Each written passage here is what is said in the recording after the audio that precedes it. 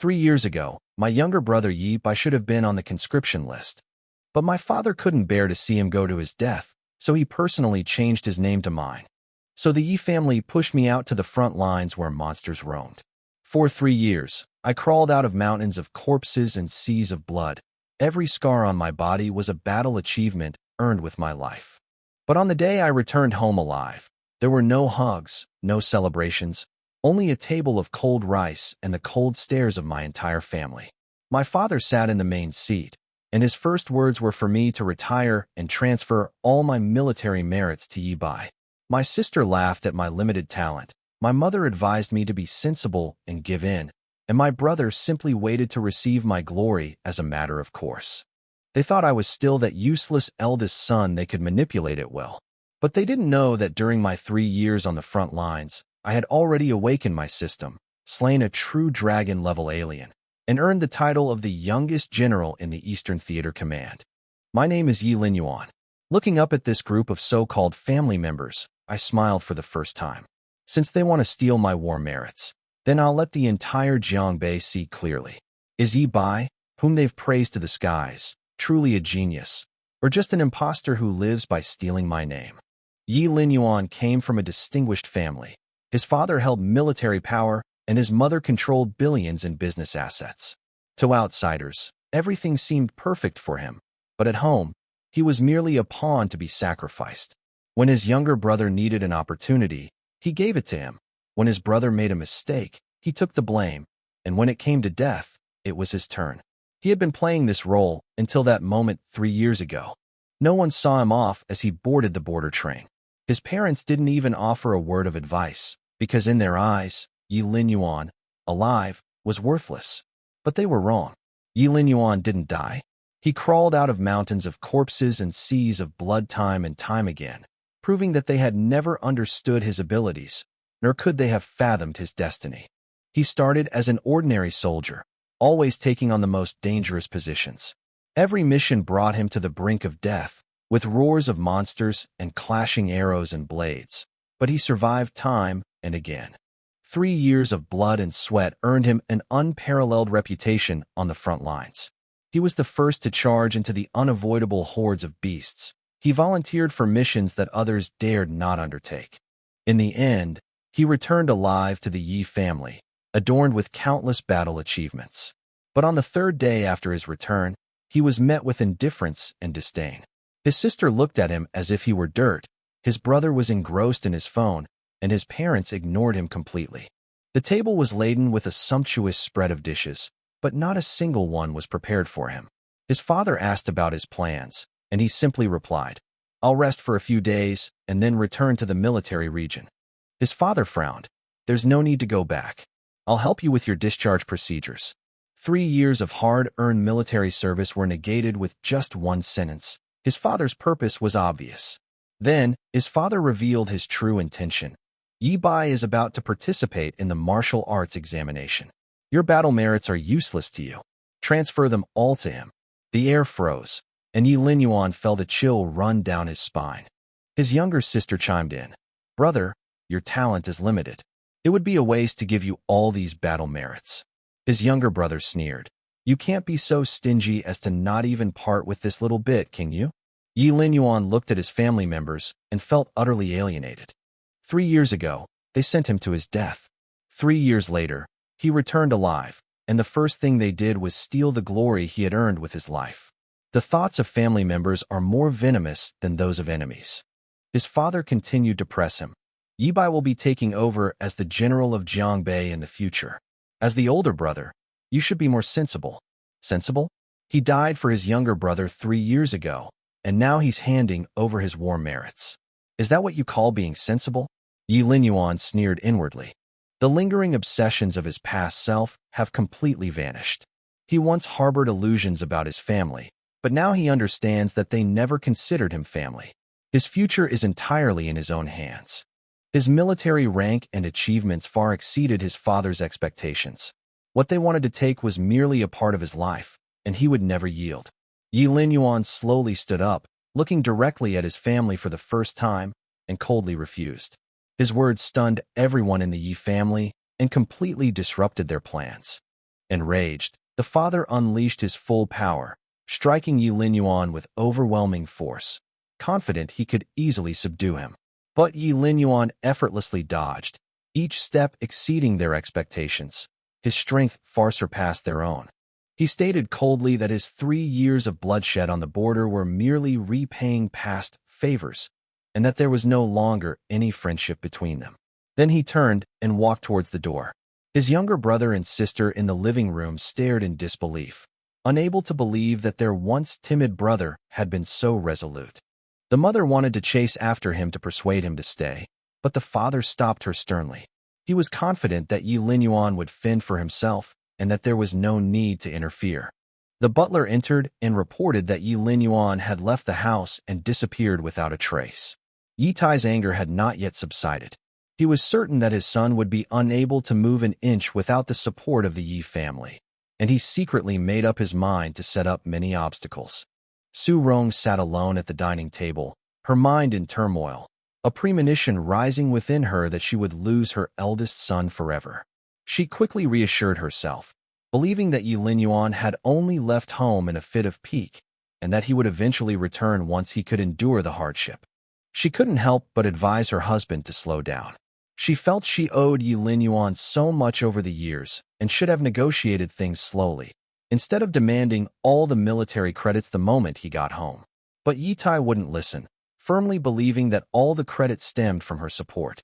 He believed that going to the front lines was for training, and that handing over his war merits to pave the way for his younger brother was only natural. Yi Tai refused his wife's interference, insisting that Yi Linyuan experience hardship outside, and instructed Yi Bai and Yi Lingwen not to secretly provide him with any financial assistance. Yi Bai then brought up the issue of assigning war merits. Yi Tai was initially angry, but quickly calmed down and personally assured him that the allocation of war merits had already been decided, and there was no need to worry that Yi Linyuan's refusal would cause any changes. The conscription roster submitted 3 years ago was secretly altered by Yi Tai, who swapped Yi Bai's spot with Yi Linyuan's, allowing his eldest son to use his younger brother's name to embark on the dangerous battlefield and accumulate merit. Yi Tai meticulously planned to pave the way with military achievements, intending to use Yi Linyuan's solid military merits to help Yi Bai obtain the rank of major, laying a solid foundation for him to smoothly take over the power of the 300,000-strong demon suppression army in Zhongbei in the future. Yi Bai was pampered from a young age and tried his best to become a martial arts academy student and provincial martial arts champion, but his grades were still a step short. Yi Linyuan's accumulated battle merits were just enough to make up for the shortfall in bonus points, paving the way for Yi Bai's further education. He clenched his fist and made a vow, determined to rely on his own strength to break into the top martial arts academies, and even to reach the martial saint realm. His father, Yi Tai, laughed heartily upon hearing this, repeatedly praising his youngest son as the future hope of the Yi family. Yi Bai returned to his room, satisfied, and devoted himself to cultivation, with Yi Lingyue following closely behind. They were completely unconcerned about Yi Linyuan's departure from home. In their eyes, he had never truly belonged to this family. With only the couple left in the living room, Su Rong was still uneasy, worried that forcibly transferring the war merits would completely drive Yi Linyuan to rebellion, and kept reminding her husband to think twice before acting. Ignoring her concerns, Yi Tai took it upon himself to organize a victory celebration banquet, announcing to the public that Yi Bai was the one who had distinguished himself on the battlefield 3 years ago, and then publicly promoted him to major. Yi Linyuan, walking alone through the night streets, felt a weight lifted from his shoulders. The obsession that had weighed on his heart for years vanished completely with the Yi family schemes of that one night, and his remaining illusions about family ties were shattered. The troubles that had hindered his cultivation in the past vanished, and he summoned the system panel, where a vast amount of merit points and his grandmaster cultivation level were on full display. He frowned slightly, realizing that he had been afflicted by a strange poison from a celestial beast at the border in his early years, and that without treatment, his vital energy would have declined to the grandmaster level. A phone call broke the silence. On the other end was He Dingjun, commander of the Eastern Military Region. This former superior was now on equal footing with Yi Linyuan, and had long ago secured medical resources from top medical families in Jiangbei for him. Yi Linyuan politely declined further concern and decided to leave that evening to treat his injuries. He Dingjun, keenly aware of the anomaly, worried that Yi Tai was detaining the genius and hindering his return to the military region. After hanging up the phone, he reviewed his enlistment file. He was shocked to discover that the person who enlisted 3 years ago under the name Yi Bai was actually Yi Linyuan. The Yi family had secretly been grooming their own son for nothing. He Dingjun was furious and immediately mobilized manpower to calculate the massive amount of cultivation resources consumed over the past 3 years, preparing to personally travel to Jiangbei to demand an explanation or compensation. Yi Linyuan, standing on the street, was unaware of the impending trouble. He had long been accustomed to using the name Yi Bai and quietly waited for his waiting vehicle. A sharp screech of brakes came from the road, and a black sedan pulled up smoothly beside him. A man leaned out of the car and cautiously inquired, "General Yi?" Yi Linyuan slowly turned his head, and a beautiful, tall woman stepped out and introduced herself. She was Zhao Ye, a disciple of Master Jiang, and had been ordered to meet Yi Linyuan. Zhao Ye's gaze fell on the young general, filled with surprise and suspicion. Everyone else thought it was impossible for someone in their early 20s to hold such a high position. But the Yi family's secret scheme to steal military merits had already quietly laid the groundwork for flaws in various places. Yi Linyuan readily agreed and set off. With a thought, he brought up the system panel, confirmed the vast amount of healing pills available, and realized that his weakened qi and blood prevented him from rushing to the front lines to hunt beasts. He needed to heal and stabilize his cultivation first. When the car arrived at the gate of the Jiang family's private manor, Zhao Ye led the way and settled him into a guest room, instructing him to rest and wait for his medical consultation the next day. Yi Linyuan was surprised by her caution and politeness. This military general was unusually humble and courteous. After seeing Zhao Ye off, Yi Linyuan washed up and went to bed to rest, completely unaware that overnight, a major piece of news had swept through Lingwu City. The Yi family was preparing a celebration banquet, and Yi Bai, who had returned, would be promoted to major based on his resume from 3 years ago. The entire city was abuzz with discussion, envying Yi Bai for his young age and his control over the family's resources. But no one knew that the person who had truly fought and accumulated merit over 3 years was someone else entirely. When the news reached the top levels in Jiangbei, Provincial Governor Li Wenxing read the morning paper with a furrowed brow. The Yi family's feint to cover up their true military achievements had already quietly sown the seeds of conflict in various circles. As a grandmaster, Li Wenxing bore the heavy responsibility of overseeing the powerful families of Jiangbei and had always kept a close eye on the Yi family's movements. He secretly pondered that Yi Bai's sudden reappearance after years of silence must be suspicious. Weighing seniority and military achievements, he temporarily concluded that Yi Bai's promotion to major was compliant, unaware that the Yi family had been using other people's achievements to gild their reputation from the very beginning, and the truth was fraught with danger. He Dingjun, far away in the east, received the news at the same time that the top genius he had painstakingly cultivated had been impersonated by the Yi family. Upon hearing that Yi Bai had been promoted, he was filled with doubt and anger. When his subordinates confirmed the news about the Yi family, He Dingjun couldn't understand how General Yi Tai of Jiangbei could not know his own son's true rank and yet willingly impersonate him. He meticulously prepared a list of resource expenditures, determined to personally travel to Jiangbei to settle accounts with Yi Tai face to face. He would not let the Yi family's efforts in raising their offspring go unrewarded. He would demand reimbursement for every penny spent over the past 3 years. At the Jiang family manor, Yi Linyuan had just finished breakfast and hadn't yet heard any good news from the Yi family when a knock on the door shattered the morning's tranquility. Zhao Ye, who had accompanied him, arrived, leading Yi Linyuan into a new era of change. Yi Linyuan recognized Jiang Yuye as a reclusive master who had saved grandmaster-level experts from the brink of death multiple times with his superb medical skills. He held a rare status and was highly respected in the martial arts world. After settling down on the sofa, Jiang Yuye immediately took Yi Linyuan's pulse and asked him to take a look. then gestured for Yi Linyuan to remove his shirt. A dense array of old scars were revealed, each one etched with the marks of blood and pain. A palm-sized scar on his chest was shrouded in black energy, with a deadly poison traveling close to his heart. The slightest misstep would be fatal, a danger that shook Jiang Yuye to his core. Confirming that the poison hadn't yet breached his heart meridian, there was still hope for treatment. Behind this seemingly safe treatment, Jiang Yuye had already prepared a condition, a marriage alliance with his granddaughter in exchange for the family's protection. Yi Linyuan breathed a sigh of relief upon hearing that his injuries could be completely cured, but then Jiang Yuye frankly admitted that medical treatment was never free, and that there were hidden calculations and bargaining chips behind it.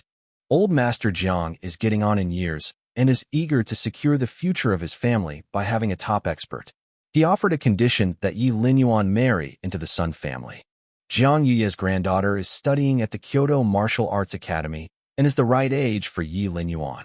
Jiang Yuye wants to use the marriage to bind this future genius who has the potential to become a martial saint.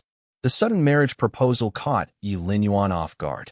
He immediately saw through He Dingjuan's intention in finding someone to treat his injuries, to use him as a bargaining chip to curry favor with the Jiang family. He invoked the marriage agreement arranged by his parents years ago, politely declining the marriage. Although he had never met his fiancée, this was the most legitimate reason to refuse the marriage. When Jiang Yuye learned that Yi Linyuan was already engaged, although she felt disappointed, she was bound by etiquette and could not forcibly break them up.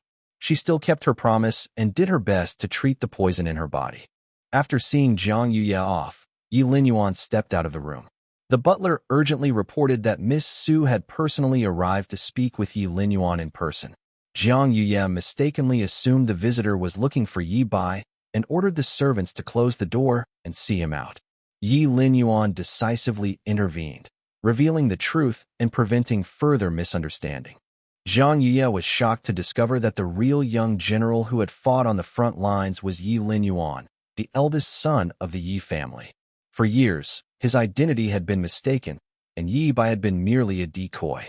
Yi Linyuan lamented that the Yi family had meticulously planned for years, almost completely eroding his military achievements through the identity theft.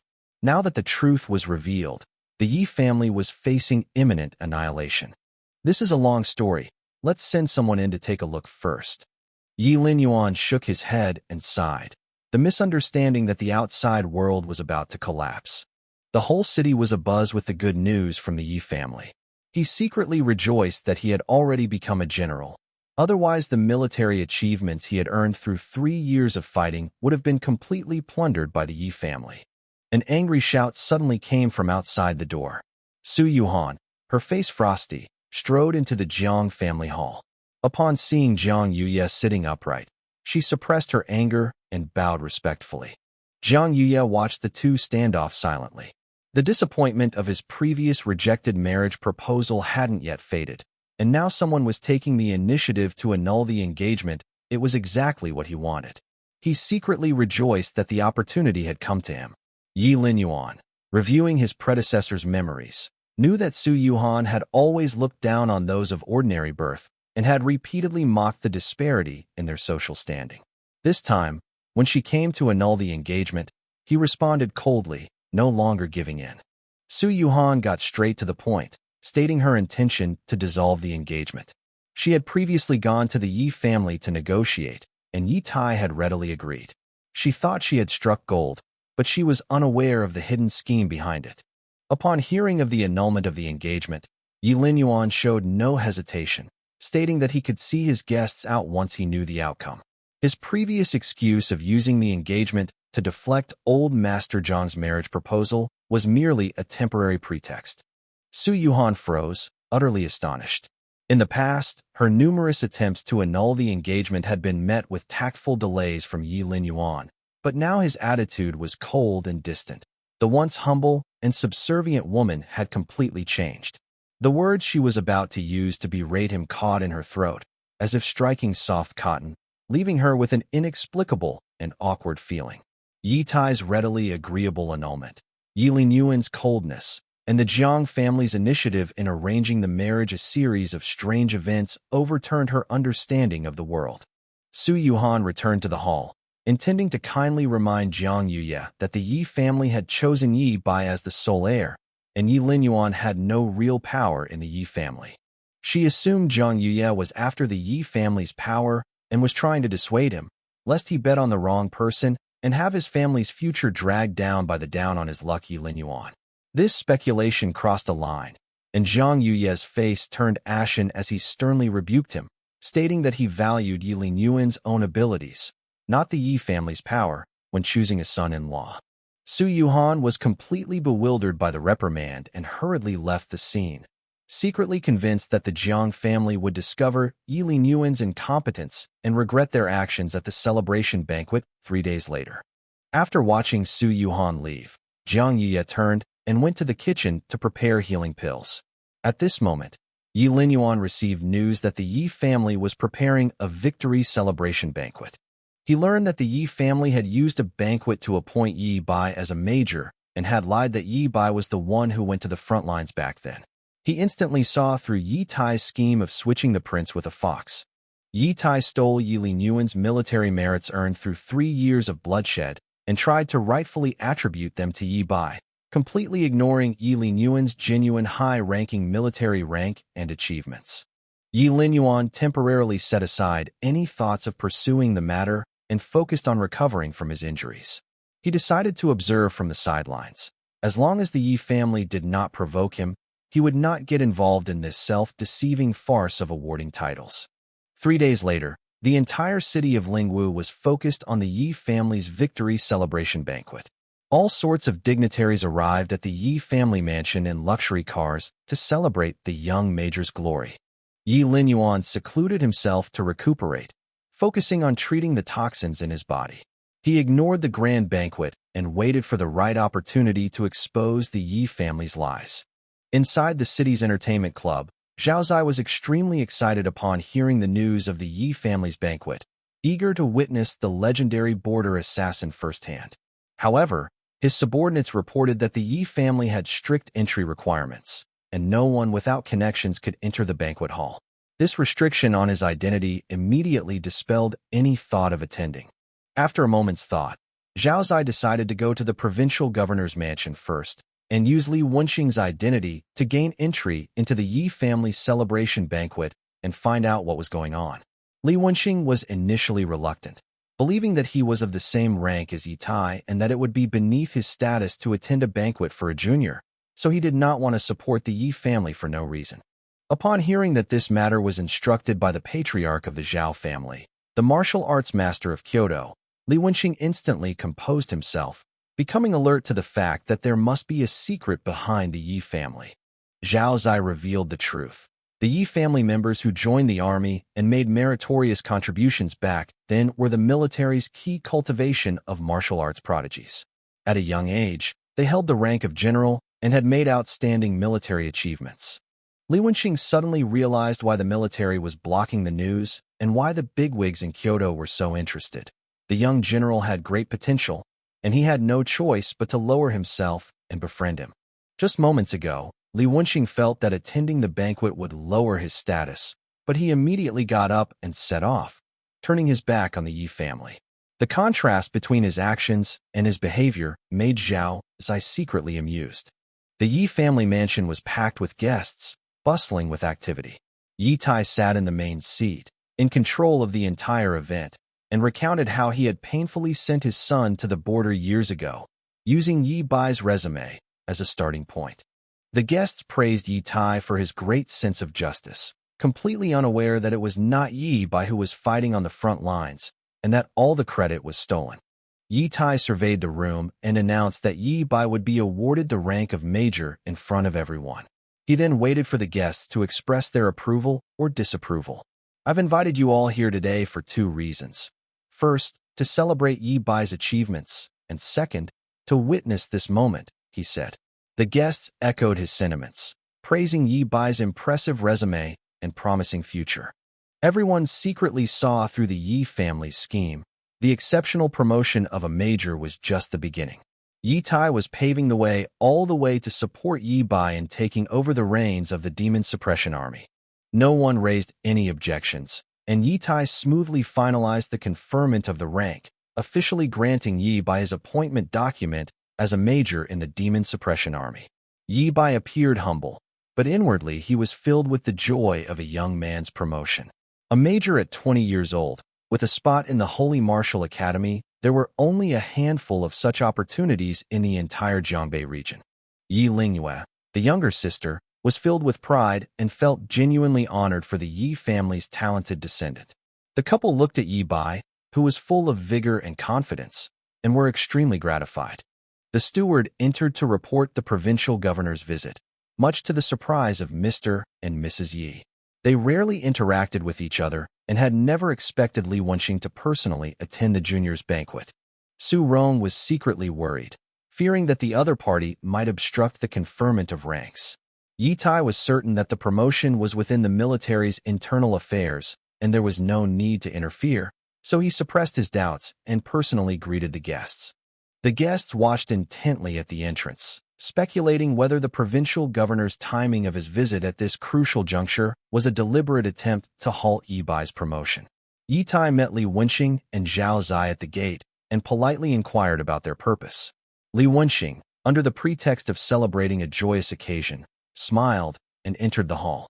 Seeing the two chatting and laughing, the guests breathed a sigh of relief and exclaimed that Yi Bai had made a grand entrance, with the top official of Jiangbei personally attending the banquet, far exceeding their expectations. After taking their seats, Yi Tai noticed the extraordinary bearing of the young man accompanying him. Li Wenxing casually mentioned that the young man came from the Zhao family of Kyoto, instantly shocking all the guests.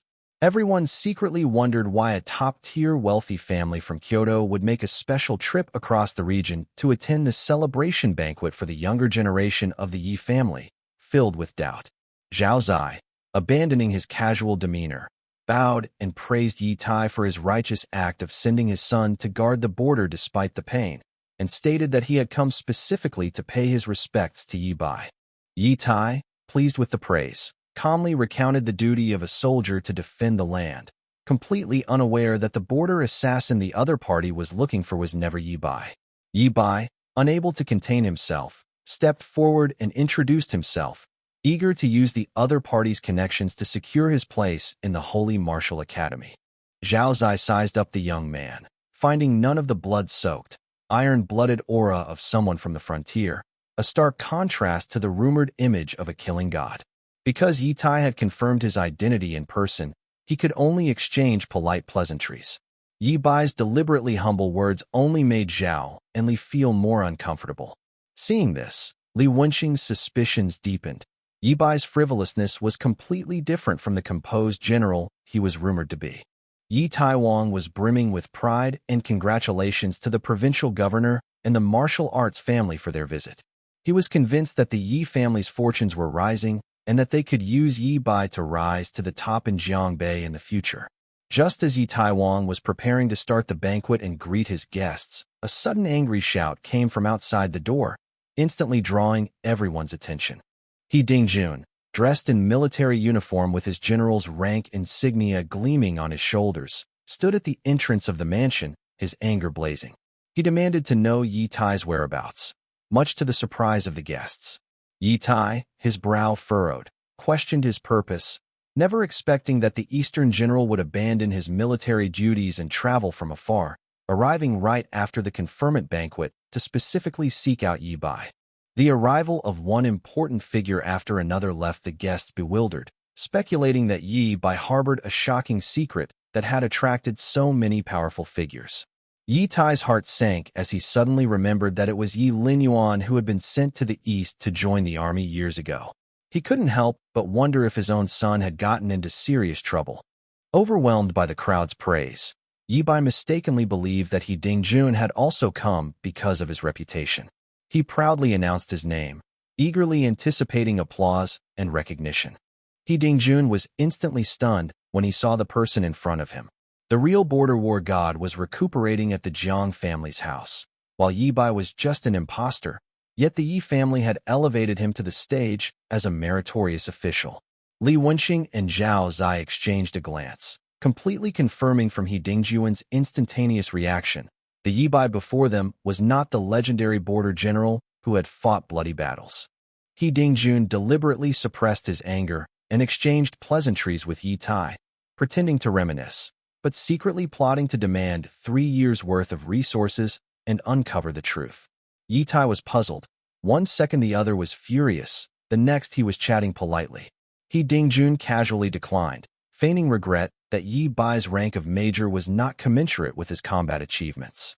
Yi Bai followed the steps with feigned humility, once again enjoying the praise from others, completely unaware that his fraudulent claim of merit had attracted the close attention of the military's high command.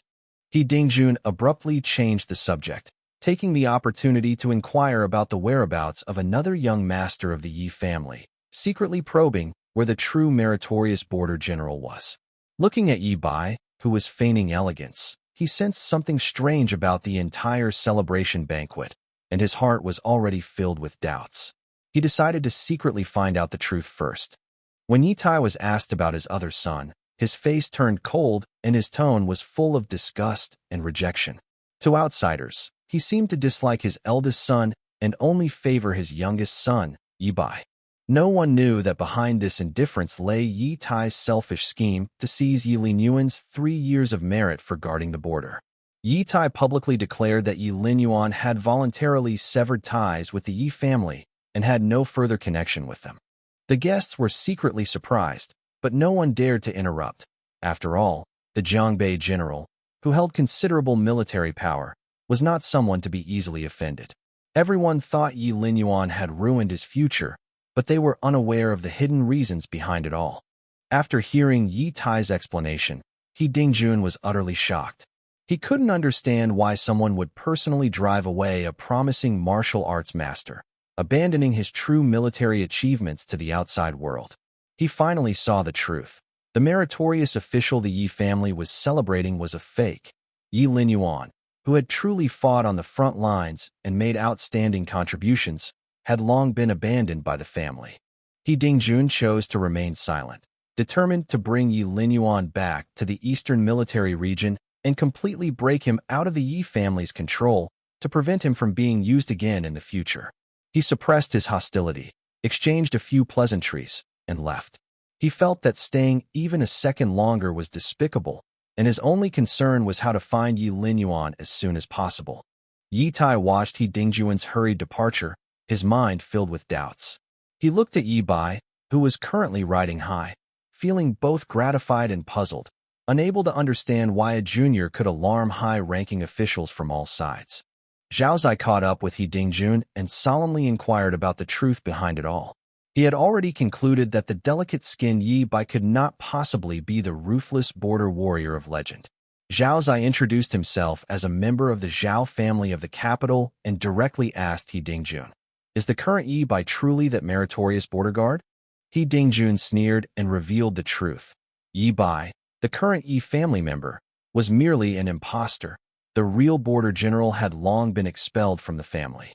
He lamented Yi Tai's utter foolishness, personally pushing aside a peerless genius who could have supported the Yi family's future, only to let an impostor steal the spotlight.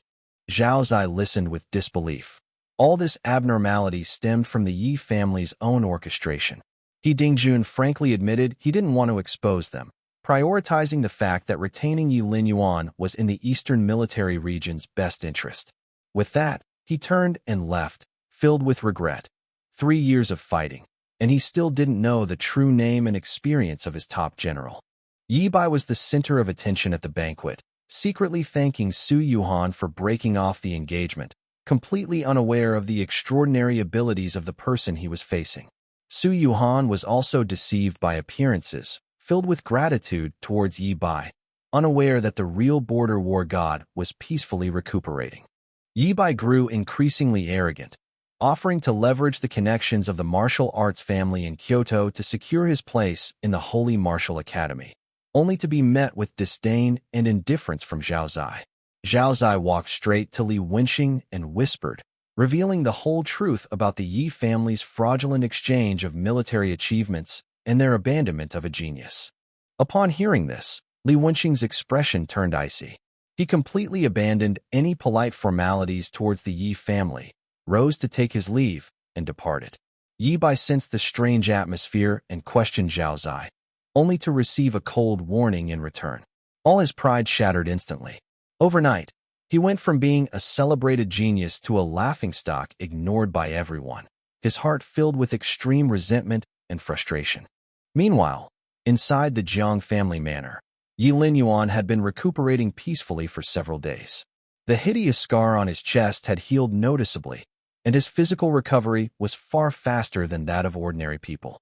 Jiang Yi marveled at his rare physique of golden skin and jade bones, but also reminded him that the remaining toxins still needed several days of treatment with elixirs to be completely eliminated. During their conversation, Yi Linyuan frankly admitted that the strange beast he had injured years ago had already stepped halfway into the martial saint realm, and its superior combat power completely convinced Jiang Yuya that the title God of Slaughter on the border was well-deserved. A servant announced that Ding Jun from the military headquarters had come to visit in person, and Yi Linyuan immediately went out to greet him. Seeing that he was safe and sound, Ding Jun finally felt relieved after many days of worry. He stated his purpose for the trip frankly, to prevent Yi Tai from detaining him and to bring the most scarce martial arts prodigy in the eastern military region back under his control. After learning the truth about how the Yi family forced Yi Linyuan to hand over 3 years of military achievements and supported Yi Bai to impersonate him, Ding Jun was furious and directly accused Yi Tai of being biased and cold-blooded. Yi Linyuan remained calm, only wanting to recover from his injuries and return to the military region to participate in the selection of generals. He had long since let go of the grudges within the Yi family. Kinship was severed, and he focused solely on martial arts. Ding Jun approved of his choice, reminding him that the selection of the Star General and the use of the precious True Dragon liquid was a crucial opportunity for breaking through to a higher realm. Yi Linyuan's tone was confident. After recovering from his injuries, his Star General rating would be enough to crush a host of powerful individuals. Meanwhile, the Yi family's victory celebration banquet ended abruptly.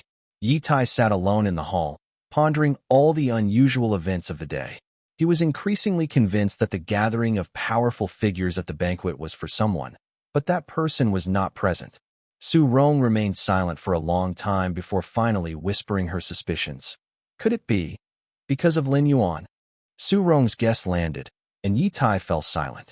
He recalled the unusual scenes at the celebration banquet, the high-ranking officials arriving one after another and leaving in a hurry, clearly not there for Yi Bai. A sense of unease crept into his heart.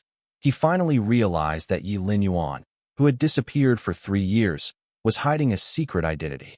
Yi Tai quickly ruled out the possibility that Yi Linyuan had caused trouble. If he had made a mistake, Ding Jun would not let it go easily. He was both jealous and angry, never expecting that his eldest son, whom he had discarded like trash, would make a name for himself in the eastern military region. But he remained unrepentant, convinced that all his achievements were due to him and that he could take them back at any time. Seeing Yi Tai's unpredictable mood, Su Rong softened and tried to persuade him, wanting to take Yi Linyuan back to resolve the conflict. Upon hearing this, Yi Tai instantly turned cold and furious, convinced that his eldest son had deliberately caused trouble at the celebration banquet, embarrassing Yi Bai in public. He completely suppressed his last bit of tenderness and ordered a thorough investigation into Yi Linyuan's identity and whereabouts. Inside the Jiang family manor, Jiang Yuya learned of the Yi family's actions and felt a pang of sorrow. He saw through Yi Tai's selfishness and favoritism, secretly anticipating the moment when Yi Linyuan's true identity would be revealed, wondering how deep the shock and regret would be. Just then, the Su group came to invite him to collaborate on developing a new drug, and Jiang Yuya immediately announced that he was severing all ties with the Su and Yi families. Inside the provincial governor's mansion, Li Wenxing and Zhao Zai, returning home, were filled with resentment, having lost face for mistakenly praising Yi Bai. Zhao Zai was furious and helpless, never expecting the Yi family to have personally ruined a top military genius. It was utterly absurd. The two immediately decided to proactively seek out Yi Linyuan, hoping to cultivate a good relationship with this future bigwig in advance. Zhao Zai revealed the undercurrents in the capital, the power struggle among several martial arts families, and the impending rewriting of the selection process for generals. Li Wenxing was shaken, finally realizing Yi Lingyuan's significance. He was capable of influencing the entire martial arts landscape of the Xia Kingdom. At such a young age, he already possessed the authority to crush even generals. The Yi family had completely ruined their future. After several days of rest, Yi Lingyuan's old injuries had fully healed thanks to top-grade elixirs. The residual toxins in his body gradually dissipated, and his blood and qi were abundant. The bottleneck that had kept him at the true dragon level was quietly loosening. Once the remaining toxins were completely eliminated, he would be able to break through and enter the true dragon realm, which countless martial artists dream of. Yi Linyuan was discharged from the hospital for some fresh air when he ran into Jiang Yuya, who was tending to herbal herbs. They chatted casually about his recovery. Jiang Yuya warned him to be careful when going out, as the situation in Jiangbei was no longer stable. Yi Linyuan had already sensed this, having frequently detected the aura of an alien race during his recuperation.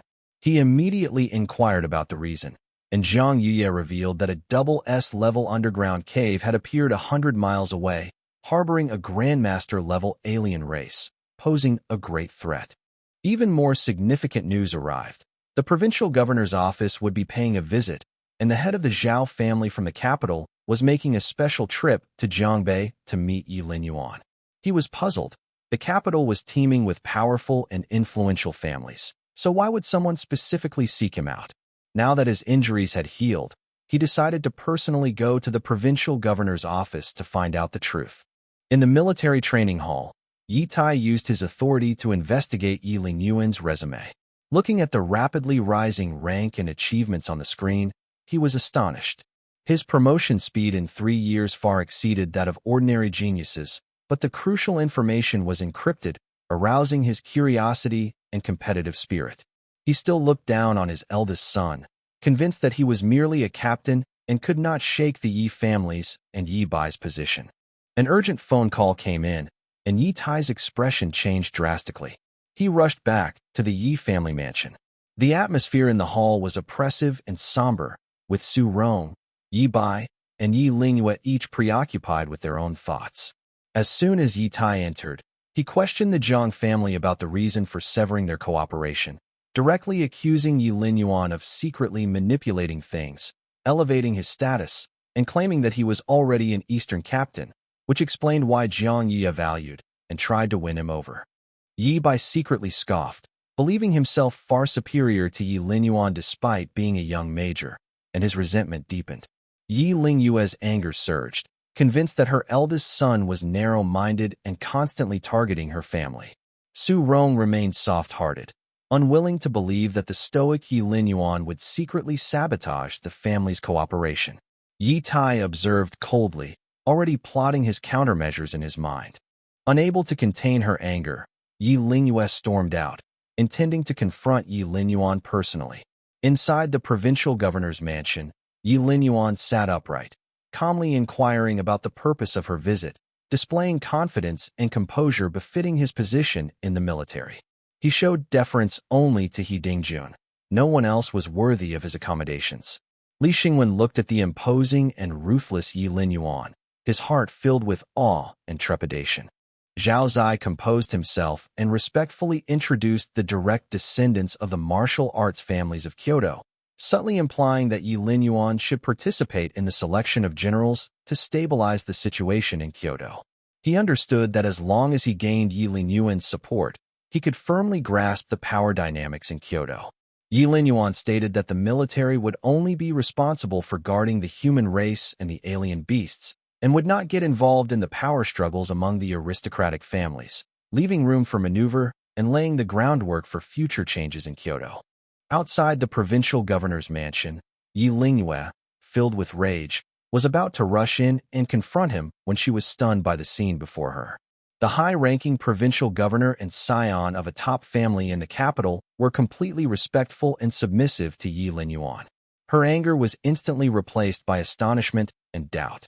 She forcibly suppressed her impulse, not daring to embarrass the Yi family in public, and was filled with questions. How could her once abandoned elder brother command the obedience of so many powerful figures?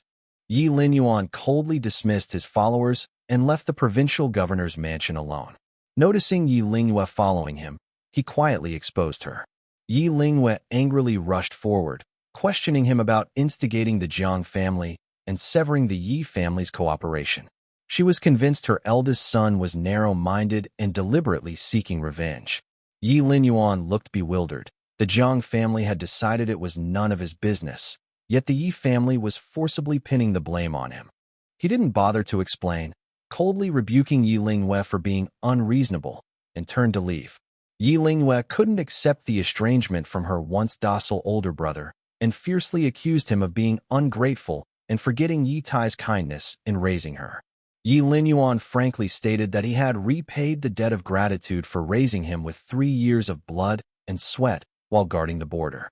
He approached Yi Lingyue step by step, and his immense spiritual pressure suddenly erupted, shocking everyone present. Yi Lingyue froze instantly, a chill running through her heart, powerless to resist. He didn't harm anyone, but used his mental power to display the true scenes of 3 years of bloodshed on the border. The brutal mountains of corpses and seas of blood, the lone and brave figure holding a gun to suppress the enemy, the supreme glory of the entire army saluting him, all of which were imprinted into Yi Lingyue's mind. In just a few seconds, the scene completely shattered Yi Lingyue's understanding, and her martial arts beliefs instantly collapsed. The once humble and abandoned eldest son of the Yi family was actually a top-tier expert who protected humanity and wielded supreme military power. Yi Linyuan's figure vanished silently, leaving Yi Lingyue isolated and helpless, trapped in an inescapable inner demon. Yi Lingyue returned to the Yi family in a daze, her eyes unfocused, muttering to herself as if she had lost her soul. Yi Bai noticed something was wrong and quickly called for Yi Tai to investigate, only to discover that his sister's mental strength was severely damaged. Yi Tai was filled with uncontrollable rage, convinced that someone had deliberately ruined his daughter's martial arts future, and his anger instantly ignited throughout his body. Yi Bai timely reminded her that Yi Lingyue had been repeatedly calling Yi Linyuan's name before she fainted. Yi Tai was extremely shocked and ordered Yi Linyuan to be summoned back to the Yi family the next day for questioning. He threatened that if Yi Linyuan did not comply, he would personally come to the family and completely sever the last shred of father-son affection.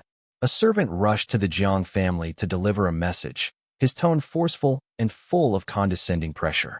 Yi Linyuan chuckled upon hearing this. It was Yi Tai who had severed ties with his father back then. Now, talking about father-son affection was laughable. He directly refused the summons, coldly stating that the two sides had no relation whatsoever, and that if anyone wanted to find him, Yi Tai should come in person. When the news reached the Yi family, Yi Tai was furious. He smashed a solid wood table with a single blow and, carrying Yi Bai, headed straight for the Jiang family, vowing to seek justice for his daughter. Inside the Jiang family's main hall, Yi Tai arrived aggressively, shouting as he entered that he demanded Yi Linyuan be handed over. Jiang Yuye immediately intervened, stating that this was Jiang family territory and the Yi family would not be tolerated. Yi Tai completely abandoned all pretense of civility, declaring that anyone who dared to protect Yi Linyuan would be an enemy of the Yi family, his aura as fierce as a storm. As the stalemate reached its peak, Yi Linyuan calmly appeared and took the initiative to resolve the impasse. Yi Bai, his killing intent palpable, angrily denounced him for his disobedience, filial impiety, and the cruelty inflicted on his own sister.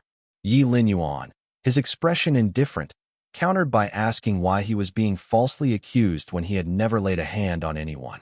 He went straight to the point, pointing out that the Yi family had never truly treated him as family, making the current accusations particularly ridiculous. The words, "your father," slipped out, striking a nerve with Yi Tai. Anger surged to his head, and his breathing became rapid. Yi Tai felt both angry and frustrated. His once obedient son was now a thorn in his side, showing no respect whatsoever. He secretly comforted himself, thinking that Yi Lingyue could still be won over, but Yi Bai was a real headache. Yi Bai's cold eyes were piercing as he strode forward, determined to personally teach the arrogant Yi Linyuan a lesson. He considered himself one of the top young experts in Jiangbei and underestimated Yi Linyuan, who had left home. He unleashed a punch with the force of 10,000 jin, tearing through the air. But Yi Linyuan remained unmoved, his aura completely unwavering, effortlessly discerning his opponent's strength from the spot. The next second, the scene abruptly reversed. Yi Linyuan vanished into thin air, leaving only a faint afterimage. Yi Bai's full-force punch missed its mark, leaving him stunned and bewildered, his arrogance instantly crumbling. Yi Tai, standing to the side, narrowed his eyes, clearly catching the incredibly fast afterimage. A strong sense of crisis surged within him, his blood churned, and his breathing tightened. A surge of immense power exploded forth, enveloping the entire courtyard. Its force far exceeded 100,000 jin, far surpassing that of ordinary martial artists. Yi Tai hurriedly tried to stop it, but found that Yi Linyuan's speed was at its peak, leaving him no time to intervene. A shrill scream rang out as Yi Bai was blasted away by an invisible force, crashing heavily to the ground. Blood trickled from the corner of his mouth, and multiple bones were shattered. He struggled, unable to stand. Having witnessed his beloved son's severe injury, Yi Tai finally broke through his restraint and erupted in rage, lunging at Yi Linyuan. As a Grandmaster General of Jiangbei, his palm strike could shake buildings and suppress an entire region. Yi Linyuan calmly met the attack, taking both forces head-on. The impact shook the entire Jiang family compound, sending dust billowing into the air. Yi Tai's arm trembled violently, a storm raging within him. Yi Linyuan's expression was cold. He stated bluntly that the two had long since severed ties, rebuking Yi Tai for his unprovoked attack. His tone carried a warning. If Yi Tai dared to continue pressuring him, he would publicly expose his selfish scheming from years ago. Yi Tai was shocked and furious. His once obedient son now completely dominated him. Yi Linyuan frowned, coldly questioning, "You severed ties first, so what right does the other party have to suppress me like this?" He directly exposed Yi Tai's double standards. He allowed the Yi family to oppress him, but forbade him to fight back. Yi Tai looked at the heavily injured Yi Bai lying on the ground, his face alternating between pale and flushed, his anger surging, but he dared not make a move, knowing that Yi Linyuan was unfathomable. Once the facade is completely broken, the secrets of plundering war merits and forcing their own children to leave home will be fully exposed. Yi Tai was furious and cursed incessantly, declaring that he regretted bringing Yi Linyuan back and would rather have let him fend for himself in the old city. Jiang Yuya stepped forward to refute Yi Tai, publicly exposing the Yi family's injustice and pointing out that raising children is a parent's duty, not a favor. Completely humiliated, Yi Tai could only suppress his anger and check on Yi Bai's injuries, using the opportunity to ease the awkwardness. He coldly accused Yi Linyuan of being ruthless and ruining Yi Bai's martial arts future. Yi Linyuan retorted mercilessly, revealing that the Yi family had never regarded him as an elder brother, so there was no question of a younger brother showing deference. Yi Tai was speechless, knowing that Yi Bai and Yi Lingyue had never respected their eldest son for many years and found it difficult to refute him. In the end, Yi Tai, his face ashen, filled with resentment and unwillingness, had no choice but to leave the Jiang family in a sorry state with the seriously injured Yi Bai. Inside the Yi family mansion, Yi Tai immediately checked Yi Bai's injuries. With only a few days left until the martial arts exam, he was extremely anxious. Looking at his seriously injured son lying in bed, his anger completely spiraled out of control, all his resentment directed at Yi Linyuan, his heart filled with both fear and rage. Yi Linyuan's sudden increase in strength far exceeded Yi Tai's expectations, making him secretly wary, yet unwilling to show weakness. Su Rong rushed back, taking out her special pills to heal Yi Bai and stabilize the situation. When she heard that the one who injured Yi Linyuan was Yi Linyuan, she was stunned, finding it hard to believe that her eldest son would harm his younger brother. Su Rong sensed something was amiss. The complete breakdown between father and son meant the situation was far more complex than it appeared. Yi Tai angrily accused Yi Linyuan of being ruthless and ruining Yi Bai's future. Though outwardly assertive, he was inwardly resentful, considering himself superior and unwilling to bow to a junior. She calmly analyzed the situation and, relying on the Su family's pharmaceutical expertise, was certain that Yi Bai could still make it to the martial arts exam. Seeing the growing rift between father and son, her guilt and helplessness grew heavier. She secretly resolved that if she didn't intervene to reconcile them, she would completely lose her eldest son, who had suffered so much injustice. In a remote mountain village 100 miles from Lingwu City, the villagers are filled with unease, sensing a strange, lurking gaze. Monsters from the underground caves frequently appear, filling the villagers with fear and apprehension. The presence of the demon-suppressing army brings a moment of reassurance, but little do they know that a true crisis is quietly brewing. A sudden roar echoed through the deep mountains, sending rocks flying and black smoke billowing into the sky. A terrifying pressure enveloped the forest. The demon suppression army issued an urgent order for all villagers to evacuate. The lieutenant colonel reported the situation. This place was far from being a double S-class dungeon. It required high-level combatants and mentalists to resurvey it. Casualties had been heavy. The real disaster had only just begun. At Kyoto Xinghua University, the genius student Jiang Dai diligently cultivated her skills, breaking through to the 7th level of mental power. Joy shone in her eyes. 7th level mental power allowed her to predict battle situations and detect hidden enemies, making her an extremely powerful trump card in actual combat. This talent set her apart from the younger generation, promising a limitless future in martial arts. A major general from the military headquarters personally visited Jiang Dai, inviting her to Lingwu City for a high-risk mission to survey the underground caves. The pairing of a top university genius with a dedicated military mission clearly indicates that the crisis has alarmed the Kyoto leadership, and a major battle is brewing, creating a tense situation. In the Jiang family courtyard, Yi Linyuan rested quietly for many days, completely clearing the toxins from his body and restoring his qi and blood to their peak state, reaching the peak of the Grandmaster level. He was only one step away from the True Dragon level, lacking only high-grade True Dragon liquid to achieve a perfect breakthrough. He checked the system panel. His qi and blood, realm, and reward level were all at maximum, his condition unprecedentedly powerful. The plan was set. After settling matters in Jiangbei, he would return to the military region to participate in the highly anticipated selection of generals. But an unfamiliar message popped up, causing his expression to change slightly, a sense of unease rising in his heart. Yi Linyuan was about to bid farewell and express his gratitude to Jiang Yuya when he learned that the residual poison in his body still posed a risk of relapse. He examined his meridians and blood, finding no abnormalities and unable to detect the toxin at all. Jiang Yuya then produced a secret medicine that could modify human genes, producing unique toxin antibodies and enhancing regenerative abilities, a rarity in the martial arts world. Yi Linyuan accepted the sky blue pill and swallowed it without hesitation. Intense pain swept through his body, forcibly reshaping his genes and cells.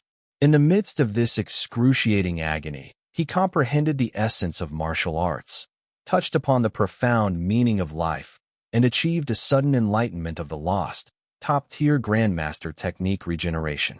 His eyes widened in shock. This martial art overturned all understanding of martial arts, possessing extraordinary self-healing abilities. He sliced his palm with a knife, and the wound instantly stopped bleeding and healed without a trace. The effect was heaven-defying. Yi Linyuan muttered to himself, "This effect is too incredible. It truly allows for genuine regeneration." Jiang Yuya walked out of the room and asked with a smile about the absorption of the pills. Yi Linyuan replied calmly that it was going smoothly, but did not mention his comprehension of the regeneration technique, deliberately concealing his trump card. He was cautious and composed. Once his heaven-defying skill was exposed, it would attract countless troubles and prying eyes. Another message popped up on his phone from an unknown number. He ignored it, immediately blocking the number to cut off the harassment and sever all ties with the Yi family. Jiang Yuya then informed him that his granddaughter, Jiang Dai, would be returning to Jiangbei from Kyoto. Yi Linyuan sighed inwardly. Preordained fate could not be avoided. Grateful for Jiang Yuye's meticulous treatment and the medicine he received, he decided to stay at the Jiang family's house for a few more days. Meanwhile, the mountains 100 miles away from Lingwu City had been heavily fortified, the entire area filled with the oppressive atmosphere of a military camp, rife with undercurrents and lurking dangers. The successive appearances of high-level beasts have put the Demon Suppression Army on edge. No one knows what terrifying beings lurk deep within the cavern. A crisis is quietly brewing in the depths of the mountains and forests, and every roar makes the villagers' hearts tighten. A military helicopter sped across the sky, heading straight for the mountain camp, bringing support personnel from the Kyoto Holy Martial Academy. Su Qianlong, the leader of the Jiangbei Demon Suppression Army, had been waiting for a long time. He immediately recognized the talented student Jiang Dai who was accompanying him, and wondered why she had come with the army. As the mission leader, Zhao Lingshuan immediately inquired about the situation in the underground cave upon landing. Originally a double S-level cave, it now harbored a Grandmaster-level beast, and even more strangely, an unknown force blocked all exploration, preventing any spiritual warriors from penetrating even a fraction of its depth. Zhao Lingshuan's expression turned grave, and she immediately judged two possibilities. Either the number of beasts formed a domain barrier, or a top-tier beast surpassing the Grandmaster level was hidden within. Su Qianlong was deeply shaken. If a true dragon-level being appeared, no one in the entire Jiangbei region could restrain it. As the helicopter took off, Zhao Lingshuan attempted to use her advanced mental power to survey the entire area. Looking down into the cavern, it resembled a pitch-black abyss, with wisps of black energy drifting about, her mental power completely blocked by an invisible barrier. The entire audience was shocked. Even a Grandmaster-level mentalist couldn't probe it, making the cavern's danger level a complete mystery. Zhao Lingshuan stated bluntly that to uncover the truth, they needed to bring Grandmaster-level martial artists deep inside for on-site investigation. Su Qianlong resolutely refused. All previous exploration teams had lost contact, and venturing underground would be tantamount to suicide. The military's scarce combat power could not be wasted. The exploration plan was forced to be shelved, and Zhao Lingshuan returned to the military camp, trying various methods but still unable to make a breakthrough. Helpless, she told Jiang Dai that if the level couldn't be determined, the military would eventually launch a nuclear strike to completely destroy the underground cave, turning Jiangbei into a high-risk battlefield. She sighed, saying that no one would resort to such a tactic unless absolutely necessary. To ease the tension, she jokingly asked Jiang Dai if she planned to attend the arranged marriage. Jiang Dai blushed, shyly avoiding the question, completely unaware that her fiancé was standing right beside her. After completing their mission, the group went straight to the Jiang family home to visit Jiang Yuye, who was recuperating there. Jiang Yuye was overjoyed to see his granddaughter home after so long. All his worries had finally been put to rest. Having personally experienced the pain of separation and loss, he placed all his hopes and love on his granddaughter. Jiang Dai tenderly helped her grandfather up and formally introduced their mentor, Zhao Lingshuan. Zhao Lingshuan bowed respectfully, her heart filled with reverence and gratitude. Faced with the prestige of this senior in the medical field, she felt humbled yet at ease. The grandfather and granddaughter chatted warmly in the hall, the atmosphere tender and intimate, yet the shadow of an external crisis lurked beneath the surface. Zhao Lingshuan strolled alone in the courtyard to clear her mind when she caught a glimpse of a familiar figure. The aura and figure instantly stirred up long-forgotten memories, and she stood frozen in place. Yi Linyuan noticed her gaze, turned around, and saw a person who was both unfamiliar and vaguely familiar. Zhao Lingshuan spoke tremblingly. "Don't you remember? Half a year ago, in the Third Eastern War Zone, you pulled a helicopter out of the abyss." Yi Linyuan recalled the scene of the rescue in the abyss a year ago, but he thought it was just a casual act during the mission. Unexpectedly, this ordinary rescue left a lasting impression on the other party. Zhao Lingshuan was overjoyed and expressed her long-held admiration to him. Yi Linyuan waved his hand dismissively, casually inquiring about her purpose in coming to Jiangbei. his attitude distant, focused on the current crisis and opportunity. Zhao Lingshuan explained in detail the crisis of the underground cave being unexplorable and the military's preparation to use nuclear weapons. The abilities of top-level spiritual masters were completely ineffective here. Once the nuclear weapons were deployed, the rift would widen, and Jiangbei would become an endless battlefield. After hearing the whole story, Yi Linyuan offered to accompany Zhao Lingshuan deeper into the underground cave. His injuries had healed, his strength had improved, and he had mastered a new regeneration martial art. His fighting spirit was high. What others feared as a deadly cave was, in his eyes, an excellent opportunity to break through to the true dragon realm. Zhao Lingshuan was both surprised and worried, concerned that acting without authorization would violate military regulations.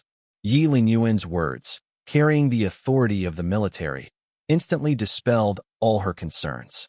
She completely let down her guard, looking forward to fighting alongside her idol. Yi Linyuan turned and went back to the hall decisively, bidding farewell to Jiang Yuya and embarking on his journey again. He entered and bumped into Jiang Dai, who was sitting quietly.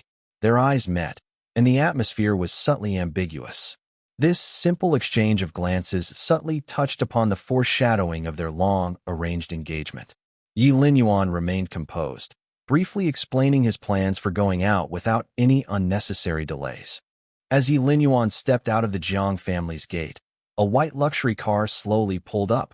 Su Rong had come in person. She was filled with guilt and wanted to salvage their mother-son relationship, but Yi Linyuan was utterly indifferent, ignoring her approach and walking straight past.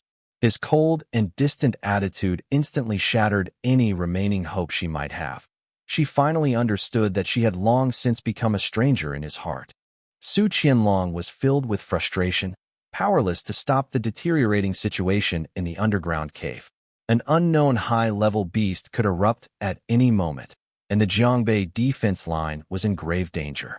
Zhao Lingshuan appeared with Yi Linyuan, informing him that a high-ranking leader was accompanying them deep into the cave. Su Qianlong froze instantly. The face was eerily familiar.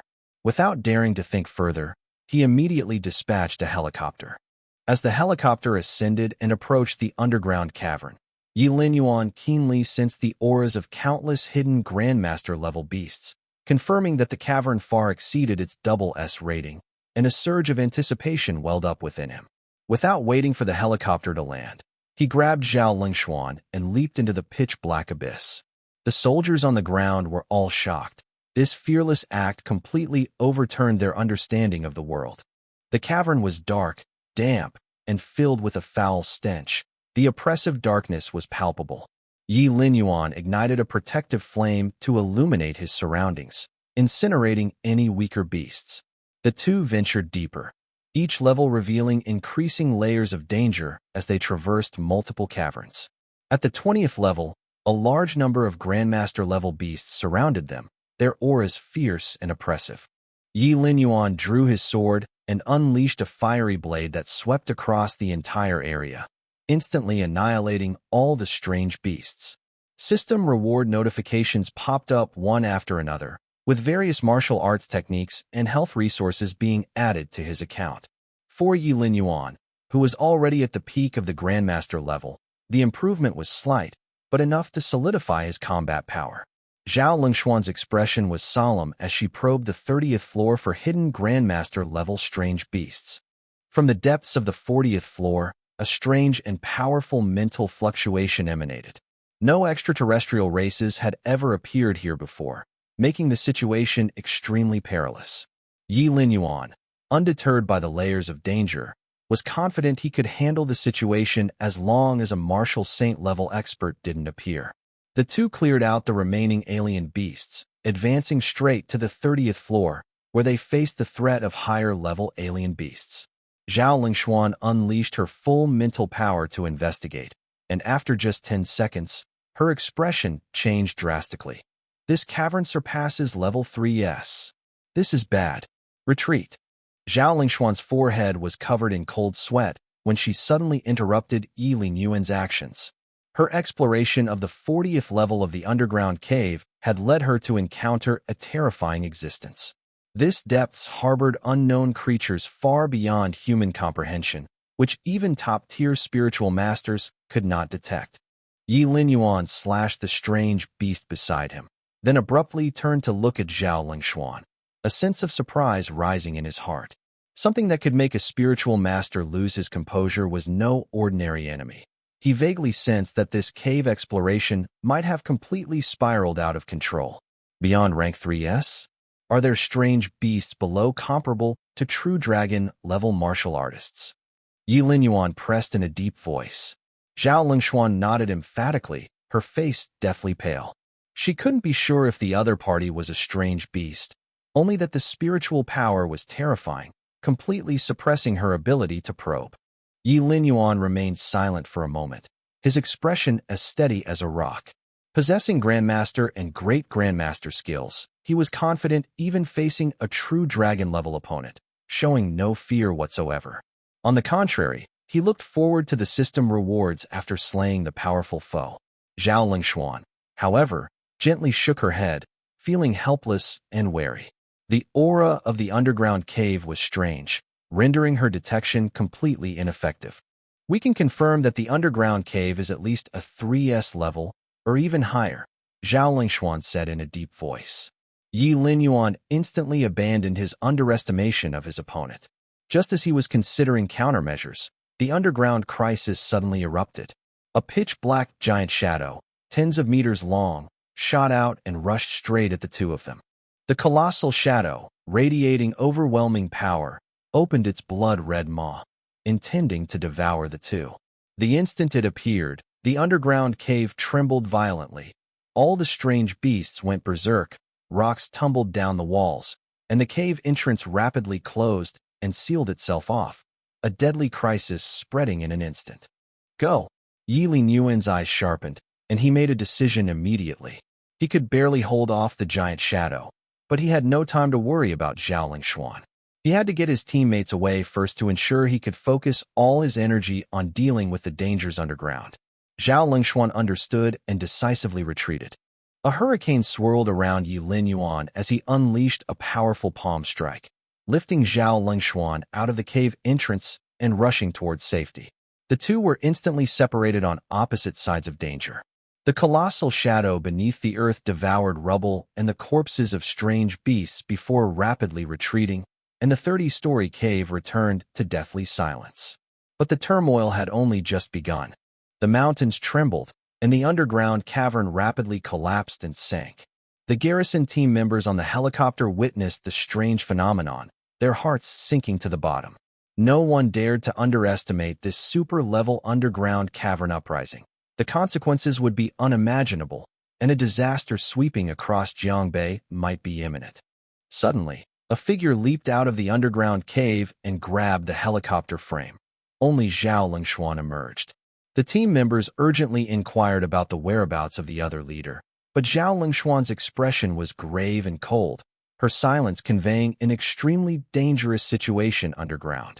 Return to base immediately and notify the military, Zhao Lingshuan ordered, fully aware of the terror of a true dragon-level alien beast and understanding that Yi Linyuan was isolated and helpless. The cabin was deathly silent and oppressive. Everyone's hearts were heavy. No one knew what astonishing identity the trapped commander was hiding. Su Qianlong noticed the unusual activity in the underground cave. The returning helicopter landed safely, and Zhao Lingshuan's solo return made him uneasy. He immediately ordered the military. The underground cave is above level 3S. The commander is trapped. Send people to rescue him immediately. His tone was serious and urgent, more severe than he had ever seen before. In the military training building of Jiangbei Military Headquarters, officers intently watched satellite images, while Yitai sat in the main seat, closely monitoring the unusual activity in the underground cave. The monsters in the cave had rioted, and a military leader was trapped, affecting the safety of the entire Jiangbei region. No one could predict the consequences. Deploy the 3rd, 7th, and 9th fronts, plus the entire 358th Division, to reinforce the underground cave. Yitai's usually stern face showed a rare hint of worry as he swiftly issued the suppression order. Rescue operations were extremely risky. Heavy-handed suppression was the optimal solution, and the trapped commander's identity was of paramount importance. The division commander cautiously pressed. Should we send someone down into the underground cave to rescue him? Yitai didn't respond immediately, but instead asked for his identity. No one expected that this nameless commander was actually a close relative of Yitai. Yitai rubbed his brow and sighed. The battlefield is inherently unpredictable, and if things really come to a desperate situation, I'm willing to personally go into battle. The officers present remained silent, none arguing. A Super S-grade dungeon was virtually impossible for even a powerful expert to escape. Sacrificing so many high-level combatants to save one person was a price the military simply couldn't afford. When General Su Qianlong informed Zhao Lengxuan of the General Staff's final decision, she instantly lost her composure. Her eyes filled with disbelief and anger. She wasn't worried about any ordinary leader, but about Yi Linyuan. They have no idea of the value of the trapped person. If something happens to him, the military will suffer heavy losses. Zhao Lengxuan forcibly suppressed her emotions and calmly considered the current situation. Zhongbei's combat power ceiling only has Yi Tai, a grandmaster, who is still far from the true dragon level and unable to venture into the Super 3S level underground cave. The only hope lay in requesting reinforcements from the general headquarters. However, cross-regional deployment would take too long, proving insufficient to address the immediate crisis. Zhao Lengxuan was filled with despair, unable to find any way to break the deadlock. Inside the underground cave, Yi Linyuan was trapped in a desperate situation, isolated and without help. A sudden argument shattered the oppressive atmosphere.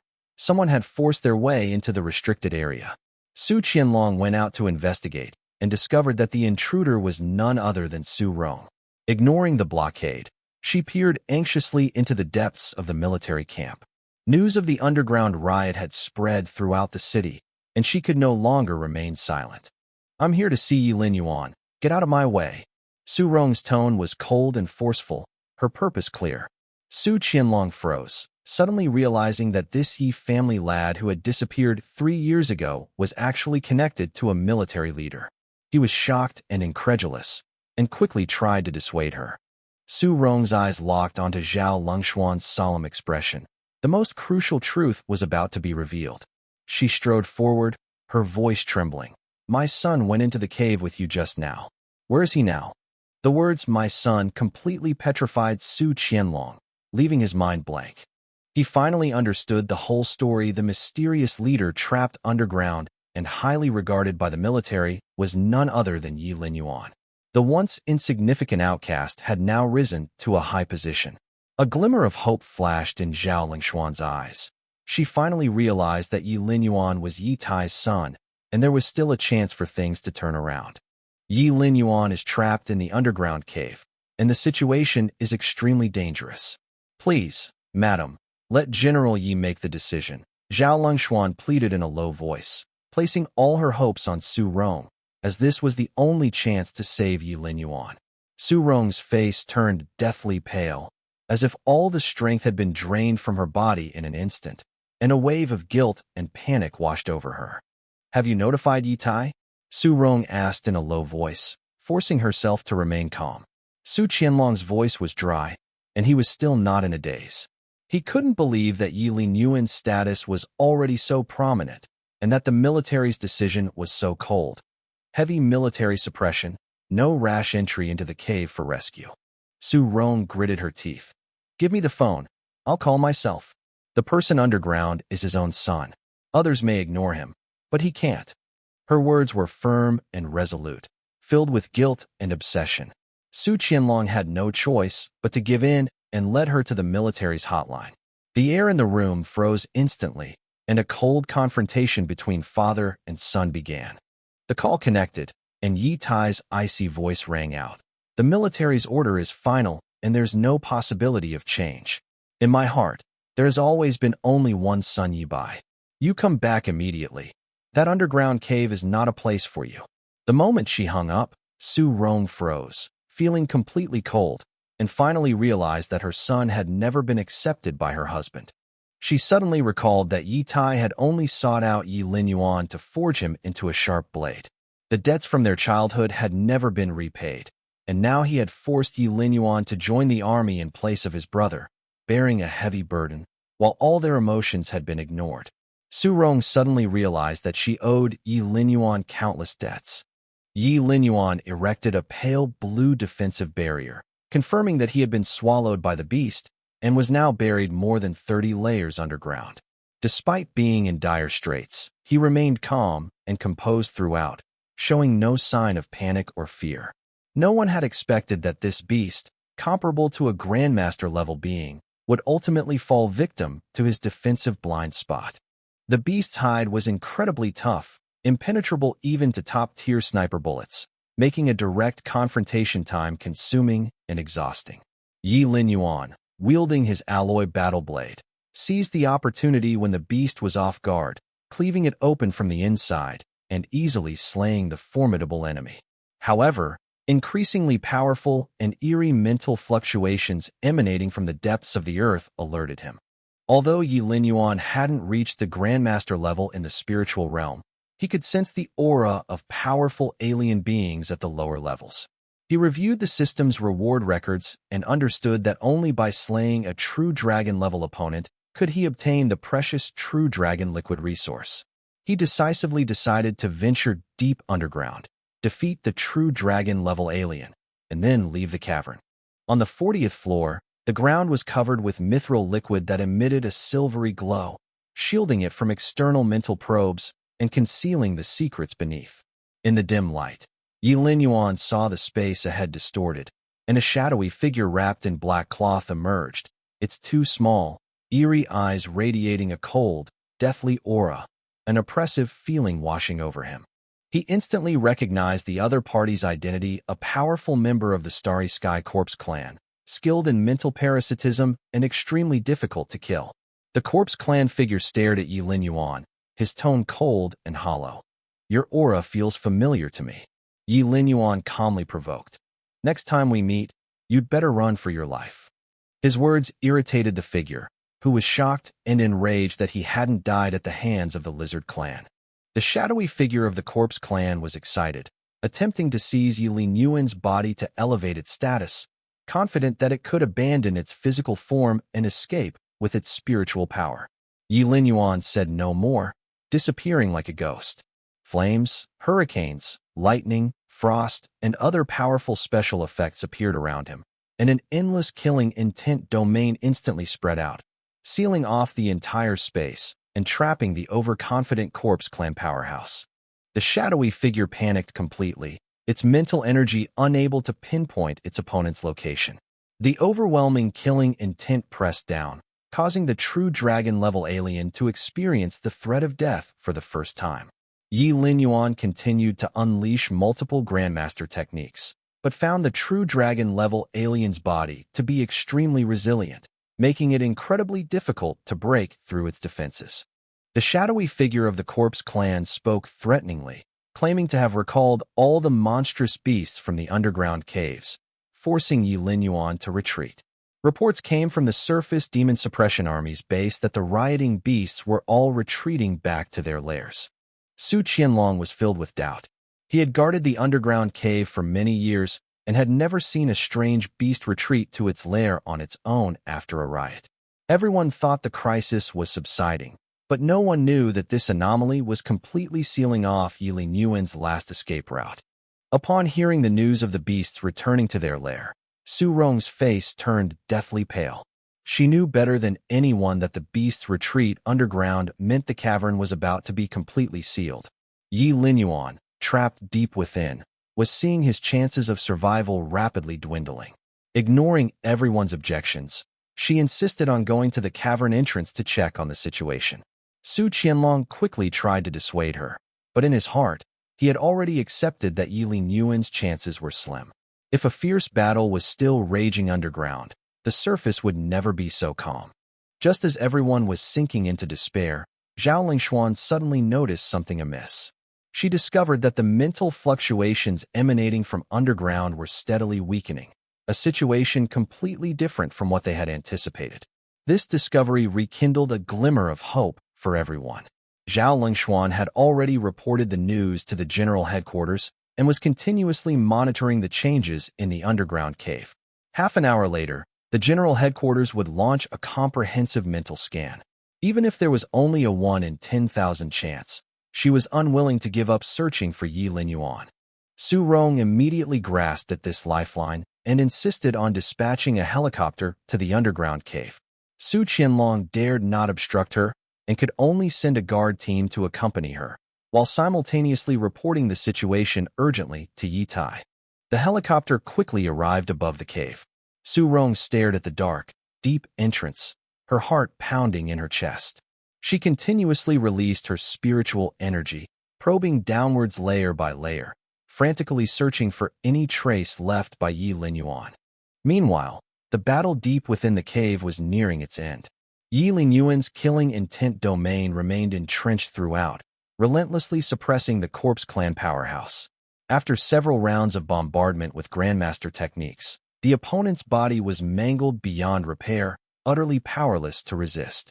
Seeing certain death, the Corpse Clan expert decisively abandoned his physical body, sending a wisp of pale blue spiritual essence from his form in an attempt to escape. But Yi Linyuan gave him no chance. His battle blade, crackling with lightning and frost, slashed down with overwhelming force. The blade sliced through the void, instantly shattering the spiritual essence. The Corpse Clan expert didn't even have time to scream before he was completely obliterated. As the system notification sounded, generous rewards arrived in quick succession. The level 10 True Dragon liquid was successfully obtained, simultaneously unlocking the True Dragon level martial art, Immortal Cells. This martial art can continuously strengthen human cells, store massive amounts of qi and blood, and at its peak, even possess near immortal regenerative abilities. Yi Linyuan was shaken.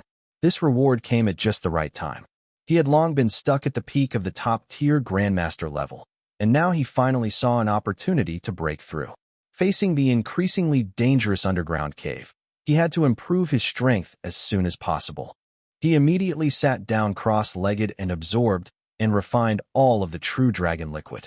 The immense medicinal power surged through his body, transforming every inch of his bones and muscles. His bones trembled continuously, and his internal energy and blood began to surge exponentially.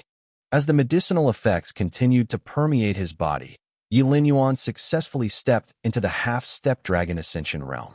Although he was still one step away from the True Dragon level, his strength had undergone a qualitative change, far surpassing his previous self.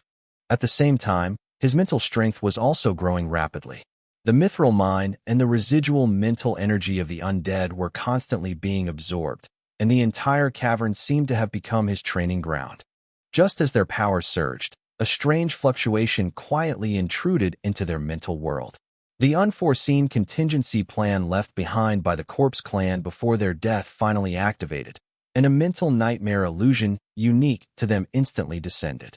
The most terrifying aspect of this illusion was not its attack on the physical body, but its infinite amplification of the deepest fears within. Countless powerful individuals had been trapped and died within it, ultimately succumbing to mental collapse. However, Yi Linyuan simply opened his eyes slowly, his expression remaining calm. 3 years of bloody battles on the border, countless life or death situations had already forged his martial will into an unbreakable fortress. Seeing my distinguished attire and the fact that I was in a high-end restaurant, she couldn't help but inquire whether I was hiding my identity. Just then, Lung Yunluo appeared and called me brother-in-law, leaving Rin Yinxiao stunned and filled with doubt. I followed Lung Yunlu back to the private room. She teased me, saying I'd been flirting with other people outside and made quite a few funny mistakes. Noticing a grain of rice on Lung Yu's lips, I gently wiped it away for her, creating a subtly warm atmosphere. Lung Yunlu exclaimed that she'd been fed dog food, a Chinese slang term for witnessing public displays of affection, and Lung Yu quickly changed the subject, asking about post-dinner plans. She confidently stated that she was going out with friends and nothing would go wrong, completely unaware of the unexpected turn of events that followed. After the meal, we disembarked by boat and watched Lung Yunluo leave. during which she couldn't help but make a few teasing remarks. I took the initiative to explain how I had run into Rin Yinxiao and mentioned that she had come to persuade me to get back together with her boyfriend. Lung Yu mentioned that our marriage was already complicated by family pressure, and frankly admitted that I still had a chance to change my mind. I firmly stated that since we were now husband and wife, I would not look back and would not have any further involvement with my ex. The two walked and laughed until they reached the car. Lung Yu changed into flat shoes and insisted on driving back. Just as the car started, Lung Yunluo called, crying that the plan had fallen through. I couldn't help but laugh, but Lung Yu noticed and quickly hung up. We chatted idly as we drove away. In the distance, Rin Yinxiao stared at the Mercedes-Benz G-Class, utterly shocked. She took photos, intending to find Lu Li, but was then taken away by General Manager Wu, only managing to escape a few moments later. Rin Yinxiao continued her rant, heading straight to Lu Li's place, ready to tell her everything she had seen and heard. Ever since I kicked her out of the apartment, Lu Li had been staying at Rin Yinxiao's place. The house was cluttered and in a mess. Rin Yinxiao entered the room to tidy up the clutter and saw Lu Li engrossed in playing games, feeling helpless. After the game ended, Lu Li smelled an unusual odor and teased her best friend about her date, prompting Rin Yinxiao to complain about her boss. She then recounted her encounter with me at Xianju Lake, detailing the Mercedes-Benz G-Class and the woman accompanying me. Lu Li was shocked, convinced that I had been concealing my wealthy background. Upon learning that I was married, Lu Li immediately denied it, refusing to believe the truth. Rin Yinxiao produced a photograph she had taken, and Lu Li recognized the woman's face. It was identical to the person on the fake marriage certificate. Lu Li was in a state of turmoil, forcing herself to believe it was all an illusion, and planned to verify it in person the next day. After get off work, Lung Yu and I went to buy cat food and toys. After we finished shopping, we passed by the women's clothing section. Lung Yu told me to wait in the car while she picked out items by herself. I carried the things to the car and had just put them in the trunk when Lu Li suddenly grabbed my arm. I forcefully shook her off. Lu Li didn't care at all, her eyes fixed on the Mercedes G-Class, full of envy. She circled the car, looking it over, and even tried to get into the driver's seat, but I stopped her. She humbled herself, acting coquettishly and apologetically, constantly pleading with me to get back together. I was firm, stating that we were already over, and she knew I was married. Lu Li still didn't believe it, arguing that the ring couldn't prove anything and demanding to see the phone's lock screen. Just then, Lung Yu arrived and personally confirmed that we were now husband and wife. Lu Li remained unconvinced, convinced that Lung Yu was just an actor playing a part. I took Lung Yu's hand and spoke to her, then took the items from her hand, preparing to drive away. Lu Li followed me to the car window, pressing closer, her eyes gradually reddening. Understanding her feelings, Lung Yu stepped aside to wait, allowing me to explain the situation. Lu Li was unwilling to give up, insisting that I get back together with her, even proposing divorce. I sternly pointed out the past conflicts, accusing her of destroying the relationship by being intimate with her male best friend. Lu Li cried and bowed her head, repeatedly begging for another chance. I clearly told her that the damage was irreparable and there was no turning back. Chapter 29 I Hate You. Inside the Mercedes-Benz G-Class, Lung Yu watched their every move through the rearview mirror. The heated argument attracted a crowd of onlookers who discussed the incident. Seeing that he couldn't reason with Lu Li, Fong Hung didn't want to waste any more breath arguing with her. Lu Li suddenly rushed up and grabbed him, saying, "You're not allowed to leave." Fong Hung shook off Lu Li and said, "I told you not to touch me. I'm going to touch you anyway." Lu Li grabbed him again. Fong Hung shook off Lu Li again. Lu Li continued to pull, but Fong Hung shook her off again, and the two went back and forth like this. This continued for an unknown period of time until Lu Li burst into tears, her tears falling like beads from a broken string. "Fong Hung, please, I'm begging you. I've gotten used to your presence and can't live without you." Lu Li sobbed, feeling more humble than ever before. Fong Hung stood there stunned for a long time, took a deep breath, and finally ruthlessly shook off her hand. "It's pointless to talk about this now." These words, like a sharp blade, completely severed Lu Li's hopes. She collapsed to the ground, screaming hoarsely at Fong Heng's retreating figure. Why won't you give me another chance? How could you be so heartless? Fong Heng, I hate you. Fong Heng stopped and turned his back to her, saying, It doesn't matter what you want to do, just don't bother me in my life again. The words fell. In the afterglow of the setting sun, amidst the idle gossip, he left alone. On the way back, the car was completely silent. Fong Heng was about to speak when Lung Yu spoke first, asking, What do you want to eat tonight? It will be all right. Back at the villa, Lung Yu entered the kitchen and began tying her apron. Fong Heng wanted to help, but she forcefully pushed him out of the kitchen. Lung Yu said, Go take a shower first and calm down. I'll cook dinner by myself tonight. Fong Heng forced a smile. Thank you for your hard work. Go quickly. Fong Heng entered the bathroom and let the shower head wash over his face. The feelings between him and Lu Li were genuine. What had just happened undoubtedly made him feel frustrated. After an unknown amount of time, Fong Heng finally emerged from the bathroom. Looking at the table full of food, he couldn't help but feel a little surprised. How did you do it so fast and so much? Lung Yu said, Some of them are homemade, and some are takeout that just arrived. I don't know what else you like to eat besides potatoes, so I can only make more to suit your taste. Upon closer inspection, Fong Heng realized that at least half of the dishes on the table were related to potatoes. During a previous conversation, he mentioned that he liked to eat potatoes. Fong Heng sensed Lung Yu's thoughtfulness. Thanks. Lung Yu said helplessly. Have you forgotten our promise again? Fong Heng gently patted his mouth and said, My bad. I forgot again. The last dish happens to be chicken and potato. As punishment, you will personally supervise me to see if I have improved since last time. Good. Fong Heng and Lung Yu entered the kitchen together and began to supervise her as instructed. All the ingredients were ready, so it was cooked quickly.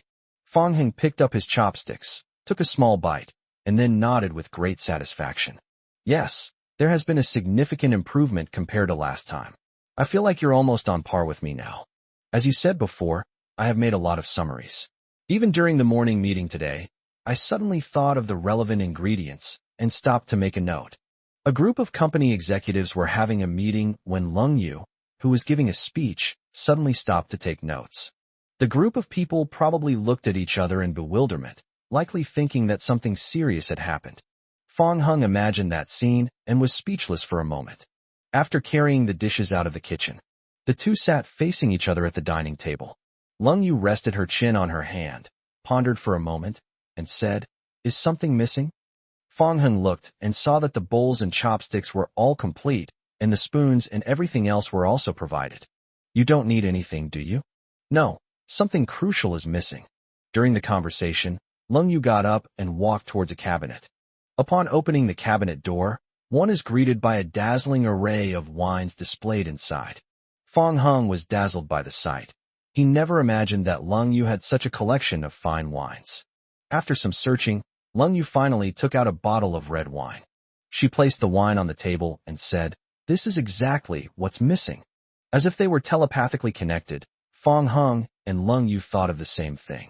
Although I don't really like drinking, at times like this, I do crave a little. This looks like Lafite. What year is it from? It's from 1982. Most of the 1982 Lafite on the market now is fake, but don't worry, this one is absolutely genuine. None of these bottles of wine in the house were bought by Lung Yu. Most of them were gifts from business partners. She doesn't drink them regularly, but over time, she accumulated a whole cabinet full of them. Looks like I'm in for a treat today, but it's a shame I'm not much of a drinker, Fong Heng said. Sumu usually drinks for me at social events. I'm not very good at it either, but it's okay. I've still managed to learn a little bit. Teach me. That's the perfect opportunity. Yes, it generally involves 6 steps: settling the wine, pouring the wine, observing the wine, warming the wine, letting the wine breathe, and finally tasting the wine. Under Lung Yu's guidance, the two savored the 1982 Lafite and enjoyed a sumptuous meal. Belatedly, the two ate until very late and chatted about all sorts of random things. When Fong Heng woke up the next day, he was in his room, but ridiculously, he was sleeping on the floor. Fong Heng had a splitting headache, but when he got up, he found that he wasn't the only one in the room. At this moment, a person and a cat are lying on the bed. The only cat in the house is Tang Yuan. and people are naturally like cold rain. She was fast asleep, her long eyelashes fluttering slightly, a few strands of hair clinging to her cheeks and the corners of her mouth. Looking down, one sees fair and delicate collarbones, while the straps of her nightgown playfully drape over one shoulder, revealing a glimpse of spring. Fong Hung was taken aback by the sight. He was torn between covering Lung Yu with a blanket or helping her pull up her nightgown straps. After agonizing over this for a while, Fong Hung bent down and, as if possessed, chose the latter. However, just as he grasped the smooth strap, Tang Yuan, who was nestled in Lung Yu's arms, suddenly woke up. Immediately afterwards, the little guy meowed. It was this sound that unfortunately woke Lung Yu. She moved her eyelids and slowly opened her sleepy eyes. Then, the most awkward thing happened. Fong Hung was seen holding onto Lung Yu's nightgown strap, while Lung Yu, half asleep, was staring blankly at him. This scene lasted for about half a minute. Then, Fong Hung pretended to be calm and helped carry it up. You're awake now. Your head must be hurting a lot. I'll make some hangover soup. The words fell. Without waiting for a reply from Lung Yu, Fong Hung was the first to leave the room. When she came to her senses, Lung Yu pursed her lips and subconsciously pressed the strap of her nightgown on one shoulder. She sat on the bed for a long time, seemingly lost in thought, her cheeks appearing somewhat flushed. At the same time, Fong Hung was absent-mindedly making hangover soup in the kitchen. Awkward. He shouldn't have meddled. He should have just helped cover himself with a blanket. What just happened is really hard to explain away as mere good intentions. Chapter 30. Is this still the CEO I know? Fong Hung prepared a hangover soup and brought it to the dining table. Just then, Lung Yu came out of his room carrying Tang Yuan. Just as Fong Hung was about to speak, he saw Lung Yu put down the glutinous rice balls and run upstairs. After a long while, she came downstairs, wearing light makeup and a clean and neat work outfit. The soup is still warm. Drinking it will make you feel better.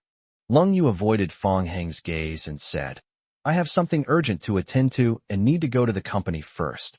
After saying this, she fled in panic, as if a raging flood or ferocious beast was chasing her. Fong Hung stood there, stunned. Meow. A soft meow sounded beside him. Fong Hung looked down and saw Tang Yuan looking up at him with an innocent expression. Fong Hung squatted down and stroked its little head. Why did you have to meow at that exact moment? As punishment, you'll get one less cat food today. Sweet dumpling. After packing up the hangover soup, Fong Hung set off for the company. He drank quite a bit of alcohol last night, and his head still hurts a little. Lung Yu is in a similar situation. Like your corporation. The CEO's office. Lung Yu sat at her desk, rubbing her temples with both hands. Sumu asked, President, are you feeling unwell? I drank a bit too much last night. Sumu had almost never seen Lung Yu drink alcohol. She was always the one to fend off drinks at social events. Therefore, I was very surprised to hear this. The CEO actually drank alcohol? And he drank quite a lot? What exactly is going on? Could it be that she was tormented by love and hurt by Fong Hung? Do you need me to buy some medicine? No need. Lung Yu shook her head, somewhat regretting not drinking the hangover soup Fong Hung had made earlier. Just then, Fong Hung pushed open the door and walked into the office. Su Mu was about to reprimand who was so bold as to barge into the president's office without knocking. But upon seeing who it was, he immediately swallowed back the words he was about to say. She looked at Fong Hung and couldn't help but frown. They agreed so readily before, promising not to let the CEO down. As a result, in just a few days, the president was so distressed that he resorted to drinking to drown his sorrows. Amen. On the other side of the cold rain, seeing Fong Hung appear, she couldn't help but recall the scene from that morning. She asked somewhat awkwardly, Why are you here? Fong Hung said, You must have a headache now, having left in such a hurry? I have urgent business to attend to, so. Su Mu, standing to the side, was slightly taken aback. Since she arrived at the company, she had seen Lung Yu sitting blankly at her desk, not doing any work at all. I brought it to you, drink it quickly. Fong Hung placed the takeout box on his desk. Good. They've even followed her to the company. Now she can't refuse. Lung Yu opened the takeout box and drank the hangover soup with a spoon. I heated it up again before I came. So drink slowly and be careful not to burn yourself. Seeing that Lung Yu, who was usually decisive and efficient, was as timid and submissive as a little woman in front of Fong Hong. Sumu could hardly believe his eyes. Is this still the CEO I know? Shocked, Sumu also realized that she had misunderstood Fong Hong. It seems that Lung Yu wasn't troubled by love, but rather drank for some other reason. Perhaps it was just a romantic candlelight dinner between the young couple, where they couldn't resist having a few extra drinks. Sumu didn't want to stay here and continue being a third wheel. So he said, "President, I'll go out now." "Sumu, wait a moment." Lung Yu suddenly called out to her. Just as Sumu was wondering, Fong Hung said, "You two should be discussing work, so I'll be leaving now." After Fong Hung left, Sumu asked, "President, what's wrong?" "It's nothing." "Oh." With nothing to do, Fong Hung set off for the sales department. The employees were all talking about him when they saw him, and their attitude was much more polite than before. One reason is that Fong Hung has now been transferred to work in the president's office. Secondly, everyone knows that the Mercedes-Benz G-Class in the garage belongs to him. Li Hua walked into the sales department. Hearing everyone talking about Fong Hung wasn't surprising, since it had been like this almost every day since the promotion banquet. But when he pushed open the office door and saw Fong Hing sitting at his desk eating fruit, he was so startled that he almost dropped his briefcase. Li Hua asked cautiously, "Secretary Fong, is there anything I can do for you?" Fong Hung laughed and said, "Brotherly, it's one thing for them to be so polite to me, but why are you acting like this too?" Li Hua was flattered and said, "No, Secretary Fong, please don't call me that. I don't deserve it. You can call me Xiao Li or something else. I just became the sales manager, and I haven't even had a chance to settle in yet."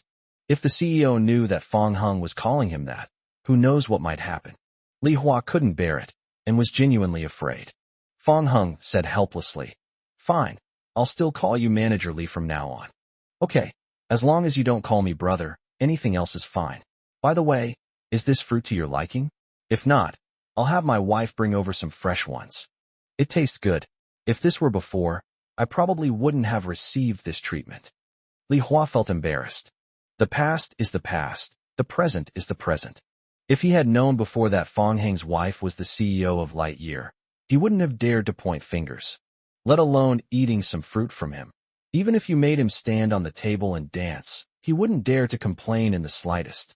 Although Li Hua knew about Fong Hung and Lung Yu's relationship, he did not reveal it to the public. He still believed, as before, that Fong Hung had deliberately infiltrated the sales department for the past 6 months in order to observe the work situation between departments. This is why Wang Jinghao's fate was so tragic. In order not to interfere with Li Hua's work, Fong Hung did not stay in the office for too long. When I came out, he bumped into Xiao Kongpeng, who was carrying a box and walking out. Because of what happened at the promotion banquet, Xiao Kongpeng became the laughingstock of the entire sales department. Every day when he comes to work, he hears people talking about him. Xiao Kongpeng was filled with deep regret. He shouldn't have been so foolish as to pretend that the Mercedes-Benz G-Class was his. Unable to withstand the invisible pressure any longer, Xiao Kongpeng submitted his resignation and decided to leave Guangyin. Now I meet Fong Hung again. Xiao Kongpeng was filled with hatred and glared at the other party fiercely. If it weren't for Fong Hung, Chen Shui might have fallen for him. If it weren't for Fong Hung, he wouldn't have deliberately claimed the Mercedes-Benz G-Class as his own, and he wouldn't be facing his current predicament. So it's all Fong Heng's fault. Fong Hung glanced at Xiao Kongpeng, and seeing him glaring at him, he felt confused but didn't take it to heart. Leave the sales department. Fong Hung went downstairs to the supermarket and bought some things. When he went back to wait for the elevator, little did he know that he was being watched by a pair of eyes. Chapter 31 Framing. Ren Yinxiao works at a daily chemical products company called Mingliang. Due to work requirements, I've come to Guangyin today to schedule a meeting to discuss cooperation. I finally managed to persuade the receptionist to help me make a phone call. While waiting for news, she glanced back and inadvertently caught a glimpse of a familiar figure. Upon closer inspection, Ren Yinxiao was surprised to find that it was Fong Hung. Just thinking about how lost and dejected Lu Li looked when she came back yesterday, Ren Yinxiao was furious with the other party. That scumbag. So she immediately set off to chase after him. Ren Yinxiao observed the floors where the elevator stopped, and then took another elevator to the same floor. As soon as I stepped out of the elevator, she was startled when she saw the security guard standing at the door. The security guard scrutinized her and asked, "Who are you looking for?" Rin Yinxiao asked nervously. "I'm looking for Fong Hong. Is he on this floor?" The two security guards turned around and discussed it for a while. Only then did they lower their guard. "Oh, you're looking for Secretary Fong? Go inside and turn right. He's in the secretary's office." "Thanks." Following the instructions, Rin Yinxiao quickly found the secretary's office. She hesitated for a moment, then knocked on the door. Inside the secretary's office, Fong Hong was leisurely eating. Hearing someone knocking on the door, I couldn't help but feel a little puzzled. Is it going to be a cold rain? He got up and opened the door. They were somewhat surprised to see who had arrived. "How could it be you?" Rin Yinxiao confirmed that Fong Hong was the only person in the office and took the opportunity to go in. Fong Hong frowned. "Rin Yinxiao, what are you doing here?" "Of course I'm here to reason with you, Fong Hong. Thanks to you, my Lily cried her heart out last night and even threatened to commit suicide." Rin Yinxiao deliberately exaggerated. "Luli did not attempt suicide last night. Although I was very sad when I got back, I quickly calmed down after her encouragement. Even before going to bed, she was happily playing games with the handsome guy she had introduced her to." Fong Hong chuckled. He knew Luli all too well what kind of person she was. To say that she attempted suicide because of a relationship is simply absurd. "So what? What do you mean, so? Lily was so upset because of you, and you're still acting all nonchalant. You really are a scumbag," Rin Yinxiao said disdainfully. "Come on, everyone looks like a jerk to you.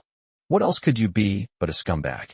You probably started seeing your current wife behind Lily's back before you even broke up with her, right?" Fong Hong knew that reasoning with Rin Yinxiao was pointless, so I simply went along with her and did the opposite. Yes, you're right. I'm a scumbag. Luli was flirting with her male best friend, and when we first started dating, you, her best friend, confessed to me behind her back. There's nothing wrong with that. You two are the real good girls."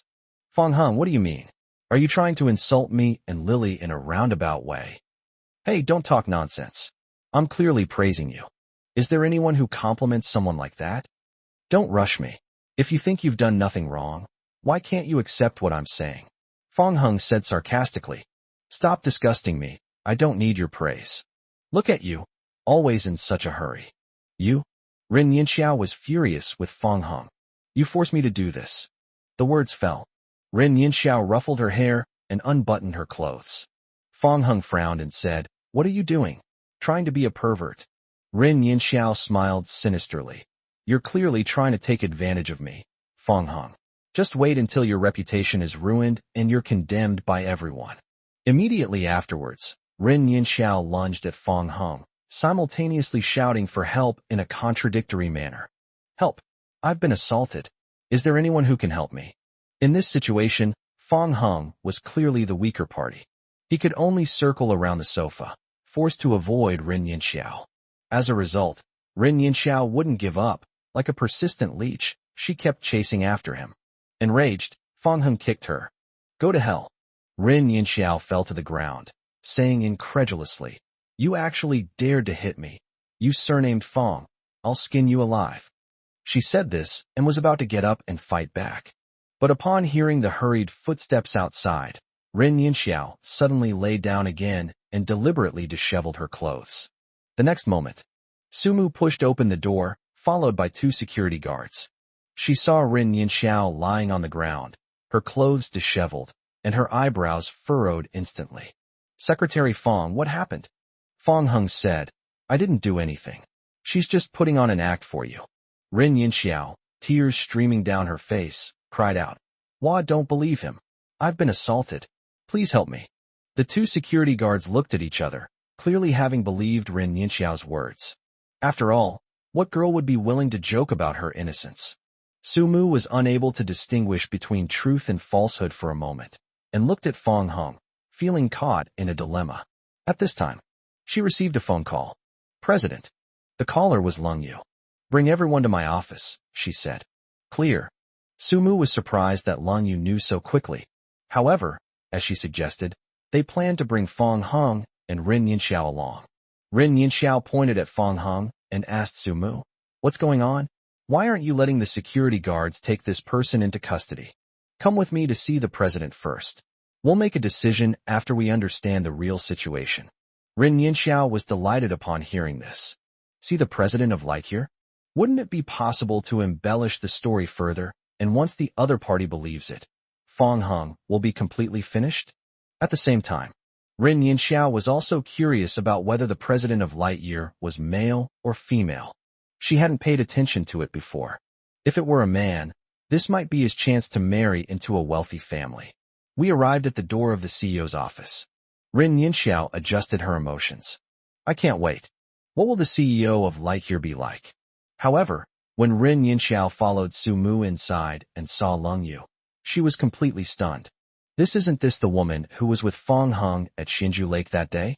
If I'm not mistaken, the other person is indeed Fong Hung's newlywed wife.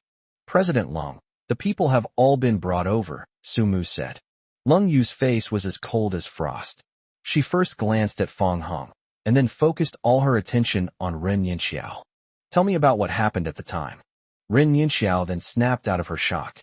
She deliberately said, Mr. Lung, I know about your relationship with Fong Hung. Just because he is your husband doesn't mean you're intentionally protecting him regardless of the facts, does it? Don't worry, I won't cover for anyone. You can speak freely and without fear.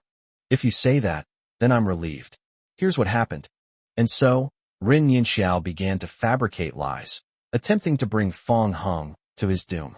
Chapter 32 How dare you frame my man? Seeing Rin Yinxiao crying and speaking as if it were the truth, Fong Hung couldn't help but mock her. Hee, with acting skills like yours, it's a real waste that you didn't apply to the acting department in college. Rin Yinxiao wiped away her tears and said, What do you mean by acting? What I said is clearly true. Do you dare to deny that you hit me? Fong Hung isn't stupid. Rin Yinxiao is trying to lead him into a trap. It's true that he kicked Rin Yinxiao. However, if he were to admit it now, Rin Yinxiao would immediately interrupt him and use the opportunity to solidify the fabricated lie on Fong Hung's behalf. This makes it even harder for him to defend himself. Fong Hung replied, Don't confuse the two. You were the one who forced yourself on me and tried to frame me for inappropriate behavior. I had no choice but to kick you. Rin Yinxiao suddenly cried louder and said, Would I risk my innocence just to frame you? Isn't that what you're doing right now? Fong Hung, you've really gone too far. Fong Hung was about to refute. Lung Yu said, Wait a moment, let her speak first. So Rin Yinxiao started crying again, recounting what Fong Hung had done to her in the office, things that never actually happened. Accompanied by Rin Yinxiao's words, Lung Yu's complexion was getting worse and worse. Fong Hung was vaguely worried. First, he had no evidence to prove his innocence, and second, because of the misunderstanding in the morning, Lung Yu might really think that he had done something to Rin Yinxiao. Rin Yinxiao only stopped talking when she got tired. Lung Yu crossed her arms and rested them on the desk, asking, Is there anything else? Rin Yinxiao was stunned for a moment. She's already said so much, but it feels like the other person still hasn't heard enough. If this were the woman in a typical couple, she would probably be furious by now. Rin Yinxiao felt a vague unease about Lung Yu's calm and collected demeanor. There is some left, but I'm a little thirsty. Rin Yinxiao had been crying and talking, and she was indeed quite thirsty. Lung Yu said to Su Mu, who was standing next to her, Assistant Su, pour her a glass of water and add some of the flower tea that Manager Long gave me before. Upon hearing this, Su Mu was slightly taken aback, and a smile immediately appeared on his face. Lung Rushue and Lung Yu have a strained relationship. The flower tea she sent them was neither problematic nor without its issues. No problem means that the tea itself is normal and belongs to a very rare specialty. The problem refers to the tea being extremely bitter. Sumu had a deep impression of this because she tasted it once and immediately spat it out. Clearly, Lung Yu had discovered Rin Yinxiao's weakness and wanted to use this opportunity to retaliate against her and avenge Fong Hung. A short while later, Su Mu then brewed the tea. She placed the dish in front of Rin Yinxiao and said, Please enjoy. Rin Yinxiao couldn't be any slower. She chattered on and on, almost dying of thirst. So the moment he received the water, he tilted his head back and drank most of it down. However, She soon realized that something was wrong. Bitter. So bitter. It was so bitter it was indescribable. Rin Yinxiao felt like vomiting on the spot. What's wrong? Don't you like the taste? Leng Yu asked. Su Mu cooperated and deliberately stood in front of Rin Yinxiao. Rin Yinxiao felt like vomiting, but dared not. The person in front of her was the assistant of the president of Guangyan. If she vomited on him, the consequences would be unimaginable. She forced herself to swallow it down and forced a dry laugh, saying, It's all right, it's all right. Rin Yinxiao didn't think much of it, only that it was a rich person's peculiar taste, since she thought coffee was quite bitter. Of course, this tea is thousands of times more bitter than coffee. Looking at the still empty glass of water, Leng Yu said, Then why don't you finish it? Do you dislike the flower tea in it? No. Rin Yinxiao had no choice but to drink the rest in one gulp. Immediately, her expression contorted, as if she had eaten the sourest lemon in the world. She suppressed her discomfort, handed the cup back to Su Mu, and said, President Long, then I will continue. Wait a minute. I'm a little curious why you're here in Lightyear. Are you here to discuss business? Yes, I am the General Manager's Secretary of Mingliang Daily Chemical Products Company.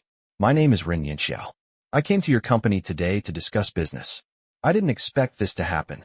Leng Yu interrupted her, saying, There's no need to say anything more. What I'm about to say is still related to your husband. That won't be necessary. I've already gathered enough evidence. Evidence? What evidence? Rin Yinxiao was a little confused. Of course, it's evidence that you framed my husband. Rin Yinxiao was terrified. We've been discovered? That shouldn't be happening. She performed so perfectly that there shouldn't have been any flaws. Rin Yinxiao continued to stubbornly insist. I'm innocent. President Long, I really didn't frame your husband. He did have ulterior motives towards me. Look at my clothes and the bruises he kicked me here.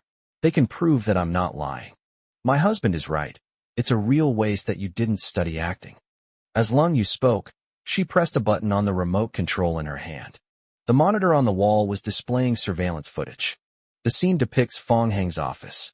From the moment Rin Yinxiao entered the room until Su Mu and the security guards arrived, the audio and video were recorded clearly. This scene, aside from the cold rain, stunned everyone present. Fong Heng was the most surprised. His office actually has surveillance cameras? That's outrageous. Fortunately, nothing strange happened, otherwise it would have been like broadcasting live in front of Leng Yu. Leng Yu said, Rin Yinxiao, right? The evidence is right here.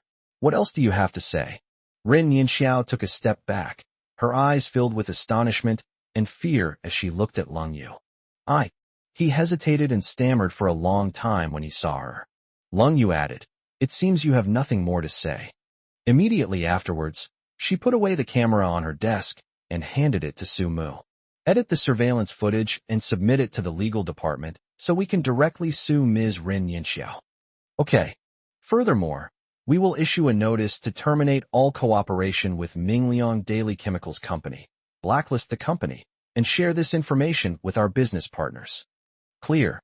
Su Mu immediately began processing the paperwork, and when he passed by Rin Yinxiao, he gave her a disdainful look. Rin Yinxiao was completely stunned.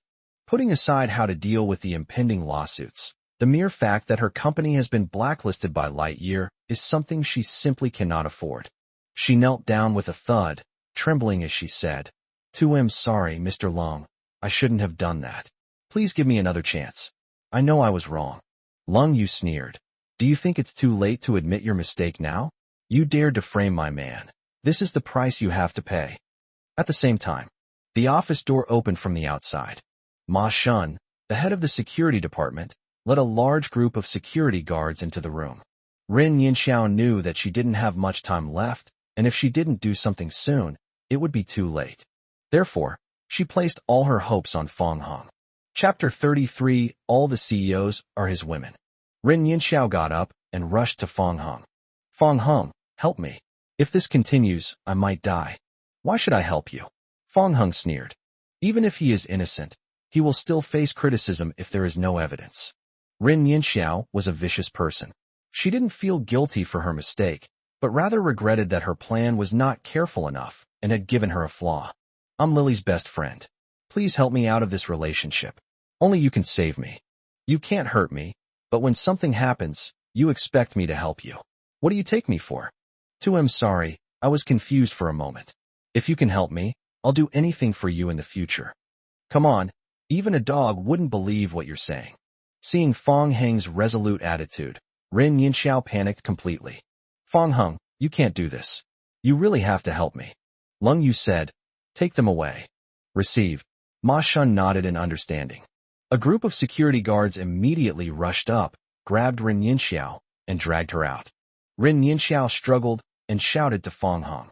Her hair was disheveled, her clothes were torn to shreds, and she looked like a madwoman.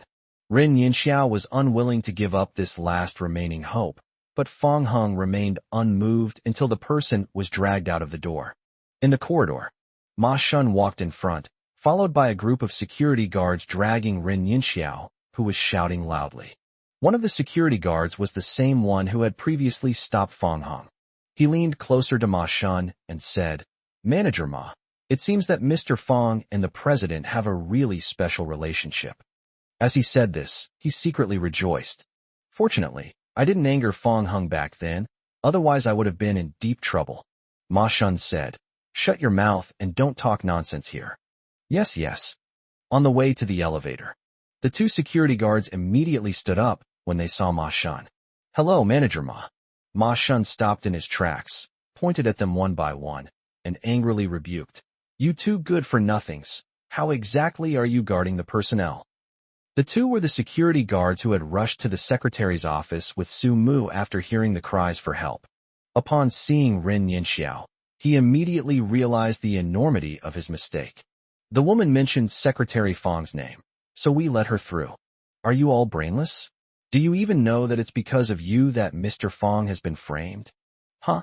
So, the woman's claim that she was sexually assaulted is false. Nonsense. Do you really think Mr. Fong, with his status, would do such a thing? The two security guards looked at each other and could only curse Ren Yinxiao's family in their hearts. Get out of here, you, and you stay. I'm warning you, if anything like this happens again, don't blame me for being ruthless. No one dared to speak. Unlike those small, run-down companies, in such a vast place as Lightyear, Ma Shun's ability to take on the position of head of the security department speaks volumes about his background and status. A portly man rushed to the gate of Lightyear. The man's name was Wu Dazhuang, and he was the general manager of Mingliang Daily Chemical Products Company. At that moment, he saw his secretary, Ren Yinxiao, being thrown out. He immediately rushed over and slapped Ren Yinxiao. This scene stunned Ma Shun and the others. Wu Dazhuang roared. You bitch!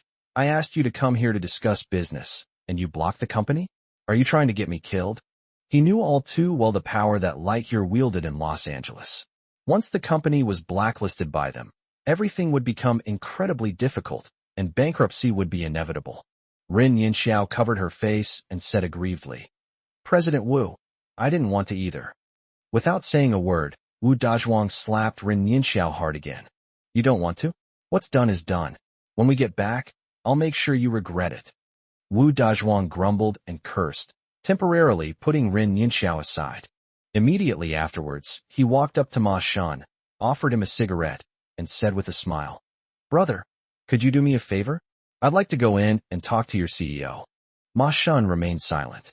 Two security guards knocked the cigarette away, and then each of them pushed Wu Dazhuang backward. They were the two security guards who had just been scolded because of Ren Yinxiao. Naturally, this anger was directed at Wu Dazhuang. Who do you think you are, to make our supervisor give you face? Do you even know how big a mess your people have made? Wu Dazhuang looked embarrassed. He was a big shot at the company, but here he was being bullied by two security guards and didn't dare to utter a word. Ma Shun finally said, Pick up the cigarette. Good. Wu Dazhuang thought Ma Shun was ordering him to pick up the cigarette, so he hurriedly bent down to pick it up, but two security guards beat him to it, making him even more embarrassed. Remember, this is not the past. Don't be so rude to others in the future. Ma Shun gave instructions to the two security guards, then took the cigarette and handed it to Wu Dazhuang. He added calmly, Your people have angered the president and Mr. Fong. If I give you face, I'll suffer along with you. Although Wu Dazhuang did not know who the Mr. Fong that Ma Shun mentioned was. But clearly, this is someone I can't afford to offend. He took a deep breath, knowing that there was no way to change the situation. So he bowed and scraped to Ma Shun, then turned around and grabbed Rin Yinxiao's hair, forcibly pulling her towards the car parked on the side of the road. Mr. Wu, please don't do that. It hurts. Holy shit, now you know what pain is? Why didn't you feel pain when you caused trouble? Rin Yinxiao was speechless. She never expected that Fang Heng was not only a rich young master, but also so powerful that even the CEO of Guangyin was his woman. On the other side, the CEO's office. Fang Heng asked curiously, when were security cameras installed in my office? It wasn't installed recently. If you mind, I'll have someone remove it right now. Never mind, let's keep it. If this had happened before, Fang Heng would definitely have demolished it. But after what just happened, he felt that keeping it was a good idea, otherwise some things really wouldn't be so clear. Don't worry, I'm the only one with access to the surveillance footage in this area. Although the statement itself seemed normal, Fang Heng still felt something was off. But there's really nothing to worry about. He usually just slacks off, so Lung Yu can watch whenever she wants, and it doesn't really matter. Fang Heng turned his attention to the herbal tea on his desk. By the way, what does this taste like? I saw Rin Yinxiao drink it just now, and she looked like she was in a lot of pain. Actually, it's fine. Maybe she just doesn't like the taste. Would you like to try some? Really?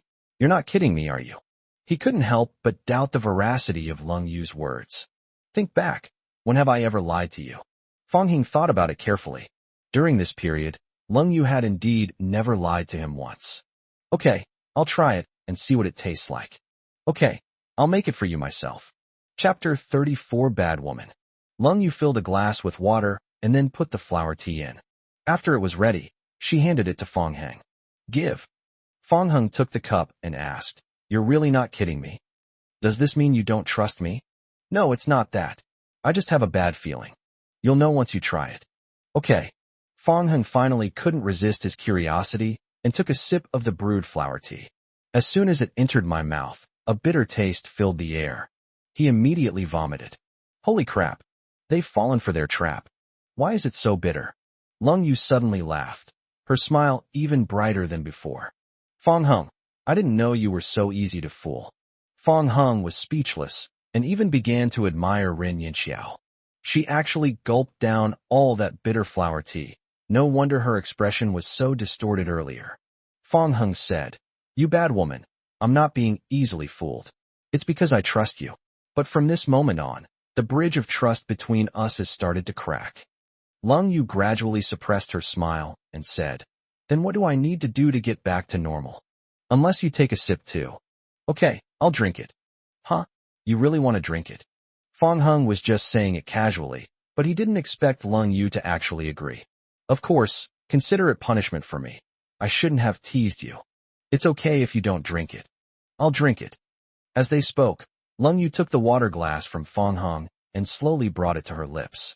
Her thin, pink lips touched the rim of the cup, and Lung Yu tried to take a small sip. But after just one sip, her beautiful eyebrows furrowed tightly, and she choked, clutching her chest and coughing. It really is so bitter. Didn't you drink it before? Why do you seem a little surprised? Sumu tasted it for me before, and this is the first time I've ever experienced this flavor. Looking at it this way, it's a case of harming both oneself and others. Yes, I knew I shouldn't have teased you. We ended up suffering together. Ha. Seeing her slightly resentful expression, Fang Heng couldn't help but laugh. Lung Yu was slightly taken aback. This was the first time in many years that she had seen Fang Heng smile so happily. After Fang Heng left the office, Lung Yu was about to pour out the flower tea in her cup. However, upon seeing the rim of the cup, she suddenly realized something. Fang Heng just took a sip from this water glass. She then took a sip as well. Doesn't this count as indirect kissing? As soon as Sumu entered the room, he saw Lung Yu looking dazed and asked, President, what's wrong? When Lung Yu realized what was happening, it was as if she had been caught red-handed doing something wrong. She said, slightly flustered, No, it's nothing.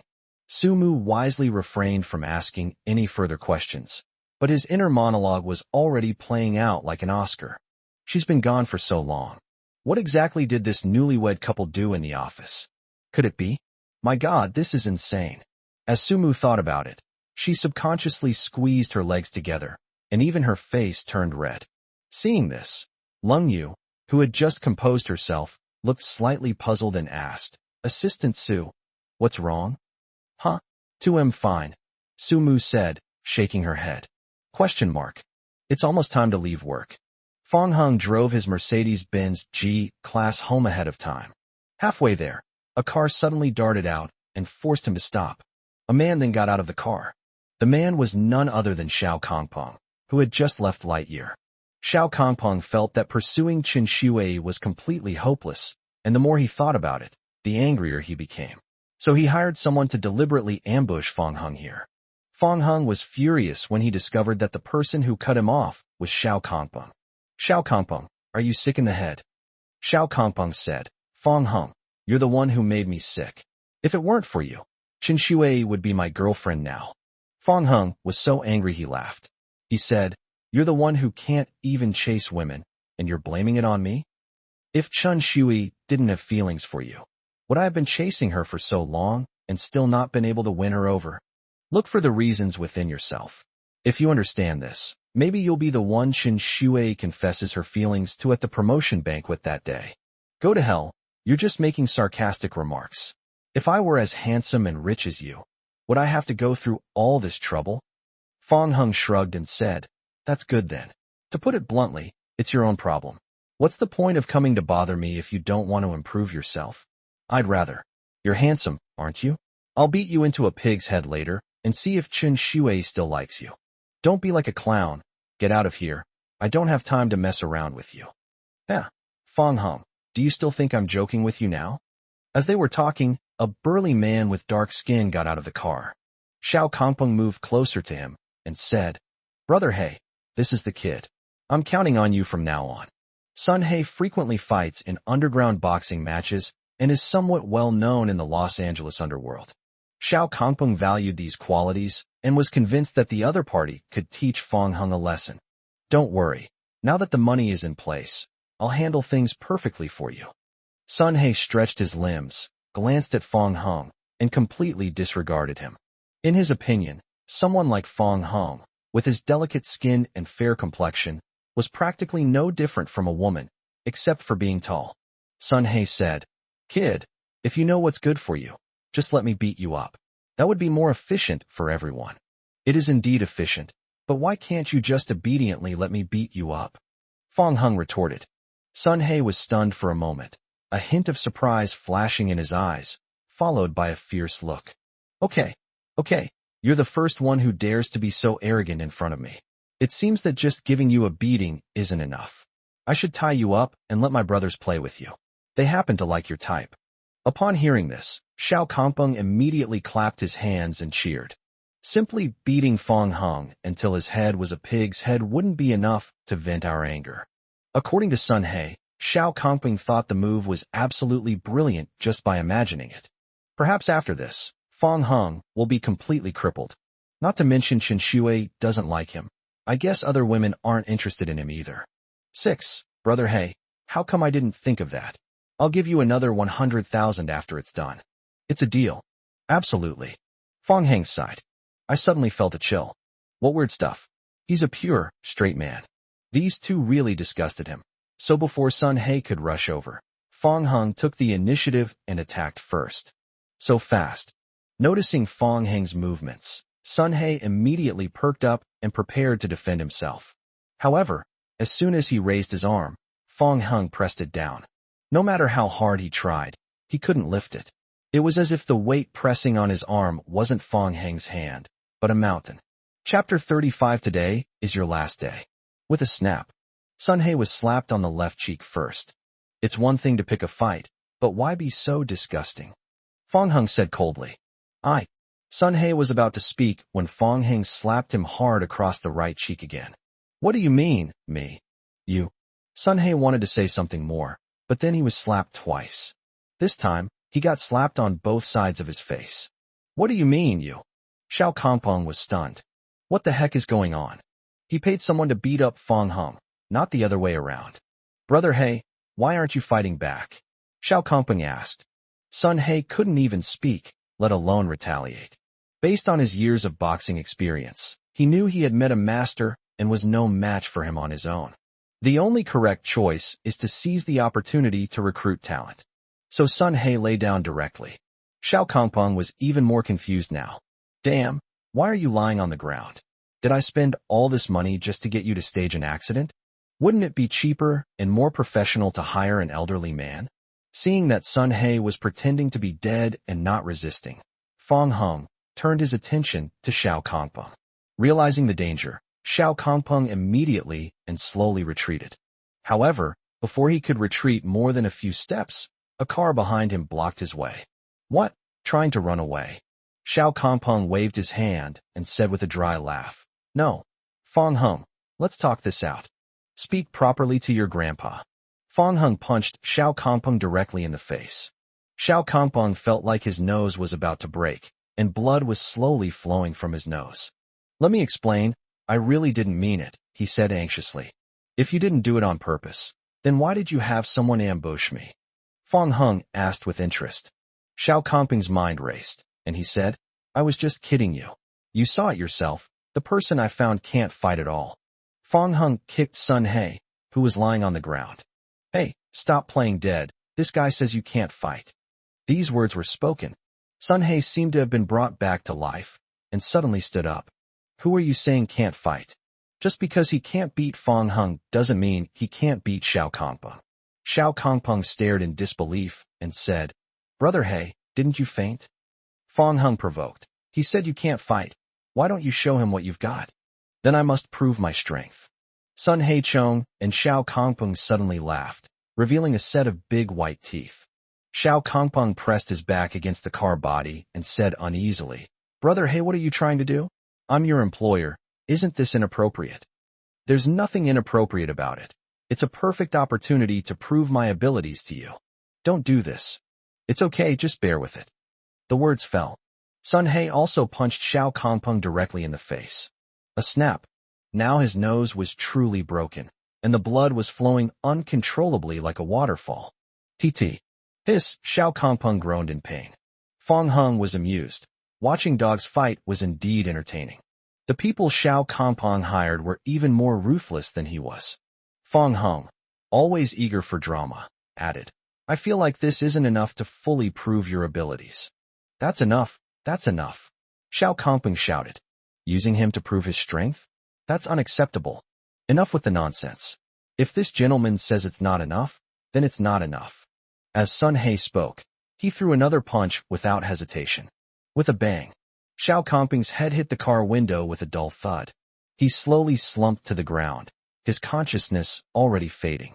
Now you know how powerful I am, right? Sun He said to Xiao Kongpeng deliberately, while winking at the same time. Sun He did this to send a signal to Xiao Kongpeng, meaning that he had called for reinforcements and that Xiao Kongpeng should just bear with it a little longer. Xiao Kongpeng couldn't understand any of this and thought Sun He was provoking him, which almost made him explode with anger. He cursed, Fuck you. I'm definitely going to give you a bad review and file a complaint against you. Fong Hung joked, Why are there so many bad reviews? How did you guys accept these orders? Are you the legendary DD Assault? In the midst of conversation, a group of vehicles sped towards them, led by a Land Rover, followed by a series of Wuling Hongguang minivans. The tires screeched against the ground, and as one car after another came to a stop, Sun He's expression changed instantly. Now that everyone who's been asking for a ride is here, I can be frank. I'm not going to pretend anymore. Sun He pulled Xiao Kongpeng up with his hand and said, Brother, you've worked hard. What I said earlier was just a delaying tactic. Xiao Kongpeng was a little confused, but he quickly came to his senses. Damn, you should have told me sooner. I was terrified. Xiao Kongpeng's eyes welled up with tears. Seeing so many people had come, he suddenly felt a great sense of security. If I tell him, won't that kid just turn around and run away? That's true. Xiao Kongpeng understood that Sun He had no choice but to suffer, but as long as he could successfully take revenge on Fong Hung, it didn't matter. He glared at Fong Hung and said, You're completely finished now. Fong Hung smiled slightly, showing no sign of panic. He had seen through Sun He's little tricks long ago, but he didn't expose him because he wanted to enjoy the show a little longer. At the same time, A large group of people walked towards the three of them. The leader was a bald man with faint shoe prints on his forehead. Sun He immediately greeted him with a smile, saying, "Boss, you're here. Hey, what happened to your face? Don't even mention it. I ran into a formidable guy while helping young Master Su. Even you are no match for him. Not only me, even Lao Mo is no match for that person. How is this possible?" Sun He was extremely shocked. Lao Mo was exceptionally skilled, and many experts had been defeated by him, both in the public and private circles. Even Lao Mo was no match for that person. So who exactly is this guy that the boss is talking about? The bald man said, "Nothing is impossible. Let's not talk about this anymore. Let's deal with the people you need to take care of first."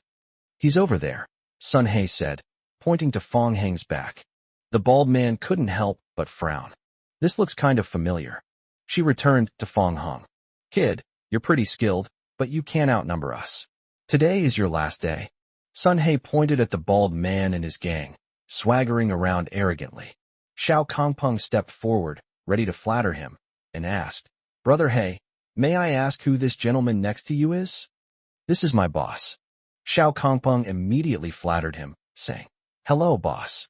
However, for some reason, he noticed that the bald man was staring blankly, as if he had seen something extraordinary, and didn't react for a long time. Chapter 36. Why haven't you apologized to Mr. Fong yet? Xiao Kongpeng didn't think too much about it. After all, a big shot is a big shot. If he could understand Xiao Kongpeng's words and actions, that would be terrible. He felt that with Sun Heyao's men arriving, Fong Heng was doomed. No matter how powerful Fong Heng is, he can't possibly fight against so many people alone. "Brother He, hurry up and do it. I've been putting up with this guy for too long."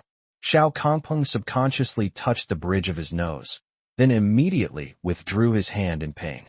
"Don't worry, my boss is here. He'll definitely get this sorted out for you. But there are more people involved, and you know how it is with money," Sun He hinted. I understand. Don't worry, money is not a problem." Xiao Kongpeng has gone crazy. He can ask his old man to give him gold coins if he doesn't have any, but he's determined to deal with Fong Heng. Otherwise, he wouldn't be able to swallow this insult. He felt that life had no meaning. That's settled then. Sun He had just suffered a setback. Fong Heng had slapped him quite a few times, and he was definitely going to get his revenge.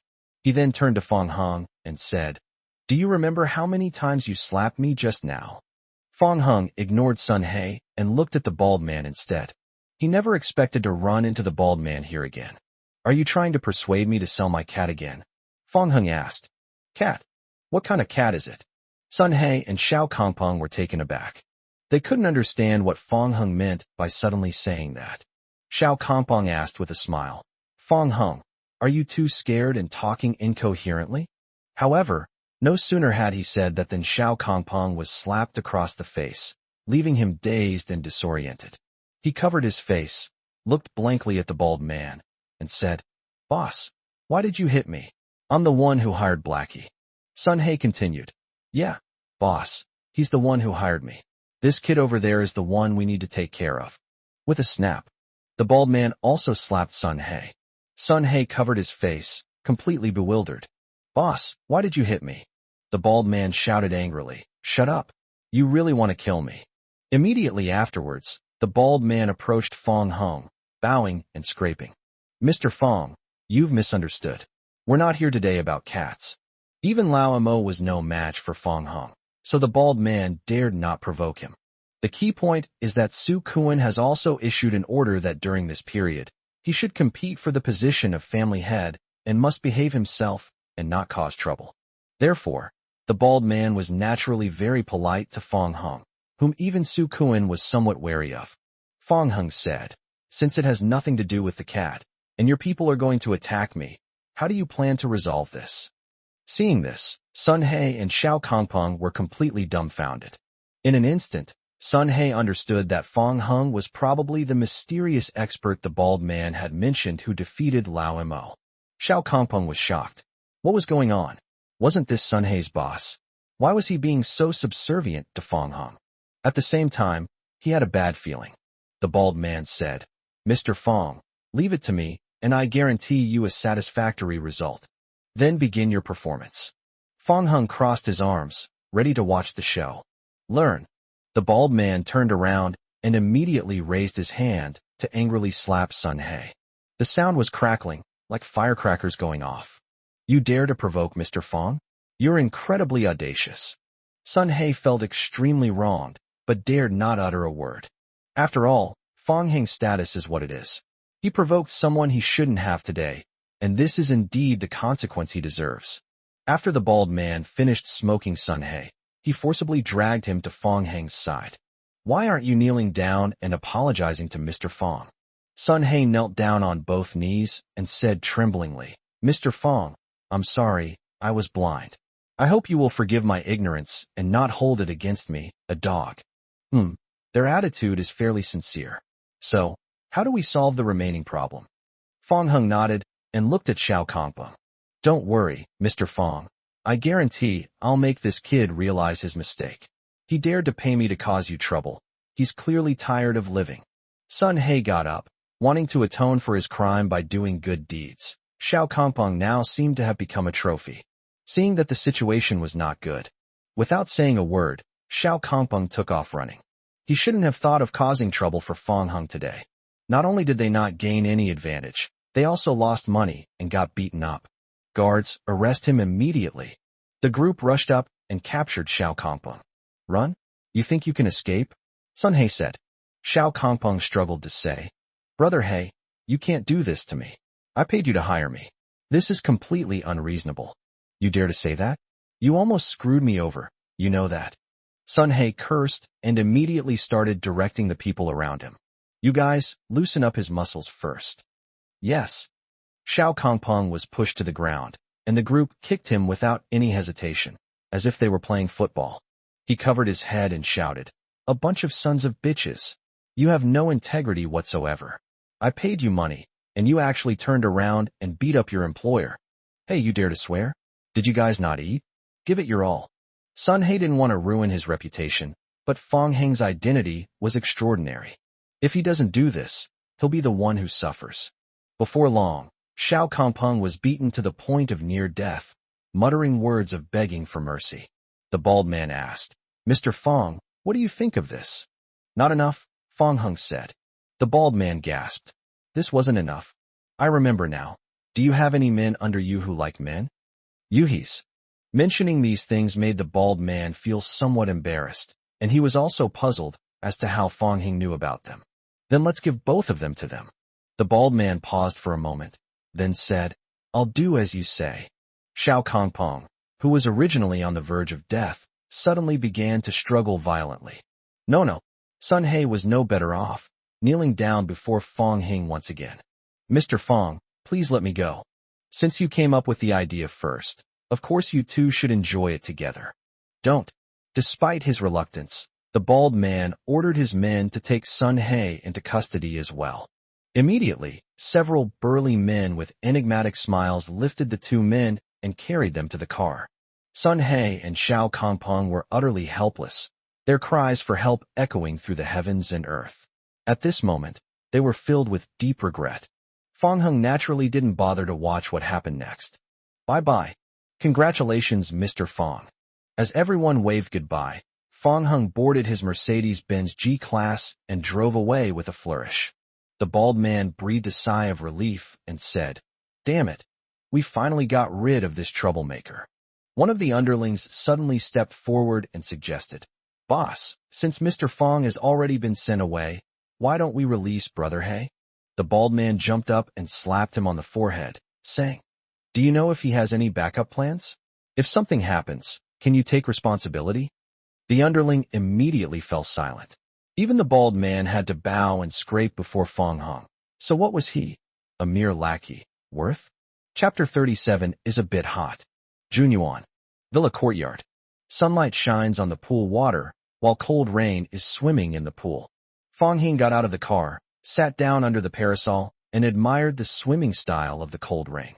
Everything was normal at first, but as he looked at it, he suddenly felt unwell. The churning water seemed to instantly transform into waves. The image of my father being submerged by the sea reappeared before my eyes like a nightmare. Fong Hung, why aren't you saying anything? Are you feeling unwell? Fong Hung came to his senses. He saw Lung Yu standing in front of him, looking at him with a worried expression. Fong Hung controlled his trembling hands and said, I was just lost in thought. Are you really all right? It's nothing. Fong Hung shook his head. Lung Yu's furrowed brows gradually relaxed. She sat down on the chair next to her, crossed her beautiful legs, picked up the cup, and took a sip of water. You left so early. How come you're back later than me? I ran into a former colleague from the sales department on the way. We chatted for a while, and then exchanged some tips. Lung Yu didn't think much of it, assuming the two were just having a friendly sparring match. She put down her water glass and said, Yin Luo told me earlier that she saw someone causing you trouble. Was it because of the cat? Fong Hung pointed to his head and said, there might be something wrong with that group of people. They insist on buying our glutinous rice balls, even willing to pay dozens of times the price. It is indeed a bit strange. But the matter has been resolved, and they shouldn't bother me again. It was probably resolved with fists and kicks. Yin Luo also told me that you were quite skilled. Even she, a black belt in Taekwondo, was no match for you, and was even kicked by you. Why does this sister-in-law always tattle on everything? Fong Hung said. Yin Luo showed mercy. I didn't know her true identity at the time, so I was a bit too harsh. It's okay, let her fight. I could control her when she was little, but she's no match for me now. I'll have to rely on you to take care of her from now on. At the same time, the Lung family. Inside a Manor Villa complex, Lung Yunluo, who was playing a game, suddenly sneezed. A still attractive woman placed fruit on the coffee table. Yunluo, you have a cold? No. I guess it's because my sister is talking bad about me. This girl, your sister should be off work by now. She lives alone. Who could she be talking bad about you to? Yang Shulan asked tentatively. She, seeing her father, Lung Tianrui, enter with a stern face, Lung Yunluo didn't even have time to say anything.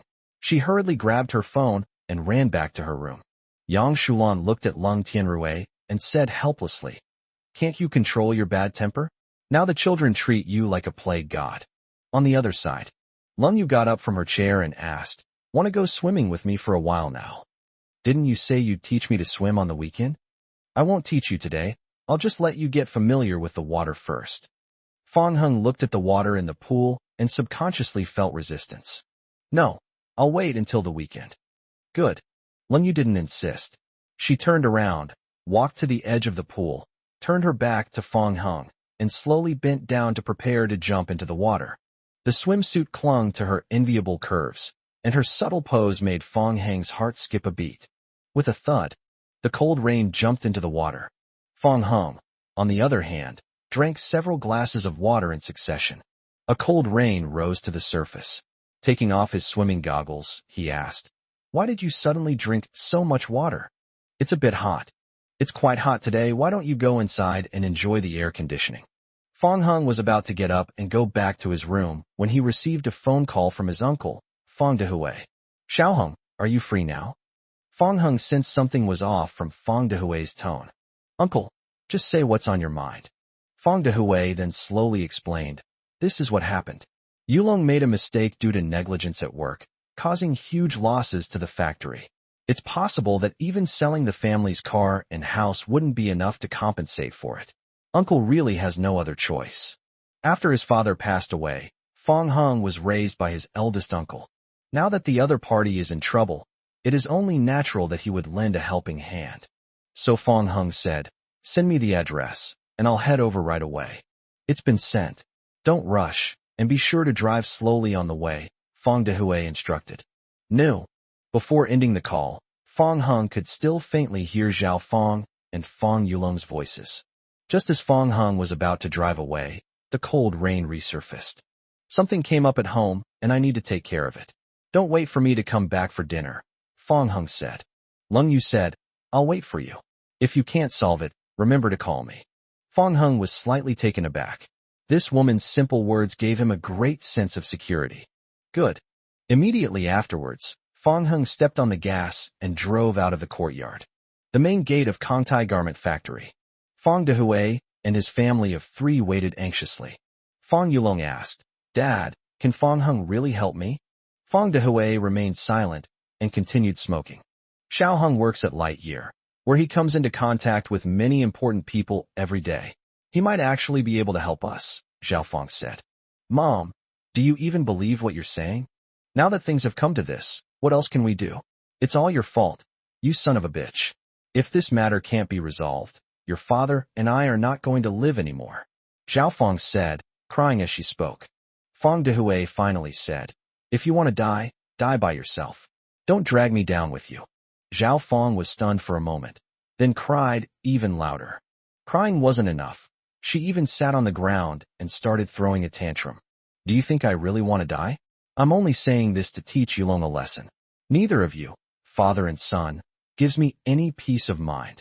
I've had the worst luck in 8 lifetimes since I married into the Feng family. Feng Dehui had heard these words for countless years. His ears were practically calloused from hearing them. He simply ignored Zhao Feng and squatted down to continue smoking in silence. Not far away, the gatekeeper in the guardhouse couldn't stand it anymore and slammed the window shut while cursing. At this moment, seeing factory manager Han Kangtai and a beautiful woman walking towards him together, he hurriedly opened the remote-controlled iron gate. The high heels clicked on the ground, and a beautiful woman in a bodycon skirt walked ahead, her face full of displeasure. The elderly Han Kangtai followed closely behind, smiling and trying to please the other party, his facial muscles almost stiff. President Shan, it's my fault for making the wrong choice in hiring. Please give our factory one last chance. Wang Meishan stopped and said coldly, Director Han, this is our first time working together, and your people can make such a basic mistake. This makes me feel like I don't value you at all. How can I trust you to handle the rest of the orders? President Shan, you've misunderstood. Our entire factory really values this cooperation. I didn't feel that way at all. If your factory really valued this cooperation, such a basic mistake wouldn't have happened. Chapter 38, This Time There's Hope. Wang Meishan owns the largest clothing company in Los Angeles, and originally had many clothing processing factories under her control. This time, we are looking for other garment factories to cooperate with because we have a lot of business. For the major garment factories in Los Angeles, this is a once-in-a-lifetime opportunity. Once they can climb the social ladder by partnering with Meishan Company, they can soar to new heights. Many garment factories racked their brains and pulled out all the stops to win the favor of Meishan Company. Han Kangtai finally broke through the encirclement and secured this cooperation, and was now fantasizing about the booming future of his garment factory. Then came the terrible news. Feng Yulong, the team leader in charge of the production line, made a mistake, which resulted in the first batch of clothing failing to meet the specified requirements. Upon receiving the clothing, Wang Meishan flew into a rage, went to the store, and demanded to terminate the cooperation and a huge sum of money in compensation. At this moment, facing the aggressive Wang Meishan, Han Kangtai was speechless. He was worried about how to quell Wang Meishan's anger. I turned my head and looked. The culprit behind this incident has been identified. Miss Shan, please wait a moment. After Han Kangtai finished speaking, he immediately set off towards Feng Yulong. They waited until they reached the 3 people. Feng Yulong recognized Han Kangtai at a glance, but before he could speak, Han grabbed his ear. When they saw an old man suddenly grab their son's ear, Feng Dehui and Zhao Feng realized what was happening and immediately became unhappy. Stop! Who are you? Why are you pulling my son's ear? If you don't let go, I'll get rough with you. Han Kangtai angrily said, I am the factory manager of this factory.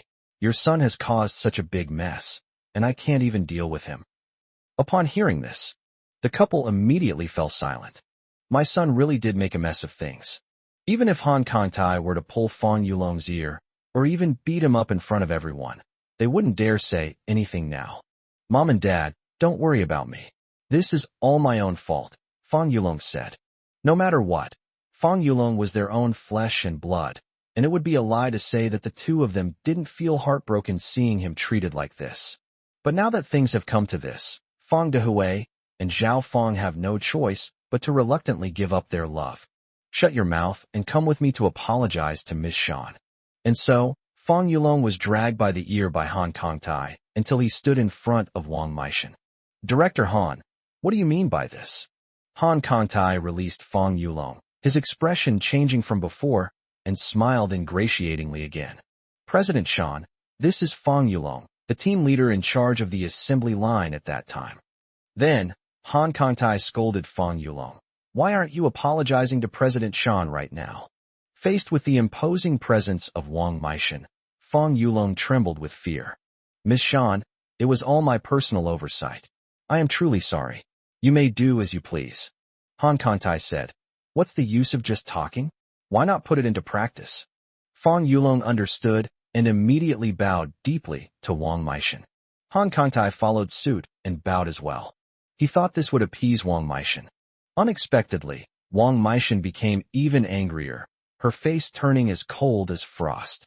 Director Han, do you think this will work? Han Kangtai pleaded desperately. President Shan, our entire factory has been working tirelessly for this cooperation. Please give us a chance to make amends. Wang Meishan sneered.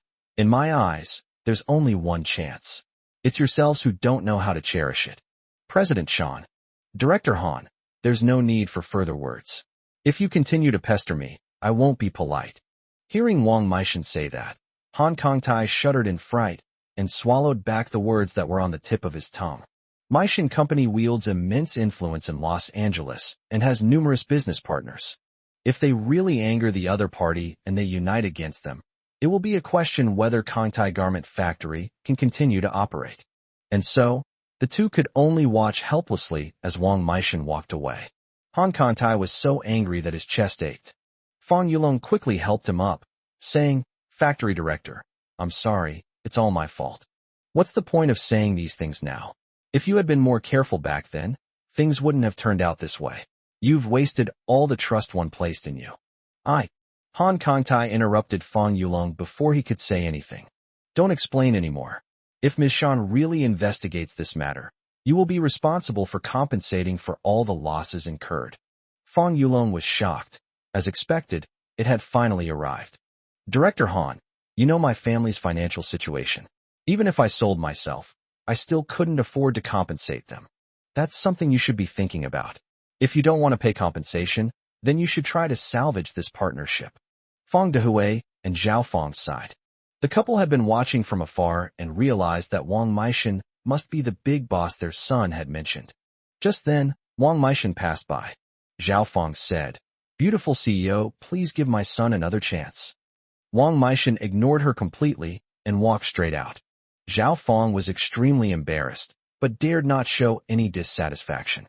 Wang Meishan walked to her car and saw a Mercedes-Benz G-Class coming towards her.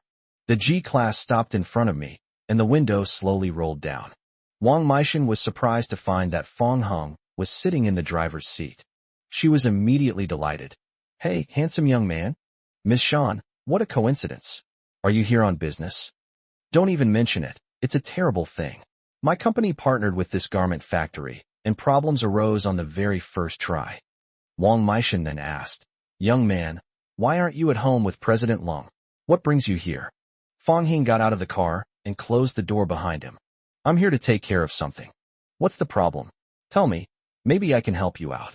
Fang Heng was about to speak. At this moment, Fang Yulong and Han Kangtai jogged up. Upon reaching Wang Meishan, Fang Yulong immediately knelt down. President Shan, I'm kneeling down to you, begging you to give our factory another chance.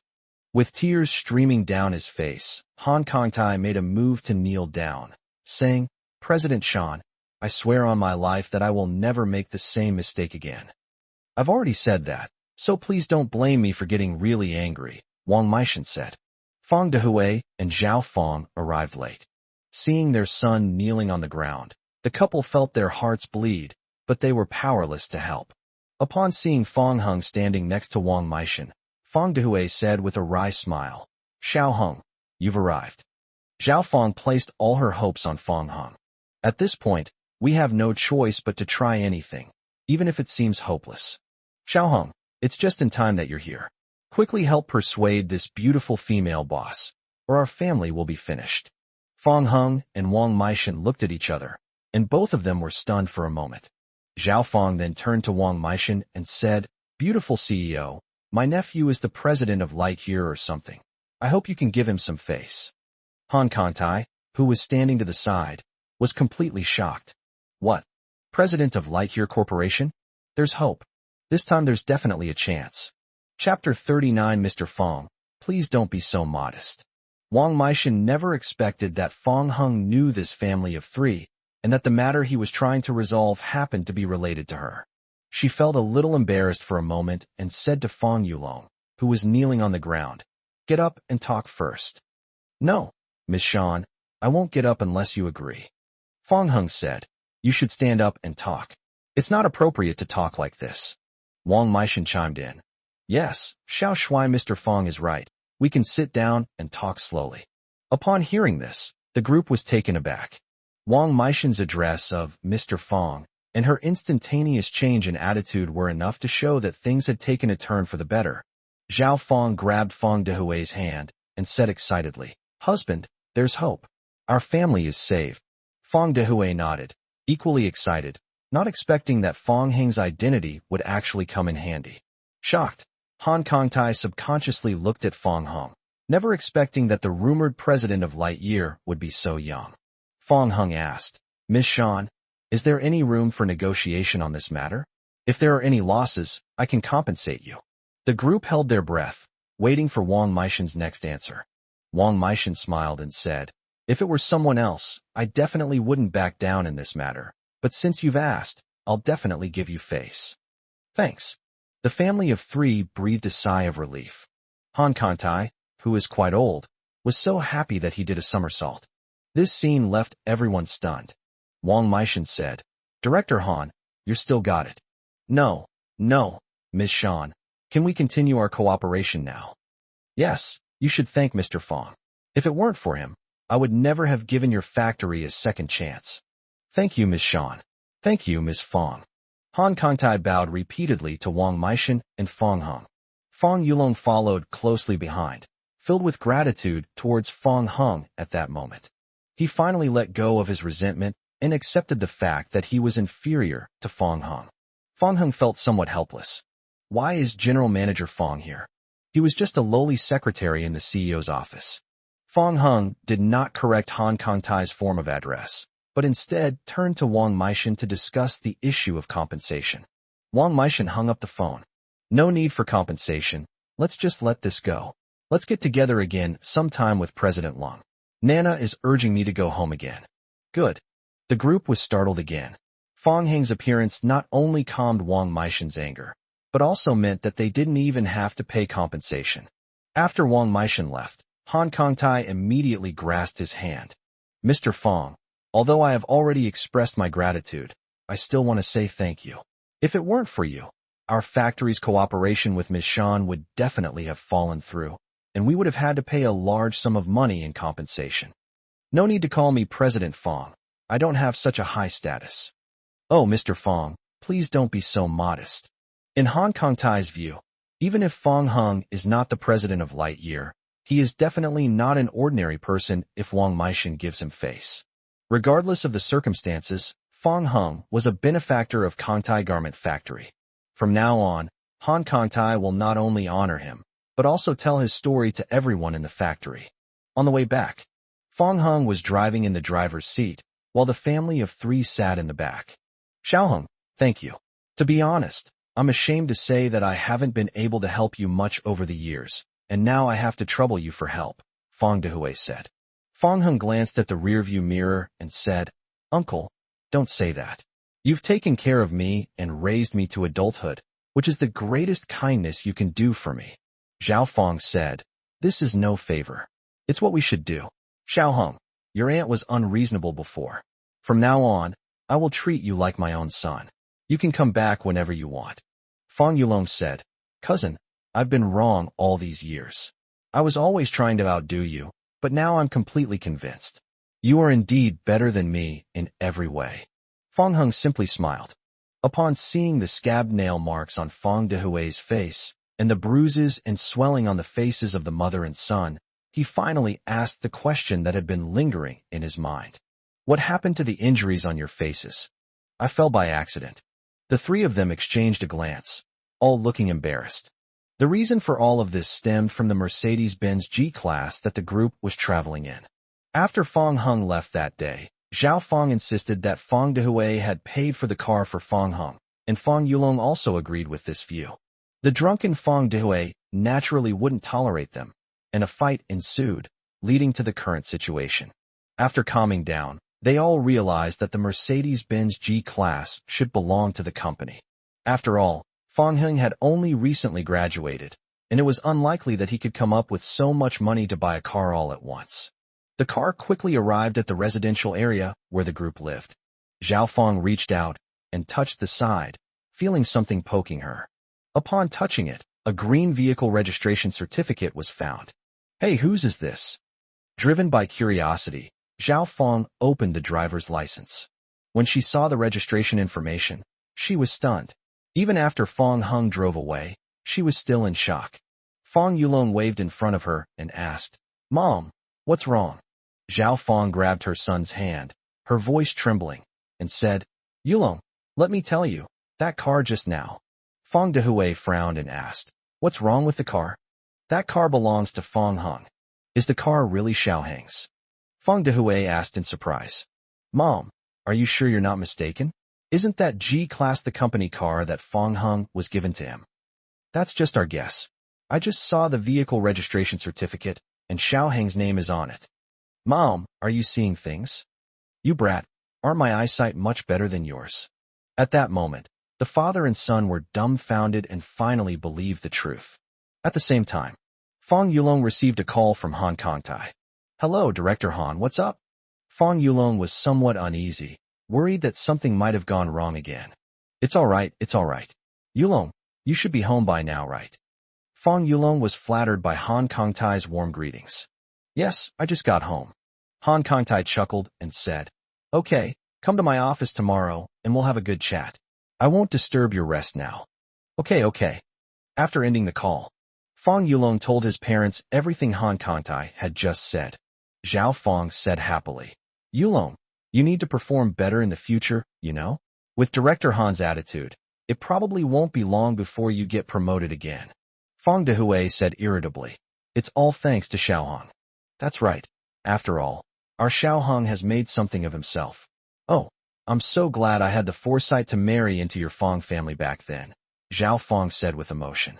The father and son looked at each other, both speechless. "Yulong, do you know who was saying before that marrying into your Fong family is the worst thing that ever happened to us?" "Dad, I don't know." Zhao Fong shoved them, angrily saying, "That's enough. Get up early tomorrow and go to the market. We absolutely can't run out of the ingredients Xiao Heng likes at home." Chapter 40. Don't be nervous, your older sister is here. This round trip took a lot of time. Fong Heng returned to Junyuan. Lung Yu was found asleep on the sofa. The food on the table had all gone cold. Hearing Fong Heng's voice, Lung Yu gradually woke up. She rubbed her sleepy eyes and said, "You're back." The contrast between Lung Yu's adorable dazed expression after waking up and her languid, soft voice was like a feather gently rustling Fong Heng's heart. He said, "Yeah, you're back. It's so late. Why don't you eat and go to sleep first? I said I would wait for you to come back."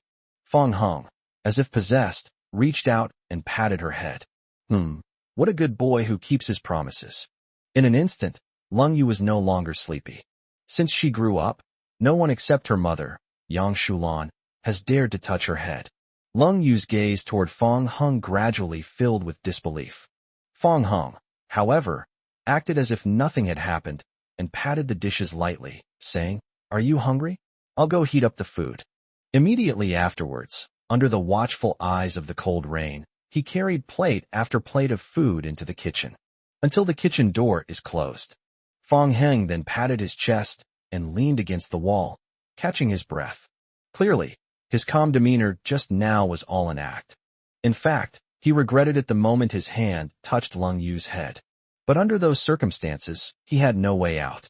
Fortunately, Lung Yu was just surprised and didn't get angry or anything. If we had filmed that scene and sent it to the work group, the entire company must be absolutely stunned. After all, for the usually aloof and powerful CEO of Lightyear to be patted on the head like a child is practically a wonder of the world.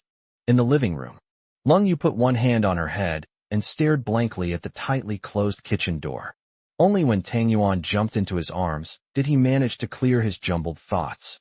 A hint of resentment crept into her expression as she murmured to herself, "What does Fong Hung take me for?" After heating up the food, Fong Hung and Lung Yu sat facing each other, eating with trepidation.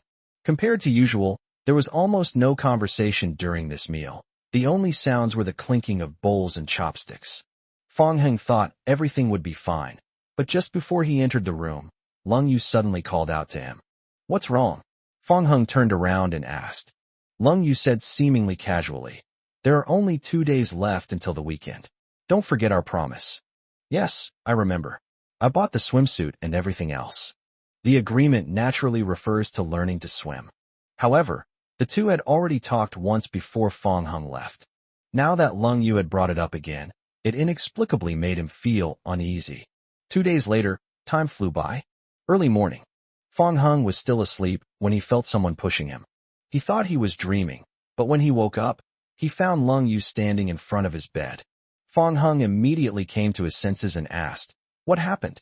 "Time to get up and keep our promise." Fong Hung was about to say that the water was still cold so early.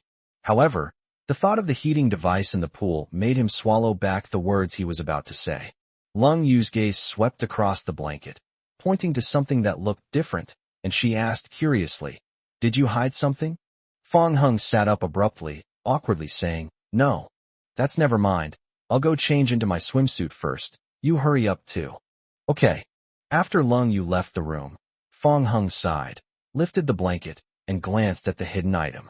I don't know whether I should say that Lung Yu is too naive, but thankfully she didn't press the matter further. Much later, Fong Hung changed into his swimsuit and came to the pool. Lung Yu swam to the shore and said, "You didn't take another nap after I left, did you?" Fong Hung scratched the back of his head and said, "I was a little sleepy, so I dozed off for a while." The real reason is that Fong Hung had been hiding things for a long time. "I knew it." As Lung Yu spoke, she sat down on the shore, her calves and jade feet still soaking in the pool water. She turned to look at Fong Hung and said, "You go into the water first." Looking at the clear, shimmering water, Fong Hung felt that unease well up in his heart again. But having promised Lung Yu and decided to step out of the shadows of the past, this was the first step he had to overcome. Fong Hung first tested the water temperature, and sure enough, having a heating device made a difference.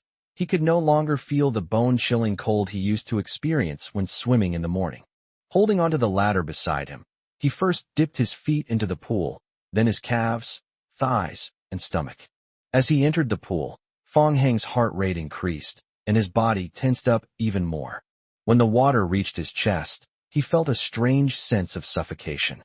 Just then, a jade-like hand suddenly landed on his head, as if by magic, gradually calming his breathing. "Don't be nervous, your older sister is here," Lung Yu said. She was deliberately taking the opportunity to get back at Fong Hung for touching her head that night. Little did he know that this actually made Fong Hung, who was afraid of water, feel a sense of relief. Fong Hung said helplessly, "I knew you wouldn't let this go." "Who told you to touch my head?" "I'm just giving them a taste of their own medicine." "Fine, you can touch me if you want, but it's not right for you to call yourself older sister. On our marriage certificate, I'm a few months older than you." Lung Yu didn't argue with Fong Hung anymore, but instead gave a soft hum. Fong Hung had never seen Lung Yu like this before, and he was charmed by her unexpected cuteness. At this moment, Lung Yu let go of her hand and said, "You should familiarize yourself with the water first, and see if you can find the feeling you used to have. I'll go get a drink of water and come right back." "Good." After the cold rain left, that uncomfortable feeling returned to my body. As Fong Hung's head submerged in the water, and he tried to swim forward using his hands and feet, the buzzing sound of the water filling his ears instantly awakened his memories. "Dad!" "Fong Hung, swim to shore quickly, don't worry about Dad." The boy's cries and the man being gradually submerged by the seawater seemed to transform into invisible seaweed, tightly binding Fong Hung and leaving him frozen in the pool without any movement. "Fong Hung, what's wrong?" Upon seeing this, Lung Yu's expression changed drastically, and she immediately jumped into the water to rescue him. However, the moment she touched Fong Hung, he seemed to cling to her tightly like an octopus. It took a lot of effort for Lung Yu to surface, and at the same time, She brought Fong Hung to a shallow area where he could land. Seeing that Fong Hung was reluctant to let go, Lung Yu was both surprised and ashamed, and had no choice but to push his heavy body away. Fong Hung, you let me go. Dad. Fong Hung murmured softly, which struck Lung Yu as if she had been struck by lightning. Feeling the hot tears flowing from her chest, she gradually stopped pushing. In that instant, she seemed to understand something. Lung Yu's eyes were filled with heartache. After hesitating for a moment, she took the initiative to put her arm around Fong Hung. Chapter 41. This Big Idiot. After an unknown amount of time, Fong Hung gradually calmed down and took the initiative to release Lung Yu. Sensing Fong Hung's change, Lung Yu released her grip on him and asked gently, "Are you feeling better?" Fong Hung nodded somewhat embarrassedly and said, "Yes, it's all over now." The two sat down on the edge of the pool.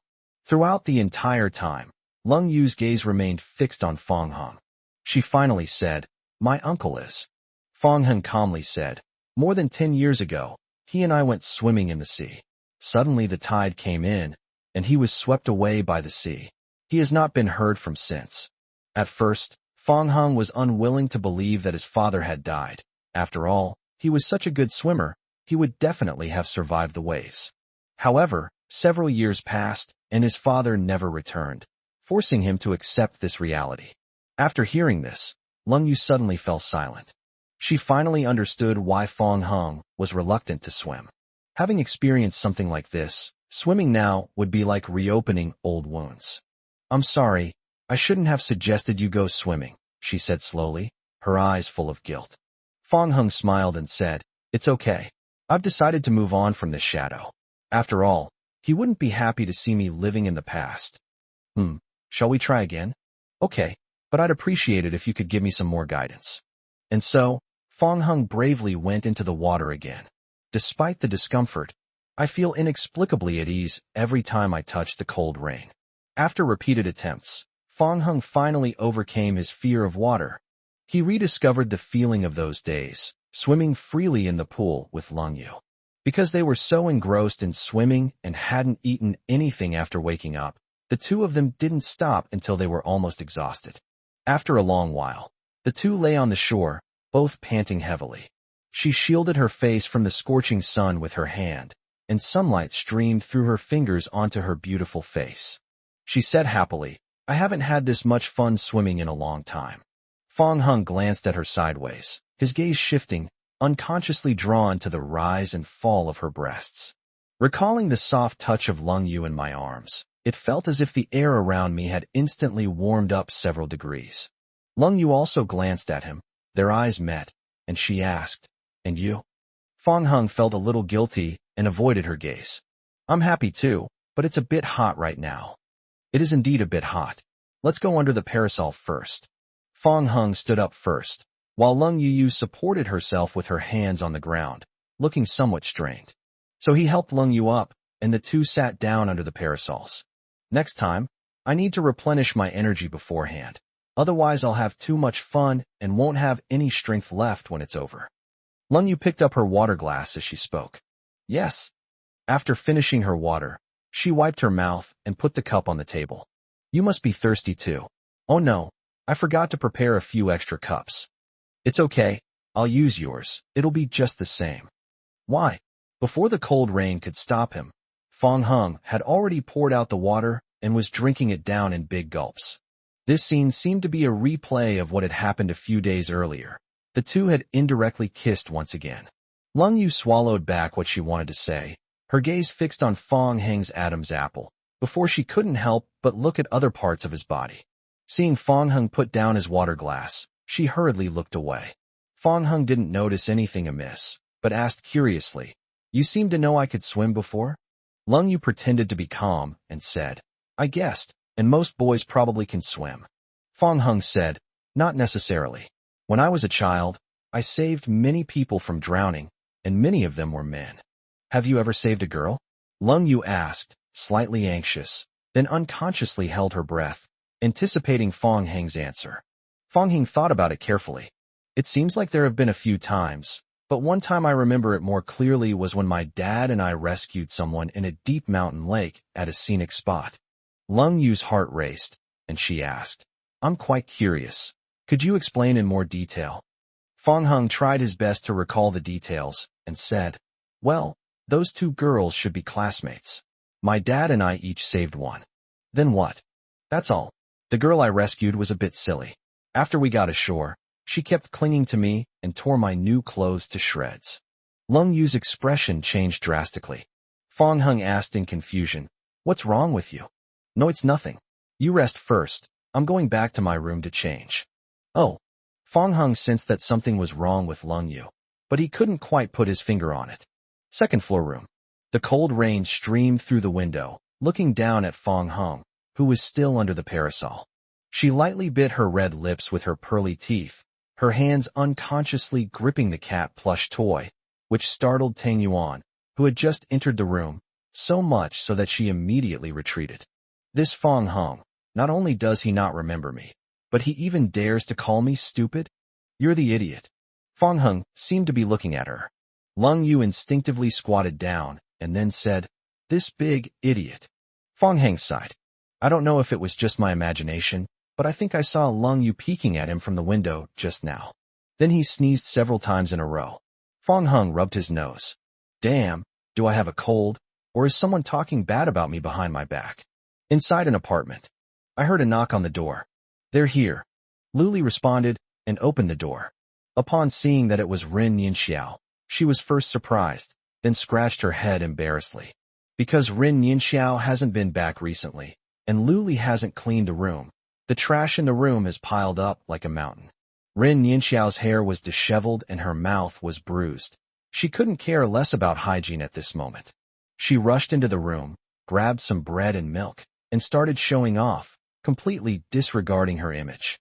Luli sat down next to her, and, seeing that Rin Yinxiao was choking, patted the back of her hand to help her. "Yinxiao, eat slowly. Where have you been these past few days?" "I couldn't get through to you on the phone," Luli asked with concern. After Rin Yinxiao had eaten and drunk her fill, she recounted the whole story with lingering fear. Ever since Wu Dazhuang took her away from her at the age of light, she has suffered inhuman torture. Rin Yinxiao caused Mingliang Daily Chemical Products Company to be blacklisted by Guangnian, so Wu Dazhuang naturally vented all his anger on her. Rin Yinxiao seized the opportunity today to ambush and knock Wu Dazhuang unconscious, and barely managed to escape. However, Rin Yinxiao naturally omitted anything that was detrimental to her, such as framing Fong Hung.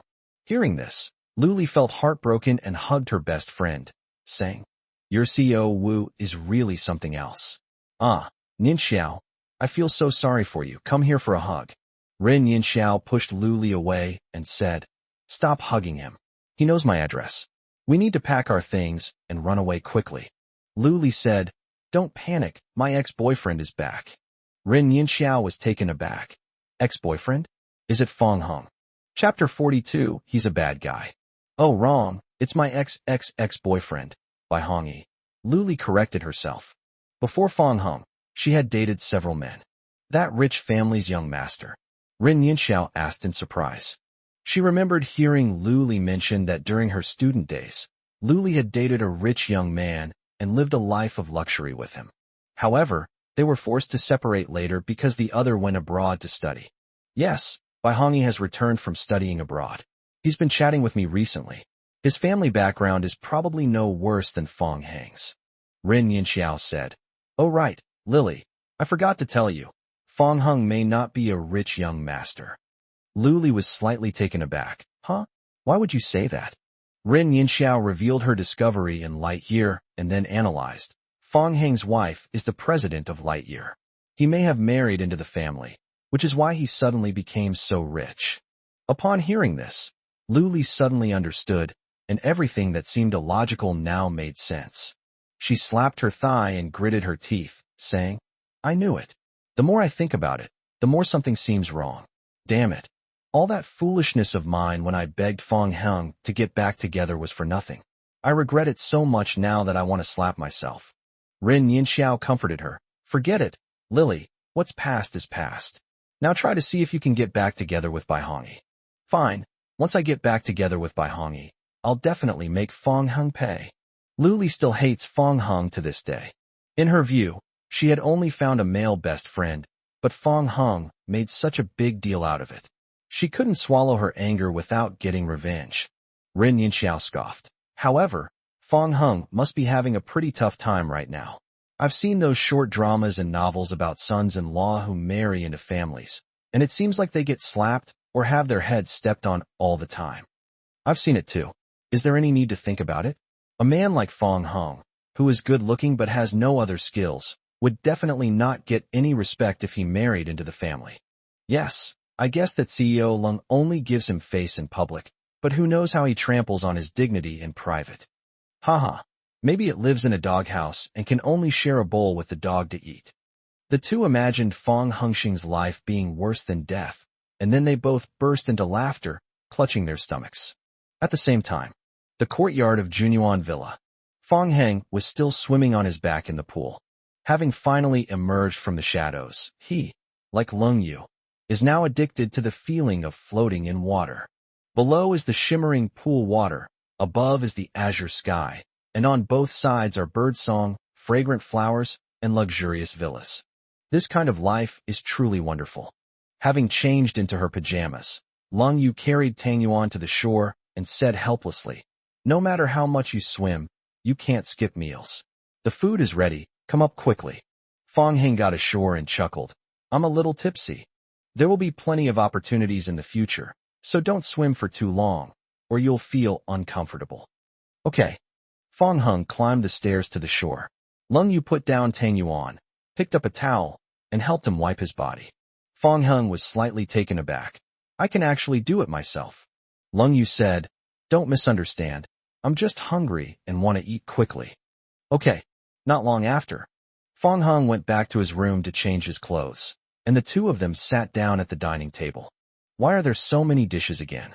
We won't be able to finish them all." Last time, Fong Hung almost ate himself to death trying to finish the dishes Lung Yu made. Lung Yu picked up her chopsticks and said, "You didn't tell me what you like to eat, so I can only make more like last time. No need to go to so much trouble. I love all the dishes you make." Lung Yu's hand, which was picking up food with her chopsticks, suddenly trembled.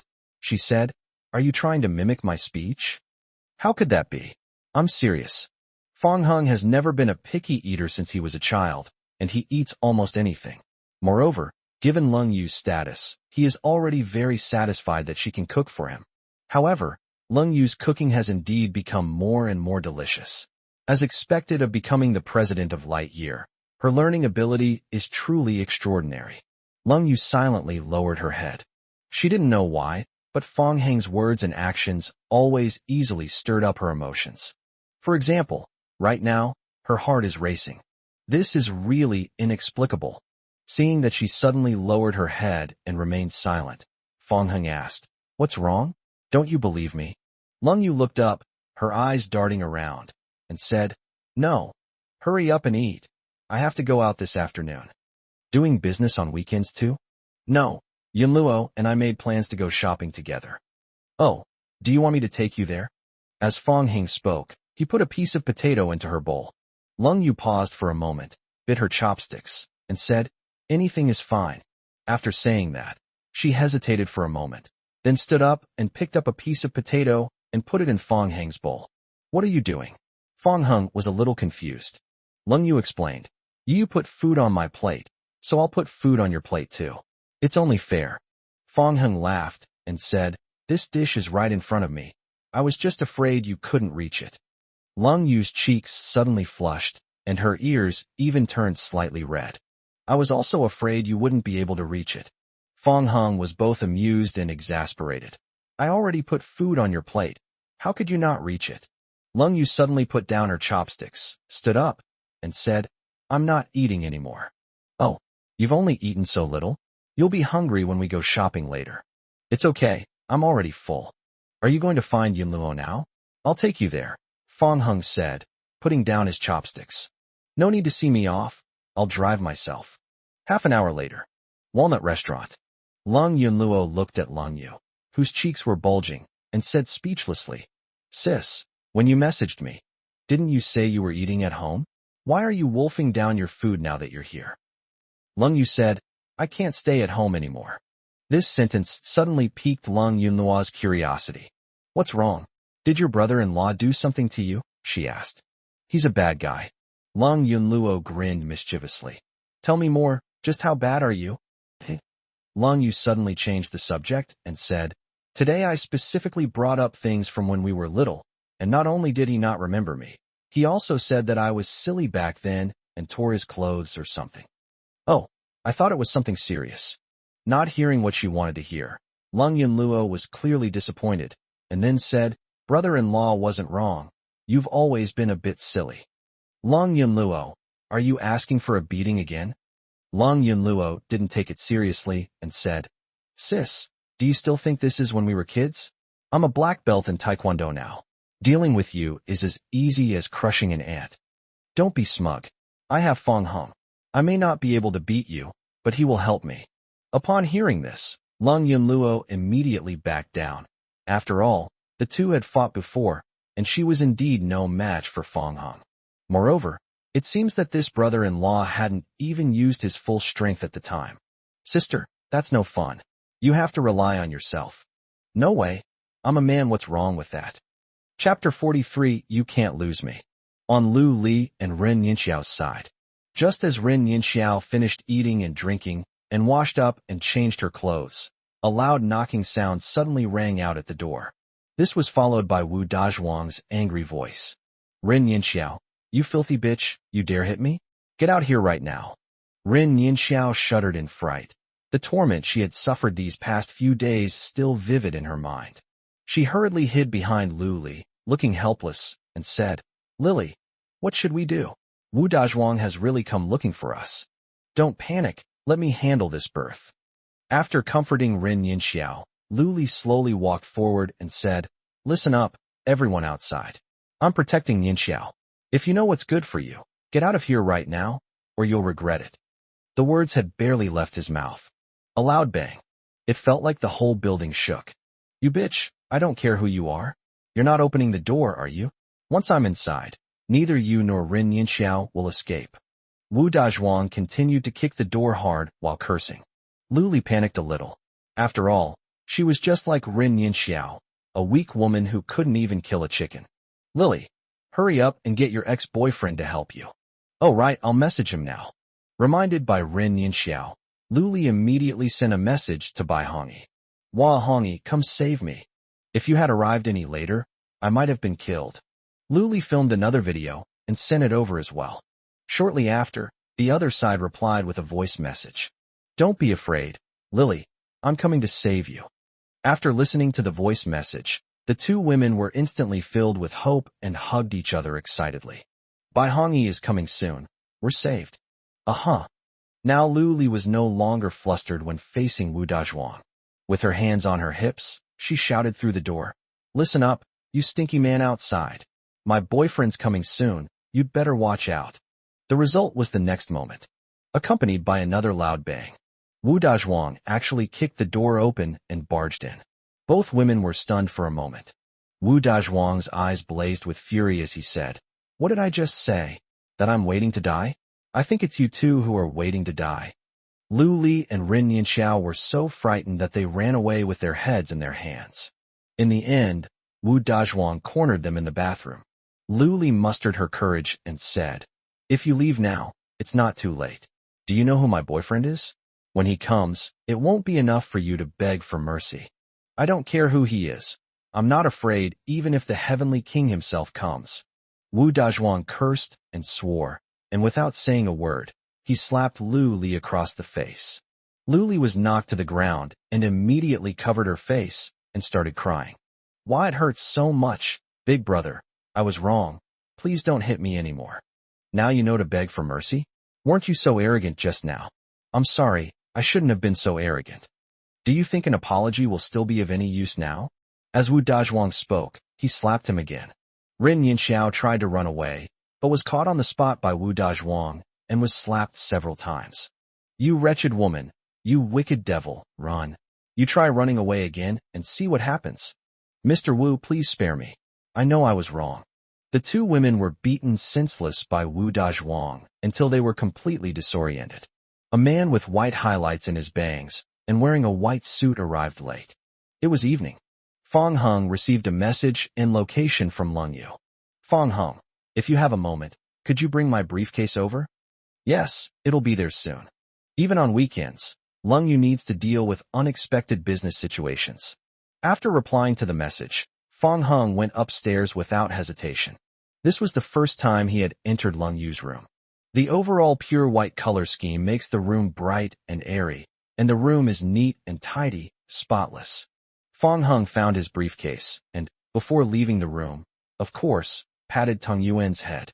And so, with Tang Yuan looking puzzled, Fong Hung closed the door, went downstairs, and then drove quickly to his destination. Commercial Street. Seeing the Mercedes-Benz G-Class speeding towards them, Lung Yunluo raised her eyebrows slightly. Sis, your man is here. Lung Yu took the initiative to go to Fong Hung and took the briefcase from him through the car window. I'm going back to the company to resolve the issue. Could you please deliver Yunluo to me? Okay, you. Before Fong Hung could finish speaking, Lung Yu turned around, got into the Audi S8, and disappeared in a flash. He had no choice but to send Lung Yu a voice message on his phone. Slow down. Don't rush. Be careful on the road. Put down your phone. Lung Yunluo had already arrived in front of the car. The girl had her hands behind her back, tilted her head, and looked quite mischievous. Brother-in-law, my sister has entrusted me to you, so you can't lose me. Fong Hung was in a bind. Although Lung Yunluo was cute, she was clearly a little troublemaker. If you run away, will it be blamed on me too? Of course. Then you'd better come up quickly. Fong Hung unlocked the car door. Lung Yunluo sat in the passenger seat and grinned at him. This is my first time riding in your car. Fong Hung started the car and asked, why didn't you drive yourself today? Driving is so tiring, and when I encounter those idiots who can't drive, I just want to yell at them. Every time I yell, my throat is practically on fire. Fong Hung couldn't help but ask, is it possible that the problem lies with you? How could it be my fault, given how cute I am? Lung Yunluo said as she fastened her seatbelt. Never mind, where are you going? I'll locate the address. I'll set up the navigation, you just need to drive. After fiddling around for a while, Lung Yunluo said, yay, all done. Let's go, Pikachu. Fong Hung checked the distance. Thankfully, it was only a few kilometers, and he could just bear it. Along the way, Lung Yunluo was like someone with ADHD, looking around here and there. Brother-in-law, look, there's a beautiful woman. Brother-in-law, look, there's Ultraman. Wow. Brother-in-law, look, my sister is over there. This time she really didn't lie to you. Haha, you fell for it this time. We finally arrived at the address shown on the navigation. Fong Hung opened the car door and urged, all right, get out of the car quickly, I have something to do. No, I'm just here to buy something. This isn't my real destination. Fong Hung almost blurted out a slang term. Lung Yunluo clasped her hands together and said, wait for me a moment. I'll be right back after I buy something. Besides, you promised my sister you wouldn't abandon me, right? Grandma, please go and come back quickly. Lung Yunluo gave an okay sign and then excitedly went to various stalls to buy things. When she returned, Fong Hung was covered in cobwebs. Fong Hung helped put the bags into the car and was about to complain when Lung Yunluo suddenly smiled and put a snack in his hand. You're quite sensible. Don't get me wrong. I just asked you to hold it for me. Fong Hung was almost going crazy. Lung Yunluo chuckled and said, I'm just teasing you. This is for you. Let me tell you, I'm not someone you can bully, Fong Hung said. Oh, I understand. Lung Yunluo didn't mind and was about to enjoy her meal. Unexpectedly, the snacks in his hand were snatched away in the blink of an eye, and Fong Hung then tasted them all one by one. It tastes good. I'm so grateful you bought so many for me, Fong Hung said as he ate. Lung Yunluo's smile completely vanished now. Chapter 44. I've already broken up with this person. Lung Yunluo stared in disbelief, then pouted.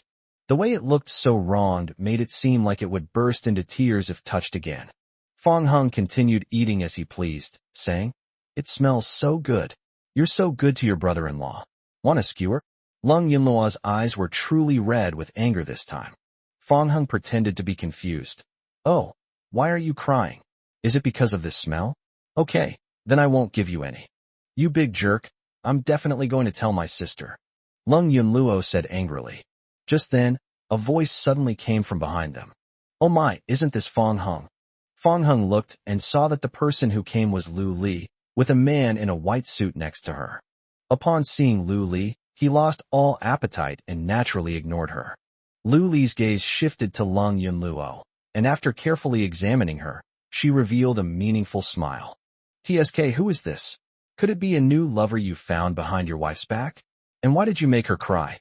Lung Yunluo was furious, and upon seeing this, she directly cursed at Lu Li. I'm your father. Her current appearance, coupled with her somewhat childish voice, made Fong Hung laugh. However, Lu Li and Bai Hongyi naturally didn't find it funny. Bai Hongyi said with dissatisfaction, whose little brat is this? She has no manners at all. Little did he know that a certain word in his sentence had just touched a nerve with Lung Yunluo. Lung Yunluo retorted angrily, you're the one who's young. Your whole family is young. You? Bai Hongyi found it unbelievable. As the young master of the Bai family, this was the first time since he returned to the country that someone had dared to be so arrogant in front of him. Fong Hung noticed the injuries on Lu Li's body and asked, what happened to you? Did your new boyfriend hit you? The injuries on Lu Li were not inflicted by Bai Hongyi, but rather by Wu Dazhuang, who broke down the door and attacked Bai Hongyi because he arrived too late to rescue her. Of course, Lu Li's best friend Ren Yinxiao also got beaten up along with her.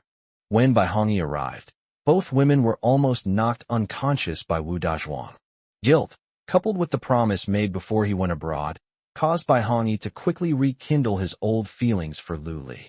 The reason they are here now is because Lu Li has been pestering Bai Hongyi to buy expensive clothes.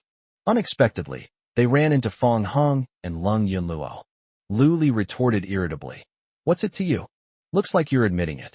I have to say, you've got some skills when it comes to relationships.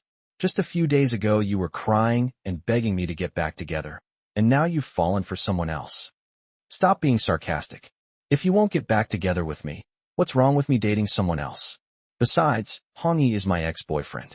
When I was dating him, you weren't even a part of the picture. Oh my god, it seems this is the ex-husband. No, it should be the ex-boyfriend. Bai Hongyi was a little embarrassed. Lily, didn't you just say that you waited for me all these years and haven't dated anyone since we broke up? Lu Li then realized she had been exposed and hurriedly began to explain.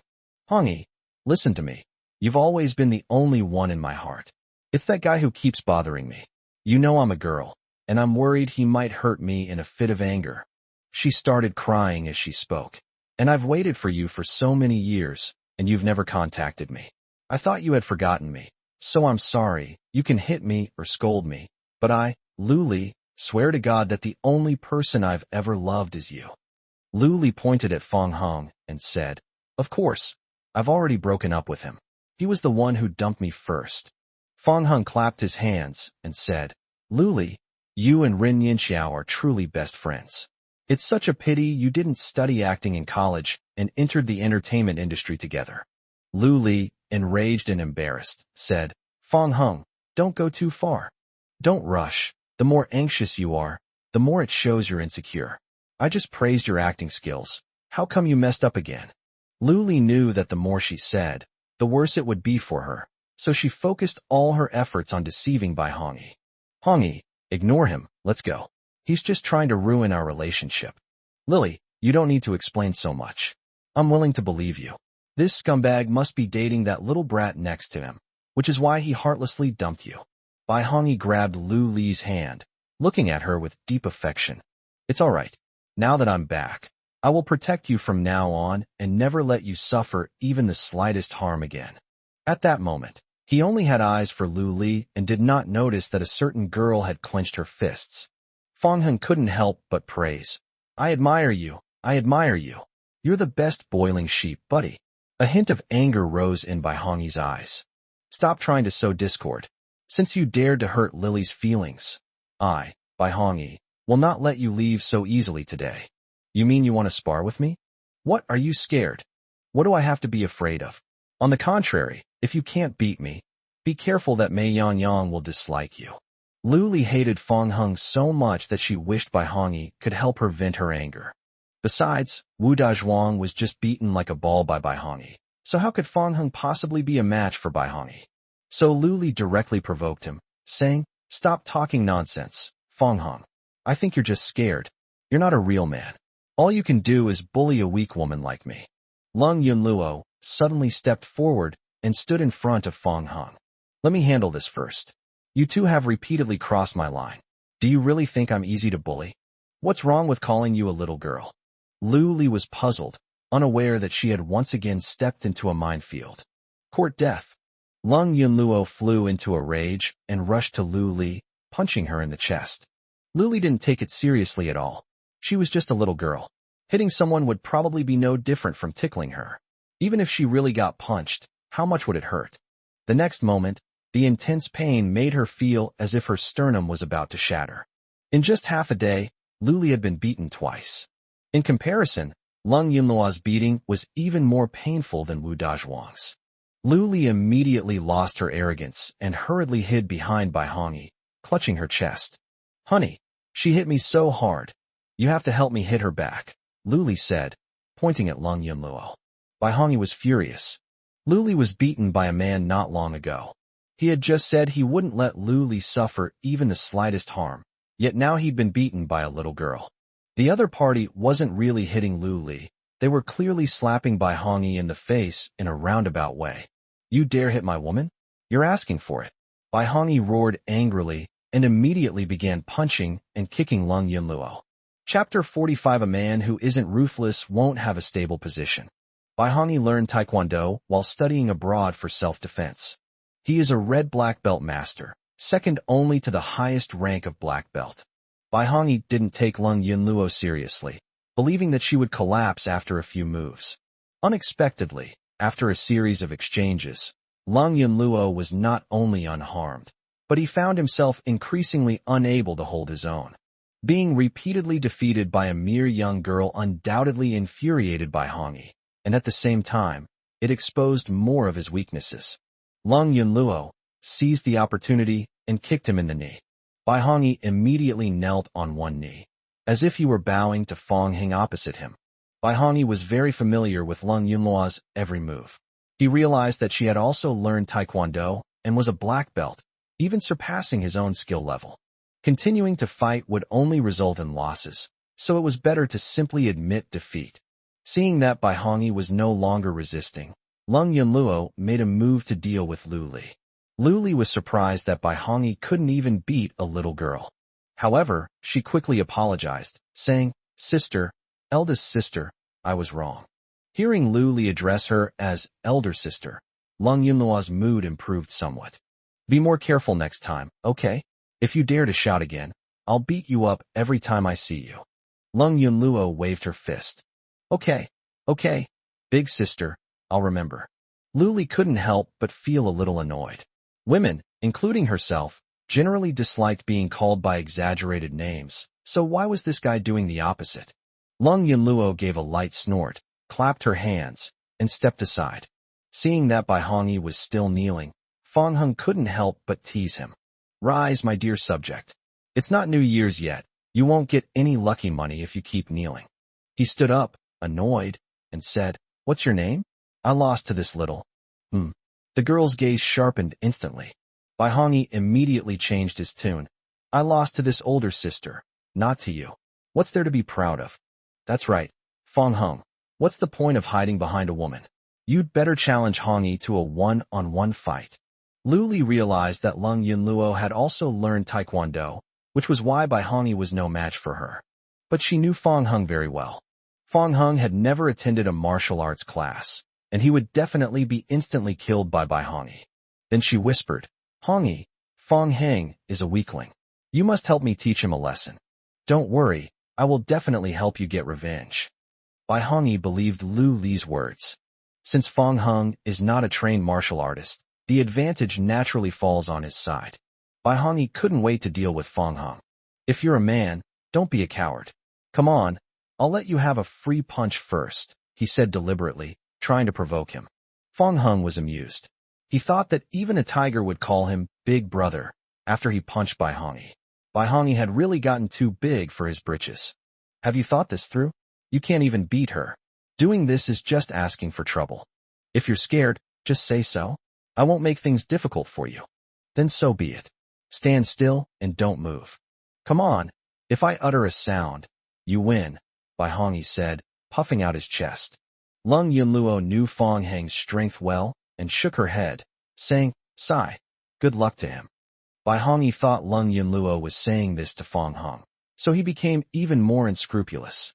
"Don't hold back, or you'll be the one in trouble after this punch. I won't show any mercy," he said contemptuously. "All right, shut your stinking mouth."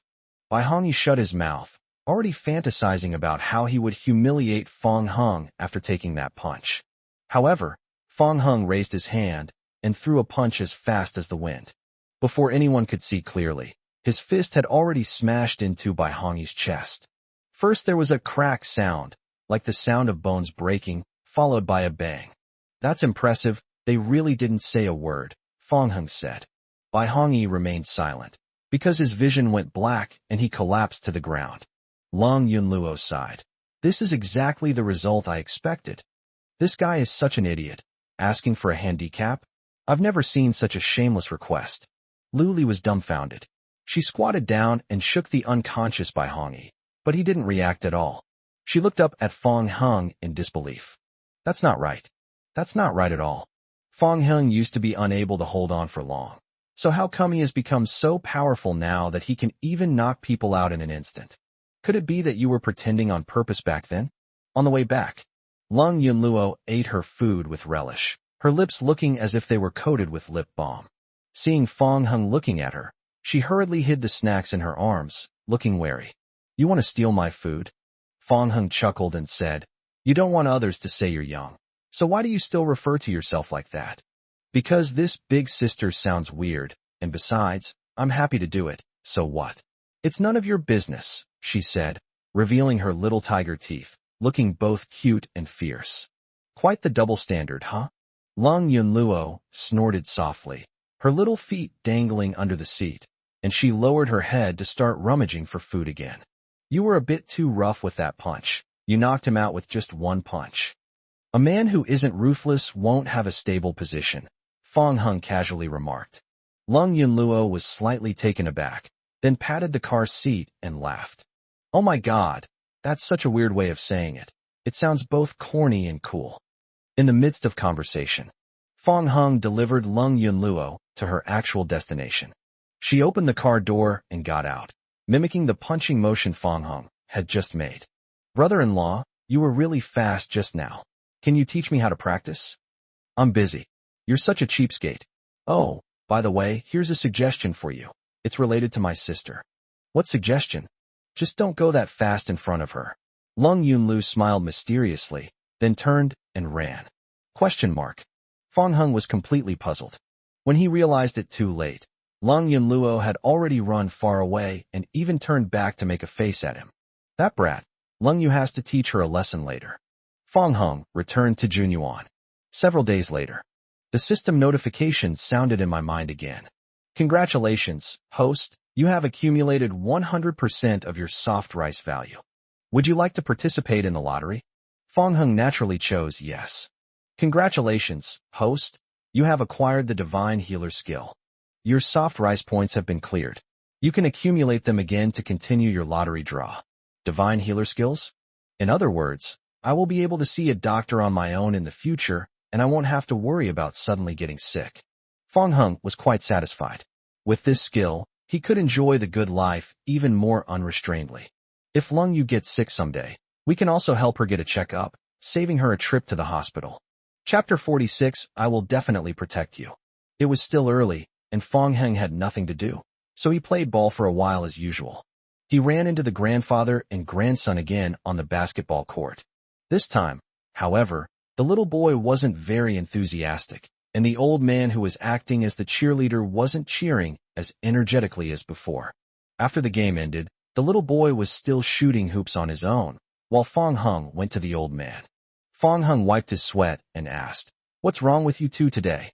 Qian Fuhao sighed deeply, his gaze towards his grandson filled with guilt. Xiaobao heard people talking about him at school today, saying he's mute. Sigh. "It's all my fault as his grandfather. I don't have the ability to find someone to cure him." Qian Xiaobao was born mute, and from birth, Qian Fuhao hired many famous doctors to treat him. However, over the years, he has traveled all over the country and abroad, but no one has been able to cure him.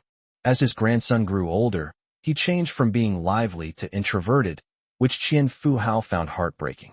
Fang Heng thought of the divine doctor skill he had just acquired and decided to help the grandfather and grandson. "Grandpa, if you don't mind, I might be able to cure your grandson." "Really?" Qian Fuhao raised his pale eyebrows and immediately perked up. "Yes, I'll try my best." Upon hearing this, Qian Fuhao immediately called Qian Xiaobao over. After examining the patient, Fang Heng quickly diagnosed the problem based on the vast amount of medical knowledge that came to mind. He smiled and said, "I have a solution, but I need silver needles or something, and I don't have any of those things on hand right now." "It's okay, I have some at home." Qian Fuhao grabbed Fang Heng's hand and immediately took him home. Although Fang Heng seemed unreliable, Qian Fuhao still chose to believe him. Firstly, there was really no other way. Secondly, after spending time together, Qian Fuhao did not reveal his true identity and felt that Fang Heng did not seem to have any ulterior motives towards him. And so, led by Qian Fuhao, Fang Heng entered an area of Junyuan that he had never been to before. What comes into view is a golden, magnificent villa. The overall decorating style is practically screaming, "I'm rich." There were many servants in the villa courtyard, who all bowed and greeted the three people who entered. Qian Fuhao invited Fang Heng to sit on the sofa, personally served him tea and water, and then had several servants bring over a medical kit. The large medical kit was opened, revealing a wide variety of medical equipment. Fang Heng found the necessary items inside, and then had Qian Xiaobao lie flat on the bed. The servants watched this scene, understanding each other without saying a word. Over the years, numerous renowned doctors have tried countless methods, but none have been able to get the young master to speak. The man before them was so young, his skills were probably not as good as those of the famous doctors, so the result would obviously be the same. Fang Heng first tried to comfort Qian Xiaobao. "Don't be afraid. It will be over in a moment." Qian Xiaobao looked at the silver needles gleaming coldly in Fang Heng's hand and couldn't help but feel a little nervous. However, as Fang Heng administered the needles, he quickly lost consciousness. When he woke up again, he felt an unbearable itch in his throat. Qian Xiaobao spat out a mouthful of black blood, and at the same time, he was surprised to find that he could make a sound again. He was very excited, and covering his throat, he said with difficulty to the wealthy man, "Grandpa, Grandpa." The long-awaited grandpa caused Qian Fuhao to slowly widen his cloudy eyes and tremble all over. He excitedly dropped his cane, hugged Qian Xiaobao tightly, and burst into tears.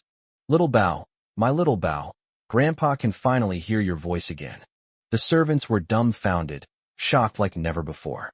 The young master was born mute, and even the medical luminary Li Shidong was powerless to help him. Now, this man in front of me cured her in the blink of an eye? This is absolutely incredible. Who exactly is this person? Qian Fuhao calmed down, walked up to Fang Heng, and suddenly knelt down to express his gratitude. This gave the servants quite a fright. Fang Heng quickly helped Qian Fuhao up. "No, sir, I can't accept that." Qian Fuhao also realized that this was not reasonable. "Young miracle doctor, if I may ask, what is your name?" "My surname is Fang Heng." "Mr. Fang, consider this a favor I owe you. If you ever encounter any difficulties in the future, just let me know, and I will do my best to help you." "Okay, as long as you don't kneel down, everything is negotiable." Fang Heng didn't know Qian Fuhao's identity, nor did he expect to gain any benefit from him. He had acquired the divine healer skill and wanted to test it out. Judging from the results, this skill is indeed quite effective, and they made a fortune again this time. Seeing that it was almost time, Fang Heng got up to leave. "All right, old man, my wife should be back soon, so I won't stay here any longer." "Okay, Mr. Fang, I'll take you there." After arriving at the stadium, "Grandpa, this is enough. Take care." Qian Fuhao, holding Qian Xiaobao's hand, stood there watching Fang Heng Yuan leave. He never expected that the young man he met on the basketball court would turn out to be a hidden genius doctor. Fang Heng happened to encounter the cold rain while driving back. Lung Yu glanced at the grandfather and grandson not far away, then turned her gaze to Fang Heng. "You two know each other?" Oh, you mean that grandfather and grandson? We met while playing basketball. Mr. Chien is the richest man in Los Angeles.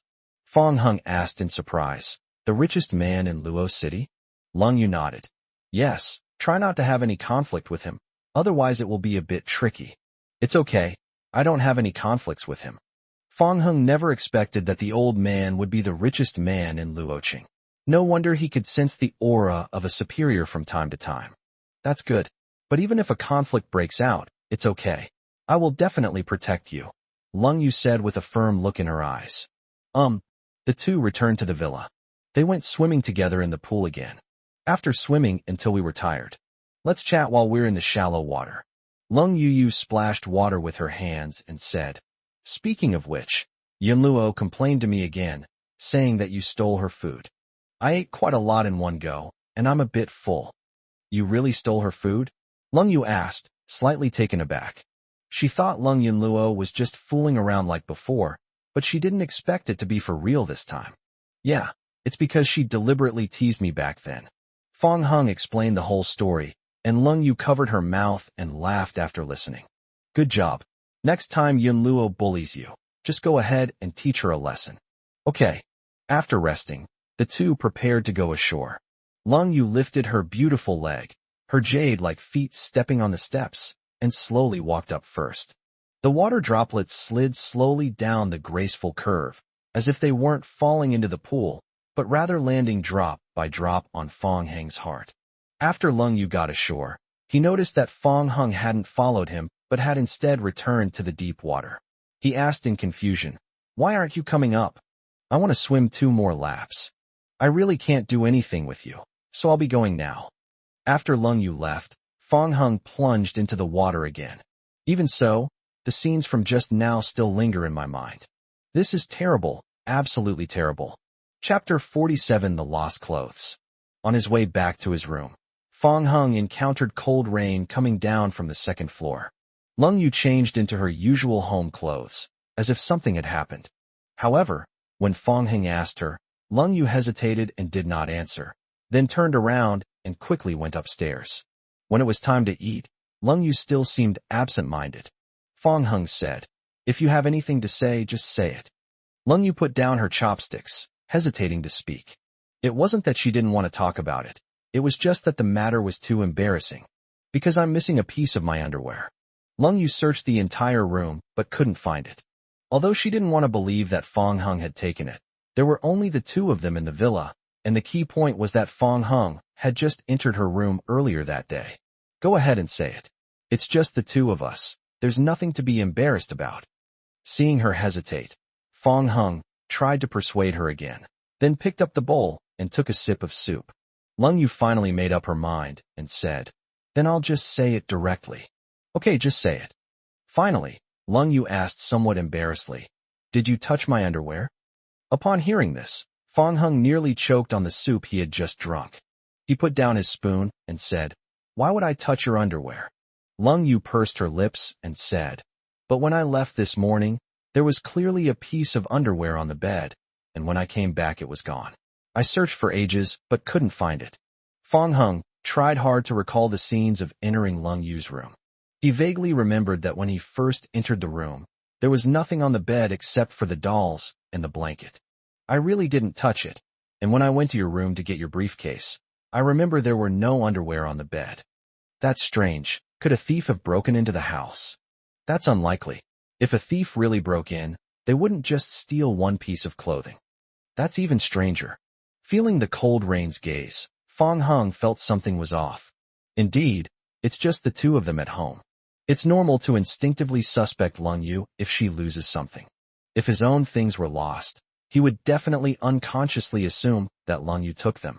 So, in order to prove his innocence, Fong Hung accompanied Lung Yu up to the second floor. Could you describe the color of that garment? Lung Yu said awkwardly. Pink. Okay, I'll help you look for it. Fong Hung carefully searched through Lung Yu's room. Surprisingly, he searched everywhere but couldn't find it, and even had to lift the bed up. The fact that they couldn't find it for so long was making Fong Hung quite frustrated.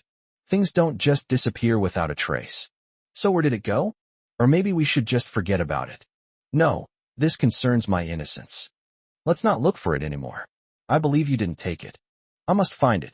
However, Fong Hung searched high and low for a long time, but Lung Yu's clothes were nowhere to be found. Just then, he inadvertently caught a glimpse of Tang Yuan slipping through the crack in the door. Lung Yu, do you think it's possible that this guy stole it? Fong Hung asked, pointing at Tang Yuan. Lung Yu shook her head. That's unlikely. Tang Yuan is just a cat. It's only possible because Tang Yuan is a cat. After all, in a cat's eyes, clothes are just clothes. Maybe it finds them fun and then snatches them away. With the mindset of better to kill the innocent than let the guilty go free, Fong Hung immediately began interrogating Tang Yuan. Confess, and you'll be treated leniently. Resist, and you'll be punished severely. Quickly tell me honestly, where did you hide the clothes? As if it could understand human speech, Tang Yuan turned around and ran away, even drifting like a race car when turning corners. Something's not right. This is very wrong. Fong Hung immediately set off to chase after him. Finally, Tang Yuan was successfully caught in the cat's den. They also found Lung Yu's lost pink underwear in its scratching bowl. Lung Yu looked helpless, holding Tang Yuan and scolding. You stinky Tang Yuan, are you starting to go astray? Tang Yuan seemed to know she had done something wrong, so she obediently nestled in her arms, occasionally stealing a glance at Fong Hung, looking all wronged. At this point, the criminal Tang Yuan was arrested on the spot, bringing the incident to a close. The two then went downstairs and could finally eat in peace. Fong Hung, I'm sorry, I shouldn't have doubted you. It's nothing. It's just the two of us at home. It's understandable that you suspect me. If my clothes were missing, I would definitely think that you took them. What could I do with your clothes? The more they talked, the more off things seemed. Fong Hung quickly changed the subject, saying, Ahem, let's eat first. The food is getting cold. Lung Yu bit her chopsticks, and the two finished their dinner in a slightly awkward atmosphere. Before going upstairs, Lung Yu suddenly remembered something. By the way, Fong Hung, Grandpa's birthday is coming up soon. You might want to come back to the family with me to celebrate with him. No problem. At the same time, on the other side, a magnificent villa in Junyuan. Qian Dashan led Li Sherdong, a leading figure in medicine, through the door. Seeing Qian Fuhao's beaming face, Qian Dashan was slightly taken aback. He hadn't seen his father so happy in a long time. Dad, I've invited Dr. Li. Li Sherdong first flattered Qian Fuhao, then directly stated his purpose. Mr. Qian, my team has recently made a new breakthrough. After discussing it with Mr. Qian, we decided to bring your grandson back to our hospital. Maybe we can cure his muteness. Dr. Li, there's no need. Qian Fuhao waved his hand and chuckled. Upon hearing this, Li Sherdong was slightly taken aback and said, Mr. Qian, what do you mean by this? Li Sherdong was particularly puzzled. Qian Fuhao had been trying for years to cure his grandson's congenital muteness. Now that there is hope in this regard, why give up suddenly? Qian Dashan said with heartache, Dad, don't give up on yourself. Xiaobao has a chance to be cured. Let's listen to Dr. Li. Qian Fuhao said, It's not that I didn't listen, but Xiaobao's muteness has been cured. These words were spoken. Qian Dashan and Li Sherdong were both extremely shocked. What? Dad? You're not lying to me, are you? Why would I lie to you? Qian Fuhao called out to Qin Xiaobao in the room. Xiaobao, your dad is back. Come out and see him. A moment later, Qin Xiaobao came out and said in a not-so-standard voice, Dad, Dad. Upon hearing his son's voice, Qian Dashan froze on the spot, tears instantly blurring his vision. He immediately rushed over and hugged Qin Xiaobao. My precious son, after all these years, I can finally hear you call me Dad. Li Sherdong still hasn't accepted this reality. He asked, trembling, Mr. Qian, may I ask who cured your grandson's illness? It was a young man in his 20s who cured him. Li Sherdong said firmly, Impossible. How could a young man in his 20s have such medical skills? Mr. Qian, please stop making fun of me. Dr. Li, I really didn't lie to you. If you don't believe me, you can watch this surveillance footage. Qian Fuhao retrieved the surveillance footage of Fong Hung helping Qin Xiaobao with his medical treatment. When I saw the man performing acupuncture with such fluid and skillful movements, Li Sherdong was so surprised his jaw almost dislocated. Chapter 48, he is CEO Lung's husband. Li Sherdong is renowned in the medical field, With just a pair of discerning eyes, he can easily discern the approximate level of medical skills in others. Fong Heng's skillful acupuncture technique was beyond Li Sherdong's ability, and the acupoints he used were also beyond his comprehension. Li Sherdong had only experienced this feeling of utter confusion with his deceased mentor. This also illustrates that Fong Heng's medical skills are very likely superior to his. But Fong Heng was too young, making it even harder for him to accept this reality.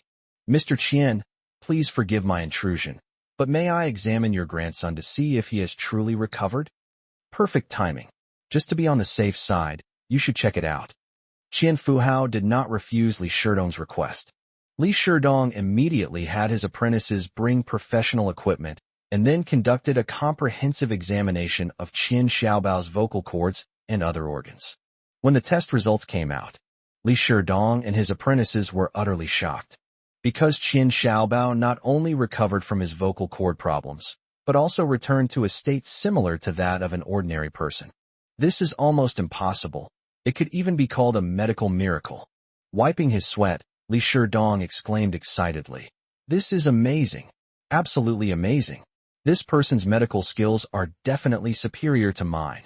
The apprentices looked at each other and unanimously affirmed Fong Heng's medical skills. Qian Dashan was stunned.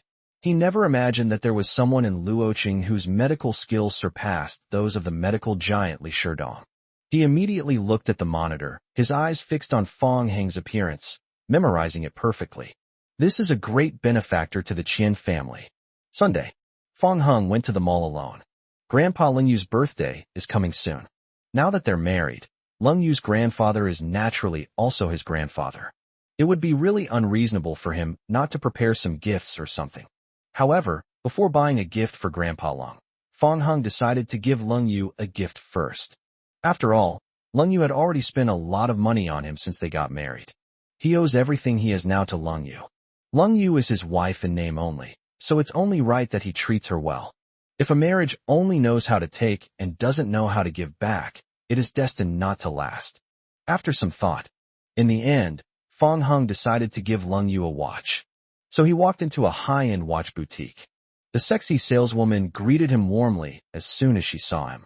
"Handsome, what style of watch are you looking for?" Leng Yu is the CEO of Lightyear, and an ordinary watch would definitely not suit her status. Fong Heng planned to give her something more expensive. "What are some of the more expensive watches in your store?" Upon hearing Fong Heng say this, the sales assistant immediately perked up. Judging from Fong Heng's appearance and clothing, he doesn't look like an ordinary person. As expected, he was a major client. "Sir, please follow me. The luxury watch section is over here." The sales assistant personally led the way, turning back every few steps, her face always full of smiles. Enter the luxury watch section. Fong Heng saw someone who looked somewhat familiar. It seemed to be the female store manager of DL Jewelry Store, the one he had accompanied Leng Yu to buy a diamond ring with.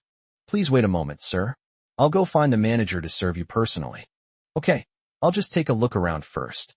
Yang Huimei was taken aback when she saw Fong Heng. The sales assistant walked up to her and whispered, "Manager Yang, that gentleman wants to buy a luxury watch." Yang Huimei lowered her voice and replied, "This is Mr. Fong, whom I told you about before." The sales assistant's eyes widened, and she covered her mouth in surprise, exclaiming, "My God, he's President Leng's husband?" "Yes, you didn't neglect him from the moment he walked in, did you?" No. The sales assistant was stammering. She hadn't expected that the man in front of her was actually the husband of the president of Lightyear Company. "That's good. Leave the rest to me. You go and make some tea." "Understood." Fong Heng looked around and saw that the counters were full of luxury watches starting at hundreds of thousands of yuan, each one of them quite valuable. At this moment, Yang Huimei stepped forward with a smile and bowed slightly. "Mr. Fong, what a coincidence, we meet again. It's quite a coincidence that you switched jobs to this store." Fong Heng asked. "No, this store is also under DL's name. I come here to check it out occasionally." "I see. Which watch do you prefer? Would you like me to explain them to you one by one?" "I'd like to see this." Fong Heng pointed to a Carousel watch. "Mr. Fong has excellent taste. Are you buying this watch as a gift for President Leng?" "Yes, this is it. Please wrap it up for me." "Okay." The sales assistant came over with a cup of tea.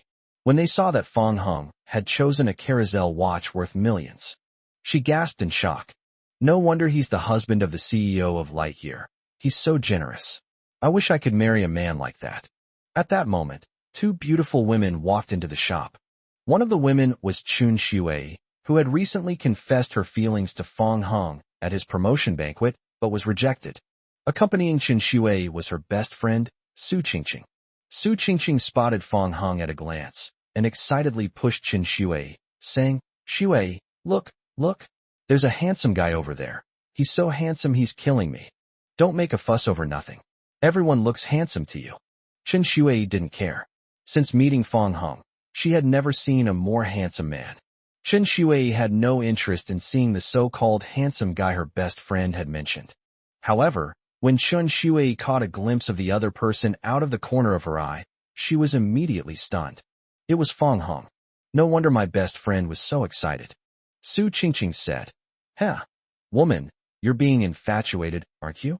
You didn't want to believe me just now." Chun Shui said sadly, "He is the Fong Hung I mentioned before." "Oh, he's that male colleague you confessed to but failed to get." Su Qingqing had previously heard Chun Shui introduce Fong Hung, saying that he was much more handsome than male celebrities. Su Qingqing initially refused to believe it, but now that she has seen its true appearance, she is completely unable to refute it. Because Fong Hung is indeed handsome. He's incredibly handsome. Chun Shui nodded. "Yes. He looks like he's buying a watch. Let's go over and say hello to him." "Isn't this a bad idea?" Chun Shui hesitated. Chun Shui didn't want to bother Fong Hung, but encouraged by Su Qingqing, the two of them eventually came to Fong Hung. "Fong Hung, what a coincidence." Chun Shui waved. "Hi, handsome." Su Qingqing greeted him in return. "Yes, hello." Fong Hung was indifferent and perfunctory. If it were any other man, Su Qingqing would have already cursed him in her heart. But because it was Fong Hung, Su Qingqing not only didn't harbor any resentment, but instead screamed wildly in her heart.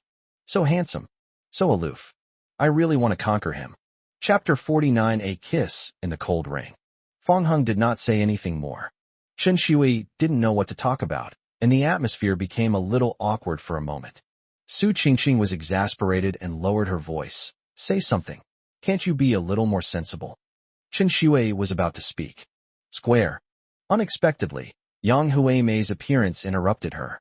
"Mr. Fong, your carousel watch has been packaged, and the invoice and the complimentary gift are also inside. Thanks for your hard work. You flatter me. It's all I should do. Please come again next time." Yang Huimei handed the items to the sales assistant and said, "Take these to Mr. Fong's car." "Yes, manager." The sales assistant carefully took it and then silently followed behind Fong Hung. As he passed the two women, out of politeness, Fong Hung said, "I'll be going now." "Good." Chun Shui stared blankly at Fong Hung's departing figure. Su Qingqing's attention shifted to the watch Fong Hung had bought. She asked Yang Huimei, "Hello, I'd like to ask how much that handsome guy's watch cost." It is said that Callus is quite valuable, and Su Qingqing is very curious about how much money Fong Hung spent. Around 1 million. Upon hearing this, Chun Shui's attention was also drawn. The two women looked at each other and were both stunned. How much? 1 million. Su Qingqing could hardly believe her ears. Yang Huimei nodded and smiled. "Yes, do you two want the same style?" No, we're just looking around." Su Qingqing quickly pulled Chun Shui away. Where could they possibly afford those luxury watches that cost millions? Fong Hung got into his Mercedes-Benz G-Class and left. Su Qingqing immediately flagged down a taxi. "Driver, please follow that G-Class ahead." Chun Shui complained. "Qingqing, what are you doing?" Su Qingqing tapped Chun Shui's head hard. "What else can I do?" "Of course, I'll help you. You little idiot. Chase after men." The two women followed Fong Hung all the way. Finally, we arrived at an antique shop. Fong Hung then engaged in some negotiations with the shop owner.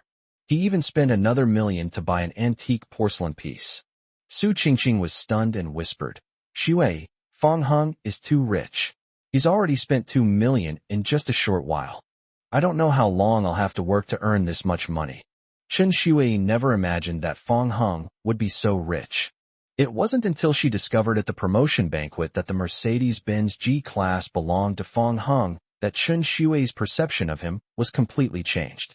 In Chen Shui's view, Fong Hung has always intentionally kept a low profile and did not want to attract attention. On the other hand, Xiao Kongpeng, who was pursuing her, was putting on a show of wealth, even claiming that the Mercedes-Benz G-Class was his own. He was nothing but a clown. If you marry him, you'll become a rich woman instantly. Why would you need to go to work? Chen Shui said shyly. Don't talk nonsense. There's no chance for us to get together yet. Hey, they've left. Hurry and chase after them. The two women chased after him to the outside of the mall. Su Qingqing gave Chen Shui a push. Shui, go. Take this opportunity to confess your feelings again. Chen Shui hesitated. To feel like it's definitely not going to work out again. I give up. How will we know the result if we don't try?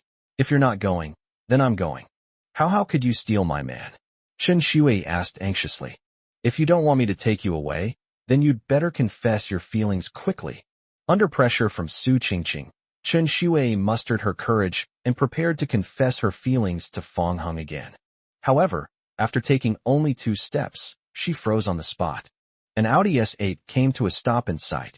Fong Hung and Lung Yu, who got off the bus, chatted and laughed.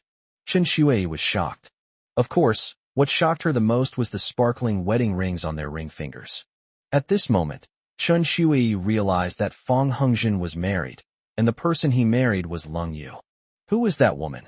Su Qingqing asked, frowning. In terms of looks alone, she had never been inferior to anyone, but at this moment, a sense of inferiority suddenly rose in her heart. Our company's president. Huh? The legendary, decisive, stunningly beautiful CEO from Lightyear. Su Qingqing was stunned. This woman was clearly someone she couldn't afford to offend. Qingqing, let's go. Chen Shui forced a smile, feeling tormented by every second she stayed. She considers herself a beauty because she attracts men's attention wherever she goes. But the appearance of cold rain made her feel deeply frustrated. The cold rain was so beautiful that she couldn't help but feel jealous. As the president of Lightyear, Lung Yu has a prestigious status, and more importantly, she is already married to Fong Hung. Now I'm completely out of luck. On the other side, Fong Hung didn't expect to run into cold rain when he went out to buy things. Taking advantage of this opportunity, the two went shopping and had something to eat together. It was late at night when I got home. Lung Yu went into the bathroom first. Fong Hung secretly took the carousel watch he had bought from the car. Then he rummaged through his suitcase and found something unusual inside. After taking a shower, Lung Yu changed into her pajamas. Seeing Fong Hung sitting on the sofa watching TV, she picked up Tang Yuan and went over to sit down as well. Lung Yu took out a few liqueur-filled candies from her pocket and handed them to Fong Hung. Yunluo gave these to me. I just ate a few, and they taste pretty good. Would you like to try some? Fong Hung tried one. It was sweet, but the alcohol flavor seemed to be slightly stronger than that of ordinary liqueur candies. Perfect timing. I'll give you a gift too. What gift? You'll know once you open it up.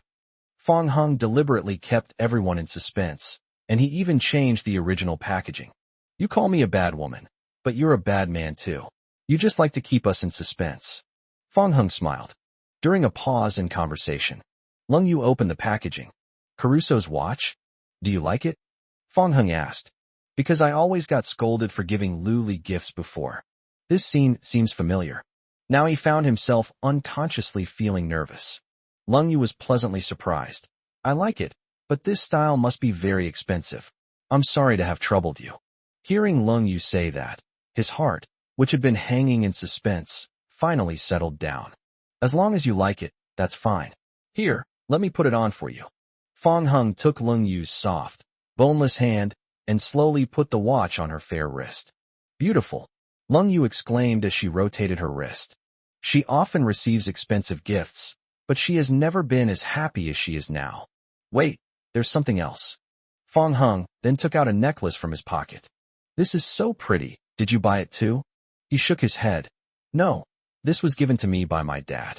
He said he would give it to his spouse after he gets married. Are you going to give it to me? Of course, we're both married.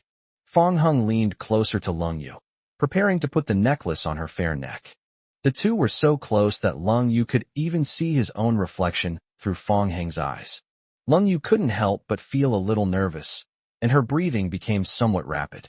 The man's breath tickled her face, yet it also felt like a feather gently caressing her. For some reason, Lung Yu suddenly felt an impulse.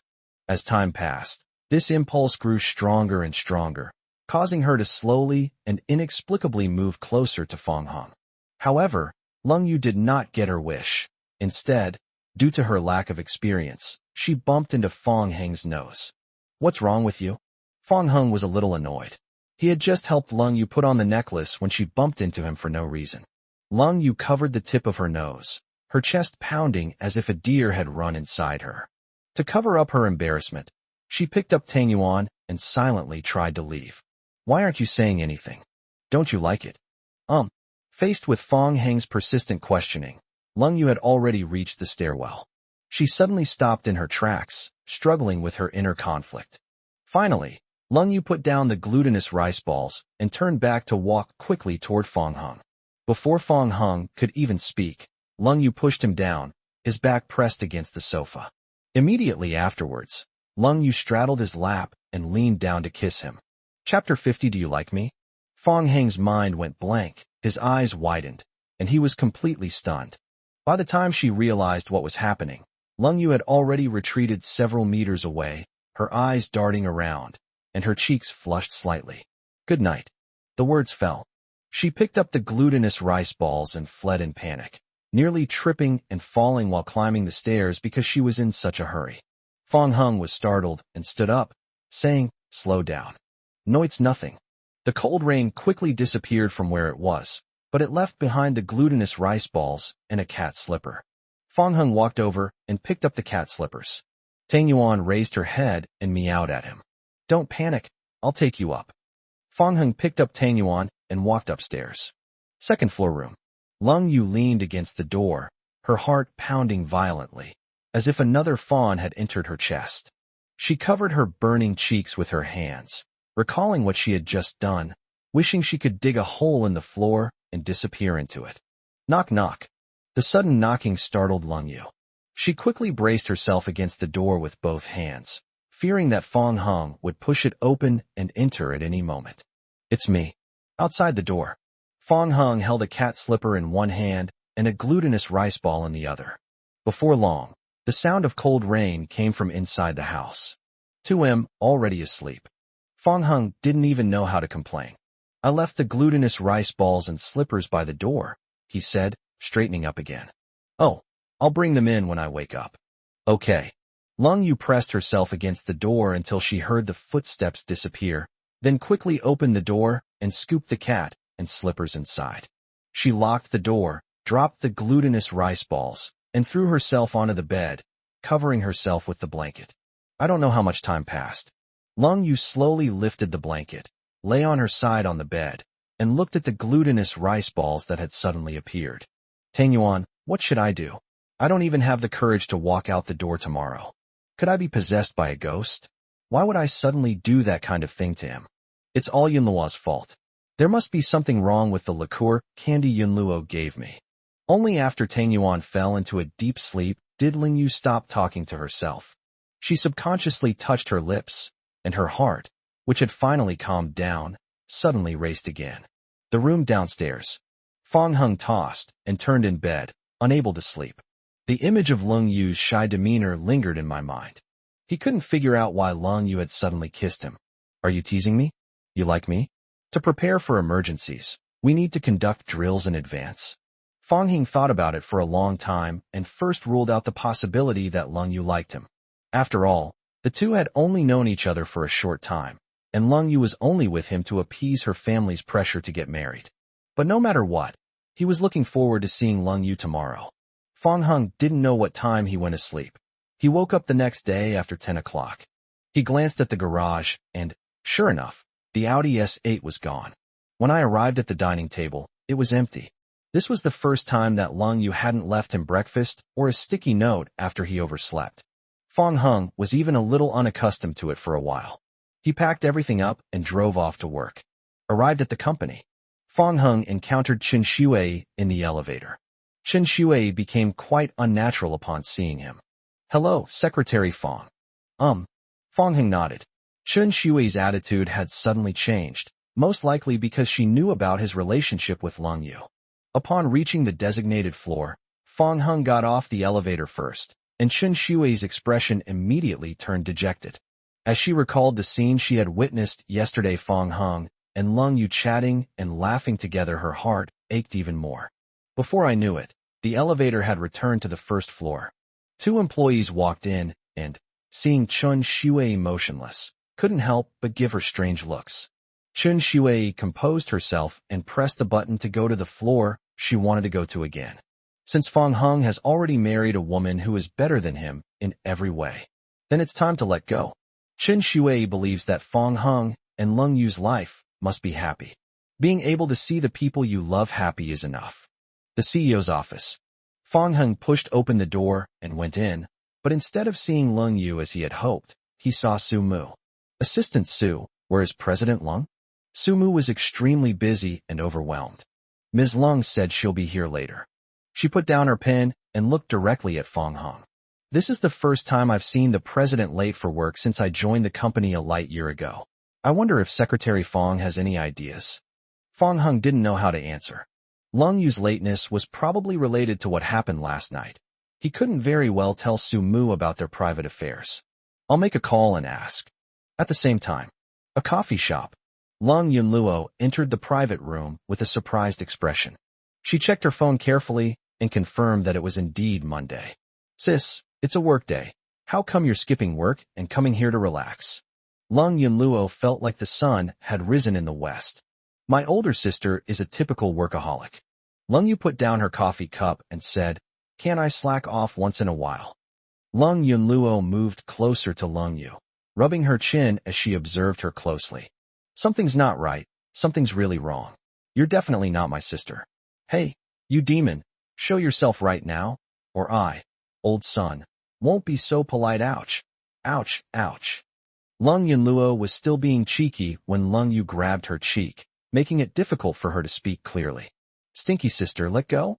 If you don't let go, I'll show you what a Taekwondo black belt is all about. If you dare lay a finger on me, I'll have Fong Heng teach you a lesson." As they were talking, Lung Yu received a phone call. I saw the caller ID. She immediately let go of her sister. Lung Yunluo rubbed her cheek and said, "Sis, who called? Why didn't you answer?" "It's Fong Heng. Answer this for me and tell him I'm not here." "Huh?" Lung Yunluo didn't understand, but she did as she was told. After the call is connected, she said, "Hey, brother-in-law, my sister said she's not here." Chapter 51. I feel you're more like a cat, seemingly aloof, but very cute. Seeing the cold rain, he gestured anxiously. Lung Yunluo belatedly realized the problem. She quickly added, "No, my sister didn't say she wasn't here. Anyway, she's not next to me right now. Brother-in-law, you have to believe me."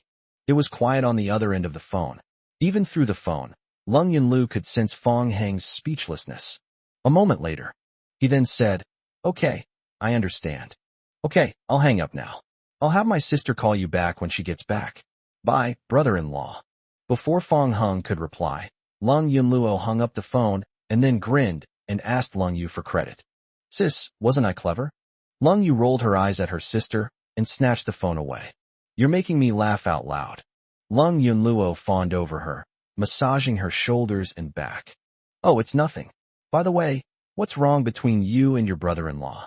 Why are you suddenly avoiding him? Children shouldn't ask so many questions they shouldn't. You're calling me young again, you stinky older sister." Lung Yunluo stopped trying to please him and sat down to the side, but she couldn't suppress her curiosity and kept asking questions. "What's wrong with you guys? Could it be that your brother-in-law is having an affair behind your back? Or is it that you, Sister Stinky, have suddenly been diagnosed with an incurable disease and don't have much time left?" Lung Yunluo recalled the melodramatic novel she had recently read and suddenly unleashed her boundless imagination. Lung Yu said irritably, "Are you cursing me? Oh dear, if you don't tell me, I'll just have to guess, won't I?" Lung Yunluo suddenly started to whine. "It's nothing really." Even after a night had passed, Lung Yu, reflecting on her actions, still wanted to find a hole to hide in. Lung Yunluo stared intently at her older sister, quickly catching a look on her face that she had never seen before. She seemed to have discovered a new continent. Despite being a beautiful young woman, she smiled like a lewd old man. Sister, there must be some unspeakable secret between you and your husband. No. What happened last night wouldn't be considered a secret for an ordinary couple. But Lung Yu and Fong Hung are not an ordinary couple, so their relationship is rather delicate. You're still saying no? You're getting shy. Don't talk nonsense. I'm not shy at all. Lung Yunluo smiled without saying a word, her expression intriguing. Lung Yu became somewhat anxious and decided to throw caution to the wind and pretend to teach the former a lesson. Lung Yunluo took off running, and she got up to chase after her. This scene stunned the shop manager who had come to flatter him. Fong Hung returned to his office. A short while later, I received a call from Lung Yu. Hey, I heard from Yunluo that you called me just now. Her voice trailed off. Well, I didn't see you at the company, and I was a little worried, so I thought I'd give you a call to ask. I'm fine, I'll be back soon. It was approaching noon. After ending the call, Fong Hung went downstairs to the cafeteria and specially packed some food to go. He turned back and saw that the elevator doors had just closed, so he immediately rushed up and frantically pressed the open button. The staff were all taken aback and began to discuss the matter in hushed tones. The elevator doors slowly opened. There was only one person inside, Lung Yu, who had just returned. Fong Hung stepped inside, then turned back and asked them, Aren't you coming up? The employees looked at each other, and in unison took a step back. As soon as the elevator doors closed, the scene erupted in cheers. This guy is really brave. In my opinion, he probably didn't recognize who that person was. A guy who dares to ride in the same elevator as the CEO is a monster. Inside the elevator, it feels like they're all starting to think you're a witch, Fong Hung joked. Helpless, Lung Yu softly asked, Then do you think I'm like a witch? Fong Hung shook his head. No, I feel you're more like a cat. A cat? A hint of doubt appeared on her pretty face. Yes, she seems aloof on the surface, but she's actually quite cute underneath. Lung Yu suddenly didn't know how to respond, and her fingers unconsciously twirled around the ends of her hair. The elevator doors slowly opened. Lung Yu lowered her jade-like hand, her expression becoming as cold and aloof as ever. Outside the elevator, Lung Rushua frowned. I don't know if it was just her imagination. Just now, I seemed to see Lung Yu, who is usually aloof and arrogant, like a shy girl in puberty. Are you coming up or not? Lung Yu asked coldly. Lung Rushua entered the elevator. Then their gaze fell on Fong Hung. Cold Rain, Grandpa's birthday is in a few days. I'm sure you'll bring this person with you, right? I don't need you to teach me how to do it. As expected of President Lung, you're as arrogant as ever. I wonder if you dare to make a bet with me. For Lung Rushua, the Cold Rain was like an insurmountable mountain. Whenever the two meet, she is always blinded by hatred. Lung Rushua's deliberate provocation at this moment was naturally because she had ulterior motives. Lung Rushua, why are you still as childish as you were when you were a child after all these years? Lung Yu's words were direct and to the point, but they also deeply wounded Lung Rushua's pride. If you're scared, then forget it. Still using reverse psychology? So, are you going to gamble or not? Lung Rushua was furious and embarrassed. She felt as if she were naked in front of Lung Yu, and every move she made could be seen through on the spot. What do you want to bet? Lung Yu, if I'm not mistaken, you two are secretly dating, right? I bet you wouldn't dare bring him to Grandpa's birthday banquet. Lung Rushua pointed at Fong Hung and said. Lung Yu chuckled, and Fong Hung also shook his head with a smile. What are you laughing at? It's nothing, just laughing at your stupidity, Lung Yu said. I may be stupid, but do you dare to accept the challenge? If I lose, I'll bark like a dog in front of all the guests. But if you lose, you'll have to kneel down and admit that I, Lung Rushua, am better than you. Lung Rushua glared at Lung Yu, because it was because of Lung Yu's existence that she had never been valued since childhood. Lung Rushua desperately wanted to shatter Lung Yu's pride, and she even dreamed of Lung Yu being subservient to her. Forget it, Manager Long. What you did in the game was like intentionally feeding kills. It's pretty pointless, Fong Hung said. Ignore her, let's go. In the midst of conversation, the elevator arrived at the designated floor just in time. Fong Hung and Lung Yu walked out together. Watching the two figures walk away, Lung Rushua's anger gradually subsided. In her view, Lung Yu had given in. Lung Rushua often flirts with handsome men in private, but as a daughter of the Lung family, she comes from a noble background, and such relationships cannot last long and are destined to remain undisclosed. Lung Rushua was certain that Lung Yu, like herself, was just toying with Fong Hung's feelings and simply enjoying his beauty. After all, Fong Hung is exceptionally handsome and a rare find. However, Lung Yu would never dare to bring the person back, let alone publicly announce their relationship in front of the Lung family. Believing she had finally found Lung Yu's weakness, Lung Rushua decided to seize this opportunity to press her advantage and humiliate her to vent her long-held hatred. Chapter 52: Taking Photos with Lung Yu. Fong Hung and Lung Yu returned to the office. The two opened the takeout box and were about to eat. At this moment, Lung Rushua pushed open the door and walked in. With a smug look on her face, she said, 30 years east of the river, 30 years west of the river.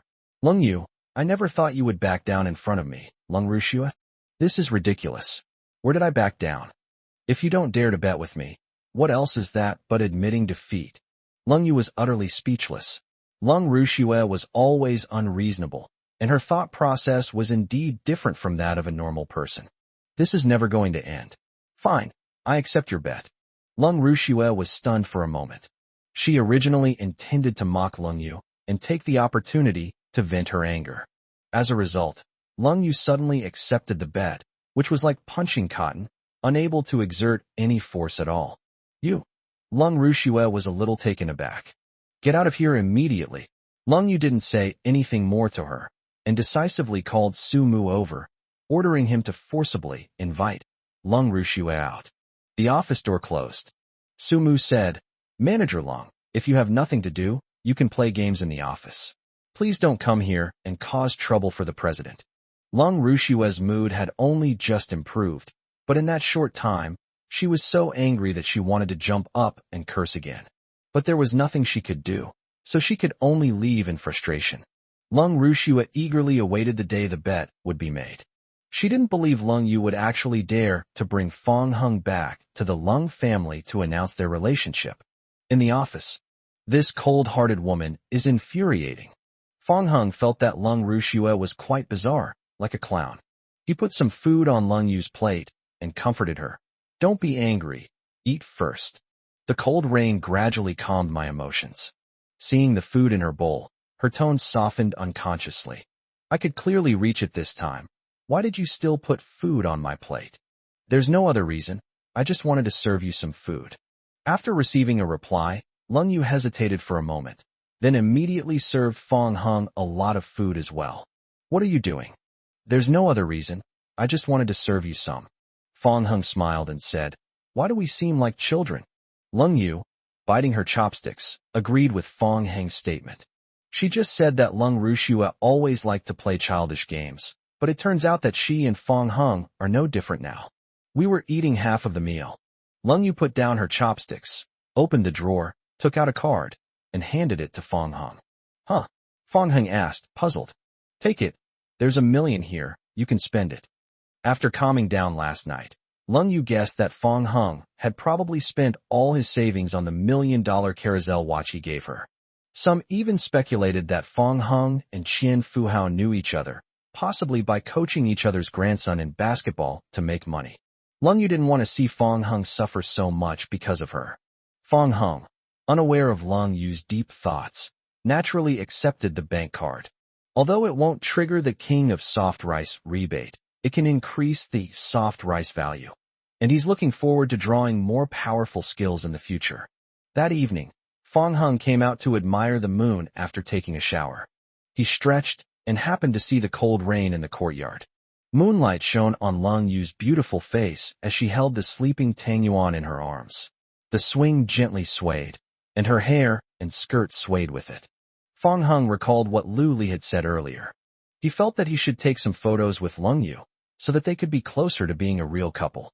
Fong Hung walked forward unhurriedly. Hearing the sound, Lung Yu touched the ground with her toes and steadied the swing. Want to play? Fong Hung had no recollection of the last time he played on the swing. Lung Yu's suggestion unintentionally awakened his childlike heart. I'll give it a try.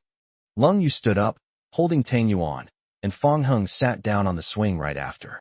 The swing was large, unlike the netted swings of his childhood, but it quickly gave Fong Hung a familiar feeling.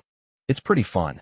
Lung Yu stood quietly to the side, a smile unconsciously creeping onto her lips, watching Fong Hung gradually drift into a daze. It wasn't until she heard the other person's voice that Lung Yu came back to her senses, and for a moment she seemed a little flustered. What are you thinking about so intently? Nothing. Fong Hung took out his phone from his pocket and said, Let's take a picture together. Photograph. Yes, that's how it is. After hearing Fong Hung explain the reason, Lung Yu felt that it was indeed time to take a picture. So what pose do you think we should strike? Fong Hung thought for a moment, got up from the swing, gestured for Lung Yu to sit down, then went around behind her and rested his chin on her shoulder. How about this one? Looking at the image in the camera, Lung Yu shook her head, clearly not satisfied. They're not close enough. They don't feel like a couple, but more like siblings. There's no reason for them to look like siblings. If they're going to look like siblings, it's more like brother and sister. Lung Yu patted the person next to her and said, How about this? You sit on the swing too. Fong Hung circled back and sat down in the cold rain. Then what? Lung Yu hesitated for a moment, then lowered her head, slipped her arm through Fong Hung's, and leaned against him, her cheeks slowly pressing against his chest. That's fine then, she said, unconsciously clenching the hem of her clothes. Fong Hung was stunned for a moment. This was indeed much better than before, just like a couple deeply in love. He made a slight improvement, grabbed the glutinous rice ball, and hugged it along with the cold rain. I'm going to take the picture now. Lung Yu's cheeks flushed slightly, and she couldn't help but feel resentful towards Fong Hung. It's all his fault. It's all because his chest felt so hot. Fong Hung adjusted the angle and took many photos in a row. In the end, the two of them happened to pick the same one. Fong Hung was increasingly satisfied with the photo. The way Lung Yu clenched her hands and the hint of shyness she exuded were just right, elevating the overall mood of the picture. Lung Yu's attention, however, was focused elsewhere. She felt that Fong Hung had a very pleasant, yet indescribable, scent, and that it was very comfortable to be in his arms, giving her a strange sense of security. Lung Yu slowly closed her eyes, unable to resist becoming completely absorbed in the moment. Cold Rain, I've sent you the photos. The cold rain remained silent for a long time. Fong Hung looked down and realized that she had fallen asleep. While agonizing over whether to wake Lung Yu, Fong Hung took the opportunity to secretly observe her up close. The cold rain breathed evenly, quiet, and exuding a sense of docility. Fong Hung wanted to pat her head, but he refrained from doing so for fear of waking Lung Yu. My gaze unconsciously fell on her neckline. Just like when he taught Lung Yu how to cook, that familiar scene appeared again. Fong Hung silently shifted his gaze and looked up at the night sky above. I must say, the scenery tonight is beautiful. Besides the twinkling stars, the most dazzling thing is the big, round moon. Chapter 53, I Will Always Be With You. However, they hadn't had much time to appreciate it. The stars in the night sky became fewer and fewer, and the moon was gradually swallowed up by the dark clouds. It's obviously going to rain soon. A moment later, large raindrops pelted down, landing directly on Fong Hung's face. Holy crap! He blurted out his catchphrase, and had no choice but to pick up Lung Yu and rush towards the villa. Lung Yu naturally woke up as well, but she was still somewhat dazed in her half-awake state. That time and that moment are exactly like this moment. The Fong Hung before me seems to have become that boy he once was. She said with a hint of guilt, Fong Hung, thank you. Fortunately, Fong Hung acted quickly enough that neither of them got much rain. He put down the cold rain and said, There's nothing to thank me for. Have you forgotten our agreement again? Lung Yu certainly hadn't forgotten their promise. Her thank you was precisely to make up for the regret from back then. Because she was so frightened by the drowning incident, she only realized after Fong Hung rescued her that she had forgotten to thank him. That's why I've always remembered Fong Hung all these years. Later, when Lung Yu heard his name at the company, she remembered it clearly. At that moment, her heart skipped a beat. However, Fong Hung still hadn't recognized her after all these days, which left Lung Yu feeling somewhat helpless. Is Fong Hung simply forgetful, or has she changed too much? The rain grew louder and louder, interspersed with occasional thunder. Lung Yu said softly, I'm a little sleepy. You were sleeping soundly just now. Have you been too tired lately? Actually, I've been a bit tired all the time. Fong Hung could understand that it was inevitable that Lung Yu, as the president of such a large company as Lightyear, would be tired, as she worked hard every day and even had to work overtime on weekends. You can tell me later, and I'll try to help you relieve your fatigue. Fong Hung had mastered the skills of a divine healer, which was a piece of cake for him. Actually, I think the method you just used was very good. What you meant earlier, you mean sleeping with someone. Fong Hung realized he hadn't phrased it correctly and quickly corrected himself. It's just that you're sleeping and I'm sitting next to you? Yes. You can do this anytime you're tired. I'll always be there for you. Real. Lung Yu blurted out almost without thinking, then stammered as if trying to explain. It's true. Fong Hung nodded. She then seemed less awkward, but biting her lip, unsure of what to say, so all that remained was the sound of the pouring rain. Gradually, Lung Yu realized that something was wrong. She looked around and found that Tang Yuan was not around her. Fong Hung, have you seen Tang Yuan? He was so focused on embracing Lung Yu to avoid the rain that he didn't notice where Tang Yuan went. Could it be afraid of thunder and hide upstairs? I'll go look for it. I'll go with you. The two couldn't find Tang Yuan upstairs, but eventually found the little guy in the garage not far from the swing. As soon as Tang Yuan saw them, it started meowing incessantly, clearly complaining. Fong Hung and Lung Yu felt somewhat awkward. The situation was reminiscent of parents returning home but leaving their child outside. The glutinous rice balls were soaked by the rain. After carrying it back to the villa, the two of them bathed it together and chatted at the same time. Fong Hung, tomorrow is Grandpa's birthday. We need to get up early to buy a gift. I'm already prepared. Lung Yu was somewhat surprised by this. Looks like we can all sleep in a little longer. Yes. Lung Yu has always enjoyed the feeling of listening to the rain hitting the glass and then falling asleep in her room. For her, this would bring a strange sense of comfort. But tonight, she wasn't satisfied, probably because that embrace was far more comfortable than this. The next day was Old Master Lung's birthday. Fong Hung and Lung Yu woke up, made thorough preparations, and then set off for the Lung family. Lung Yu changed into a formal dress, her hair piled high, looking both noble and aloof. Fong Hung was wearing a black tuxedo and had his hair styled in a way he rarely did. The journey took about an hour. The destination is a huge estate. The endless wall was enough to demonstrate the Lung family's formidable strength. The two got out of the car in the banquet hall parking lot, where Lung Yunluo, who had been waiting in advance, quickly came to greet them. Lung Yunluo was clearly surprised to see Fong Hung. Brother-in-law, you look so handsome today. Fong Hung chuckled and replied, Don't I look handsome normally? So cool, so incredibly cool. The whole universe is shining for you. Fong Hung was speechless. His sister-in-law was as mischievous as ever. Lung Yunluo stepped forward and took Lung Yu's arm, then kept winking at her. Sister, come with me first. Lung Yu said, Fong Hung, you go to the banquet hall first. I'll be back in a bit. Okay, see you later. After the sisters left, Fong Hung headed towards the banquet hall. At that moment, a convertible supercar slowly came to a stop. A man with a middle parting and wearing a pink suit got out of the car. The man was the second young master of the Su family. He had come to offer his congratulations on behalf of the Su family upon hearing of Old Master Lung's birthday. Su Kuan got out of the car and spotted a familiar figure. He looked closely and was surprised to find that it was Fong Hung. The scene of Qian Hung dominating Lao Mo is still vivid in my mind. During this time, Su Kuan also realized that Chun Ting was nothing more than a plaything to him.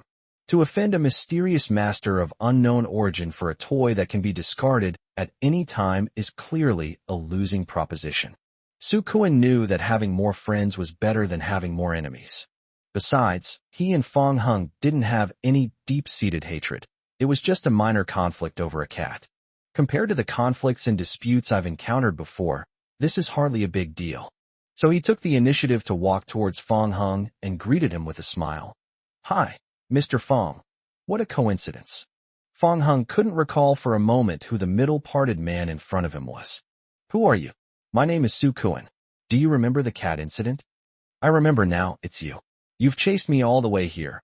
Aren't you going to let this go? Su Kuan came up and put his arm around Fong Hung's shoulder, saying, You've misunderstood, Mr. Fong. I'm here today only on behalf of my family to wish old Master Lung a happy birthday. Fong Hung then lowered his guard and pushed Su Kuan's hand away. We don't seem to know each other very well. What do you mean by that? Su Kuan was somewhat embarrassed and said, It was my fault before, and I would like to apologize to you. I hope Mr. Fong can forgive me and be friends with me. As they were talking, Su Kuan received a phone call, and a middle-aged man's voice came from the other end. Okay, Uncle Lung, I'll be right there. I ran into a friend over here. Su Kuan hurriedly hung up the phone and then chased after Fong Hung. Soon the Su family will officially hold an election for the next head of the family. As the second young master of the Su family, Su Kuan is not at an advantage compared to his elder brother. Only by making powerful friends and strengthening one's own power can one get closer to the position of family head. Fong Hung, this mysterious expert whose origins are unknown, naturally became the person he wanted to win over. Chapter 54, I don't want to see you get hurt. Su Kuan quickly caught up with Fong Hung, only to be met with indifference. Excuse me, Mr. Fong, I just received a phone call. Fong Hung gave a lukewarm Mr. Fong is highly skilled in martial arts, so he must come from a noble family. I'm just an ordinary office worker. Su Kuan didn't believe it. In his opinion, Fong Hung was just pretending to keep a low profile.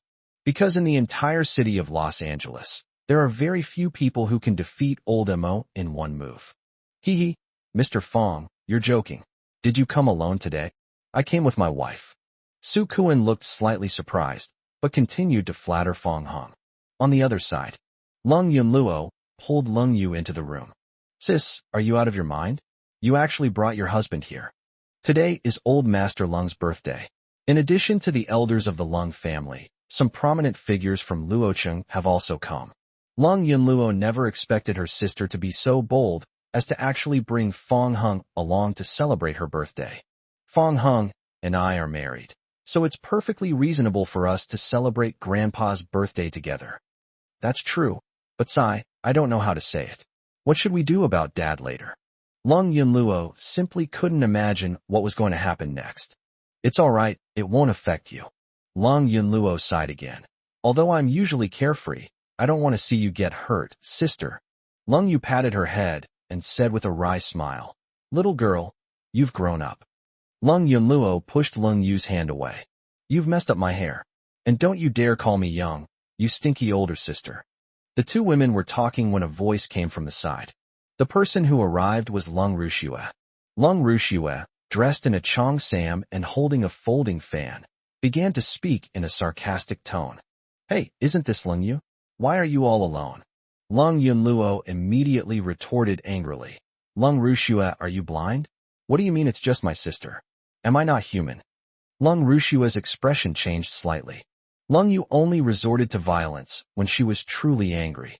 But Lung Yunluo is different. She'll resort to violence at the slightest provocation. When we had a fight when we were little, this brat was so rough that she hurt me for weeks. She was wary of Lung Yunluo. I'm sorry, Sister Yunluo, it was a slip of the tongue. Lung Yunluo snorted and said, That's more like it.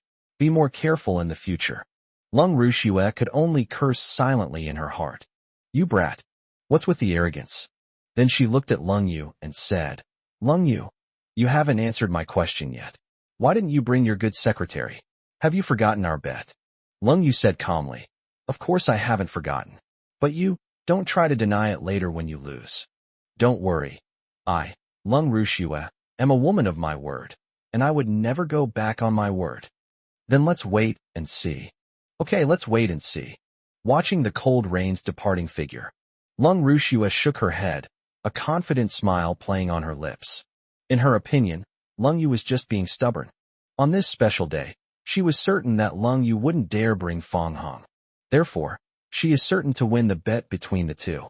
She couldn't help but imagine Lung Yu kneeling before her, looking pitiful with tears welling up in her eyes from shame and anger.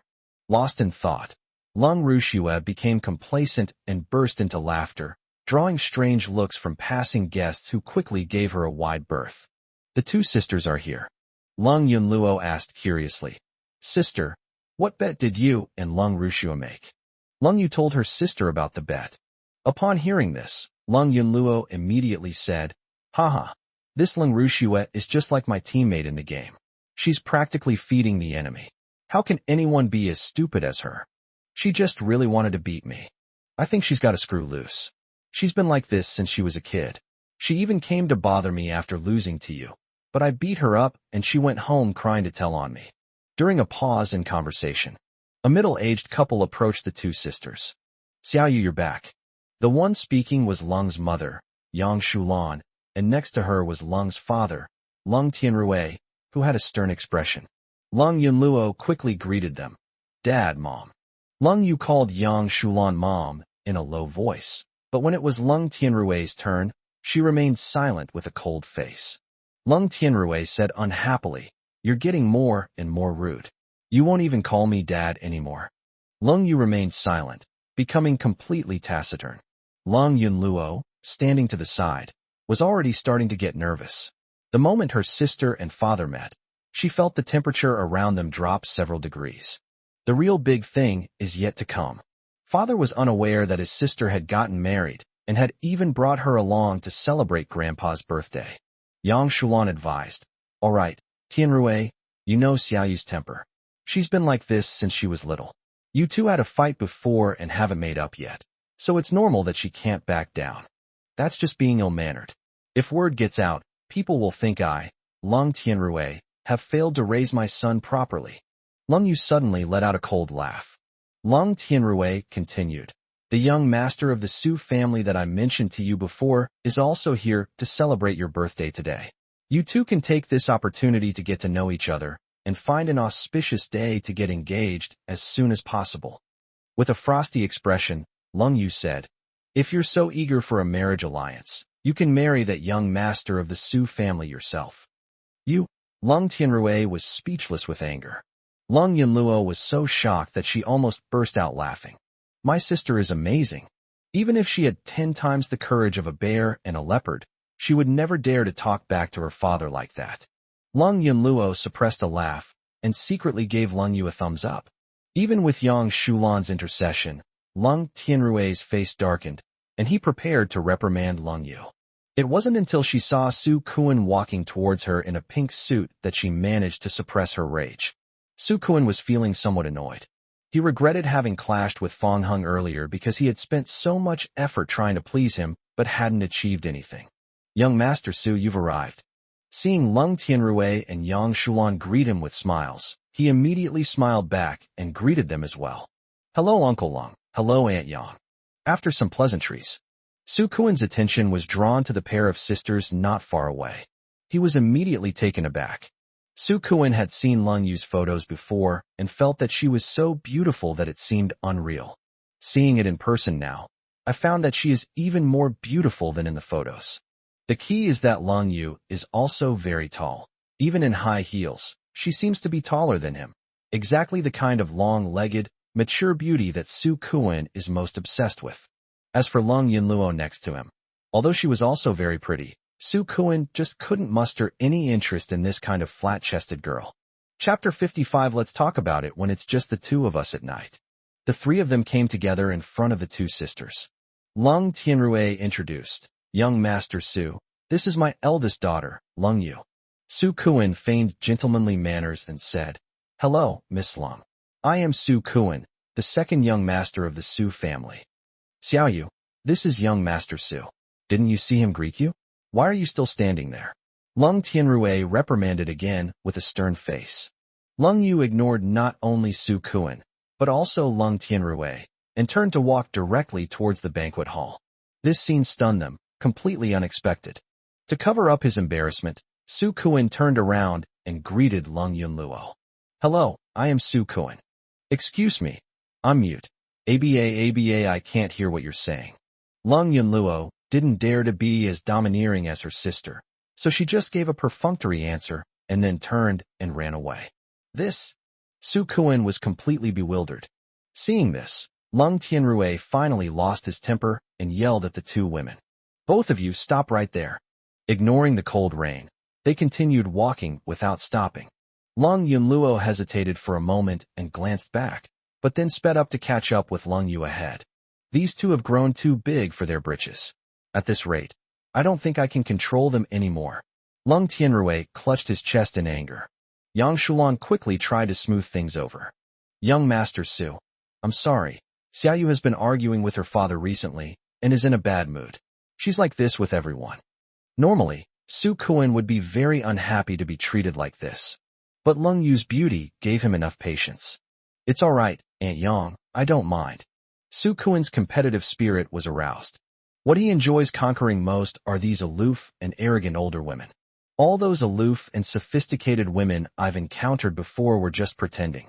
They knew his status and were playing hard to get in order to get close to him and achieve their goals. So Su Kuan quickly got tired of it. He could tell that Lung Yu wasn't faking it at all. She was the real aloof and sophisticated older sister he had always dreamed of. Su Kuan felt an unprecedented excitement. Anyway, Lung Yu is not married, and Lung Tianrui intends to arrange a marriage, so it's only a matter of time before they get together. Once married, Su Kuan is willing to settle down for her, and even give up the whole forest. On Lung Yunluo's side, she finally caught up with Lung Yu, panting, and said, Sis, you're so domineering. But you're right, we absolutely can't be with that bastard Su Xiao, he's just a playboy. Although this was the first time Lung Yunluo had met Su Kuan, she had already heard of his bad reputation. It is said that Su Kuan was extremely licentious, having slept with so many women that they could form a long line, and that he even forced his ex-girlfriends to have abortions. I would rather die than be with such a scoundrel. It was because Lung Tianrui forced her into an arranged marriage that Lung Yu stormed into the Civil Affairs Bureau in a fit of anger, and that's when she happened to run into Fong Hong, who had just broken up with Lu Li. The more I think about it, the more speechless I become. My dad is really something. How could he do this for the sake of a family marriage? I guess I can't escape this fate either, Sai? Is profit really that important? Don't worry, I will protect you and will never let that person get what they want. Wah, sister, you're the best. Lung Yunluo was deeply moved. Then you have to behave well in front of me from now on. I'll try my best. The two women entered the banquet hall and, after some effort, finally found Fong Hong in a corner of the last row. Wow, brother-in-law, are you playing hide and seek? My sister and I searched for ages. Lung Yunluo said, unconsciously lowering her voice. It's quieter here. Fong Hong helped Lung Yu adjust the seat height, and then asked, where did you guys go? Why did it take you so long to come back? My sister and I. Lung Yunluo glanced at Lung Yu, then hesitated. Lung Yu said, it's just a little troublesome thing. Let's talk about it tonight, when it's just the two of us. Good. Lung Yunlu pouted, a little jealous, and said, what's wrong? Can't I say it when I'm here? Don't you already know? I want to hear it again. Lung Yu rolled her eyes at her. As guests entered, the banquet hall became increasingly lively.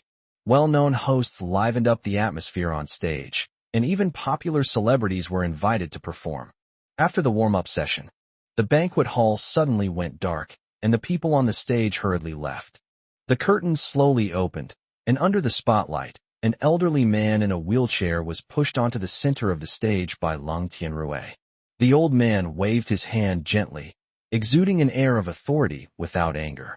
After Lung Tianrui stepped aside, Old Master Lung surveyed the crowd. Thank you all for taking time out of your busy schedules to attend this old man's birthday banquet. Then, led by the host, compliments were exchanged throughout the room. Lung Rushue stood up and shouted, Grandpa, you're the most handsome today. Old Master Lung chuckled. Lung Tianrui took the list and whispered to him, Dad, the gift list is finished. Should we announce it? Grandpa Lung nodded, and after receiving his approval, Lung Tianrui immediately gave the host a look. Thank you, Mr. Gao from Qiangxin Company, for the golden toad. Its value is. The host immediately began the broadcast according to the procedure. The people whose names were called stood up and greeted the crowd. When it was Su Kuan's turn, Lung Tianrui began to introduce him personally. As you may not know, this Mr. Su Kuan is the second young master of the Su family. Upon hearing that it was someone from the Su family, everyone became excited. The Su family is also a prominent family in Luoqing, and their strength is even greater than that of the Lung family. The Su family is currently holding an election for the head of the family, and Su Kuan, who is standing in front of us, is very likely to be the future head of the Su family. Many people began to curry favor with Su Kuan, trying to seize this once-in-a-lifetime opportunity. After all, being on good terms with Su Kuan means that if he really becomes the head of the Su family, he can also rise to great heights. If the Su family elects him as the head of the family, they will be doomed sooner or later. In a corner of the banquet hall, Lung Yunluo scoffed. Then she suddenly remembered that this wasn't the first time she had seen Su Kuan today. When I was secretly following Fong Hong, I even saw the two of them get into a fight. Hey, brother-in-law, why did Su Kuan have a conflict with you back then? Upon hearing this, Lung Yu also looked at Fong Hong. You know him? Fong Hong said. He's the one who harassed me when I wanted to buy Tang Yuan, sweet rice balls. The woman next to him even offered 20 times the price. Lung Yu frowned, her disgust for Su Kuan growing even stronger. I see. No wonder we were ambushed together back then. I was wondering why you kept talking about cats and stuff. Fong Hong, are you alright? Lung Yu asked with concern. Without. Lung Yunluo gently waved her small fist and said, Sister, you have no idea how awesome your brother-in-law is. He's practically a one-punch man. Those people can't do anything to him. Lung Yu was relieved to learn that Fong Hong was alright. On stage, after Su Kuan was introduced, Lung Tianrui became puzzled. Fong Hong, may I ask who this Mr. Fong Hong is? Chapter 56. You two are both incredibly domineering. Lung Tianrui discovered that someone had given him porcelain antiques worth millions on the gift list. However, only the two characters, Fong Hong, were written, and nothing else was written.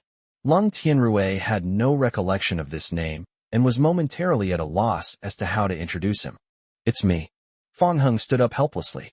He thought it didn't matter whether he filled out the form or not, so he just filled in his name casually. I never imagined that giving a gift would be so complicated for such a large family. Lung Tianrui smiled slightly and said, Okay, thank you, Mr. Fong, for sending me porcelain antiques worth millions. Everyone was slightly taken aback. It wasn't just because of the value of the gift, but more so because of Fong Hong's appearance. They found this unfamiliar man to be incredibly handsome, far surpassing even the popular male stars invited to warm up the atmosphere that day. Lung Yunluo exclaimed softly, Wow, brother-in-law, you're so generous. Lung Yu was also somewhat surprised. She had thought that Fong Hong would at most give a gift worth a few $100,000, but it turned out that he had spent over $1 million. The card I just gave Fong Hong was probably used to buy this gift.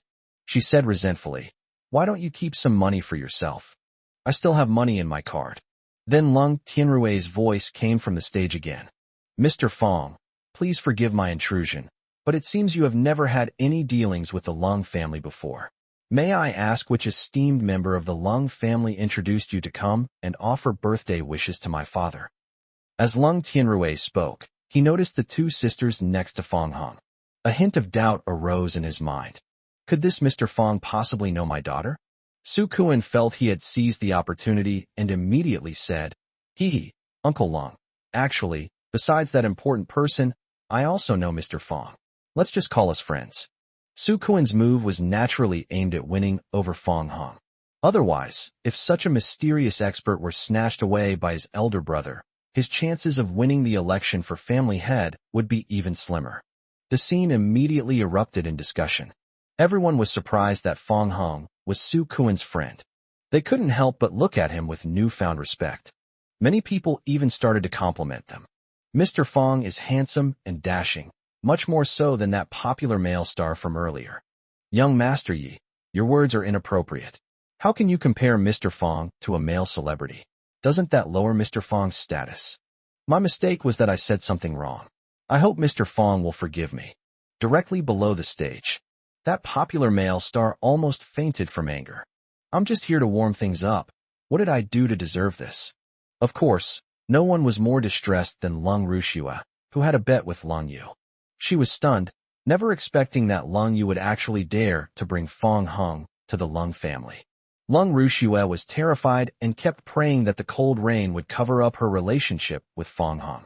Otherwise, if he loses the bet, he'll have to bark like a dog in front of all the guests.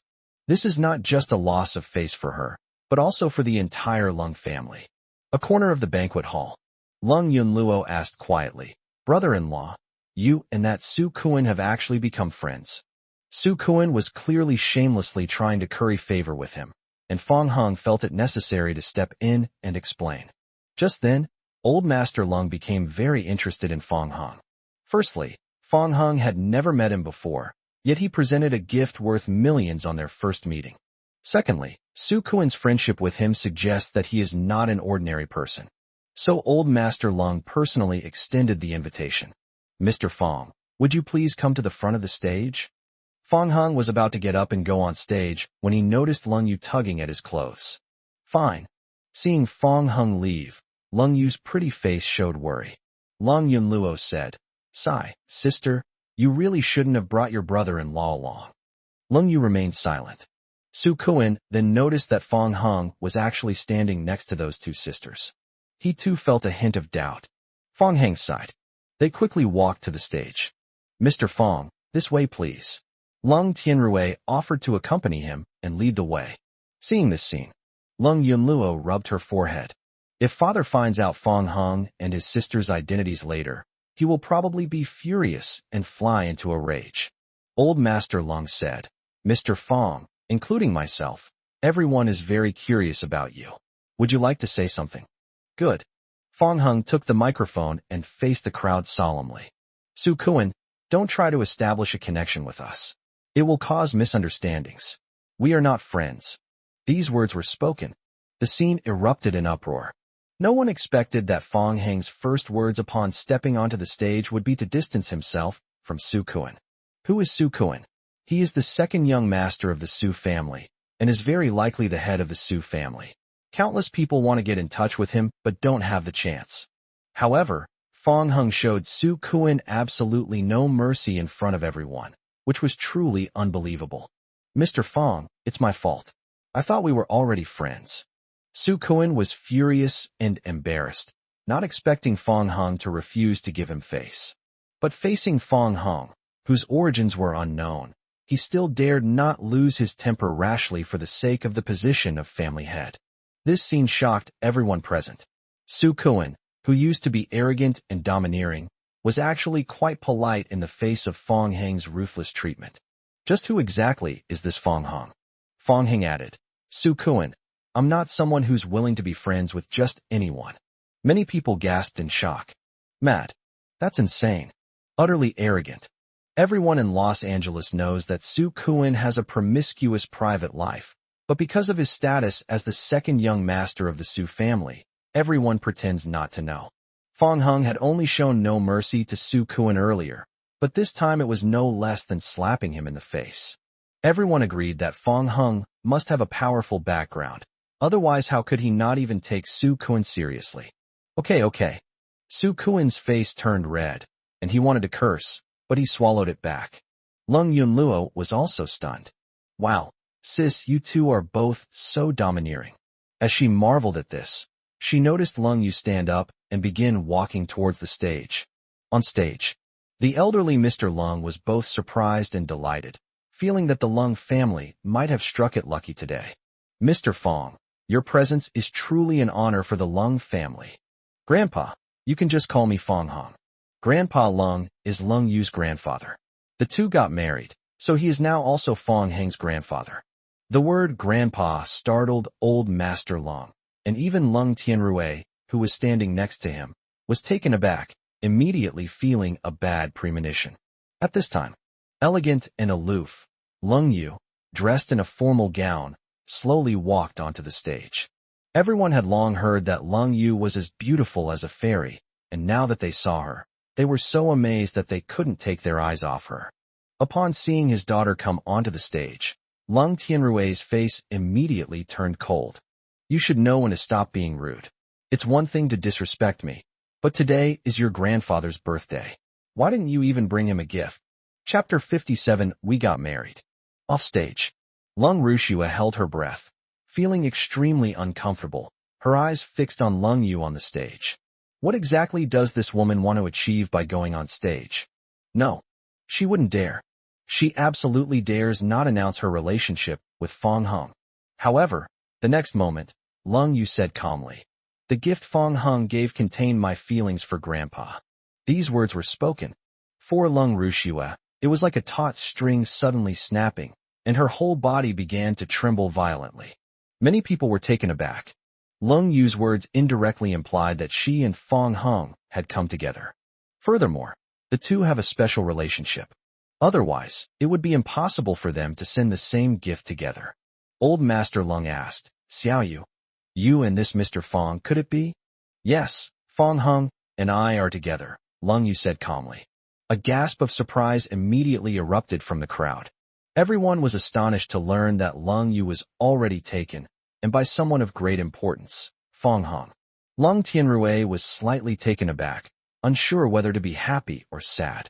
Although Fong Hung has an extraordinary background, the fact that his daughter is dating him means that the Lung family's plan to marry into the Su family is going to fall through. When Grandpa Lung realized what was happening, he was overjoyed, and his eyes narrowed into slits. "Good.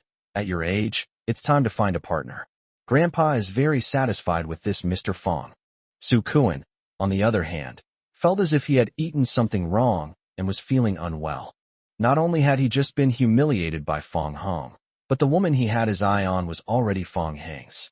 As the second young master of the Su family, when have I ever suffered such humiliation? Su Kuan felt extremely aggrieved, but unable to vent his anger, which only fueled his frustration. Lung Rushua met Lung Yu's gaze. She knew she had lost. If she broke her promise, she would never be able to hold her head high in front of Lung Yu again. Lung Rushua clenched her clothes tightly with both hands, her knuckles turning white. Even though she was 100 times unwilling, she could only close her eyes and begin to fulfill the bet. Then a strange thing happened. Suddenly, the sound of dogs barking rang out in the huge banquet hall. Woof! Woof woof! Woof woof woof! Everyone was startled, thinking that a vicious dog had broken into the banquet hall. Lung Tianrui angrily shouted at the person in charge below the stage. "How do you do things? How could you let the dog in? If these VIPs get hurt, can you take responsibility?" The man was also completely bewildered. "That's impossible." "Then explain what's going on," Lung Tianrui demanded. Suddenly someone shouted from not far away. "Captain, no dog broke in. It's a person. Someone is barking like a dog." Soon, following the sound, everyone found Lung Rushua barking like a dog. The guests next to Lung Rushua had already moved 3 meters away, fearing that she might have some strange illness. Old Master Lung patted the armrest of his wheelchair and said unhappily, "Rushua, what's wrong with you?" Lung Rushua's eyes reddened, and her voice choked as she said, "Grandpa, I've been learning voice acting recently, and I was practicing just now, which is why I made a dog-like barking sound." "Can't you practice in private? What kind of behavior is this in public? If you continue like this, get out of the venue." Old Master Lung was furious. Today was his birthday banquet, and his granddaughter barking like a dog in front of so many people was a disgrace to him and the entire Lung family. "I'm sorry, Grandpa. I know I was wrong," Lung Rushua said, feeling aggrieved. "If you know you're wrong, shut your mouth." On stage, Fong Hung and Lung Yu exchanged a glance, showing no sympathy whatsoever for Lung Rushua's plight. After all, they hadn't agreed to the bet in the first place. It was entirely Lung Rushua's own fault for insisting on her own way. Lung Rushua wiped away her tears and glared fiercely at Lung Yu. Her hatred for Lung Yu intensified, believing that Lung Yu was insane and determined not to let her win, which was why she was willing to take such a risk. "Old Master Lung, congratulations. From now on, the Lung family will have a bright future." Yes, Mr. Fong and Miss Lung are a perfect match. With them around, the Lung family is bound to rise to even greater heights in the future. Patriarch Lung, when the Lung family rises to new heights, I hope you won't forget to help us, the younger brothers who follow behind. Everyone began to compliment Old Master Lung because of the couple. These scenes undoubtedly further wounded Lung Rushua's fragile self-esteem. Since she's already embarrassed herself, she might as well just expose herself to Lung Yu directly. Lung Rushue stood up and attracted attention with her loud voice. Grandpa, don't be fooled by appearances. Fong Hung is not a powerful figure at all. He is just an employee of Guangyan. That $1 million gift must have been bought with money from Lung Yu. Lung Rushue suddenly revealed a shocking inside story. This immediately sparked a lot of discussion at the scene. Many people's gazes toward Fong Hung changed rapidly. That Lung Rushue is truly despicable. Lung Yunluo slammed her hand on the table in anger. Su Kuan, on the other hand, seemed even angrier. Grass. No wonder I couldn't figure out Fong Hang's background. It turns out I thought he was too awesome. He, the second young master of the Su family, was met with indifference and went to great lengths to please an ordinary clerk, only to fail miserably. Su Kuan grew angrier the more he thought about it, and even wanted to slap himself. Now that he knew Fong Hang's identity, Su Kuan naturally wouldn't put up with this nonsense anymore. In his view, Fong Hung had no family background and was only outstanding in martial arts, so he was not a threat at all. Dealing with people like that is as easy as crushing an ant. Su Kuan believed that he and Lung Yu also had a chance, because Lung Tianrui would definitely not agree to the two of them being together. On stage, Old Master Lung's expression changed slightly.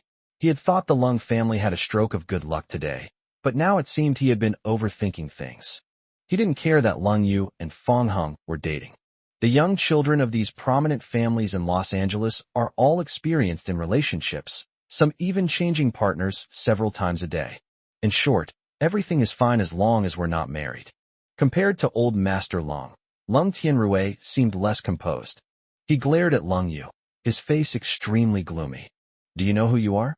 The president of Lightyear Corporation, and even the future heir of the Lung family. You're actually dating an ordinary employee? Are you crazy? I know exactly what I'm doing. Besides, you've misunderstood. Fong Hung and I are not in a romantic relationship. Lung Tianrui was stunned for a moment. Not in a romantic relationship? So that means you haven't been dating yet. It's good that you're not dating anyone. Lung Tianrui's anger subsided a little. Su Kuan laughed upon hearing this. If they're not even boyfriend and girlfriend, Fong Hung is just being ridiculous. Wouldn't it be even easier for him to pursue Lung Yu then? Su Kuan could almost see Fong Hung crying and begging Lung Yu not to leave after he finally won her over. He'll just kick Fong Hung away then. Wow, just thinking about it makes me feel incredibly excited.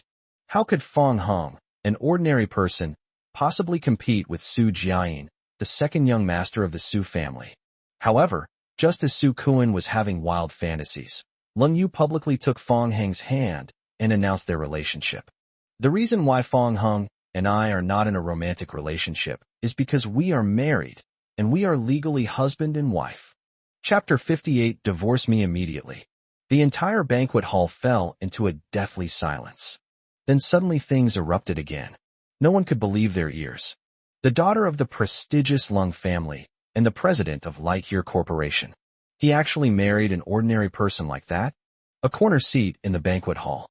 Looking at the two people on the stage, Lung Yunluo felt both envious and sentimental. My older sister is passionate and outspoken, and dares to rebel against her father's control over her life. If it were her, she simply couldn't do it. This time, Su Kuan couldn't laugh at all. Lung Yu and Fong Hung got married, which meant that he had absolutely no chance. He had just thought Fong Hung was a clown, but now it seems he was the clown. As the second young master of the Su family, he was actually inferior to an ordinary person? This was the first time he had ever been frustrated because of a woman. On the other side, Lung Tianrui's mind went blank. He clutched his chest, nearly fainting from anger. He roared, "Divorce. Get a divorce right now." Lung Yu said calmly, "I can't get a divorce. Even if I did, do you think those families would still consider a marriage alliance because of their reputation?" Lung Tianrui took a step back, deflated like a punctured balloon. He knew all too well that every family, including the Lung family, valued face. No matter how outstanding their daughter is, now that she's married, those families would never agree to another marriage alliance. Lung Tianrui was heartbroken, and at this moment he suddenly gave a bitter smile. He felt as if his daughter, whom he had raised with great care, had been tricked away with a cup of milk tea by a young, blonde-haired punk riding a ghost fire. Fong Hung is that blonde guy. Grandpa Lung was also quite astonished. He cast a disappointed look at Lung Yu, never expecting that his most beloved granddaughter would do something so absurd. He knew that what was done, and there was no point in saying anything now. As for Lung Rushua, although she hadn't won against Lung Yu, seeing this scene made her feel a little better. Seeing that many people around her had started discussing that Fong Hung was a gigolo, Lung Rushua slowly raised a smile. Ah, Cold Rain. How do you feel when your beloved man is being criticized? Are you very sad? Since you won't let me have an easy time, then you won't have an easy time either.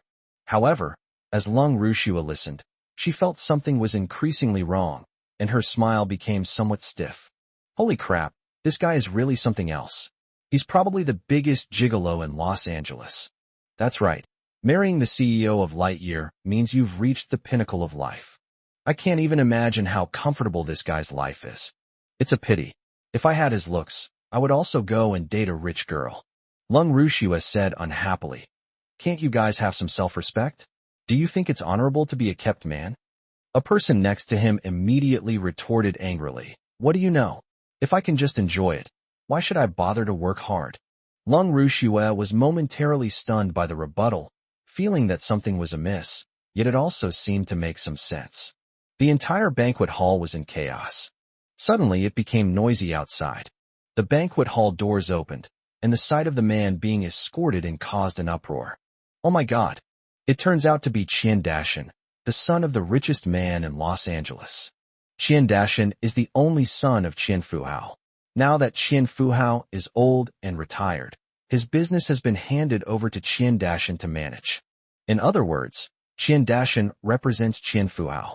The fact that Qian Dashan is here now is equivalent to the richest man in Los Angeles personally visiting.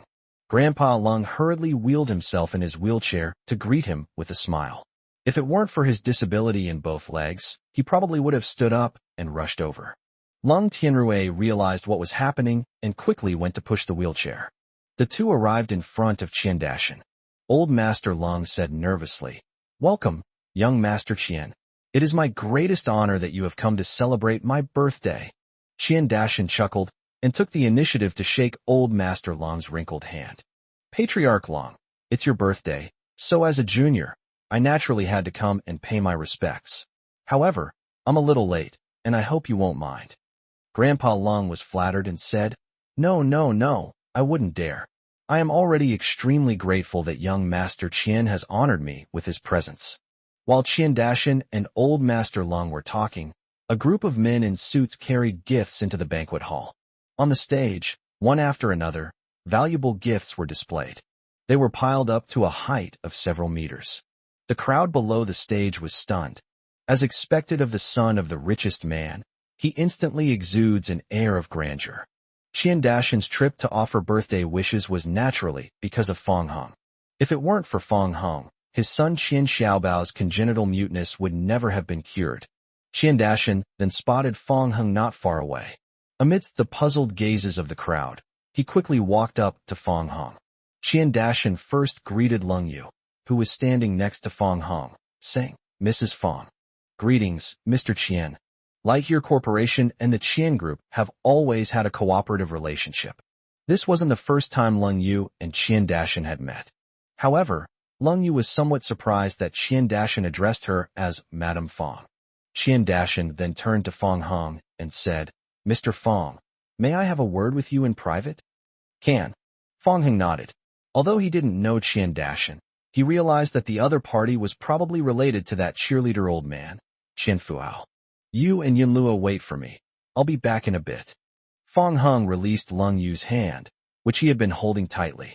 Then, under everyone's watchful eyes, he and Qian Dashan walked out of the banquet hall together. As he passed by Old Master Lung, Qian Dashan paused briefly and said, Patriarch Lung, I have some matters to attend to, so I'll take my leave now. Okay, take care.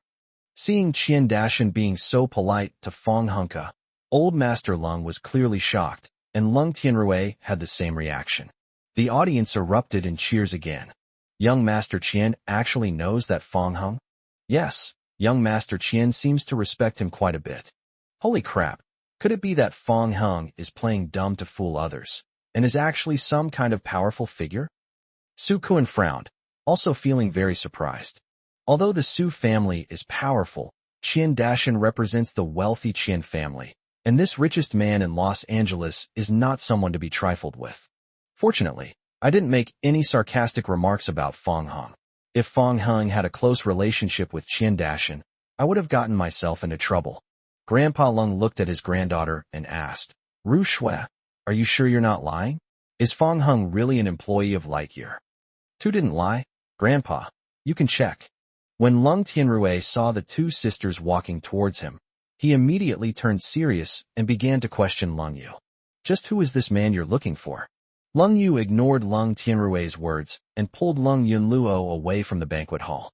The crowd exchanged bewildered glances, and because of Qian Dashan's attitude towards Fong Hung, they began to question whether he was truly a gigolo. After all, what gigolo could be addressed as sir so politely by the son of the richest man? Chapter 59. Is Fong Hung a miracle doctor? Outside the banquet hall, Fong Hung and Qian Dashan went to a secluded place together. Qian Dashan immediately bowed to Fong Hung. Dr. Fong, I am deeply grateful for your great kindness. You may use me, Qian Dashan, whenever you need me in the future. Just now, in front of everyone, Qian Dashan did not dare to reveal his true feelings. Over the years, he had met too many strange and extraordinary people. Some highly accomplished people deliberately keep a low profile, not wanting too many people to know about them and disturb their peace and quiet. He once angered a wise man by being too flamboyant, a scene that remains vivid in his memory. So ever since then, whenever Qian Dashan encounters a wise person, he always observes their words and expressions first. In Qian Dashan's view, Fong Hung was probably not a person who liked to show off. Otherwise, with such medical skills, he would have been famous throughout the land, instead of staying in this small city of Luoyang. You're the old man's? I am Qian Fuhao's son, Qian Dashan, and also the father of Qian Xiaobao, whose congenital muteness you cured. Oh, I see. Is there something you need? You hits nothing. Fong Hung was speechless. He thought Qian Dashan had secretly come to see him for something important, but it turned out to be just a self-introduction. Okay, that's settled then. When you get back, please give my regards to the old man and tell him to bring Xiaobao to play basketball when he has time. I will definitely bring it. Watching Fong Hung's departing figure, Qian Dashan wiped the fine sweat from his forehead. As expected, a master is a master. He didn't take the son of the richest man seriously at all. If it were anyone else, they'd probably come in early in the morning and cling to their leg, refusing to let go. Fong Hung returned to the banquet hall entrance. I happened to run into the two sisters who were coming out. Fong Hung said, Hey, why are you guys out here? It's uncomfortable to stay inside. Lung Yu really didn't want to be in the same place as Lung Tianrui. Perfect timing, why don't you show me around? I feel like there are a lot of fun places in the Lung family estate. Fong Hung could tell that Lung Yu and Lung Tianrui had a very strained relationship. The reason why Lung Yu's eyes were red when she returned home was probably due to Lung Tianrui's masterpiece. Lung Yunluo eagerly said, Me too. Don't leave me behind, or I'll be too bored all by myself. I know, you little tag-along. Lung Yu said helplessly. Lung Yunluo said with a dissatisfaction, Sister, you can call me a tag-along, but you can't call me a little tag-along. Fong Hung smiled and shook his head. Lung Yunluo asked curiously, By the way, brother-in-law, what is your relationship with Qian Dashan? He's the son of the richest man in Luoqing. It's nothing. I just often play basketball with his son. I see. I thought you two were on good terms. But I can give you some advice, Lung Yunluo said mysteriously at the end. What suggestion? Besides playing basketball, you can also learn to sing and dance.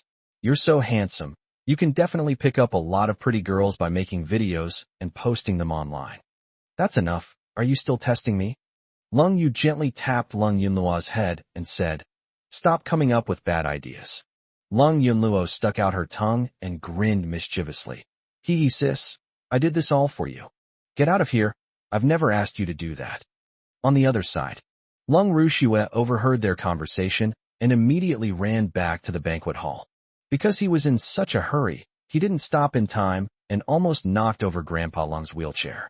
Old Master Lung was so angry that his beard almost stood on end. He said, "What are you doing, acting so recklessly?" Lung Rushua looked apologetic and then revealed her discovery. "Grandpa, I heard it with my own ears. Fong Hung and young Master Qian have no relationship. He just plays basketball with his son." Lung Tianrui said, "Dad, I remember now. Young Master Qian also has a house in Xiaoyu's neighborhood, which is close to the school. I heard that his son, Qin Xiaobao, often stays there. So, Fong Hung only knows his child, and that's it?" "Most likely, but I noticed that young Master Qian was quite polite to Fong Hung just now. Young Master Qian's son is mute, so it's normal for young Master Qian to treat him politely. But what's the use? When it comes to real interests, all of that is just empty talk." Old Master Lung sighed repeatedly. Yes. After some discussion, the hope that had been ignited in Lung Tianrui's heart was extinguished once again. They had to accept the fact that their daughter had married an ordinary man. Offstage, everyone realized they had been misled by appearances and had overestimated Fong Hung. Su Kuan's tightly furrowed brows finally relaxed. After all this fuss, it turns out Fong Hung is still just the same ordinary Fong Hung and doesn't really have any deep relationship with Qian Dashan. Why be a coward then? Su Kuan had previously thought Fong Hung was too awesome, which made him timid and hesitant. Now he realized how pathetic he had been. He decided that he would never tolerate it again, and he had to get back at Fong Hung for all the anger he had suffered. At this moment, someone mentioned that Qian Xiaobao's congenital muteness had been cured. The banquet hall was instantly filled with a cacophony of opinions. Lung Tianrui suddenly remembered. "Dad, I forgot to tell you. Young Master Qian's son's congenital muteness has been cured." "Is this really true?" Old Master Lung was astonished. Qian Xiaobao's congenital muteness was something that even the renowned Dr. Li couldn't cure. Now that someone has cured Qian Xiaobao, doesn't that mean that person's medical skills are even superior to those of the medical giant Li Sherdong? It's absolutely true. If I had just mentioned it to young Master Qian earlier and found that miracle doctor, you might have had a chance to stand up again. It's hard to say. I've had this illness for quite a few years. I'll find some time to ask young Master Qian. We should give it a try. Since that miracle doctor could cure Qian Xiaobao's congenital muteness, he has a good chance of curing you too. Old Master Lung acquiesced. Back then, he was full of vigor and had a great time. Those old ladies were attracted not only to his status and position, but also to him as a person. But ever since he fell ill and was confined to a wheelchair, no old lady has taken a liking to him anymore. In public, the old man pretended to be strong, but in private he was often depressed. More than anyone else, he wanted to get rid of his wheelchair and stand upright again. As Lung Tianrui pushed old Master Lung off the stage, a thought suddenly popped into his mind. "Dad, do you think it's possible that Fong Hung is the miracle doctor who cured Qian Xiaobao, which is why Qian Dashan came to the Lung family to celebrate your birthday, and why he was so polite to him just now? What you said seems to make some sense. After chapter 60, I no longer have you as my daughter." Lung Rushua stood to the side, speechless. In her opinion, Lung Tianrui simply couldn't accept Lung Yu marrying Fong Hung, and he had become somewhat obsessed.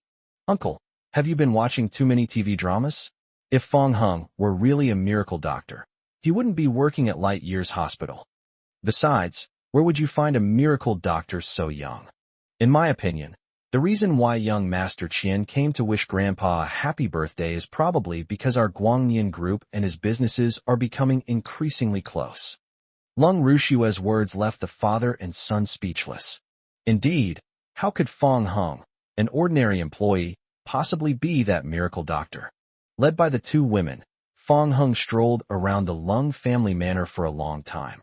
It has everything, even an amusement park and a zoo, which completely refreshed Fong Hung's understanding. Fong Hung used to think that having money meant you could just buy things. It wasn't until he stepped into a truly wealthy family that he realized how superficial he had been. Seeing that Lung Yu had slowed down, Fong Hung reached out his arm to her. "Your feet must be sore from walking in high heels for so long. Holding onto me should make them feel a little better." Lung Yu was surprised by Fong Hung's thoughtfulness. She hesitated for a moment, but finally took Fong Hung's arm. Fong Hung was stunned for a moment. He could clearly feel the softness coming from his arm. It is indeed a bit better. The cold rain made things a little better, but Fong Hung still felt unwell. Not to mention that there were many people around. There was Lung Yunluo right next to her. He was afraid that some things would be exposed. As they walked, Lung Yunluo suddenly stopped and pouted. Sister, I'm wearing high heels too. You have your husband if you're tired, but I don't have a man. Lung Yu said, then you can help me up. Lung Yunluo actually went and took Lung Yu's arm in arm with her. However, this is a bit strange, and it's not very comfortable to have cold rain in the middle.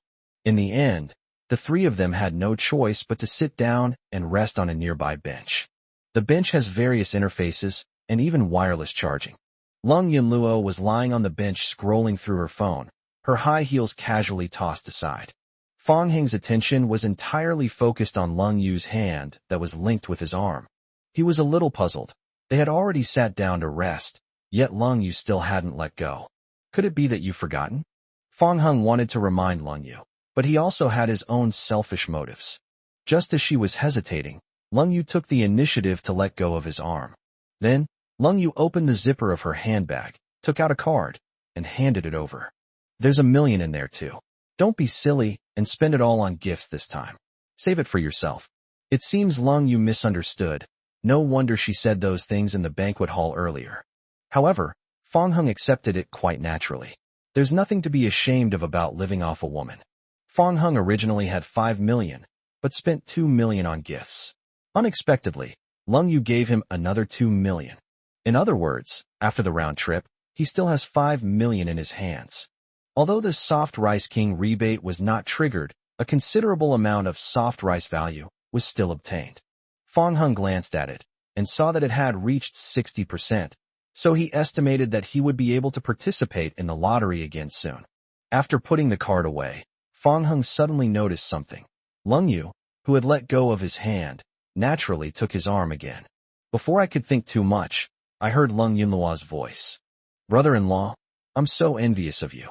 I wish I were a handsome guy so I could find a rich woman like my sister and start living off her like crazy. It's not so easy to live off a woman. Fong Hung felt that he had just taken advantage of the right timing, location, and people. After all, most rich and beautiful women are not like Lung Yu. Lung Yu rolled her eyes at Lung Yunluo. Don't I give you enough pocket money normally? Lung Yunluo chuckled. It's not about the money. I just want to enjoy the feeling of being a kept man. Then you have no chance. Lung Yunluo suddenly teased Fong Hung. Hey, brother-in-law, do you know any men who want to live off women? Introduce one to me. Lung Yu glared at her. Where am I supposed to find this for you? Fong Hung said. Never mind, I was just kidding. Lung Yunluo doesn't like gigolos, but she has no aversion to Fong Hung. On the contrary, she likes this brother-in-law very much. She knew that Fong Hung had saved her older sister's life when they were children. A precious life is priceless. Besides, his older sister has plenty of money, so it's only natural for her to repay his kindness by supporting Fong Hung. Even putting that aside, Lung Yunluo had a strange intuition that Fong Hung wasn't an ordinary person. The three of them didn't finish exploring the Lung family's house until evening. Fong Hung and Lung Yu were originally planning to return to Junyuan. But after Lung Yunluo's persistent pleading and the appearance of her mother, Yang Shulan, she had no choice but to go home with her. Once inside, Yang Shulan bustled around, pouring water and serving fruit to Fong Hung. Unlike Lung Tianrui, who forced Lung Yu into a marriage for the sake of his family's interests, Yang Shulan was just a woman who only wanted her daughter to be happy. Unfortunately, she had never had a say in this family, so she couldn't stop Lung Tianrui. Yang Shulan still liked Fong Hung very much. After all, he was the person her daughter had personally chosen. Although he's a bit ordinary-looking, he's good-looking, and compared to Su Kuan, he's infinitely better. Lung Yunluo raised an eyebrow. Mom, how is it? Are you satisfied with your brother-in-law? Yang Shulan smiled kindly. Satisfied, very satisfied. He's tall and handsome, much more eye-catching than your father was back then. Lung Yunluo stood with one foot on the stool, holding a canned drink, looking completely carefree. She waved her hand and said, My dad is a piece of trash. I've seen his photos when he was young. With that kind of looks, he'd be no match for my brother-in-law, okay? However, after these words were spoken, none of them responded. Lung Yunluo was slightly taken aback.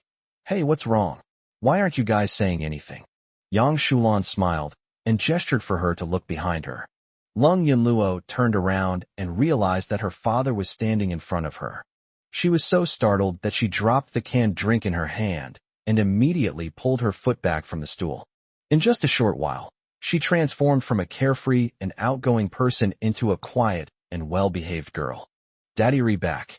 Lung Tianrui said with a stern face. Why are you calling me dad? Aren't I a nobody? Lung Yunluo blushed with embarrassment, then lowered her head and pretended to be mute. Lung Tianrui didn't continue to make things difficult for her, but instead focused his attention on Lung Yu. Who allowed you in? Get out right now. From now on, I'll pretend I don't have a daughter like you. Lung Tianrui's face was gloomy. He simply couldn't accept that his daughter was marrying an ordinary person. I drank quite a bit of alcohol at the banquet, and now I'm a little drunk. Lung Yu stood up, her face icy. I couldn't ask for more.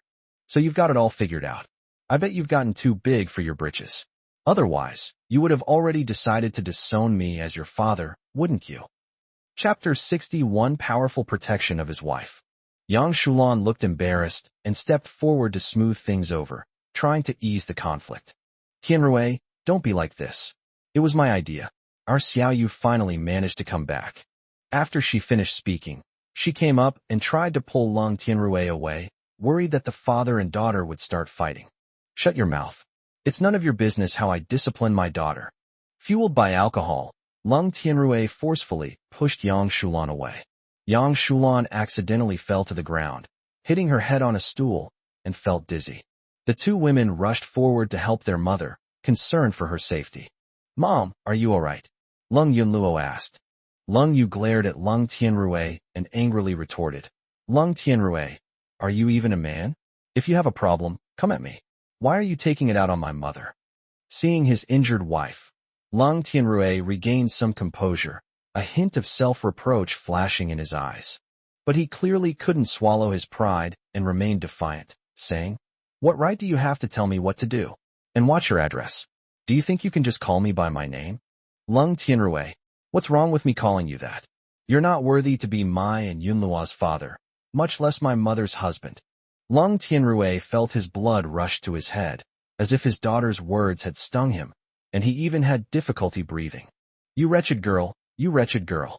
I think I haven't disciplined you in too long, so now you dare to yell at me like that.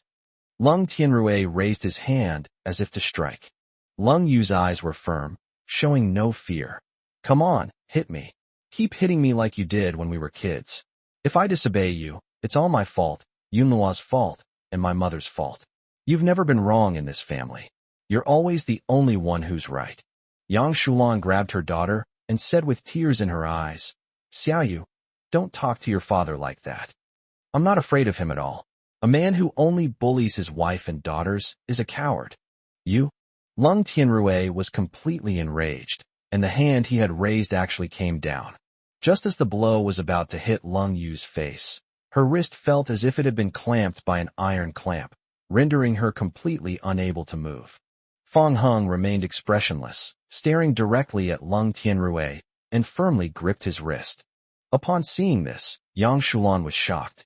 She never expected that this newlywed son-in-law would dare to obstruct Lung Tianrui. Lung Yunluo realized what was happening and almost screamed. Handsome. So cool. I knew I hadn't misjudged him. My brother-in-law really did make a move. Lung Tianrui was even angrier. It was because of Fong Hung that his marriage plan had completely failed. Who do you think you are, daring to stop me? I'm nothing. But Lung Yu is my woman, and no one can lay a hand on her, Fong Hung said calmly.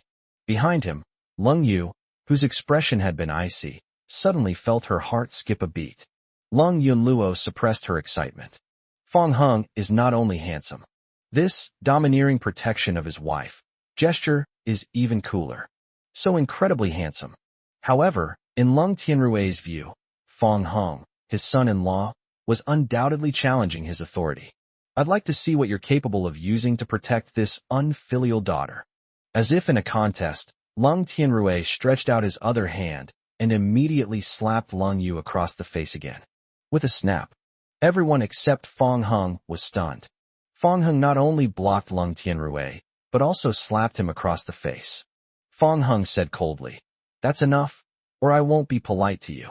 Lung Tianrui touched his face, stared wide-eyed at Fong Hung in disbelief. He never expected that this son-in-law, who had no ability, would dare to hit his father-in-law. The three men were also dumbfounded, almost thinking they were seeing things. After all, it was the son-in-law's first visit to the family, and he slapped his father-in-law first. Who wouldn't be confused by that? Lung Tianrui was completely sobered up by that slap. "Fine, you're young, I'm no match for you. But if you dare to hit your father-in-law, you'll be on the front page of Luo City tomorrow, and see if the spittle can drown you." Fong Hung chuckled. "You're hurting the enemy 1,000, but also losing 800 of your own. You don't think you can stay out of it, and that no one will gossip about you behind your back, do you?" Only after Fong Hung said that did Lung Tianrui realize the problem. When family scandals are aired in public, many people are not only indignant, but also simply gossiping. If it were really made public, he would inevitably be ridiculed wherever he went. Thinking of this, Lung Tianrui had no choice but to swallow his anger, snorted coldly, and turned to go upstairs. After he left, the three of them began to pant heavily, because the tense scene they had just witnessed had caused them to unconsciously hold their breath. Lung Yunluo gave Fong Hung a thumbs up, almost touching his forehead. "Brother-in-law, this is amazing. You're incredible. You're absolutely amazing." Lung Yunluo never dreamed that Fong Hung would dare to hit Lung Tianrui, and what's more, Lung Tianrui eventually backed down. In this family, Lung Tianrui has always been domineering. Apart from his older sister Lung Yu, neither she nor Yang Shulan dared to disobey Lung Tianrui's wishes. The older sister was merely resisting Lung Tianrui, but Fong Hung was even more audacious, directly striking Lung Tianrui. For a moment, Lung Yunluo admired the couple immensely. Lung Yu hadn't expected that Fong Hung would take such a risk for her. Her mind was in turmoil, and she suddenly had an urge to hug Fong Hung.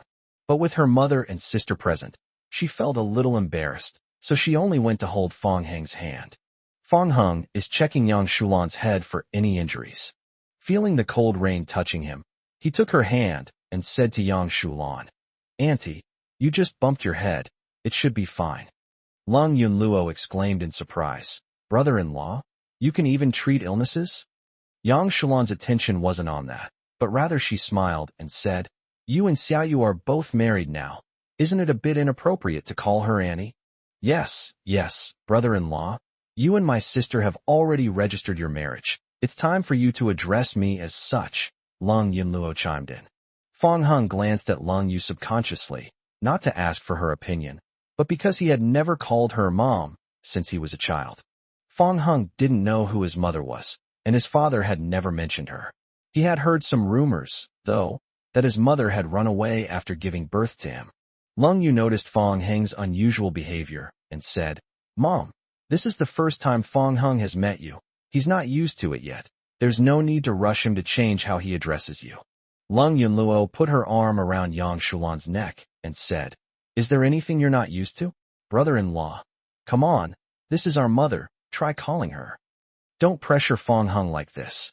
Lung Yu was a little anxious because she knew about Fong Hung's father's experience and was worried that this would bring back painful memories for him. "It's all right. Now that we're married, I should address you differently." Fong Hung paused for a moment, then slowly said to Yang Shulan, "Mom."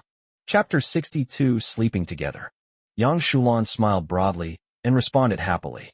Lung Yunluo also laughed and said, "Mom, my brother-in-law has changed his address. Shouldn't you give him a change of address fee?" Lung Yu looked at Fong Hung with worry in her eyes. "Yes, of course."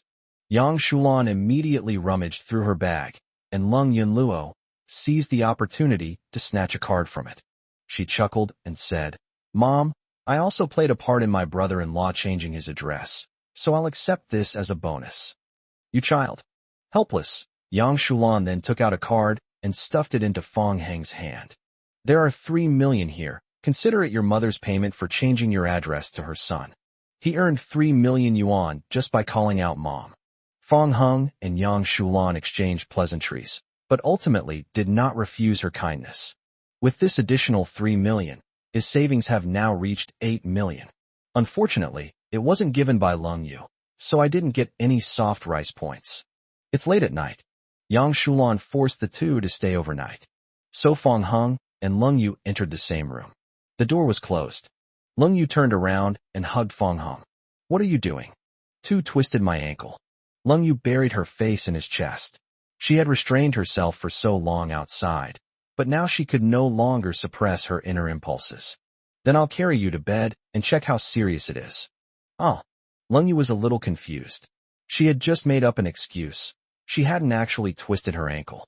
Before she could react, Fong Hung had already put her on the bed and then taken off her high heels. It seems like nothing's wrong. Fong Hung carefully inspected the area, but found no problems. Lung Yu withdrew her delicate foot shyly and said guiltily, "It's probably not serious. It healed quickly, and it doesn't hurt anymore now. It's good that you're all right." Fong Hung got up, took off his coat, and looked around the room. There are traces of her life here, and it's clear that this is where she has lived since childhood. "We should sleep together tonight," Lung Yu said. Fong Hung said, "I can sleep on the floor." "No need to sleep on the floor," Lung Yu suddenly blurted out. Fong Hung was slightly puzzled. Why did Lung Yu seem a little anxious?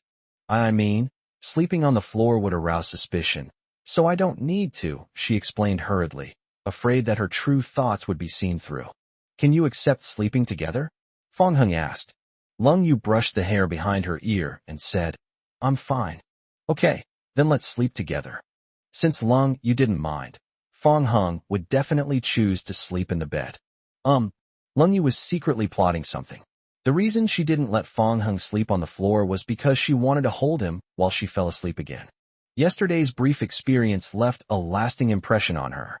Just then, Lung Yunluo suddenly pushed open the door. "Aha, stinky sis, are you surprised?" Unexpected, Lung Yu had no choice but to temporarily put aside her ulterior motives and said, "You have no manners. This is my private space. You didn't even knock before coming in." "Hee, I'm used to it. At least you and your brother-in-law aren't doing anything bad," Lung Yu said irritably. "What are you doing here?"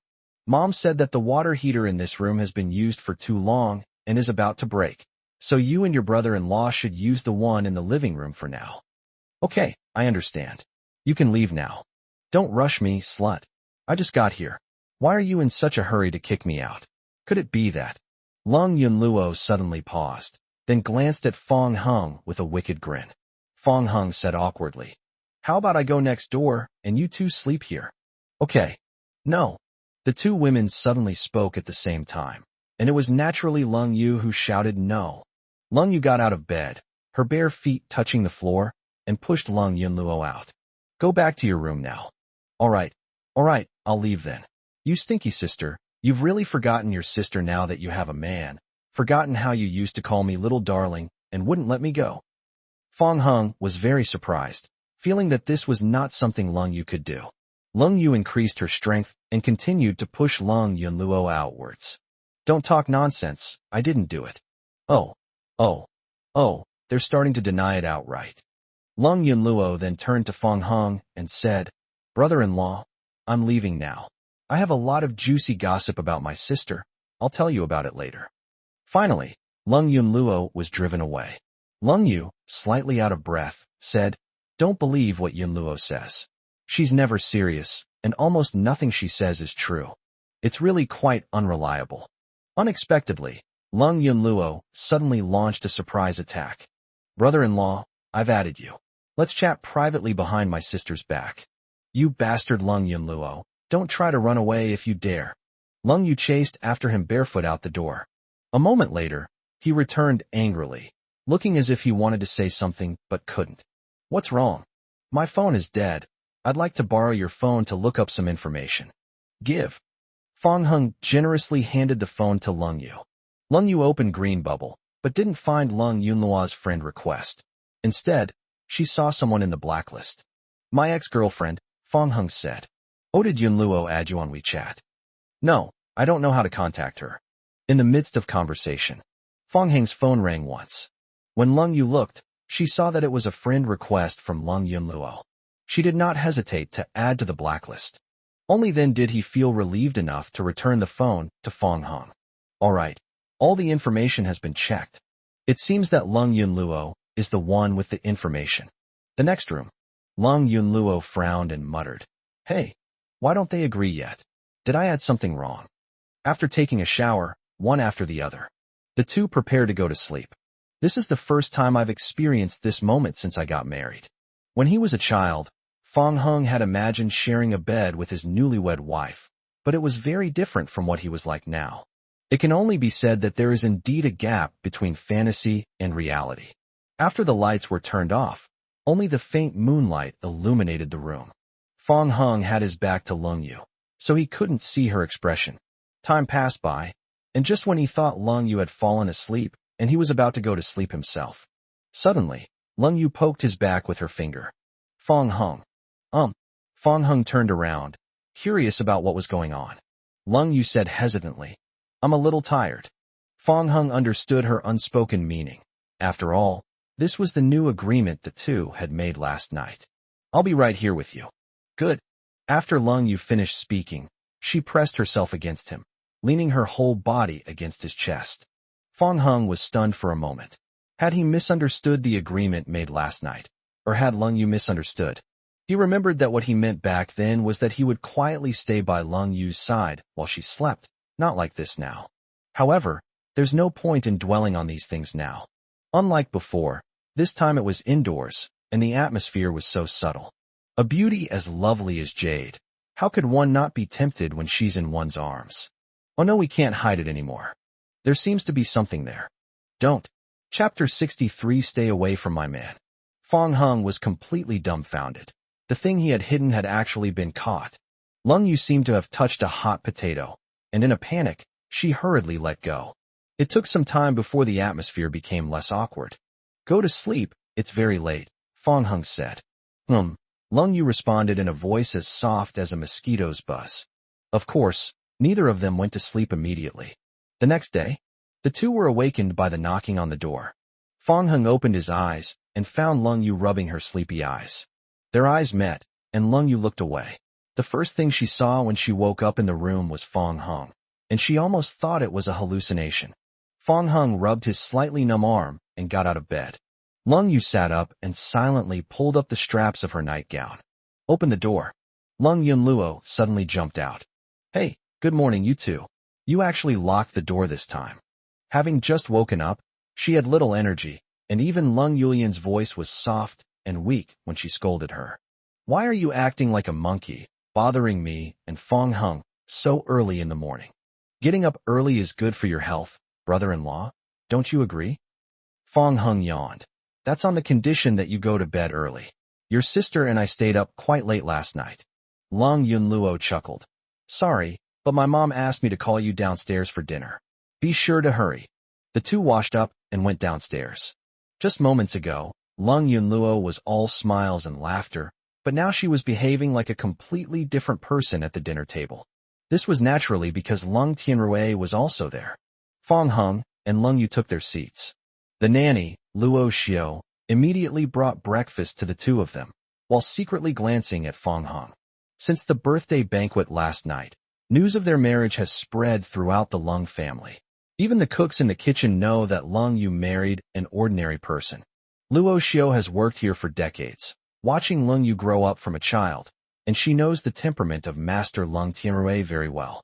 Lung Tianrui was absolutely dissatisfied that the young lady Lung Yu had chosen such an ordinary person as her husband. She seemed to have already foreseen the bloody storm that was about to unfold. Fong Hung took a sip of porridge and then looked at Lung Tianrui. "I don't think I saw myself in the Lianhe Zhaobao." With just that one simple sentence, Lung Tianrui was completely stunned. Then, he threw the spoon into the bowl, picked up his coat, and walked out silently.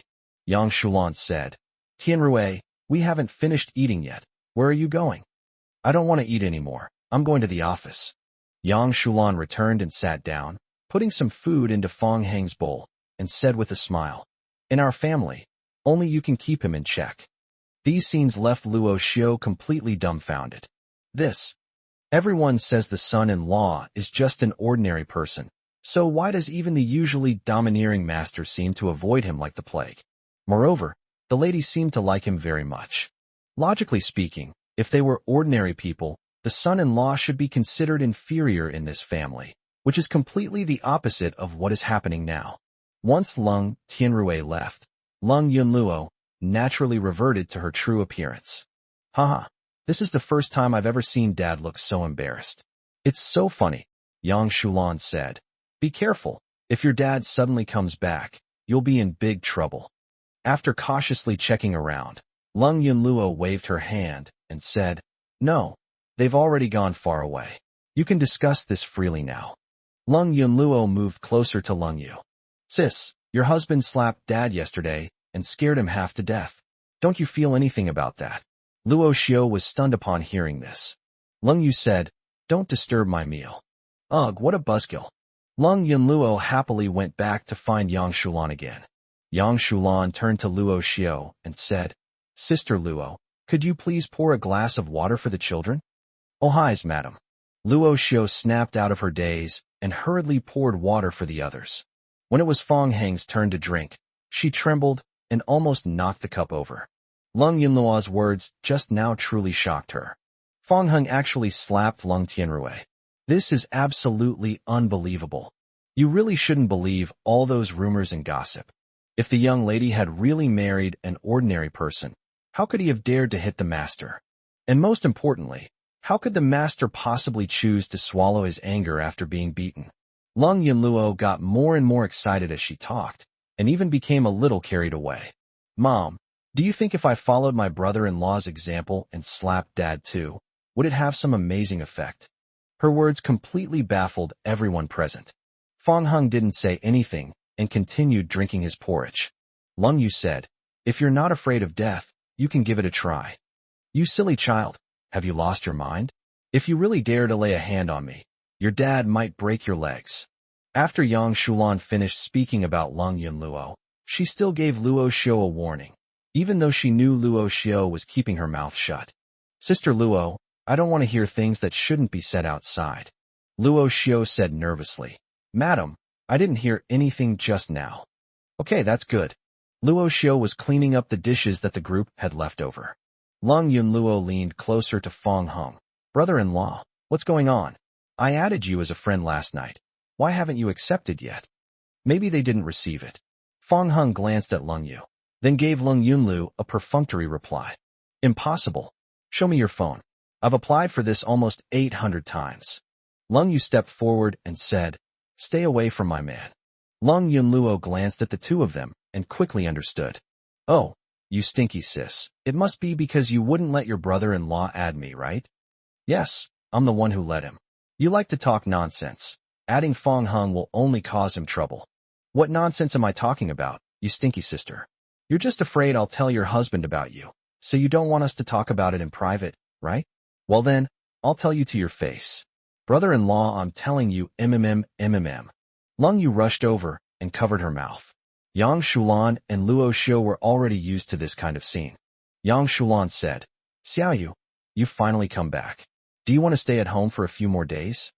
The two girls stopped fighting. Lung Yunluo grabbed her hand and said, Sister, stay a few more days. You have no idea how much Mom misses you. The fountain in the courtyard is filled with her tears. You child, you're never serious. And you even say the fountain is full of my tears. Do you think I'm some water god from ancient mythology? Okay, those are all my tears. Boo-hoo sister, look how sad I am crying. Nugngong. Lung Yunluo started faking her tears. Lung Yu felt somewhat heavy-hearted. Normally, he would never have lingered in this house for long. However, because Fong Heng was there, Lung Tianrui restrained himself somewhat. In addition, I really wanted to spend more time with my mother, and after thinking it over, I finally nodded in agreement. Chapter 64 The Love Master. Upon seeing that Lung Yu had agreed, Lung Yunluo immediately embraced her. Wah sis, I knew you couldn't bear to part with me. Get out of here, I just can't bear to leave Mom. Lung Yu pushed her away with disdain. Fong Heng grabbed the car keys and said, Then I'll go back and get a few more clothes. Okay, let's bring the glutinous rice balls along too. Good. After Fong Heng left, Lung Yu returned to her room. Recalling that she had slept in Fong Heng's arms all night, a smile unconsciously crept onto her lips. Looking at her hands, she felt a pang of shyness. It really is. How could I be so stupid? I've forgotten everything I learned, and I actually thought he was hiding something. He even pinched it. Hey sis, what are you thinking about? Lung Yu was lost in thought when her younger sister suddenly appeared, startling her. No, it's nothing. Lung Yunluo looked suspicious. It would be strange if nothing happened. She's obviously thinking about her brother-in-law. Women really are different when they fall in love. Don't talk nonsense. Although Fong Hung and I are married, we are still different from real couples. TSK, what's the difference? Don't tell me you haven't fallen for him yet. Look in the mirror, don't you look exactly like a lovesick teenage girl? Looking at herself in the mirror, Lung Yu stammered and couldn't say a word. She had never been in a relationship and didn't know what it felt like to truly like someone. Right now, I simply feel very comfortable being with Fong Hung, and I can't help but want to be close to him. I feel empty inside if I don't see him for a long time. Stop with the I don't and you don't. Just say it out loud if you love someone. Anyway, you and your brother-in-law are already married. What's there to be afraid of? Lung Yu's thoughts were in disarray, and she ultimately decided to invite Lung Yunluo out of the room. Through the door, Lung Yu said, "You've never been in a relationship yourself, so don't try to teach me how to do things." Lung Yunlu banged on the door. "You stinky sis. How dare you question me? I may have never been in a relationship, but that doesn't stop me from being a dating guru." Junyuan. After packing his things, Fong Hung put the glutinous rice balls in a cat-shaped bag and prepared to return to the Lung family. After getting into the Mercedes-Benz G-Class and turning on my phone, I discovered that in addition to the message from Lung Yu, there was also a text message from a stranger. Fong Hung replied to Lung Yu first and sent her a voice message by bringing his phone closer. "I'll be back soon, and I've brought all of Tang Yuan's things with me." Then, Fong Hung opened the text message and found that there was only one paragraph. "Su Kuan and Bai Hongyi are teaming up against you, handsome. You absolutely, positively, must be careful." Fong Hung didn't know who sent the text message, nor could he confirm whether it was true. He was naturally not afraid of Su Kuan and Bai Hongyi at all. We drove away from Junyuan, on the way to the Lung family's house. As we turned onto a secluded section of road, we saw a convertible supercar lying across the middle of the road. Fong Hung recognized the car. If he wasn't mistaken, it belonged to Su Kuan. Sure enough, a moment later, Su Kuan, Chen Ting, Bai Hongyi, Lu Li, and a man who was so thin he was practically just skin and bones appeared before them. Fong Hung slowly brought the car to a stop. It turned out that the text message was true. These people were a bunch of scoundrels and had really joined forces to deal with him. However, Fong Hung was somewhat surprised that someone would tip him off. Clearly, the mole was one of them. Fong Hung was curious about who it could be. Could it be that Lu Li had a change of heart? However, Fong Hung quickly dismissed this guess, because as soon as they met, Lu Li's eyes were filled with undisguised hatred. On the contrary, Chen Ting, who is next to Su Kuan, has a better chance. After all, when Su Kuan brought Lao Mo to ambush her last time, this woman's attitude was clearly biased towards protecting him. Bai Hongyi and Su Kuan have known each other since childhood and often hung out together before they went abroad to study. The two had just met at the Love Club and happened to talk about Fong Hung when they were discussing their recent situations. They never expected that Fong Hung would be their common enemy. They hit it off immediately and decided to join forces to deal with Fong Hung. At this moment, Lu Li crossed her arms and jumped out first. "Hey, Fong Hung, what a coincidence. I didn't expect to run into you here. I don't think it's a coincidence. You've all been waiting for me here for quite a while, haven't you?" Fong Hung said, glancing at the group. Their gaze slowly fell on the emaciated man, and they could sense that he exuded an aura different from the others. Clearly, this person is much stronger than the previous old man. Lu Li snorted coldly. "You figured it out, but it's too late. You can't escape now." Chen Ting felt both anxious and helpless looking at Fong Hung, who appeared alone. "I gave him a heads up beforehand. How come he wasn't prepared at all?" Su Kuan specially invited Lao Mo's master from the Su family. Fong Hung is probably really finished now. Chapter 65, I Really Dare. However, Fong Hung remained as calm as a still well, his heart unmoved. "Run? You're overthinking it. Why would I run?" Bai Hongyi really couldn't stand it. "It's already this late." Fong Hung remained completely calm and composed. He's clearly just an ordinary person with slightly more strength. What are you pretending for? I'll beat you so badly you'll be begging for mercy. Let's see you pretend to be calm again. Fong Hung, do you think we'll all just stand here obediently and let you hit us like last time? That's hard to say, but you were pretty tough last time. I punched you, and you didn't utter a sound. Su Kuan looked at Bai Hongyi, feeling somewhat taken aback. Young Master Bai, you're awesome. This guy took down old Mo in one move. And you took his punch, and you're still okay? Bai Hongyi looked embarrassed. He wasn't unharmed. He had just been punched by Fong Hung and immediately fainted, which is why he didn't utter a sound. Bai Hongyi knew that Fong Hang's words were mocking him, and in front of so many people, it undoubtedly made him even more embarrassed. Young Master Su, stop talking nonsense and just have your men take care of him. Su Kuan said unhurriedly. Don't rush. Everything is under my control. Getting rid of someone is like making love in bed. You have to take it step by step. It's no fun if you go straight to the point. Over the years, Su Kuan has dealt with many people who offended him, and in the past, he would just beat them up right away. Later, I got more and more bored and realized that the most interesting, satisfying, and exhilarating thing to do was to first break down the opponent's mental defenses and then beat them up. What young Master Su says is true. I didn't expect you to have such unique insights in this area. I'll teach you slowly later. Su Kuan patted Bai Hongyi on the shoulder, then strode over to Fong Hung. He held a walnut in his hand and circled around Fong Heng, looking him over. You shouldn't have offended me, did you? Did you think I, Su Kuan, was a coward who was scared after being wronged once and wouldn't dare to lay a hand on you again? Oh, Fong Hung raised an eyebrow. Isn't that right? Su Kuan paused for a moment and said, I did this to avoid any negative impact on my election as family head. Otherwise, I would never have allowed you to be so arrogant for so long. Fong Hung laughed and said, to put it bluntly, you're still a coward, aren't you? If you weren't a coward, you would have attacked me long ago. Foolishness. This is not cowardice on my part, but strategy. I will never risk a move that will backfire before I have figured out where I came from. Stop talking nonsense. If you're a coward, you're a coward. You? Su Kuan realized that he himself was about to break down before Fong Hung could. Those who had been taught a lesson before were wary of his status as the young master of the Su family. If he were to truly lose his temper, they would be terrified even with just a few words. However, Fong Hung was not afraid of him at all, so this trick naturally had no effect. Su Kuan gripped the walnut tightly, his brows furrowed. Even old Master Lung treats me with respect. How dare you, a son-in-law of the Lung family, disregard me, Su Kuan? Why should I care about you? Fong Hung retorted. This one sentence completely stumped Su Kuan.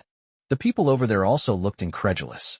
The Su family has immense influence in Luoqing. Even if Su Kuan doesn't become the head of the Su family, they are still someone you can't afford to offend. They didn't know where Fong Hung got the confidence to disregard Su Kuan, the second young master of the Su family. Lu Li said, Young Master Su, don't talk to him anymore. This guy is so stubborn. He probably thinks he's awesome because he became the son-in-law of the Lung family. He doesn't know how terrifying your strength really is. Su Kuan felt that Lu Li's words made some sense. Since Fong Hung was unyielding, he could only resort to the old methods. It's a shame we didn't see Fong Hung break through the defenses first. It was quite disappointing. Fishbone, come out. It seems we still need you to solve this problem. The words fell. The emaciated man slowly walked forward from behind. Su Kuan said disdainfully, Fong Hung, let me introduce you to UCI, the true trump card of my Su family. How about it? Are you scared? As your name suggests, you're as skinny as a fishbone. Su Kuan, I'm really worried that I'll smash your bones apart with one punch. Fishbone said unhappily, Kid, don't be so arrogant. Today I'm going to teach you a lesson on behalf of my disciple. Since being defeated by Fong Hung in one move, Lao Mo has been bettered in ever since. Even if Su Kuan didn't teach Fong Hung a lesson, UCI was still planning to avenge his apprentice Lao Mo. Seeing Fong Hung still boasting so arrogantly, Su Kuan found it rather amusing. Hilarious, Fong Hung. You don't actually think you're invincible in Luo City with your mediocre skills, do you? Bai Hongyi chimed in. If you know what's good for you, you'll apologize and maybe you'll suffer less. After all, This infamous Fishbone won't deliberately let you punch him like I did before. Lu Li took by Hongyi's arm, eagerly anticipating the show. That's right, Fong Hong. If you kneel down and beg me, maybe I'll take pity on you and call your wife so she can come and take you to the hospital quickly. Chun Ting glared at Lu Li, intensifying her hostility towards her. What a load of rubbish. That ex-girlfriend was a complete jerk. Chun Ting couldn't help but advise Fong Hong, saying, Handsome, why don't you just give in? Getting beaten up less is better than anything else. Fong Hong was unimpressed and looked down at the crowd from his high position. I did nothing wrong. Even if I was wrong, you think you can make me back down? Huh, you're not worthy. Su Kuan couldn't stand Fong Heng's continued pretense any longer. He gave Fong Hong the middle finger and cursed. Damn it, you're really asking for it. Fishbone, just come up here and kill him. Su Kuan's cursing stopped abruptly, because Fong Hong was holding his fingers. Su Kuan asked somewhat uneasily, What do you want to do? You guess?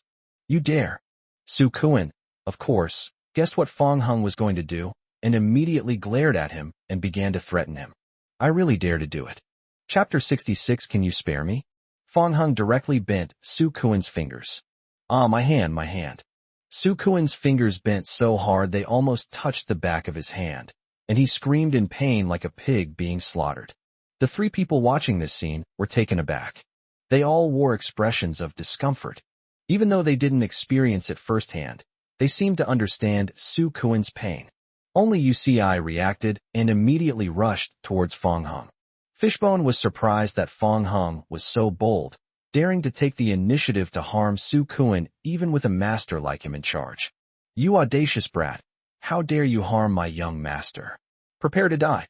Upon seeing the Fishbone, Su Kuan, enduring the pain, gritted his teeth and said, Fong Hong, you're finished. Oh, is that so? As he spoke, Fong Hong exerted a slight force. Click. Su Kuan's finger was now completely severed, with only the skin and flesh connecting it.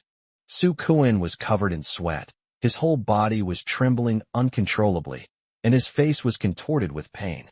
Then, he spun and jumped around like a monkey, his broken middle finger dangling and swinging back and forth like a giant pendulum. At this moment, UCI had already clenched his fist and rushed in front of him, his thin but powerful fist striking Fong Hongjing's chest. Because Su Kuan was injured, in his haste, UCI did not hold back and unleashed his full power in this punch. As soon as he made his move, UCI felt a pang of regret. He knew that Fong Hong would surely die if he took that punch. Thus, he didn't even have a chance to humiliate Fong Hong on behalf of his apprentice, Lao Mo, which was far too lenient for the other party. Unfortunately, once the move was made, it couldn't be stopped, and the Fishbone could only continue with the mistake. However, the next moment, something unexpected happened to him. Fong Hing opened his palm, forming a cloth shape, and blocked the fist accurately and effortlessly. Fishbone's eyes widened in disbelief as he stared at Fong Hong. His all-out attack was just like that, easily blocked by Fong Hong. No wonder his apprentice, Lao Mo, was defeated by him. This person is terrifying. Fishbone understood that the outcome was already decided. Fong Hong is incredibly strong and unfathomable. I am no match for him at all. On the other side, seeing that they were stuck in a stalemate, the group looked at each other, puzzled. This doesn't feel like a fight. It feels more like playing rock, paper, scissors. The pain of his severed finger caused Su Kuan to break out in a cold sweat. He said angrily, Fishbone, stop wasting time with him and just show us your true strength. Young Master Su, don't be anxious. I think this expert is just toying with Fong Hong, Bai Hongyi said. I'm not in a hurry. You old man. Su Kuan couldn't help but curse, but he was in so much pain that he couldn't speak properly. Although Lu Li sensed something was amiss, she remained convinced that Fong Hong was no match for UCI. After all, he was a master personally invited by Su Kuan. Chun Ting was so nervous that she dared not watch anymore, praying in her heart that Fong Hong could beat UCI. Fishbone had obviously heard what the others were saying. He wasn't teasing Fong Hong. He was saying that Fong Hong had grabbed his fist, and he couldn't move at all. In other words, they were completely outmatched. Who are you? Fishbone was shocked. He never imagined that Fong Hong, at such a young age, would possess such strength. Fong Hung said calmly, "Who I am is not important. What's important is that you shouldn't have come to provoke me." As soon as he finished speaking, with a serious expression, Fong Hung exerted his strength and twisted Yu's arm into a pretzel shape. Even though the fishbone had an unusually high pain tolerance, it still made him wince in pain. Su Kuan noticed the problem and immediately shouted at Yuci to hurry up. "You fucking retaliate already. Stop letting him have his way. Still hiding your strength? What time is it? Are you crazy?" Bai Hongyi frowned. Lu Li paced anxiously in circles. "He's not a tortoise. How can he be so patient? Ugh, this expert is driving me crazy." Chen Ting finally dared to open her eyes and steal a glance. "It's good to hide your strength. It would be best if you could keep doing that and let Fong Hung win in the end." Just when everyone thought that Fishbone was hiding his strength, Fong Hung then slammed his fist heavily into Yu's chest. Suddenly, Yu's shuddered, and a series of crisp sounds rang out from his body. That was clearly the sound of bones breaking. Then the fishbone fell straight to the ground, and the bone, which was covered by skin, was visibly dislocated. It's like a stack of models falling apart. It was only then that the group realized what was happening. It turns out that Fishbone wasn't hiding his strength at all. He was simply no match for Fong Hung. Chen Ting was overjoyed, not expecting Fong Hung to be so capable, but on the surface she still looked sad and pretended to be very regretful. Bai Hongyi slapped his thigh hard and said, "This is bad, young Master Su. What kind of person are you looking for?" Lu Li said speechlessly, "Not only is he old, but he's also as thin as a stick. I never thought he would be a good match from the start." The two men began to kick him while he was down, while Su Kuan remained stunned, as if he had forgotten the pain of losing his finger. Fishbone is Old Mo's master, and his strength is several times greater than the latter's. Now, even Fishbone is no match for Fong Hung. So just how powerful is Fong Hung? Before he could even be shocked, Fong Hung grabbed his hair and dragged him to the side of the three men. Fong Hung said coldly, "Stand still, everyone." Even the powerful Fishbone couldn't do anything to Fong Hung, so these four people were naturally no match for him. Faced with Fong Hung's sudden change in expression, they all began to feel uneasy. Su Kuan said, "Leave a way out for others, so you can meet again in the future. Fong Hung, I advise you not to go too far." "Don't go too far? Fine, I'll give in." Fong Hung slapped Su Kuan hard across the face. Su Kuan's face was distorted from the slaps. He was dizzy and disoriented, and finally collapsed to the ground, swaying unsteadily. Seeing that Su Kuan still had some consciousness left, Fong Hung, thoughtfully, gave him another kick. At this point, Su Kuan finally lost consciousness. The group of people were stunned by what they saw and unconsciously swallowed hard. Then Fong Hung came to Bai Hongyi. "Now it's your turn. Is there anything you'd like to say?" Bai Hongyi rubbed his hands together and chuckled dryly, pointing at Su Kuan, who was lying motionless on the ground. "Brother Fong, I just came here to join in the fun. This guy dragged me along. I have no grudge against you, don't you think? Do you think I'd believe your nonsense?" Fong Heng's voice was icy cold, like a biting wind blowing into Bai Hongyi's sleeve. Bai Hongyi said tremblingly, Then can you be gentler?" "Gently? Okay, I'll satisfy you." Fong Hung raised his hand and, with a snap, knocked out one of Bai Hongyi's teeth. To be fair, he slapped him again, knocking him unconscious as well. Then Fong Hung came to Lu Li. Before he could even speak, Lu Li began begging for mercy. Fong Hung, please spare me for the sake of our past relationship." Chapter 67. I don't want him to get hurt in any way. Fong Hung thought for a moment and decided to deal with Lu Li one last time. So he walked towards Chen Ting first. But Lu Li thought that Fong Hung had let her go because he was soft-hearted. "Fong Hung, I knew you still had me in your heart." As Lu Li breathed a sigh of relief, she looked at Chen Ting with schadenfreude. What makes you think you can compare to me? Fong Hung is my ex-boyfriend." Chen Ting was speechless, surprised that Fong Hung would actually let Lu Li go. However, Fong Hung never intended to let Lu Li go. He felt it wasn't appropriate to deal with Lu Li in the end, especially since Lu Li was acting so arrogantly, so he turned back and stood in front of her again. Lu Li was stunned for a moment. "Fong Hung, what are you doing?" "I've thought about it and decided that I should deal with you first." "Huh?" Lu Li was stunned, then tensed up. and said, "Didn't you let me go?" "Who said I let you go?" "Nah, please, no matter what. We once loved each other. You wouldn't have the heart to hit me, right?" "That was before," Fong Hung said coldly. Lu Li sensed that Fong Hung was serious, and she didn't want to end up like Su Kuan and Bai Hongi. So she took the initiative to reach out and try to hold Fong Heng's hand, attempting to escape the situation by playing the emotional card. But Fong Hung dodged Lu Li and slapped her hard across the face with his other hand. "How many times have I told you? You're not allowed to touch me again." A bright red handprint instantly appeared on that fair little face. Lu Li covered half of her face with both hands and said incredulously, "Fong Hung, you actually hit me. You weren't like this before. You said it yourself, that was in the past. You can't do this to me." "Huh. Before you say that, shouldn't you think about what you've done?" Fong Hung wasn't stupid. Lu Li was acting pitiful in front of him because he had overcome the fishbone. If the situation were reversed, Lu Li wouldn't let him off the hook. She'd probably be stepping on his head and mocking him right now. Suddenly, Fong Hung raised his hand again. Lu Li said with a wronged expression, "It hurts, you already slapped me. Isn't that enough?" "Not enough." Fong Hung showed no mercy and struck Lu Li on the other side of her cheek, knocking her unconscious as well. Finally, it was Chun Ting's turn, and Fong Heng's gaze fell on her. Seeing Fong Heng's aggressive demeanor, Chun Ting was so frightened that her legs went weak and she knelt down. Handsome guy, spare me. I really didn't mean to do anything to you, and I just sent you a text message. Where's the evidence?" Chun Ting immediately took out her phone and showed Fong Hung the evidence. Fong Hung then stopped, not expecting that the person who sent the text message was indeed Chun Ting. "You were clearly with them, so why did you tip me off?" Chun Ting cupped her face in her hands, looking shy. "Because you are handsome." Fong Hung was speechless. He figured Su Kuan would be furious if he knew all this. "Handsome guy, come on, hit me now." Chun Ting suddenly stood up and moved closer to him. This has left Fong Hung somewhat bewildered. "You just begged for mercy, and now you want me to hit you? Isn't that a contradiction?" "I've been thinking about it.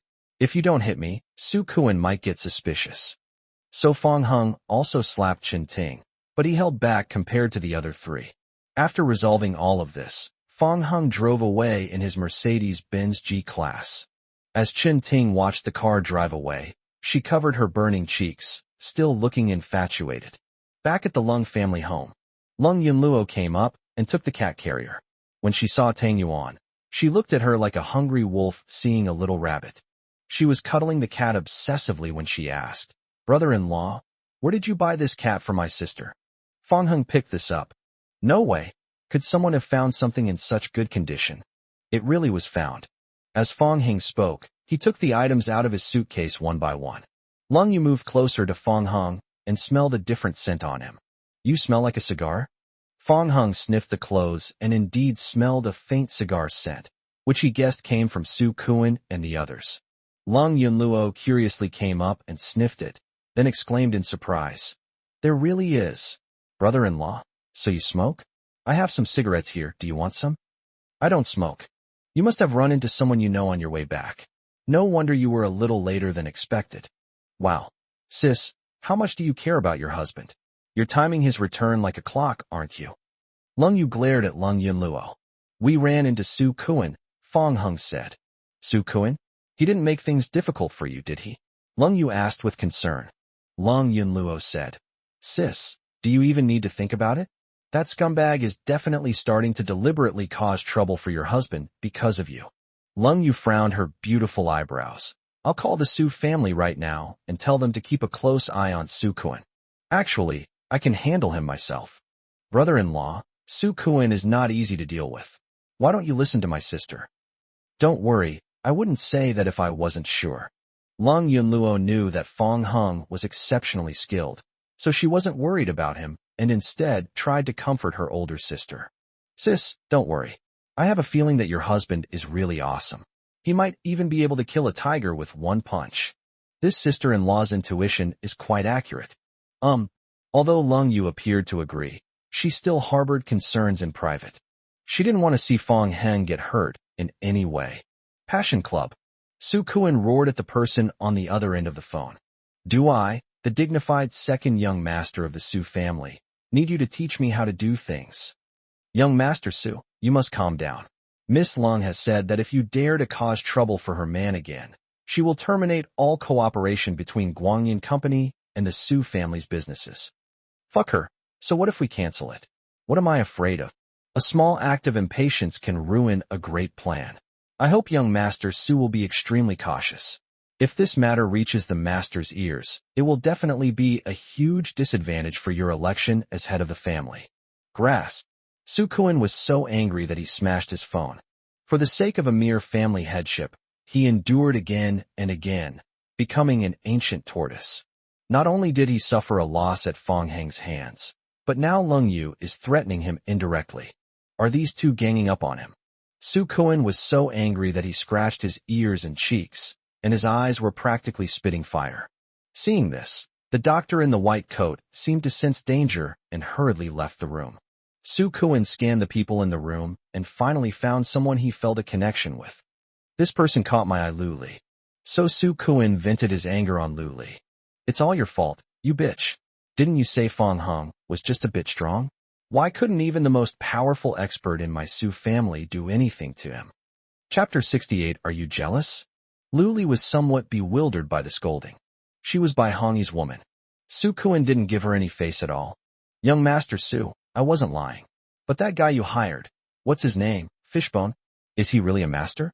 I suspect he's faking it. He couldn't even beat Fong Heng. Holy crap, do you think I don't know whether he's a pro or not? Su Kuan cursed loudly. UCI was the Su family's most treasured expert, and there were very few people in the entire Luo city who could rival him. Lu Li muttered under her breath. Anyway, I have a feeling that there's something wrong with the person you invited. What did you say? Say it again if you dare. Su Kuan pointed at Lu Li's nose and cursed. Lu Li was also annoyed and started arguing with him. Bai Hongyi came to help mediate the fight, but was scolded by Su Kuan and didn't dare to talk back. Ultimately, the two were kicked out of the erotic club. Lu Li became increasingly angry, feeling that today was the worst day ever. Bai Hongyi kept comforting him from the side.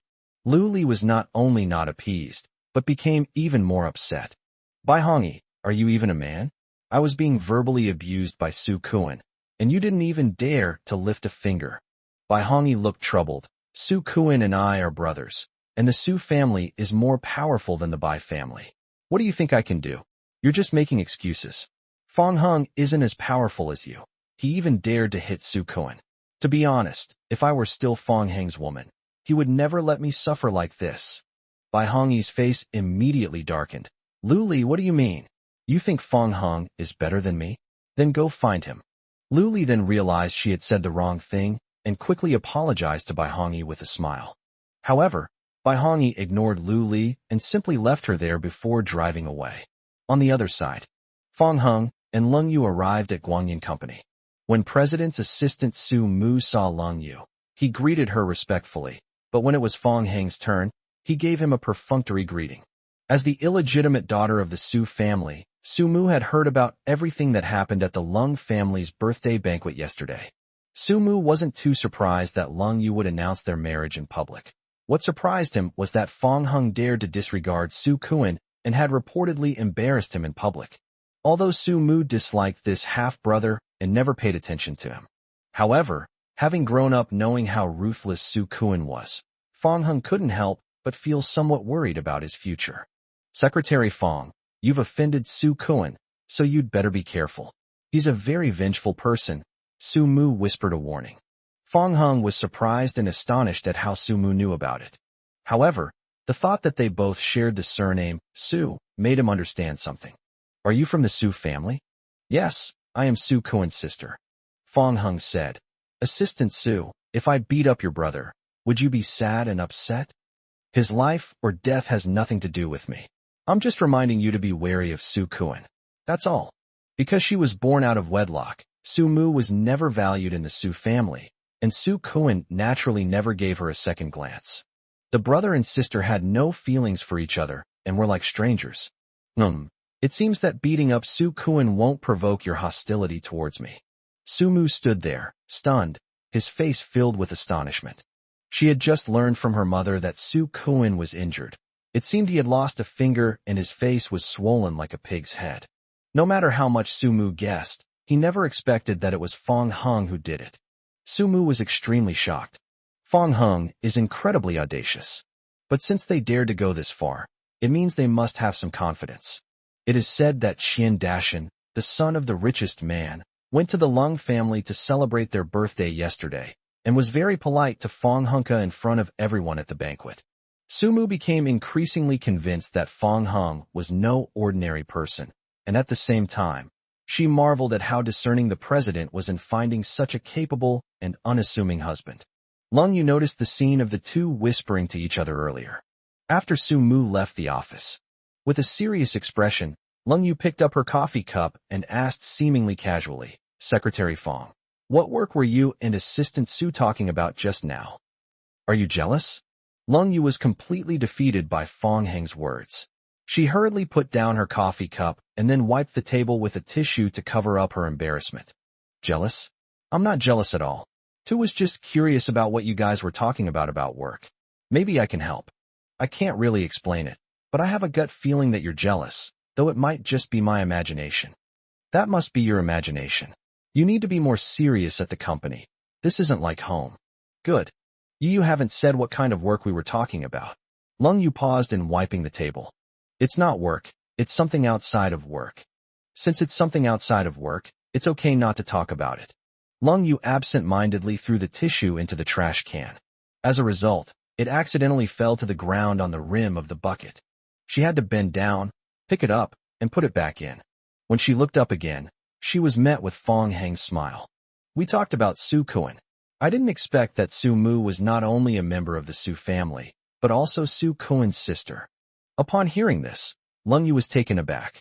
She paused for a moment, then said, "Actually, she's my stepsister." "Stepsister?" "Well, Su Mu and Su Kuan, or rather the entire Su family, don't have a very harmonious relationship." "I see." Fong Hung nodded, and then put the file on his desk. "By the way, this is the information I prepared.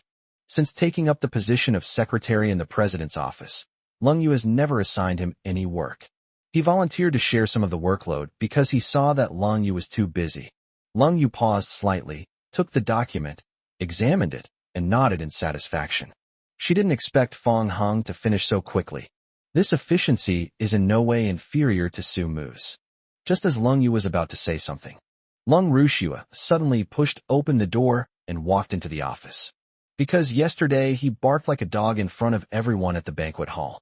So much so that when I came to work at Lightyear today, I heard a lot of people talking about her. Although no video has been released, it seems like the whole world knows about it. Lung Rushua was so angry that she stormed over, ready to vent her anger. Since Fong Hung is a gigolo, Lung Rushua decided to make an example of him. Anyway, what big trouble can a gigolo cause? If she doesn't vent her anger soon, she'll really go crazy. Upon seeing Lung Rushua, Lung Yu immediately felt displeased and regained her usual imposing manner. She put down the documents and said coldly, "Manager Long, what are you doing here during working hours instead of staying at your post?" "I was just bored and came to see you. Besides, isn't Secretary Fong here too?" "I was discussing work with Secretary Fong." "That's enough. Stop talking about work. I think you're talking about love." Lung Rushua scoffed, her gaze falling on Fong Hung, and she immediately gave the orders. "Secretary Fong, since you have nothing to do anyway, go and get me a glass of water." Chapter 69, but it's okay, I can. At this moment, Sumu rushed in and witnessed Lung Rushua ordering Fong Hung. Although Lung Rushua is the human resources manager, as Guangyan Company is a business of the Lung family, and Lung Rushua is the eldest daughter, she is naturally one of the core executives. If things get serious, even as the president's assistant, she would have to bow down to Lung Rushua without Lung Yu's protection. Therefore, it is perfectly reasonable for someone like Lung Rushua to instruct a secretary to serve tea and water. However, Sumu could also see that Lung Rushua was targeting Fong Hung and was deliberately picking a fight. "Manager Lung, if you're thirsty, I can get you some water." "No need to trouble Assistant Su. I'll just ask Secretary Fong to pour me some water," Lung Rushua said, pointing at Fong Hung. Lung Yu said with a stern face, "Lung Rushua, don't go too far." Lung Rushua shrugged. Where did I go too far? I was just tired from work and wanted some water. Besides, isn't this the kind of work Fong Hong, as a secretary, does? If you're thirsty, pour yourself some water. Since Secretary Fong is here, why should I do it myself? Fong Hung glanced at Lung Rushua, said nothing, and silently went to the water dispenser, then took a paper cup and filled it with water. Then, he walked slowly toward Lung Rushua. Seeing this, Lung Yu frowned. Lung Rushua laughed, surprised that Fong Hung was actually so obedient. She suddenly had a good idea, to focus her attention on Fong Hung from now on. If I, Lung Rushua, can't cure Lung Yu, can I at least cure you, Fong Hung? Anyway, Fong Hung is Lung Yu's sweetheart, so this can be considered a form of revenge against Lung Yu. Lung Rushua became happier and happier as she thought about it, her mouth almost crooked from smiling. She was about to go and get the water that Fong Hung was bringing. However, when he reached out his hand, Fong Hung suddenly dodged it. Lung Rushua's smile faded slightly as she asked, Secretary Fong, what do you mean? Fong Hung said, Manager Lung, be careful. Give it to me. I didn't expect you to be so kind. Lung Rushua was surprised that Fong Hung would worry about her. After speaking, she reached out to take his hand again, but Fong Hung avoided her once more. Are you kidding me? Lung Rushua was displeased, feeling that Fong Hung was making fun of her. I told you to be careful. What's there to be careful about? I'm a grown man, not a 3-year-old. Give me the water. Lung Rushua was somewhat exasperated, and this time she directly reached out to snatch it. It's clear that the same result as before has been achieved. This time, however, after avoiding her, Fong Hung simply picked up the water and drank it by himself. This whole thing left the two women stunned. They never expected Fong Hung to be playing tricks on Lung Rushua like a monkey. The victim, Lung Rushua, was naturally furious. Fong Hung, you really dare to play me? Fong Hung looked down at her with a playful expression and said, You said you're not a 3-year-old anymore. If you want water, go get it yourself. Why are you reaching out to grab mine?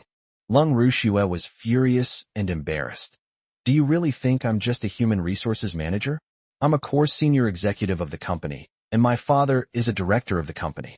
How dare you, a mere secretary, be so insolent in front of me? Fong Hung laughed, unconcerned, and said, So what? If you're so great, why don't you fire me? You? Lung Rushua was furious. If it were anyone else, she would have fired them on the spot and would never have put up with any of this. But Fong Hung was, after all, Lung Yu's husband. Lung Rushua still remembered that when Wang Jinghao was about to force Fong Hung to resign, Lung Yu was furious and slapped her hard across the face. She was afraid of Lung Yu and dared not fire Fong Hung, but that did not mean she would let the matter rest. Lung Rushua walked to the water dispenser, filled a glass with water, and then returned to Fong Hung. Why didn't you do this earlier? You have hands and feet. Why do you need me to pour water for you? Fong Hung, I didn't drink this myself, but it's for you. Then the conversation shifted. Enraged, Lung Rushua splashed water directly onto Fong Hung's face. Fong Hung reacted quickly, managing to block the water splashed on his face, but he inevitably got soaked in the water, which quickly drenched his clothes. Lung Rushua threw down the paper cup and said arrogantly, Do you really think I, Lung Rushua, am easy to bully? This is the price you pay for messing with me. Fong Hung shook the water off his hands, squinted his eyes, and anger gradually welled up in his expression. You think I wouldn't dare to touch you? Sumu was a little nervous. The last time he saw Fong Hung lose his temper was when he was beating up the former HR manager, Wang Jinghao. Lung Rushua didn't take Fong Hung seriously at all, nor did she think he would dare to do anything to her. In terms of status and position, she is the true eldest daughter of the Lung family. It's one thing for Lung Yu to beat her up, but what right does Fong Hung, a son-in-law of the Lung family, have to dare to hit Lung Rushua? Come on, try touching me. Fong Hung dared to hit Lung Tianrui. So who was this Lung Rushua? He naturally wouldn't tolerate her. Just as Fong Hung was about to make a move, Lung Yu unexpectedly stepped forward and stopped him with a smile. Fong Hung, it's best for a man not to lay a hand on a woman. Immediately afterwards, Lung Yu glared at Lung Rushua with a frosty expression and kicked her hard. But it's okay. I can do it, because I'm a woman. Caught off guard, Lung Rushua was kicked to the ground and fell face first into the mud. She braced herself on the ground with both hands, her chest heaving, and screamed like a madwoman. Lung Yu, this is the second time you've hit me for him. This time, I, Lung Rushue, will not let this go. Lung Rushue, this is your own fault. If you dare to provoke my man again, not only the second time, but even the third or the 100th time, I will beat you without hesitation. Well said. I'll beat you without hesitation. I'll remember this. I'll repay this humiliation 100-fold in the future. During a lull in the argument, a middle-aged man with a stern face pushed open the door and walked in. The person who arrived was Lung Tianrui. Sumu immediately perked up.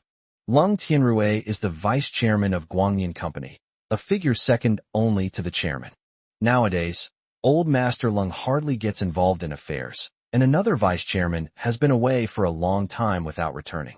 Although Lung Tianrui is the vice chairman, his power is so great that he is practically the #1 person in the Lightyear Company. Hello, Chairman. Sumu greeted him immediately.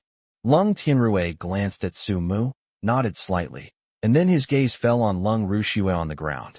Rushue, what's wrong? Get up quickly. As he spoke, Lung Tianrui immediately went to help Lung Rushue up. Lung Rushue pushed him away. Isn't this all thanks to your daughter? You're all family. What's the point of pretending to care about me? This. Lung Rushue struggled to her feet and spat at Lung Tianrui again. Birds of a feather flock together. Stop your hypocrisy and just wait. The day my dad finds my brother, I will make sure your family suffers. Chapter 70, A Restless Heart.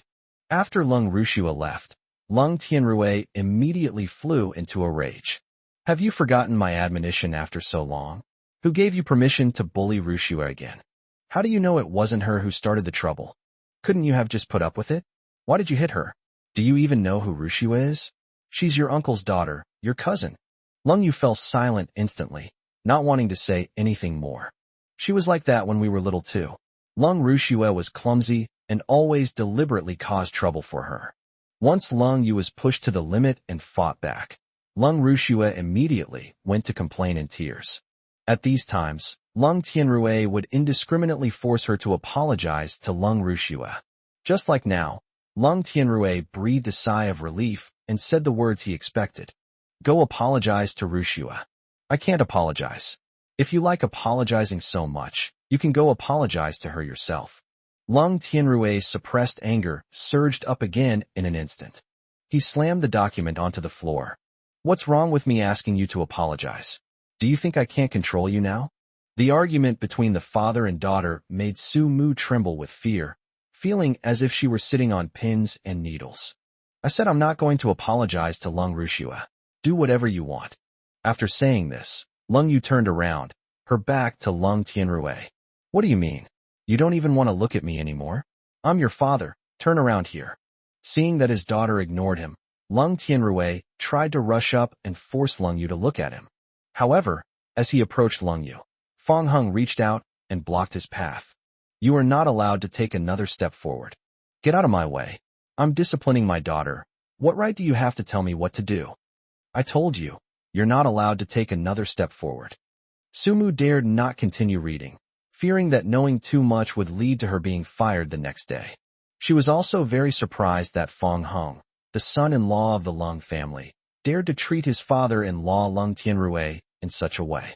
Lung Tianrui glared at Fong Hung, veins bulging on his forehead, and clenched his fists. This is the company, not your home. I am the vice chairman of this company, and I order you to get out of my way. Fong Hung ignored him and stopped answering. It was clear that if Lung Tianrui took another step forward, he would face the same fate as last night.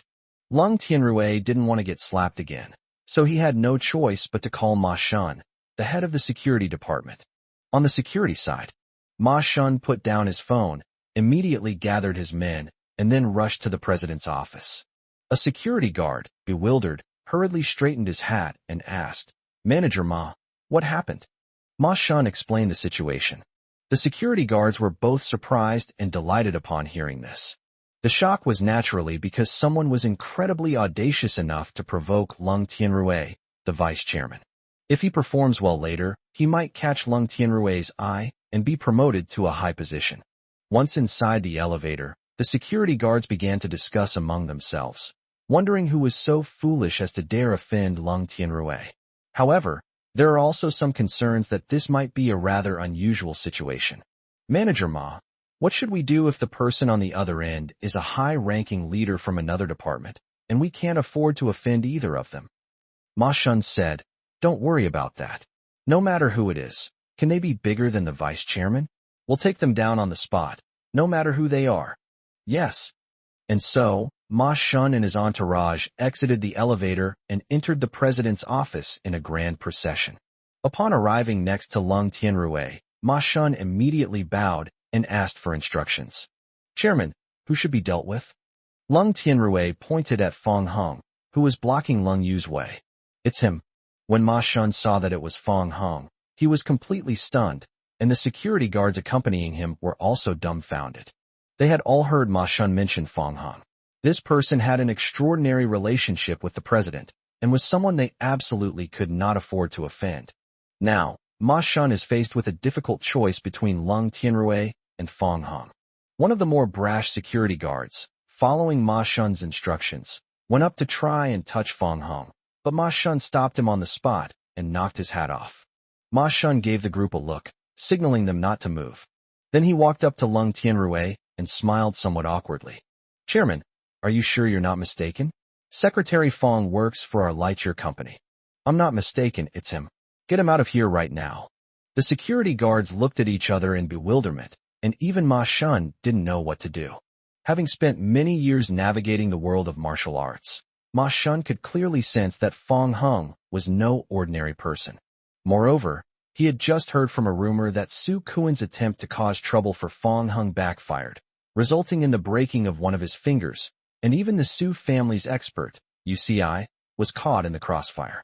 Ma Shun wasn't confident of winning against UCI, so Fong Hang's ability to defeat UCI meant that Fong Hang's strength was naturally superior to his own. In other words, even if they were to fight, they wouldn't be able to do anything to Fong Hung. Ma Shundao said, Chairman, this matter is a bit difficult to handle. Lung Tianrui was stunned for a moment, not expecting Ma Shun to give such an answer. Sumu was also shocked. In his memory, Ma Shun, the head of the security department, didn't give face to anyone. Now, he actually didn't follow Lung Tianrui's orders immediately because of Fong Hung. What's so difficult about it? Just do as I say and kick him out. Lung Tianrui said. Ma Shun lowered his voice and said, Chairman, I'm no match for him. If we really fight, to be honest, I'm helpless. Lung Tianrui was slightly shocked. Ma Shun was a true expert. It was precisely because of this that he personally hired him as the head of the security department of Guanyin Company. Even Ma Shun is now helpless against Fong Hung, which is indeed beyond Lung Tianrui's expectations. Given the circumstances, he had no choice but to give up. Let's just let this go for now. I don't want to see it happen again. He glanced at Lung Yu, uttered those words, and then left with a cold snort. The security guards were utterly shocked, as if they were witnessing a wonder of the world. I had heard that Fong Hung was extraordinary before, but I didn't expect him to be this powerful. Even Lung Tianrui, the vice chairman of the prestigious Lightyear company, had to bow his head in front of him. Mr. Lung, Secretary Fong, since there's nothing else, I'll take my leave now. Ma Shun clasped his hands in greeting and greeted Lung Yu and Fong Hang in turn. Then he gave the security guards a wink, and the group quickly left the area. Sumu also took this opportunity to escape with them. Now only the couple remained in the office. Fong Hung noticed Lung Yu's sadness, and unconsciously placed a hand on her beautiful face to gently comfort her. Don't be sad. As long as I'm here, that man will never be able to hurt you again. Lung Yu nodded. Fong Hang's hand seemed to be caressing not only her cheek, but also her restless heart. Chapter 71. Your sister has already taught her a lesson for me. After a while, Lung Yu realized that Fong Hang's clothes were wet. The faintly visible muscle lines made it impossible for her to control her gaze. Lung Yu pursed her lips, feeling a little guilty, and said, I'll have Sumu go down and buy you a new outfit right away. No need for that trouble. I'll just drive back and change it. All right then, be careful on your way.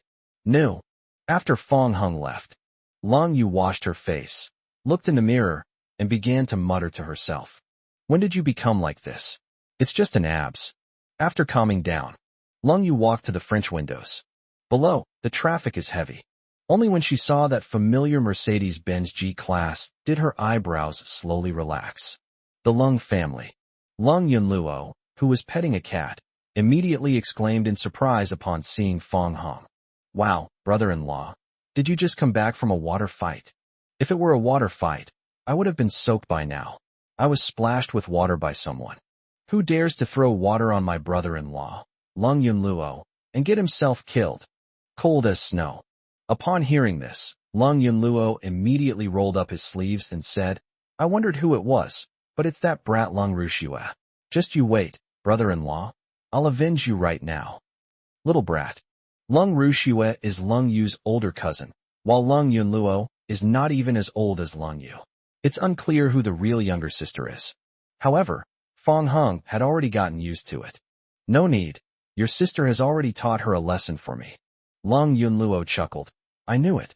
If you were being bullied, my sister definitely wouldn't stand idly by. Fong Hong chatted with Lung Yunluo for a few minutes, then went upstairs to change his clothes and went out again. To his surprise, just as he was about to leave the Lung family's gate, he encountered Su Kuan, whose face was swollen like a pig's head. With his hands wrapped in thick bandages, Su Kuan, supported by Chun Ting, arrived in front of Fong Hong. It seems you still haven't learned your lesson, and you still dare to come and jump around in front of me. Upon seeing Fong Hong, Su Kuan was so angry he almost ground his teeth to powder. You are indeed awesome when it comes to fighting. I, Su Kuan, admit that I am no match for you. But this is no longer an era where force can decide everything. So what? So just wait and see how I make you the target of everyone in the Lung family. Abandoning force, do you think you, a mere son-in-law of the Lung family, are worthy to fight me? Su Kuan came here to use his status as the second young master of the Su family to put pressure on old Master Lung and achieve his goal of taking revenge on Fong Hong indirectly. After all, Su Kuan had never suffered such a great injustice in his life. If he doesn't teach Fong Hong a lesson to vent his anger, he's afraid he won't be able to sleep well tonight. Fong Hong naturally saw through Su Kuan's purpose. He wasn't afraid at all. Instead, he teased the other person. Su Kuan, I'm suddenly curious about something about you. What is it? Su Kuan's curiosity was piqued. Are you still mentally immature like someone in school? If you're really worried, let me take a look at you, so you don't have to make another trip to the hospital. What are you saying? It's all nonsense. I can't understand a word you say. Su Kuan was completely bewildered. Chun Ting, who was standing nearby, kindly helped translate. Young Master Su, Fong Hong's general meaning is that you are immature. He is indirectly scolding you. Su Kuan then realized what was happening and, in a fit of embarrassment and anger, vented his frustration on Chun Ting, saying, Do you think I couldn't tell? Do I need you to explain it to me? Chun Ting pursed her lips and didn't say anything more. Su Kuan glared at Fong Hong again and said, Humph, all you do is talk. When you see old Master Lung later, I'll see if you can still be so arrogant. A pause in conversation. Grandpa Lung, being pushed in a wheelchair by his caregiver, came into view. Fong Hong, you're finished. Su Kuan was overjoyed and left Chun Ting behind, walking towards old Master Lung on his own. Meanwhile, old Master Lung was talking with Qian Dashan, the son of the richest man, trying to get information about the miracle doctor from him. After all, he also longed to recover from his old illness, get rid of his wheelchair, stand up, and regain his former glory. Young Master Qian, are you really unaware of the miracle doctor who cured your son's muteness? Qian Dashan feigned ignorance and said, Patriarch Long, I have never met that divine doctor, nor do I know who he is. I will ask my father for you later. All right. Thank you for your trouble, young Master Qian. At this moment, Su Kuan came in front of the two. Old Master Long. Su Kuan first greeted Grandpa Long, and was quite surprised to find Qian Dashan there as well. He then immediately greeted him in return. Greetings, Mr. Qian. Qian Dashan nodded and said, I have a vague impression of you. You're the youngest son of the Su family head. Su something. Old Master Lung introduced. Young Master Qian, this is Su Kuan, the second young master of the Su family. Oh, right, Su Kuan, I remember now. Su Kuan never expected that Qian Dashan, the son of the richest man, would recognize him. He tried to curry favor with the other party. If he could really befriend Qian Dashan, his chances of winning the election for family head would increase by at least 20%. Young Master Qian, may I ask where you met me? Old Master Lung was somewhat curious about this. Young Master Qian, tell me. I'd also like to know how you met young Master Su. Qian Dashan chuckled. On the entertainment section's headlines, this young Master Su is described as dashing and charming, with a constant stream of women around him. Those editors love to make articles about him. Su Kuan was instantly embarrassed. Old Master Lung suddenly fell silent, then deliberately changed the subject. Young Master Su, what are your injuries? Old Master Lung, as you can see, my face is swollen like a pig's head, and my fingers are broken. The injury is not just ordinary. Oh dear, indeed. Old Master Lung couldn't help but feel sorry for Su Kuan. Qian Dashan said, I wonder who injured young Master Su. Perhaps I can lend you a hand. Although he knew Qian Dashan was just being polite, Su Kuan was still flattered. Thank you for your kind words, young Master Qian. I am very grateful, but I won't trouble you to help. That person is just a petty scoundrel. I can handle him myself. Oh, okay. Qian Dashan gave Su Kuan a perfunctory response. At the same time, he looked closely and spotted a familiar figure not far away. Without hesitation, Qian Dashan abandoned the two men and strode quickly toward the figure. Grandpa Lung and Su Kuan were completely dumbfounded. Quickly, keep up with young Master Qian. Grandpa Lung ordered the nanny to push him to chase after Qian Dashan. Su Kuan realized what was happening and limped after them. The reason Qian Dashan left without saying a word was because he saw Fong Hung. Mr. Fong. Qian Dashan immediately greeted Fong Hung in a proactive and polite manner. Fong Hung replied indifferently. This undoubtedly stunned Chen Ting, who was in the middle of a crush. What's going on? Qian Dashan is the son of the richest man in China, so why does he seem to respect Fong Hung so much? Just then, Su Kuan and Grandpa Lung also caught up. Chapter 72. If you dare to slander Mr. Fong again, you'll regret it. Old Master Lung had mixed feelings when he saw Fong Hung. Although he was the husband of his beloved second granddaughter Lung Yu, she was powerless and just an ordinary office worker, which he found hard to accept. Therefore, when facing Fong Hung, Old Master Lung didn't say anything. Instead, he gradually became displeased and his face turned stern because Fong Hung didn't greet him first. As for Su Kuan, he already knew that Qian Dashan knew Fong Hung at yesterday's birthday banquet. However, the relationship between the two was limited to Fong Hung and Qian Dashan's son, Qian Xiaobao, being fellow ball buddies. This fragile friendship might still see Qian Dashan offering help if something minor happens. If Fong Hung offends someone he shouldn't, such as himself, the second young master of the Su family, after weighing the pros and cons, Qian Dashan would never step in to help him. Su Kuan decided to take this opportunity to directly address the conflict between him and Fong Hung. Firstly, it was to put pressure on Fong Hung through Old Master Lung, thus achieving the goal of indirectly retaliating against Fong Hung.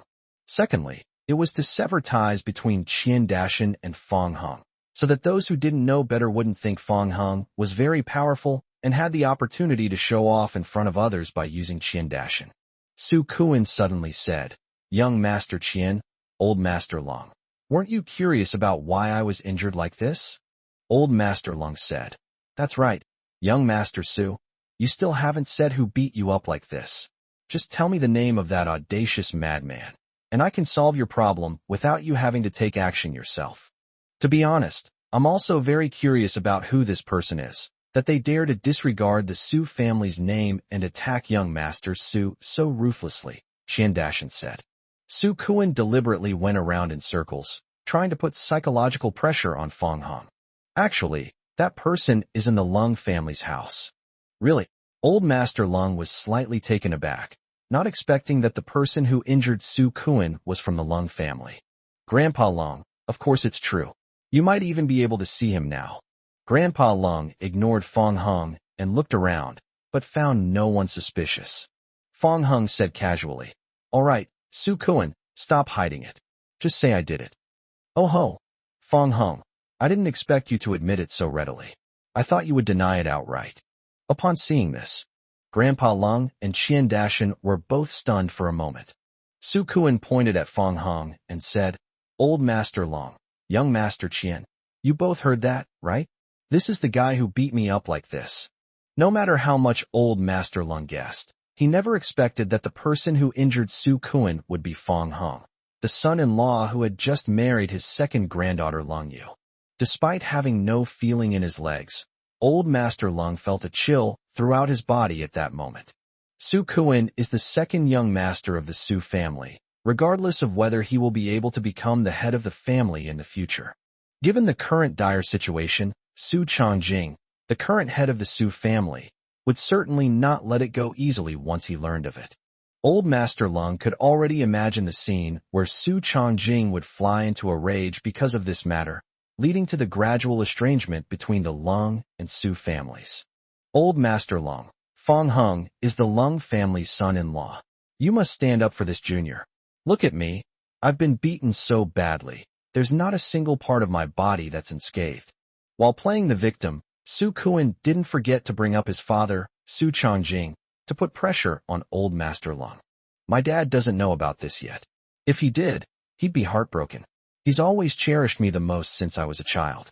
Old Master Lung's face was ashen, his hand gripping the armrest of his wheelchair, his gaze slowly falling on Fong Hong. This person is probably going to plunge the Lung family into utter ruin. Grandpa Lung didn't rush to get angry. Instead, he prepared to ask for the reason first. Fong Hung, why did you hit young Master Su? He hired people to beat me up, but they couldn't beat me, so I beat them up. It's that simple. Old Master Lung knew Su Kuan's character well, and also expected that Fong Hung wouldn't have made the first move.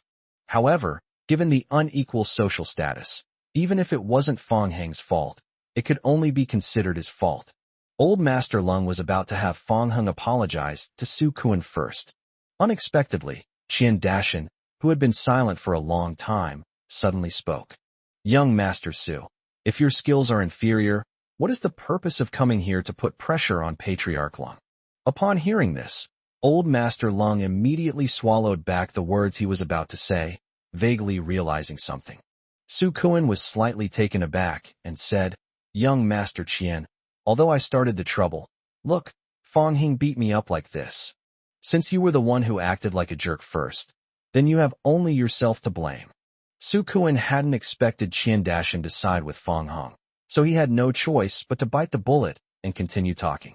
It is indeed my own fault, but Fong Hong went too far.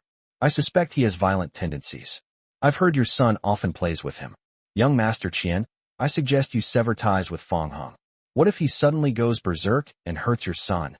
Stop spouting such nonsense. Qian Dashan was furious. Fong Hong had cured his son's muteness, making him a great benefactor to their entire family.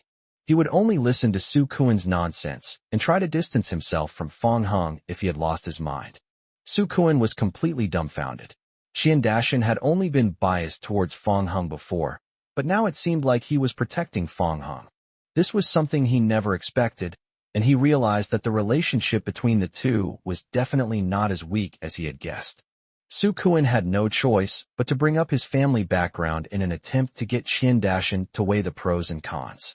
Young Master Qian, I don't quite understand why you're standing up for Fong Hong. I'm a member of the Su family. So what if you're from the Su family? Even if your father, Su Changjing, came, he'd have to bow down to me. If you dare to slander Mr. Fong again, I'll make sure your Su family suffers the consequences. Qian Dashan made his intentions clear, indicating that he was going to protect Fong Hong. Su Kuan was struck dumb, realizing he had gotten himself into serious trouble. Fong Hong was indeed no ordinary person. He opened his mouth, wanting to say something more. Qian Dashan roared angrily, Get out. I don't want to see you again. Su Kuan was extremely embarrassed, his face turning a deep purplish red. But he dared not disobey Qian Dashan's words. As the son of the richest man in Luocheng, Qian Dashan would have to be humble and respectful even if his father, Su Changjing, came. What was he to him? And so, looking utterly embarrassed, Su Kuan had no choice but to leave with a dumbfounded Qinting. Qinting's mind went blank. She hadn't expected that Fong Hong was not only handsome, but even the son of the richest man, Qian Dashan, would protect him. Oh my God. This man is just too charming. Grandpa Lung was utterly shocked and remained in shock for a long time. It's obvious that her granddaughter Lung Rushua was talking nonsense yesterday. If their relationship was truly as ordinary as she claimed, why would Qian Dashan have been so protective of Fong Hung just now? Chapter 73 Cute. Old Master Lung immediately realized that the Lung family had truly struck gold this time, and their rise to prominence was just around the corner. Coming to his senses, he completely changed his attitude towards Fong Hung and excitedly grabbed the latter's hand. Grandson-in-law, well done. Excellent. You did a fantastic job. If Su Kuan dares to cause trouble again, just beat him to death. Grandpa will back you up. Fong Hung hadn't realized that Old Master Lung was going to back him up. Then, Old Master Lung showed Fong Hung great concern and warmth, a stark contrast to his previous demeanor. Halfway through his sentence, worried that it might affect Fong Hung's schedule, he cautiously asked, Grandson-in-law, is there anything else? I need to go to the company. Old Master Lung hurriedly released Fong Hung's hand. Okay, you go ahead, I won't bother you anymore. Okay, goodbye Grandpa. Seeing Fong Hung leave, Qian Dashan did not linger and then bid farewell to Old Master Lung. Watching the two cars drive away one after the other, Grandpa Lung was filled with excitement, and then he took out his phone and made a call. Tianrui, spread the word that there will be a banquet tonight, and all the children should attend. Okay, Dad. Like your corporation. The CEO's office. Lung Yu sat in her office chair, muttering to herself. Why haven't we seen him yet? Did he go straight to the secretary's office after he got back? Lung Yu glanced at the surveillance footage and found that Fong Hung was not in the secretary's office either. Just as she was about to go out to find out what was going on, she bumped into Fong Hung, who had just walked in. Seeing that Lung Yu was unsteady on her feet and about to fall, Fong Hung hurriedly reached out and reached behind her, not caring where he grabbed. The two were very close. Although Lung Yu did not fall to the ground, she tensed up instantly, and her pretty face turned blush at a visible speed. She reached out and pushed Fong Hung away, saying with a mixture of shame and anxiety, I'm fine. You let me go. After the two separated, Lung Yu immediately took several steps back, protecting herself with her hands behind her back. Fong Hung glanced at his hands, then saw Lung Yu covering her backside, and only then did he belatedly realize. Oh, the situation is critical. I know that's fine then. You go back to your office, I should get back to work too. By the end, Lung Yu's voice had become so soft that she could barely hear it herself. Okay, call me if you need anything. I'm leaving now. Good. Only after Fong Hung left did Lung Yu remove her hands that were protecting her behind her back. She sat down in her office chair and looked at the documents in front of her absent-mindedly. After taking some time to gather her thoughts, Lung Yu was about to get back to work when she saw Fong Hung staring blankly at his hands on the security camera in the secretary's office. Lung Yu's thoughts, which had finally calmed down, instantly became a jumbled mess again, making it impossible for her to work. She bit her lip and whispered, That bad guy, what is he thinking? Don't let your mind wander. What a coincidence. Fong Hung was indeed lost in thought. He was even curious about what it would feel like to film it. But when he realized there were surveillance cameras in the secretary's office and that Lung Yu might be secretly watching him, he immediately straightened his posture and pretended to be looking at work documents. Little did they know that Lung Yu had already witnessed all of this. Sumu walked into the office and, seeing the scene before him, couldn't help but feel uneasy. Because a corner of the document in Lung Yu's hand was missing, there were small scraps of paper on the desk. President, is there something wrong with this information? No problem. Then you go tell Secretary Fong to visit all the departments in the company, summarize what he found, and write a report for me. Oh, go quickly. Okay. Sumu was suddenly a little confused. Lung Yu has always treated Fong Hung like a treasure. The phrase, to treat someone so delicately they're afraid they'll melt in their mouth or break in their hands, perfectly describes the situation. Even Fong Hung's work fell to her, his assistant. Why has he suddenly changed his tune and started ordering Fong Hung around? With these questions in mind, Su Mu went to find Fong Hung and conveyed what Lung Yu had told him. Fong Hung immediately realized one thing. Lung Yu must have seen him spacing out through the surveillance footage. Secretary Fong, What's going on between you and the president? Generally speaking, she shouldn't want you to do these kinds of jobs. Cough, cough. Fong Hung pretended to cough to signal Su Mu to look at the surveillance footage, and the latter understood and wisely shut up without asking any questions. It has to be said that Lung Yu's tactic was really effective. After Fong Hung got busy, he really didn't have the mind to think about anything else. I got off work in the evening. He handed the document to Lung Yu. Mr. Lung, the report is ready. Please take a look. Secretary Fong, I hope you won't be daydreaming during work hours anymore. Lung Yu took the document and started reading. It wasn't that they really didn't want him to be in a daze, but rather that Lung Yu was shy and unwilling to reveal the real reason. Fong Hung found Lung Yu even more adorable. On the surface, she is a noble, aloof, and decisive career woman. Behind the scenes, she is a gentle, meticulous, and considerate woman who can also be shy at times. These are all huge, endearing contrasts. Fong Hung couldn't help but exclaim, adorable. After reading the report, Lung Yu was amazed by Fong Hung's efficiency and even felt that letting him slack off was a waste of talent. She hadn't heard clearly the two words Fong Hung said, but after putting down the report, she asked, what did you just say? I said you're cute, Fong Hung repeated. His words were like a giant wave crashing in, leaving Lung Yu feeling dizzy and disoriented. This is at the company, and during working hours, what are you saying? What work hours? We've already left work, my dear CEO. Fong Hung gestured for her to check the time.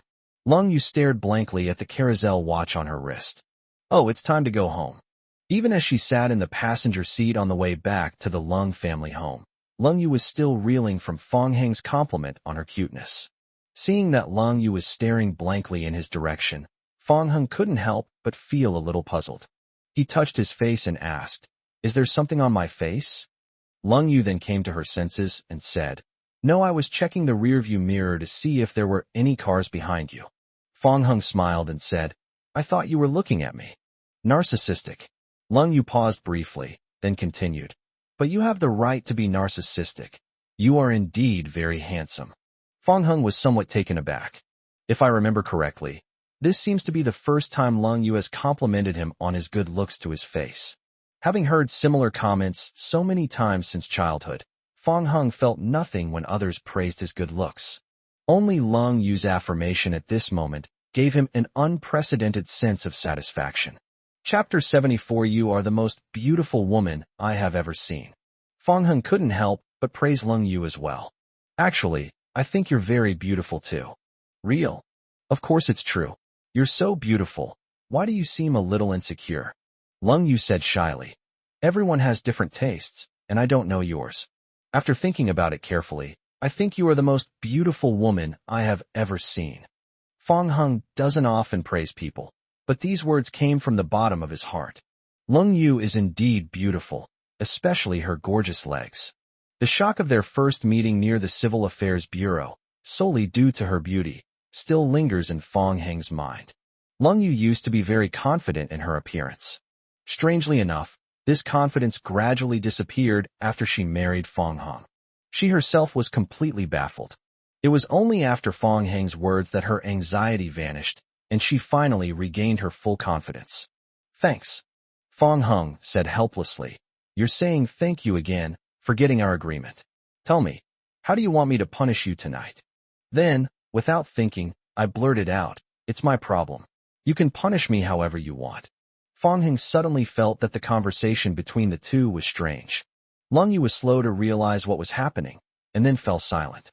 The atmosphere inside the car instantly became subtle, until it was broken by the urgent ringing of a cell phone.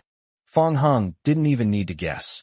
He knew it was the quirky and clever Lung Yunluo. Sister, danger. Come back immediately. What's wrong? Oh dear, there's a family dinner tonight, and Dad says everyone has to attend. Lung Yu breathed a sigh of relief and said, I thought it was something serious. It's just a dinner party. Don't make it sound like something major has happened. This is not a big deal. My brother-in-law just beat up our dad last night. What if he gets into a fight at the dinner party tonight and beats up Grandpa too? Lung Yu looked at Fong Hung and suddenly laughed. Fong Hung was extremely embarrassed.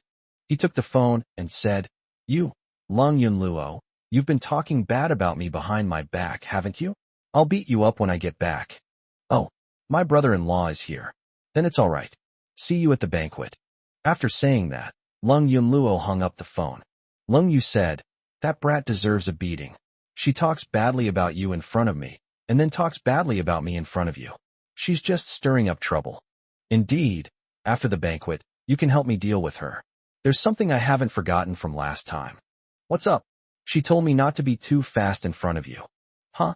What does that mean? Well, it's hard to describe in a short time. Real couples would understand immediately. Unfortunately, Fong Hung and Lung Yu are not yet a real couple. I still don't understand. What can't be too fast? Lung Yu asked innocently. Fong Hung was surprised that Lung Yu didn't understand the meaning immediately. This made him too embarrassed to continue. Finally, upon returning to the Lung family home, Lung Yu suddenly realized the truth. Too fast means. She gritted her teeth and said, I get it, that brat. She really has no restraint. Right? It's not really my place to handle this, so you'll have to deal with her. Don't worry. I'll seal her mouth with tape and see if she dares to talk nonsense again. Lung Yu got out of the car and stormed inside, starting to search for Lung Yunluo. However, after searching around, it was discovered that Lung Yunluo and Yang Shulan were not at home, apparently having already gone to a banquet. So, Fong Hung and Lung Yu changed their clothes and headed to the banquet hall. Not long after, the two saw Lung Yunluo outside the banquet hall. Here I am, sister, brother-in-law. Lung Yunluo waved and greeted them with a smile, but when she saw that Lung Yu looked hostile, she turned and ran, cleverly hiding behind Yang Shulan. Mom, help! My sister has gone mad. Yang Shulan said helplessly. These two kids, if they keep making a fuss when they get home, people will come and they'll gossip if they see them. Lung Yu stopped and stared at Lung Yunluo. Lung Yunluo, wait until we get home after the banquet and see how I deal with you. Wah, Mom, look how scary my sister is. I want to sleep at my classmate's house tonight. Just then, Lung Tianrui pushed old Master Lung, who was sitting in a wheelchair, as he appeared. Grandpa Lung chuckled. Yunluo, which classmate's house are you going to? A boy or a girl? Lung Yunluo immediately reverted to her obedient self in public, even speaking in a soft and gentle voice. This female classmate is the youngest granddaughter of the Wang family head. I've been playing with her since we were little. You've met her before, Grandpa. Oh, I remember now. That girl was small and thin. Lung Tianrui said coldly. No, is it not allowed? Is there no room at home? Do you want to stay at your classmate's house? Lung Yunluo pouted and could only say oh. After Lung Tianrui pushed old Master Lung into the banquet hall. Then his children followed closely behind. After everyone took their seats, Fong Hung discovered that the Lung family was large, with the most children and the older ones being Lung Ruxue and the two sisters. Next to Lung Ruxue sat a taciturn middle-aged woman who looked unwell. She was presumably her mother. Because of what happened that morning, their eyes met, and Lung Ruxue immediately felt hostile. Ruxue, hasn't your father come back yet? Faced with old Master Lung's question, Lung Ruxue had no choice but to temporarily suppress her hostility towards Fong Hung. Yes, Grandpa, my dad is still looking for my brother, but we've got some news. I'm sure we'll be able to find him this time. A light suddenly appeared in old Master Lung's eyes. Is the information accurate? Precise. All right. When your brother Juanhao comes back, Grandpa will definitely make it up to him. After all, it was all Grandpa's fault back then. Grandpa, it's not your fault. Mom and Dad and I know you didn't mean it. Grandpa Lung sighed, and despite saying that, he still felt deeply guilty. If he hadn't lost Lung Juanhao 20 years ago, none of these things would have happened. Fortunately, there has been news of Lung Juanhao recently, and his son Lung Bowen has also personally gone to look for him. After a long silence, old Master Lung finally looked at Fong Hung. The thought that the Lung family had found such a treasure as Fong Hung immediately pulled him out of his grief. Grandpa Lung waved his hand and said, Grandson-in-law, this is your first time attending our Lung family banquet, isn't it? Come, sit next to Grandpa tonight. When old Master Lung said this, everyone was slightly taken aback. Many people didn't even realize who this grandson-in-law was referring to. It wasn't until they saw Fong Hang get up that they realized what was going on. Dad, what's wrong? Lung Tianrui asked in a low voice. Grandpa Lung said, Tianrui, don't worry about that. Go get Fong Hung a chair and let him sit next to me. I'm very happy today and want to talk to this good son-in-law more. Chapter 75. You need to be well fed to have energy. Lung Tianrui could hardly believe his ears. According to family hierarchy, he is the father-in-law, yet he has to move a chair for his son-in-law. However, considering that Fong Hung had even hit him, and that it was at old Master Lung's request, Lung Tianrui felt inexplicably relieved. After Lung Tianrui brought over a chair, Fong Hung sat down next to old Master Lung. Grandpa Lung immediately grabbed his hand and began to shower him with concern, just like he had in the morning. The group looked at each other, puzzled and somewhat surprised. Grandpa, what are you doing? Why are you suddenly being so nice to Fong Hung? You child, you can't say anything right. Fong Hung and Xiao Yu are married, so he's also a member of our Lung family. Isn't it only right that I treat him well? Old Master Lung began to reprimand Lung Rushua. Lung Rushua didn't understand, and was even a little jealous, thinking that old Master Lung might have gone crazy. From childhood to adulthood, even she, her own granddaughter, had never received such treatment. Fong Hung is just the son-in-law of the Lung family, with no power or influence. Why does old Master Lung treat him better than himself? Lung Tianrui, who had just sat down, was also puzzled and couldn't understand why old Master Lung's attitude towards Fong Hung had changed so drastically. The two sisters are on this side. Lung Yunluo asked quietly, Sister, has Grandpa ever cared for us like this since we were little? Lung Yu shook her head and replied, Probably not. In the eyes of Lung's children, old Master Lung has always been a traditional elder who keeps his love hidden in his heart and is not good at expressing his emotions. However, the scene before their eyes at this moment undoubtedly refreshed their understanding of old Master Lung. Lung Yunluo suddenly had a strange thought. Why is Grandpa suddenly so concerned about my brother-in-law? Could it be that my brother-in-law has already beaten him up in private?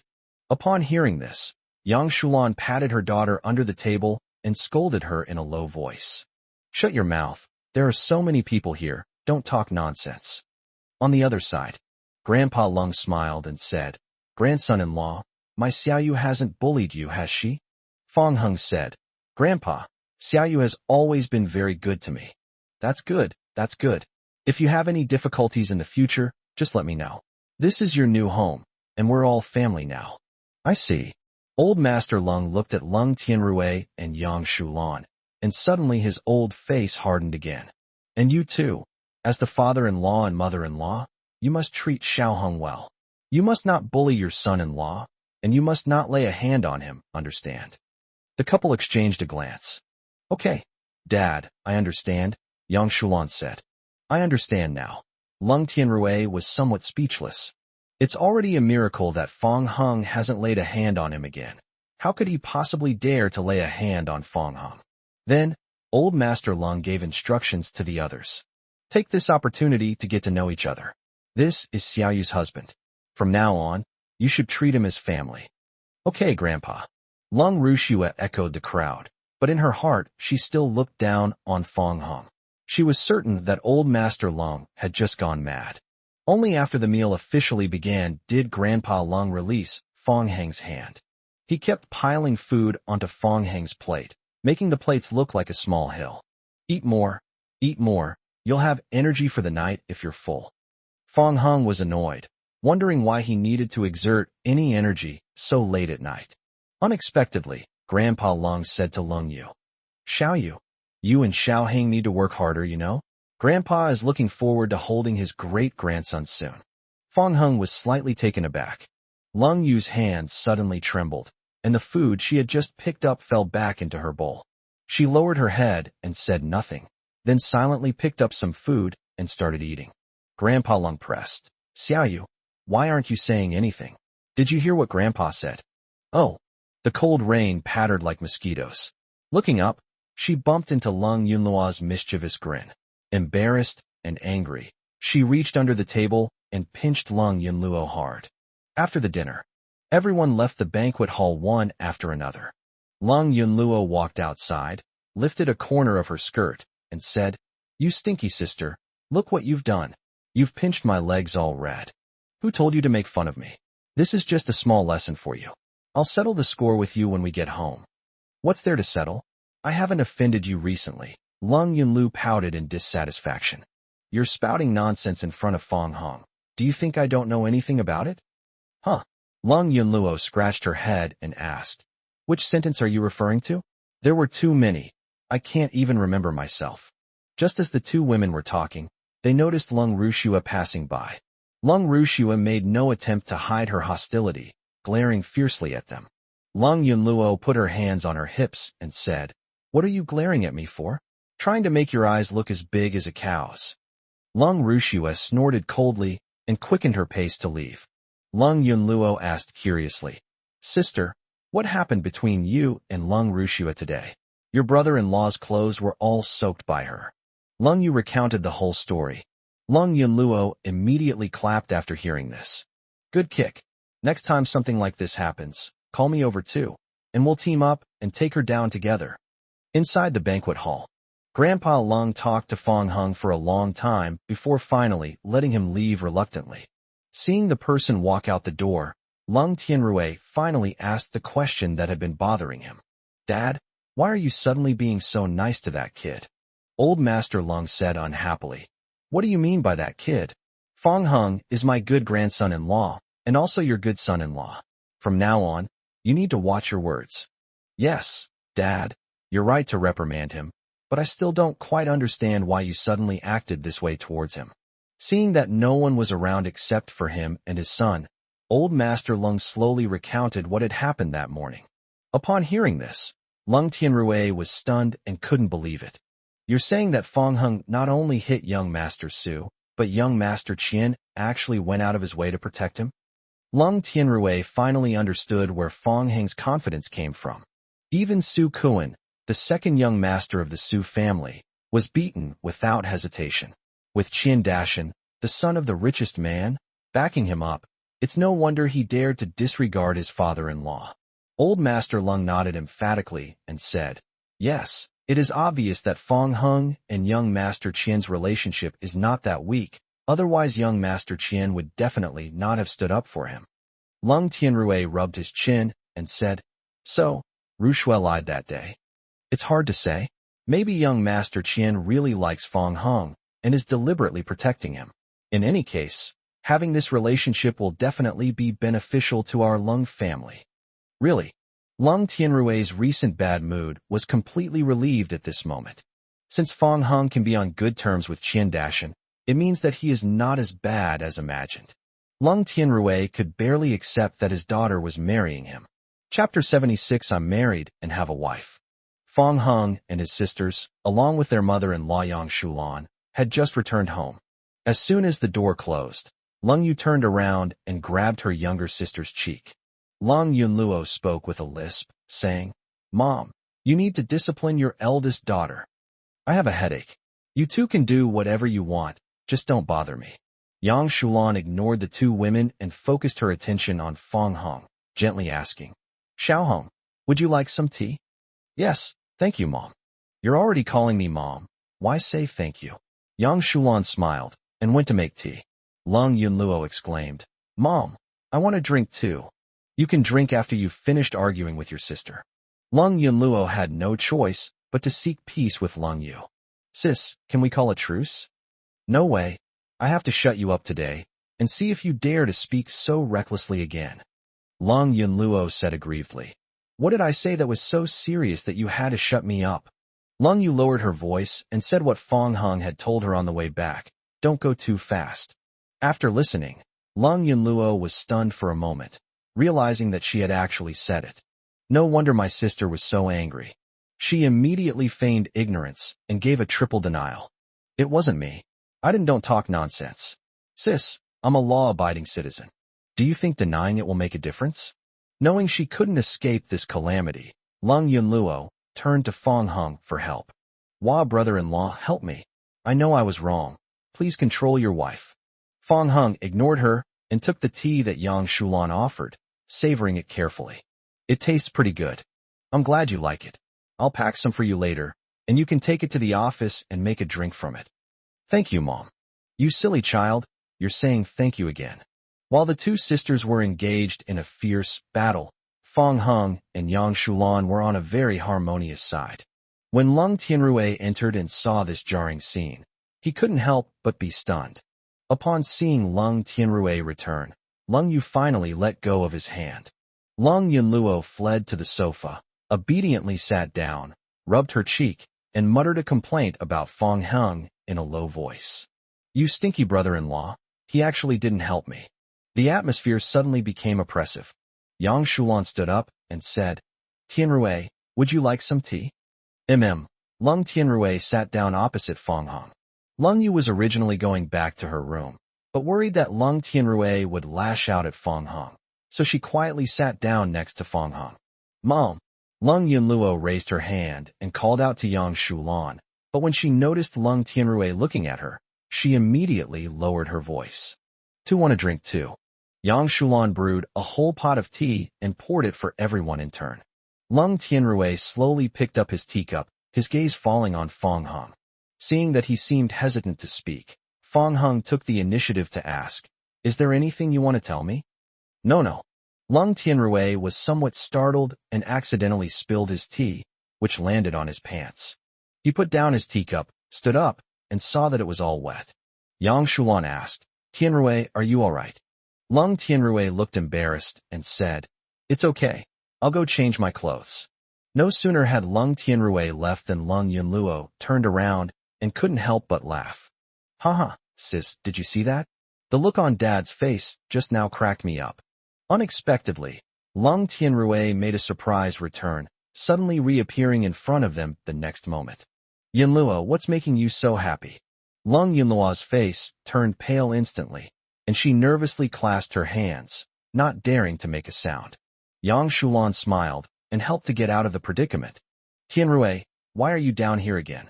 Where did you put your clothes? Let's go. I'll go find it for you. Yang Shulan got up and walked halfway with Lung Tianrui, then turned back to give the others some instructions. It's getting late.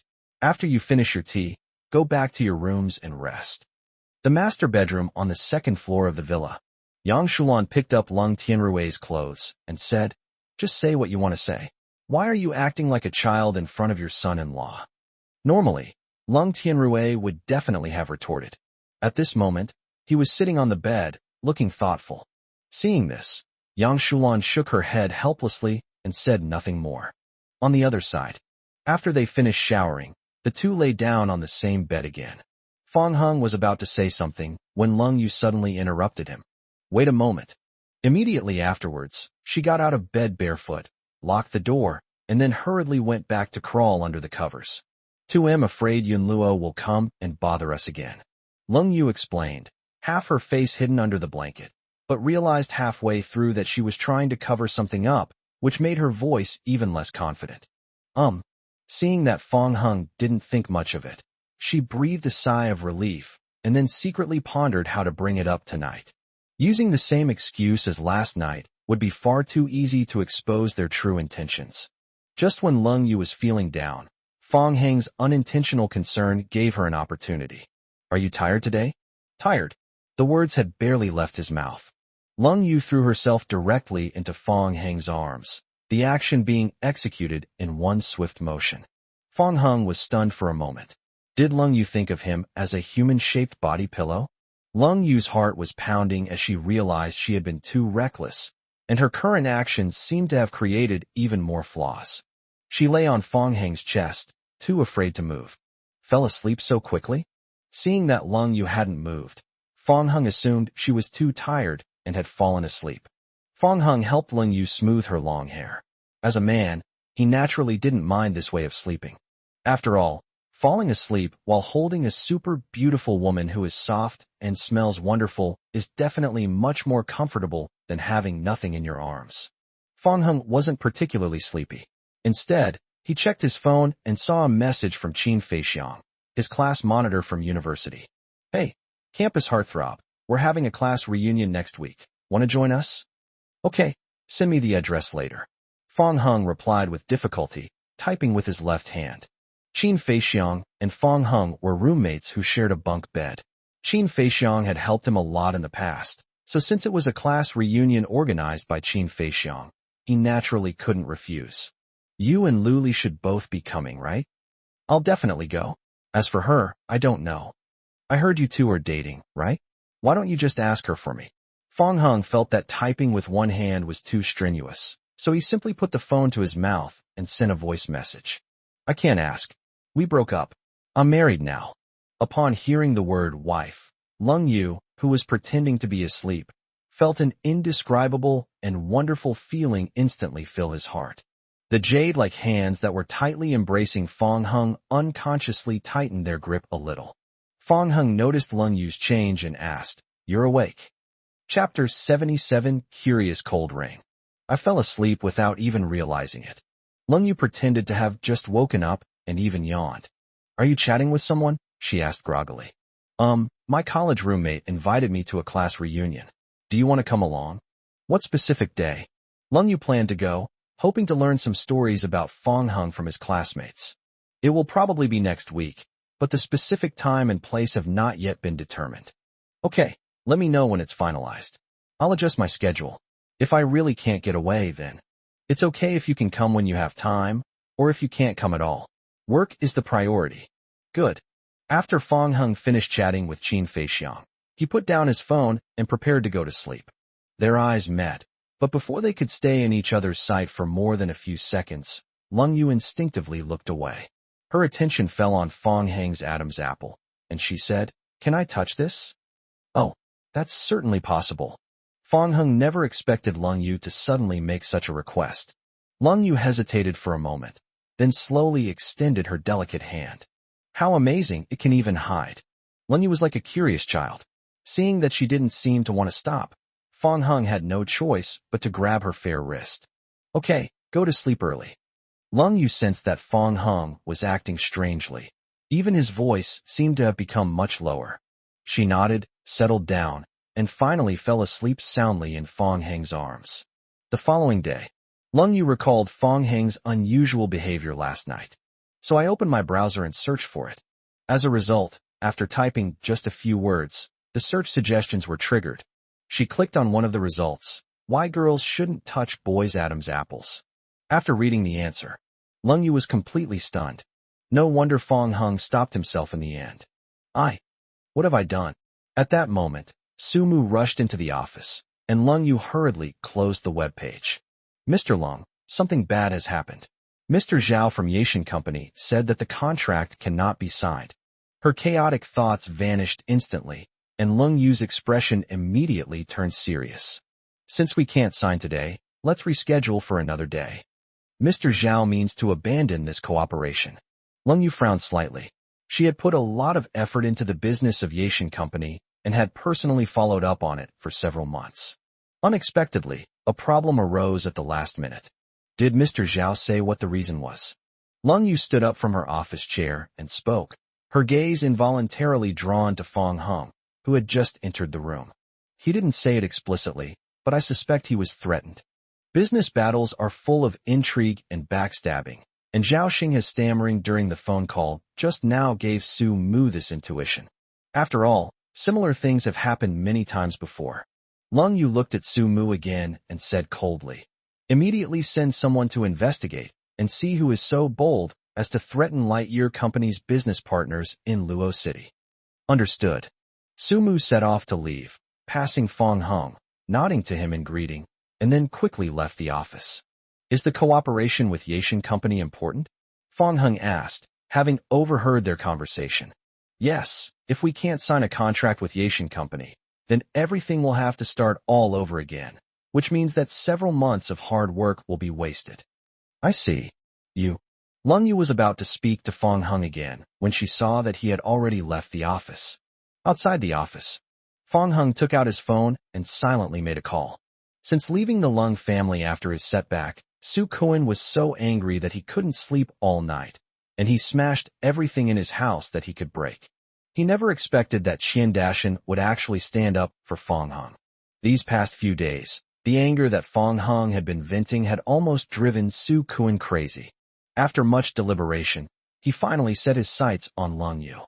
Since Fong Hung and Lung Yu are husband and wife, Secretly making things difficult for Lung Yu is, in a way, a form of revenge against Fong Hong.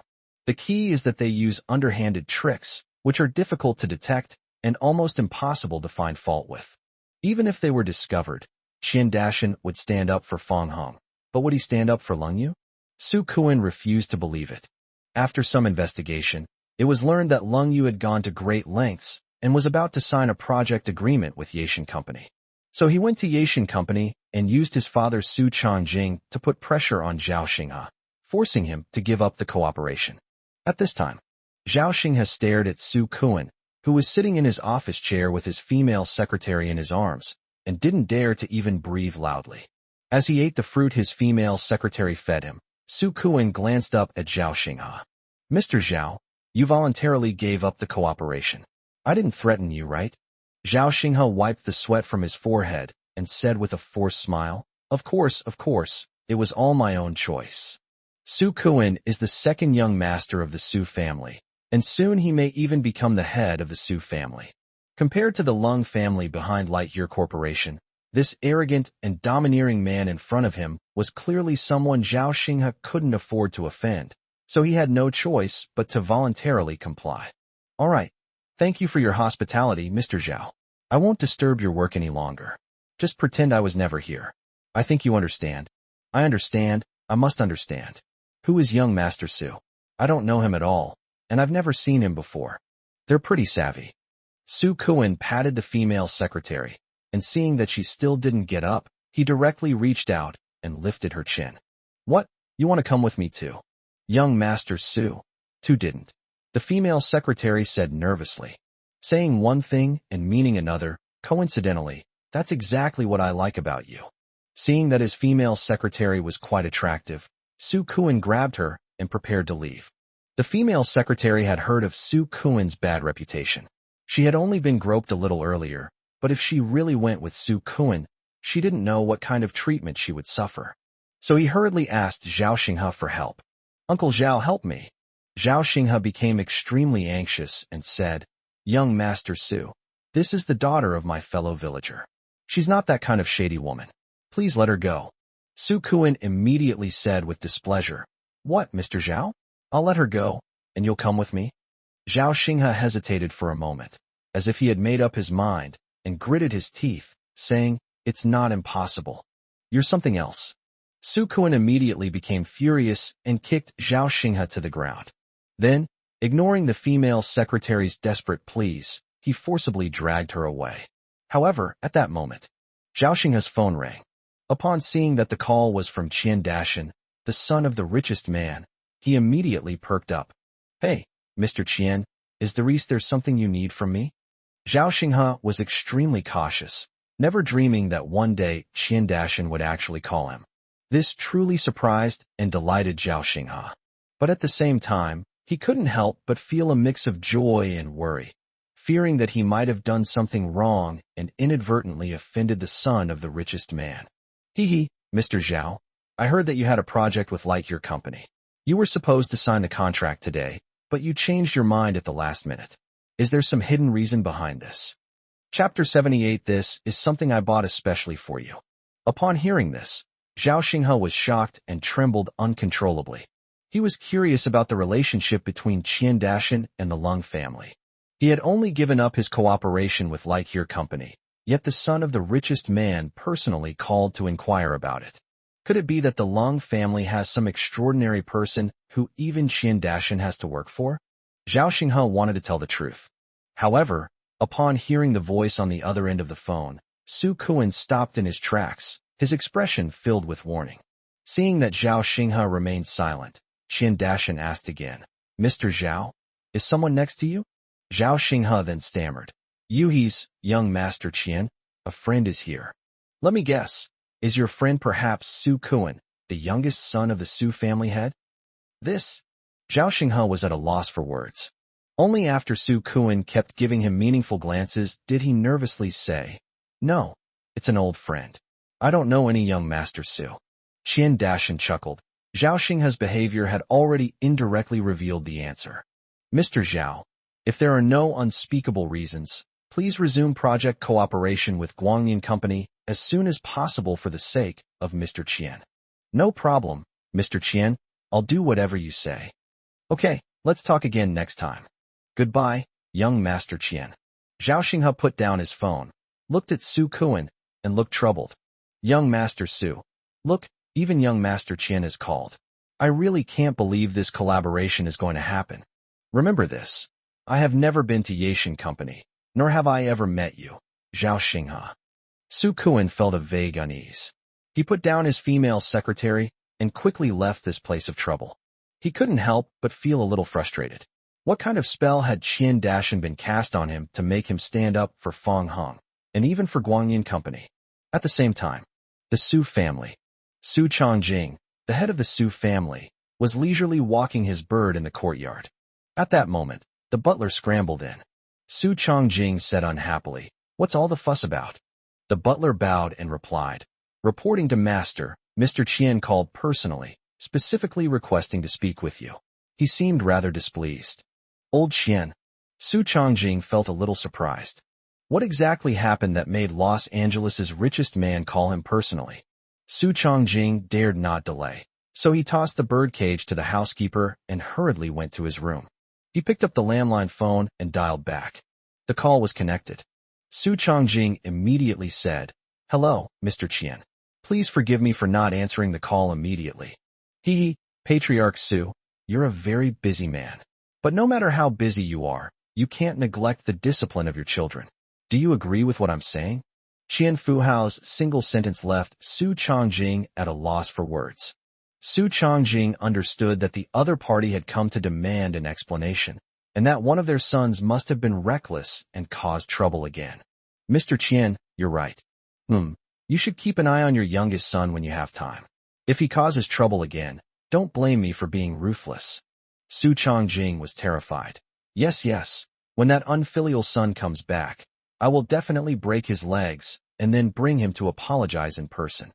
No need. Remember my advice. I will always remember this. After ending the call, enraged, Su Changjing yelled at the butler who had just entered, "Tell that unfilial son to get back here right now." "Yes, sir." Su Kuan received a call from the housekeeper and soon returned to the Su family home. "Dad." Without thinking twice, Su Changjing grabbed Su Kuan and started hitting and kicking him. "Dad, I think you're the real dad. You unfilial son. Of all people to offend, you dare to go and offend old Qian. I'll break your legs today." Su Kuan was so dizzy from the beating that his head was buzzing. He carried the burden of his father's loving guidance, and when he came to his senses, he was deeply moved. "Mr. Qian? That must be Qian Dashan's father, Qian Fuhao, the richest man in Luoqing. It's one thing for Qian Dashan to be bewitched, but why is even the wealthy Qian joining in the fun? Could it be that Fang Heng saved the lives of this father and son?" Su Kuan knew he couldn't defeat Fang Heng, and as the wise man knows when to yield, he could only silently endure the humiliation he had suffered all along. "Dad, I was wrong. I won't do it again next time. What's the use of admitting your mistake now? Old Master Qian has personally called to question you. Let me tell you, you can forget about the position of head of the family." Su Changjing's words completely stunned Su Kuan. He was completely disoriented, knelt on the ground and hugged his father's legs, even bursting into tears in his desperation. "Dad, please, I know I was wrong. Please give your son another chance. Like your corporation." Su Mu said, President Zhao has agreed to sign the contract." The matter was resolved so quickly, Leng Yu couldn't help but feel somewhat surprised. "I had just gathered the staff and hadn't even sent them out yet when General Manager Zhao called to apologize, saying there had been a misunderstanding and that the contract would be signed as scheduled." Leng Yu subconsciously looked at Fang Heng. "What's wrong?" Fang Heng asked. "Fine." Leng Yu thought it might be a coincidence and didn't think about it any further. She then set off with Su Mu to attend the project signing ceremony. After Leng Yu left the office, Fang Heng was about to return to the secretary's office when he received a message from her. "There's a gift for you in my desk drawer." Fang Heng returned to his desk and found a steaming cup of tea with a sticky note next to it. "I made this for you. Don't forget to drink it." Fang Heng picked up the tea and took a sip. It was a familiar taste. It should be the same tea that Yang Shulan used last night. Then I opened the drawer and found a box of tea inside. Fong Hung typed a message back to Lung Yu. I received it. Did Mom send it? I vaguely remember that Yang Shulan said yesterday that she would give him some tea and ask him to bring it to the company to drink. A moment later, Lung Yu sent a voice message. It wasn't from our mom. This is something I bought especially for you. Her voice sounded unnatural, tinged with a hint of resentment. Fong Hung held the phone to his mouth and replied with a voice message. Thank you for your thoughtfulness. I really like it. Lung Yu didn't send any more voice messages, but just replied with a humph emoji. Fong Hing put down his phone, and out of the corner of his eye, he caught a glimpse of the mirror on his desk. Only then did he realize that he had been smiling so happily without even realizing it. Suddenly, a system notification sounded in my mind. Congratulations, host, you have accumulated 100% of your soft rice value. Would you like to participate in the lottery? Fong Hung didn't pay much attention to the system.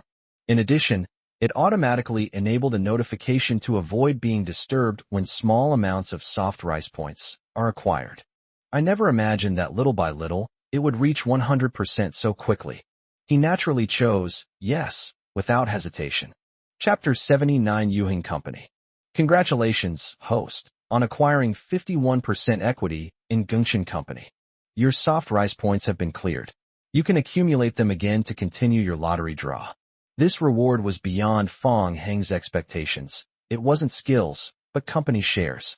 Gengchen Company is a leading enterprise in Los Angeles, stronger than Lightyear Company, and can even rival the businesses under Qian Fuhao's name. Holding just 1% of the shares in Gengchen Company is enough for an ordinary person to squander for a lifetime. Fong Hung, however, held a full 51% of the shares. Lu Weiwei waited at the designated location and, following the former chairman's last instructions, met with the new chairman. What she didn't expect was that the mysterious former chairman behind the scenes would actually transfer all the shares. This foreshadows the end of her days of borrowing power at Gengchen Company. Lu Weiwei silently prayed that the new chairman would not purge the old officials, and that he would at least leave her a minor official position in the company.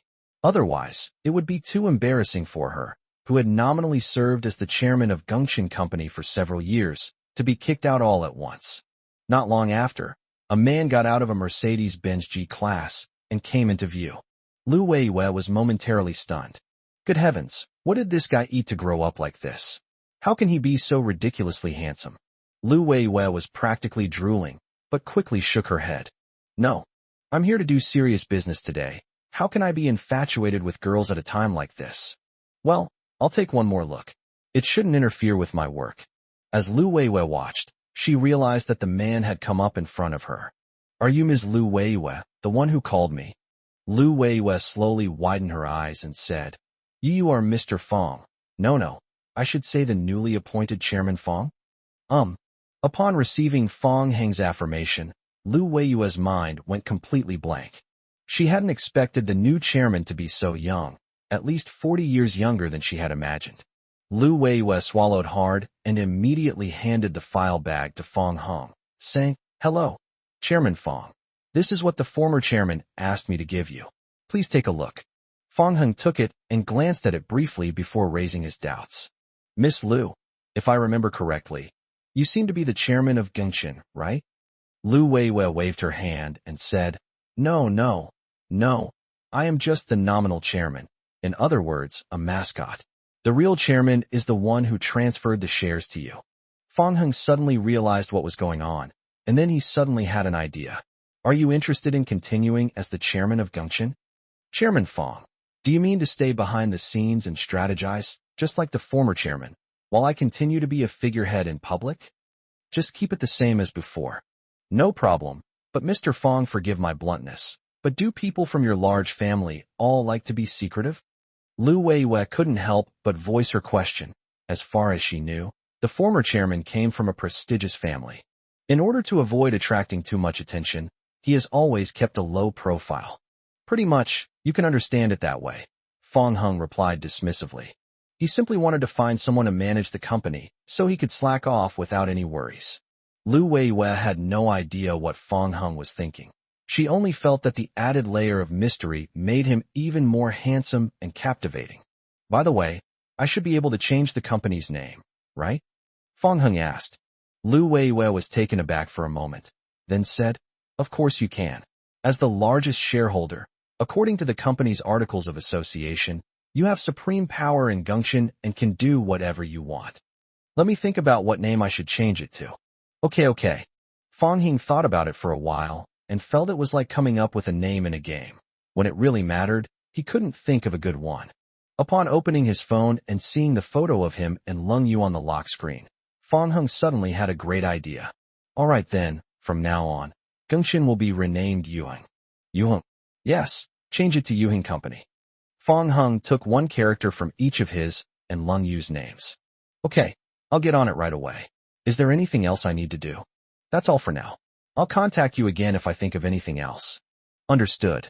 I watched Fong Hung get into his Mercedes-Benz G-Class and leave. Lu Weiwei was lost in thought. She never dreamed that she could still borrow the tiger's power and serve as the nominal chairman. Although it was just a fleeting glimpse, she had seen Fong Hang's phone wallpaper. Clearly, the real chairman already has someone else in mind. Lu Weiwei was a little sad, but she quickly let it go. She knew all too well that even if Fong Hung didn't have a partner, she could never be worthy of him. The news that Gongchen Company was going to change its name to Yuheng Company quickly spread throughout Los Angeles. When Fong Hung returned to Guanyin Company, he could hear employees discussing it in the elevator. Hey, have you heard? Gongchen Company is changing its name. I saw the official Weibo account. It said they're going to change it to Yuheng Company. Yes, I saw it too. The name change may be due to a change in senior management. I wonder if they will adjust the entry standards. If they lower the entry standards, I'll switch jobs immediately. The benefits there are among the best in Los Angeles. After exiting the elevator, Fong Hung entered the president's office and found Lung Yu and Su Mu discussing the same matter. Upon seeing Fong Hung return, Su Mu casually made an excuse and quietly made room for the two of them. How's the signing going? All the best. That's good. Fong Hung glanced at the time unconsciously. King of slacking off. Are you so eager to leave work? Fong Hung smiled and said, Unfortunately, there are still several hours to go. Lung Yu turned around, closed the file, and said, Let's go. I'll leave early with you. Oh, what do you mean, Hurry up and let's go. And so, the two left the company together. Just like a weekend, we can play outside without any restraint.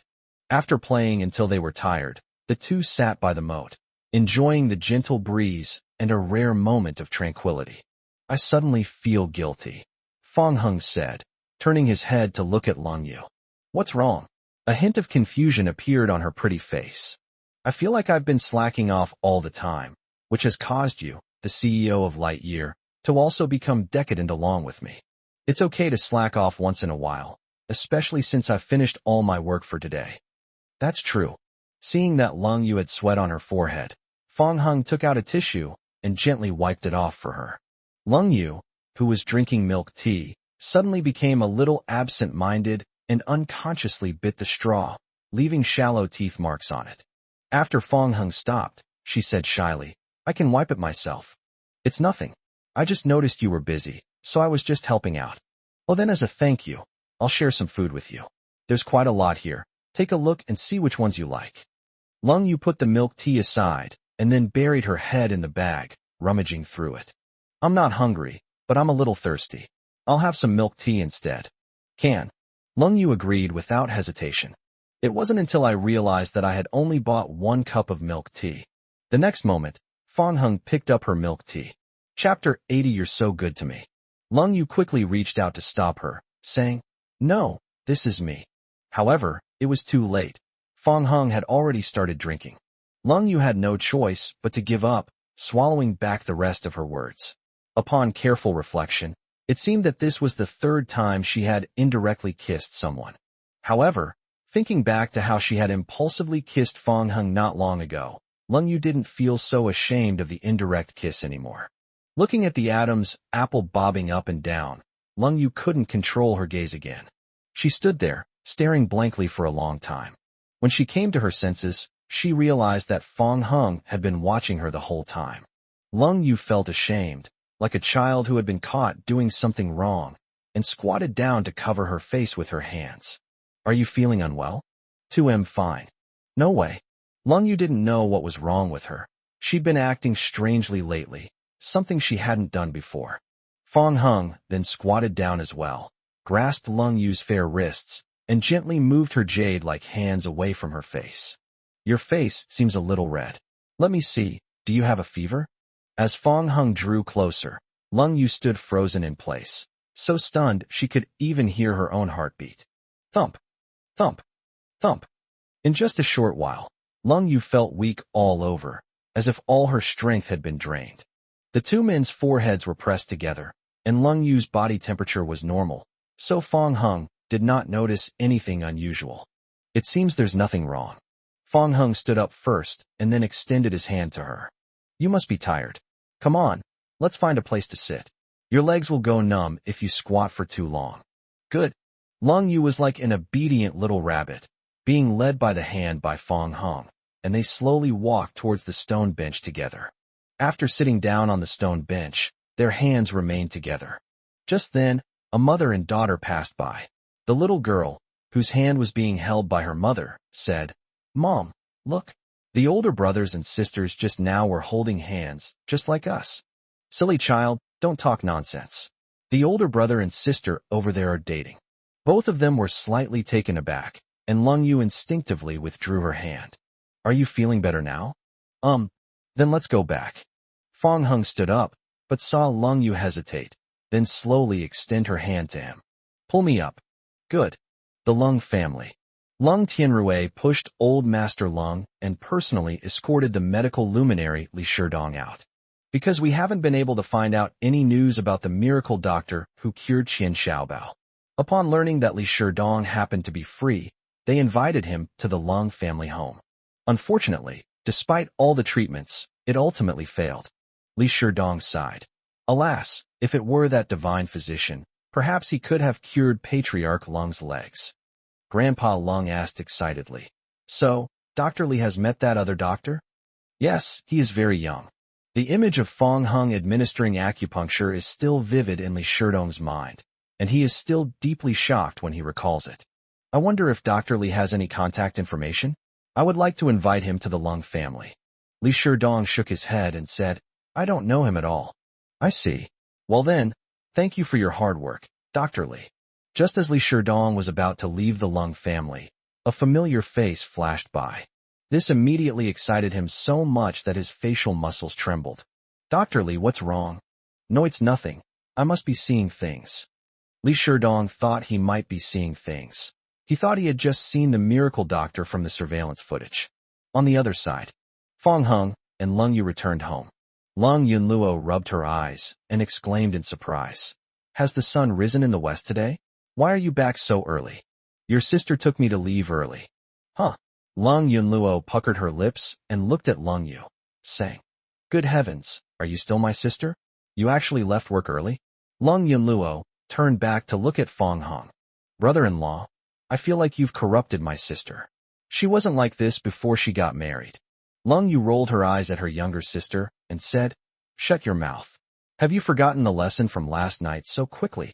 Lung Yunluo chuckled and immediately began fawning over Lung Yu, massaging her shoulders and legs.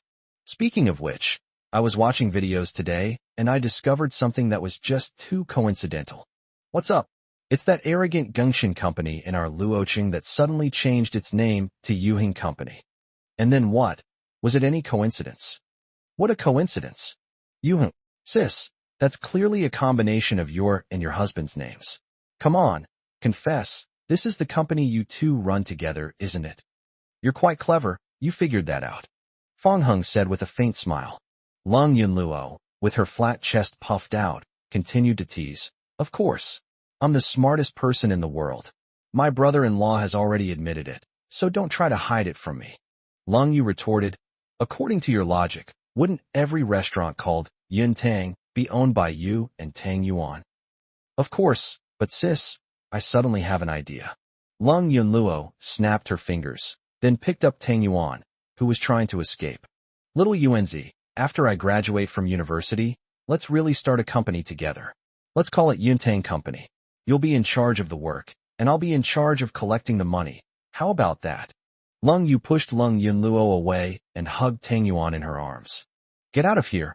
All you do is bully our Tang Yuan all day long. It was late at night. When Fong Hing woke up, he found Lung Yu curled up, looking like she was in pain. He placed his hand on Lung Yuhao's wrist to feel the pulse, and soon found the cause of the illness. I'm fine. You said you were fine, but it's probably just a stomachache.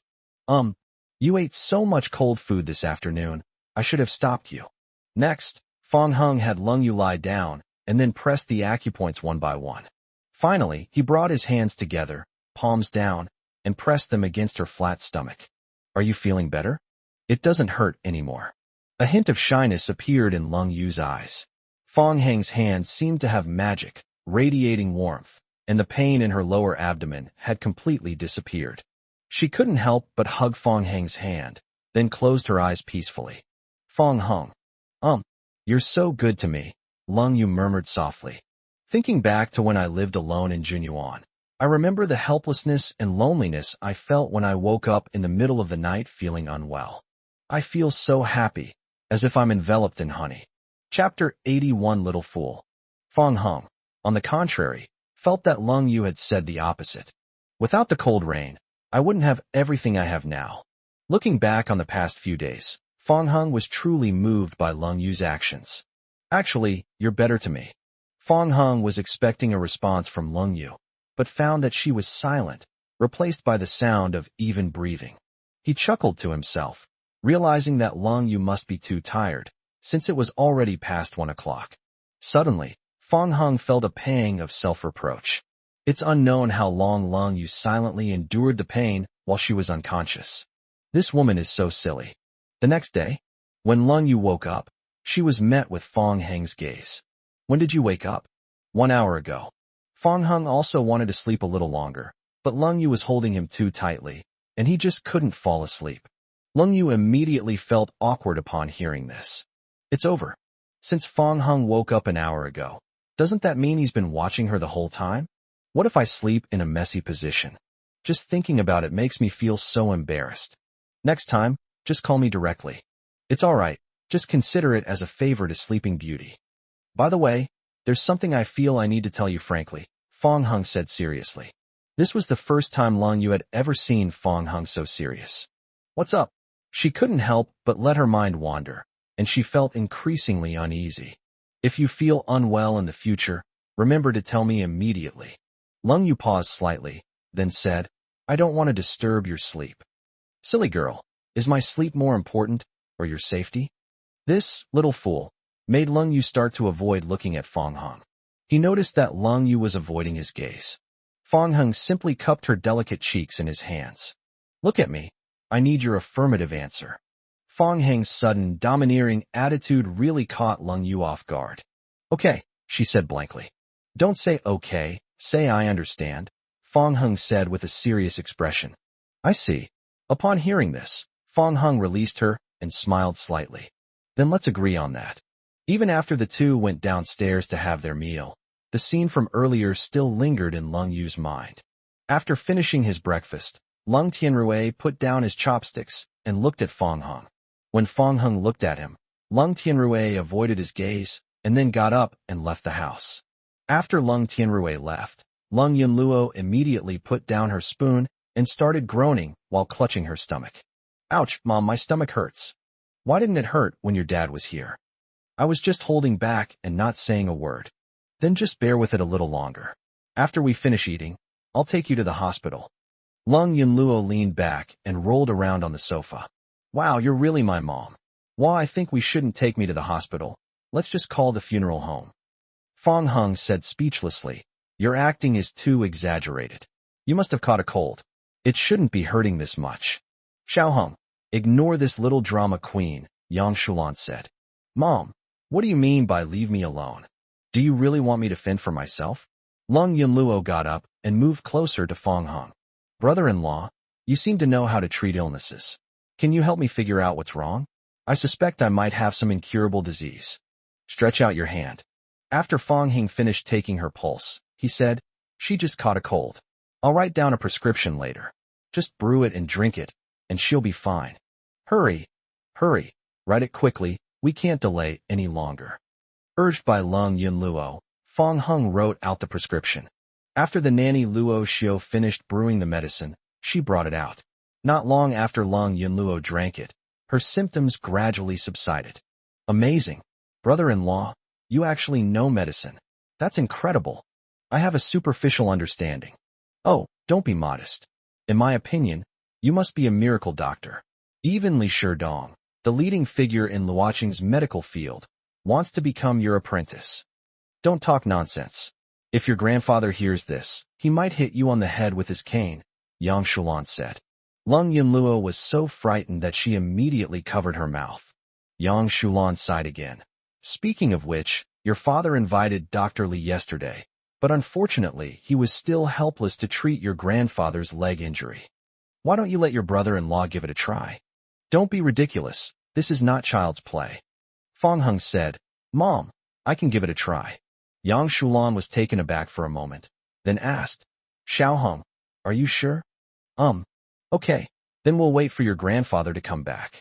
Lung Yunluo asked curiously, Mom, did Grandpa go out? Lung Yu, who had been silent all along, finally spoke up. Where did Grandpa go? Your cousin, Juanhao, has been found, so your dad and Grandpa are planning to fly there to pick him up. He probably won't be back until next week. Yang Shulan then looked at Fong Hung and said, Xiao Hung, when the person comes back, I will tell you as soon as possible. Don't push yourself. Your grandfather's leg injury has been going on for years, and it's actually quite normal that it can't be cured. Okay. Fong Hung's confident demeanor surprised Lung Yu. It seems there are still many things about Fong Hung that she doesn't know. Lung Yu was even more eager to attend the class reunion, where she was sure she could learn a lot about Fong Hung's past. Before we knew it, it was time for our class reunion. The location is Hatsune Miku KTV. Fong Hung rushed over as soon as he got off work. Upon arriving at Hatsune Miku KTV, they soon met Qin Feixiang, who was not tall and had a delicate appearance. When Qin Feixiang saw Fong Hung step out of the Mercedes-Benz G-Class, he was so surprised that his mouth was practically agape. Don't tell me you rented this car. It wasn't rented, my wife gave it to me. Holy crap, looks like he's hooked up with a rich and beautiful girl. Introduce me to one later. Anyone interested in a 38-year-old with 2 kids? Screw you, what I want is a legal twin-tailed loli. The two were joking as they walked toward the private room when they ran into Luli. Unlike before, when she looked at Fong Hung with deep resentment, this time when they met, Luli no longer felt hatred towards him, but instead had a complicated expression on her face. Fong Hung remained expressionless, completely ignoring Luli. Caught between the two, the sudden oppressive atmosphere made Qin Feixiang feel awkward. He took the initiative and said, Luli, what brings you out? It was too noisy in the private room, so I came out to find some peace and quiet. Okay, Fong Hung, and I will go in first. Come back soon. Watching Fong Hung's departing figure, Luli felt a tightness in her chest. Just last night, she and Bai Hongi parted on bad terms, and she suddenly realized her mistake. Unlike Bai Hongi, Fong Hung once loved her the most, and his love for her was the purest. However, she gradually ruined the man who loved her the most. Luli understood that no matter how much she hated Fong Hung, or how much she sought revenge on him, it would be to no avail. No matter what you do, it won't change the fact that the two of you can never get back together. From beginning to end, she was the one who was wrong in this relationship, and she was the only one. Rather than continuing down this childish path, it's better to preserve some self-respect, even if it's already almost gone. Chapter 82. They broke up? Good thing they broke up. Fong Hung and Qin Feixiang arrived at the private room. Even through the door, you could hear the piercing noise coming from inside, like the wailing of ghosts and howls of wolves. This Wang Kale is still the same as before. Not only does he sing terribly, but he also keeps hogging the microphone. Qin Feixiang cursed under his breath. Then he and Fong Hung exchanged a smile and shook their heads. Wang Kale was the class bully during their university years, always arrogant and domineering because of his family connections. As luck would have it, they were all roommates. Qin Feixiang always avoided Wang Kale and was unwilling to have a direct conflict with him. But Fong Hung never tolerated the other party's bad habits. This is why he became Wang Kale's archenemy. The two argued a lot and even fought, but Fong Hung always came out on top. Later, Wang Kale was still not satisfied and even hired someone to ambush Fong Hung, until the counselor caught them and gave him a good scolding before he finally gave up. On the day of his university graduation, Wang Kale even made a harsh statement, telling Fong Hung to wait. Fong Hung has waited until now, but nothing has happened to him. The two pushed open the door to the private room and went inside. The unpleasant sound suddenly amplified, assaulting his eardrums and causing Fong Hung to frown. He felt a little sorry for his old classmates who had been sitting in the private room the whole time. Everyone naturally wore a bitter expression. No one thought Wang Kale sang well, but they were afraid of him and dared not say anything. After the song ended, Qin Feixiang stepped forward and paused the music, then gently persuaded Wang Kale. "Brother Wang, you must be tired from singing. Sit down and rest for a bit, and give the other students a chance." "I'm not tired," Wang Kale said, and then seemed to intend to continue singing. Qin Feixiang forced himself to stop him and said, "Even if you're not tired, take a rest." "What do you mean, class monitor Qin? You just don't want me to sing anymore. You've been singing since the beginning. What's wrong with me singing a little longer? We've all finally managed to get together today. Don't ruin the atmosphere like this. And to be honest, your singing was really indescribable. Qin Feixiang, have I been too kind to you?" Wang Kale immediately put on a long face. Seeing this, Qin Feixiang didn't dare to confront him directly, so he immediately fell silent. The atmosphere in the private room suddenly became tense. Many people began to discuss it quietly. Oh no, squad leader Qin was too impulsive. How could he have provoked Wang Kale? That Wang Kale is a real jerk. He sings terribly and keeps hogging the microphone. The worst part is, none of us can do anything about him. Sigh, there's nothing we can do. They have connections, and we can't afford to offend this young master. Seeing that Qin Feixiang remained silent, Wang Kale reached out and grabbed his collar. "Speak up, why aren't you saying anything?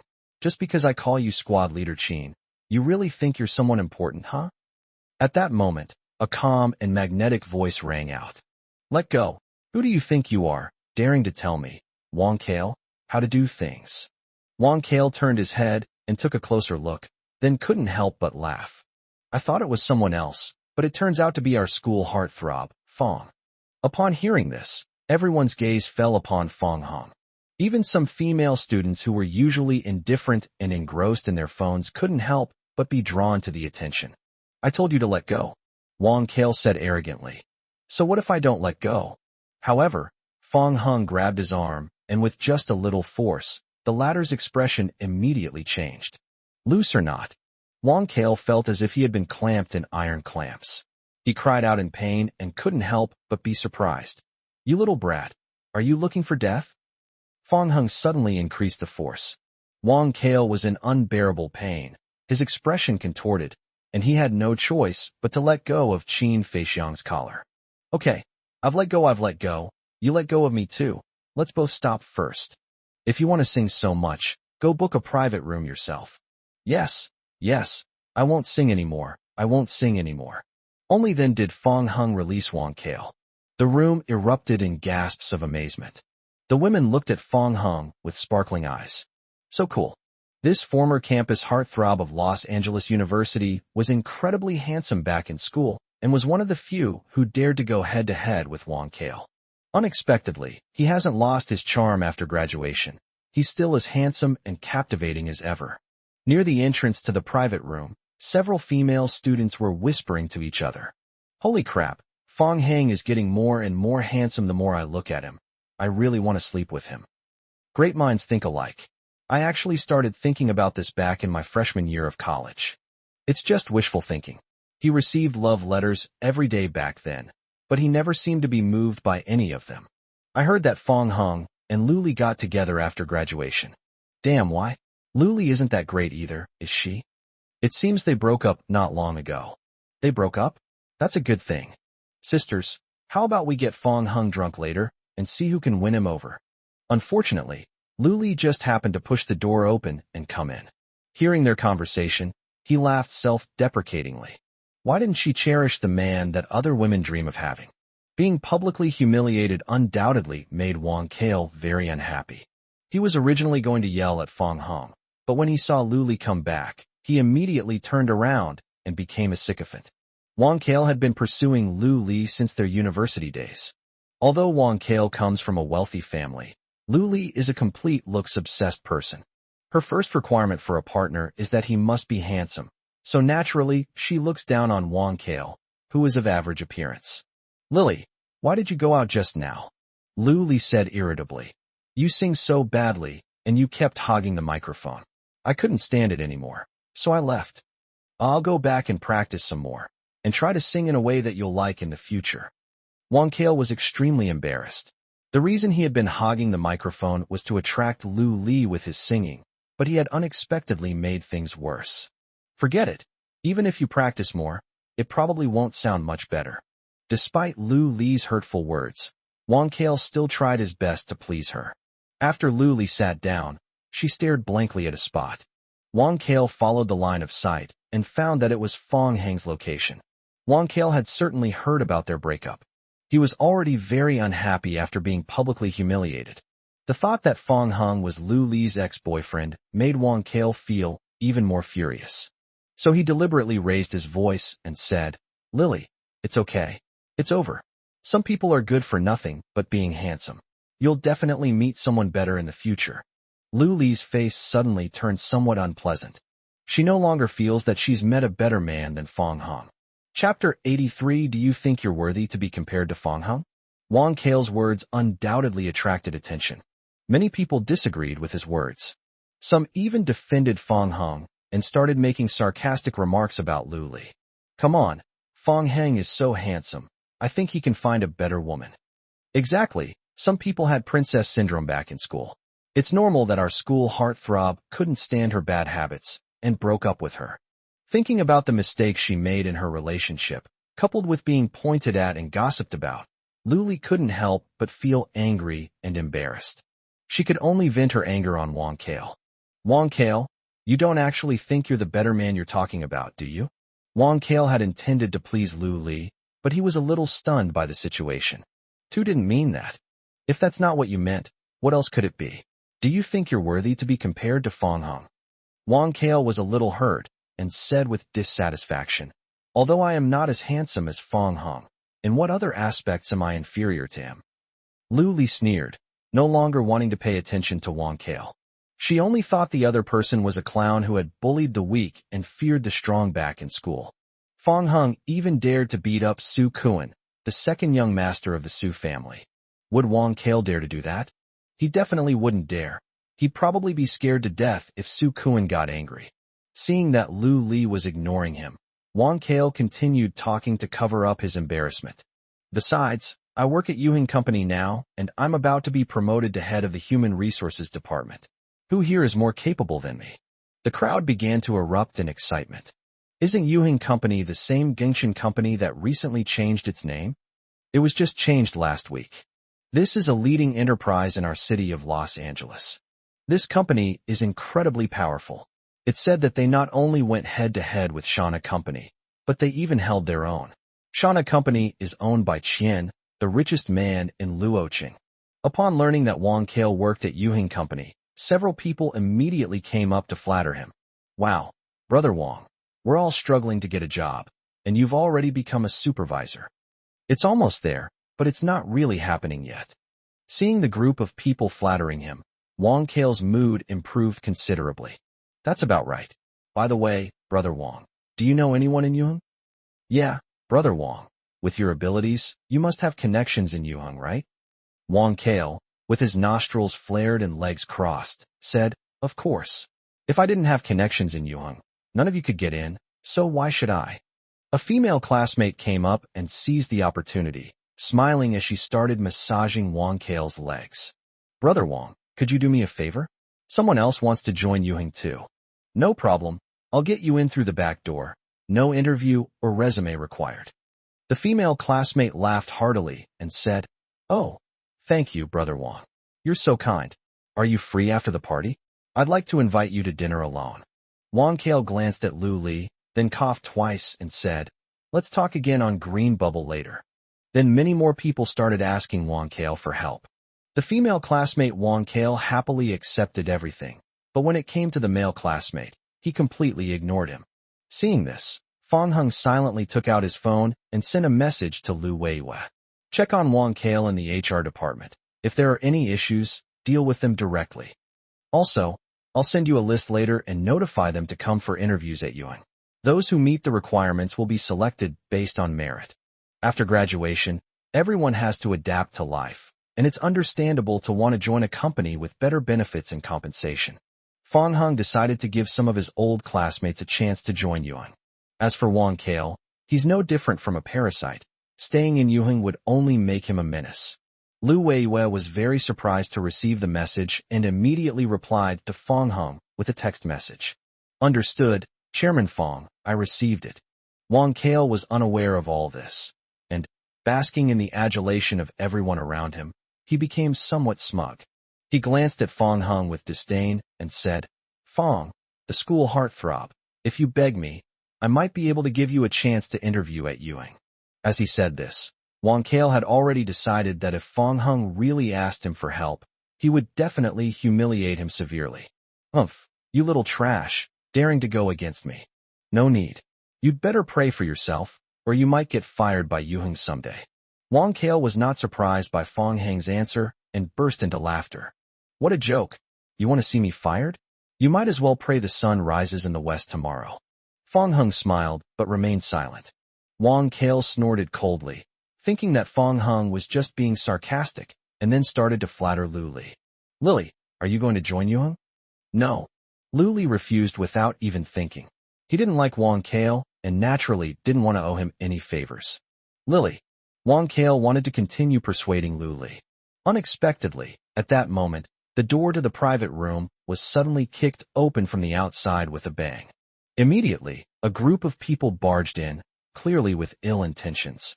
The leader was a bald man with a sexy woman in his arms, followed by a group of henchmen wielding sticks. One of the henchmen came up and kicked over the fruit plate, saying, Damn it! Who's harassing my boss's woman? Get out here right now. Everyone was taken aback by this turn of events and looked at each other in bewilderment, unsure of what to do. The bald man tossed away his cigarette butt and said, I'll count to 3. If no one admits it by then, everyone in this private room will suffer. When the bald man counted to the last one, Wang Kale stood up nervously. Earlier, when he went to the restroom, he saw a sexy woman putting on makeup at the sink and couldn't help but flirt with her. I never expected this would cause so much trouble. The sexy woman recognized Wang Kale, pointed at him, and then said sweetly to the bald man, Darling, this is the guy. The henchman immediately grabbed Wang Kale and brought him to the bald man. It's you? You've got guts, daring to mess with my girl? Wang Kale clasped his hands together and chuckled dryly. Sorry, brother, it's my fault. Give me some face, we're having a class reunion right now. The bald man reached out and patted Wang Kale's face, saying, What gang are you from? You expect me to give you face? How dare you be so arrogant? All right, stop with the I don't know you and you don't know me. Just stand up straight and take your beating. After the bald man finished speaking, he released his grip on the sexy woman. Baby, slash him hard. Okay, dear. Wang Kale said anxiously. No, brother, we can talk this over. One of the henchmen said, Discuss my ass. Stand still and don't move. At this moment, the sexy woman walked forward unhurriedly, then raised her hand and slapped Wang Kale hard across the face. Chapter 84. Could it be my sister-in-law? That slap was quite forceful, and because of his long nails, it scraped Wang Kale's face, causing it to bleed. Don't you even know your place? Do you think you can just mess with me like that? This was the first time Wang Kale had been slapped in the face, and by a woman no less. He couldn't help but feel angry and glared fiercely at the sexy woman. The bald man threatened, If you behave yourself, let my girl beat you up, and we'll call it even. Otherwise, with so many of us, you know what the consequences will be. Faced with such a large group of people, Wang Kale knew he was no match for them. He has some family connections, but having encountered this kind of underground circle, and being in the wrong from the start, he has no choice but to accept his fate. The sexy woman didn't give up. He then slapped Wang Kale several more times, repeatedly striking his cheeks with loud slapping sounds. Finally, He kicked Wang Kale in the groin. Wang Kale immediately collapsed to the ground, clutching his groin and rolling around, much to the dismay of the others. The sexy woman clapped her hands, turned around, and took the arm of the bald man, saying, "It's all done, darling." The bald man kicked Wang Kale again and said, "Watch your eyes next time. If you touch my girl again, I'll cut your hair off." Many people instantly felt a chill in their groin area. After uttering those harsh words, the bald man was about to leave when he spotted a familiar face near the back. Upon closer inspection, the bald man was terrified. It's Fong Hung. The bald man worked under Su Kuan, so he naturally knew what had happened to him. This is the first time in a long time that a bald man has seen someone beat up Su Kuan and still get away with it. Who is Su Kuan? That's the second young master of the Su family. This also indirectly demonstrates Fong Heng's prowess. Otherwise, he would never have been able to escape unscathed. Thinking of this, the bald man shoved the sexy woman away. "Honey, what's wrong?" the sexy woman asked, puzzled. Amidst a chorus of questioning gazes, the bald man quickly walked up to Fong Hung and bowed. "Mr. Fong, please forgive my poor eyesight. I didn't recognize you at first glance." The bald man was filled with remorse, his body trembling uncontrollably. Beating up Fong Heng's classmate had undoubtedly brought trouble upon himself. This scene stunned everyone instantly. No one expected that the bald man, who was arrogant and domineering just a moment ago, would be so respectful and seemingly very afraid of Fong Hung. Wang Kale, lying on the ground, was so stunned that he forgot the pain. Fong Hung said calmly, "Let's get out. So many people coming in at once are ruining the atmosphere in our private room." "Yes," the bald man breathed a sigh of relief. Fortunately, Fong Hung didn't intend to pursue the matter, otherwise he wouldn't even know how he died. He hurriedly gave his men a meaningful look, and then the group walked out. "Wait." Fong Heng's calm voice sounded like the call of death to the bald man. He stopped in his tracks, cold sweat breaking out on his back. "It seems I'm doomed." What's wrong, Mr. Fong? Your men just kicked over the fruit platter. Clean up the mess before you leave." The bald man paused for a moment, then wiped his sweat and said, Okay, I'll get ready right away." Then, he bent down and picked up the fruit on the ground himself, and his underlings came to help him. They quickly cleaned it up, and the bald boy, fearing Fong Hung wasn't satisfied, rolled around on the floor and used his clothes to mop it. This maneuver left everyone speechless.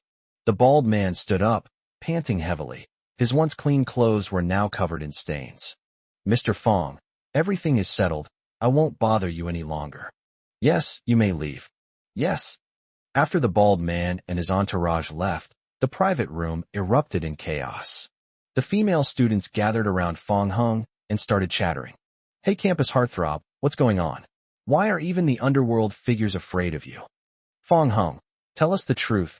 You wouldn't happen to be the young master of some powerful family, would you?" At the same time, the waiter brought in a lot of fruit platters and beer. Qin Feixiang said, "Are you sure you're not mistaken? We didn't order any of these things. This was a gift from a gentleman who said that as compensation, he would pay for all your expenses today." Everyone quickly realized that this was the work of the bald man from earlier, and of course, it was all because of Fong Hung. This further fueled everyone's enthusiasm for Fong Hung. Even Wang Kale, who had stood up despite the pain, couldn't help but wonder about Fong Heng's identity. Fong Hung said, "You're overthinking it. I'm not some young master. That guy was just someone I beat up before." Upon hearing this, Wang Kale felt disdain and resented Fong Hung for not standing up for him. The female students, however, remained seated in a circle, their eyes fixed intently on Fong Hung. "I see. That's impressive. That guy was clearly not someone to mess with, and you managed to subdue him." "Yeah, who would have thought that our Fongda campus heartthrob is not only handsome, but also incredibly skilled in martial arts." "Wow, so handsome, the school heartthrob. Why didn't you accept my confession back then?" "Me too. You've received so many love letters from other people. Don't you really have any feelings for me at all? Get out of here. Did you give as much as I did?" "Hey, school heartthrob, look. She pushed me. How can you be such a green TB*TCH? Seeing Fong Hung surrounded by women like a celebrity. Many of the male students were so envious, they were practically grinding their teeth in envy. Little did Fong Hung know that he was in the middle of a chaotic scene, and the noise was driving him crazy. He used singing as an excuse to finally escape. Fong Hung stood on the stage singing, while the women listened with infatuated expressions. A stunningly beautiful figure quietly entered the private room. The appearance of the stunningly beautiful woman instantly attracted attention. Qin Feixiang went up to him and asked, "You, which classmate are you?" He searched his memory quickly, recalling that back then, there was no one in his class, or rather, the whole school, who was so beautiful and had such a good temperament. "I'm here to be with my husband." Qin Feixiang was slightly taken aback and subconsciously looked at Fong Hung. Fong Hung said he was married, so could the stunning woman in front of me be his sister-in-law? Although the possibility is high, Qin Feixiang is not sure, as it would be embarrassing if he were wrong. He had no choice but to find a seat for Lung Yu first, and then wait for Fong Hung to finish singing before making any further arrangements. Lung Yu put down her bag and was immediately drawn in by Fong Hung's singing. As expected, attending a class reunion is always rewarding.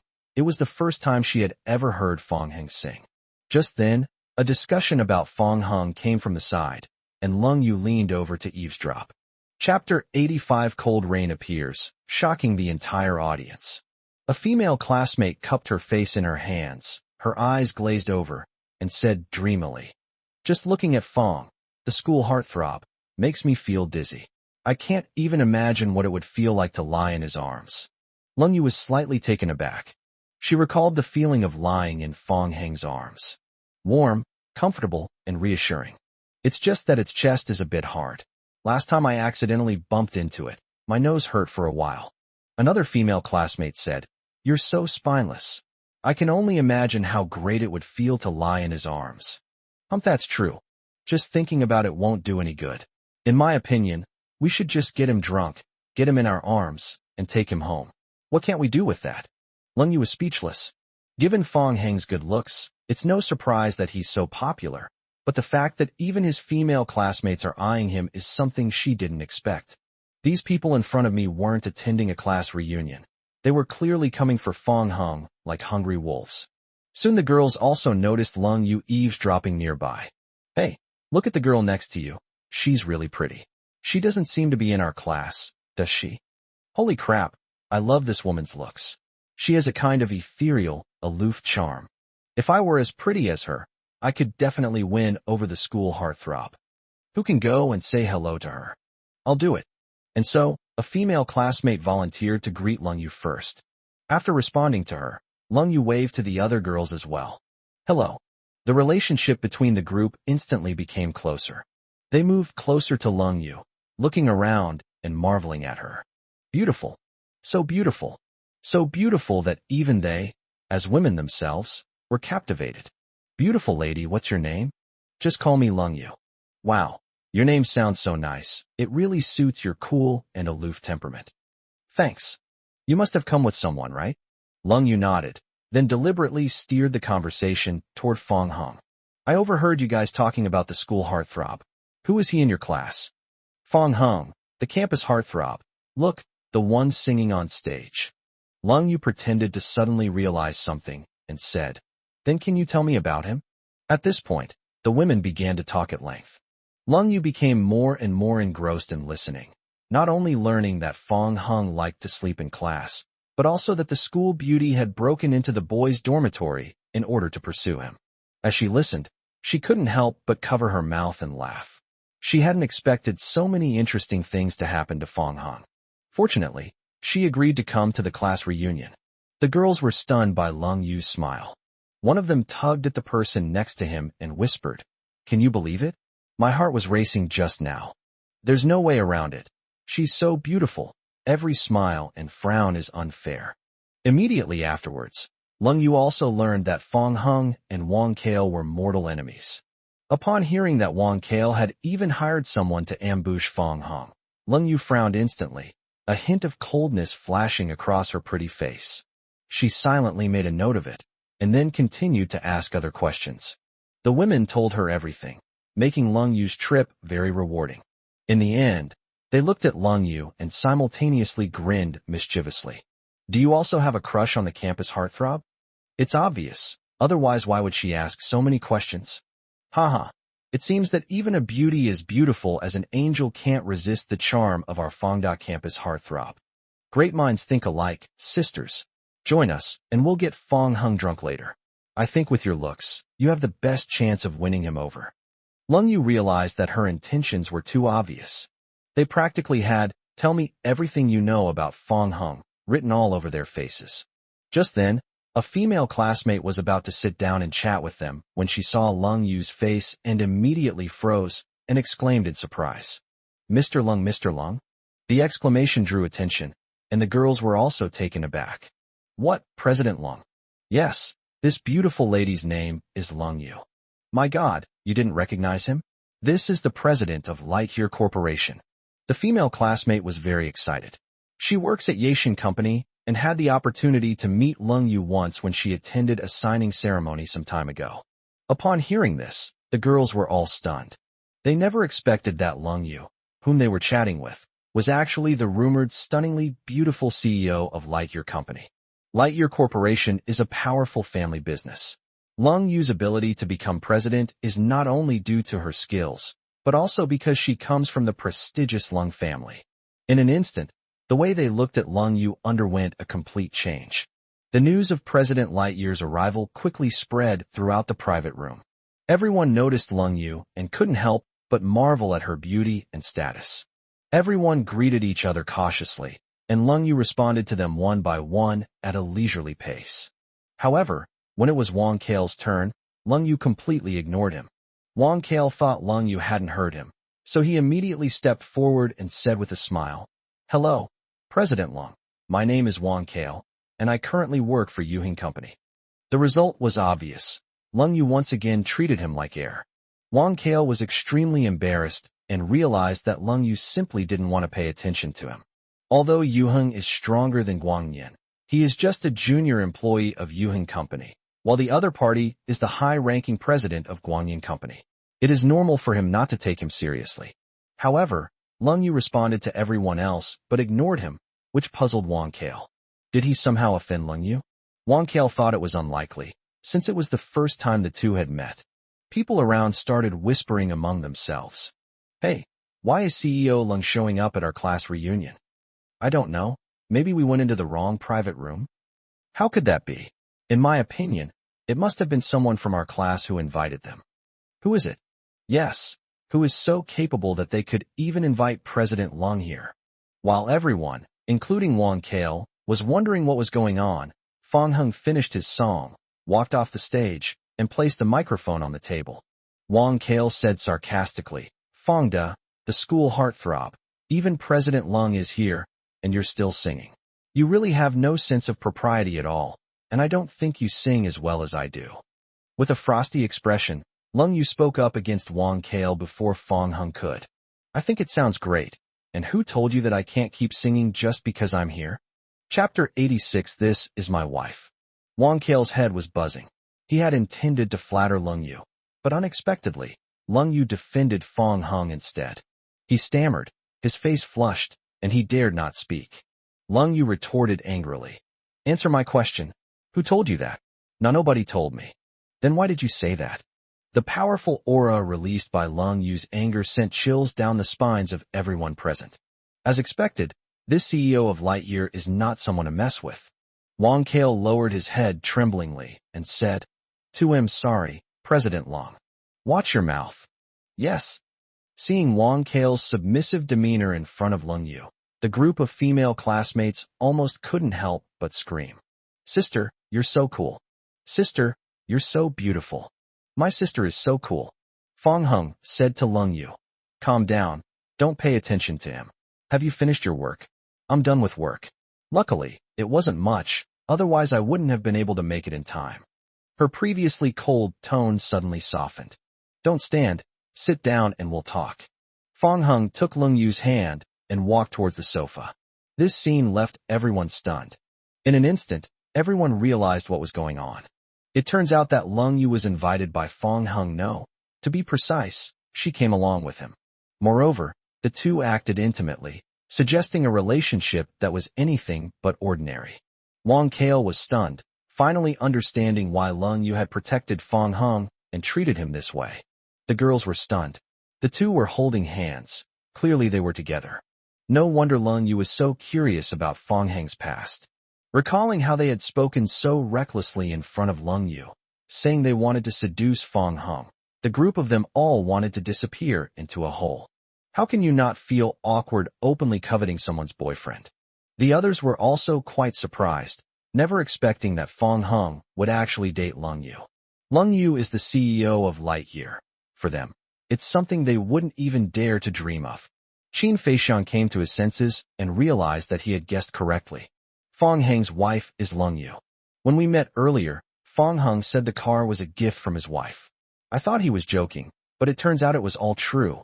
Given Lung Yu's status and position, it makes perfect sense for her to gift Fong Hung a Mercedes-Benz G-Class. Only then did Qin Feixiang dare to step forward and greet Lung Yu. Hello, sister-in-law, I am Qin Feixiang.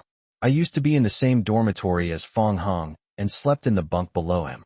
That one word, sister-in-law, completely stumped Lung Yu. She instinctively gripped Fong Heng's hand and replied, hello. Fong Hung noticed Lung Yu's reaction, smiled, and said, Class monitor Qin, there's no need to call me that.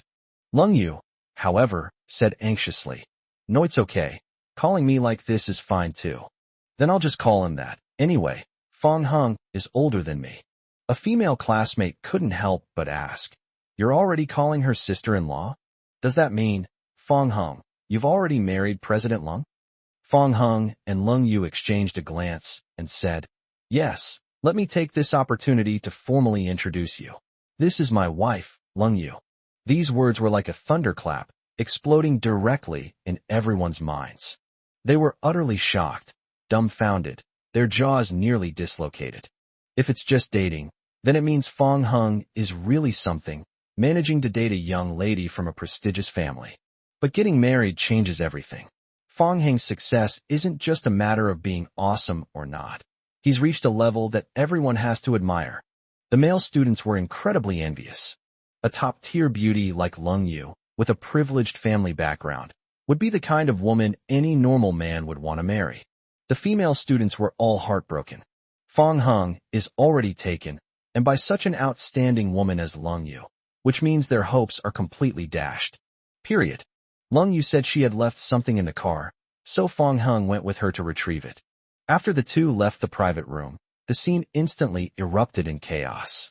The crowd chattered amongst themselves, creating a chaotic scene reminiscent of a bustling market. The two people seemed out of place. One is Lu Li. Seeing Fong Hung and Lung Yu inseparable, Lu Li felt a pang of heartache, for she had been the one by Fong Heng's side before. But what can be done? It's her fault for not knowing how to cherish it. She only regretted it after losing it. Lu Li's eyes reddened. She secretly wiped away a tear, then picked up her wine glass and drank it down one glass after another. The other one is Wang Kale. Wang Kale couldn't accept that one day she would be jealous of Fong Hung. Why can't he marry a top beauty like Lung Yu? Why can't he even win over Lu Li, who broke up with Fong Hung? Why? At this moment, seeing Lu Li drinking alone, Wang Kale couldn't help but step forward to persuade her. Lily, drink less. You can tell me if you're unhappy about anything. Lu Li, unable to bear it any longer, said, why should I talk to you? And can you please stay away from me? I get annoyed just looking at you, you know? Wang Kale felt even more irritated. At the same time, on the other side, Fong Hung saw Lung Yu get out of the car and asked, are you done? Okay, let's go back. Did you leave something in the car? Cell phone. Cell phone. Fong Hung couldn't help but feel a little confused. If he remembered correctly, Lung Yu had always carried her phone with her. After returning to the private room, the previously noisy atmosphere suddenly quieted down considerably. The two sat down close together. Fong Hung received a message from Lu Weiwei. Chairman Fong, after investigation, Wang Kale's problems are serious. I have already notified the Human Resources Department to dismiss him. Good. By the way, it's a bit of a coincidence. The HR director told me that just now, a senior executive called, also requesting that Wang Kale be dealt with. Upon seeing this message, Fong Hung paused for a moment, then subconsciously looked at Lung Yu. What's wrong? Is there something on my face? Lung Yu asked, puzzled, and then subconsciously touched her face. Fong Hung smiled and said, "It's nothing." It seems that when Lung Yu went back to the car earlier, she wasn't looking for her phone. Her real purpose was to secretly call someone behind his back. This woman is really protective of her own. To Fong Hang's surprise, Lung Yu was able to extend her reach into Yuhing Company. "Why are you staring at me if there's nothing wrong?" Fong Hung couldn't resist reaching out and gently pinching the bridge of her nose, saying, "Because you're beautiful." Lung Yu was stunned. Fong Hung leaned close to her ear and whispered, "What do you want to eat? I'll get it for you." "Anything is fine. I'll eat it as long as you bring it." "What if I don't take anything?" "Then I'll eat yours." "I have nothing." "Then I'll eat you." "I don't taste good." Directly opposite. Watching the two of them whispering sweet nothings to each other, Luli was extremely upset. Wang Kale was very unhappy. What's with all this showing off of affection? Just then, I received a call from the HR director. Wang Kale thought he was about to receive news of a promotion, so he signaled everyone to be quiet, and then turned on speakerphone in front of everyone. Unexpectedly, the HR director on the other end of the phone coldly said, "Wang Kale, you're fired. Come to the company first thing tomorrow morning to complete the formalities." Chapter 87. I'll handle it. Wang Kale was dumbfounded and said, "Wait, director, is there a mistake? Shouldn't I be getting a promotion?" "Promotion? Go wash up and go to bed. You can dream about anything." After the HR director finished speaking, he ended the call before Wang Kale could reply. Because the hands-free mode was on, everyone could hear it clearly. At this moment, Wang Kale was extremely embarrassed, his face turning as red as a monkey's bottom. He subconsciously looked at Fong Hung, vaguely remembering that just now this guy had cursed him to be fired. The coincidences are too great. Could it be that Fong Hung is behind this? The next moment, Wang Kale dismissed the idea. Fong Hang's greatest achievement was marrying Lung Yu. Where would someone who lives off a woman have such abilities? Wang Kale wanted to leave the private room to contact his cousin to inquire about the situation, but several female classmates blocked his way. "Brother Wang, what's going on? What will I do if you get fired? And me? Is there still any hope for me to get a job at Yuan?" "Brother Wang, say something." Wang Kale's head was buzzing from the noise. The series of events that happened tonight had made him feel utterly humiliated, to the point that he broke down completely. He smashed the phone on the ground. "Get out of my way, all of you. Still dreaming? Let me tell you the truth. I never intended to let any of you into Yuan. Don't you even know what kind of people you are?" One of the female classmates immediately objected, saying, "What are you yelling about? If you're so awesome, how did you get fired?" Qin Feixiang seized the opportunity and began to fan the flames. "Wang Kale, it's wrong of you to brag and waste everyone's feelings. So where do you get the nerve to be so self-righteous?" The others also joined in condemning Wang Kale. "Exactly. You're like a pig with a scallion stuck in its nose. What are you trying to prove?" Even if he wasn't fired, he probably doesn't have the ability. I don't know what he's pretending to be. Just impotent rage. You should go to Gotham and play the Joker." Wang Kale was absolutely furious. But how can one mouth possibly compete with multiple mouths? In the end, he was thoroughly scolded and had no choice but to slink away with his tail between his legs. The private room quickly regained its original atmosphere. Everyone ate and drank, enjoying themselves immensely, until nightfall when the party finally ended. On the way back, Fong Hung and Lung Yu rode in the same car. As the crowd watched the two depart, they couldn't help but sigh with emotion. Driving a Mercedes-Benz G-Class and marrying a rich and beautiful woman, Fong Hung has truly reached the pinnacle of life. Does anyone know if Fong Hung has made a comeback, or if he's just living off a woman? Is that even a question? He's definitely a kept man. We've only been out of school for a short time. How could he turn things around so quickly? Sigh, I'm so envious. I wish I could be a kept man too. Yes, I can't even imagine how wonderful life would be if I married a wife like President Long. On the way back to the Lung family home, Fong Hung turned his head to look at Lung Yu, who was sitting in the passenger seat. "What were you talking about with those female classmates when I was singing on stage? You seem to be having a lot of fun. They told me a lot about you, and a lot of it was quite interesting." "I see. So it seems there's quite a bit of a dark past." Lung Yu smiled gently. "Besides these, there are others." "What else did you talk about?" "They were plotting to get you drunk so they could see who could win you over. and they even wanted to recruit me into their scheme. Fong Hung said helplessly. No wonder their expressions changed when I introduced you. Yes. Lung Yu nodded and said, by the way, you sing quite well.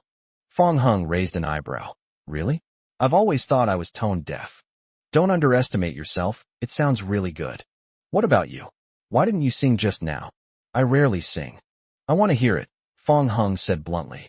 It's possible, but there's no accompaniment right now, so let's do it next time. Just sing it a cappella. Oh. It's okay, believe in yourself, Fong Hung encouraged her. Oh well.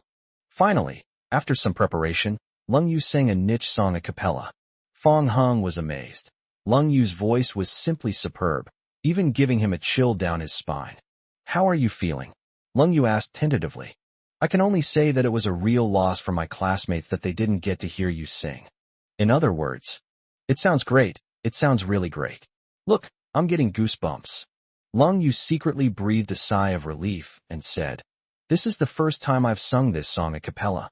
I'll record a version with accompaniment and send it to you another day. Good. The two chatted all the way and soon arrived at the Lung family's house. Upon entering the manor, on the road leading to the Lung family villa, a speeding sports car narrowly missed us, a truly thrilling moment. Still shaken, Lung Yu glanced at the rearview mirror, her brows furrowed, and asked, how could someone be racing cars in the manor at night? Despite the sports car's high speed, Fong Hung was still able to make out the man's appearance. He was a fat man with dyed green hair who had never appeared in the Lung family before. Back at my lodgings. The two had just entered the door. Then I heard Lung Yunluo complaining to Yang Shulan. Mom, can't you call Grandpa and ask him to do something about Lung Juanhao? His car racing in the middle of the night is so noisy. Yang Shulan sighed. Just bear with it. Juanhao finally returned to the Lung family. Now, no matter what he does, your grandfather won't care. That can't be done. Lying on the sofa, Lung Yunluo swayed her legs in dissatisfaction. Lung Yu asked, Mom, is Lung Juanhao back? The sound of sports cars roaring outside came again. Look, that's the one speeding outside, Yang Shulan said. It's so annoying.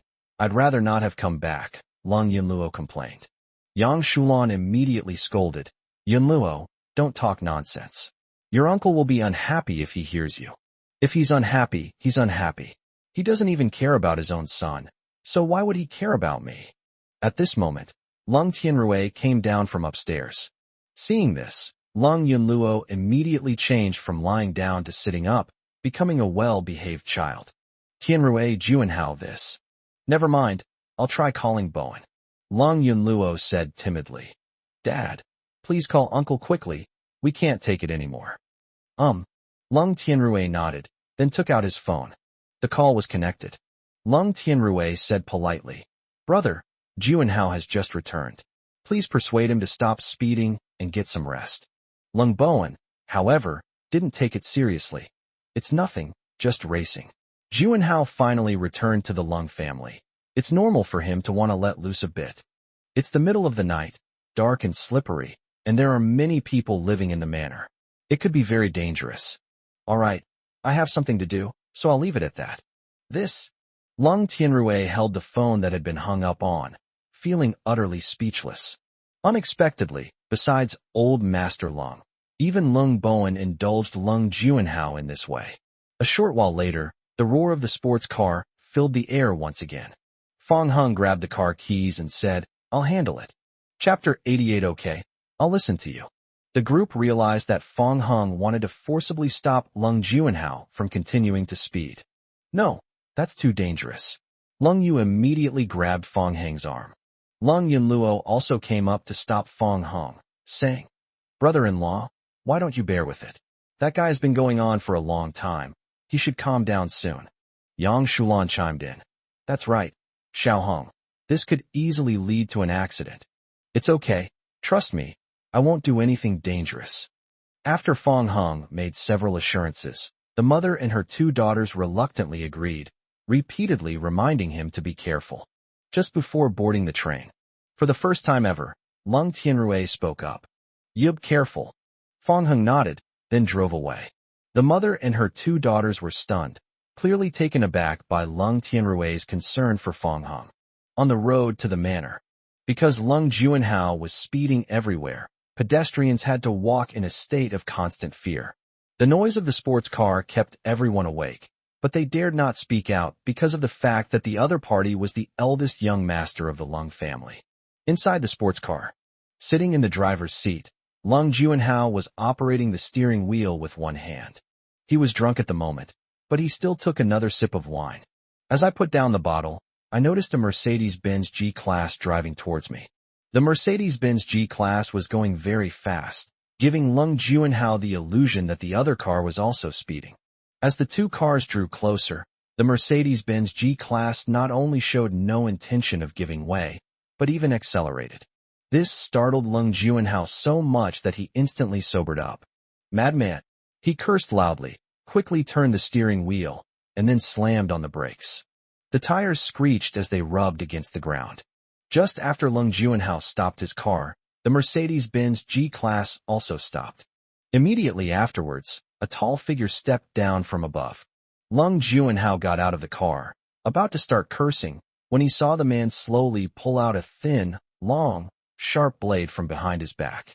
In the dim moonlight, the sharp blade emanated a chilling aura. Lung Juanhao sensed something was wrong and, frightened, hid back in his car, intending to drive away. However, for some reason, the sports car suddenly wouldn't start, and he hurriedly called his father, Lung Bowen. "Hey, my darling son, what's wrong? Dad, help me. Someone's trying to kill me." Lung Bowen exclaimed in astonishment. "How could this be? This is the Lung family, heavily guarded. Besides, you are the eldest young master of the Lung family. Who would dare to be so bold?" Lung Juanhao's teeth were chattering. "I don't know either." A very tall and handsome man was coming towards me with a knife. During a pause in conversation, the person appeared silently in front of the car window and slowly raised the sharp blade in his hand. Startled, Lung Juanhao dropped his phone and instinctively closed his eyes. "Big brother, please don't kill me. I am the eldest young master of the Lung family. I can give you any amount of money you want." The car was filled with a strong smell of urine. However, Lung Juanhao did not hear a response from the other party, nor did he feel the pain of being pierced by a sharp blade.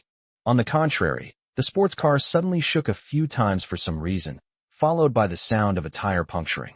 Lung Juanhao didn't understand what the person wanted to do, but he still didn't dare to open his eyes, and kept praying in his heart that he could see the sun tomorrow. He only recently learned that he was a rich young master, and he hasn't even started to enjoy life yet. He can't just die like this. As time passed, Lung Juanhao's fear lessened, replaced by doubt. A moment later, he heard the sound of a car driving away, and he squinted and peeked at it secretly. As it drove off, the Mercedes-Benz G-Class gradually disappeared into the distance. Only then did Lung Juanhao dare to open his eyes wide and begin to breathe heavily. He got out of the car, his pants were completely soaked, and yellow liquid was dripping down his trouser legs. Lung Juanhao felt that the sports car was shorter than usual, and upon closer inspection, he discovered that all 4 tires had been punctured. He was relieved to have escaped a terrible attack, but quickly realized that the man hadn't intended to harm him.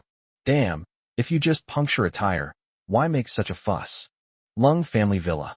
The cold rain made her feel like she was sitting on pins and needles, and the sound of brakes that had just pierced the sky made her very worried about Fong Heng's safety. "No, I have to go and see."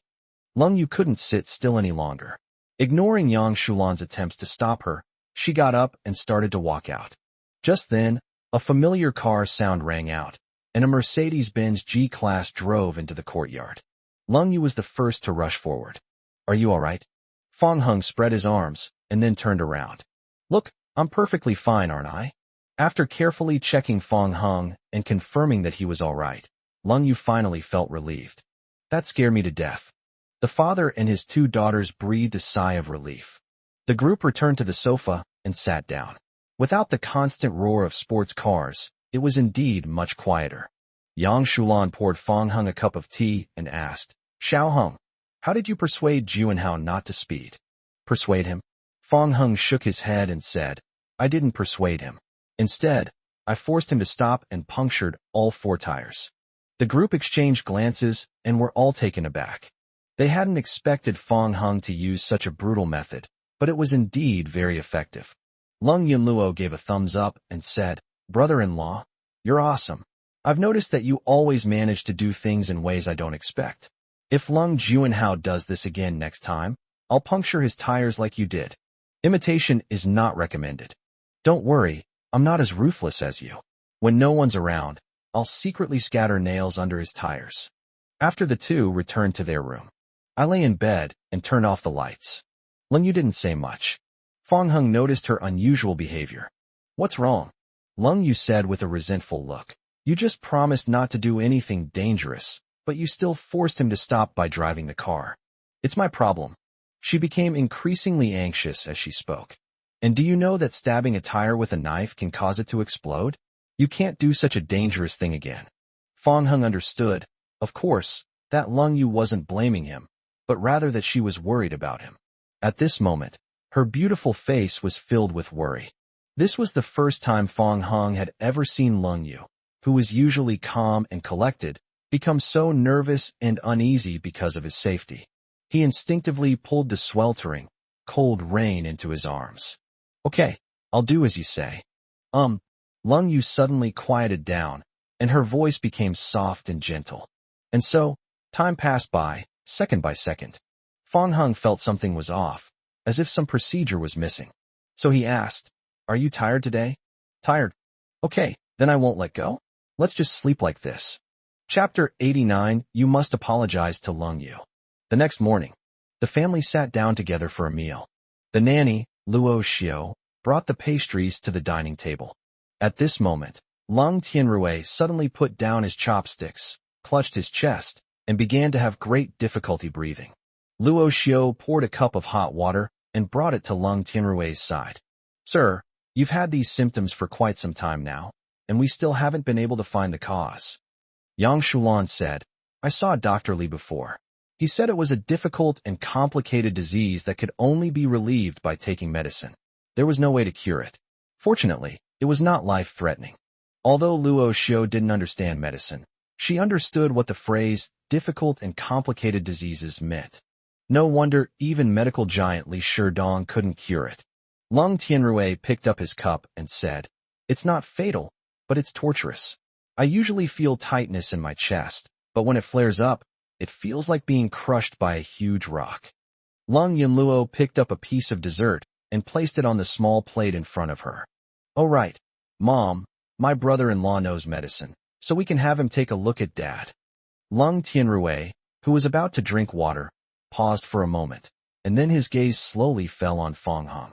Yang Shulan glanced at Fong Hung, who was eating in silence, then at her husband Lung Tianrui, and finally deliberately changed the subject. "Let's eat instead.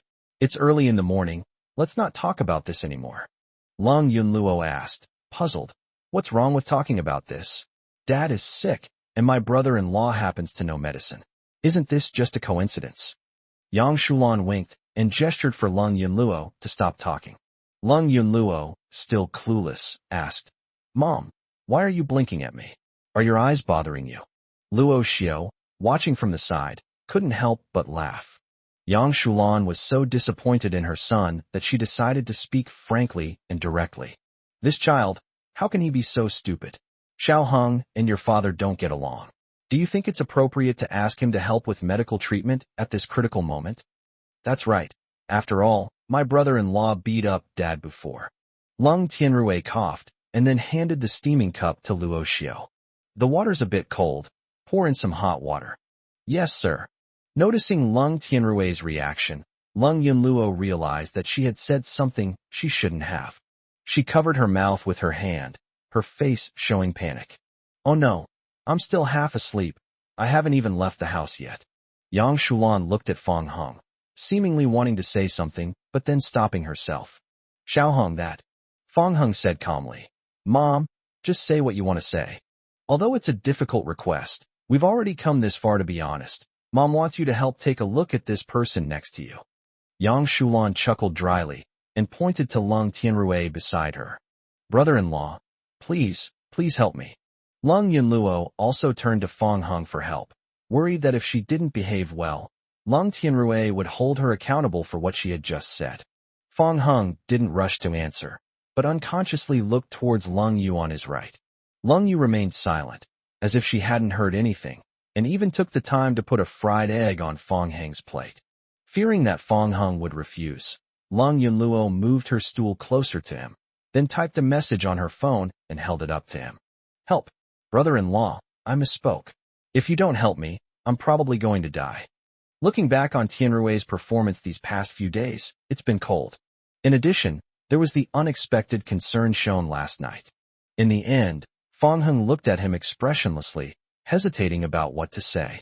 Seeing this, Yang Shulan patted Lung Tianrui's leg under the table. Then, Lung Tianrui, slightly embarrassed, took the initiative to say, Mr. Fong, if you have time, could you please take a look at my complicated illness? Yang Shulan covered her face, almost bursting out laughing. I wonder how other people's fathers-in-law and sons-in-law get along. Anyway, the sight of my own home is truly a rare sight. Fong Heng said, Okay, but there's a condition. What are the conditions? You must apologize to Lung Yu for what you did in the past. Lung Tianrui was stunned. Yang Shulan quickly pushed him. This is a great opportunity to repair family relationships. Lung Tianrui hesitated for a moment, then said, Xiaoyu, Dad has been reflecting on himself recently and has deeply realized his mistakes. I'm sorry, it was all Dad's fault before. Yang Shulan breathed a sigh of relief, then turned to her daughter and said, Xiaoyu, your father made a mistake, and it's only right that he apologizes. Whether you forgive him or not depends on your heart. Lung Yu stared directly at Lung Tianrui, her face turning cold. I agree to let Fong Heng help you with your medical treatment, but that doesn't mean I forgive you. The things you've done in this family over the years, the harm you've caused to me, Yunluo, and my mother, cannot be made up for with a simple I'm sorry. I understand. Lung Tianrui's words lacked their usual sharpness. From now on, let your dad make it up to our family through his actions. This result was within Yang Shulan's expectations. She smiled with relief. At least the family relationship had improved somewhat. Living under the same roof, we see each other all the time. Even if it can't be as warm and harmonious as other families, it's still much better than a lifeless gathering like this. Fong Heng took Lung Tianrui's pulse. Yang Shulan asked anxiously, How is it? Can it be cured? According to modern medicine, Lung Tianrui's illness is indeed a difficult and complicated disease. However, this is a minor issue for Fong Heng. It can be cured. Lift up your shirt and lie down on the sofa. Although he didn't know what Fong Heng was going to do, Lung Tianrui immediately did as he was told. Next, Fong Heng began to focus on administering acupuncture to Lung Tianrui. Before long, Lung Tianrui's back was covered with countless silver needles. Lung Yunluo chuckled. Haha sis, look at Dad. He's like a hedgehog now. Lung Yu did not respond to Lung Yunluo. Her attention was entirely focused on Fong Heng. Fong Heng's earnestness exuded an invisible charm, so much so that Lung Yu stared at him, lost in thought. Sis, what are you daydreaming about? Lung Yunluo waved her hand in front of Lung Yu, and immediately understood when she followed her gaze. Lung Yu snapped out of her daze and asked, What's wrong? Lung Yunluo looked at him with disdain. Tisk tsk. Your eyes are staring straight at your brother-in-law. You're practically drooling. Lung Yu slapped her on the butt and said, Shut up. You stinky sissuri being a pervert. Directly opposite. Fong Heng timed it perfectly. Then quickly remove all the silver needles. All right. Yang Shulan was surprised by how quickly it happened, and then asked Lung Tianrui how he felt. Unexpectedly, Lung Tianrui said nothing, got up, and stumbled towards the bathroom. Chapter 90. Now you believe in your brother-in-law's abilities, right? Yang Shulan chased after them to check on the situation. I witnessed such a scene.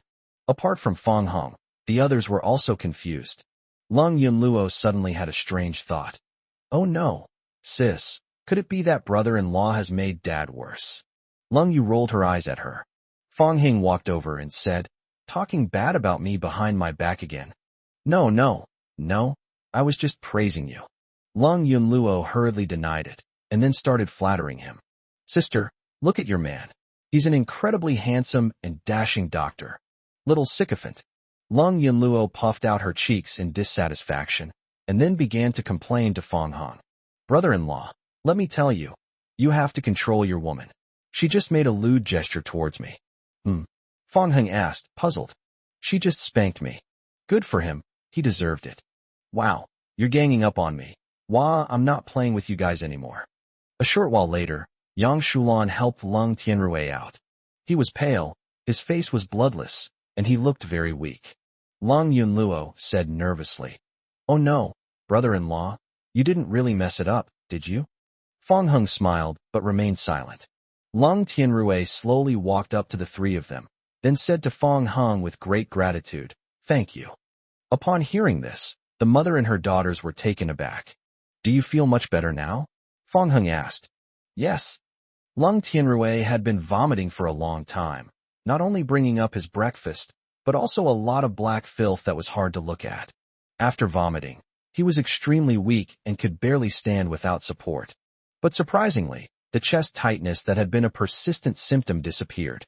This feeling of breathing being so smooth was something Lung Tianrui had never experienced before. He said, "Mr. Fong, if I have another attack, will I need acupuncture like we did just now? You won't get sick again, you've fully recovered." What? Lung Tianrui was shocked.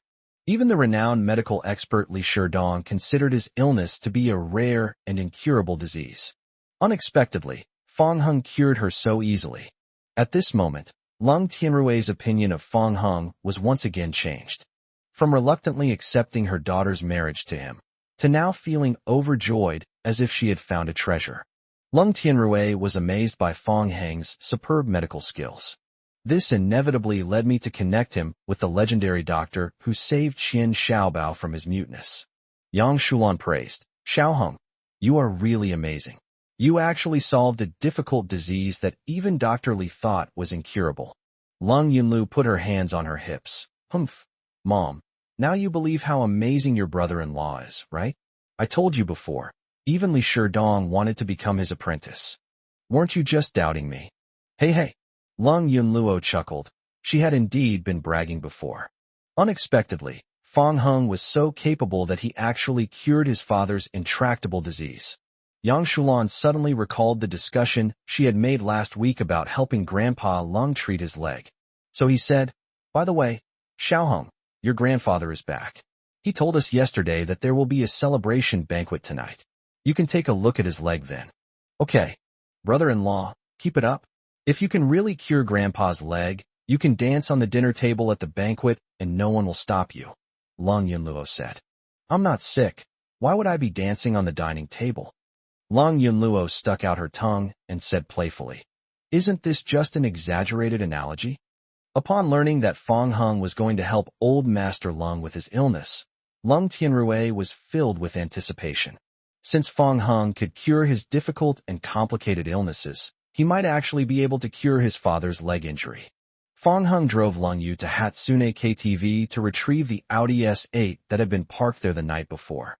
After Lung Yu drove away, Fong Heng did not go to Guangyin Company, but instead turned around and went to Yuhing Company.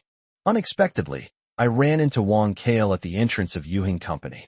When Wang Kale saw Fong Heng, he was immediately furious. After going home last night, he thought about it over and over again and concluded that he was fired because he had offended someone. Otherwise, since everything was fine before, how could a problem suddenly occur? After contacting my cousin, who also lives in Yuheng, and making some inquiries, I confirmed that this was the reason. As for who he offended, it was obviously Fong Heng. In Wang Kale's opinion, Fong Heng did not have the ability to fire him. He was definitely relying on his wife, the CEO of Lightyear. "Hey, Brother Wang, what a coincidence," Fong Heng said sarcastically. Wang Kale gritted his teeth. "You, Fong Heng, you're playing dirty, aren't you? You've gotten too cocky from being a kept man, and you even dare to have your wife use her connections to fire me." Fong Heng raised an eyebrow and said, "What? Is that not allowed? Just not install it at all. Why should I pretend? You're a parasite to begin with. Firing you would be doing Yuheng Company a favor. You just wait. Your wife may be capable, able to get her hands on Yuheng Company, but that doesn't mean I, Wang Kale, am immune. Watch how I get back on my feet." "Okay, I'll wait and see."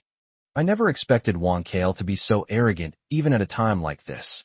Fong Heng wanted to see just how powerful his backer was in Yuheng Company. This is a good opportunity to catch a few more pests. After the two separated, Fong Hung took the private elevator to the top floor. He pushed open the door to the chairman's office. Upon recognizing the person, Lu Weiwei immediately stood up from her office chair, not even bothering to put on her high heels, and jogged forward with a smile. "Chairman Fong, you've arrived." Fong Hung nodded and said, "Yes, I came to take a look and take care of some things." At the same time, on the other side, Wang Kale went to the administration department alone and found her cousin Xiao Junming, who was the director. Upon meeting, Wang Kale immediately began to pour out his heart, embellishing his story and making himself sound even more wrong than Do Yi. Xiao Junming knew Wang Kale's character and knew that few of his words were true. Regardless, Wang Kale was his cousin, so Xiao Junming naturally couldn't just sit idly by. "Don't worry, I'll go with you to the HR department right away and see what's going on." "Okay, thank you, cousin." Wang Kale was overjoyed. "My cousin Xiao Junming is the director of the administration department. As long as he takes charge, getting me back to my job is just a matter of a word." Wang Kale just couldn't understand what Fong Hung had to be so smug about. What good is it if his wife is so capable? It's not like he doesn't have connections at Yuhing Company. "You just fired me, and now I'm about to be reinstated. Aren't you angry?" Wang Kale shook his head, increasingly looking forward to seeing Fong Hung again after being reinstated.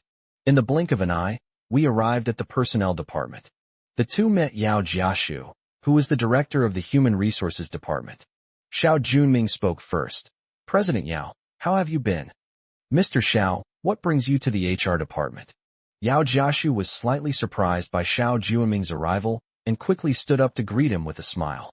As the director of the administration department, Xiao Junming is a veteran at Yuan.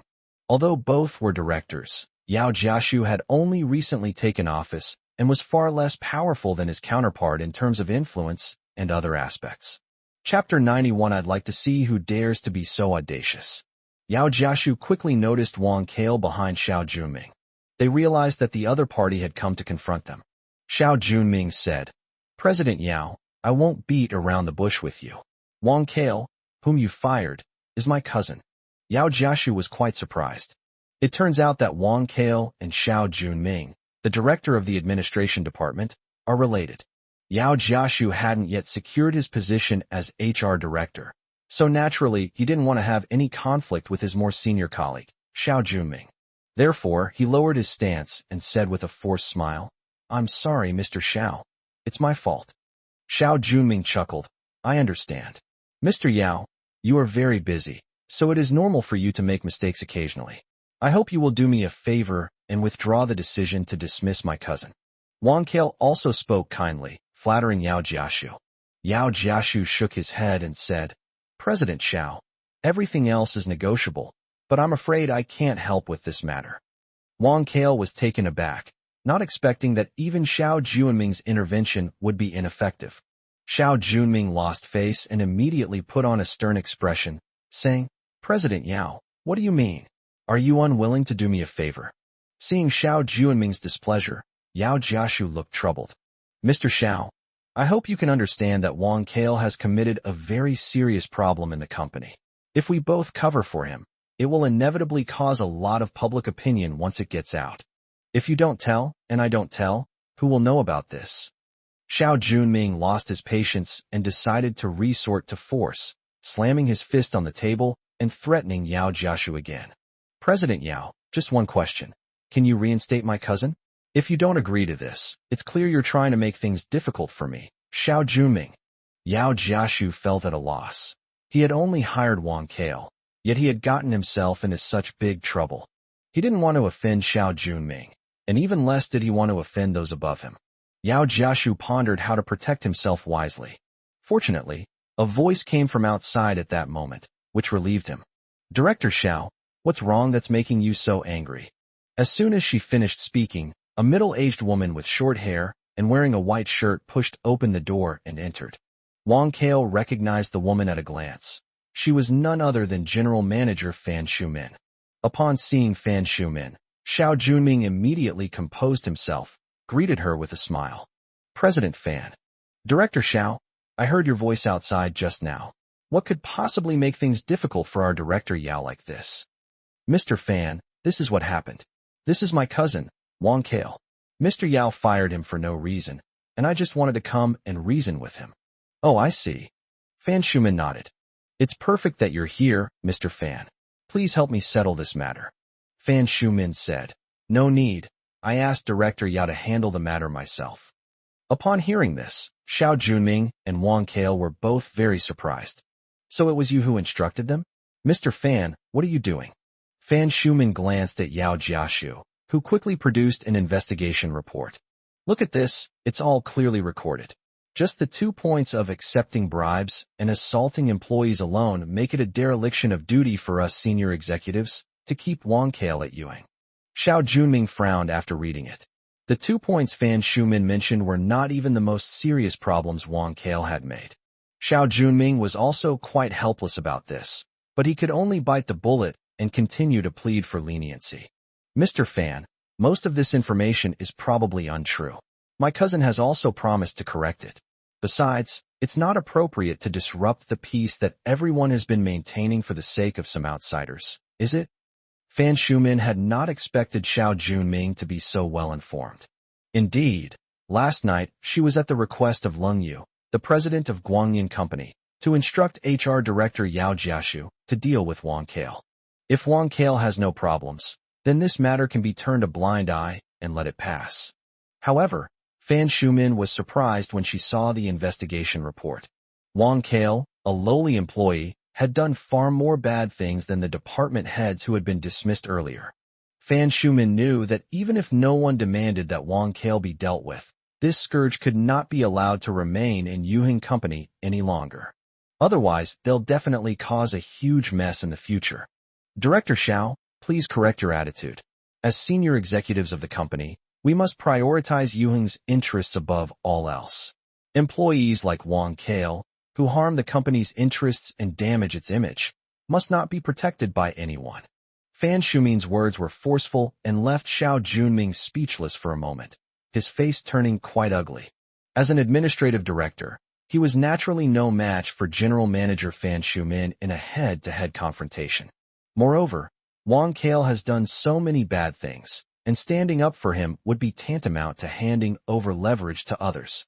Xiao Junming couldn't help but think of giving up, so he started to persuade Wang Kale. Cousin, how about we call it quits? I can introduce you to a better job. To everyone's surprise, Wang Kale not only refused, but also used emotional appeals to put pressure on Xiao Junming. Cousin, only you can help me. If even you don't help me, my mom will be very sad if she finds out. Xiao Junming lost his parents at a young age and grew up in Wang Kale's house. My aunt is the person who loves her most in the world. Without his aunt, he would have been homeless long ago, and he wouldn't have achieved what he has today. He understood the meaning behind Wang Kale's words. The current situation dictates one outcome. We have no choice but to help. Xiao Junming sighed and had no choice but to call his father-in-law, Lianhe.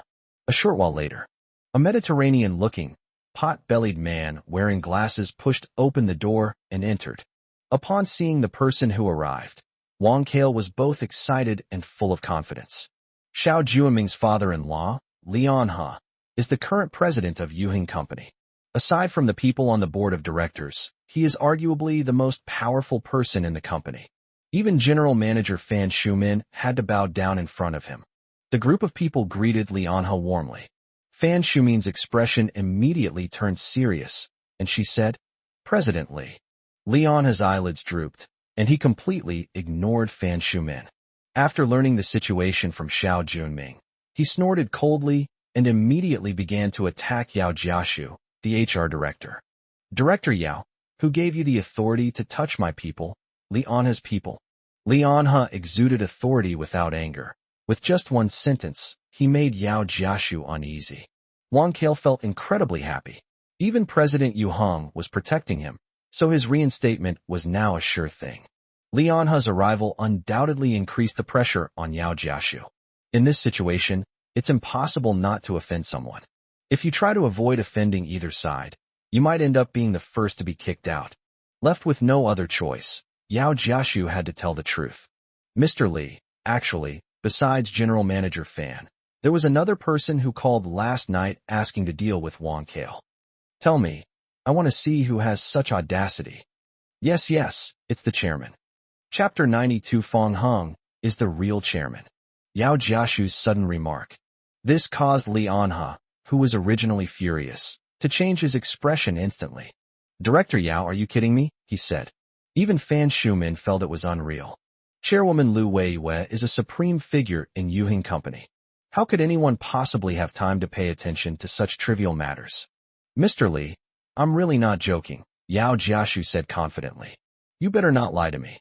Li Anha warned Yao Jiashu, then immediately dialed the number of Chairman Lu Weiyue. Chairman's office. Not long after Lu Weiyue put down her phone, she heard a knock on the door. Come in. Immediately afterwards, Li Anha and his group walked in. Wang Kale, who was at the very back, was trembling. I never imagined that my dismissal would be related to Chairman Lu Weiyue. Fan Shumin was utterly shocked. One can't help but wonder who Wang Kale has offended. Leaving aside the fact that Lightyear's CEO, Lung Yu, called about this, even Chairman Lu Weiyue personally stepped in to resolve the issue. At this moment, Lu Weiyue looked calmly at Yao Jiashu and Fan Shumin. Director Yao, General Manager Fan, this matter has nothing to do with you. Please leave now. Yes, Chairman. The two spoke in unison and quickly left the office. Lu Weiyue turned her attention to the other three. Mr. Li, what are your demands? Li Anha became very humble when facing Lu Weiyue. Chairman, to be honest, Wang Kale is a relative of my son-in-law Xiao Junming. He is young and doesn't know any better, so I hope you can be lenient with him. Didn't you read the investigation report? Lu Weiyue asked. I've looked at them, but I don't think there are any big problems. It's normal for young people to make mistakes. The key is to recognize and correct them, Li Anha said casually. He didn't even glance at the investigation report about Wang Kale, and he didn't take it seriously at all. Xiao Junming said, Chairman, after this incident, my cousin has realized the seriousness of the problem and promised me that he will never make the same mistake again. Wang Kale continued, nervously making a guarantee. Chairman, please give me another chance. I want to continue to contribute to Yuhing until the last drop of blood in my body is shed. Lu Weiyue said, it's no use begging me. The decision has been made, and I will not agree to withdraw the expulsion order. Seeing Lu Weiyue's resolute attitude, the three of them fell silent. Xiao Junming shook his head helplessly at Wang Kale, indicating that there was absolutely no hope now. With Lu Weiyue in the way, even a god couldn't do anything about it. Wang Kale felt a chill run down his spine. The job itself isn't the most important thing. The main issue is that he just made a boastful statement. If he can't get back to his job, he'll lose face in front of Fong Hang in the future. Wang Kale gritted his teeth, abandoned all pretense of decency, and directly threatened Xiao Junming. Cousin, if I can't get back to my job, tell my mom that you're unwilling to help me. Xiao Junming's face was extremely grim. How could you do this? Anyway, you can do whatever you want. Wang Kale's shameless behavior was so outrageous that even Li Anha could hardly stand it anymore. If it weren't for his son-in-law Xiao Junming's sake, he probably would have already slapped the other man across the face. Forced into a corner by Wang Kale, Xiao Junming had no choice but to go all out. He said to Lu Weiyue, Chairman, if you do not agree to revoke the decision to dismiss my cousin, then I will have no choice but to leave Yuhing with him. Director Xiao, are you threatening me? I really have no other choice, and to be honest, many companies have been trying to poach me all along. Li Anha was very fond of his son-in-law Xiao Junming and knew that he had no other choice but to help him. Chairman Lu, now that things have come to this, I'll put it out there. If my son-in-law resigns, then I, Li Anha, might as well not take the position of president of Yuhing. Lu Weiyue gradually frowned. President Li, are you even threatening me? Do you think it's worth it for a mere Wang Kale? Li Anha was certain that Lu Weiyue would not let him leave. That's why they dared to join forces with Xiao Junming to put pressure on the other side. There's no question of whether it's worth it or not. Chairman, you can decide for yourself. Seeing that the two were willing to threaten Lu Weiyue with resignation for their sake, Wang Kale was deeply moved. At the same time, I felt that this time there was definitely a chance. There was no reason for Lu Weiyue to abandon two veteran core figures just to fire him. Lu Weiwei was truly undecided for a moment. President Li Anhe and Administrative Director Xiao Junming are both senior executives. After careful consideration, they believe that Fong Heng's opinion should still be sought on this matter. After all, he was only the nominal chairman of Yuheng Company. Fong Heng was the real behind-the-scenes power holder. Just then, an incredibly handsome man pushed open the door to the inner office room and walked out. The man, holding documents in his hand, slowly approached the group. After seeing the man, Li Anhe and Xiao Junming couldn't help but guess each other's identities. Because Lu Weiwei would definitely not allow ordinary people to stay in the chairman's office. Wang Kale was the only one who was quite surprised. Fong Heng, what are you doing here? Why can't I be here? Fong Heng retorted. Wang Kale glanced at Fong Heng, then turned to look at Lu Weiwei. At this moment, I finally understood why Lu Weiwei, as the chairman, had gotten involved in this matter. Wang Kale unconsciously connected the two of them, thinking that Fong Heng might have used his good looks to bewitch Lu Weiwei. Chairman, please don't be fooled by him. Although he is tall and handsome, he is actually married with a wife. Xiao Junming and Li Anhe exchanged a glance. They felt they might have stumbled upon Lu Weiwei's secret, now that they have leverage over Lu Weiwei. In this way, not only is Wang Kale's reinstatement likely, but the two of them will also have more confidence when dealing with matters at the company in the future. Just as each of them was harboring their own secrets. Lu Weiwei ignored them and silently walked up to Fong Heng. She asked with utmost respect, Chairman Fong, what do you think should be done about this? The address, Chairman Fong, completely stunned the three of them. In an instant, Xiao Junming and Li Anhe were filled with unease. They had actually heard rumors long ago that Lu Weiwei was the nominal chairperson. I initially thought it was just nonsense, but I never imagined it would actually be true. Clearly, the man in front of them, named Fong Heng, is the real chairman of Yuheng Company. Wang Kale said incredulously. Chairman, are you mistaken? Fong Heng is just a gigolo. How could he be some kind of chairman Fong? Chapter 93 is coming soon, Mr. President. Wang Kale was someone Fong Heng personally requested to be dealt with. This indicates that there must have been a conflict between the two. At Yuheng Company, Chairman Fong Heng's enemy is naturally also Lu Weiwei's enemy. Lu Weiwei stared directly at Wang Kale, her face cold, and rebuked him angrily. Shut your mouth. Are you kidding me? Do you think I don't know what's going on? Lu Weiwei's confirmation of Fong Heng's identity shocked Wang Kale like never before. He stared blankly at Fong Heng, unable to accept what was happening before him. No, this can't be real. Fong Heng is just a gigolo who married an excellent wife. How could he possibly suddenly rise to become the chairman of Yuheng Company? Yuheng? Cold rain? Fong Heng? Wang Kale's eyes widened as he finally understood why the company had recently changed its name from Gungshan to Yuheng. He couldn't help but take a step back, his gaze towards Fong Heng instantly filled with fear. At that moment, Wang Kale knew he had lost. The boastful words just made are destined to never come true. He does have connections at Yuheng Company. My cousin, Xiao Junming, is the director of the administration department. Xiao Junming's father-in-law, Li Anhe, is also a president. But what's the point of that? Fong Heng is the chairman of Yuheng. He's an absolute tyrant in the company. Forget about all the managers and executives. Even if the entire board of directors joined forces, they probably couldn't do anything to him. Fong Heng glanced at Wang Kale. It seems I won't be able to see you reinstated. Wang Kale was extremely embarrassed. His hands trembled, and he didn't even dare to speak.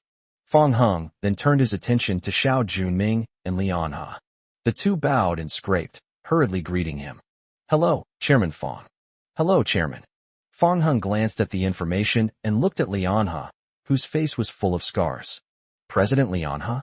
Chairman Fong, it is me. Li Anhe wiped his sweat. This chairman, who had always remained behind the scenes, made him feel as unfathomable as the bottom of the sea. Fong Heng turned to the next page of the document and then looked at Xiao Junming, who had a smirk on his face. Xiao Junming, director of the administration department? Chairman, it's me. Fong Heng slammed the document shut and handed it to Lu Weiwei, who was standing to the side. He said, all right, now that it's confirmed, you can leave with Wang Kale. Li Anhe and Xiao Junming were stunned. Their facial expressions changed at a speed visible to the naked eye. Chairman Fong, what you mean is... What? Isn't that clear enough?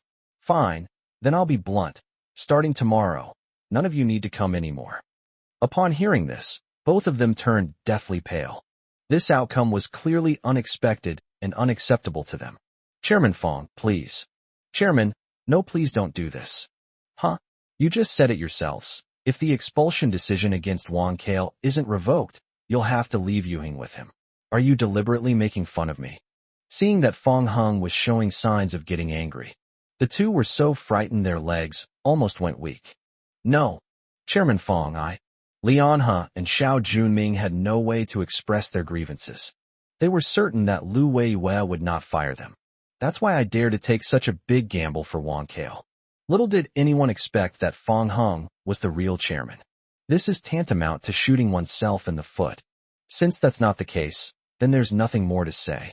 Fong Hung turned and walked towards his desk, then waved to Lu Weiwei. See a visitor out. Yes, Chairman Fong. They were kicked out of Yuhing Company's gate after completing the formalities. The three of them looked dazed, as if they were still dreaming. Liana simply couldn't accept this fact. One moment he was the president of a leading company, and the next he was unemployed.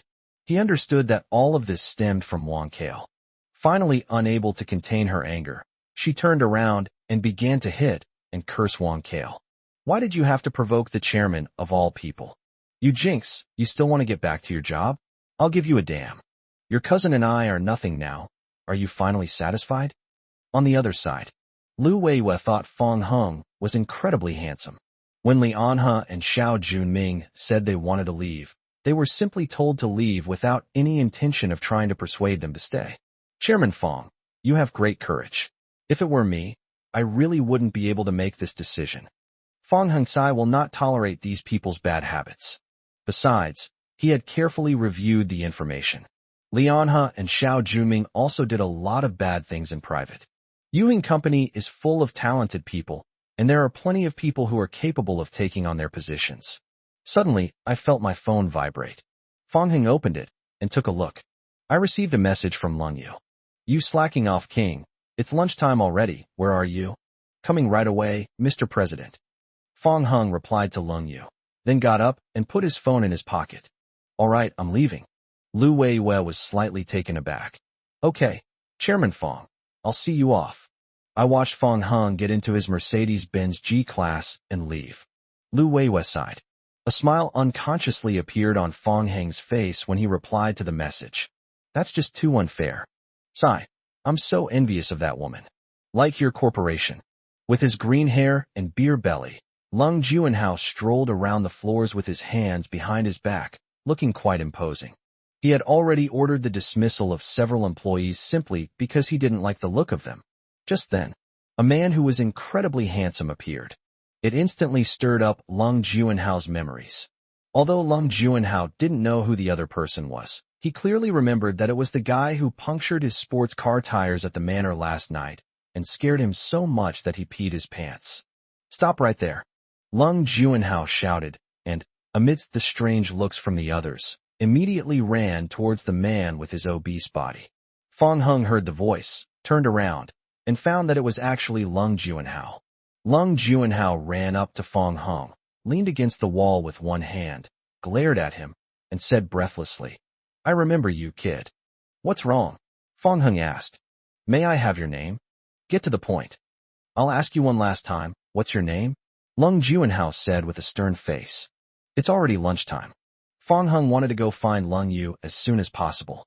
Naturally, he was too lazy to waste time with Lung Juanhao here. So he simply turned around and left. This scene stunned Lung Juanhao. Although he has not yet held a position in the company, his status and position are such that no one in the entire Lightyear company would dare to offend him rashly. Lung Juanhao couldn't understand where Fong Hung got the confidence to disregard him, the eldest young master of the Lung family. Chapter 94. He's Lung Yu's precious darling. Lung Juanhao felt he had to make Fong Hung realize how powerful he was. I'll also take revenge for last night. He pointed to Fong Hung Yuan's departing figure and asked the onlookers, does anyone know who that person is? The employees looked at each other, and no one stepped forward to answer. Many of them, seeing that Lung Juanhao was an unfamiliar face, inquired about his identity. Lung Juanhao retorted angrily, "Who am I?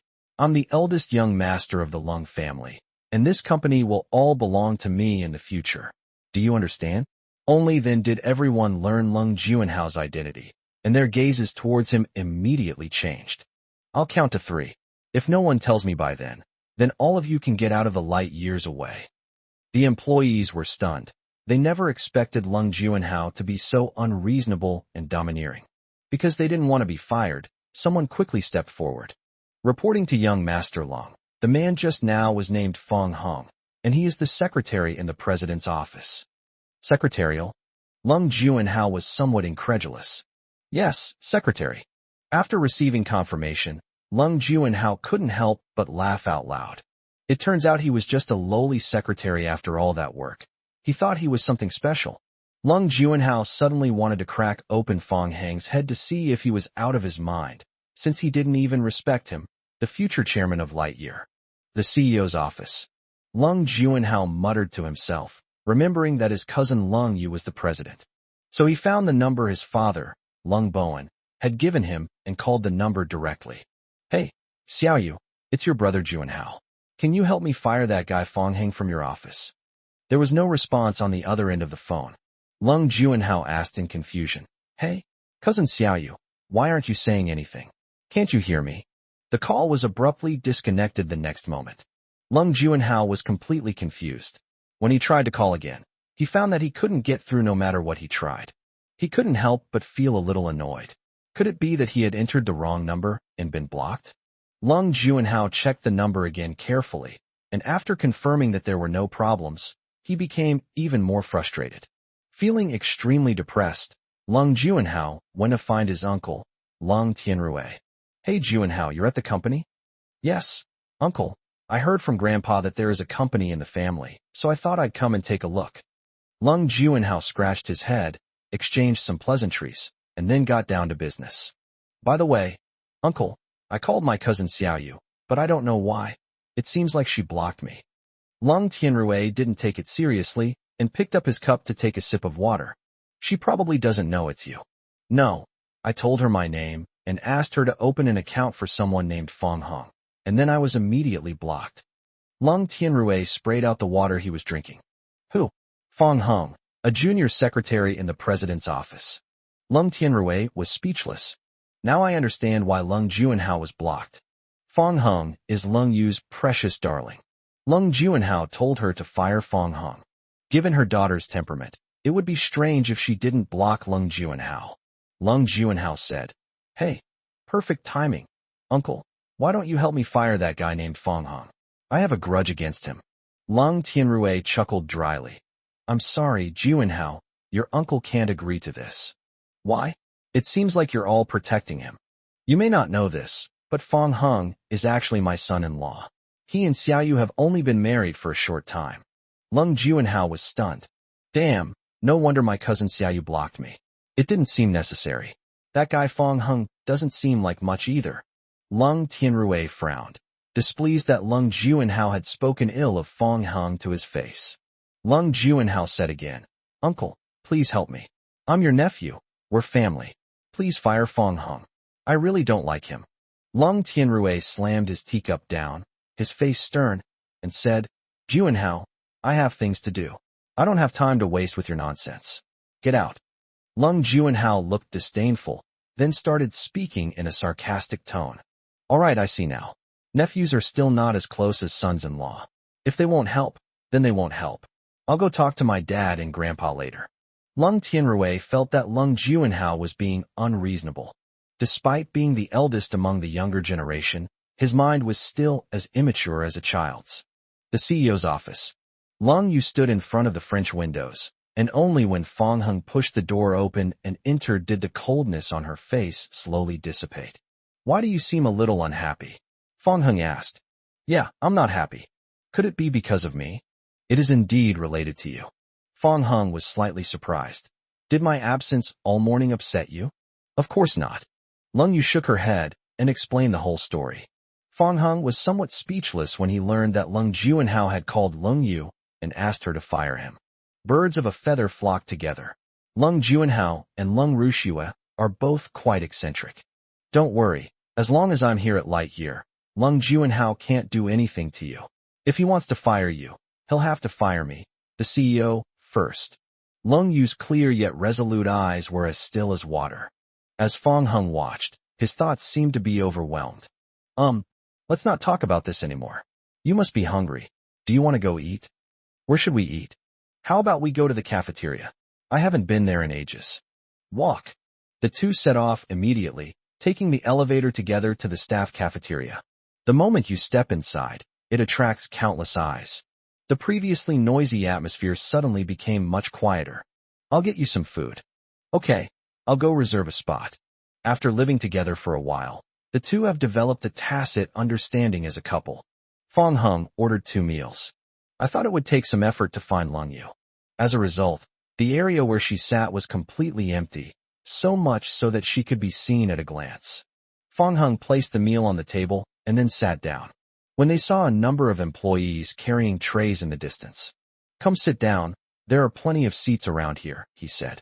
Fong Hung's words had no effect, and the employees remained unmoved. It's okay, you can sit anywhere. Only after Lung Yu spoke did they all scramble to their seats. However, Fong Hung and Lung Yu were still the only 2 people at their table.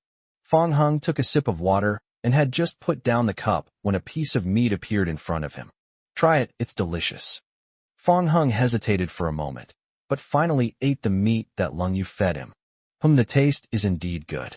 This scene instantly caused an unprecedented shock to everyone. They rubbed their eyes hard, completely unable to believe what they were seeing. Some were so stunned that they even reached their chopsticks into the plates of their neighbors. Oh my God! This is not something the CEO they usually know would do. Chapter 95: The Stunning CEO's Little Darling. Although there have always been rumors about Fong Hung and Lung Yu in the company. Previously, an employee had also spotted the two shopping together. But to everyone's surprise, the two not only started dating as rumored, but Lung Yu was also surprisingly gentle and considerate towards Fong Hung in private. They were so envious they almost ground their back teeth to dust. At this moment, I really wish I could switch places with Fong Hung, become his devoted husband, and receive the exclusive affection of the stunningly beautiful CEO. Hearing gasps of surprise, Lung Yu belatedly realized that so many eyes were watching her. She felt a little awkward, but still tried to remain calm. Fong Hung noticed her unusual behavior and said, "You're being too hasty. This isn't home. If people are watching, then people are watching. I want to eat this." Lung Yu pointed to the potatoes on Fong Hung's plate. "Isn't there some on your plate?" Reciprocity is key. Okay. So Fong Hung gave Lung Yu the potatoes from his plate. Lung Yu stared straight at him and repeated, "Reciprocity is key."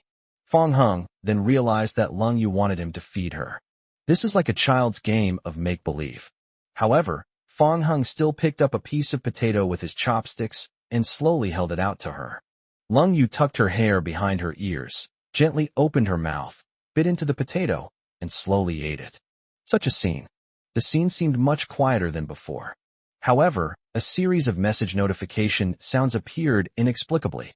Everyone was engrossed in typing, their fingers flying across the keyboard, practically sparking from their phones. The various work groups were buzzing with activity. Some people who didn't know the situation thought something serious had happened.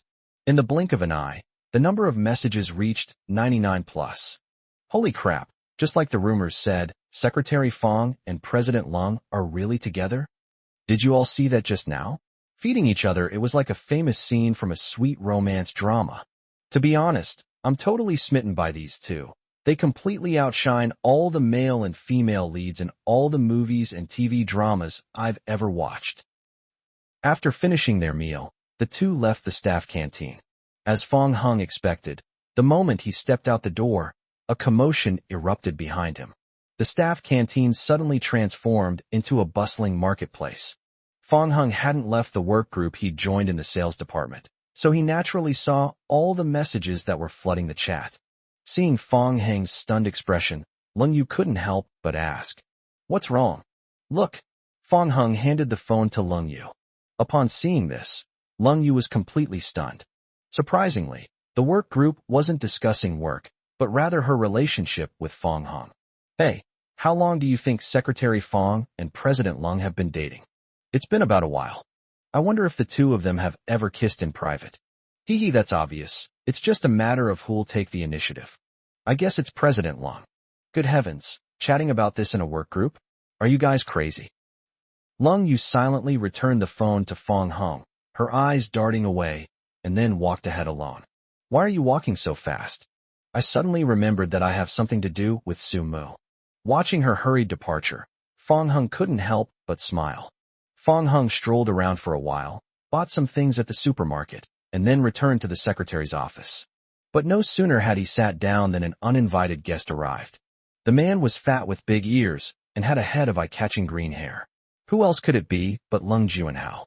Lung Juanhao had just gone to the personnel department and heard some things from his younger sister, Lung Rushue. Upon learning that Lung Rushue and Fong Hong were also at odds, he became even more determined to deal with them. Therefore, he barged directly into the secretary's office.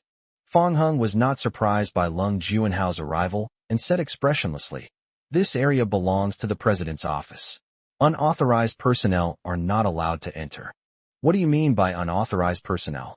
Open your eyes and look carefully. I, Lung Juanhao, am the eldest young master of the Lung family. After looking around, Lung Juanhao sat down, crossed his legs, and started swinging his feet. And my dear brother-in-law, according to family seniority, you should respectfully call me elder brother-in-law, you know? Fong Hong laughed and said, "This is the company, not the Lung family. Why are you talking so much nonsense? Hey, brother-in-law, I've discovered you really don't know your place. Today I have to give you a good talking to." Lung Juanhao stood up again and straightened his shirt, which was almost bursting open. "I'm asking you, why did you puncture my tires yesterday?" Fong Hong sat calmly in his swivel chair. "If anyone's to blame, it's you for speeding around the manor in the middle of the night, disturbing everyone's peace. Even Grandpa has no objections, so why are you, a son-in-law of the Lung family, causing so much trouble? If Grandpa has no objection, that's Grandpa's business. In short, I don't want to hear the noise of your speeding car, understand?" Lung Juanhao slammed his hand on the table and rolled up his sleeves with a fierce look on his face. "Holy crap, I've noticed you're pretty arrogant. Looks like I can't reason with you normally." Fong Hong asked with a playful expression. "What? Are you planning to make a move? You force me to this. Since being soft won't work, I'll have to resort to force. Today, I'll show you what I'm capable of, otherwise you, a son-in-law of the Lung family, will become incredibly arrogant." Over the years, Lung Juanhao has been involved in underground activities. Upon learning that he was the son of a wealthy family, he originally wanted to change his image and establish himself as a refined and cultured young master of the Lung family in front of others. After a series of events, seeing that Fong Hong showed her absolutely no respect, she could no longer tolerate it. He immediately reverted to his old thuggish ways, believing that subduing people with fists was the simplest and most effective method. However, just as Lung Juanhao clenched his fists, preparing to attack Fong Hong, with a bang, the secretary's office door was suddenly pushed open from the outside. A group of people were standing outside the door. Lung Yu walked in first, followed by the president's assistant Su Mu, and the head of the security department Ma Shun, among others. Lung Juanhao was taken aback. With a frosty expression, Lung Yu, without saying a word, came up and sprayed pepper spray directly at him. The next moment, Lung Juanhao covered his face with both hands and immediately wailed. Tears streamed down his face as he sneezed uncontrollably, his face burning as if buried in a fire pit, making even breathing difficult. "Lung Yu, I'm your cousin," Lung Juanhao said indignantly. Lung Yu ignored Lung Juanhao and then turned to give instructions to Ma Shun. "Manager Ma, take him away. From now on, without my orders, no one, including the chairman, is allowed to enter the president's office area." "Yes, Mr. Lung," Ma Shun replied. Su Mu, standing to the side, was dumbfounded. He never expected that Lung Yu would be so domineering for Fong Hong's sake, not even showing Lung Juanhao any mercy. Chapter 96. Secretary Fong, why are you staring at me like that? Ma Shun personally took action joining forces with several others to forcibly drag Lung Juanhao away. Lung Juanhao's vision was blurred, snot was running into his mouth, and he was almost going crazy. Let go. Let go of me, all of you. Who are you to treat me like this? I am the eldest young master of the Lung family, and my father, Lung Bowen, is a company director. Everyone else carrying Lung Juanhao was terrified. Ma Shun, however, remained completely unmoved. Young Master Lung, this is what President Lung requested. What President Lung? Is he as high-ranking as my dad?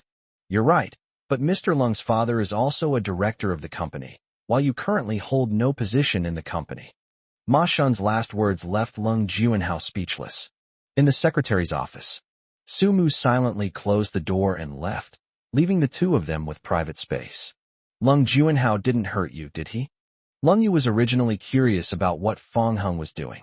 When the surveillance footage was turned on, it was discovered that Lung Juanhao had barged into the secretary's office. So the security department was notified immediately, and then the events just now unfolded. Without, Fong Hung hadn't expected the cold rain to arrive so timely. Although he wasn't afraid of Lung Juanhao at all, Lung Yu's actions couldn't help but move him. Just to be on the safe side, how about you stay in my office this afternoon? Lung Yu suggested. Huh? I'll be fine. Fong Hung was stunned for a moment. Putting aside the fact that this is a company premises, there are security guards at the entrance. Even outside, Lung Juanhao couldn't do anything to him. Obedient. And so, Lung Yu took Fong Heng's hand and forcibly led him to the president's office. The two stayed together. There was cold rain nearby. Fong Hung was too embarrassed to openly slack off anymore. So I curiously flipped through the documents. Gradually, he discovered something. That was Lung Yu, who seemed to be working diligently, but would occasionally steal a glance at him. Fong Hung thought it was just his imagination, so he paid special attention. A moment later, their eyes met and they caught him. Lung Yu's hand trembled slightly, and the pen drew an extra black line on the paper. She pretended nothing had happened and quickly avoided Fong Heng's gaze. After that, Lung Yu didn't look at Fong Hung anymore, but instead focused on her work. But as time went by, she became increasingly unnatural. Because she stopped looking at Fong Hung, Fong Heng, with his chin in his hand, was staring at her unabashedly. Lung Yu couldn't hold back any longer and put down her pen. Secretary Fong, why are you staring at me like that? Fong Hung smiled slightly and asked, can't we do it this way? It's possible. She wouldn't be able to concentrate on her work. Okay, I won't look at you anymore. Let's get back to work. Fong Hung knew that this would distract Lung Yu, so he stopped teasing her. That's more like it. Despite saying that, once Fong Hung looked away and stopped looking at her, Lung Yu felt a void in her heart. For a time, she seemed even less able to concentrate on her work. The Lung family. Lung Bowen pushed the old man, who was in a wheelchair, for a walk in the garden. The two were chatting happily when they saw Lung Juanhao returning in a rage, and their smiles froze instantly. Oh dear, my precious grandson, what's wrong with you? Old Master Lung asked with concern. Grandpa, are you not going to do anything about your good granddaughter? Lung Bowen said. Juanhao, tell me quickly, what exactly happened? So Lung Jun recounted what had just happened, embellishing the story and expressing his dissatisfaction with Fong Hung and Lung Yu. As for anything that is unfavorable to oneself, it is naturally ignored. Upon hearing this, Lung Bowen was immediately furious. The son, Lung Juanhao, had been wandering outside for decades, which was already miserable enough, but when he returned to the Lung family, he was still bullied. For a moment, he felt like a complete failure, unable to even protect his own child as a father. Lung Bowen's face turned ashen. He said, Dad, you have to take care of Tianrui's children. Old Master Lung fell silent. Lung Bowen continued. Yesterday, Ru Shui reported that while I was away, Tian Rui's family had been bullying her, and Xiao Yu had even hit her more than once. What? Lung Yu actually hit my sister. Lung Juanhao was both surprised and angry, as Lung Rushu had not revealed these things to him earlier. Grandpa, Fong Hung, and Lung Yu are becoming increasingly lawless. Aren't you going to do anything about it? Old Master Lung was aware of the conflicts among the younger generation, but he always turned a blind eye. But now, at this critical juncture, the father and son are pressuring him, and he can no longer pretend to be confused. Okay, I'll call Xiaoyu myself right now. Old Master Lung dialed Lung Yu's number, intending to confront her. Grandpa, what's wrong? Unexpectedly, Fong Heng's voice came from the other end of the phone. Upon hearing this, Old Master Lung fell silent. He immediately changed his tone and began to fawn over Fong Heng. Oh, it's Xiao Heng. How are you doing at work? Are you not too tired? This scene undoubtedly left the father and son standing nearby dumbfounded. After Grandpa Lung hung up the phone. Dad, what are you doing? Lung Bowen was very puzzled. Lung Juanhao was very dissatisfied. Grandpa, are you getting senile? Even if Fong Heng answered the phone, you could have scolded him. Why are you showing concern instead? You don't know this, but Fong Heng and young Master Qian know each other, Old Master Lung said with difficulty. Lung Bowen was shocked by just that one sentence. Well, what? That kid actually knows young Master Qian? Yes, we not only know each other, but our relationship is quite special. Lung Bowen was even more shocked. He never expected that Lung Tianrui's son-in-law would have such a close relationship with the son of the richest man. Lung Juanhao was completely confused. He had just returned and had no idea who this young Master Qian was. Dad, who is this young Master Qian you're talking about? Lung Bowen reminded him. Juanhao, young Master Qian is the son of the richest man, Mr. Qian, Qian Dashan. Remember, never provoke him. Upon hearing this, Lung Juanhao was completely stunned. He finally understood why Fong Heng was so confident, daring to disregard even him, the eldest young master of the Lung family. It turns out I knew the son of the richest man. There's really nothing we can do about him right now. Helpless, Lung Juanhao started to play the victim. Grandpa, we can leave Fong Heng aside for now, but you have to take care of Lung Yu. Look at the state I've become. Okay. Grandpa will definitely give Xiaoyu a good scolding during the banquet. The CEO's office. When Lung Yu returned, she saw Fong Heng holding her phone, and a hint of doubt appeared on her pretty face. Are you curious about what's on my phone? There really is some. Could there be some secret inside? Fong Heng joked deliberately. It's okay, feel free to look around. Lung Yu directly revealed the lock screen password. How come it's the same as my birthday? Lung Yu said nervously. It's your birthday? I didn't know. Maybe it's just a coincidence. Fong Heng felt this was too much of a coincidence. Chapter 97 The Secret of the Photo Album. Seeing that Fong Heng did not press further, Lung Yu secretly breathed a sigh of relief. But the next moment, she became a little nervous. It was only then that Lung Yu remembered that there really was a secret in the photo album. She had woken up earlier and secretly took many photos of Fong Heng sleeping. Fong Heng had no idea about any of this. He looked through Lung Yu's phone and noticed that there were very few apps on it, most of which were work-related. Just as Fong Heng was about to open the photo album, a fair, jade-like arm suddenly swept past him, and his hands were suddenly empty. He looked up and saw Lung Yu clutching her phone tightly to her chest. You finished reading it so quickly, she said. Fong Heng looked puzzled. How did he finish reading it? And the phone was stolen by Lung Yu. Yes, it was stolen. Perfect timing. I need to make a phone call, she said, turning and leaving. Fong Heng was speechless. Lung Yu's guilty look made him even more curious about what was in the photo album. Don't panic. We know the password anyway. We'll have plenty of opportunities to look. Night falls. The Lung family home was brightly lit and decorated with lanterns and colorful decorations.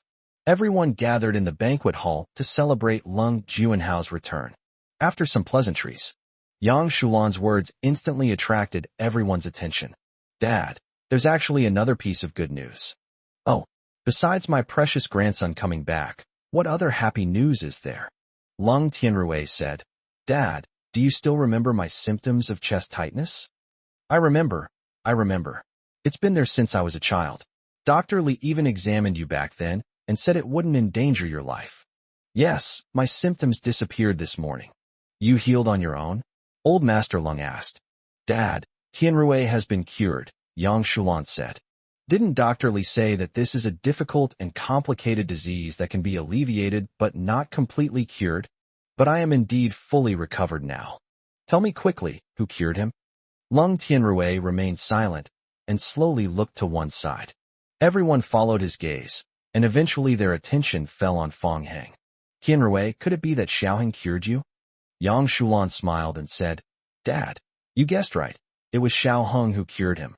Xiao Hung actually knows medicine? Old Master Lung was quite surprised. Lung Yunluo raised her hand, her cheeks bulging from the food, making her speech unclear. Yes, Grandpa, I can vouch for it. My brother-in-law not only knows medicine, but he's very skilled at it. Good, good. Our Lung family truly produces many talented people. Grandpa Lung was very pleased that Lung Tianrui's intractable illness had been cured, which was indeed a joyous occasion. The crowd buzzed with discussion, congratulating Lung Tianrui and praising Fong Hong. Only Lung Bowen's family remained silent, appearing out of place. The daughter, Lung Rushua, harbored deep resentment towards the whole family and felt utterly disdainful of it.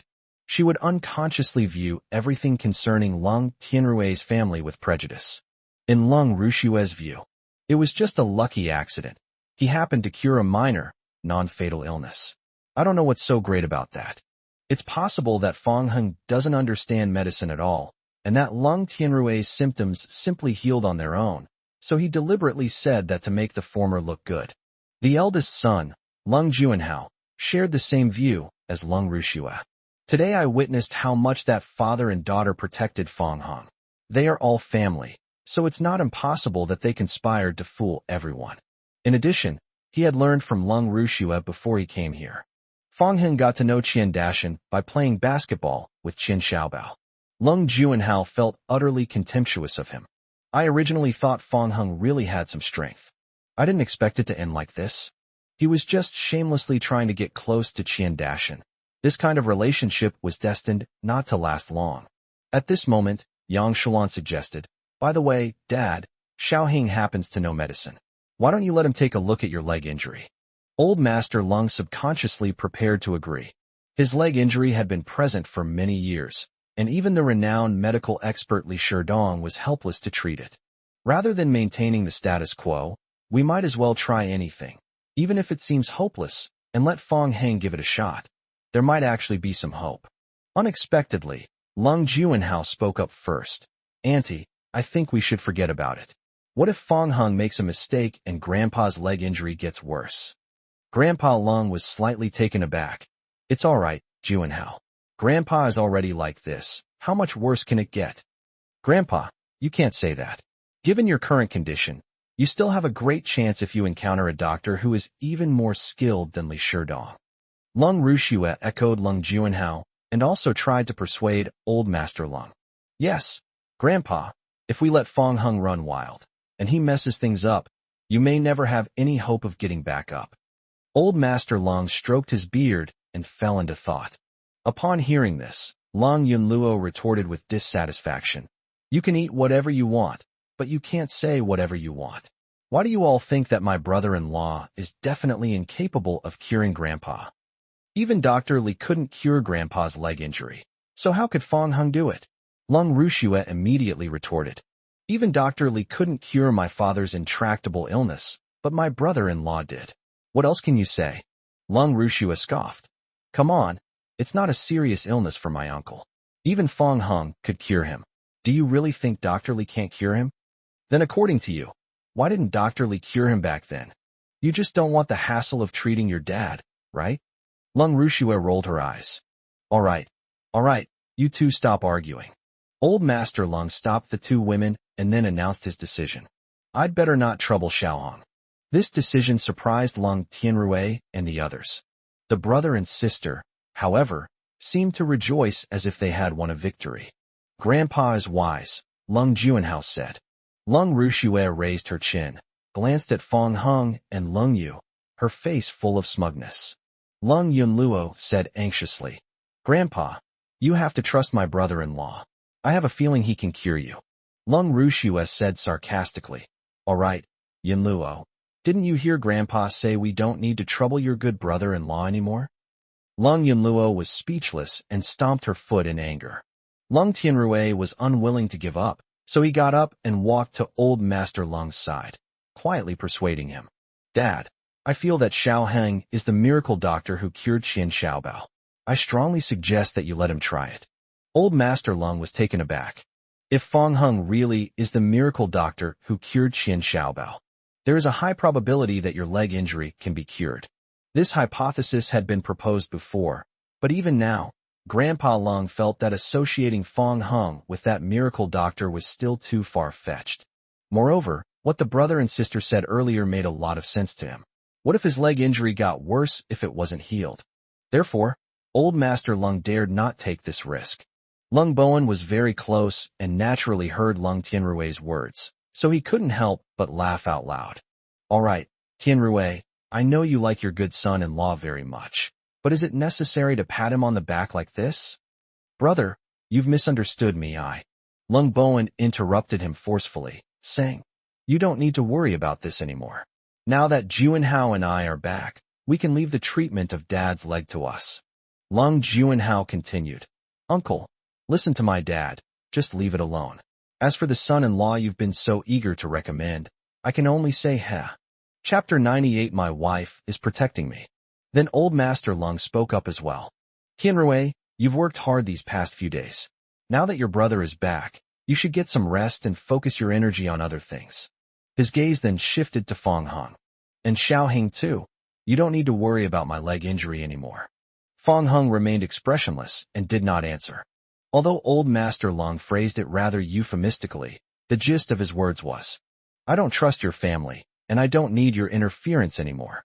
Lung Tianrui's expression changed slightly, and a bitter feeling welled up in his heart. From a young age, regardless of right or wrong, his father always favored his eldest brother, Lung Bowen. Over the years, Lung Bowen has been away from home, and he has been taking care of Old Master Lung wholeheartedly. I thought I would receive more love, but now it seems nothing has changed. As expected, father still favors the eldest brother more. Lung Tianrui returned to his seat dejectedly. Lung Bowen's family continued to try to please Old Master Lung. Seeing that Old Master Lung was all smiles, Lung Tianrui tilted his head back and drank his wine in silence. Lung Yunlu muttered, Grandpa is really something. As soon as Uncle came back, he listened to everything they said, and even the people sitting next to him were all from their family. Yang Shulan nudged her daughter, signaling her to shut her mouth. On the other side, Lung Juanhao reminded him, Grandpa, shouldn't you say something to your cousin Xiaoyu? Lung Rushua heard from Lung Juanhao that her grandfather was going to scold Lung Yu. From childhood to adulthood, her grandfather always scolded her in public, but he never scolded Lung Yu. She couldn't wait to see Lung Yu's ashamed expression. Old Master Lung remembered the promise he made that afternoon. So he put down his chopsticks and his face gradually darkened. Light rain. As soon as Old Master Lung finished speaking, everyone's eyes turned to Lung Yu. Lung Juanhao and Lung Rushua wore expressions of schadenfreude. Lung Yu remained calm and composed, knowing full well that what was coming had indeed arrived. She asked calmly, Grandpa, what's wrong? I heard that today at the company, you not only sprayed Juanhao with pepper spray, but also had the security guards forcibly drag him out. Old Master Lung questioned, his tone stern. Everyone was taken aback at first, then suddenly realized what was going on. No wonder Lung Juanhao's face was so red and swollen. He looked like a monkey. You should ask Lung Juanhao what he has done first. Juanhao told me that no matter what, you shouldn't treat him like that. He's your cousin. Before I took the job, it was you, Grandpa, who told me to keep my personal and professional life separate. Lung Juanhao did not hold any position at Guangyan. He trespassed into the president's office area. I was just acting in accordance with the company's articles of association. Old Master Lung said displeasedly, You're not young anymore. You need to be flexible in some things. Don't you understand such a simple principle? Lung Juanhao seized the opportunity to launch his attack. Did you hear that, Xiaoyu? It's one thing for you to treat others like this, but I'm your cousin. Look, my eyes are still swollen. Apologize to Juanhao immediately. Old Master Lung scolded. Lung Yu put down her knife and fork, took out a tissue to wipe her mouth, and did so slowly and deliberately. Compared to her, the person directly involved, the other bystanders became more nervous. At that moment, a cold voice rang out. Do I need to apologize too? It was Fong Hung who spoke. Old Master Lung's heart suddenly skipped a beat.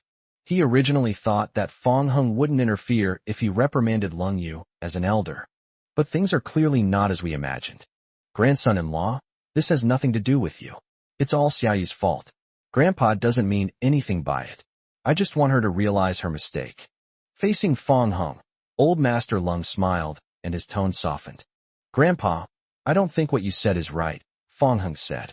Grandson-in-law, something's not right. Old Master Lung asked, somewhat uneasy. My wife did that to protect me. If you think she has a problem, then it means I have a problem too. For a moment, Old Master Lung didn't know how to respond, or rather, he dared not respond. This scene stunned many people.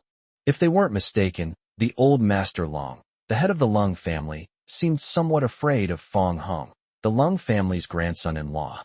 Old Master Lung remained silent for a long time. Fong Hung continued. It seems that Grandpa doesn't really understand the ins and outs of the matter. Lung Yu took out her phone and tapped a few times. A short while later, a video was played on the screen in the banquet hall. This video is from the secretary's office surveillance footage. Lung Juanhao's every word and action was recorded clearly. Everyone was utterly astonished after reading it. It's unbelievable that Lung Juanhao is so arrogant and domineering in private, just like a thug. No wonder Lung Yu ordered the security guards to forcibly drag him out.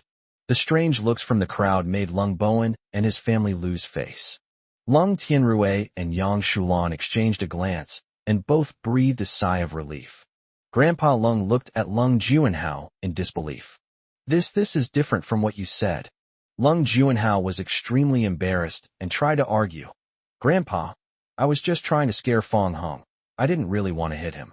Grandpa Lung was both surprised and angry, but thankful that Lung Yu had arrived in time. Otherwise, if Lung Juanhao really did hit Fong Hung, he didn't even dare to imagine what would happen next. Apologize to Xiao Hung and Xiao Yu, Old Master Lung said, suppressing his anger. Lung Juanhao was stunned.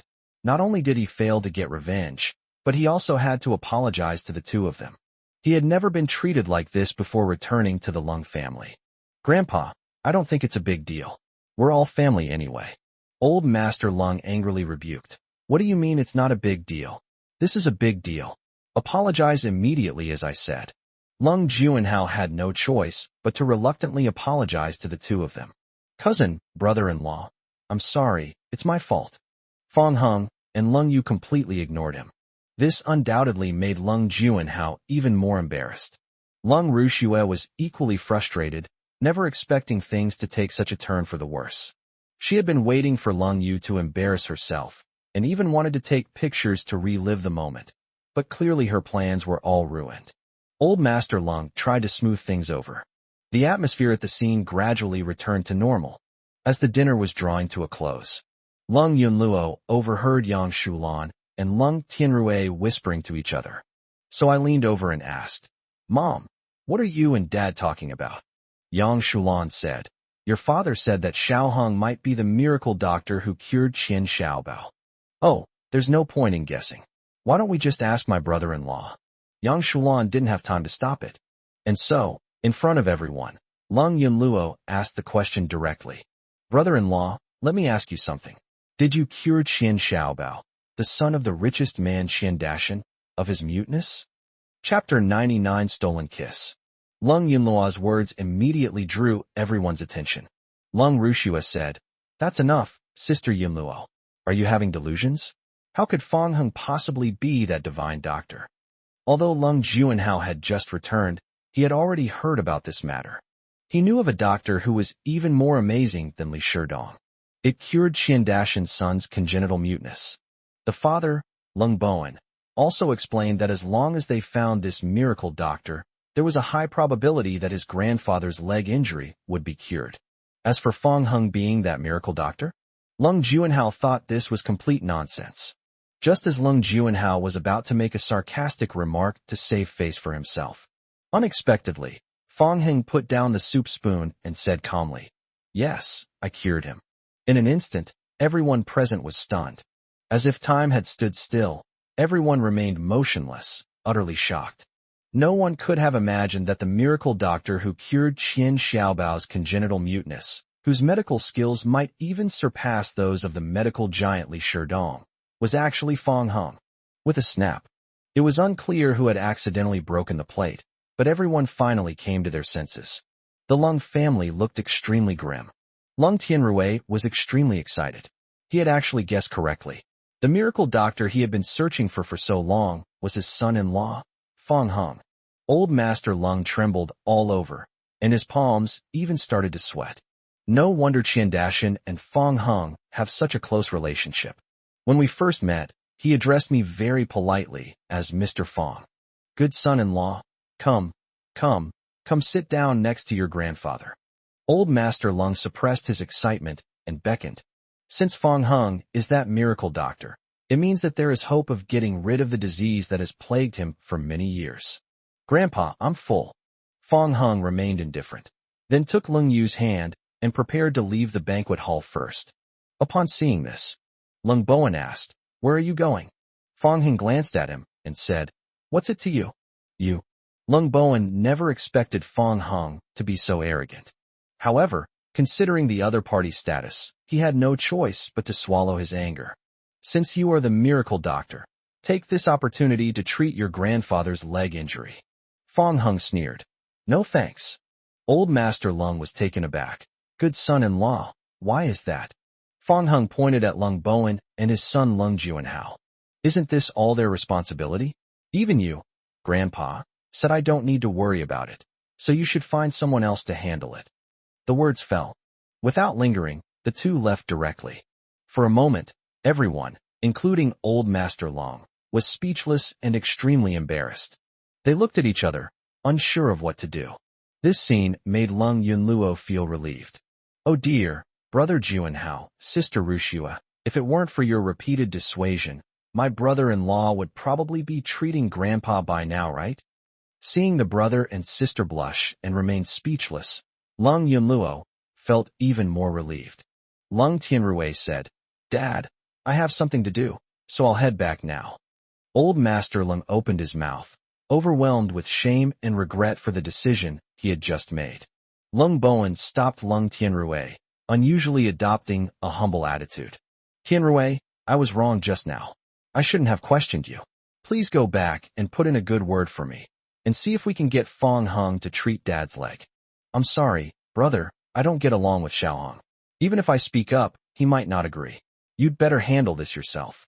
When Lung Bowen saw that Lung Tianrui had rejected him, he turned his hopes to Yang Shulan. Sister-in-law, could you please do me a favor and try to persuade your son-in-law? Brother, there's nothing I can do about this. Clinging to his last remaining hope, Lung Bowen finally looked at Lung Yunluo. Yunluo, do your uncle a favor and try to persuade your brother-in-law. Lung Yunluo snorted. I can't help. My brother-in-law was originally willing to help Grandpa treat his leg injury, but your family had to interfere. Lung Bowen was speechless, because Lung Yunluo was indeed right. If it weren't for their actions just now, the current situation wouldn't have occurred. Lung Bowen wanted to say something more, but the father and his two daughters had already left. Not only did they lose face, but they also failed to get the job done. Therefore, Lung Bowen transferred his anger to his daughter, Lung Rushua. Who told you to talk nonsense? Now look what's happened. You'll have to beg people for help later. Lung Rushua said aggrievedly. Dad, I didn't know Fong Hung was so capable, and my brother already said so. So why are you only blaming me? You're actually acting all wronged. Seeing his father scolding his sister, Lung Juanhao couldn't help but cover his mouth and chuckle. With a cold face, Lung Bowen began to reprimand Lung Juanhao. You still have the nerve to laugh? You think you're completely innocent. Lung Juanhao's smile vanished instantly. On the other side, Fong Hung and Lung Yu held hands. The two did not return to the Lung family villa. Instead, they strolled around the park within the estate. Fong Hung was the miracle doctor who cured Qian Xiaobao. Lung Yu was also quite surprised. He recalled Fong Hung blurting out my wife in the banquet hall. Lung Yu's thoughts suddenly became a jumbled mess, and she gradually drifted into a daze. Upon seeing this, Fong Hung freed his other hand and gently poked her soft cheek.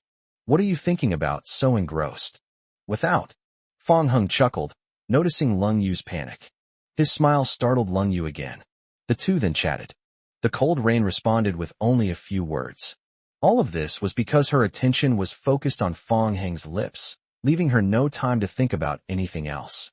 Lung Yu didn't know why, but she just couldn't help staring at it. She secretly made up her mind to find an opportunity to appreciate it carefully. It was late at night. Lung Yu realized that her opportunity had arrived. So, after Fong Hung fell asleep, she opened her eyes, tilted her head back, and stared intently at his lips. Is it magical? Why can't she resist watching? With a sense of doubt, Lung Yu belatedly realized that the two were already very close, and she could even feel Fong Hang's breath. Just then, a voice suddenly popped into her mind, urging Lung Yu to take another step forward. Lung Yu struggled with herself internally, but ultimately her reason was overwhelmed by the sound. And so, as if possessed, she leaned down and kissed him.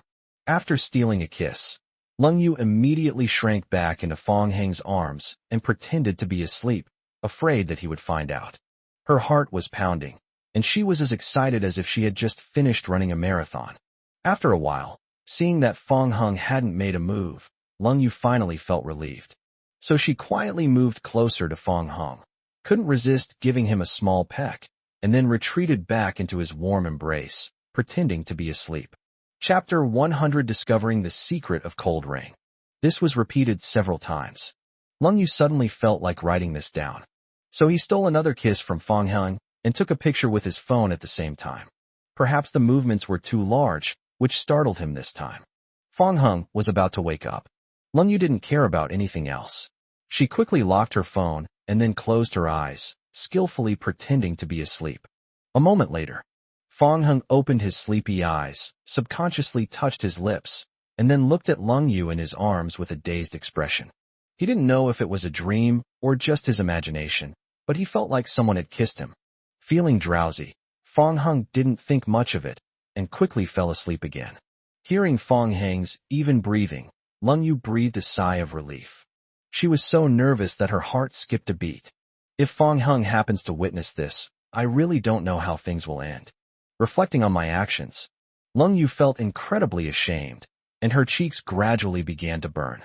She and Fong Hung have a marriage certificate, so they shouldn't be arrested, right? The next morning, Fong Hung woke up to find Lung Yu still fast asleep. I reached out and touched my phone. Fong Hung initially thought it was his own, but upon closer inspection, he realized it belonged to Lung Yu. He recalled what happened in the office yesterday afternoon. I'm ready to find out what secrets Lung Yu's photo album holds. However, after entering the password and unlocking the phone screen, Fong Hung was instantly dumbfounded. What caught my eye was a photo of him being kissed by the cold rain. Fong Hung thought he was seeing things, so he rubbed his eyes hard and stared at the phone screen again. This confirms it's true. Judging from the photo, it seems to have been taken last night while he was asleep during a cold rain. Recalling his experience last night, Fong Hung realized that it wasn't a dream or an illusion. Someone had indeed kissed him. And that person was none other than Lung Yu. Fong Hung flipped through the pages and saw some more of his sleeping photos. Although it wasn't nearly as impactful as the previous photo, it still surprised him greatly. No wonder Lung Yu snatched my phone yesterday. So there really were secrets hidden in the photo album. Just then, Fong Hung caught a glimpse of Lung Yu waking up out of the corner of his eye, so he immediately put his phone back in its place and pretended to be asleep. The moment she closed her eyes, Lung Yu woke up. Fong Hung thought to himself, "Oh no, I forgot to scroll back up the photo. But it's too late now." Lung Yu yawned, saw that Fong Hung was still asleep, stared at him blankly for a while, and then started looking for her phone on the bed. Finding her phone and unlocking the screen, Lung Yu was momentarily stunned by the photo that appeared before her eyes. Last night, before I locked my screen, it didn't seem to be this photo. Lung Yu thought that she might have slipped and dropped her hand because she was in a hurry. She immediately saved all the photos to a private folder. That way, there's no need to worry about being discovered. Lung Yu secretly admired her own cleverness and took the opportunity to secretly take a few more photos of Fong Hung sleeping. Fong Hung only woke up, coincidentally, after he had finished doing all of this. Even though she knew Fong Hung was being kept in the dark, Lung Yu still felt a little guilty in front of him. "You're awake." Although everything seemed normal, for some reason, Lung Yu felt like she had been discovered. "Did you just wake up?" she couldn't help but ask. "Right." Hearing this, Lung Yu's anxious heart finally settled down. "Oh, then let's get up quickly, otherwise Yunluo will come to urge us again." "Good." This woman is usually so smart, but when she does something bad, she's adorably silly. Little did she know that the expression on her face had already betrayed her. After breakfast, Fong Hung and Lung Yu were getting ready to go to the company. Just before departure, Lung Yunluo ran out carrying her bag, waving and saying, "Wait for me. I haven't gotten on the bus yet. Your sister and I are going to work. What are you doing following us?"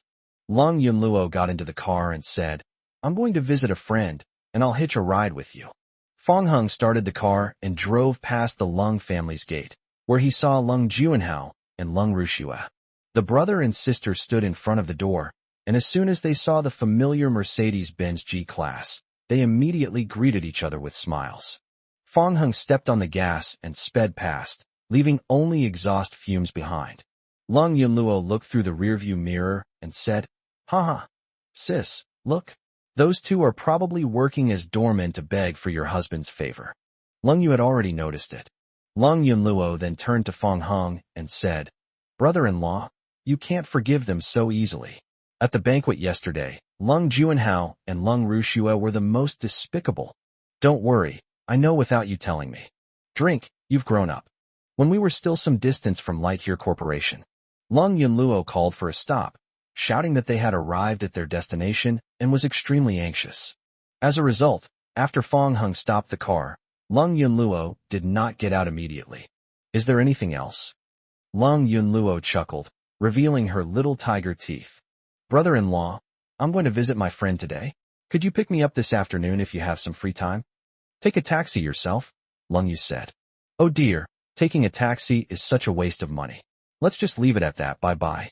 After Lung Yunluo finished speaking, she got out of the car and ran away. The couple exchanged a glance, shook their heads helplessly, and continued on their way to Lightyear Company. Before we knew it, it was afternoon. Fong Hung received a message from Lung Yunluo. "Brother-in-law, I've sent you the address. I'm waiting online, it's urgent." Fong Hung told Lung Yu about this, and then set off to pick up Lung Yunluo. Unexpectedly, when I went to take the elevator, I ran into the brother and sister. At the request of their father, Lung Bowen, Lung Juanhao and Lung Rushua had no choice but to come and plead with Fong Hung. However, due to Lung Yu's previous orders, neither of them could enter the area of the president's office, so they had to stay at the elevator entrance. They've been waiting for most of the day, and they're getting really anxious. Seeing Fong Hung now, they were happier than if they had won the lottery, and they hurriedly went to greet him one after the other. Lung Juanhao chuckled. "Good brother-in-law, we've finally been waiting for you." Lung Rushua chimed in. "Yes, we've been waiting for almost a whole day." Fong Hung naturally knew why they had come. "I told you to find someone else." "Good brother-in-law, looking across the entire city of Los Angeles, I'm afraid no one but you can cure Grandpa's leg injury. Fong Hung, please help us. You are even more skilled than Li Sherdong. We really can't find a better doctor than you." "Ah, this has nothing to do with me. It's your business. Don't bother me anymore." After saying that, Fong Hung went straight to the elevator, leaving the two bewildered people standing there. Chapter 101. You can't do anything to betray my sister. The Wong family. The two girls were standing at the gate. Lung Yunluo, with her flat chest puffed out, said, "Nana, just wait. My brother-in-law will be here soon. He'll be so handsome he'll dazzle you." "TCH, I think your brother-in-law's looks are definitely not as good as the guy who saved me before," Wang Nana said disdainfully. Lung Yunluo had mentioned earlier that her brother-in-law was very handsome, and that he was more attractive than any man she had ever met. Wang Nana was indignant.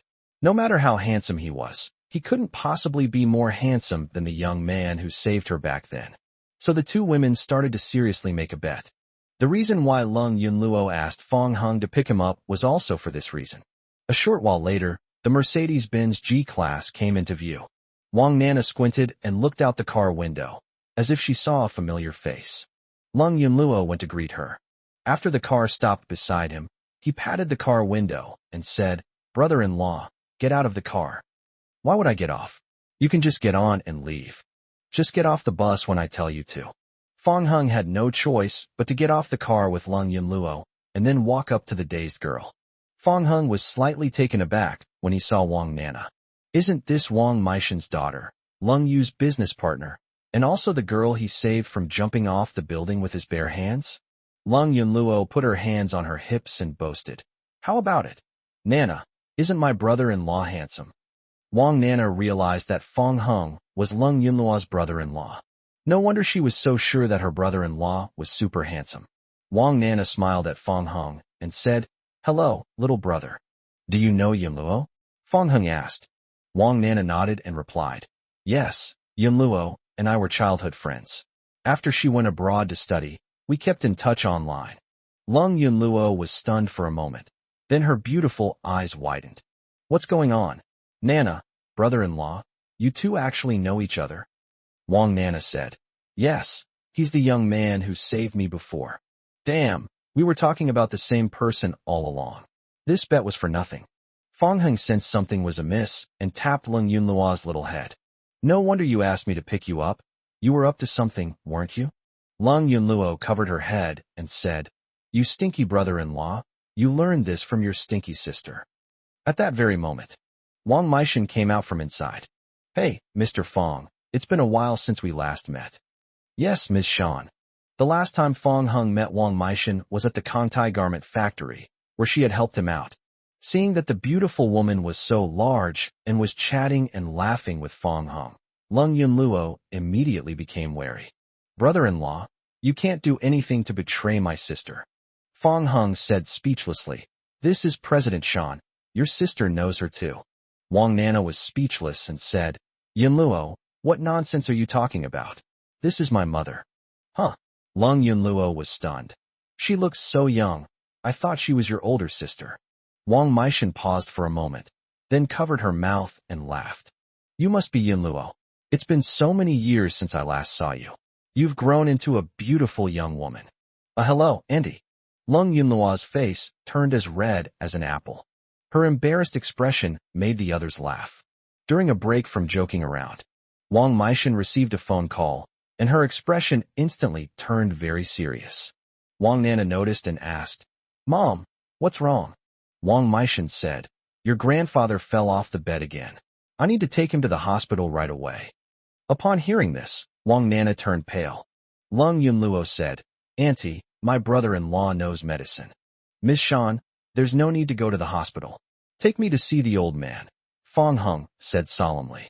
The situation was critical. Wang Meishan had no time to be surprised and immediately led the group into the Wang family's gate. Several years ago, Mr. Wang went out with his old friend. Upon their return, for some reason, both of them lost feeling in their legs. Over the years, the Wang family has consulted countless famous doctors, including the medical luminary Li Sherdong, but none of them could cure the disease. Being confined to a wheelchair all day long has made Mr. Wang depressed, and he has even thought about suicide more than once. At this moment, old Master Wang lay on the bed, utterly despondent. Wang Meishan led her people in a hurry and rushed in. Seeing the mess inside the house, he immediately realized that his father was having another suicidal idea. Tears welled up in her eyes, and she complained, Dad, why did you have to do this? Grandpa Wang choked up and said, Daughter, I need someone to help me even to get out of bed. I really can't take this kind of life anymore. Wang Meishan understands her father's pain, but she is powerless to help him. Fong Hung stepped forward and said, President Shan, don't be sad. Let me take a look at the old man. Wang Meishan wiped away her tears with the back of her hand, stepped back to make room, and forced a smile at Fong Hung. Mr. Fong, thank you for your trouble. Fong Hung began to examine old Master Wang's injuries. After the results were released, he frowned instantly.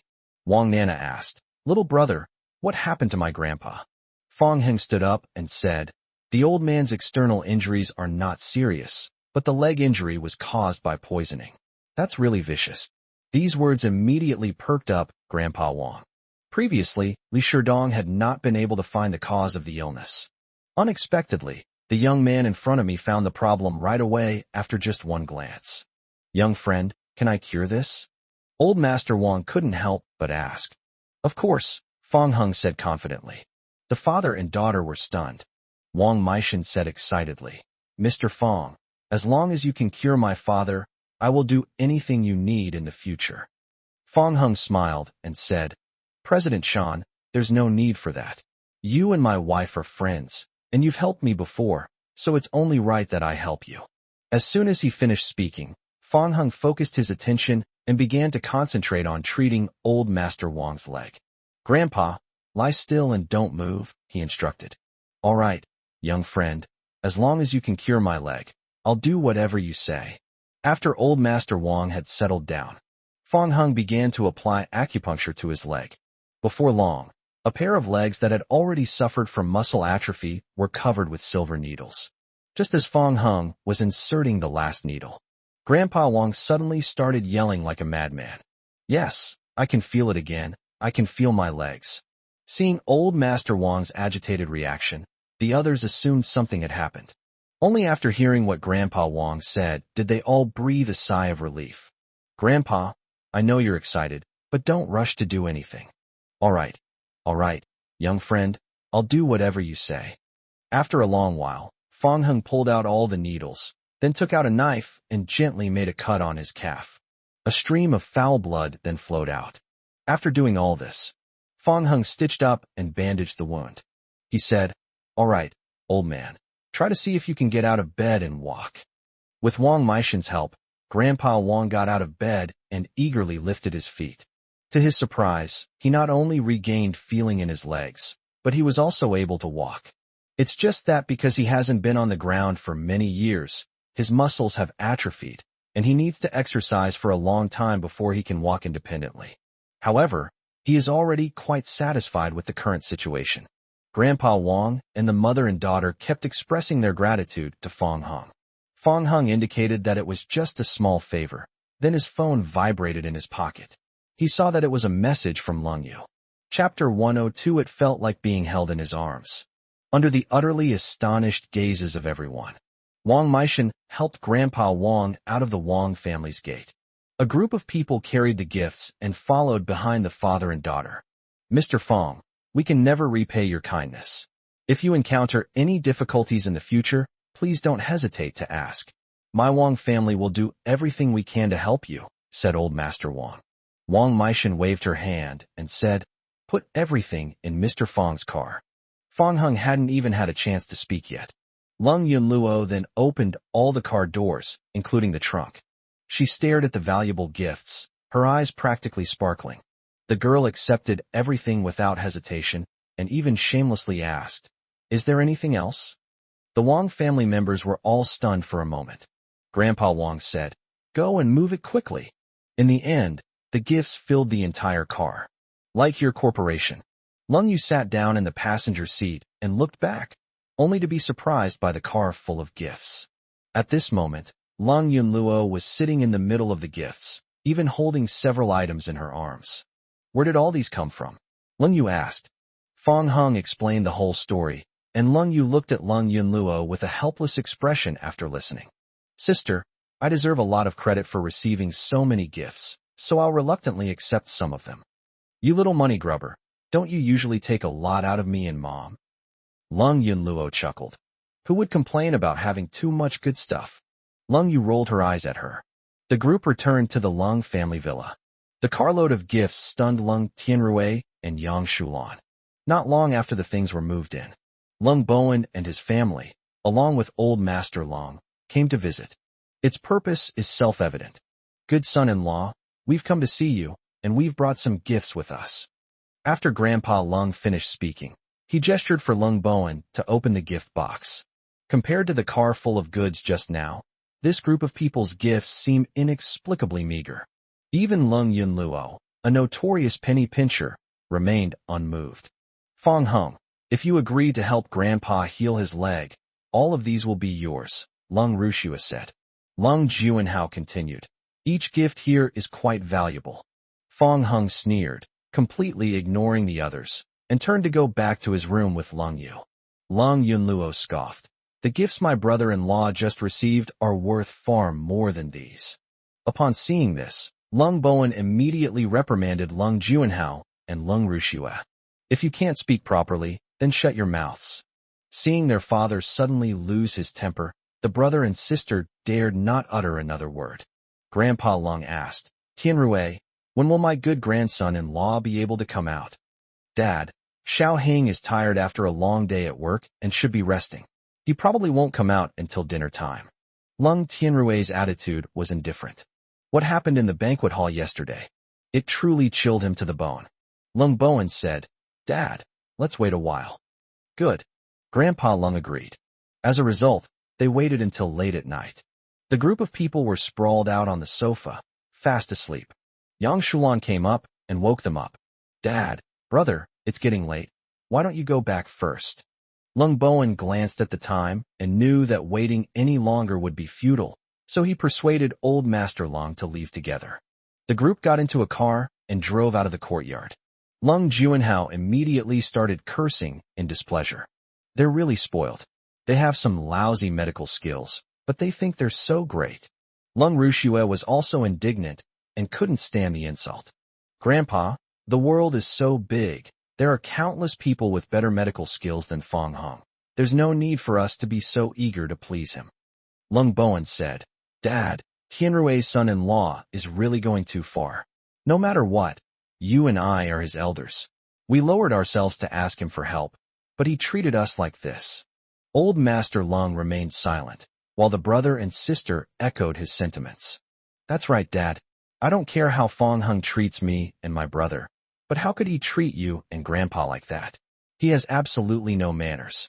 In my opinion, we shouldn't spoil him anymore. What a piece of trash he is. I don't believe we can't find a more skilled doctor in Luoqing." Lung Bowen added, "It's a bit strange, but when I called young Master Qian today to ask if Fong Hung had cured his son's muteness, young Master Qian neither confirmed nor denied it. Doesn't this mean that Fong Hung might not be that miracle doctor?" Lung Rushua wondered. "What do you mean possible? I don't think it's possible at all. Otherwise, young Master Qian would definitely have admitted it. As for why he didn't deny it, it's probably because he knows Fong Hung is bragging in front of others and doesn't want to expose him, so he's saving face for him."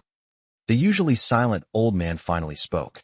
"Bowen, did young Master Qian really not acknowledge that Fong Hung is that miracle doctor?" "Dad, your son would never lie to you." "All right, let's leave it at that." Lung Juanhao immediately perked up and asked, "Grandpa, do you mean we don't need to ask Fong Hung anymore?" Grandpa Lung nodded. Receiving affirmation made Lung Rushua feel light and refreshed. She already didn't get along with that couple, and having to beg them in a low voice was torture. Now she was finally free. Lung Juanhao was also overjoyed, even letting out a cheer. "Phew, finally I don't have to put up with that guy's temper anymore." While Lung Juanhao was happy, he was also thinking about how to get back at Lung Juanhao. A habit formed over many years in the underground community. This led him to be vindictive and always hold a grudge. Since Fong Hung isn't that miracle doctor, he can't let his anger from the past 2 days go to waste. "Grandpa, I also want to contribute to the company. Could you arrange a position for me?" Okay, whatever you want. What do you want to be?"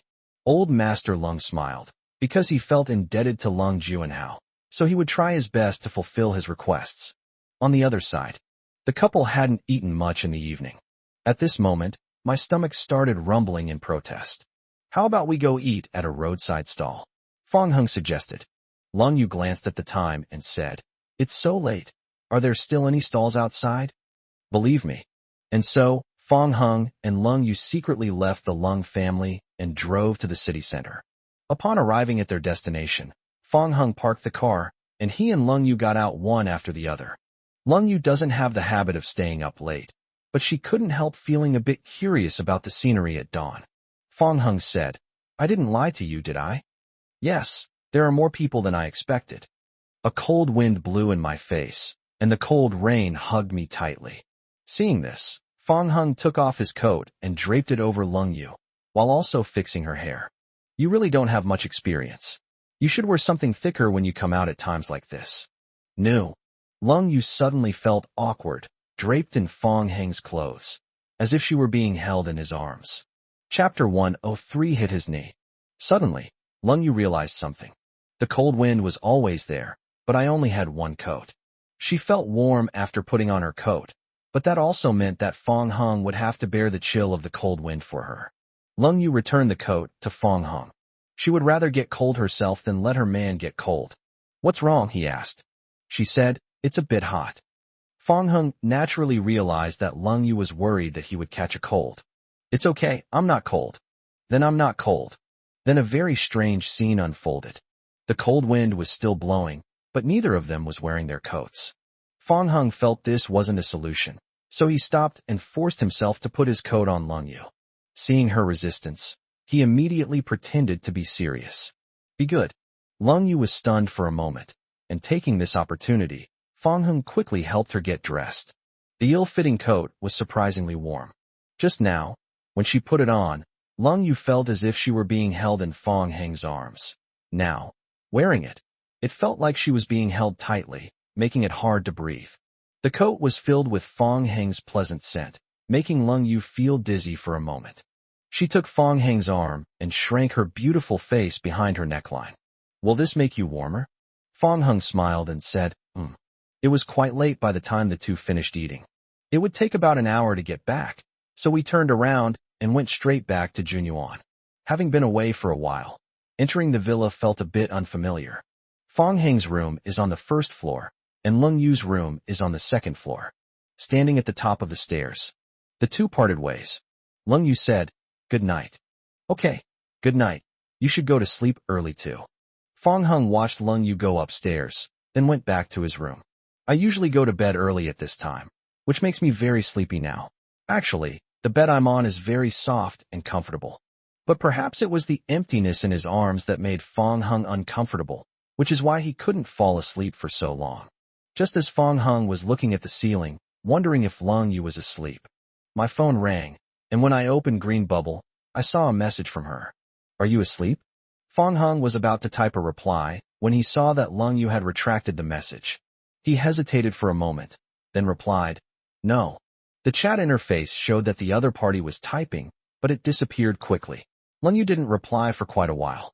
Asleep? Fong Hung asked again in a message. There was still no movement from the other side, and Fong Hung figured that Lung Yu must have really fallen asleep. So I put down my phone and forced myself to fall asleep. However, at that moment, faint footsteps could be heard outside. The next moment, the door was suddenly pushed open from the outside. A cold rain appeared before me, and I was wearing a slip dress and cat slippers. Fong Hung was stunned.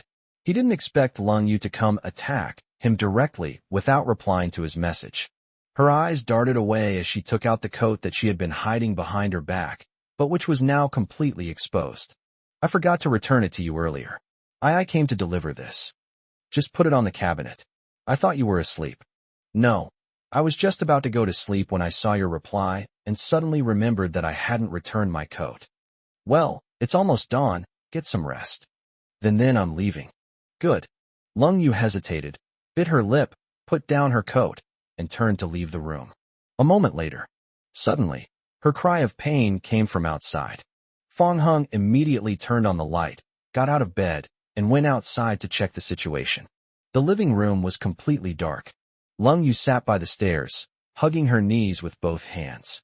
Fong Hung rushed over and asked with concern, What's wrong? It was too dark. I accidentally bumped my knee. Fong Hung looked up at the lights and said, That's strange. Aren't these lights voice-activated? Why aren't they turning on? I also feel strange. Everything was fine when I came back, Lung Yu said guiltily, while hiding her phone behind her back. Can you stand up? Yes, but it will hurt a little. Fong Hung picked her up by the waist, and then returned to the room. He placed Lung Yu on the bed and observed the injury on her knee. It's all right, nothing serious. I'll massage you first, then apply a towel to it. That will help you recover faster. After doing all this, Lung Yu pulled her legs back and then pressed down on her skirt with her hands. I feel much better now, so I'm going back. The light is broken and the hallway is so dark, you can sleep here tonight, Fong Hung said. All right then. Lung Yu hesitated for a moment. Fong Hung picked up the pillow and was about to leave when he felt something pull him back. Looking back, he saw Lung Yu pursing her lips, one hand clutching the hem of his clothes. My knees are starting to hurt again. Huh? Let me see. Fong Hung put down the pillow, sat down on the bed, and prepared to check again.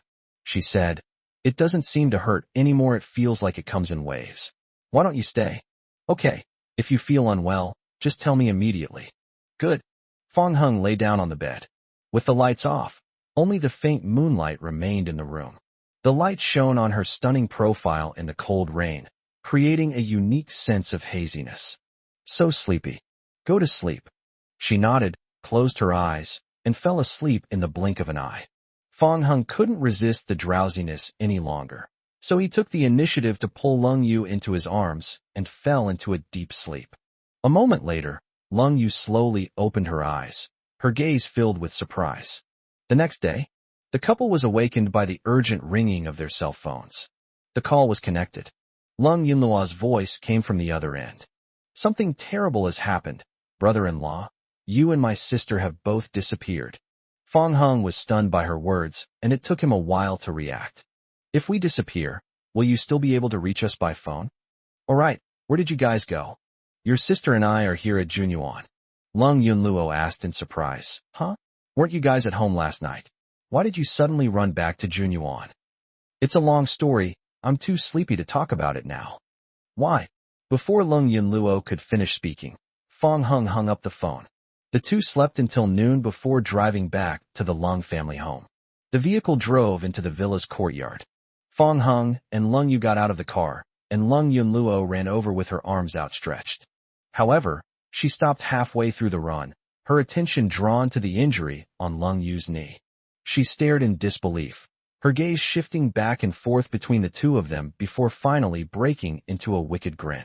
Sister, brother-in-law, I know why you suddenly went back in the middle of the night. It turns out you were still feeling awkward here, right? Question mark. Question mark. Chapter 104. If you want cold rain will come. The couple stood there stunned for quite a while. Only then did he realize the meaning behind Lung Yunluo's words. She then ran forward, smiling, and took Lung Yu's arm, before looking down at her reddened knees. My dear sister, it shouldn't hurt, right? After saying that, Lung Yunluo looked at Fong Hung again, raised an eyebrow, and gave him an I understand look. Brother-in-law, you really don't know how to cherish a woman. I reckon I'll be able to become an aunt soon. Shut up, Lung Yu said coquettishly, her face flushed with embarrassment, as she grabbed her younger sister's ear. Lung Yunluo cried out in pain. Ouch, stinky sister, that hurts. On Monday, like your corporation, Lung Yu stepped out of the elevator and bumped into Su Mu, who was coming towards her. President, something terrible has happened. Su Mu looked around and spoke cautiously. What happened? Lung Yu asked. Just now, the board of directors decided to appoint Lung Juanhao as vice president. Lung Yu paused in her tracks, her delicate brows furrowing slightly. Lung Juanhao had never studied any business management. He had only been back at the Lung family for a few days when he was promoted to vice president. Speak of the devil, and he shall appear. Just then, a father and son swaggered into the CEO's office area. The people who arrived were none other than Lung Bowen and Lung Juanhao. Upon seeing this, Su Mu immediately greeted the two of them. Hello, Chairman.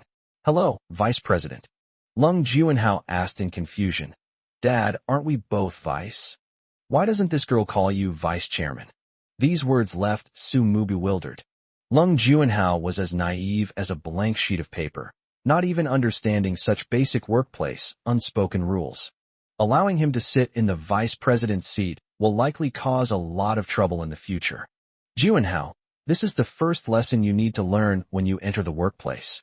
Lung Bowen patiently explained the reason to Lung Juanhao. Upon hearing this, Lung Juanhao felt as if he had been enlightened. Oh, I get it. So, when I meet clients in the future, as long as the most important person there is, even if they are a deputy, I should still address them with the highest honors, right? That's generally how it is. You still have a lot to learn. I'll teach you slowly when we get back tonight. You can also ask Assistant Su if you don't understand anything. Lung Yu noticed Su Mu's reaction and knew that she was hesitant to speak, so she directly refused on her behalf. Vice Chairman, Su Mu is my assistant. She is very busy with work and has no time to do anything else. Lung Juanhao was somewhat annoyed and raised another question to Lung Bowen. Dad, why don't you call Lung Yuchong a higher title? And she doesn't seem afraid of you, the vice chairman, at all. Lung Juanhao felt that the facts were vastly different from what his father had just said. The intricacies here seemed even more complex than those in the underground world. But soon, he suddenly realized. Oh, I see. It's because my uncle is a vice chairman. just like you, that she has enough confidence. Lung Bowen sighed. Even though Lung Juanhao was his biological son, he was still speechless. Stop talking about this. Go see which office you like and pick one that's not currently in use to work in the future. Good. Lung Juanhao went to choose an office with great interest. Lung Bowen coughed lightly and turned his attention to Lung Yu. Xiao Yu, Juanhao is new here and doesn't know anything. I hope you can give him some guidance on work-related matters. Lung Juanhao, who had just turned back, overheard everything and immediately showed a look of disdain on his face. Dad, there's no need. I can manage on my own. Lung Bowen wanted to say something more, but Lung Juanhao pulled him along to choose an office. It was approaching noon. Fong Hung had leisurely spent the morning slacking off and was just about to head to the neighbors. Suddenly, Lung Yu pushed open the door and walked in. What a coincidence, I was just about to go find you. Lung Yu placed the food she was carrying on her desk. What should we call this, a telepathic connection? Fong Hung shook his head and joked. No, I think it should be if you want cold rain will come. In the midst of conversation, Lung Juanhao, dressed in a suit and leather shoes, strode in. Oh, Mr. Lung, you're here too. You're even having dinner with Secretary Fong. You're really considerate of your subordinates. Lung Juanhao spoke in a sarcastic and unsettling tone. Fong Hung couldn't help but feel a little confused. The order had been given earlier by Lung Yu. Logically, the security guards shouldn't have let Lung Juanhao in. How did you get in? Lung Juanhao shook his leg, looking smug. Mr. Lung, it seems Secretary Fong doesn't know yet. Why don't you introduce my current position to him? Ignoring Lung Yu, he handed Fong Hung a pair of chopsticks. Lung Juanhao looked slightly embarrassed, straightened his suit collar, and flicked his green bangs. Let me introduce myself. I am Lung Juanhao, currently serving as the Vice President of Guangyan. Secretary Fong, from today onwards, I am also your superior. Lung Juanhao unconsciously shook his head as he spoke. Lung Yu looked directly at Fong Hung and said calmly, just ignore anyone who assigns you work besides me. Hey, Mr. Lung, this won't do. Fong Hung is the president's office secretary, not your personal secretary. Lung Juanhao sat down in the chair. President Lung, you really are something else. You've become the president, but you haven't even arranged a higher position for Secretary Fong. He turned to look at Fong Hung and continued to sow discord. Secretary Fong, I happen to be short of an assistant. Why don't you work for me? Being a vice president's assistant is definitely more promising than continuing as a junior secretary. She was promoted from a secretary in the president's office to assistant to the vice president. If it were one of the lower-level employees, I'm afraid none of them would be able to withstand the doubts. Lung Juanhao guessed that Fong Hung had a chance of agreeing. In this way, we can use work as an excuse to boss him around. Lung Juanhao was still happily daydreaming. Unexpectedly, Fong Hung did not hesitate for a moment and said coldly, no interest. This startled Lung Juanhao. He anticipated that Fong Hung would most likely refuse. But I didn't expect the other party to be so resolute, as if they didn't care about the position of vice president's assistant at all. Are you serious? Lung Juanhao asked. Certainly. Fong Hung immediately ordered them to leave. Also, please leave gracefully and don't disturb Mr. Lung and me while we're having our meal. You only get one chance. Don't regret it someday, and come crying to me for help. You're overthinking it. Lung Juanhao thought Fong Hung was out of his mind. They don't even know how to seize the opportunity for promotion. However, what he didn't know was that if it weren't for the fact that he could slack off openly and be with Lung Yu every day, Fong Hung wouldn't even want to come to this class. As for the so-called vice president's assistant, Fong Hung didn't care at all. Chapter 105, Meeting the Parents. Only after Lung Juanhao left did the two of them feel like eating. Fong Hung tasted the food and couldn't help but show a hint of surprise. Where did you buy this? The taste seems so familiar. I didn't buy it. I just made it in the cafeteria. This was beyond Fong Hung's expectations. Unexpectedly, Lung Yu went to the staff canteen to cook for him. Fong Hung could imagine how astonished the chefs must have been when they saw this scene. After all, it's a rare sight to see the president of Lightyear personally cooking. Your cooking skills have improved again. It tastes even better than before. Yeah. Then you should eat more. Lung Yu smiled and served Fong Hung a lot of food. Fong Hung was enjoying his meal when he glanced to the side and saw Lung Yu staring at him blankly, her chin resting on her hand. "Why aren't you eating?" Lung Yu snapped out of her daze and said, "I'm already full." "How could you be full so quickly after eating so little?" Fong Hung picked up a piece of food with his chopsticks and slowly brought it to her mouth. "Eat some more." Lung Yu reluctantly opened her mouth and ate it. It was approaching evening. Fong Hung received a call from his uncle, Fong Dehui, who said he would like to come back and have a meal together when he has time. He thought about it for a moment and realized that it had indeed been a while since he had gone back, so he readily agreed. In the call, Fong Hung planned to go find Lung Yu to explain the situation, since if he went to his uncle's house, he wouldn't be able to go home with her after get off work. I entered the office. Lung Yu had just hung up the phone. Fong Hung could tell that she wasn't in a good mood. "Is there another problem at work?" "If it's work, it's easier to solve." "What happened?" Lung Yu sighed, and then explained the whole story. Fong Hung only then learned about it. It turned out that Lung Juanhao wanted to show off his status as vice president and give everyone a hard time, so he berated all the departments without any other reason. After listening, Fong Hung was amused by the joke. Like Lung Rushua, Lung Juanhao is an absolute oddball, so it's not surprising that he would do something like this. If you put Lightyear under his control, he'd probably ruin it within days. Now every department is complaining. In their view, they haven't done anything wrong and have been scolded for no reason. The cold rain pressed against my temples, making me feel agitated. Fong Hung moved up behind her and gently pushed aside her delicate hands. Lung Yu was slightly taken aback, not yet reacting. The next moment, wherever Fong Hung pressed down, everyone experienced an unprecedented sense of comfort. The cold rain quickly became engrossed in it, making one drowsy, and most of the worries disappeared as a result. "Are you feeling better?" "Much better." After Fong Hung stopped, Lung Yu felt a sense of lingering satisfaction. "Have you studied massage?" she asked. "My dad taught me a little something when I was little." Fong Hung learned massage when he was a child, and now he has mastered the skills of a divine doctor, as well as his understanding of various nerves and acupoints. A massage is naturally irresistible. No wonder. "Teach me when you have time." "Huh?" Fong Hung asked, puzzled. "Why are you learning this?" "I won't tell you yet," Lung Yu said, deliberately keeping him in suspense. "I'm leaving." "Where did you go?" "I've decided not to tell you yet." "You? I hate you," Lung Yu said with a resentful expression. Fong Hung stopped teasing her and said, "My uncle called me and asked me to go back home." "I see. Then you should go quickly and be careful on the road. I'll send you an address. If you're free after get off work, you can come over if you want." "Huh?" Lung Yu was slightly taken aback.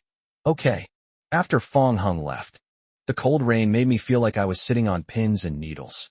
Going to see Fong Hung's uncle is practically the same as meeting the parents. She had neither experience nor was she mentally prepared. Not knowing what to do, Lung Yu immediately thought of Su Mu and called her for advice. "President, what's the matter? Do you know what to do when meeting someone's parents?" Su Mu was stunned for a moment, thinking he had misheard. On the other side, Fong Dehui's family is making preparations for Fong Hung's arrival. "Ever since Fong Hung helped me a lot last time. Now the whole family practically worships it. After all, if it weren't for Fong Hung, they wouldn't have been able to afford the huge losses the garment factory suffered, even if they sold everything they owned." A moment later, there was a knock on the door. Fong Dehui thought it was Fong Hung returning, and happily went forward to open the door. The person who came was unexpected. A mother and daughter were standing at the door. The woman's name was Ruan Xiao, and she was Zhao Fong's former colleague. "Hello, brother-in-law. I've come to visit." Ruan Xiao smiled and gestured for her daughter, Jian Yao, to greet them. Jian Yao was just over 20 years old, dressed in summer clothes, with her hair in a ponytail, exuding youthful energy. "Hello, Uncle Fong," she said timidly. Fong Dehui nodded, exchanged pleasantries, and then ushered the two into the house to sit down. When Zhao Fong saw that it was a mother and daughter, she immediately greeted them with a smile. At this moment, Ruan Xiao started to tease. "Sister Fong, you don't know, when my brother-in-law opened the door and saw Yao Yao and me, his expression changed immediately. It seemed like he wasn't very welcoming to us." Fong Dehui explained with a smile. "No, I thought it was my nephew who came back." Is that Xiaohong? Right. I remember him. He was very handsome when he was a child. Does he have a girlfriend now? Ruan Xiao subtly hinted that her purpose in coming here was to gather some inside information. It is said that Zhao Feng's nephew, Feng Hong, has become successful and came back driving a BMW G-Class worth more than 2 million yuan. So he dragged his daughter Jian Yao along, hoping to find a way to snag a rich husband. The child hasn't said anything yet, so it probably hasn't happened yet, right? Zhao Feng was unsure, and then looked Jian Yao up and down. Ruan Xiao, I haven't seen Yao Yao for the past few years. I didn't expect her to have grown so much. Does she have a boyfriend yet? No, this child is getting on in years. I want to advise her to find someone to marry soon, but she just won't listen to me. Perfect timing, my son isn't married yet either. Yulong, come out and meet people. Zhao Yulong came out of the room when he heard the call. Mom, what's wrong? Zhao Feng smiled and introduced to Jian Yao. This is my son, Yulong. What do you think? Yao Yao, why don't you talk to Yulong? Ruan Xiao looked slightly embarrassed. She had her eye on Zhao Feng's nephew, not Zhao Feng's son. Jian Yao's expression changed drastically. She had only agreed to the blind date because her mother, Ruan Xiao, had told her that there was a handsome man there. However, upon seeing Feng Yulong, oh my God, if this is considered handsome, then all men in the world must be handsome. Jian Yao shook her head vigorously. I even wanted to get up and leave immediately. Mom, I was lying to you. I actually already have a boyfriend. What boyfriend do you have? You stay at home all day and never go out. Do you think I don't know you? Ruan Xiao bluntly exposed her. Zhao Feng could tell that Jian Yao didn't think much of her son, but she didn't take it to heart. Yulong is ugly like his father, but it's okay. Xiaoheng is coming back today. He's handsome, and Yao Yao will definitely like him. After Zhao Feng said that, Feng Dehui felt that Feng Heng was indeed of age, and it was time for him to find a wife. So they suddenly got excited. If the two children hit it off, they can get engaged right away. Forget it, I don't want to be in a relationship right now. Jian Yao felt that Feng Yulong wasn't good looking at all. They were all family, so she guessed his cousin wasn't much better looking either. Just then, there was a knock on the door. Feng Dehui stepped forward, opened the door, and beamed with joy. Xiaoheng, you're back? The moment Jian Yao saw Feng Heng walk in, her eyes widened in shock. Chapter 106, Nephew's Wife. The man before me was incredibly handsome, far exceeding my expectations. Jian Yao was dumbfounded. So cool. It's my type. Forget about dating and marriage. I'd even have a baby right now. Feng Heng sighed. I noticed two strangers at my uncle's house. A sense of doubt arose within me. Zhao Feng began by introducing Ruan Xiao. Xiaoheng, this is your aunt's former colleague. Hello, Auntie, Feng Heng said. Hey, hello. Ruan Xiao nodded in response and took the opportunity to introduce her daughter. Xiaoheng, this is my daughter, Jian Yao. Jian Yao stared intently at Feng Heng, swallowed hard, and waved shyly.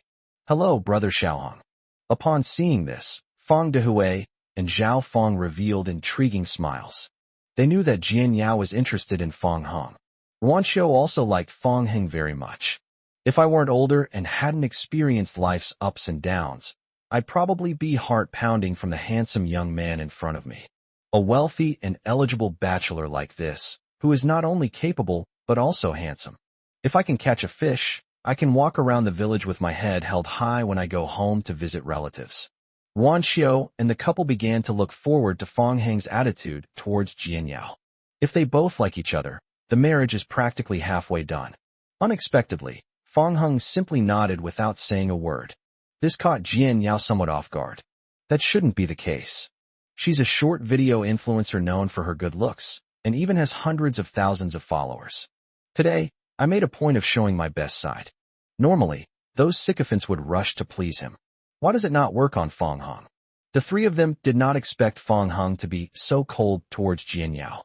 After everyone took their seats, Ruan Xiao couldn't wait to start talking about Jian Yao's strengths. Feng Dehui and Zhao Feng echoed their agreement. Feng Heng understood their meaning, so he said bluntly, I'm already married. Those present were astonished by these words. Even Feng Yulong, who was playing games in his room, peeked out. Cousin, when did you get married? How come we didn't know? Feng Dehui and Zhao Feng were dumbfounded. Over the years, They had never heard of Fong Hung dating. So how did he jump straight to marriage? We got married not long ago, and I was thinking of finding a time to tell you. It seems like today is the perfect day. Xiaohong, is this for real? Don't lie to your uncle. Fong Dehui asked. I'm not kidding you. Whose child is this? What does he look like? How tall is he? Where does he work? Zhao Fong asked in quick succession. Like me, she works in light years. If you have the chance, you'll be able to meet her soon, Fong Hung said. Fong Dehui and Zhao Fong exchanged a glance, unable to determine whether it was true or false for a moment. However, in the eyes of the mother and daughter, Fong Hung simply didn't want to be pressured to get married and deliberately fabricated the story that he had a wife. Otherwise, if you're married, there's no reason why even your closest family members wouldn't know.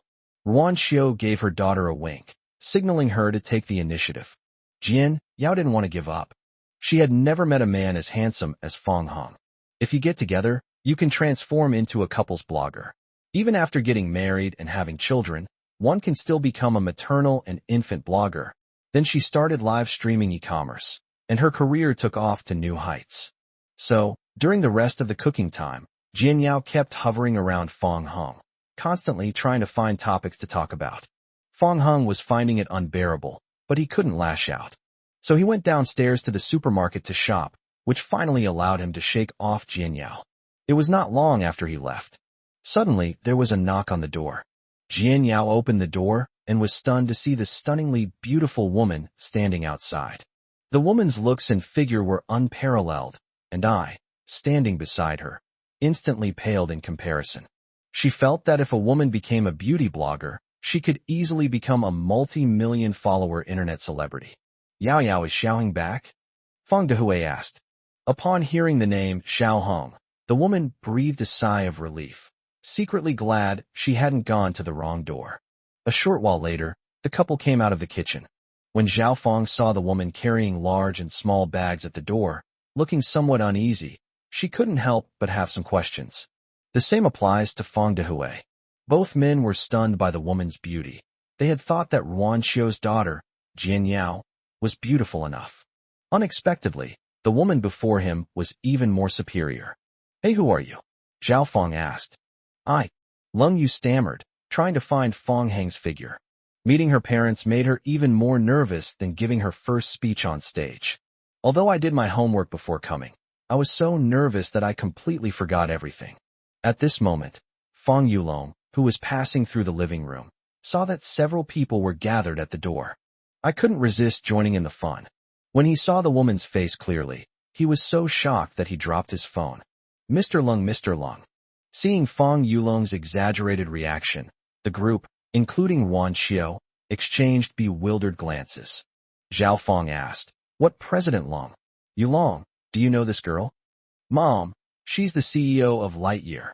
Fong Yulong was extremely nervous, never expecting that the dignified CEO of Guangyan would appear in their old and dilapidated neighborhood. President of Lightyear? Fong Dehui asked. Zhao Fong reacted quickly. Fong Hung works at Lightyear Company, so this, General Manager Long, is his boss. Zhao Fong didn't care about anything else. She pushed Fong Dehui aside and made room to invite Lung Yu into the room. Boss, please come in. Please come in quickly. We were blind and didn't recognize you at first glance. Auntie, I can carry these things, Lung Yu said. No. How could I trouble you to do this? Please have a seat here. Zhao Fong served tea and water, not daring to be negligent in the slightest. Jian Yao had long heard that the president of Lightyear was as beautiful as an angel. Seeing it for myself today, I can confirm that its reputation is truly well-deserved. The group was all very cautious, because to them, the CEO of Lightyear was a big shot they absolutely could not afford to offend. Fong Yulong couldn't help but ask, President Long, what brings you to our home? Zhao Fong started talking about Fong Yulong. This silly kid, do you even need to think about it? It must be because of your cousin. Xiao Hung is probably doing well at the company, which is why President Long came to visit him personally. Fong Dehui suddenly had a brilliant idea and waved Zhao Fong over to his side. Xiao Hung just said he got married, and his wife is also light years old. Could this Xiao Lung be our niece-in-law? Although Fong Dehui lowered his voice, everyone present could hear him clearly. Zhao Fong immediately covered his mouth, her heart pounding, and said, "You good for nothing. What nonsense are you spouting? What if you get it wrong? Aren't you afraid our Xiao Hong will get fired?" Fong Yulong was also still shaken and quickly signaled to Fong Dehui not to make wild guesses. If he accidentally offends Lung Yu, a single word from her will be enough to kill him at the garment factory. Jian Yao disagreed with what Fong Dehui said. Lung Yu comes from a distinguished family and is no ordinary person. Although Fong Hung is very handsome, it's clearly impossible for him to win the heart of such a beauty. Chapter 107, I'm Not Arrogant. At that very moment, footsteps could be heard outside the door. Zhao Fong peeked out and saw that Fong Hung had indeed returned. She immediately went outside and pulled him to the corner. Fong Hung asked, puzzled, "Auntie, what's wrong?" "Xiao Hung, don't be nervous. Listen to me. Your boss is here. You have to make sure you behave well, okay?" "What? Boss? What kind of boss?" Fong Hung entered the room. I spotted Lung Yu sitting on the sofa at a glance. He couldn't help but laugh. Lung Yu was the president of Lightyear, and indeed, his boss.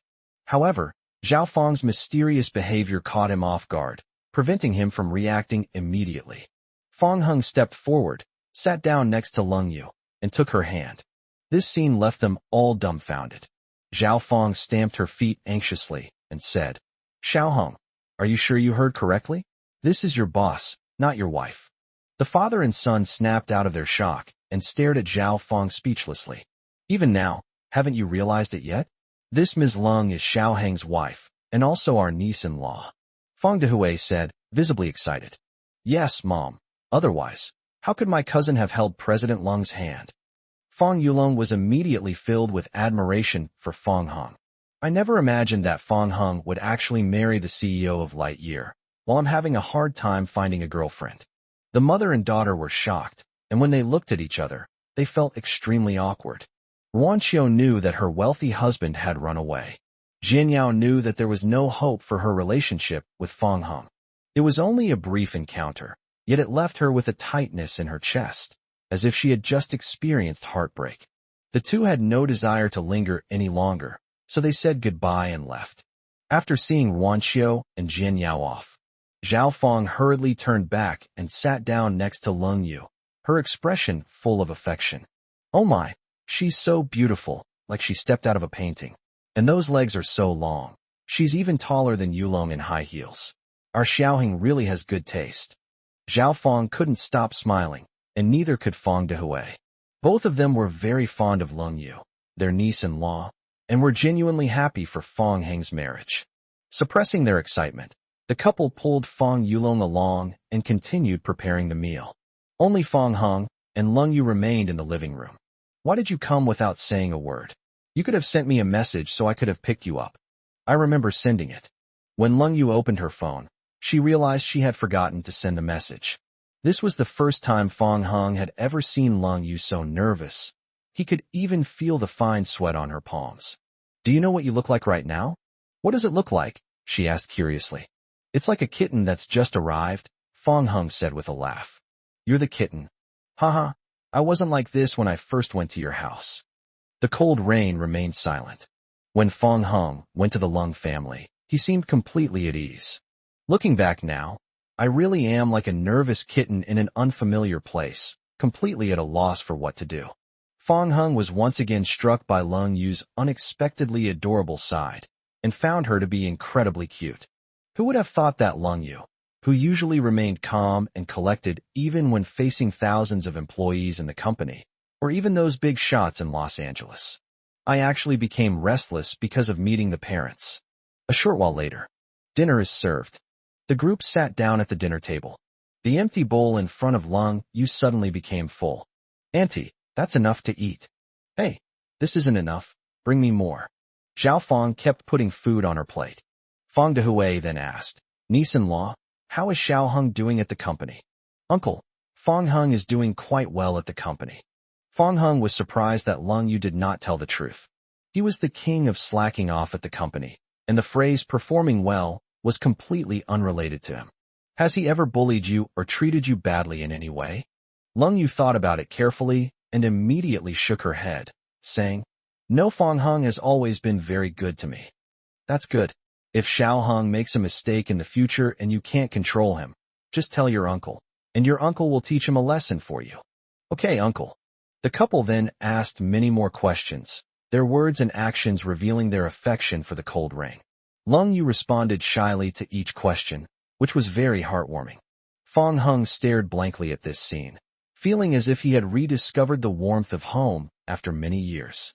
This meal took a long time to finish. It was late at night when I left. Sitting in the passenger seat, Lung Yu looked resentful and said, still laughing. Where did I laugh? Why aren't you laughing? You're clearly laughing at me, and you haven't stopped. I can't help it, you're just too cute. Lung Yu snorted and said, if you want to make fun of me, just say so. There's no need to make up these excuses. No, I really think you're adorable. So adorable that how should I describe it? I might just want to kiss you. Fong Hung stared at Lung Yu with a smile. Lung Yu froze, clutching the hem of her clothes, unconsciously avoiding Fong Hung's gaze. The atmosphere inside the car became quiet, but also began to subtly shift. By the way, how did you get here? Sumu brought me here, she said in a barely audible voice. You seem to be carrying quite a lot of things. Did she help you carry them upstairs? I carried it up myself. Fong Hung was slightly taken aback. Foolish. I'm not stupid. She suddenly raised her voice. If you weren't stupid, you should have called me back then. I won't fight. I never would have guessed that my CEO could be so arrogant. I'm not arrogant. The biggest characteristic of Tsundere is being stubborn. Back at the Lung family villa, Fong Hung and Lung Yu got out of the car one after the other. Lung Yunluo stepped forward, looking at the two with suspicion. He's obviously off having a good time, without even taking me with him. I've taken your sister home. If you want to come, I'll take you with me next time. Lung Yunluo exclaimed excitedly. Great. You have to invite me next time. I want to come and freeload too. No. Lung Yu flatly refused. She knows her younger sister all too well. He has always been outspoken and seems to thrive on chaos. If we take him there, who knows what kind of trouble he might cause? Why? My brother-in-law has already agreed. So who do you think you are? I'm going anyway. Lung Yunluo grumbled in dissatisfaction and started rolling around on the sofa. The couple looked helpless. Sudden, Lung Yu's phone rang urgently. After approval, Sumu's voice came from the other end of the phone. President, something has happened. Explain the situation. The vice president, Lung Juanhao, has gotten into trouble again. Chapter 108 Lung Juanhao removed from vice president position. Lung Yu immediately frowned. I later learned this from Sumu. Lung Juanhao went to discuss cooperation in the afternoon. Seeing that the other party's salesperson was beautiful, he took advantage of his drunkenness to attempt to do something indecent. When his colleagues tried to stop him, Lung Juanhao became arrogant and domineering, verbally abusing them and even physically assaulting them. The other company has been a business partner of Lightyear for many years. The news spread quickly and has already attracted the attention of their higher-ups. After putting down her phone, Lung Yu's pretty face was full of seriousness. On the side, the two men heard everything clearly and understood the whole story. Lung Yunluo was indignant. That Lung Juanhao is utterly useless and more of a hindrance than a help. I don't know what Grandpa was thinking, sending such a scumbag to be the vice president. Fong Hung could see how complicated this matter was, with a complex web of interests involved. Recently, a major contract was signed, which happens to be related to that company, and Lung Yu has been running around for it. If handled improperly, it could trigger a chain reaction, and all of Lung Yu's efforts would be in vain. Just then, Lung Tianrui and Yang Shulan came down from the second floor. Lung Yunluo immediately stepped forward and told him about it. Yang Shulan said, Your father already knows. Dad, you should call Grandpa right away and tell him to keep an eye on Lung Juanhao. If this continues, all the effort my sister has put into Guangyin will be ruined by him. I called, and the nanny said your grandfather is asleep, Lung Tianrui said. Then call uncle.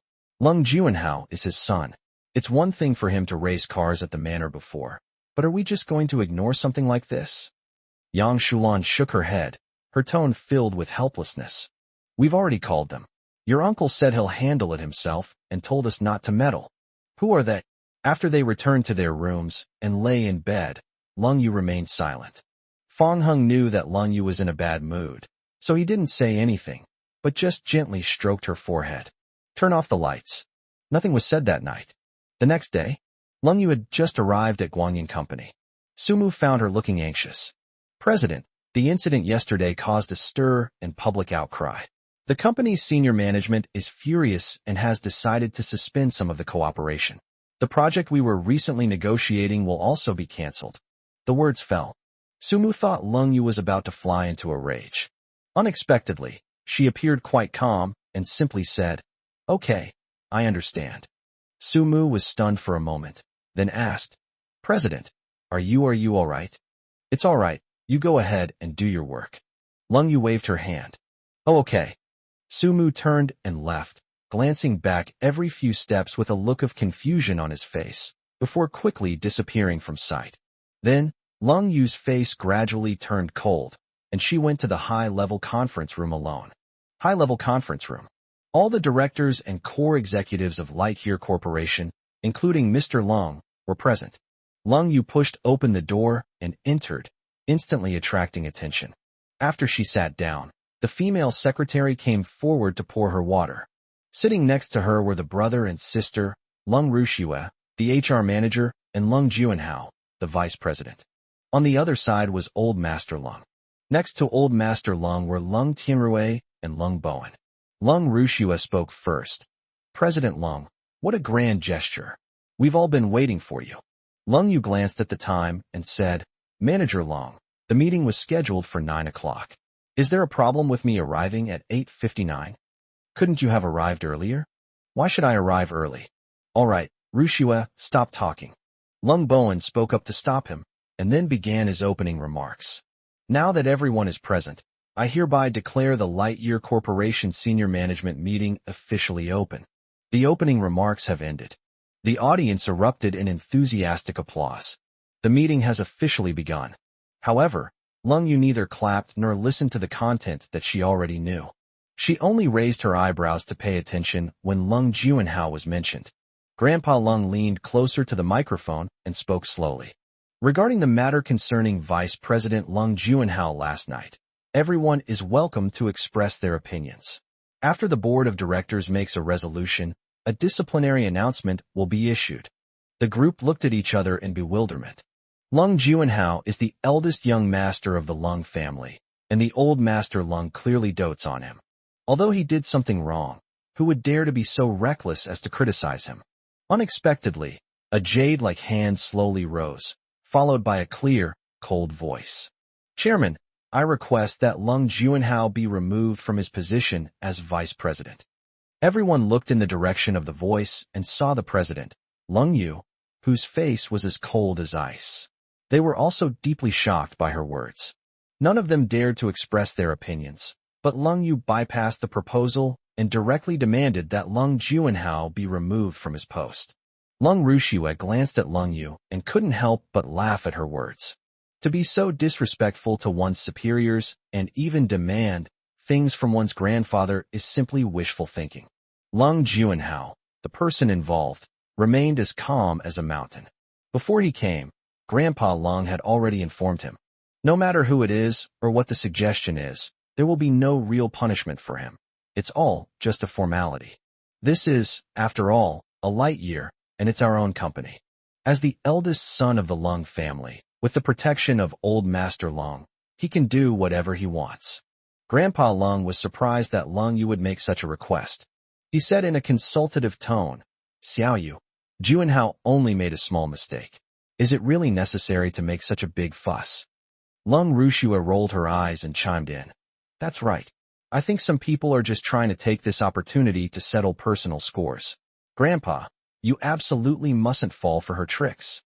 Lung Juanhao, shaking his leg, said, "Lung Yu, this isn't very interesting. Are you that afraid I'll threaten your position in the company?" Lung Yu completely ignored the brother and sister. "Grandpa, this matter is of utmost importance. Public opinion has already begun to ferment, and the other company's senior management is furious. If it is not handled properly, it will bring incalculable losses to Guangyin." Lung Tianrue added, "Dad, this is indeed no small matter. I hope you will be extremely cautious. Let me think about it." Old Master Lung fell into thought.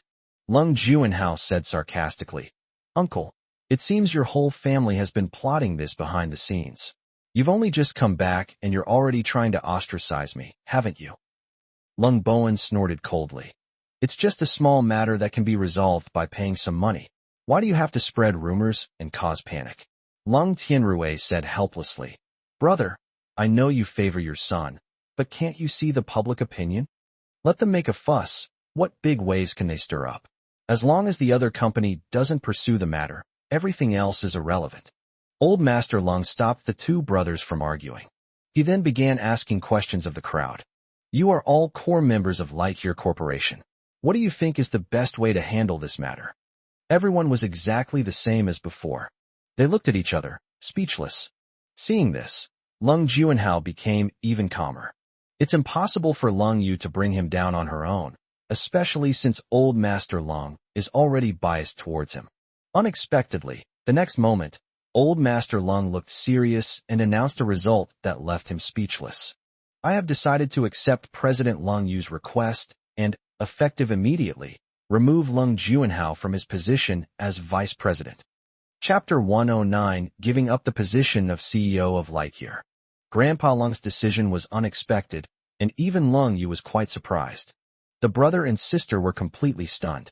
Lung Juanhao realized what was happening and immediately stood up, trying to appeal to people's emotions. "Grandpa, what are you doing? I'm your own grandson." Lung Rushua immediately followed suit, indirectly putting pressure on Old Master Lung. "Grandpa, don't you know how hard my brother has suffered all these years?" Lung Bowen asked in confusion. "Dad, what's going on?" Old Master Lung ignored them. "All right, no need for further words. The matter is settled." He then turned his head and gave instructions to Lung Tianrui beside him. "Tianrui, immediately issue a notice to the Public Relations Department to announce the punishment results to the public." "Okay, Dad." Lung Tianrui breathed a sigh of relief. "Grandfather." Lung Juanhao shouted in dissatisfaction, unable to understand what Old Master Lung meant. They clearly said it was just a formality, but now they've dismissed him from his post. This result was unacceptable to Lung Juanhao. Old Master Lung shouted sternly, "Shut up. If you don't want to attend the meeting, get out right now." "Fine, I'll leave." Lung Juanhao was annoyed and simply turned and left. "Grandpa, if you treat my brother like this, then I'm leaving too." After saying that, Lung Rushua followed Lung Juanhao and left the conference room together. At the same time, upon receiving the news, the Public Relations Department immediately wrote an article and released a public notice announcing the punishment of Lung Juanhao. This immediately sparked discussions across various departments of both companies. I thought that Old Master Lung would protect Lung Juanhao. Unexpectedly, he was actually dismissed from his post. Public opinion was quickly quelled. The meeting has ended. Lung Yu returned to the president's office. Sumu placed the documents on his desk. "President, the other company probably knew about the news in advance. They called us before the penalty announcement was even released, saying that the project cooperation could be discussed again. It's surprising how smoothly things were resolved despite the cold rain." At this moment, Fang Heng also entered the office. "It seems all the problems have been resolved?" Lung Yu nodded and said, "Yes." Seeing the faint smile on her lips, Fang Heng was genuinely happy. The Lung family. Furious at being dismissed, Lung Juanhao started speeding around the manor again, making everyone walk on edge. When he saw that Grandpa Lung had called again, he hung up without hesitation. After a while, the phone rang again. This time it was his father, Lung Bowen, calling. Lung Juanhao had no choice but to stop the car and answer the phone. "Dad, what's wrong?" "Come here. Your grandfather wants to see you." "No." Grandpa Lung waited for him personally at the door of his house. Lung Juanhao got out of the car, and his face immediately fell upon seeing him. Grandpa Lung grabbed his hand and said with a smile, "My precious grandson, are you still angry with your grandfather?" Lung Juanhao shook off Old Master Lung's hand. "How could I dare? You only care about your precious granddaughter, while I have no one to love or care for me. I was dismissed after only one day as vice president, and now I'm just a joke in other people's eyes." Grandpa Lung grabbed Lung Juanhao's hand again, giving him a strong boost of confidence. "All right. All right, once things calm down in a few days, Grandpa will reinstate you. Lung Juanhao's eyes widened. Lung Bowen patted his son on the shoulder and said, Juanhao, what you did went a bit too far. Your grandfather had no choice but to put on a show for everyone without telling you. Lung Juanhao suddenly realized, grinned, and revealed a mouthful of yellow teeth. So everything Grandpa did just now was to protect me. Otherwise what? You're my only precious grandson. If I don't protect you, who will I protect? Lung Juanhao lowered his head and kissed Old Master Lung on the cheek. Grandpa, I love you. This delighted Old Master Lung, who laughed heartily, his eyes narrowing into slits. Okay. Oh dear, you've got my face covered in drool. By the way, Juanhao, remember not to tell anyone about this. Don't worry, Grandpa. I definitely won't tell anyone. A few days later. It's almost time to leave work. Lung Yu and Fong Hung left the office. They ran into Lung Juanhao walking towards them. Fong Hung asked, weren't you dismissed from your post? Why are you still coming in here? That's enough. I'm just temporarily relieved of my duties. I'll be back tomorrow. Do you really think I'm not coming back? Lung Juanhao shook his head, his chubby face full of smugness. The couple exchanged a glance, both feeling utterly bewildered. They had assumed that Old Master Lung, being discerning, would not protect Lung Juanhao. Looking back now, I realize I was overthinking it. Seeing the surprised looks on their faces, Lung Juanhao felt even more pleased. What's the use of demanding my dismissal? I still came back, didn't I?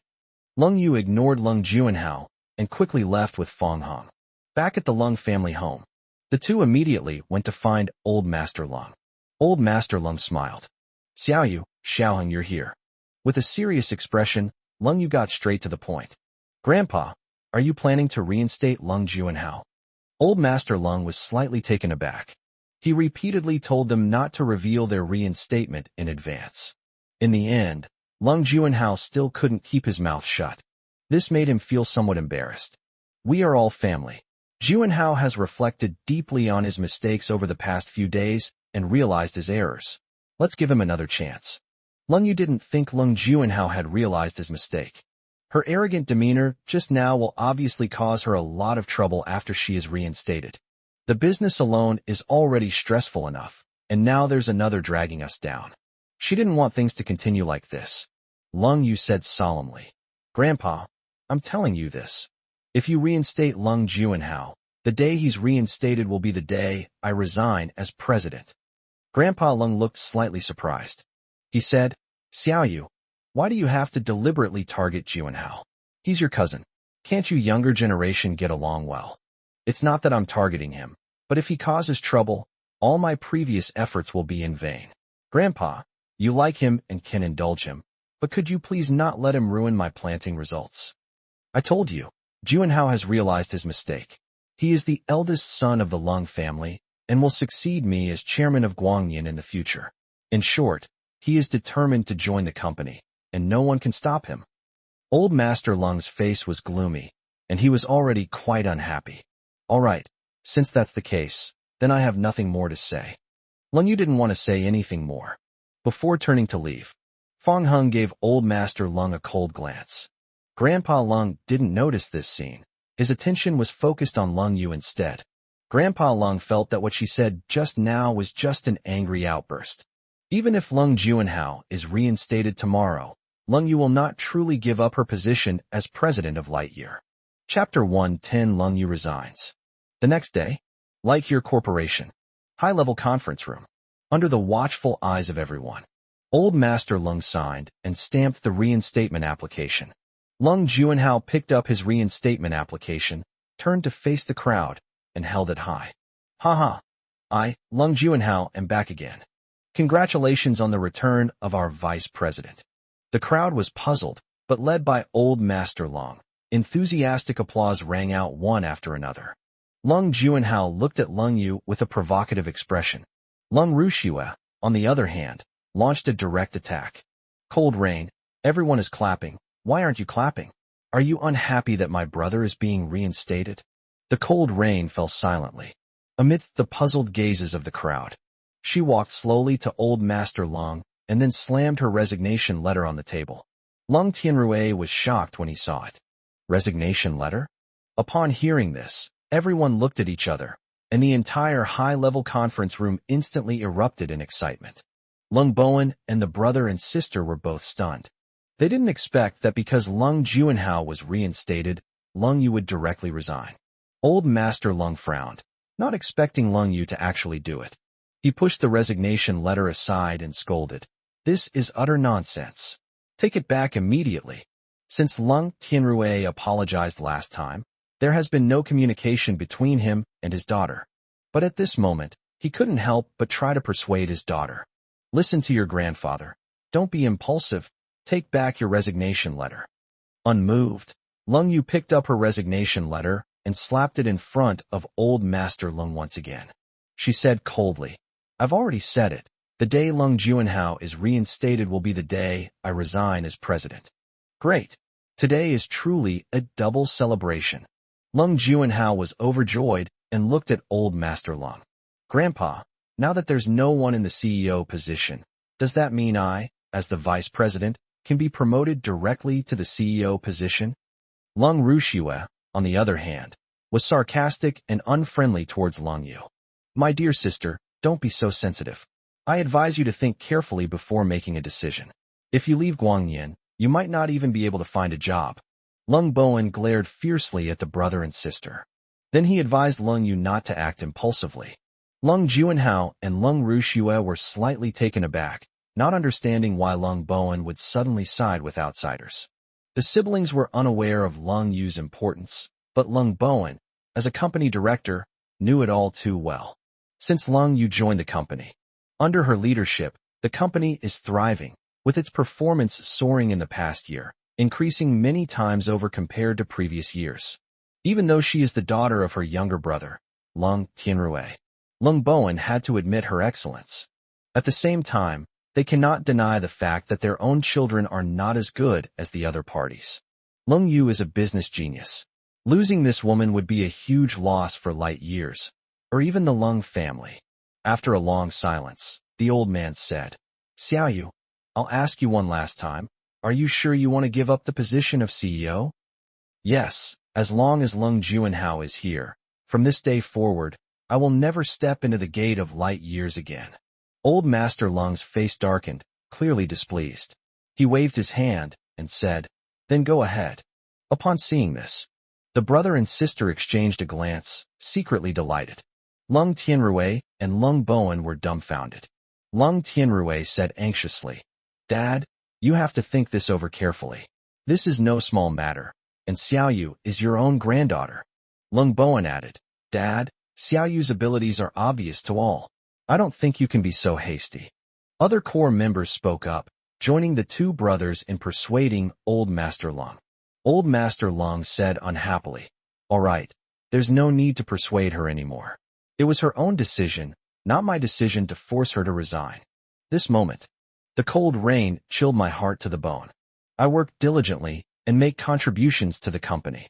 But in the end, she couldn't compare to Lung Juanhao, who only knew how to cause trouble.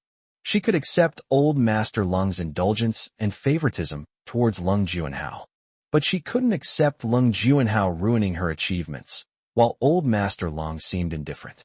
Since that's the case, then there's really nothing to be nostalgic about. She is light years away.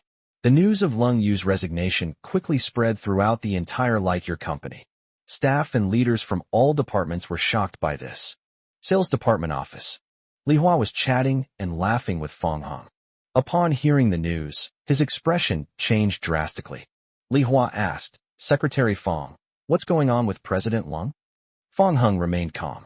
He had anticipated this outcome based on Old Master Lung's attitude yesterday. At that very moment, a brother and sister pushed open the door and entered. The people who arrived were none other than Lung Juanhao and Lung Rushue. Li Hua hurriedly got up and greeted the two of them. Good morning, Vice President. Good morning, Manager Lung. Lung Juanhao said arrogantly. Why bother with the title of Vice President? The former president is gone. In a few days, I will be the president. You can just call me President Lung from now on. Then, he turned his gaze to Feng Heng. Oh dear, Secretary Feng, your wife has resigned. Now there's no one to protect you in Lightyear. Lung Rushua smiled and said, "But don't worry, my brother and I will definitely not use this as a pretext to fire you." The brother and sister had already secretly discussed it. She had suffered a lot of mistreatment from Fong Hung before. Now we definitely need to keep him at the company and use work as an excuse to torment him. Only after he had vented his anger would he kick him out. Do you think I'd stay in this lousy place after my wife quit her job? Upon hearing Fong Hang's words, the brother and sister were taken aback. Are you resigning? This won't do. If Fong Hung leaves, their plans will be ruined. So Lung Juanhao said directly, you are not allowed to resign. Even if you bring it up, I will not approve it. That's ridiculous. I'm informing you, not making an application to you. Lung Rushua's attention fell on the nervous Li Hua beside her. She suddenly had an idea. Fong Hung, if you dare to resign, I'll have Grandpa fire this guy named Li Hua. Are you threatening me? Yes, it's a threat to you, Lung Juanhao said without any attempt to hide it. He heard from Lung Rushua that Fong Hung and Li Hua had a good relationship. Li Hua, who was very nervous just a moment ago, suddenly became calm and composed. He took off his work badge and slammed it on his desk. If you think you can use me to threaten Mr. Fong, you'd better give up on that idea. I, Li Hua, choose to resign voluntarily. The brother and sister were completely stunned. Managerly, have you gone mad? You're not paying your car loan and mortgage, and you're abandoning your wife and kids. You'd better think this through. If you dare to leave Lightyear, I only need to say one word and you'll find it incredibly difficult to even get a job at any other well-known company in Los Angeles, let alone reach a management position. Lung Juanhao and Lung Rushua began to threaten Li Hua. Li Hua snorted coldly. I have my own ways of dealing with these things. You two don't need to worry about it. With scum like you around, if you continue to stay in this place, I won't have a good end sooner or later. Chapter 111, Let Mr. Fong spend more time with you. Li Hua knew that without Fong Hang's help, he would not have become the sales manager at Guangyin Company. He didn't want Fong Hung to be caught in the middle and put in a difficult position because of him. Therefore, this decision was made directly. The green hills remain unchanged, and the clear waters flow on forever. Mr. Fong, we will meet again. After saying goodbye to Fong Hung, Li Hua glanced at the two men, snorted coldly, and left alone. Fong Hung narrowed his eyes and stared directly at Lung Juanhao and Lung Rushua. I will make you regret what you have done today. The words fell. Fong Hung left directly. The brother and sister were momentarily frightened by his fierce gaze. When he came to his senses, he became furious and embarrassed. He's just a gigolo. I don't know what he has to be so arrogant about. Yeah, besides being handsome and knowing Qian Dashan, the son of the richest man, what else does he have? He's such a charlatan. The more I think about it, the angrier I get. Lung Juanhao and Lung Rushua followed them to the president's office. They decided to take this opportunity to kick someone when they're down. Once you miss this opportunity, it's gone forever. When the two arrived at their destination, they saw the couple and Su-mu carrying things and walking out. Lung Juanhao said, Assistant Su, from now on you will work for me. Lung Yu is no longer the president, so you no longer need to follow her orders. That's right. Just put the things down and let them carry them themselves, Lung Rushua said. The three of them tacitly ignored Lung Juanhao and Lung Rushua and took the elevator together to leave. This feeling of being treated like air made Lung Juanhao very unhappy. He said angrily, Assistant Su, do you want to quit your job? Su-mu then coldly said, I have already submitted my resignation. Lung Juanhao was stunned for a moment. By the time they realized what was happening, the elevator doors had already closed. He was so angry that he scratched his head and cheeks. He was clearly reinstated and was now serving as vice president again. However, I didn't feel like I had any power at all. Instead, he was met with various rebuttals from Lung Yu's former subordinates. When he threatened them, the other party said they would resign. It's like punching cotton. You have the strength but can't use it at all. Lung Juanhao grew angrier the more he thought about it, and kicked a nearby pillar, intending to vent his anger on it. Unexpectedly, Lung Rushua stepped forward at that moment, resulting in her taking a solid kick. Brother, what are you doing? Lung Rushua bumped her head against the pillar, feeling dizzy and unable to help but complain. Oops, I didn't mean to. Lung Juanhao rushed to help, but he tripped and fell face first into the mud. The news of Lung Yu's resignation was not limited to Lightyear Company. It quickly spread to the outside world. Fong Hung drove her back to the Lung family home. Lung Yu then received a call from Wang Meishan. Mr. Lung, I heard you resigned? President Shan, you can just call me by my first name. I'm no longer the CEO of Lightyear. Old Master Lung is really confused. He doesn't know how to cherish you, a talented businesswoman. The cold rain did not answer. Wang Meishan added, Hey, seriously, whichever company under the Wang family's name you'd like to work for, including my Meishan company, I'll arrange it for you right away. Lung Yu smiled wryly and said, Miss Shan, thank you for your kindness, but I would like to rest for a while before thinking about work. Okay, don't be too sad. Let Mr. Fong spend more time with you. Lung Yu had just ended her call with Wang Meishan. Several more calls came in. This was like rubbing salt into a wound, making Lung Yu's mood even more depressed. Fong Hung stepped on the brake, then snatched Lung Yu's phone, pressed, and held the lock screen to turn it off. Then, under her questioning gaze, he turned off his phone. What are you doing? She asked softly. Fong Hung turned the steering wheel, changed direction, and changed the destination. When you're resting, you should act like you're resting. Come on, I'll go with you to relax and forget about all those unpleasant things. Okay. Lung Yu forced a smile. Turning off my phone and blocking out the noise brought a lot of peace and quiet. That's all. Fong Hung accompanied Lung Yu to a cat cafe, where she met her favorite cats and experienced being surrounded by them. Then go to the aquarium and follow the various marine creatures swimming in the water. Next, we went to the amusement park, sat on the Ferris wheel, and quietly admired the night sky and the poignant sunset. Finally, I went to the cinema and watched a popular animated film. The movie tells a story about childhood sweethearts who love each other but cannot be together. The ending was a rapid-fire sequence, extremely tear-jerking and touching.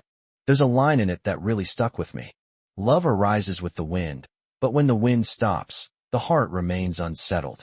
The moment I walked out of the movie theater, a cold wind swept by. Lung Yu's eyes instantly reddened. She choked up as she said, Don't laugh at me. It's just that the movie was touching, and I happened to get some sand in my eye. Fong Hung didn't say anything. He just hugged her tightly. He knew perfectly well that it wasn't the movie that was touching, nor was it that he had sand in his eyes. These are all just excuses. The real reason is the injustice she faced, the lack of understanding, the old master Lung's excessive indulgence of Lung Juanhao, and the ruthless trampling of her hard-earned achievements. In her mind, Lightyear was no longer just an ordinary company. It's more like a crumpled piece of white paper that, through meticulous carving and polishing, gradually transforms into a painting.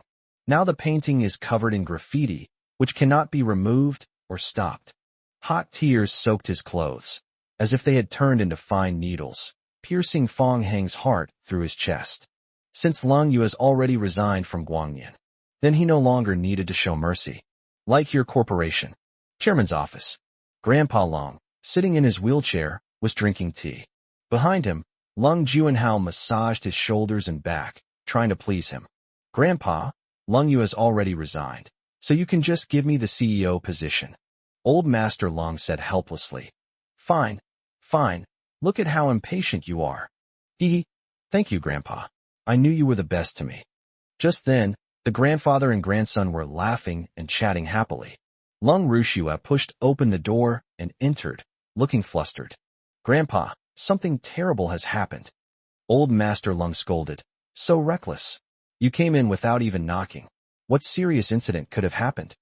The company that worked with us called just now after they learned that my brother had been reinstated, saying they had decided to terminate all cooperation with us, and that they would file a lawsuit on behalf of that female salesperson.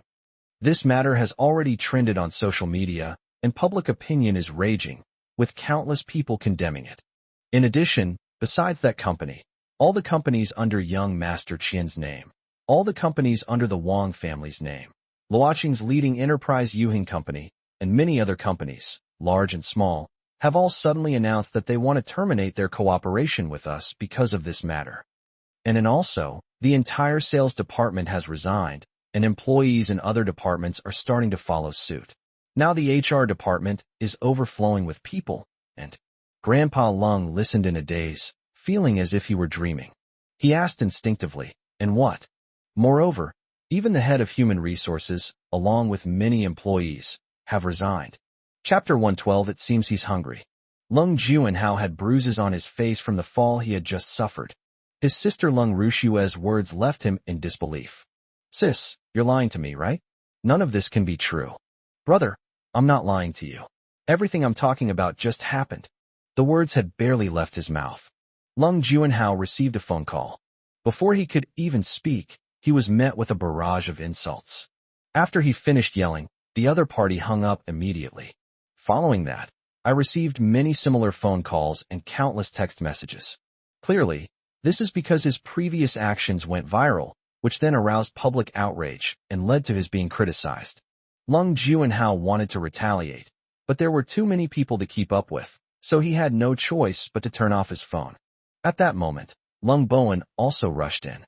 Dad, something terrible has happened. After that, many more core members entered the office. Everyone took turns reporting on the situation. The facts were undeniable, leaving the grandfather and grandson with no choice but to believe it. When all the information was put together, they realized that the situation was much more serious than anyone had initially thought. This is the most critical moment since the founding of Lightyear. The building is about to collapse. If we don't take action to save it now, it will be too late. Other board members, including key personnel, began to make suggestions. Things I wouldn't normally dare to say, I had to say now. Chairman, I think the first problem to solve is to eliminate public opinion, fire Vice President Lung Juanhao, and make a public promise never to hire him again. I agree. Secondly, we should bring Lung Yu back and let her continue to serve as the president of Guangyan. She can act as a lobbyist to persuade the companies that have proposed to terminate their cooperation, thus minimizing losses.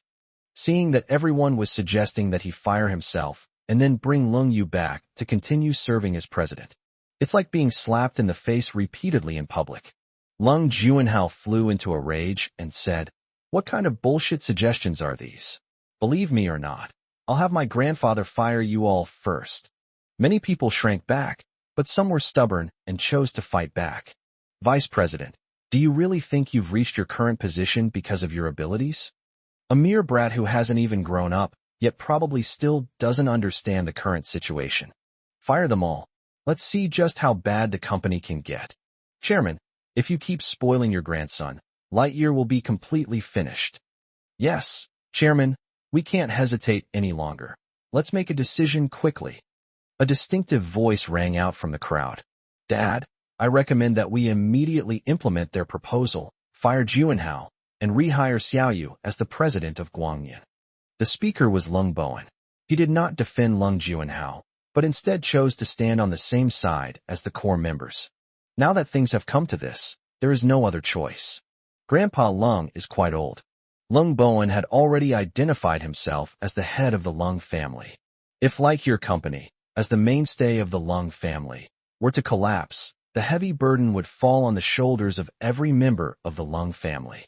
Even though Lung Juanhao is his own son, Lung Bowen absolutely cannot accept that the Lung family has fallen back to the level of a third-rate family because of him. Lung Juanhao's head buzzed. Unexpectedly, even her father stood on the opposite side at this time. He was at a loss and placed all his hopes on old Master Lung. Grandpa, you can't fire me. I've already suffered enough from being a homeless person all these years. What's wrong with wanting to contribute to the company? The crowd couldn't stand it anymore and began to look at them with disdain. Lung Juanhao contributes? Even a dog wouldn't believe that. The one who truly put in the effort was always Lung Yu. But in the end, he was forced to leave. Lung Bowen was furious and slapped Lung Juanhao across the face. Shut your mouth. What have you done?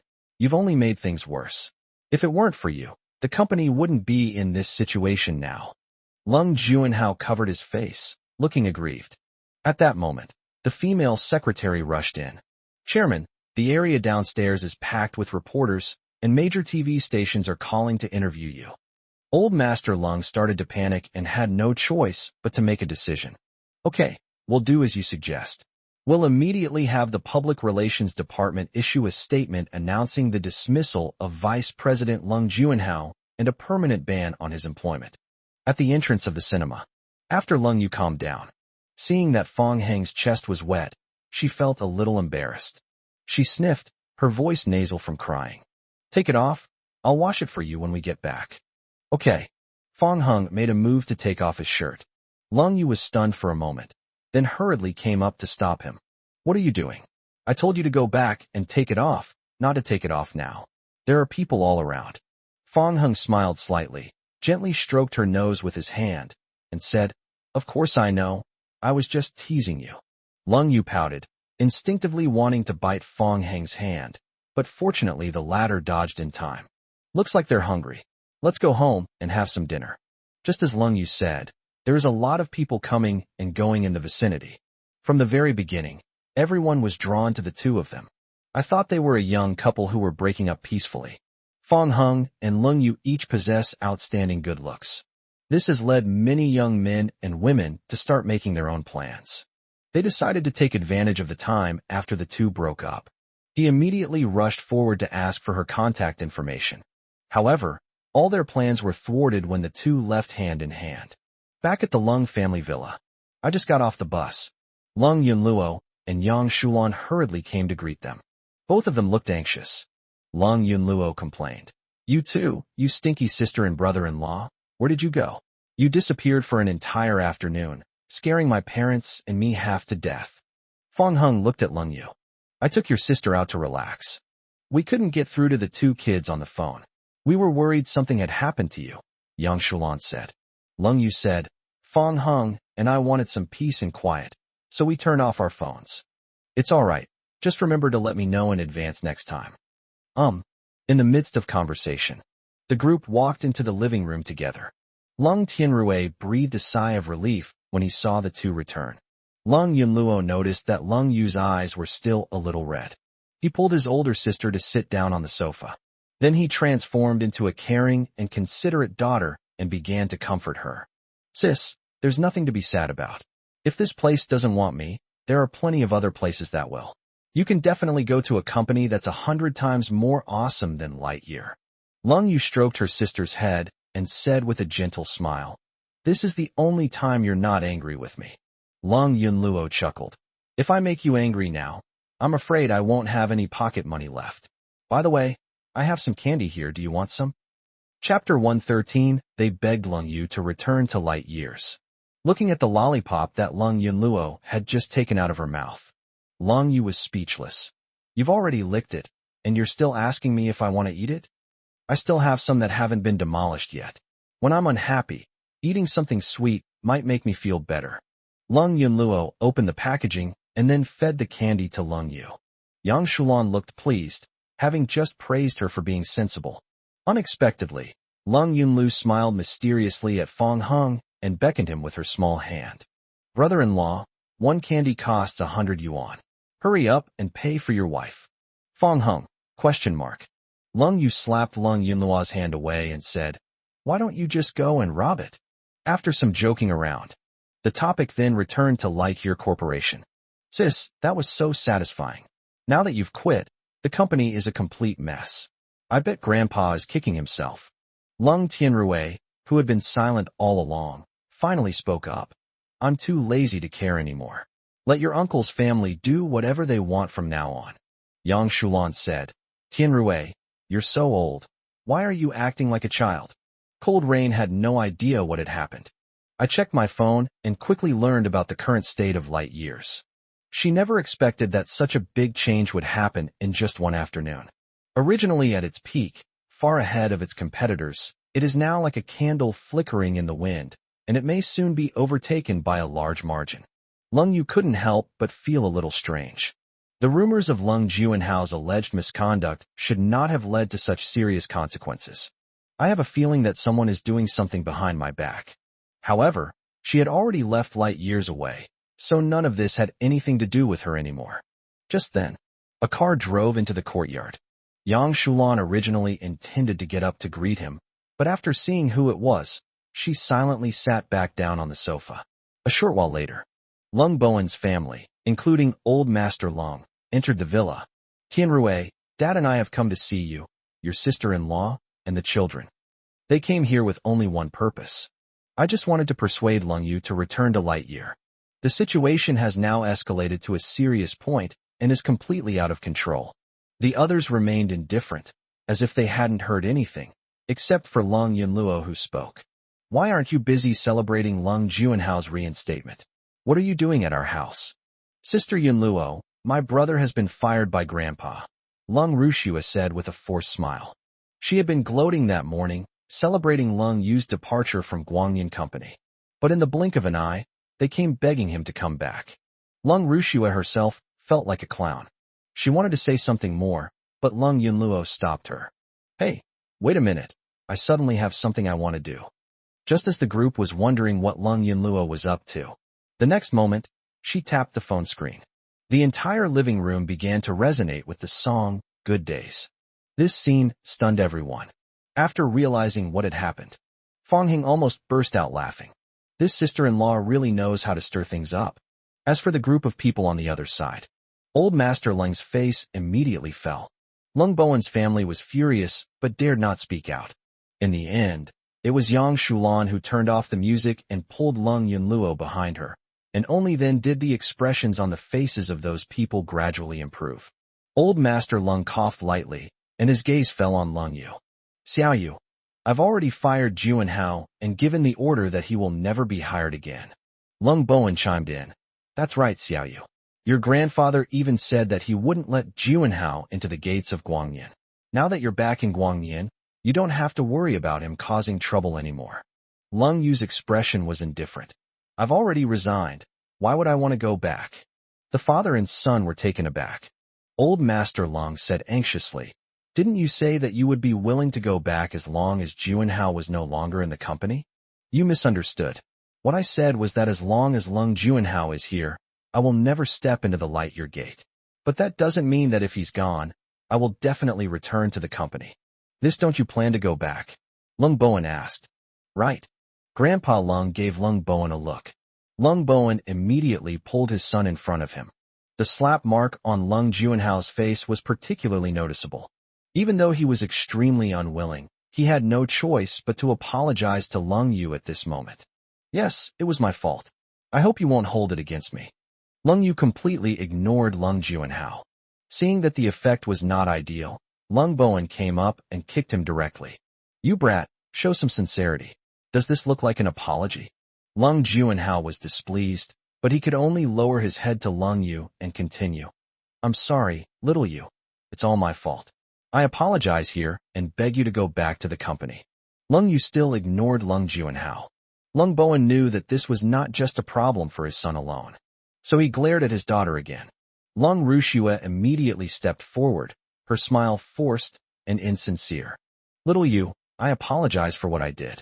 I hope you can forgive my rudeness and come back to the company.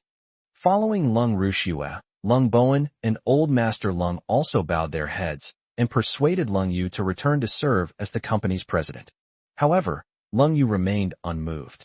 Because her heart had turned completely cold. There's no need to persuade me anymore. No matter who speaks up, I can never go back to light years away. With a determined look in her eyes, she left those words behind and turned to leave. Stop. Bowen and I are your elders. We've already humbled ourselves and begged you like this. What more do you want? Old Master Lung angrily rebuked him and then tried to use family ties to blackmail him. As a member of the Lung family, this is your duty.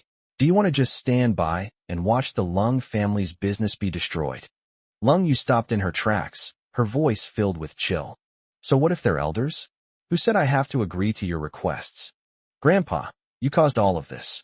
What does it have to do with me? Besides, Lightyear was doing just fine when I didn't resign. These words left Old Master Lung speechless, his face turning red. Lung Yu went straight back to her room. A somber atmosphere filled the living room. Seeing that Fang Hung was about to leave, Old Master Lung.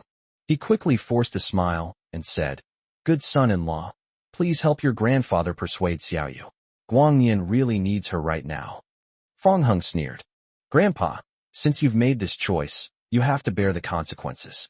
I won't speak up for you, but I can give you a suggestion. What suggestion? Fang Hung pointed at Lung Juanhao and Lung Rushua. You can ask those two brilliant strategists to solve the problem. The brother and sister, of course, knew that Fang Hung was mocking them. But at this moment, the two of them could only endure it. If they could really help, Grandpa wouldn't have come to ask Xiaoyu for help. Fong Hung shrugged. Then there's nothing I can do. Seeing Fong Hung leave, Old Master Lung had no choice but to place his hopes on Lung Yunluo, Lung Tianrui, and Yang Shulan. Unsurprisingly, none of the three agreed to help and instead made excuses to leave. In the end, Grandpa Lung and his entourage were left standing in the living room, looking at each other, unsure of what to do. Chapter 114, Why is it still biting? Early morning. All was quiet, and the room was pitch black. A cold rain startled me awake from my dream. He stared blankly at the ceiling, recalling every moment spent in the light years. She regretted not taking another look at the office before leaving. Just as Lung Yu was silently grieving alone, a hand suddenly touched her head. Lung Yu's body tensed, and she covered her chest with her hand, still shaken. You startled me. You haven't slept at all. No, I just woke up too. It seems I woke you up. I felt you suddenly move. Were you having a nightmare? Fong Hung asked. She nodded. Fong Hung adjusted his position, lying on his side on the bed, his head resting on his arm, staring directly at the cold rain. Tell me, what nightmare did you have? I dreamed that I fell into the water and no one came to save me. I kept sinking. Lung Yu dreamed of the scene of falling into the lake back then. Unlike in reality, in the dream, Fong Hung did not come to save her, nor did he appear for a long time. In the end of the dream, she sank to the bottom of the lake and then woke up with a start. Fong Hung said, I can't enter your dream, but in reality, I would definitely jump into the water to save you without hesitation. I believe you, Lung Yu said. You trust me that much? I value my life a lot. If things go wrong and I'm not confident, I might back out at the last minute. Fong Hung teased her deliberately. I firmly believe that you will save me. If someone else said that, it might make Lung Yu suspicious. Only Fong Hung was someone Lung Yu trusted unconditionally. Because Fong Hung really did save her. This big idiot still hasn't recognized me. You have a good eye for people. Fong Hung smiled and slowly moved his hand down to stroke her soft cheek. Speaking of which, you look a bit like a girl I saved before. Lung Yu was slightly taken aback and couldn't help but feel nervous. Is that so? Did he recognize me? But you can swim, and that girl is a bit silly, so you two obviously can't be the same person. Lung Yu's expression changed instantly. Fong Hung recalled.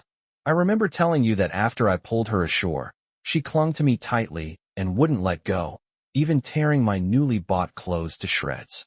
However, before he could finish speaking, Lung Yu suddenly opened her mouth and bit his finger with a whoosh. Fong Hung immediately pulled his hand back in pain, and a look of surprise gradually appeared on his face. Are you a puppy or something? Why are you biting people? Lung Yu turned around, her back to him, and said angrily, Yes, I'm like a puppy. I'll bite you. That big idiot called me stupid again. You're the stupid one. You're the dumbest jerk in the world. Why aren't you saying anything? Fong Hung hadn't figured out what to say yet. Asleep? Fong Hung remained silent for a long time. Lung Yu thought he had fallen asleep, so she quickly turned her body back to normal. You weren't asleep either, so why are you ignoring me? Are you angry? She suddenly panicked, hesitated for a moment, and then stretched out her delicate hand in front of Fong Hung. If you're angry, as compensation, I'll let you take a bite. Then I won't stand on ceremony. Fong Hung, who had been silent all along, finally spoke. Lung Yu was slightly taken aback and quickly withdrew her hand. No, you're really going to bite me? He raised an eyebrow and said, Otherwise what? Oh well. She reached out her hand again. Fong Hung took a bite out of the fair wrist. Lung Yu winced in pain and pulled her hand back, using her other hand to cover her fair wrist, which bore the teeth marks. Her beautiful eyes, staring at Fong Hung, were filled with disbelief. Didn't you tell me to bite it? What did I do? Fong Hung feigned innocence. Lung Yu forced a smile. It's nothing. She remembered this grudge. A night passed. The online outcry against Lung Juanhao has ended. However, due to the termination of cooperation by major companies and the resignation of employees, the entire Lightyear company was paralyzed. Lunchtime at the Lung family villa. At the dinner table, Lung Yunluo put down her phone, stood up, and shook her soda. Let's pop the champagne. Yang Shulan said, Stop playing, or you'll make a mess everywhere. Lung Yunluo stuck out her tongue and smiled, turning her attention to Lung Yu. Sis, since you're not planning to go back to Lightyear, which company are you going to work for next? Is it the one you and your husband started? Xiaoyu, you and Xiaoheng started a company? Yang Shulan was taken aback, her gaze shifting back and forth between the couple. Lung Yu said speechlessly, no, it's a company called Yuhong. Because my name and Fong Heng's name are on it. This brat joked that it's owned by us. You brat, you're always talking nonsense. Yang Shulan glared at Lung Yunluo, then began to inquire about Lung Yu's whereabouts. Lung Yu and Fong Heng exchanged a glance. Mom, I plan to rest for a few days and take Fong Heng sightseeing. I'm not in a hurry to talk about work. Yang Shulan slapped her forehead and laughed. Look at my brain. Right? I just resigned. I should relax a bit. Lung Yunluo raised her hand and said, Sister, I want to go too. I want to go too. Yang Shulan pressed down Lung Yunluo's arm and scolded. Your sister and brother-in-law went on their honeymoon. What are you doing there? These words were spoken. The three of them were taken aback. Yes, I really shouldn't be a third wheel on our honeymoon, Lung Yunluo said, covering her mouth with her hand. Fong Heng and Lung Yu were somewhat embarrassed. Lunch is over. The two prepared to leave. Just before getting on the bus, the little drama queen Lung Yunluo grabbed Lung Yu's hand and began to stage a scene of deep farewell. Wah, sister, I'll miss you and brother-in-law so much, she said, wiping away non-existent tears. Fong Heng said, your sister and I are just playing around near Luochen. It's not like we're not coming back tonight. Oh, so you guys didn't go on vacation? I'll tone it down then. I'm overacting like this. In the midst of conversation, Lung Yunluo noticed the faint teeth marks on Lung Yuhao's wrist. Seeing that her older sister instinctively hid her hands behind her back, Lung Yunluo immediately revealed a wicked smile. Sis, what are you hiding? I've seen everything. Lung Yu pretended not to hear, turned around and got into the passenger seat, then signaled Fong Heng to drive. The vehicle sped away from the courtyard. Sis, remember to bring me something when you come back. Lung Yunluo chased after her, yelling, and then accidentally tripped and fell flat on her face. On the other side, the gate of the Lung family. Old Master Lung and the brother and sister were waiting there. A short while later, the Mercedes-Benz G-Class came into view. Take advantage of the brief pause when the car stops. Lung Juanhao pushed Old Master Lung, and the three of them rushed forward. Grandpa Lung said with a forced smile, Xiaoyu, a whole night has passed. You should be calm now, right? Promise Grandpa you'll go back to the company, okay? Following her prepared script, Lung Rushua said, Little you, my brother, my grandfather, and I have been waiting here all morning just to see you. Yes, little cousin Xiaoyu. Look how worried Grandpa is. His hair has turned white overnight. Guangyan really can't live without you. Please forgive us and hurry back to the company. Lung Juanhao chimed in, but almost forgot his lines halfway through. Lung Yu said expressionlessly, Hasn't Grandpa's hair always been white? Chapter 115 Because you are also a beautiful scene. Lung Juanhao felt a little awkward for a moment. He just wanted to make Old Master Lung sound more pitiful on purpose. Unexpectedly, Lung Yu seized on this point. I made it very clear last night. No matter how much you beg me, it's no use. I will not go back to light years. After Lung Yu finished speaking, she turned to the gatekeeper and ordered him to open the gate. Second, miss, The security guard looked troubled. Lung Juanhao just gave the order that the door must not be opened under any circumstances. Upon seeing this, Fong Heng got out of the car directly. Then he forcibly pressed the door open button. He returned to the car, ignored the three men's desperate pleas, closed the windows, and drove away, watching the car's taillights disappear into the distance. Lung Juanhao was furious and threw the cigarette he had just taken out of his pocket, along with the lighter, on the ground. Damn it, these two are as stubborn as mules. Asking them to do something is harder than climbing to heaven. I don't think it's going to work out, Lung Rushua said. Even Grandpa Lung felt there was no hope. I've watched Lung Yu grow up over the years. He knew his second granddaughter's temperament all too well. Once she's made up her mind about something, almost no one can dissuade her. Old Master Lung felt nothing but deep regret. He shouldn't have been so blinded by greed and insisted on making Lung Juanhao the vice president. Now look what's happened. The once thriving company has been completely ruined. First stop. Fong Hung and Lung Yu went to the recording studio. Because on the way back from a classmate reunion, Lung Yu sang a niche song a cappella in the car. I promised to record a song with accompaniment for Fong Hung. So he decided to take this opportunity to fulfill his promise. After Lung Yu finished recording her song, Fong Hung, in return, also recorded one of his best songs for her. Afterwards, the two recorded a song together. After leaving the recording studio, the staff clapped and applauded. Wow, they all sang very well. Thanks. The staff member handed me a business card. I'm actually also working part-time as a talent scout. Both of you have amazing voices and looks. If you debut, you'll definitely gain a lot of fans.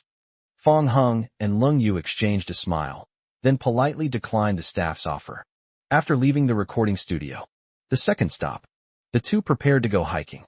On the road, Fong Hung imported the song Lung Yu had recorded for him into the car and played it on repeat. Lung Yu complained, "Can you please turn this off? I'm getting so tired of it that I'm digging my toes into the ground." "Doesn't this sound pretty good?" Fong Hung said with a smile. Lung Yu didn't find it unpleasant, but she felt inexplicably ashamed and even regretted recording the song for Fong Hung. Fong Hung was reluctant to close the door, so she began to fight magic with magic, switching to the song Fong Hung had recorded for her. For the rest of the journey, the two of them kept fighting over the music player, and not a single song was ever played in its entirety. We arrived at the foot of the mountain. Looking up, you see high steps and a constant flow of people. Fong Hung said, "So, are you confident you can climb up in one go?" Lung Yu tied her hair up high, looking like she was about to do something big. She confidently replied, "Yes." However, halfway up the mountain, she was drenched in sweat, her hands on her knees, panting heavily. "Fong Hung, two can't go on. You're already very good. Compared to the women I encountered along the way." Fong Hung thought that Lung Yu was indeed quite formidable. He had thought that Lung Yu would only climb a third of the way. As a result, they climbed only halfway up. This was completely unexpected. Fong Hung walked up to Lung Yu, and under her slightly puzzled gaze, he turned his back and gradually bent his knees. "What are you doing?" Lung Yu asked, puzzled. "Get on, I'll carry you." "Huh?" Lung Yu was slightly taken aback. "Aren't you tired?" "I'm not tired, come on up." Lung Yu hesitated for a moment, then leaned forward and climbed onto Fong Hung's back. "Hold on tight, I'm getting up." As Fong Hung suddenly stood up straight, Lung Yu was so startled that she hurriedly hugged him tightly. Fong Hung supported her thighs with both hands and slowly started walking up the mountain. This was the first time Fong Hung had ever carried a heavy rain. The passers-by looked on with a mixture of surprise and envy. Even the cold rain was too embarrassed to look up. So she leaned on Fong Hung's shoulder and silently began counting the steps. 1, 2, 3. As for Fong Hung, he was also silently counting the steps in his mind. "Because of the softness coming from my back and the delicate touch in my palms. If we don't find a way to distract ourselves, we're afraid we won't be able to hide it anymore." They hadn't been gone long. I encountered a couple arguing. Some passers-by avoided the area, while others gathered around to watch the spectacle. The two argued and argued. After noticing Fong Hung and Lung Yu, they were all stunned. After a while, they started arguing again. "Look at other people. They feel sorry for their girlfriends and carry them up the mountain. And look at you. You blame me for climbing too slowly." Much later, the two finally reached the mountaintop. Fong Hung reluctantly let go of Lung Yu. Lung Yu took out tissues from her bag and reached out to wipe Fong Hung's sweat. "Don't rush. Let me find a place to sit down first." Fong Hung grabbed Lung Yu's hand, preparing to find a place to rest first. The final location was found, but only one remained. As for the steps next to it, there was a lot of dust visible to the naked eye. Fong Hung gestured for Lung Yu to sit down. Lung Yu pressed Fong Hung down to sit. "You must be exhausted from carrying me all the way. You should definitely sit here." Fong Hung felt it wasn't appropriate to let Lung Yu stand, so he looked around and then spread his legs and patted her. "Why don't you sit on my lap? I'll be fine standing up. Please sit down." "Oh well." Lung Yu slowly sat sideways on Fong Hung's lap, then patiently wiped the sweat from his face. A gentle breeze blew across the mountain, whipping up her hair in the cold rain and lightly patting it against Fong Hung's strong arms. He stared intently at the cold rain. That intense gaze made Lung Yu even more uncomfortable. Lung Yu paused what she was doing, pursed her lips, and asked, "Why are you staring at me like that?" "Enjoy the beautiful scenery." "Beautiful scenery? Stop lying. If you want to see beautiful scenery, your eyes should be elsewhere, not on my face." Fong Hung smiled slightly. "Because you are also a beautiful sight." Lung Yu paused for a moment, and the paper in her hand slowly slipped from her grasp, carried further and further away by the wind. She avoided Fong Heng's gaze and stood up, intending to leave. Fong Hung grabbed Lung Yu's hand. "Where are you going?" she stammered. Tu went to pick up the paper, but the wind blew it all away. Chapter 116, You Are Mine Alone. Fong Hung then noticed the paper drifting further and further away. He said, "I'll go pick it up." "No, I'll go pick it up." Lung Yu fled from Fong Heng's side as quickly as if she were escaping. After picking up the tissue and throwing it into the trash can, she placed her hand on her chest and stood there lost in thought. You can clearly feel your heart pounding in your palm. It was just a sentence. Why is my heart beating so fast? Just then, I felt a warm breath near my ear and heard a man's magnetic whisper. "Why did you suddenly stop standing here?" Lung Yu trembled all over and turned around in a panic, only to bump her head on Fong Heng's chin. She clutched her head in pain and squatted down, tears welling up in her eyes. Fong Hung rubbed his chin, then squatted down and gently pushed aside her hands, stroking the area where she had been hit to relieve the pain. "Does it still hurt?" The pain had completely disappeared, but Lung Yu hesitated to stand up. She was somewhat afraid to meet Fong Heng's gaze. "Ever since that night when I stole a kiss from Fong Hung, I feel like he's changed. As for what has changed, I can't quite put my finger on the cold rain." "For a long time?" Fong Heng asked gently. "Now, it shouldn't hurt anymore, right?" Lung Yu's legs were almost numb from squatting, and she knew that this couldn't go on. She had no choice but to raise her head, her eyes darting around, and said guiltily, "It doesn't hurt anymore." Fong Hung stood up straight first, then reached out and pulled Lung Yu to her feet. "It's my fault. I shouldn't have gotten so close to you." Lung Yu shook her head and hurriedly said, "No, it's my fault. I was too rash." Fong Hung smiled and didn't argue with her about admitting his mistake. Instead, he said, "You should be rested enough. Let's continue on our way. There are still many beautiful sights waiting for us." "Good." Next, the two visited many scenic spots in the mountains and took photos to commemorate the occasion. Fong Hung sometimes photographs landscapes, and sometimes he photographs cold rain. After taking another photo, Fong Hung handed his phone to Lung Yu for a look. Just as Lung Yu was about to offer her praise, she saw Fong Hung extend his hand to her. "Let me see the photos you took too." Feeling awkward and embarrassed, and remembering that the photos were already hidden in a private folder, she slowly handed her phone to Fong Hung. Fong Hung skillfully entered the password. I opened the photo album and took a look. Lung Yu took a lot of photos, and they were all very good. However, all these photos have one striking feature. He appears in every single one of them. Rather than saying Lung Yu was photographing the scenery, it would be more accurate to say he was photographing her. Fong Hung flipped to the front, only to find that the photos he had seen that night were gone. He subconsciously assumed that Lung Yu had deleted it. However, he quickly realized that Lung Yu probably hid the photos because she was afraid he would see them. Lung Yu stared intently at her phone screen. Although the previous photos have all been hidden, but she had been so focused on taking pictures of Fong Hung that she had completely forgotten to take pictures of others, which made her feel a little embarrassed. A message box popped up at the top of the phone. Lung Yu snatched the phone back from Fong Heng's hand. "Let me see what Yunluo sent me." A voice message from Lung Yunluo came through my phone. "Hey sis, where are you and your husband?" "We're on the mountain," Lung Yu replied. "Did you bring umbrellas?" "Without. That's terrible. If it rains, you'll all be soaked to the bone." Fong Hung and Lung Yu didn't take Lung Yunluo's words seriously. Unexpectedly, the clear blue sky one moment suddenly became overcast with dark clouds and thunder. "It's really going to rain, you jinx." "Huh? Ha ha, run. You might still make it in time." The two immediately set off down the mountain. Although I deliberately quickened my pace, my hair and clothes were already soaked by the time I reached the halfway point of the mountain. The rain was getting heavier. Fong Hung and Lung Yu found a nearby pavilion to take shelter from the rain. Standing still, I was dripping wet. The two exchanged a glance and laughed helplessly. Fong Hang's gaze shifted downwards, only then noticing that his rain-soaked shirt clung tightly to his skin, revealing glimpses of his cleavage. Noticing his gaze, Lung Yu turned to the side, hugged herself tightly, and felt a little shy. Fong Hung took off his shirt, leaving his upper body bare, and walked straight toward her. He thinks Lung Yu is okay in her current state, but others might not be able to. Upon seeing this, Lung Yu paused for a moment, then subconsciously took a step back, looking slightly panicked. You. Fong Hing put the clothes on her. What's wrong? Lung Yu then realized she had been overthinking things, and her cheeks instantly flushed, and the back of her ears turned red. Her eyes darted around. She shrank back, and her pretty face was half hidden under her collar.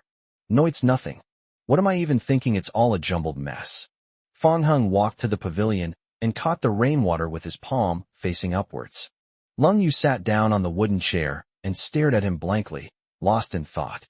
Fong Hung turned his head and said, "It seems this rain isn't going to stop anytime soon." Lung Yu hurriedly looked away, but soon began to glance at those perfect abs again, intentionally or unintentionally. Let's go down the mountain when the rain subsides a bit.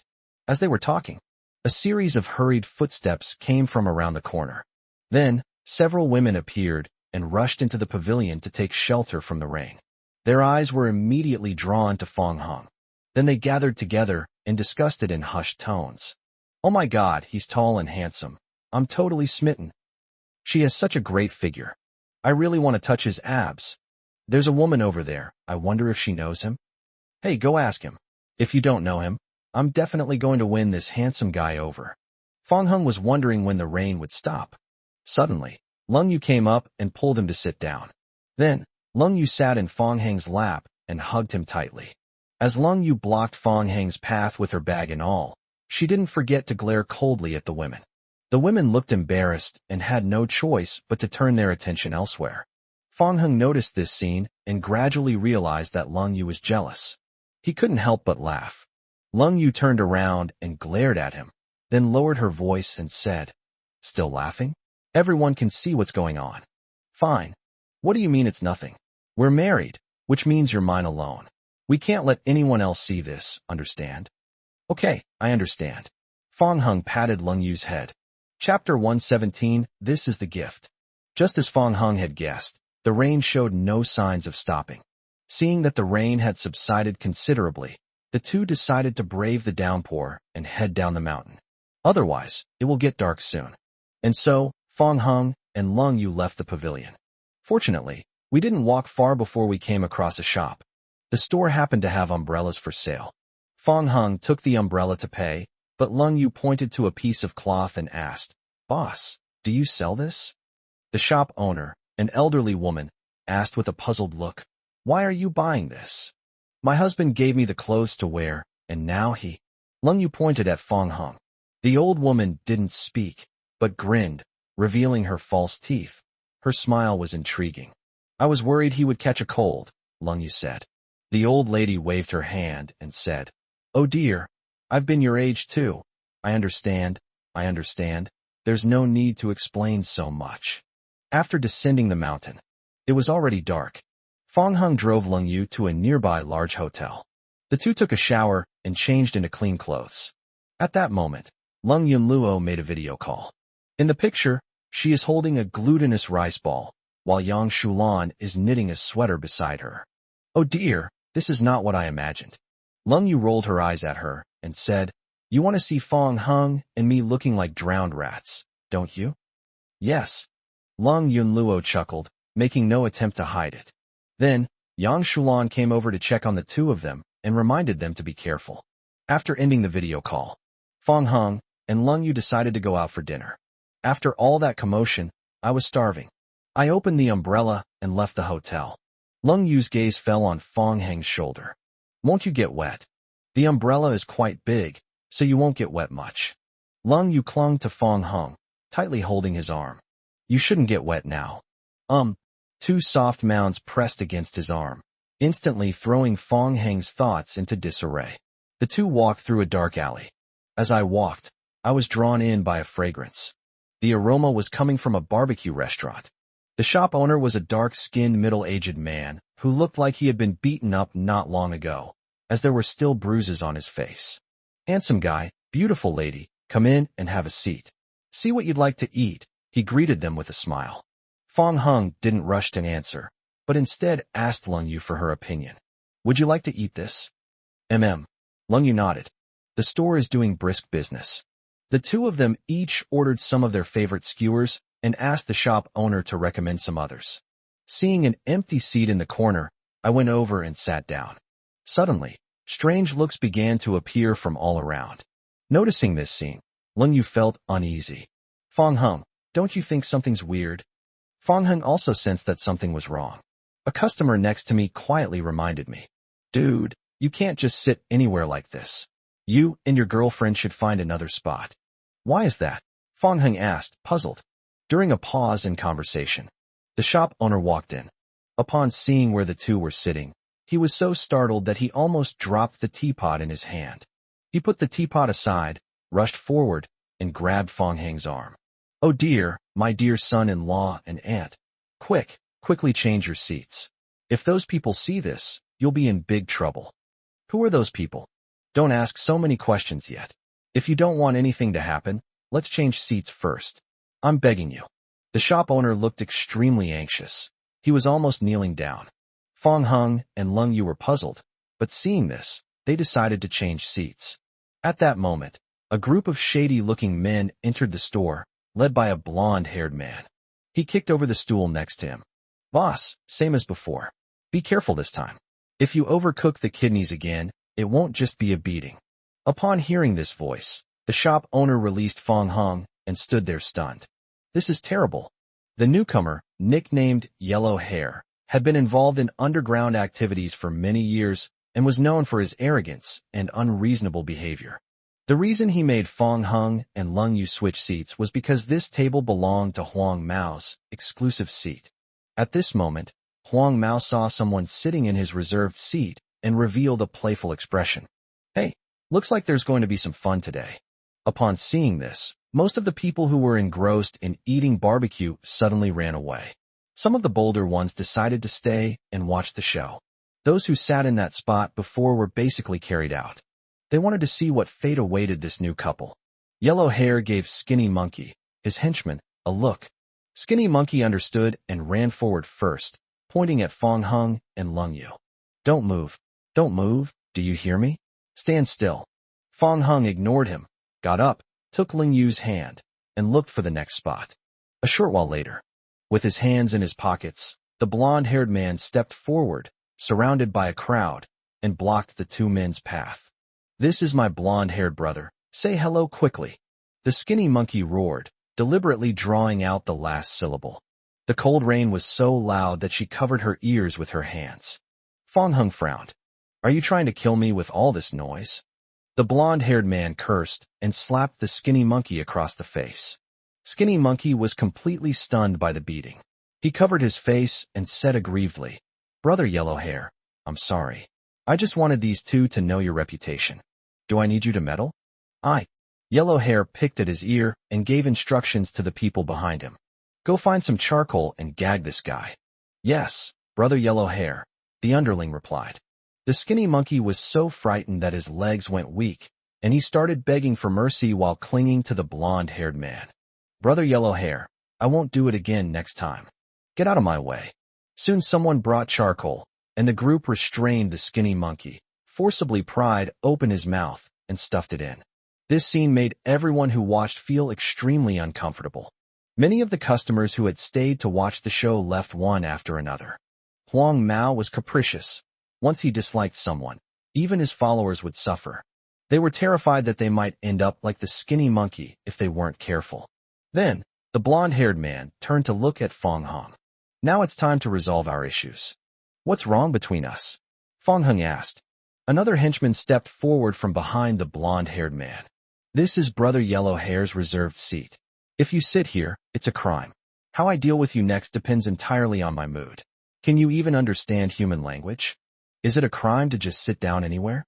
Fong Hung was amused by the joke. For some reason, the group of people in front of me seemed to resemble Lung Juanhao. He knew that if things continued like this, reasoning with him would be pointless, and eventually, violence would be unavoidable. Rather than doing that, it's better to strike first. Huang Mao's attention then turned to Lung Yu. He was momentarily stunned. This is the first time I've ever seen such a beautiful girl. With her looks, figure, and temperament, she is truly the epitome of perfection. Kid, I didn't realize you were so capable, managing to pick up such a beautiful girl. Fang Heng interrupted him directly, saying, Stop, don't say anything yet. I have a gift for you. The underlings were amused, thinking that Fang Heng was quite savvy, knowing to curry favor with their boss before giving him gifts. The blonde-haired man asked curiously, What is that? Fang Heng held out his fist in front of Huang Mao. This? What's inside? There's nothing there. Damn it, you dare to play me? Didn't you say you were going to give me a gift? This is the gift. As soon as he finished speaking, Fang Heng punched the blonde-haired man in the face. Chapter 118, This guy is no ordinary person. The blonde-haired man was sent flying by a punch. He lay on the ground, his ears ringing uncontrollably, his body feeling like it was falling apart, and he spat out a front tooth.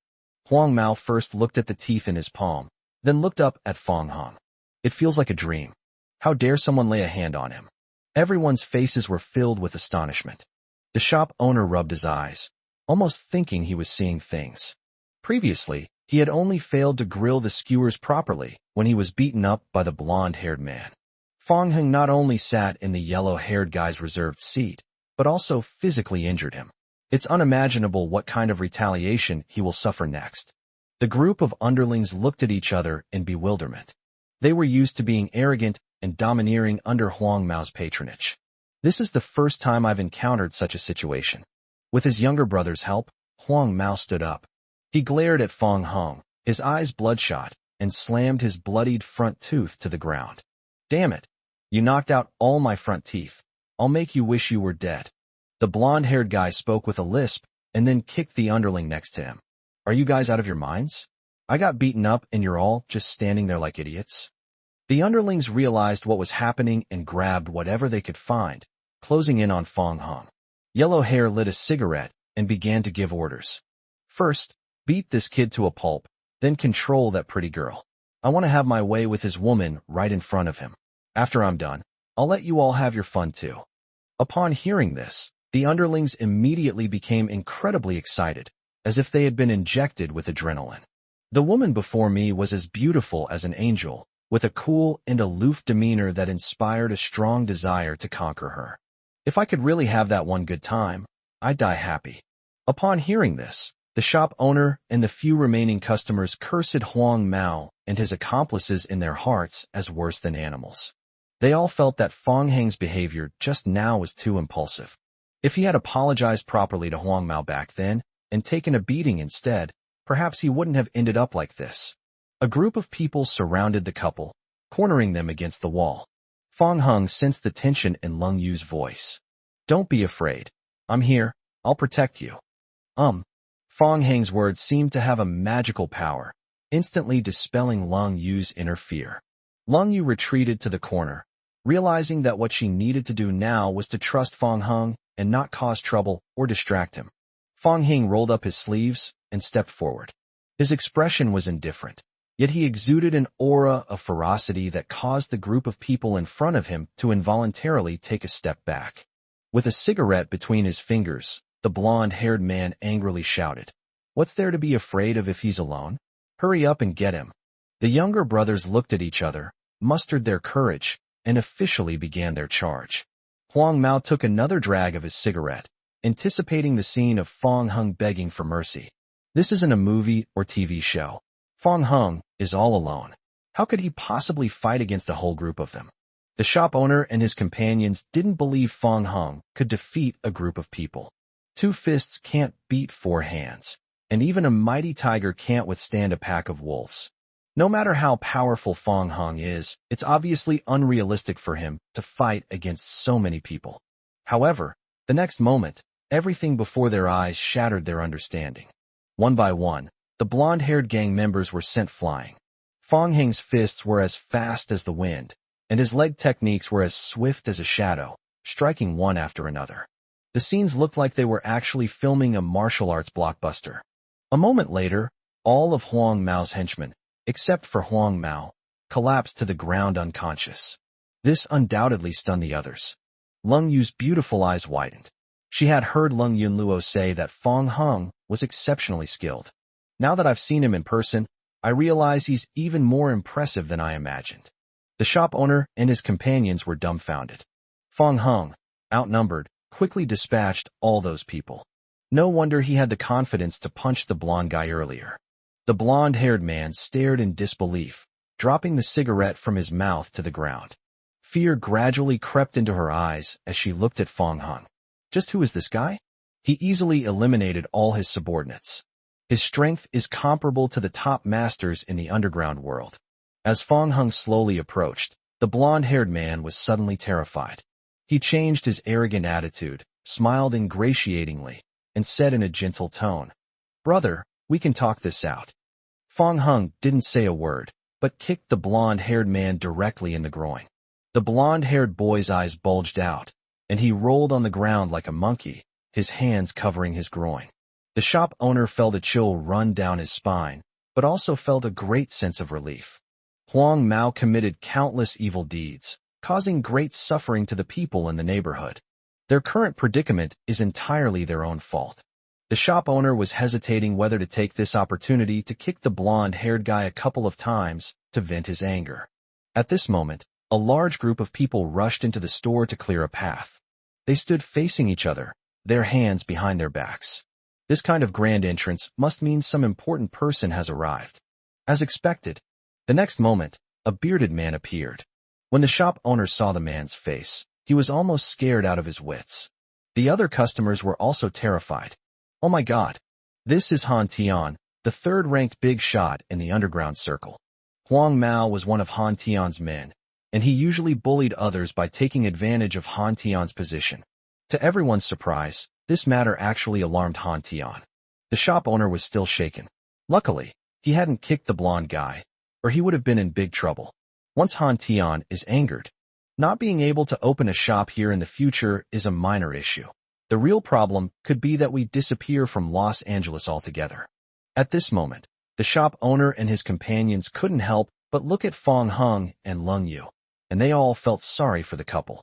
Huang Mao and Han Tian are not even in the same league. Han Tian's arrival signifies that the two are now completely finished. On Huang Mao's side, upon seeing Han Tian arrive, they seemed to have forgotten their pain. He scrambled over to Han Tian, pointing at Fong Hung with indignation. "Brother Tian, you have to avenge me. Look at my miserable state. It's all because of those kids." Han Tian looked down at the blonde-haired man from his high vantage point and shouted angrily, "Useless trash. I just came here for a meal, and I ran into you causing trouble. You can't even handle an ordinary person. Don't ever say you're one of Han Tian's men again." The blonde-haired man was extremely embarrassed and said, "Brother Tian, that guy is really not an ordinary person." Han Tian didn't take it seriously and waved his hand, signaling his men to clear the area. His trip wasn't for Huang Mao, but to entertain an extremely important guest. "Take him away quickly. Our boss will be here soon." Everyone was shocked upon hearing this. Han Tian is a big shot in the underworld, but who is the big brother he's talking about? His subordinates were confused, but they still followed Han Tian's instructions and immediately began clearing the area. The others were just threatened and left, but Fong Hung was like a tough nut to crack. Until his subordinates fell to the ground one after another, and one of them flew over and almost hit him. Han Tian then began to seriously examine Fong Hung. The blonde-haired guy rubbed his hands together and laughed. "Brother Tian, you see? This guy is no ordinary person." Han Tian also realized that Fong Hung was unusual. He glanced at the time and said in a deep voice, "Get them all up there. We can't delay any longer." "Yes, Brother Tian." The men spoke in unison, their momentum unstoppable, and then they swarmed forward. Seeing this, Leng Yu's previously calmed mood became tense again. Compared to before, the number of people has now increased dozens of times. She couldn't help but start to worry about Fong Heng's safety. Chapter 119, Just Who Are These Two? just as everyone was rubbing their hands together, preparing to attack Fong Hong. One of his men ran up to Han Tian and quietly reported the situation. Han Tian frowned and raised his hand, saying, "Stop, don't touch that kid yet. Arrange the tables and chairs neatly. I'm going to pick up my brother." And so, the group that had been eyeing Fong Hong with predatory intent quickly retreated. They began cleaning the barbecue restaurant as Han Tian had instructed. The barbecue restaurant, which was originally a mess, was transformed into an orderly place in the blink of an eye. The shop owner was completely stunned. Han Tian patted the shop owner on the shoulder as he passed by. "My older brother is coming today, so bring out your best dish. Don't mess it up." "Yes, Brother Tian." The shop owner trembled slightly. After saying that, Han Tian hurriedly left the house. A short while later, a man with a resolute gaze and a strong physique appeared, surrounded by Han Tian and others. When Huang Mao saw this person, he was dumbfounded. No wonder Han Tian called the other person Big Brother. This person is Ma Shun, the top boss in the underground circle back then, a figure like an emperor. Back then, Han Tiandu was just a small henchman by his side. However, with Ma Shun's retirement over the years, many people have only heard of him but never seen him. At this moment, some of his subordinates whispered among themselves. "Who is this person? Such a powerful aura. I don't know him. Even Brother Tian is supporting him, so he must be someone special." Huang Mao immediately introduced Ma Shun's identity. Upon hearing this, the group was taken aback, and the news quickly spread, shocking everyone present. Ma Shun entered the store. His subordinates stared at him intently, their expressions filled with admiration. This former top boss was someone they had to look up to. Han Tiandao said, "Brother, do you want to say something to the brothers?" Ma Shun glanced at everyone, intending to say something. But then I saw the two people in the corner. He was slightly taken aback at first, then decisively abandoned Han Tian. Amidst the puzzled gazes of the crowd, he quickly walked up to Fong Hong and Lung Yu. Ma Shun clasped his hands in a respectful gesture and said, "Mr. Fong, President Lung, what a coincidence that you two are here as well." Han Tian and the others were all dumbfounded. Unexpectedly, Ma Shun knew the two people in front of him. Shocked, Huang Mao suddenly had a bad feeling. "We're doomed. No wonder Fong Hong is such a good fighter. It turns out he offended someone he shouldn't have. How terrifying must this person's background be, that even Ma Shun has to respectfully address as Mr. Fong?" On the couple's side, Ma Shun's appearance was unexpected. "Manager Ma, are all these your people?" Lung Yu asked. Ma Shun awkwardly touched his nose and said, "President Lung, these are my former subordinates, but I can still manage them without any problem." Lung Yu's face was as cold as frost. "Then you really should do something about them." Seeing that Fong Hong and Lung Yu both looked unhappy, Ma Shun suddenly realized something. He turned around and questioned loudly, his aura sending chills down one's spine. "Who is so foolish as to dare offend President Lung and Mr. Fong?" Han Tian snapped out of his daze and immediately ordered his men to grab the yellow-haired man who was trying to escape and drag him to Ma Shun. "Brother, it must be related to this kid." Ma Shun glared at the blonde-haired man and asked, "Speak. What exactly did you do?" The blonde-haired man was so frightened that he immediately knelt down. Although Ma Shun had retired from the underground world, he was still more than capable of dealing with one of Ma Shun's small fry. Huang Mao stammered, not daring to reveal what he had done. Upon seeing this, the shop owner immediately stepped forward to complain, recounting all the bad things Huang Mao had done so far, as well as the whole story of what had just happened. Han Tian's expression gradually turned sour as he listened. Ma Xuanz's face darkened, and he flew into a rage when he heard that Huang Mao was going to mess with Lung Yu. He slapped Han Tian across the face and roared, "Is this how you manage your subordinates?" Han Tian immediately straightened up and said, "I'm sorry, brother, it's my fault for being incompetent. Do I need to teach you how to handle this?" No need."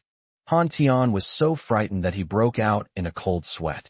He still hasn't forgotten the ruthlessness of Ma Shun's methods back then. He felt nothing but respect and fear towards this older brother. Han Tian immediately issued orders to his subordinates, his voice booming like thunder. "Arrest Huang Mao and everyone involved in this matter. I will personally handle it tonight." The blonde-haired man was terrified. Han Tian rarely makes a move, but once he does, no one who has experienced his torment can survive. He had already foreseen his own end. Nah, please don't, Brother Tian. I know I was wrong. What's the use of realizing your mistake now? You offended someone you shouldn't have, and this is what happens to you. Han Tian snorted coldly, and then gave orders to his subordinates. Get them away quickly, don't leave a single one behind. Yes, the subordinate replied. After Huang Mao and his gang were taken away, Ma Shunchong expressed his apologies to Fong Hung and Lung Yu. He knelt on one knee, bowed his head, and said, I'm sorry, Mr. Fong. Upon seeing this, Han Tian, along with everyone inside and outside the shop, knelt down and spoke in unison. I'm sorry, Mr. Fong. Ma Shun faced the cold rain again. I'm sorry, Mr. Lung. Han Tian and the others were also facing Lung Yu. I'm sorry, Mr. Lung. The scene shocked the shop owner so much that his hands trembled as he grilled the skewers. I never imagined that one day my little barbecue shop would suddenly attract so many important people. As a big shot in the underworld, Han Tian is someone you can't afford to offend. Not to mention, even Han Tian had to respectfully call him Big Brother, and Ma Shun, the former #1 underground emperor. As it turned out, that couple became even more formidable, to the point that even Ma Shun had to submit to them. Just who are these two people? The couple returned to the hotel building under the escort of Ma Shun and others. Mr. Fong, President Lung, until we meet again.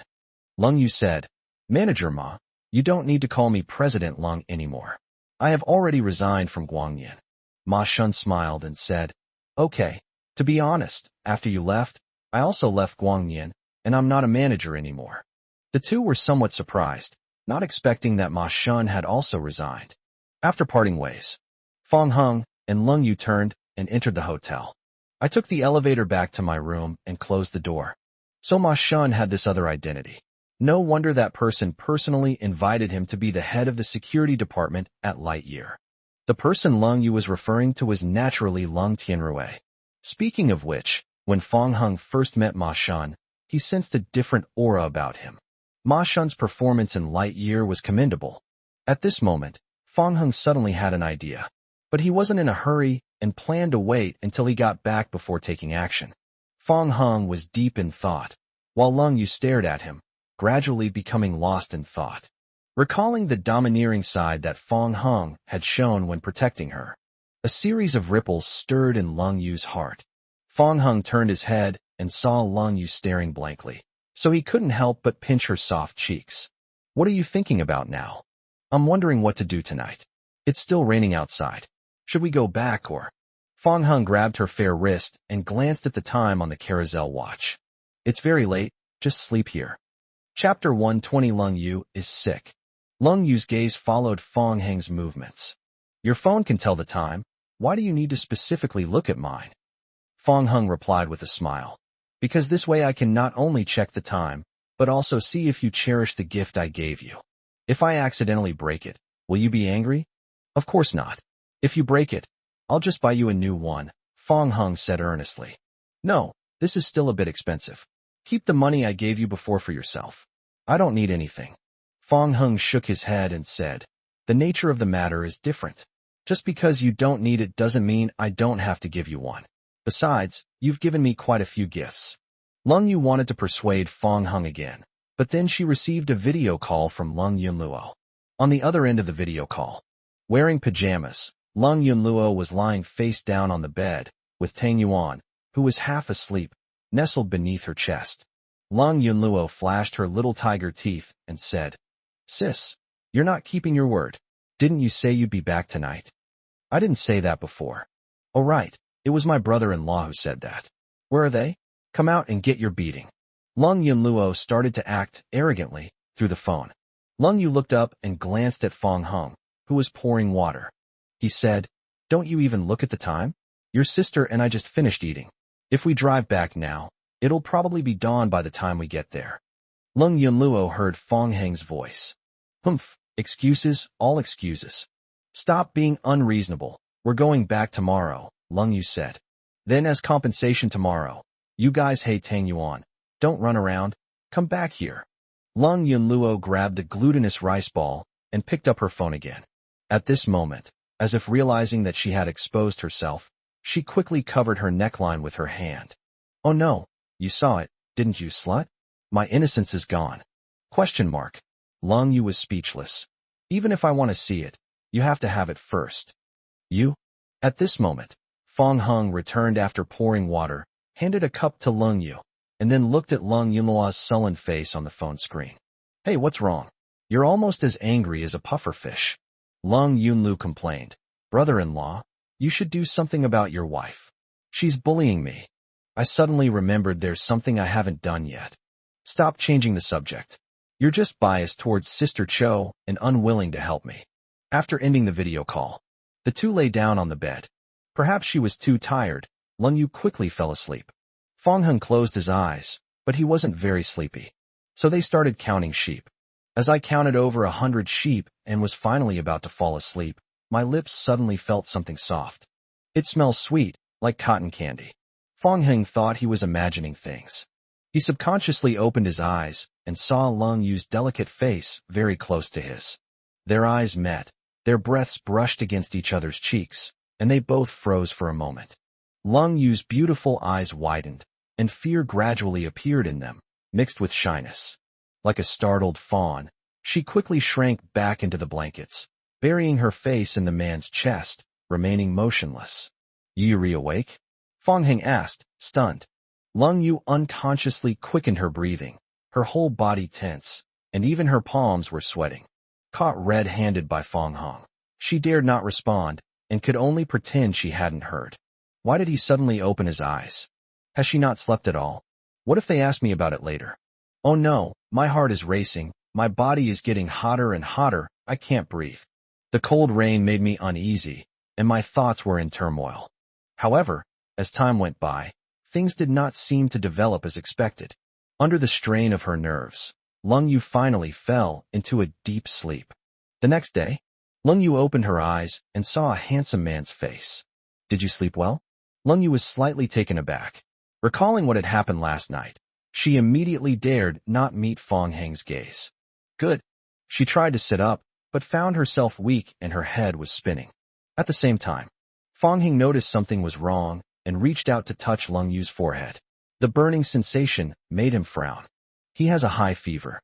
Lung Yu coughed twice, her voice hoarse, and said, "It's nothing. I'll be fine after taking some medicine." "It's my fault. I shouldn't have brought you hiking. You got soaked in the rain for so long yesterday." Fong Heng felt sorry for you and blamed himself. "How can I blame you? Going hiking was my suggestion. If anyone is to blame, it's me for not being prepared enough and forgetting to bring an umbrella." Fong Heng stroked her hair and said, "Never mind. I'll go downstairs to buy you some medicine." Just as he was about to leave the room. But then came Lung Yu's weak call from behind. Fong Heng stood there and asked, "What's wrong?" Lung Yu hesitated for a moment, then said, "We need to come back quickly." "Don't worry, I'll be back soon." The sound of the door closing left Lung Yu feeling somewhat empty inside. She hates being sick, and she hates being alone when she's sick even more. Fortunately, Fong Heng was there, and it wasn't late at night. Otherwise, I'll have to experience that feeling of loneliness and helplessness again. Fong Heng returned to the hotel after buying the medicine. I got off the elevator. He found Lung Yu standing in the corridor waiting for him. Fong Heng was stunned for a moment, then quickly ran to her and took her hand in his. "You're sick and you still won't behave. Why don't you stay in bed and rest?" She said frankly, "I miss you. Being here means I can see you coming back sooner." The two held hands and slowly walked towards the guest room. "Do you know what you're like?" "Like what?" "Like a wife longing for her husband's return." "Why do you still use like? Aren't I your wife?" She looked at Fong Heng with tender eyes. "Oh right, we are husband and wife, but this analogy isn't quite accurate." During a pause in conversation, enter the guest room. Fong Heng turned and walked towards the kitchen, gesturing for Lung Yu to lie down and rest on the bed. However, Lung Yu ignored the advice and shuffled along in her slippers, staying behind him like a shadow. While Fong Heng was focused on brewing the medicine, Lung Yu wrapped her arms around him, pressing her cheek against his back. "Fong Heng, do you know that you have a fragrance that I can never get enough of?" Fong Heng turned his head and glanced back. "I never wear perfume, so how could I possibly smell good?" "I don't know, It just smells really good. Fong Hung chuckled. When Lung Yu was sick, she not only became more talkative, but also much more proactive, almost like a clingy, soft girl. Chapter 1:21 Feeding Lung Yu Medicine. After Fong Hung finished decocting the medicine, he poured it into a bowl and took a bite first.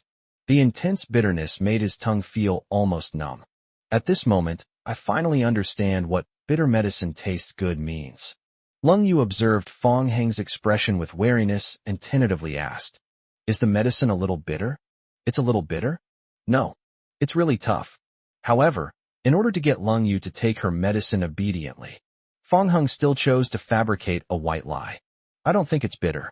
Just pinch your nose, drink it all in one go, and your cold will be gone after a good night's sleep." "Are you sure you're not lying to me?" Lung Yu asked, feeling slightly uneasy. "No. When have I ever lied to you?" "I feel like you're lying to me right now." Fong Hung didn't expect his acting skills to be so bad. Lung Yu saw right through him. "If you don't believe me, try it for yourself, and you'll see." Lung Yu looked suspicious, picked up the bowl, and took a small sip. The next second, his expression changed completely. She swallowed the medicine with difficulty, her expression resentful, and punched Fong Heng's chest. "You scoundrel, you lied to me. This is much more bitter than the herbal tea I drank before." Her soft fist struck, but it felt weak and painless. Seeing that his plan had been exposed, Fong Hung looked slightly embarrassed and scratched the back of his head. "There's no other way. Good medicine tastes bitter. Be good. Drink it while it's hot." Lung Yu bit her lip, clearly unwilling. "This is too bitter." Fong Hung knew she wasn't the kind of person who was pretentious. "I just tasted it myself, and this medicine is indeed exceptionally bitter." He thought for a moment and then had an idea. "Here, let me feed you." As Fong Heng spoke, he picked up the bowl, scooped up the medicine with a spoon, blew on it to cool it down, and handed it to Lung Yu. After a slight hesitation, Lung Yu opened her mouth and drank it down. But then her eyebrows furrowed, and she almost vomited. "No, this will make it even more bitter. I'll just pinch my nose and try to drink it all in one go." "Keep it up," Fong Hung encouraged. And so, Lung Yu held the bowl in one hand, pinched her nose with the other, tilted her head back, and drank it all in one gulp. The medicine in the bowl was rapidly decreasing. In a short time, more than half of them were gone. But it didn't last long before the cold rain couldn't hold on any longer. She put the bowl back on the table and said, "I'm sorry, I really can't drink anymore. Only half left, let's keep pushing." Lung Yu shook her head, her pretty face full of resistance. Fong Hung knew he couldn't persuade her anymore, and Lung Yu had done her best. If it were Lung Yunluo, she probably would have taken one bite, and then put down her bowl and run away. Now that things have come to this, it seems we have no choice but to resort to unconventional methods. Fong Hung picked up the bowl and took a sip. "You caught a cold too?" "What?" Before Lung Yu could finish speaking, Fong Hung pulled her into his arms. Fong Hung held the back of her head with his hand and, mouth to mouth, personally fed Lung Yu the medicine through a kiss. Some medicine spilled from the corner of her mouth, trickled down her fair neck, and slowly seeped into the collar of her clothes. Lung Yu's mind went blank. She couldn't believe what had happened. Although Fong Hung was feeding her medicine, it was practically the same as him kissing her. Just as Lung Yu was lost in thought, Fong Hung took another sip of medicine and leaned down to kiss her again. "Repeat this process until the bottom of the bowl is empty." "Isn't it less bitter this way?" he asked, putting down his bowl. Lung Yu's face was as red as a ripe apple, almost dripping blood. She stammered and remained silent for a long time. Her whole body was limp and powerless, and she could only barely stand by leaning on Fong Hung. Fong Hung scooped Lung Yu up in his arms and placed her on the bed. He then gently stroked her forehead, speaking softly. "Go to sleep, and you'll be better after a good night's sleep." Lung Yu's pretty face was half hidden under the blanket, her eyes sparkling, and she nodded vigorously. At this moment, her heart was pounding. She didn't want to sleep. She just wanted to look at Fong Hung a few more times.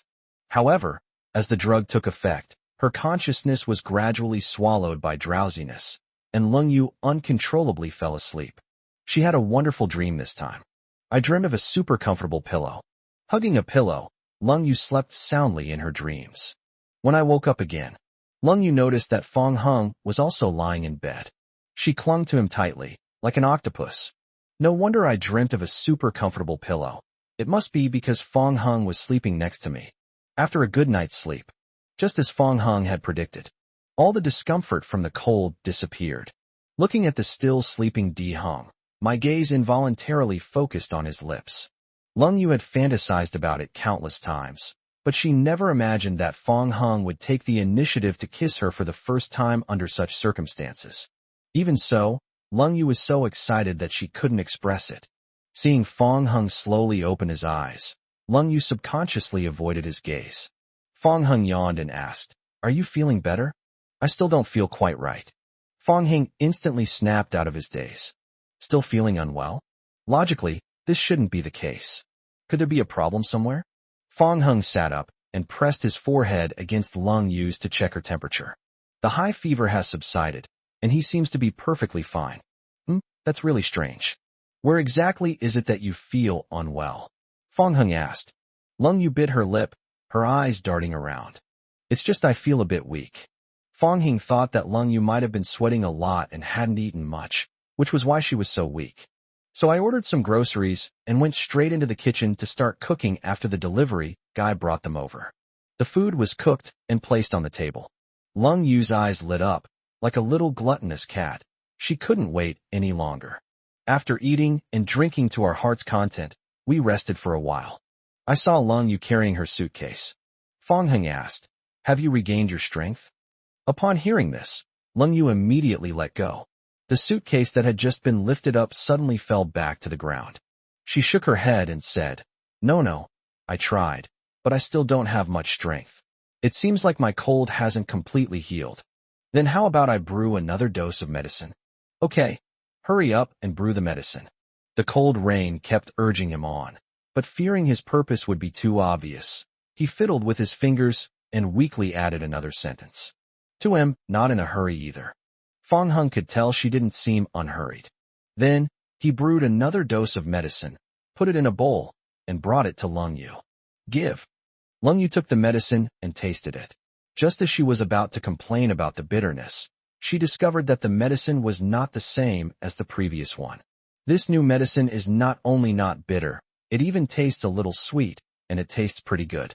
She couldn't help but ask, "Why is this different from the previous one?" "Your fever has subsided, so you don't need to take the previous medicine anymore. This one will do, and it's not bitter either. Drink it while it's hot." Lung Yu looked down at the medicine in the bowl. She wanted to drink the medicine she had before. "This isn't bitter at all, so what excuse can I make?" Suddenly, Lung Yu had a flash of inspiration. After taking a sip, she deliberately furrowed her brows. "No, this is too sweet. I can't drink it. How about you feed me?" Chapter 122, I love it so much. Fong Hung was stunned for a moment. It is too sweet. He tasted the medicine after brewing it, and it wasn't very sweet, far inferior to the desserts Lung Yu had eaten before. However, Fong Hung also understood that sweet was just an excuse. Lung Yu clearly wanted to feed her herself. So he picked up the bowl, scooped up the medicine with a spoon, and spoke in a doting tone. "I just can't do anything with you. Open your mouth, I'll feed you." Lung Yu didn't open her mouth to drink it, but shook her head and whispered, "I don't want to drink it like that. Don't drink it like that." In other words, what Lung Yu really wanted was to be fed to her personally. Fong Hung wanted to say something more. As it turned out, Lung Yu had already closed her eyes and slightly raised her chin, as if to say, "I'm ready." Seeing this, Fong Hung had no choice but to drink a mouthful of medicine first, and then personally feed her. Unlike the bitter taste last time, this medicine is sweet, and it's not as unpleasant if you accidentally swallow it. The medicine was sweet, and Lung Yu's lips were even sweeter, soft and fragrant. Seeing that the bowl was almost empty, Fong Hung felt a sense of reluctance to put it down. After taking the medicine, Lung Yu slowly opened her eyes, her gaze unfocused, and said, "I suddenly have strength again." Fong Hung picked up the bowl and stood up, a smile unconsciously appearing on his lips. "The medicine works really fast." She gave a soft hum. Yeah. Fong Hung had mastered the skills of a divine healer, and he understood the speed at which the medicine took effect better than anyone else. This woman is a little liar. Fong Hung and Lung Yu checked out of their hotel room, bought a lot of things, and then officially embarked on their return journey. Around noon, the two arrived at the Lung family's residence. On the way back to their lodgings, they ran into Lung Juanhao and Lung Rushua. Seeing the disdainful expressions on the brother and sister's faces, Lung Yu knew they had given up on asking her to return to light years away. That's good, so she won't be harassed anymore, since she really doesn't plan to go back. At this moment, Lung Yu carefully examined the information of various companies in Luoqing. Fang Heng glanced at it from the side. You've already started looking for a job? Prepare in advance. She looked up, a smile spreading across her face. Besides, I need to earn money to support my family. If I don't work, you'll go hungry.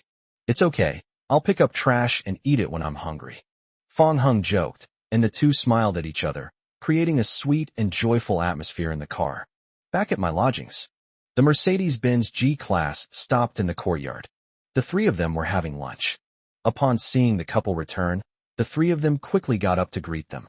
Lung Yunluo was the most eager, rushing over to the two of them, even losing one of her slippers in the process.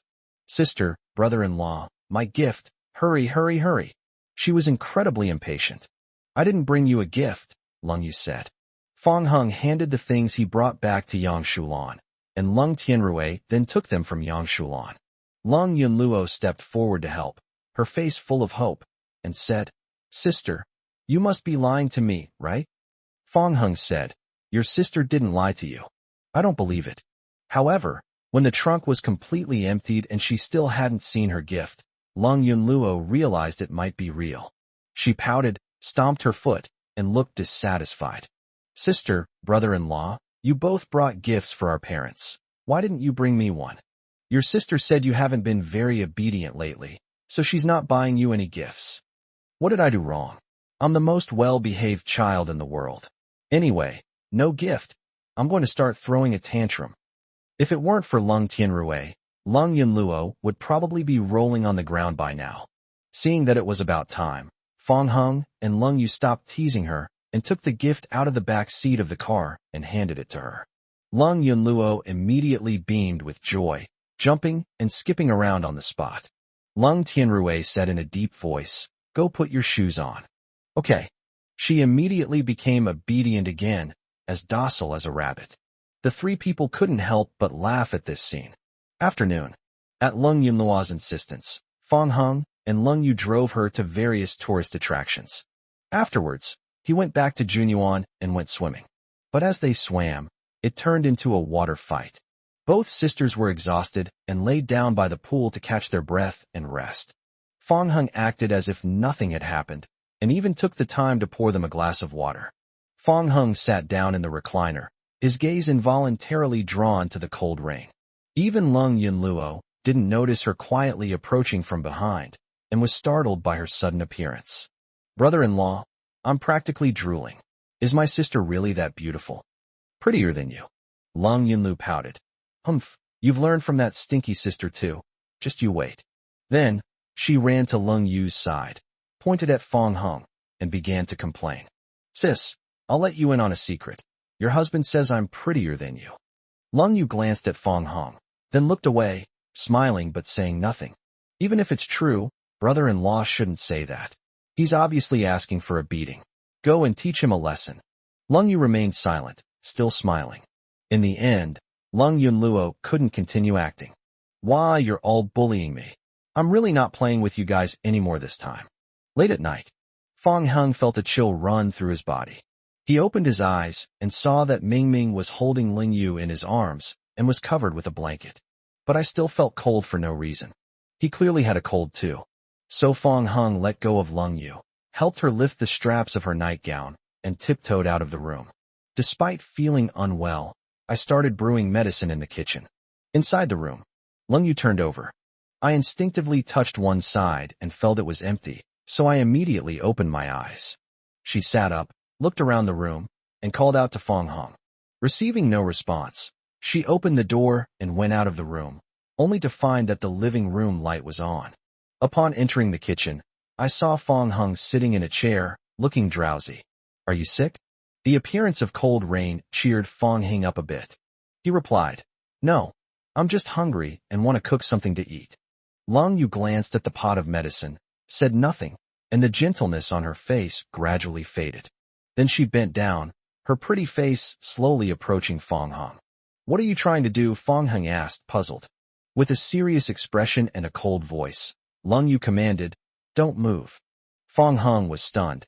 It was the first time he had ever seen Long Yu treat him this way. She seemed a little angry. The next moment, their foreheads touched. Feeling the intense heat emanating from Fong Hung, she immediately frowned. Long Yu stood up, her expression icy. Fong Hung knew she was truly angry this time, so he reached out and stroked her beautiful face, smiling. "It's a small problem, don't worry about me." Long Yu grabbed Fong Hung's hand and bit it without any mercy. "Ouch, be gentle. This is just to teach you a lesson. Don't hide your illness from me next time." No.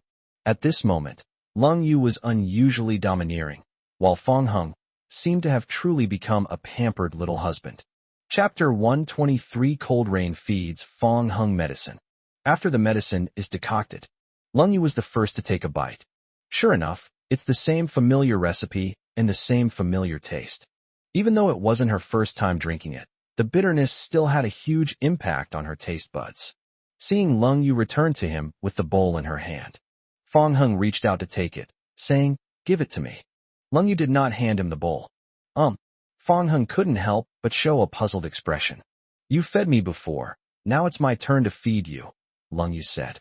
"I can drink it myself." Long Yu emphasized, repeating, "I'll feed you." "Okay, then a spoon will do." "There are no spoons at home." "What's that?"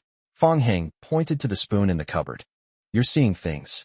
Before Fong Hung could say anything more, Long Yu sat down on his lap, frowned, drank the medicine, and kissed him directly. Yesterday's scene was repeated, with the same mouth-to-mouth method of feeding medicine. However, this time the roles were reversed, and it was Long Yu who was feeding the medicine. Fong Hung suppressed the bitterness and swallowed again. Looking at the bowl where more than half of the medicine remained, he finally couldn't help but speak. "How about you feed him a little more at once? The patient should talk less." She kissed him again right after she finished speaking.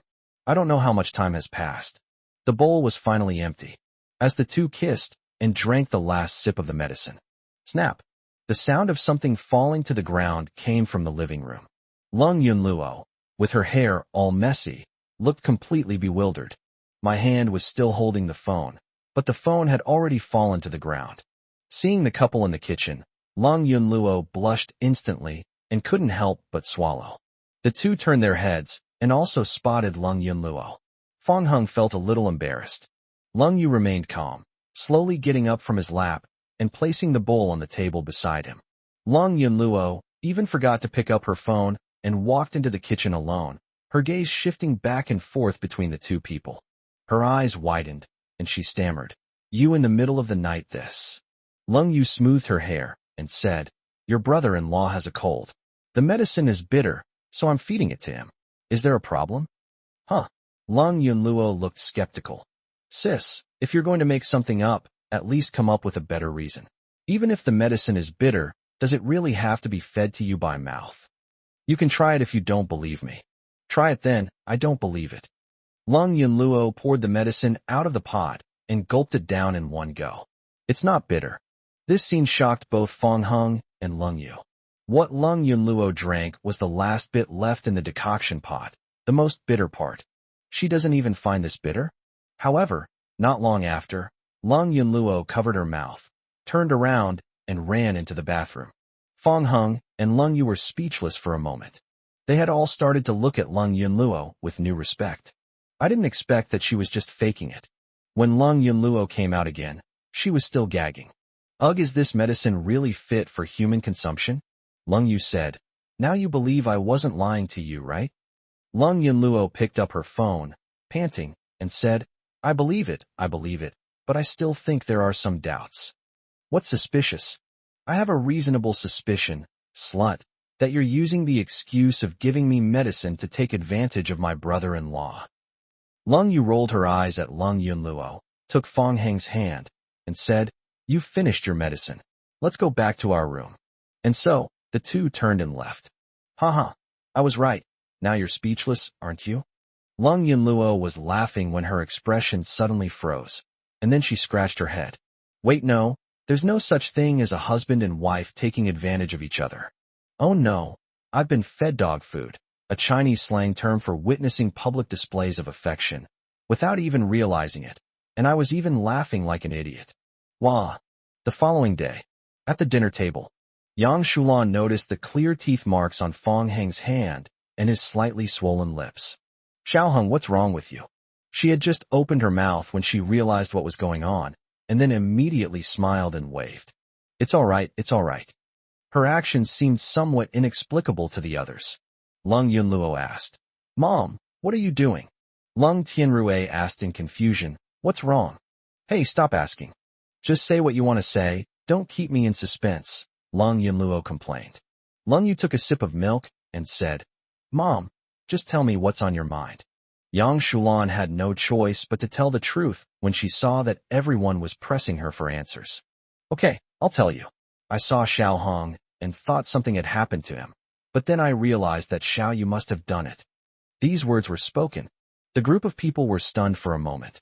Everyone's attention, including the nanny Luo Xiao's, quickly focused on the couple, noticing the teeth marks on Fong Heng's hand and his swollen lips. Yang Shulan then gave further instructions. It's normal for young people to try new things, but you should try not to go too far in the future and do anything that could harm your health. Lung Yu almost choked on the milk. Fong Heng coughed lightly, pursed his lips, and subconsciously pulled his sleeve up a little. Lung Yunluo grinned mischievously and nudged Lung Yu's arm. Sis, Mom is talking to you. Why aren't you saying anything? Lung Yu glared at her before answering softly. Okay, Mom, I understand. After breakfast, Lung Tianrue and Yang Shulan went out. Lung Yu sat on the sofa, opened her laptop, and began browsing job postings. Lung Yunluo sat down next to her, noticed this scene, and said, Sister, are you going to submit your resume? Yes, I'm choosing a company. Fong Heng asked, what do you think of Yuheng Company? Yuheng is indeed a good choice, but Lung Yu hesitated. Getting into Yuheng Company was not difficult for her. However, it is still quite difficult to get into the management level. Since it feels good, sis, what are you waiting for? Yunluo is right. Why don't we go to Yuheng? Fong Heng said. Sis, did you hear that? Even your husband is trying to persuade you. Then I'll try submitting my resume. Fan Shumin is the general manager of Yuheng Company. Before Lung Yu resigned from Guangyan, she had been in contact with Fan Shumin regarding the cooperation between the two companies. From Fan Shumin, Lung Yu heard about some recent developments at Yuheng Company. It seems that the positions of president and director of administration are still vacant. Lung Yu decided to give it a try. That's right, sister. I have a feeling that you'll have a bright future at Yuheng Company, and you might even become the chairman in the future. Lung Yunluo became more and more excited as she spoke, putting her hands on her hips and her feet on the stool. Once you become the chairman, I'll wander around the company whenever I have free time, and fire anyone I don't like. All right, stop clinging to the peach tree and gnawing on it. With a sister like you, I wouldn't even take the chairmanship. Chapter 124 Directed Mission. Yuheng Company. Chairman's Office. Upon seeing Fong Heng push open the door and enter, Lu Weiwei immediately stood up and jogged over to greet him with a smile. Chairman Fong, you've arrived. Okay. Fong Heng nodded and walked towards his desk. Lu Weiwei followed cautiously behind. Perfect timing. I have something to report to you. What's up? Lu Weiwei pointed to the documents on the desk. Lung Yu, who recently resigned from Lightyear Company, submitted her resume to our company, intending to apply for the position of president. I think she is a good candidate. Since Li Anha left, the position of president has been vacant. Lu Weiwei searched for a long time, but couldn't find a suitable candidate. The appearance of the cold rain actually brightened her eyes.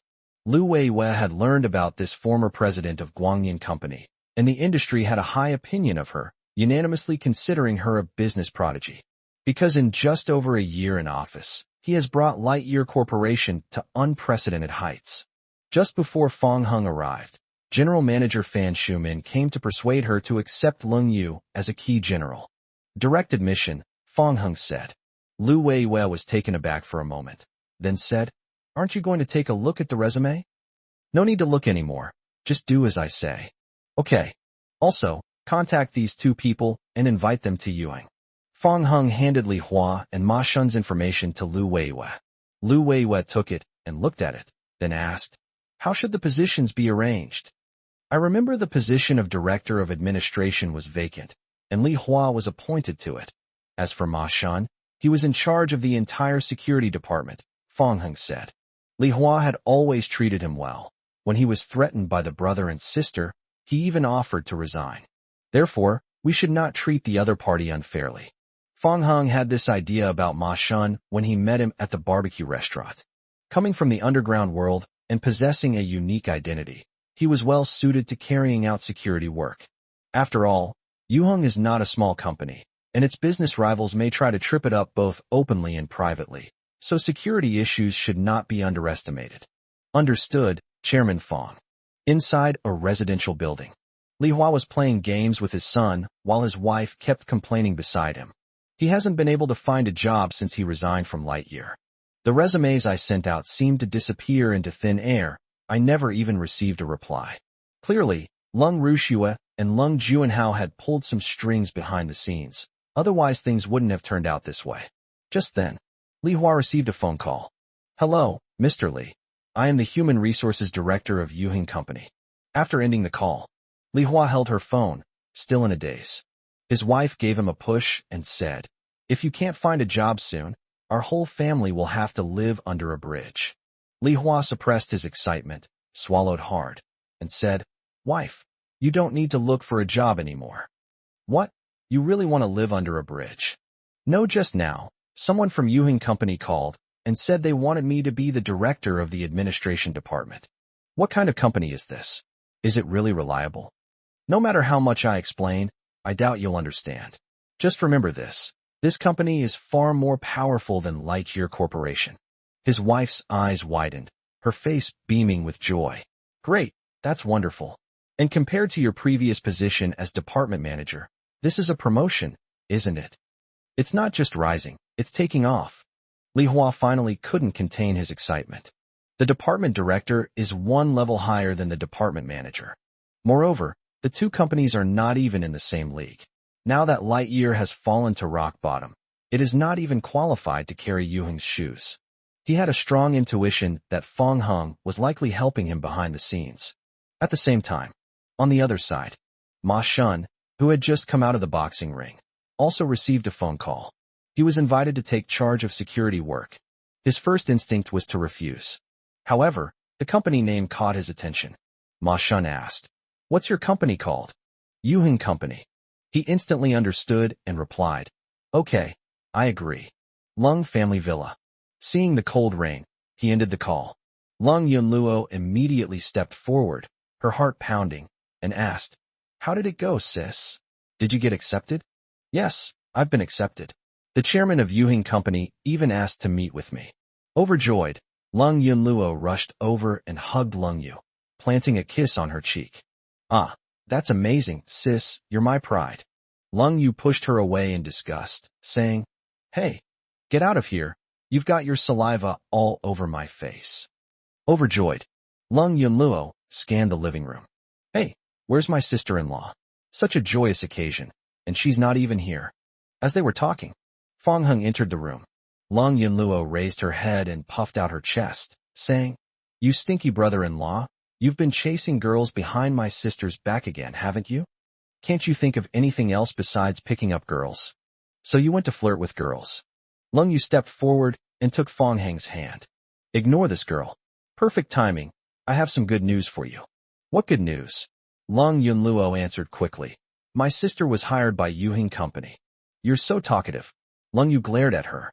Fang Heng smiled and said, "That's really good news. I'll go prepare the ingredients. We have to celebrate properly tonight. Don't rush. Come with me to Yuheng now." "Ah." Fang Heng was a little confused. He had just returned from Yuheng, and now he had to go there again. Not long after, the two arrived at Yuheng Company. Led by the receptionist, we arrived at the chairman's office. Lung Yu tidied herself up and gently knocked on the door.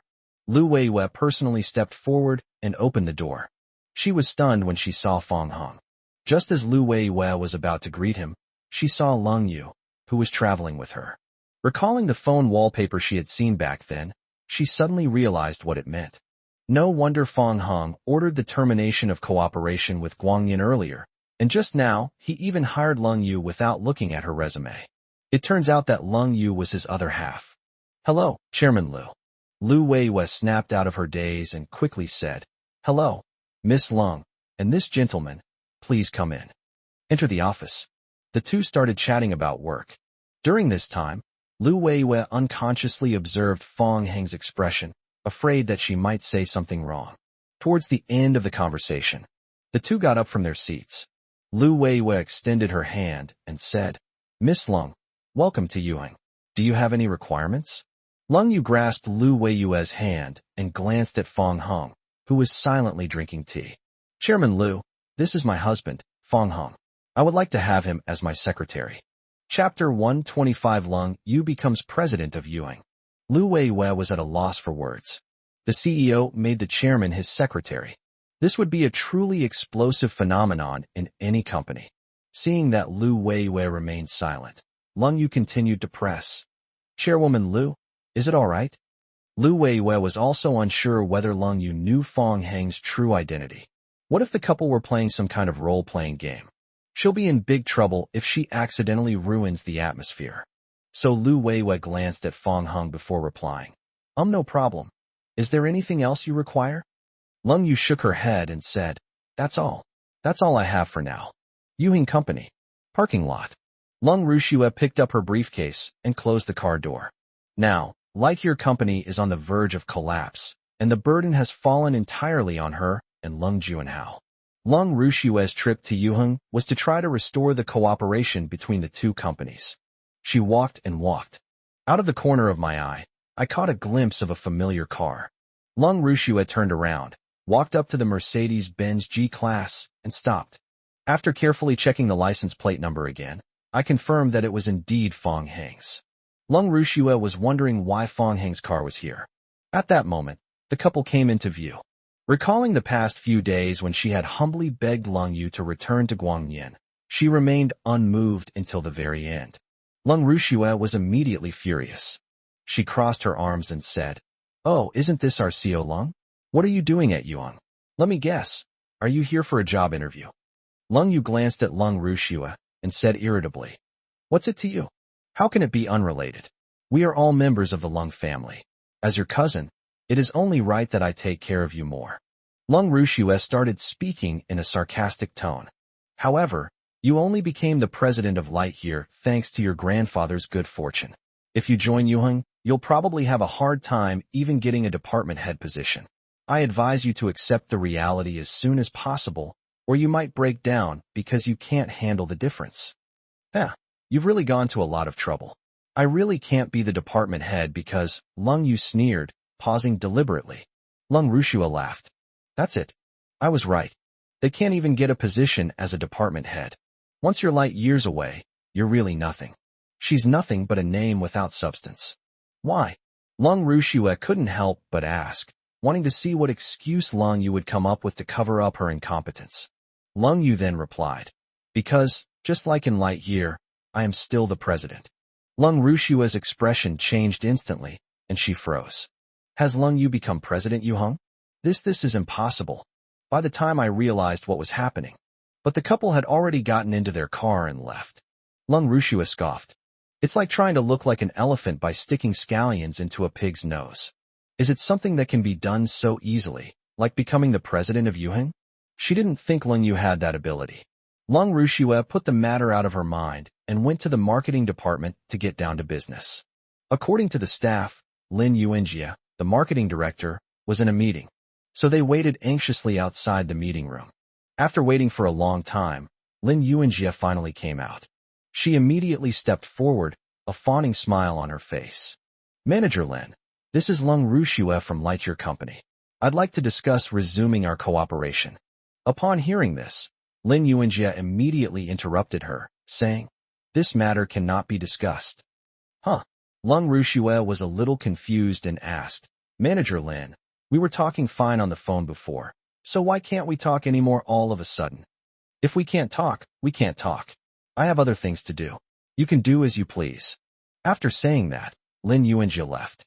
Lung Rushua stood there, feeling both embarrassed and frustrated. The Su family.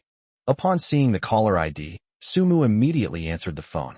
Mr. Long, is there something you need? Yes. Oh no, it doesn't seem quite right for me to call you President Lung now. Lung Yu said, it's okay, that's fine with me. I've joined Yuing now. Sumu's expression showed surprise. You've become president, Ching Yuang? Yes. Would you like to continue being my assistant? Yes, of course I'm willing. See you at the office on Monday. Receive. End the call. Sumu held her phone, a smile on her face. At this moment, Su Kuan stepped forward. He had heard everything his stepsister Sumu had said. He kept calling her President Long, clearly indicating that he was on the phone with Lung Yu. Little sister, that Lung Yu is no longer in the same era as Guang Yin, so please stop lowering yourself by calling him President Lung all the time. If you ask me, Fong Hung isn't all that great. If he were really that capable, his wife wouldn't have been kicked out of Lightyear Company. Although Su Kuan is now the head of the Su family, he is still wary of the richest man in Luo City and dares not do anything to the couple. He can only speak ill of them in private. Sumu frowned. I never really liked Su Kuan to begin with. Especially after Su Kuan used underhanded tactics to harm her elder brother and seized the position of head of the Su family, she became even more disgusted with him. Sumu said coldly, let me correct you. President Lung resigned on her own initiative, and she is now the president of Yuhing Company. Well, what? Su Kuan was utterly astonished. Lung Yu has unexpectedly transformed into President Yuhang? The businesses under the Su family's name are fundamentally inseparable from Yuhing Company. If Lung Yu tries to trip him up, he'll be in big trouble. Su Kuan looked slightly embarrassed and chuckled awkwardly. Little sister, you mustn't tell anyone what I just said. Sumu snorted coldly and said, if you don't want people to know, then don't do it in the first place. I apologize, I shouldn't have been so rude. Su Kuan slapped his own mouth as he spoke. Lung Family Villa. Upon learning that Lung Yu had joined Yuang, Lung Tianrui and Yang Shulan were genuinely happy. The family celebrated. On the other side, Grandpa Lung also learned the news very quickly. Along with Lung Bowen and his son, the three of them could hardly believe it was true. When Lung Rushua entered, she noticed that the three of them seemed off and couldn't help but ask, what happened? Lung Yu not only joined Yuang, but also became its president, Lung Juanhao said blankly. Brother, stop teasing me. Why would I tease you? Look at Yuhing Company's official Weibo account. It says it all clearly there. Lung Juanhao handed over the phone. Lung Rushua was stunned after reading it. No wonder I ran into that couple at Yuhing Company earlier. It turns out that Lung Yu wasn't lying. Everything was true. Compared to Lung Bowen's family, old Master Lung, while surprised, felt overjoyed. Yuhing Company is a leading enterprise in Luoqing. After the second granddaughter, Lung Yu, joins the company, she will definitely be of great help to the Lung family. He immediately said, Ru Shui, take this opportunity to go find Xiao Yu and ask her to help restore the cooperation between Yu Heng and Guang Yin. Lung Rushua couldn't help but show a troubled expression. Grandpa, I'm afraid this won't work. Chapter 126, isn't it, because you're here to protect me? Thinking back to those sarcastic remarks I made in the Yuheng Company parking lot, Lung Rushua understood that, given Lung Yu's temper, even if she knelt down and begged her now, it probably wouldn't end well. What's wrong with that? Old Master Lung asked, puzzled. Lung Bowen and Lung Juanhao also began to press for answers. Left with no other choice, Lung Rushua had to tell the whole story. This is what happened. After the three of them finished listening, there was a moment of silence. Then, Old Master Lung was the first to fly into a rage, his beard bristling with anger. What can I say about you, kid? You've squandered such a great opportunity. Lung Bowen then became displeased, put on a stern face, and reprimanded him sternly. Are you just being sarcastic or what? Why did you say those things? Even Lung Juanhao began to complain about Lung Rushua. Sis, don't blame Grandpa and Dad for scolding you. It was really your fault. If you hadn't talked nonsense, this matter might have actually had a chance. That's right. Once we resume cooperation with Yuheng, other companies might follow suit and resume cooperation with Guangyin as well, Lung Bowen added. Grandpa Lung sighed, knowing that it was pointless to go looking for Lung Yu now. So, just like the father and son, They vented their dissatisfaction on Lung Rushua, each taking turns to say something. Lung Rushua remained silent, feeling deeply wronged, and her eyes gradually reddened. Lung Bowen retorted angrily, "Cry? Does crying make things better?" The next day, Yuhing Company, the CEO's office. Fong Hung looked directly at Lung Yu and said, "I'm going back to Junyuan." Lung Yu smiled gently and reached out to straighten his tie. "You slacking off, King.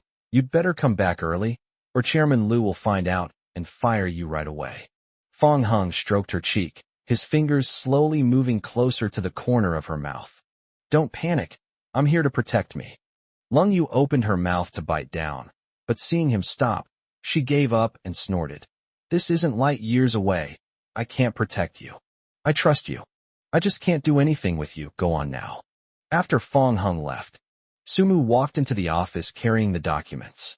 She was still getting used to the place when she first arrived. I noticed the lingering smile on Lung Yu's lips. Sumu was taken aback. "I rarely saw Lung Yu Xiao before, but I've been seeing her more often lately. It seems this started happening after she and Fong Hung." On the other side, the main gate of Yuhing Company, I saw the familiar Mercedes-Benz G-Class drive by. Luli was stunned for a moment. Ren Yinxiao, her best friend, also noticed this scene. "Hey, why is Fong Hung here in Yuheng?" After Lung Yu resigned from Guangyan, she joined Yuheng as president. Fong Hung should have joined the company with her. Ren Yinxiao exclaimed in surprise. "Lily, you've actually been keeping an eye on that gigolo?" Luli couldn't help but feel a little embarrassed. Now that she understands how good Fong Hung was to her, she is filled with regret. Luli didn't want to pay attention to Fong Heng's life anymore, but she couldn't control herself whenever she thought about the past. Wang Kale, watching the subtle changes in Lu Li's expression, felt a pang of jealousy. Even after breaking up for so long, she still misses Fong Hung. He has tried so hard since his student days, but he still can't win Lu Li's heart. Fong Hung is probably an insurmountable chasm for me in this lifetime. Fong Hung is not a gigolo, Wang Kale said in a low voice. Upon hearing this, both women turned their attention to him. The three of them gathered here because they happened to meet. Ren Yinxiao was puzzled. If someone who lives off a woman all day long isn't considered a gigolo, then there are no gigolos in this world. Lu Li was displeased and subconsciously defended Fong Hung. "Yinxiao, don't say that anymore. Even if you want to be a kept man, you have to have something special. Some people can't even be kept men if they want to." Wang Kale's expression changed slightly, feeling that Lu Li's words were a veiled reference to him. Ren Yinxiao said speechlessly, "Lily, what kind of spell did that guy cast on you? You were fine before, but after the breakup, you started speaking up for him. In short, you are not allowed to speak ill of him in front of me." "What? Are you trying to break up with me over a gigolo you broke up with?" Seeing that the two women were about to start arguing, Wang Kale immediately tried to stop them. "Fong Hung is not a gigolo. He is actually the chairman of Yuhing Company." "Really? Wang Kale, are you kidding me and Lily?" Ren Yinxiao didn't believe it. "Why would I lie to you? My cousin is the former director of administration at Yuheng, and his father-in-law is the former president of Yuheng. The three of us left Yuheng because of Fong Hung." The two women exchanged a glance, feeling utterly bewildered. If someone else said it, they might not believe it. But if it's Wang Kale, then it's most likely true. Wang Kale and Fong Hung have always been bitter rivals, so there's no reason for Wang Kale to boost Fong Heng's morale while diminishing his own. I came to my senses. Ren Yinxiao fell silent, feeling somewhat embarrassed as she recalled what she had just said. Lu Li looked dejected and regretted her past actions even more. Otherwise, she would be the wife of the chairman of Yuheng Company by now. Junyuan. After Fong Hung examined Qian Xiaobao's vocal cords, he confirmed that there were no long-term effects. His muteness has been completely cured, and now he speaks just like an ordinary person. The grandfather, his grandson, and his two grandchildren took turns expressing their gratitude to him. Immediately afterwards, a game was held together with the professional basketball team that Qian Dashan had brought in. Of course, this time the wealthy man was again acting as a cheerleader, and he was standing at the head of a group of young women. This undoubtedly stunned all the professional players. They never imagined that the richest man in Los Angeles would have such a side to him. The competition was full of human relationships and social dynamics. And in the end, Fong Hung and his son Qian Dashan's team won easily. After the game, Fong Hung sat on a bench, and Qian Xiaobao wiped his sweat. Qian Fuhao stroked Qian Xiaobao's head with a kind smile and chatted with Fong Hung. Qian Dashan then offered Fong Hung a glass of water. These scenes left the basketball team coach speechless. I'm extremely curious about who this man is, that the richest family in the world treats him like an ancestor. The phone rang, and Qian Dashan gestured to Fong Hung to answer it before walking away to a distance. Qian Fuhao leaned on his cane, his gaze sweeping over Fong Hung, growing more and more pleased with him. Mr. Fong, I heard that the Wang family patriarch's leg injury has healed. I suppose this is related to you as well. Old Qian was quite well informed. Qian Fuhao stroked his beard and laughed heartily. Looking across the entire city of Luo, the first person I guessed was you who could cure the illness that even Dr. Li couldn't handle. Fong Hung smiled, and then took a sip of water. Qian Fuhao added, I have several granddaughters who are still unmarried. I'll have Dashan give you their photos later, and you can choose whichever you like. Chapter 127 Apology. Upon hearing this, Fong Hung almost choked on the water. He quickly tightened the bottle cap and waved his hand, saying, No, Mr. Qian, I appreciate your kindness, but I have a wife. Qian Fuhao gestured for Qian Xiaobao to go play somewhere else. After the person left, they continued the conversation. Of course I know, but if Mr. Fong is willing, this is not a problem. My granddaughters will understand and will not ask for any titles. Fong Hung was taken aback. Isn't this the same as taking a concubine? He put the water aside and said sternly, Old Qian, in this life, family is more important than anything else. I hope you can take back what you just said and cherish your children and grandchildren. Yes, Mr. Fong is right. It was my fault. He understands this principle. So how could a wealthy man like Qian Fuhao, at his age, not understand it? That's all I have to say. Fong Hung didn't want to interfere in other people's family affairs. Just then, Qian Dashan walked over holding his phone. His face looked unwell. Clearly something had happened. Qian Fuhao asked, Dashan, what's wrong? Qian Dashan said, Dad, it's Lu Weiwei. Our Shana company just signed a project, and this woman insists that we stole it from her. Lu Weiwei's aggressive voice came from the other end of the phone. I negotiated for so long, and in the blink of an eye, I've signed a contract with Shanha. Isn't this robbery?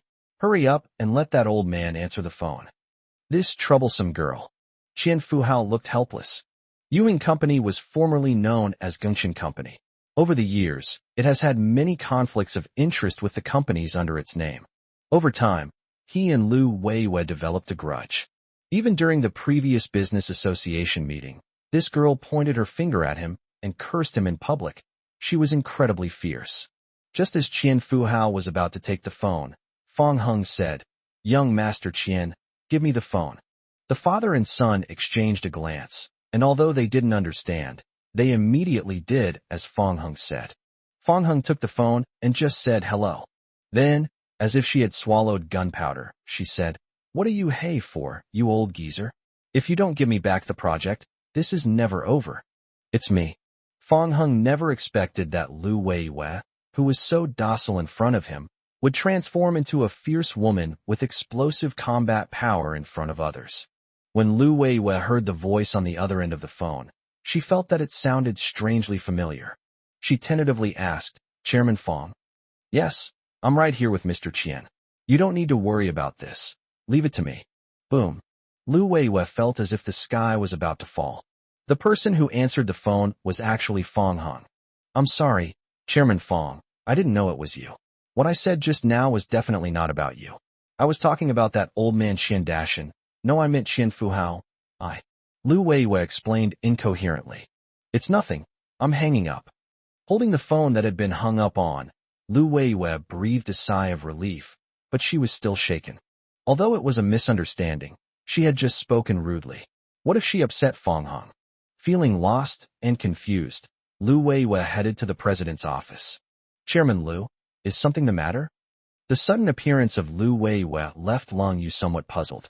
It's nothing. I was just looking around. Lu Weiwei didn't know how to bring it up.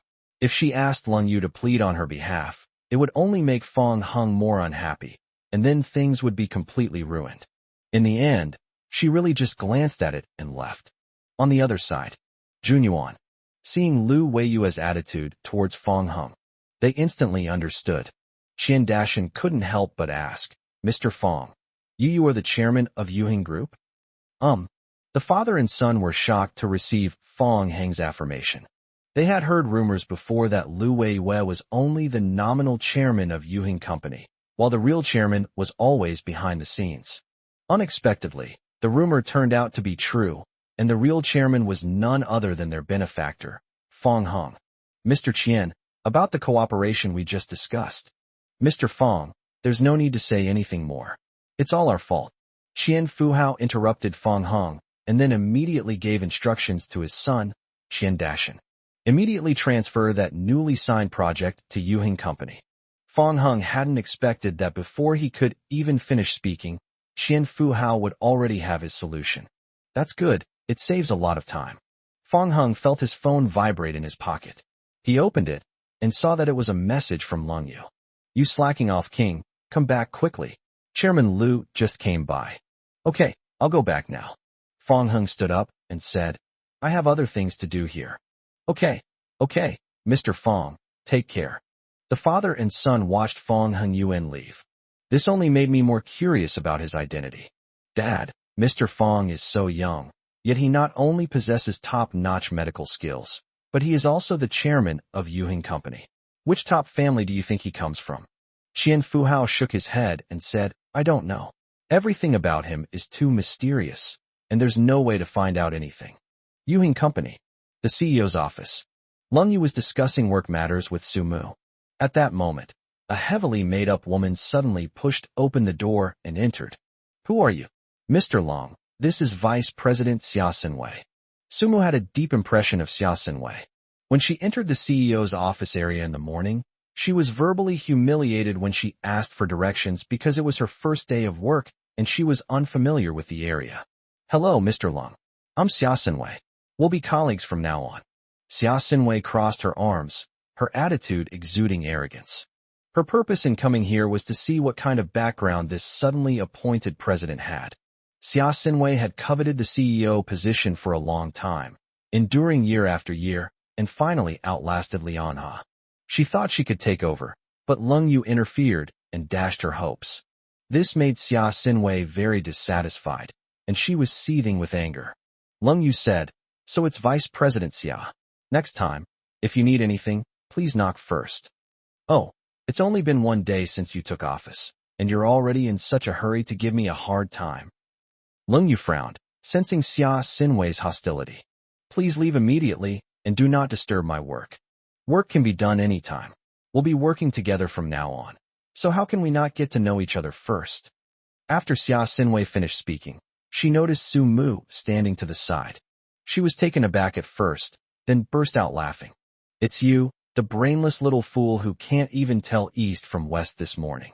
Lung Yu's face immediately turned frosty. Su Mu was someone she had brought with her, and Xia Sinwei's actions were undoubtedly a provocation. Xia Sinwei said, President Long, this isn't your assistant, is it? I suggest you find someone else. She's not very bright. Apologize, Lung Yu said coldly. Apologize? What a joke. I didn't say anything wrong. I was just trying to give you some advice. Why don't you appreciate it? Xia Sinwei rolled her eyes, unconvinced. The next moment, a glass of water was splashed all over her face. Chapter 128 My Chairman. Xia Sinwei's entire face was wet, and water kept dripping from her chin. She wiped her face with her hand and looked incredulously at Lung Yu, who was standing opposite her and had just put down her empty water glass. You dare to splash water on me? Xia Sinwei was furious. Looking in the mirror, she saw that her makeup was all messed up, and her face looked like a clown's. Lung Yu glared at her, releasing a powerful aura that seemed to cause the room temperature to drop suddenly. I'll say it one more time. Please get out immediately. Su Mu, who was trembling to the side, was stunned. The way Lung Yu protected her and showed her domineering side was just too cool. This made Su Mu, who was also a woman, feel her heart race. Xia Sinwei was startled and then angrily retorted, I'm not leaving today. Let's see what you can do to me.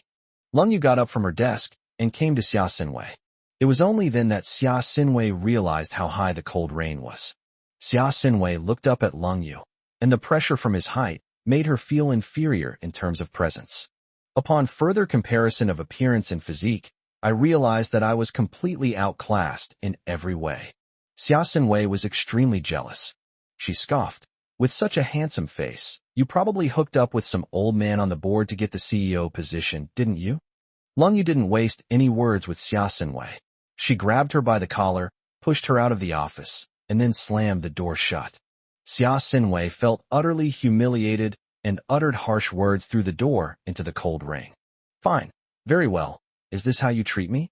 Mr. Lung, we'll see. This scene was naturally witnessed by passing employees. They had heard that a new president was taking office today, and they were just discussing what kind of leader he would be. The sight of Lung Yu kicking Xia Xinwei out of the office undoubtedly left them dumbfounded and shocked. Although Xia Xinwei is the vice president, even the former president, Manhwa, didn't dare to do anything to her. In many cases, you even have to accommodate the other person. As a result, the newly appointed president kicked him out of the office. It's truly unbelievable. Xia Xinwei turned around and saw a group of employees watching the drama unfold, and immediately lost her temper. What's so interesting? Don't you all have jobs? Get out of here. The crowd fell silent, trembling with fear, and dispersed in a panic. Xia Xinwei set off to find Lu Weiwei, chairman's office. Seeing Xia Xinwei with her hair disheveled and her makeup ruined, Lu Weiwei was taken aback at first, then suppressed a laugh and asked, Vice President Xia, what's wrong? In front of Lu Weiwei, Xia Xinwei was a completely different person from before. Even when she saw the other person laughing at her, she dared not show any dissatisfaction. Chairman, you must do me a favor. Look, I'm almost a cat covered in bruises now. I can see now, who's so bold as to bully our Vice President Xia? Lu Weiwei smiled and picked up her teacup. He's the newly appointed president. Who? She frowned, her hand holding the teacup freezing in midair. It was that new girl, Lung Yu, who splashed water all over my face, which is why I look like this. Lu Weiwei put down her teacup, her face grave, and said, Vice President Xia, although I don't know what happened, I'll give you a piece of advice. Don't provoke that new President Lung again. Otherwise, even the person behind you might not be able to protect you. Chairman, what does this mean? Xia Xinwei was stunned for a moment. Could it be that, just as she had guessed, Lung Yu really had someone from the board of directors behind her? Now that I've said this, I advise you to take care of yourself. I got off work in the evening. Lung Yu and Fong Hung took the elevator downstairs. I happened to run into Ma Shun and Li Hua in the lobby. Mr. Fong, President Lung. Hello, Secretary Fong. Hello, President Lung. The two men took the initiative to greet the couple and started chatting with them. Lung Yu was slightly surprised to run into her former subordinate at Yuheng Company, and then looked at Fong Hung thoughtfully. On the way back to the Lung family home, Fong Hung noticed out of the corner of his eye that Lung Yu was staring at him. So he turned his head and asked, Why are you staring at me like that? Lung Yu said, I'm thinking, it's too much of a coincidence that Li Hua and Ma Shun both came to Yuheng. It really shouldn't be such a coincidence, Fong Hung said, touching his nose. Lung Yu pouted and said, It really is related to you. I noticed it yesterday. When Chairman Lu saw you, his expression suddenly became strange. Yes, I'm the one who had them recruited. What about me? Lung Yu asked. Wouldn't you also be considered to have gotten into Yuheng through connections? Of course not. Lu Weiwei was already planning to hire you before I even said anything. Your abilities are obvious to all. You're a business prodigy. Which company in Luoqing wouldn't be scrambling to hire you? I don't believe you. Confess, did you already know Lu Weiwei, or do you have some other connection with her at Yuheng Company? Would you believe me if I said I was actually the chairman of Yuheng? You bastard. Even at a time like this, you're still trying to hide it from me? Lung Yu said resentfully. I'm not hiding it from you. I really am the chairman of the board, your direct superior. Yes, Mr. Fong, you're absolutely right. Please watch your step while driving. Lung Yu gently touched Fong Hang's face with her hand, slowly pushing his head so he could look straight ahead. Why do you seem a little skeptical? Of course I believe you, my esteemed chairman. Lung Yu imitated the tone Fong Hung used when addressing her as president. Fong Hung felt that she still didn't completely believe it. My esteemed chairman, the sudden public outcry that night, with major companies terminating their partnerships with Lightyear, was that also related to you? Lung Yu immediately sensed something was amiss and subconsciously connected it to Fong Hung. After all, Fong Hung and Qian Dashan had a close relationship, and for the son of that richest man, dealing with Guangyin was a piece of cake. Who knows? Fong Hung smiled mysteriously. Lung Yu reached out and gently tugged Fong Hung's ear, saying, "It's obviously you're doing. If Grandpa and the others find out, aren't you afraid they'll get angry and cause you trouble? Dare to make my woman cry? This is the lightest punishment they can get. So what if they know? Bring it on." Fong Hung's words instantly stirred Lung Yu's heart. "I never knew you had such a domineering side." Lung Yu spoke gently, leaning over to kiss his cheek, a hint of shyness appearing in her beautiful eyes. "But I like it." Fong Hung was slightly taken aback, then grabbed Lung Yu's fair wrist and gently kissed the back of her hand. "If you like it, that's fine." Chapter 129. Dare to slam the table in front of my wife. Late at night, a middle-aged man threw Xia Xinwei onto the bed and then pounced on her impatiently. Xia Xinwei covered herself with her hands to stop the man from going any further and said in a sweet voice, "Chairman Cheng, there's something I want to tell you." The man addressed as Chairman Cheng is named Cheng Xuani. He is a shareholder of Yuhing Company and also a member of the board of directors, serving as the vice chairman. Xia Xinwei was originally just a junior employee, but thanks to Cheng Xuani, she rose through the ranks and eventually became the vice president. Cheng Xuani pushed Xia Xinwei's hand away and said, panting, "We'll talk about it later. Know if I'm feeling wronged, I should say it now, otherwise I won't be in the mood." Helpless, Cheng Xuani lit a cigarette and glanced at the time. "Tell me, are you trying to get your relatives and friends to work at Yuhing again? Or have you got your eye on some brand's latest clothes and bags?" "Oh no, it's not her. It's our company's new president. She's bullying her." Xia Xinwei recounted what had happened in the president's office that afternoon. Naturally, they wouldn't forget to embellish it. She portrayed Lung Yu as outrageously cruel, while depicting herself as endearing and pitiful. "Oh, is that so?" Cheng Xuani had just returned from a trip with his wife and children, and he had only just learned about Li An's resignation. "Yes, Chairman Cheng, you must avenge me. Otherwise, with that Lung guy around, I don't want to stay at Yuhing any longer. She's just a mere president. I'll teach her a lesson for you when we get to work tomorrow." Xia Xinwei drew circles on his chest with her finger and said, "You have to be careful. That woman Lu Weiwei warned me not to mess with the guy surnamed Lung. He seems to have some influence. What's there to be afraid of? Lu Weiwei is just a mascot. There's no need to pay her any attention. You're the vice chairman. Of course you don't need to be afraid. She's just a nobody. With just one word from Lu Weiwei, she'll have no choice but to get out of here." Cheng Xuani kissed Xia Xinwei and said, "Don't panic. As long as I'm here, no one can touch you." "Well, since you say so, then I'm relieved. You little rascal, trying to trick me. Let's hurry up and continue, or my wife will call if we drag this out any longer." The following day, Yuhing Company, the CEO's office. Sumu reported his work to Lung Yu, while Fong Hung, bored, was about to leave. At that moment, a heavily made-up woman pushed open the door and walked in. Behind the woman followed a thin, bespectacled, bald middle-aged man.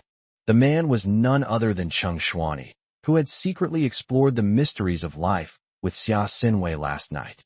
As soon as Xia Xinwei entered, she noticed Fong Heng's outstanding looks and couldn't help but start making plans in her mind. "He's so handsome. I had never seen it before. Presumably a new employee. This is a way to pass the time when feeling lonely." Xia Xinwei's appearance made Lung Yu realize that she was most likely there to cause trouble. She was immediately displeased and said seriously, "Vice President Xia, if there's nothing important, please leave now.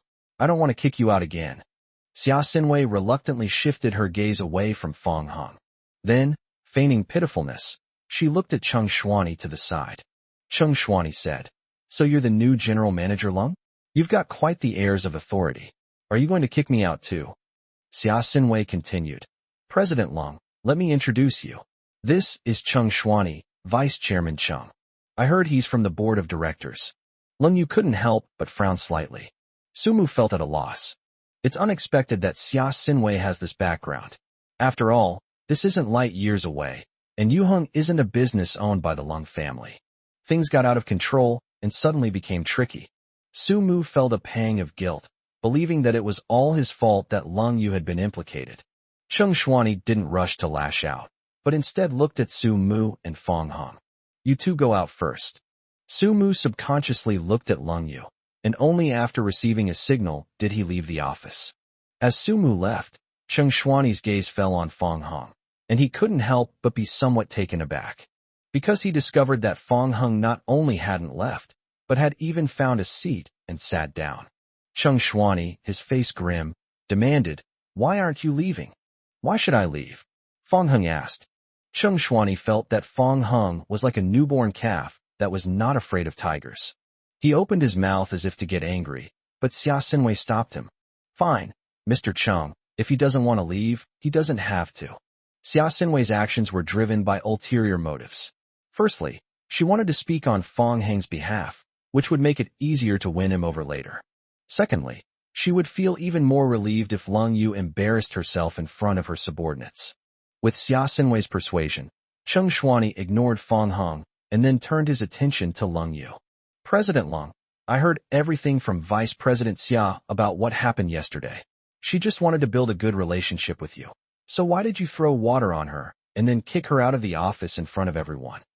Lung Yu glanced at Xia Xinwei and found it utterly ridiculous. The other party's words and actions yesterday did not seem like they wanted to build a good relationship with her. "Vice Chairman Cheng, the version you heard is clearly vastly different from what actually happened," Lung Yu said. "I don't care what the truth is, it's definitely your fault. I order you to apologize to Vice President Xia immediately." "Why should I apologize?" Cheng Xuani slammed his hand on the table, knocking the pen to the ground, displaying an extremely arrogant attitude. "As a shareholder of Yuheng and a member of the board of directors, if you want to stay at Yuheng, do as I say." Xia Xinwei watched the show quietly from the sidelines. They'd love for things to escalate further. In this way, as long as Lung Yu is fired, she will have another chance to rise to power. Xia Xinwei was having a sweet dream when she was suddenly stunned. In view, Fong Hing got up from his seat, walked to Cheng Xuani, and took his hand. "What do you want to do?" Cheng Xuani asked, puzzled. "Since you like slamming the table so much, one slam isn't enough. You have to slam it a few times, and with a lot of force. That's more satisfying and more impressive." As Fong Hung spoke, he grabbed Cheng Xuani's hand and helped him slap it hard on the desk. "If someone dares to bang on the table and challenge others in the face of cold rain, then we're determined to help them bang on the table as much as they want." And so, the office was filled with the sound of tables being slammed, interspersed with Cheng Xuani's howls. "Stop, stop. Don't you want to quit? I'm the vice chairman." The intense pain in his palm made Cheng Xuani grimace and his speech become slurred. He tried to resist, but he couldn't at all. The man in front of him was young, but he was surprisingly strong. "Stop? Stop what? Give it a few more pats. That's how you truly demonstrate your authority as vice chairman." Fong Hung remained expressionless and continued to increase the force. This scene completely stunned Xia Xinwei. Cheng Xuani is the vice chairman, so what's wrong with this new handsome young man? Does he have a death wish? How dare he treat him like this? Cheng Xuani yelled at Xia Xinwei. "Hurry up and call someone. My hand is swollen." "Yes, Chairman Cheng." Xia Xinwei responded and hurriedly called the security department. On the security side, upon receiving the call and hearing that someone was causing trouble in the president's office, Ma Shun immediately led his team to the scene. Chapter 130, it turns out her man is Chairman Yuheng. Ma Shun understood that his invitation to Yuheng must have been due to the favor shown to him by that couple. Having just started his job, he naturally wanted to give his best performance and not give Fong Hung and Lung Yu anything to gossip about. However, when he led a group of security guards to the president's office in a menacing manner, only then did they realize that it was Fong Hung who was causing trouble. This inevitably reminded Ma Shun of the scenes from light years away. Indeed, who else besides Fong Hung could have such courage? As soon as the security personnel appeared, Cheng Xuani's face, which was filled with pain, finally began to show other expressions. "You're finished, kid. You dared to lay a hand on me in Yuan. Being expelled is the least of your worries." You'll regret this later. As the vice chairman, Chung Xuani was practically second only to the chairman in Yuhing Company. Dealing with a new junior employee is easier than crushing an ant. Xia Xinwei could already imagine what Fong Hung would encounter. It's a pity we're missing out on such a handsome young man. She vented all her frustrations on Long Yu. President Long, it's all thanks to you that this new employee would have had a bright future at Yuang. Chung Xuani glared at Fong Hung, indignant. Not only will you not have a bright future here, but you'll also never amount to anything after leaving Yuang. You dare to offend me, Chung Xuani? Your future is over. Really? You're that good? Fong Hung said casually, then continued to slap the table for him. Chung Xuani's expression suddenly twisted again. He angrily yelled at Ma Shun and the others. Are all the people in your security department incompetent? I'm in this state. Why aren't you coming up to help me? The security guards rolled up their sleeves, eager to step forward and help Chung Xuani out of the predicament. Ma Shun gestured for them all to leave. One of the security guards asked, puzzled, Manager Ma, this is the vice chairman. Are you sure you want to do this? Ma Shun glanced at him impatiently, which made the security guard shudder. Do as I say. All of you get out immediately. Yes. The security guards dared not disobey orders. The new security manager in front of me had a completely different aura compared to the previous leaders. Just being stared at by him makes me feel uneasy. Seeing that Ma Shunren had left the office, Chung Xuani and Xia Xinwei were completely confused. Chung Xuani couldn't hold back his anger and started ranting. Damn it, Manager Ma, right? Are you new here and don't you recognize me? I'm the vice chairman. Why don't you hurry up and come help? What are you dawdling about? Ma Shun said with a sinister look. I only obey Mr. Fong and President Lung's orders. I don't care who you are. If you dare to bark like a dog again, I'll make sure you can't speak anymore. Chung Xuani and Xia Xinwei were both intimidated by Ma Shun's imposing manner. I had a feeling that the other person was not a good person, and the aura they exuded was inexplicably frightening. Well, I didn't expect you two to be in cahoots. You're really going to rebel. Chung Xuani unconsciously lowered his voice and then turned to give Xia Xinwei instructions. Vice President Xia, quickly contact Lu Weiwei and have her come over to handle this personally. I want to see just how arrogant these people really are. With Ma Shun present, Xia Xinwei was terrified and hurriedly called Lu Weiwei. Hey, Chairman Lu, something terrible has happened. What's wrong? Lu Weiwei asked. There's no time to explain. In short, please come to the president's office immediately. In the call, Lu Weiwei looked puzzled, but dared not delay. Fong Hung and Lung Yu were both in the president's office. If anything unexpected happens, we will face consequences we cannot afford. So Lu Weiwei immediately set off for the president's office. The arrival of Lu Weiwei brought a sigh of relief to both Chung Xuani and Xia Xinwei. If they can't control Ma Shun, how could Lu Weiwei, as the chairman of Yuhing Company, not be able to keep Ma Shun in check? At this moment, Xia Xinwei seized the opportunity and immediately began to embellish the story. Chairman Lu, look. President Lung hired someone to beat up Vice Chairman Chung and even bribed this new security manager, Manager Ma. Chung Xuani continued. Lu Weiwei, look at how you've managed the company. They're all turning the world upside down. They don't even respect me, the vice chairman. Lu Weiwei carefully observed the situation at the scene. Seeing that Fong Hung and Lung Yu were both all right, he breathed a sigh of relief. At the same time, she realized that Xia Xinwei hadn't listened to what she said yesterday and had still managed to seduce Chung Xuani into coming to cause trouble for Lung Yu.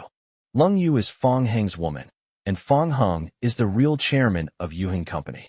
The two of them doing this are tantamount to deliberately walking into the line of fire. Lu Weiwei ignored the two of them and walked straight up to Fong Hung, nodding and greeting him. Chairman Fong, I'm sorry, it's my fault.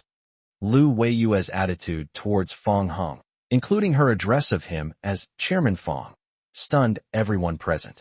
Chung Xuani questioned, Lu Weiwei, are you kidding me? How could this kid possibly be the real Chairman Yuhing behind you? Xia Xinwei chuckled dryly. Yes, Chairman Lu, are you sure you haven't mistaken someone for someone else? Isn't this the new junior employee? Lu Weiwei rebuked sharply.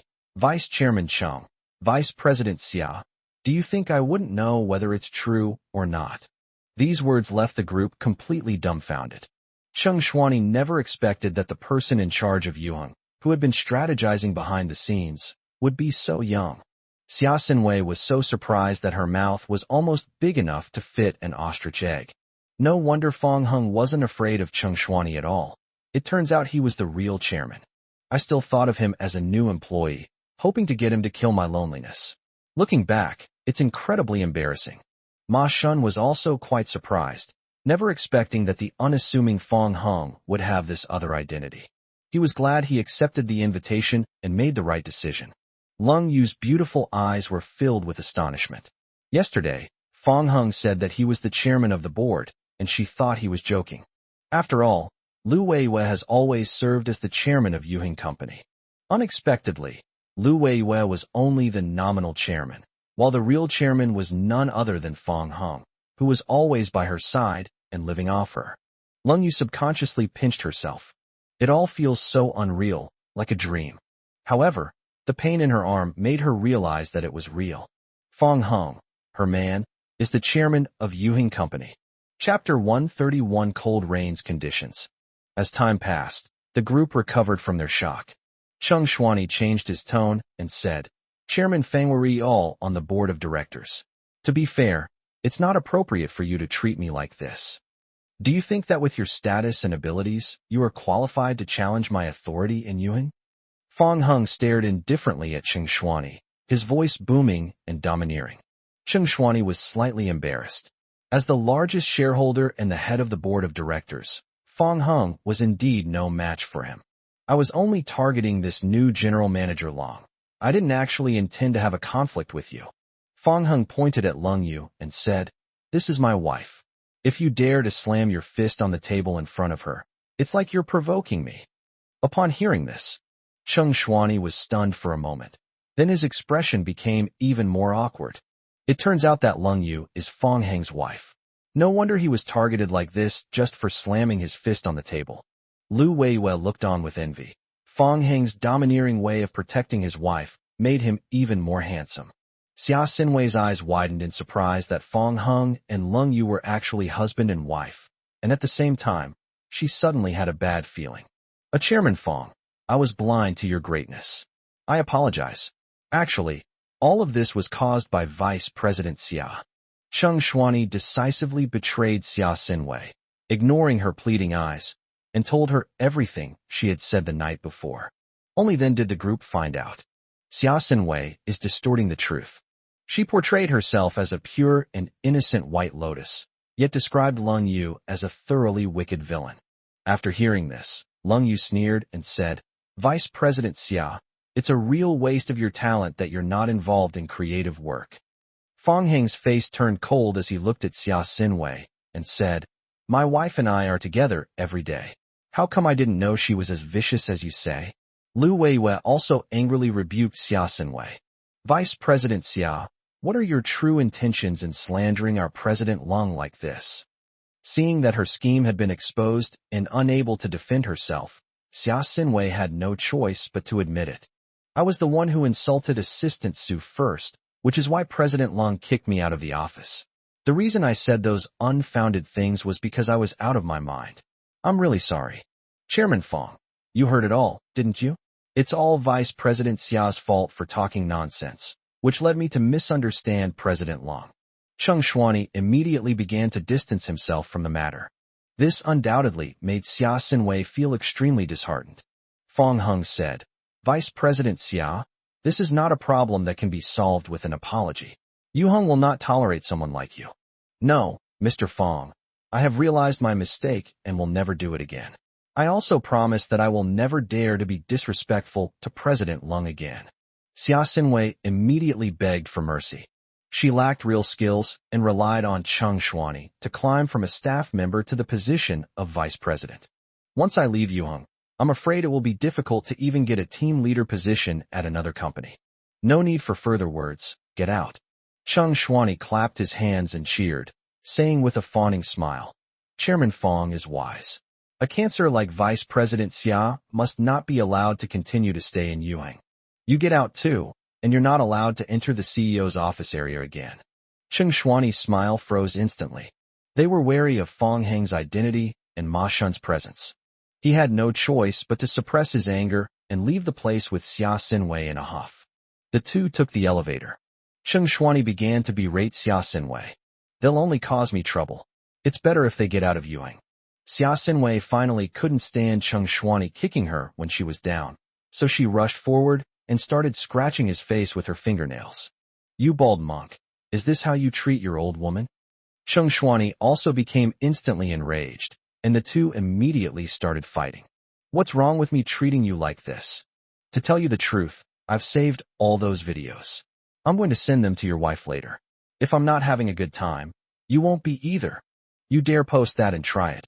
I'll skin you alive. The elevator automatically opened the door when it reached the designated floor. There were many employees standing outside the door. Cheng Shuani and Xia Xinwei were completely blinded by rage. Ignoring the stares of others, he continued hitting and cursing, leaving all the employees dumbfounded. Until I was on my way home from get-off work in the evening. Fong Hung could still see Lung Yu's pouting lips. You've kept it well hidden, my esteemed chairman. Fong Hung was somewhat embarrassed and didn't know how to answer. Then, Lung Yu stretched out her jade-like hand, palm up, fingers together, and slowly brought it to Fong Hung's lips. What are you doing? Fong Hung asked. You, the chairman of Yuhing Company, actually came here to live off me? Hand over all the money I gave you before. Fong Hung lowered his head and kissed Lung Yu's hand, saying, I have no money, but you can take my life. You re so bad. Lung Yu's face flushed slightly. Thinking back to the day of their wedding, when she tried to bribe Fong Hung into registering their marriage, she felt incredibly ashamed. The chairman of Yuhing Company is worth hundreds of millions of yuan. That amount of money is nothing to him. I guess at the time, Fong Hung probably thought I was just a little fool. She couldn't help but ask, you're not short of money, so why would you agree to marry me for that 100,000 yuan? Of course we're short of them. How could we not be short of them? Fong Hung was penniless when he first broke up with Lu Li. Lung Yu suddenly appeared, took out a bank card, and said that the money would belong to him after the wedding. Why not take it? The best part is, she's stunningly beautiful, and her legs are so long. No man could refuse. I don't need you, don't even think about living off me anymore. Lung Yu thought that marrying Fong Hung made her feel like a big bad wolf who had successfully tricked a little lamb. Now it seems that Fong Hung is the big bad wolf, and I am more like the little lamb that has fallen into the trap. Upon hearing this, Fong Hung immediately stepped on the brakes. Are you saying we can't let men live off women anymore? This won't do. The system is desperately waiting for help. No soft rice value means no reward. He grabbed Lung Yu's hand and said, No, I actually have a peculiar habit, which is that I like to live off women, so you'll still have to continue supporting me in the future. Huh? Lung Yu puffed out her cheeks and said resentfully, You're the chairman of Yuhing, and even I'm working for you. Yet you expect me to support you? You're the best. I knew you would say yes. Looking at Fong Hung, who was so close to her, Lung Yu's attention gradually fell on his lips. She pursed her lips and said slowly, I can agree to that, but on one condition. What are the conditions? Fong Hung asked. Kiss me. That condition is far too simple. Fong Hung took Lung Yu's hand and gently kissed it. Is this enough? Of course not enough. Lung Yu shook her head. Fong Hung then moved closer to Lung Yu and gently placed a kiss on her cheek. And now, Lung Yu unconsciously clasped his hands, his eyes darted around, and his voice was barely audible. What I want is a kiss like the one I gave you when I fed you the medicine last time. Speak louder, I can't hear you clearly. Never mind, this will do. How can you just let it go? Fong Hung asked with a smile. Okay, I've already agreed. Before Lung Yu could finish speaking, Fong Hung sealed her lips with his. Chapter 132. Your brother-in-law is the chairman. Fong Hung's kiss caught Lung Yu completely off guard. Her beautiful eyes widened, and her hands unconsciously gripped the hem of her skirt. Fong Hung was so close, his breath so hot. It was as if it were the blazing sun hanging high in the sky. Her body began to heat up, and she gradually lost her strength. Lung Yu slowly closed her eyes, completely immersed in the moment. Beep. The sudden honking startled Lung Yu, who opened her eyes and hurriedly pulled away from Fong Hung's embrace. Are we blocking other people's way? Seeing her face flushed red, Looking around like a child caught doing something wrong, Fong Hung chuckled. No, I deliberately parked the car on the side of the road. Through the car window, Lung Yu could see her location and the car in front of her that was driving away, the culprit that had just honked and interrupted their sweet moment. Lung Yu stomped her foot in dissatisfaction. How annoying. They're not blocking the road. Why are they honking their horns like that?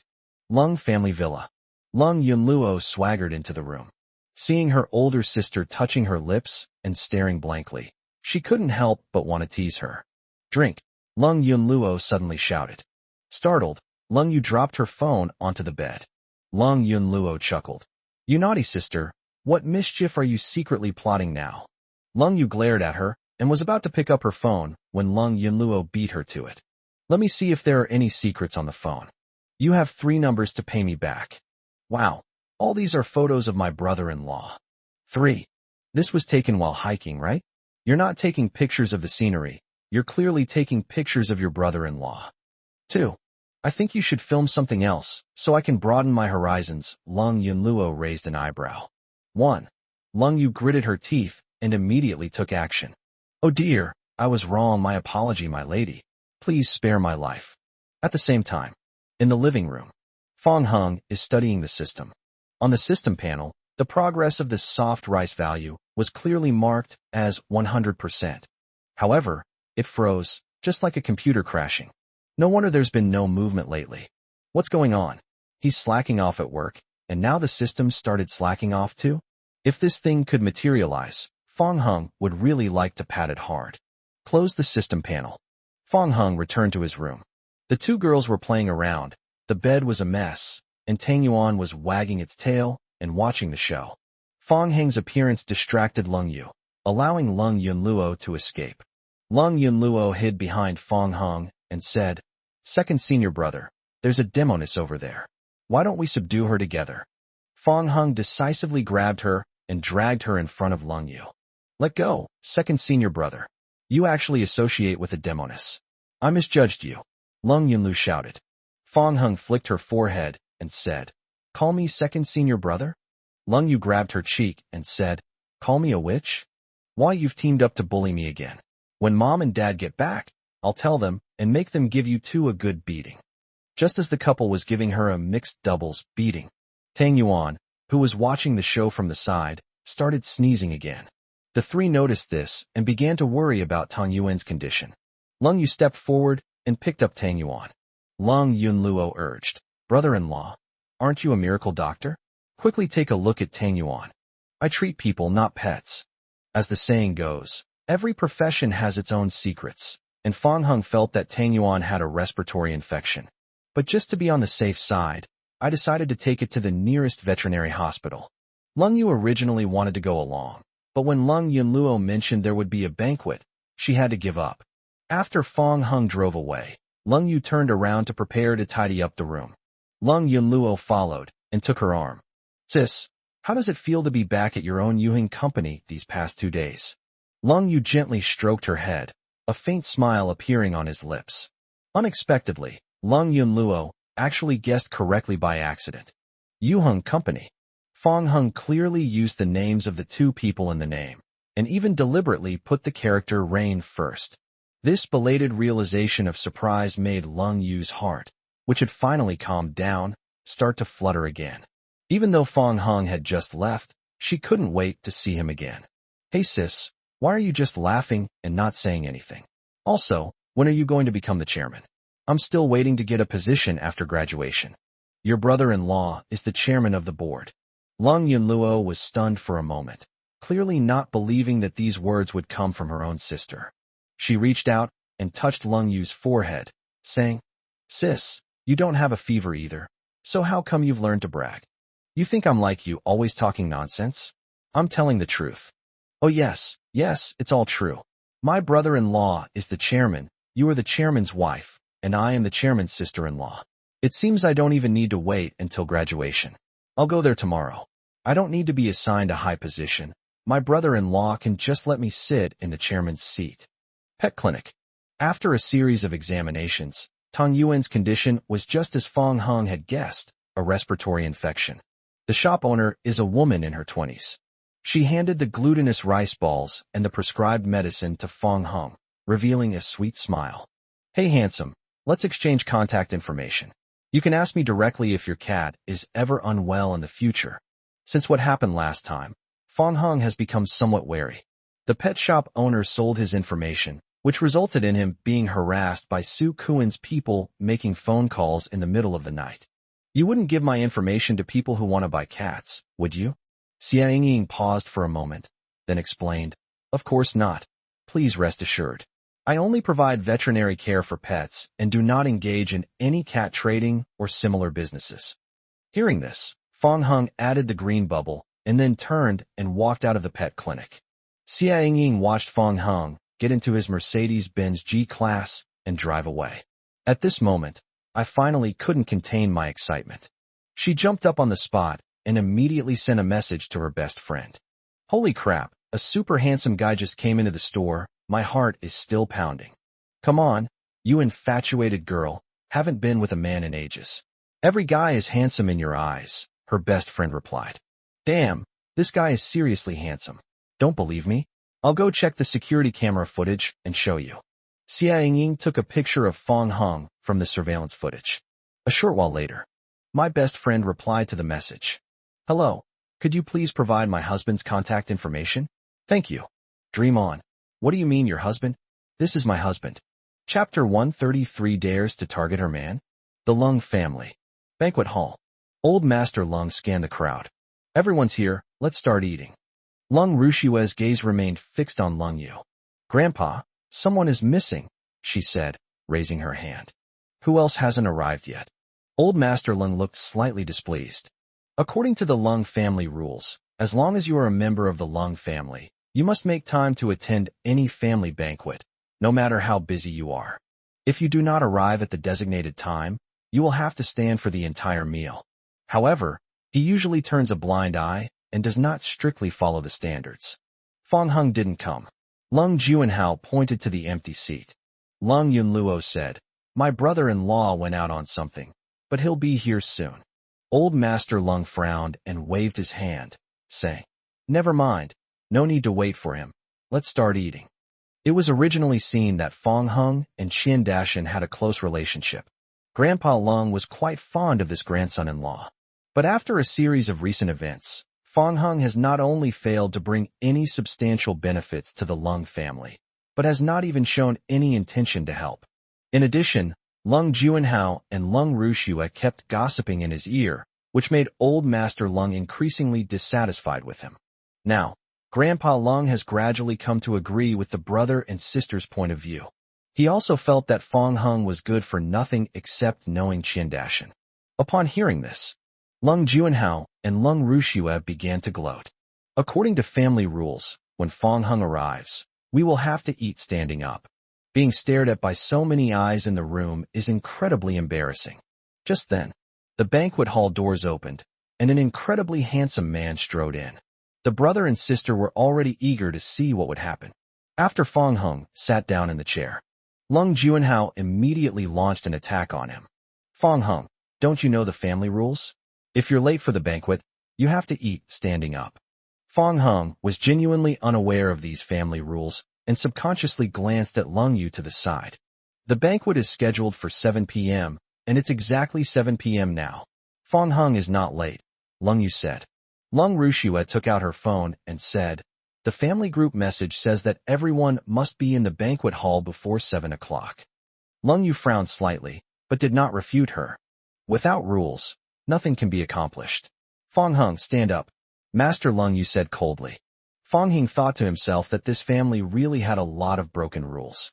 He said calmly, I'm not late. Lung Juanhao glanced at the time, flipped his phone over, and said, What nonsense are you talking about? Look, it's already 7:01. You still say you're not late. Lung Rushua suggested, Grandpa, Fong Hung is still being stubborn. In my opinion, we should just check the surveillance footage. Old Master Lung's expression showed dissatisfaction, but he adopted Lung Rushua's suggestion. Check it out. If Fong Hung doesn't enter before 7 o'clock, deal with it according to the family rules. Lung Yu instantly furrowed her brows. Although this family rule had always been in place, As long as the lateness wasn't too long, they wouldn't bother to investigate it. They are clearly targeting Fong Hung on purpose. Not long after, staff retrieved the surveillance footage. After Grandpa Lung and the brother and sister examined it, Lung Juanhao immediately laughed, pointed at Fong Hung, and spoke in a commanding tone. See? The surveillance footage shows you sat down after 7 p.m. Stand up immediately. Fong Hung completely ignored Lung Juanhao. Old Master Lung sternly rebuked. What, Fong Hung? Now that you've become a member of the Lung family, do you not want to abide by the Lung family rules? Grandpa, Lung Juanhao isn't thinking straight, and you've been influenced by him to become confused? You, how dare you? Who are you calling muddle-headed? Old Master Lung glared and puffed out his beard. What else can you be but confused? You demanded entry before 7 o'clock, so you should have rewound the time to 6:59 to see if I had actually entered the room. Old Master Lung slammed his fist on the table. Juanhao, investigate. If he's late, no one can protect him today. Lung Juanhao immediately rewound the surveillance video. I was stunned when I looked at the time. Because Fong Hung seemed to have timed it perfectly. I entered the banquet hall at exactly 6 hours, 59 minutes, and 59 seconds. It was just 1 second away from 7 o'clock. Grandpa, look, Fong Hung only walked in. That shouldn't count, right? That definitely doesn't count, Lung Rushua said. Fong Hung immediately retorted to the group. Since it doesn't count, it means the door doesn't belong to the banquet hall. It should be removed directly. Not just the door, but wherever you say it counts. That's where it should be removed. Old Master Lung knew that if he investigated further, he wouldn't be able to do anything about Fong Hung. After all, the family group notification only said to enter the banquet hall before 7 o'clock. He gave a wink, signaling that the matter should be dropped. Lung Juanhao returned the tablet to the staff member. Fong Hung, you're lucky this time. Old Master Lung said. All right, that's enough. Now that everyone's here, let's officially start the meal. Lung Yu, however, turned cold and ordered a halt. Wait a minute, Grandpa. I think since we're being so serious about this, it's necessary to review the surveillance footage and see who was late for the previous banquets. These words were spoken. The expressions on Old Master Lung's and the others' faces changed instantly. Xiaoyu, how about we just forget about it, Old Master Lung suggested. Just let it go? How can we just let it go? Lung Yu's face was as cold as frost. Anyone who dared to target her man would not be let off so easily. Lung Yu took the tablet from the staff member. They started reviewing the surveillance footage from previous family dinners. The image was then projected onto the banquet hall screen. Grandpa, just because of the recording of the last dinner party, my uncle's family was late. What do you think should be done about this? Lung Juanhao laughed and said, something happened in my family at the time. This is not an excuse to break family rules. Lung Yu immediately retorted to Lung Juanhao, and then turned to put pressure on Old Master Lung. Grandpa, you said those words just now. Without rules, there can be no order. I hope you will treat everyone equally and keep your word. Lung Yunluo couldn't help but secretly applaud. My older sister is fiercely protecting her husband again. Things are different now, and Old Master Lung dared not refute Lung Yu. This second granddaughter eventually ascended to the position of president of Yuhing Company. The Lung family will definitely need her help in the future, so we absolutely cannot let things get sour. Under pressure, Old Master Lung had no choice but to say, Bowen, your whole family, stand up. Dad, this doesn't make sense, does it? Lung Bowen didn't expect to be implicated as well. Lung Juanhao complained. Yeah, Grandpa, what does what happened last time even count for? Lung Rushua chimed in. That's right, Grandpa, that's all in the past. Lung Yunluo rolled her eyes and said, so, according to you, if someone violates the family rules, as long as it's not dealt with on the spot, you can't do anything about it afterwards? Old Master Lung understood that showing favoritism towards a few people at this point would lead to trouble. Then, in a stern voice, he said, stop talking nonsense and stand up now. And so, under the watchful eyes of everyone, Lung Bowen and his family reluctantly stood up. Old Master Lung smiled and tried to please Lung Yu. Xiaoyu, is this all right now? It's about time to eat. Everyone's hungry. No, Grandpa, one person is still missing. Lung Yu looked directly at Old Master Lung. Who's missing? You're missing because you also broke the family rules. Chapter 134 Anyway, it's not me. Everyone was taken aback. The surveillance footage on the screen showed Grandpa Lung and Lung Bowen's family appearing together, which indeed indicated that they were late. But they didn't expect that Lung Yu would dare to include Old Master Lung in the list. Grandpa Lung was a little confused.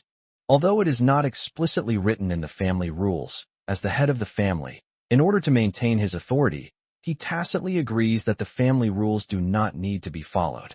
No one has dared to raise any objections to this so far. The situation at this moment was completely unexpected. Lung Rushua said, "Lung Yu, what do you mean? Grandpa is the head of the family. If the head of the family can get away with anything if he makes a mistake, then what's the point of these so-called family rules?" Lung Yu asked. Lung Bowen immediately glared at Lung Rushua, signaling her to shut up. Now that Lung Yu has a different status, she can't be provoked casually. Old Master Lung seemed slightly embarrassed and spoke in a gentle tone. "Xiao Yu, Grandpa broke the family rules, and of course he should be punished. But given my current condition, how about we wait until my leg is better before punishing him?" Lung Yu remained silent. Seeing that the atmosphere was getting increasingly awkward, Yang Shulan quickly stepped in to smooth things over. This brought the matter to a close. Everyone began to eat. Only Lung Bowen's family remained standing. A constant stream of gazes fell upon them. This made Lung Juanhao feel embarrassed to eat and drink excessively. Lung Rushua was also too reserved, so she put down her chopsticks after only a few bites. Despite his advanced age, Lung Bowen still felt unwell. To ease the awkwardness, he took the initiative to start a conversation and mentioned his recent discoveries. "Dad, I heard that Grandpa Wang's leg injury has healed." Upon hearing this, Grandpa Lung immediately put down his soup spoon. "Is the news reliable?" "I haven't personally confirmed it yet, but the news is most likely true. Quickly send someone to verify the truth. If it is true, immediately find out who cured Old Master Wang." Grandpa Lung suppressed his excitement. He and Grandpa Wang had the same experience. If someone can heal another person's leg injury, then they must also be able to heal his leg injury. Lung Juanhao patted his chest and said, "Grandpa, leave it to me. I'll go to the Wang family tomorrow and invite Old Master Wang to our house." "All right, my precious grandson, I'll leave this to you." Old Master Lung was filled with hope and looked forward to the day he could stand up again, and his appetite improved considerably. Lung Yunluo ate a chicken leg, her cheeks bulging out like a hamster that had hidden away grain. "No need to ask anymore. It was actually my brother-in-law who cured Old Master Wang's illness." "What?" Everyone present, including Old Master Lung, was shocked. They frantically searched for Fong Hung. Only then did they realize that the couple had already left the banquet hall. Old Master Lung turned to look at his second son, Lung Tianrui. "Quick, Tianrui, call my good grandson-in-law and ask him to come over for a chat." This scene made Lung Juanhao slightly unhappy. "Grandpa, why do you believe everything people say? Have you forgotten the lessons we learned before?" Lung Rushua chimed in. "Yes, last time Fong Hung claimed to be a miracle doctor who cured Qian Xiaobao. But what happened? My dad asked young Master Qian, and it turned out that it wasn't true." She glanced at Lung Yunluo as she spoke. "Grandpa, don't be fooled by that little girl. She never tells the truth." Lung Yunluo almost exploded, saying, "Lung Rushua, who are you calling little?" Lung Rushua shrank her neck, pretending not to hear. The siblings' words reminded Old Master Lung of what had happened a few days ago. In addition, there was an impression of Lung Yunluo. This little granddaughter has indeed loved talking nonsense since she was a child. Old Master Lung gradually began to feel that it didn't seem real. So he stopped Lung Tianrui, who was about to call Fong Hung. "Forget it, no need to fight." Lung Juanhao patted the back of Old Master Lung's hand and said, "That's right, Grandpa. Don't let them make a fool of you anymore. TCH, if you don't believe me, fine, but don't come back begging my brother-in-law to heal Grandpa's leg," Lung Yunluo said. Lung Rushua said disdainfully, "Come on, let's wait until your brother-in-law has that ability before we talk about it. Even if Fong Hung really is that miracle doctor, we can't possibly ask him for help again." Lung Juanhao scoffed, not believing that Fong Hung had healed Old Master Wang's leg injury. With a stern expression, Old Master Lung began to reprimand Lung Yunluo. You better watch yourself from now on. Fong Hung knows a little about medicine, but that doesn't mean he's capable. You're asking him to treat my leg? Do you really not want me to be able to stand up again? That's right, stop giving bad advice. Aren't you just trying to harm Grandpa? That night, Fong Hung was taking a shower in the bathroom. The phone on the table kept beeping with message notifications. I noticed this scene. Lung Yu, who was making the bed, put down the blanket and couldn't help but pick up her phone to take a look. Hey handsome, are you there? Is Tang Yuan feeling better? Lung Yu was slightly taken aback. She opened the profile and glanced at it, which showed that the person was female. Fong Henglu rarely adds people to his group. So who could this other person be? And how would they know about Tang Yuan? Lung Yu gently tapped the phone screen and quickly typed out a line of text. He went to take a shower. She was about to send it, but then she thought about it and deleted it. A short while later, another message came from the other end. Hey, I saw you were typing. Why did it suddenly stop? Since you've already seen it, I'll just get straight to the point. There's a party tonight. Are you interested in joining? There are lots of pretty girls out there. With your looks, you're sure to be very popular. Upon seeing these messages, Lung Yu bit her lip and unconsciously tightened her grip on her phone. She put her phone back where it was, pretending nothing had happened, and turned back to continue making the bed. But the notification sound that rang again completely disrupted her thoughts. Fong Hung came out of the bathroom shirtless. She didn't even have the energy to sneak peeks at his abs like she usually did. Fong Hang sighed. He was buttoning his clothes when he looked up and saw Lung Yu sitting sideways on the bed, hugging a pillow and staring at him. Their eyes met. Lung Yu gave a haughty snort. Fong Hing sensed something was amiss. He didn't rush to ask, and then followed Lung Yu's gaze to his phone. Fong Hung stepped forward, unlocked the screen, and took a look. The veterinarian he had just added sent him a series of messages, inviting him to a social gathering. No wonder Lung Yu was acting strangely. She must have seen these messages. He put down his phone and sat down next to Lung Yu. Did you look at my phone? No. She turned her pretty face away. That's really strange. Why do I feel like someone touched my phone? Anyway, it wasn't me. Fong Hung smiled, but remained silent. A moment later, Lung Yu couldn't help but turn her pretty face back. You, she hesitated, unable to finish her sentence. Never mind. It's getting late. Time for bed.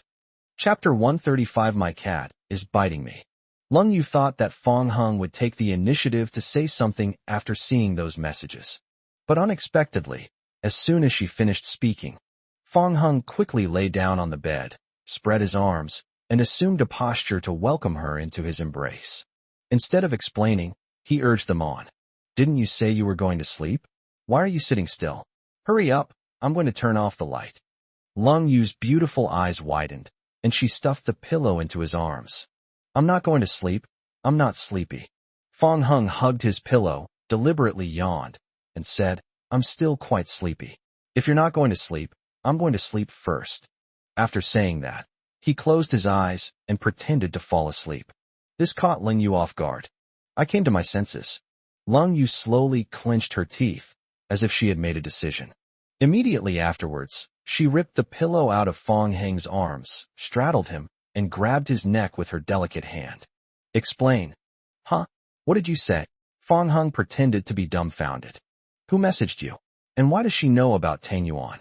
He said with a smile. Didn't you say you didn't look at my phone? I might as well just strangle you. Lung Yu touched him very gently, afraid of really hurting Fong Hung. Fong Hung stopped teasing Lung Yu and placed his hands on the smooth back of her hands. It's the vet I just took Tang Yuan to see. After Fong Hung explained it to me, Lung Yu suddenly understood. I was so blinded by my own emotions. How could I not have realized that? Lung Yu silently let go of Fong Heng's hand, lifted her leg off him, and lay down on the bed with her back to him, trying to hide her embarrassment. Then it's all right. She was like a wild cat that was baring its teeth and claws one moment, but in the blink of an eye, she turned into a gentle and obedient house cat. Fong Hung leaned close to Lung Yu and hugged her from behind, resting his chin on her shoulder. He then opened his phone and held it up in front of the two of them. What should I say in response? They're asking you, not me.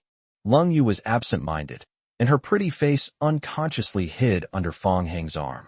There are so many pretty girls. Should I go take a look and see if what you're saying is true? Lung Yu instantly perked up, turned her head, and looked at Fong Hung incredulously. The next moment, without hesitation, he bit the arm in front of him. So Fong Hungting typed a reply. I can't go, my cat is biting me. The other side replied instantly. Handsome, you finally replied. Hey, wasn't the cat you brought today very well behaved? It didn't seem like it would bite. Fong Hung glanced at the sullen Lung Yu and continued typing a reply. The other cat in the house. Who's your cat? Lung Yu pouted. Who else could it be but you, my cute little kitten who likes to bite? Fong Hung hugged Lung Yu tightly and couldn't help but take a deep sniff. Lung Yu said he smelled nice, but Fong Hung didn't seem to notice anything. On the contrary, Lung Yu smells really good, and it's so soft and cozy to hold. At the same time, on the other side, in an apartment building, Xia Yingying received Fong Heng's message, tapped her phone screen, and quickly replied. If you can't go to the party, you can come to my house. Bring your cat along. I can teach you some training methods to prevent it from biting. No need. I actually quite liked it when that cat bit me. Xia Yingying held her phone, looking completely bewildered. What? Do you like being bitten by cats? What kind of weird fetish does this handsome guy have? She thought for a moment, then continued typing and sending the message. Then I won't bring the cat. Could you come over to my place tonight? My water pipes are leaking, and I don't know how to fix them. Xia Yingying felt that her hints were clear enough. She wouldn't have taken such initiative with any other man. Fong Hung is simply too dazzling, a typical tall, rich, and handsome man. It's hard not to fall in love at first sight. These are all hot commodities. If you hesitate even slightly, another woman might snatch them away. Lung Family Villa. Fong Hung frowned upon seeing the message. I initially thought the other party added my contact information just for the cat. Now it seems like nothing more than an excuse. He replied, I'm married. Huh? Handsome, don't lie to me. Did I go too far and offend you? It's okay if you don't like me now. We can get to know each other slowly, starting as friends. Fong Hung did not reply to the message again, but instead blocked and deleted the other party. Next, he changed his signature to married and changed his profile picture and moments background to a photo of himself and Lung Yu.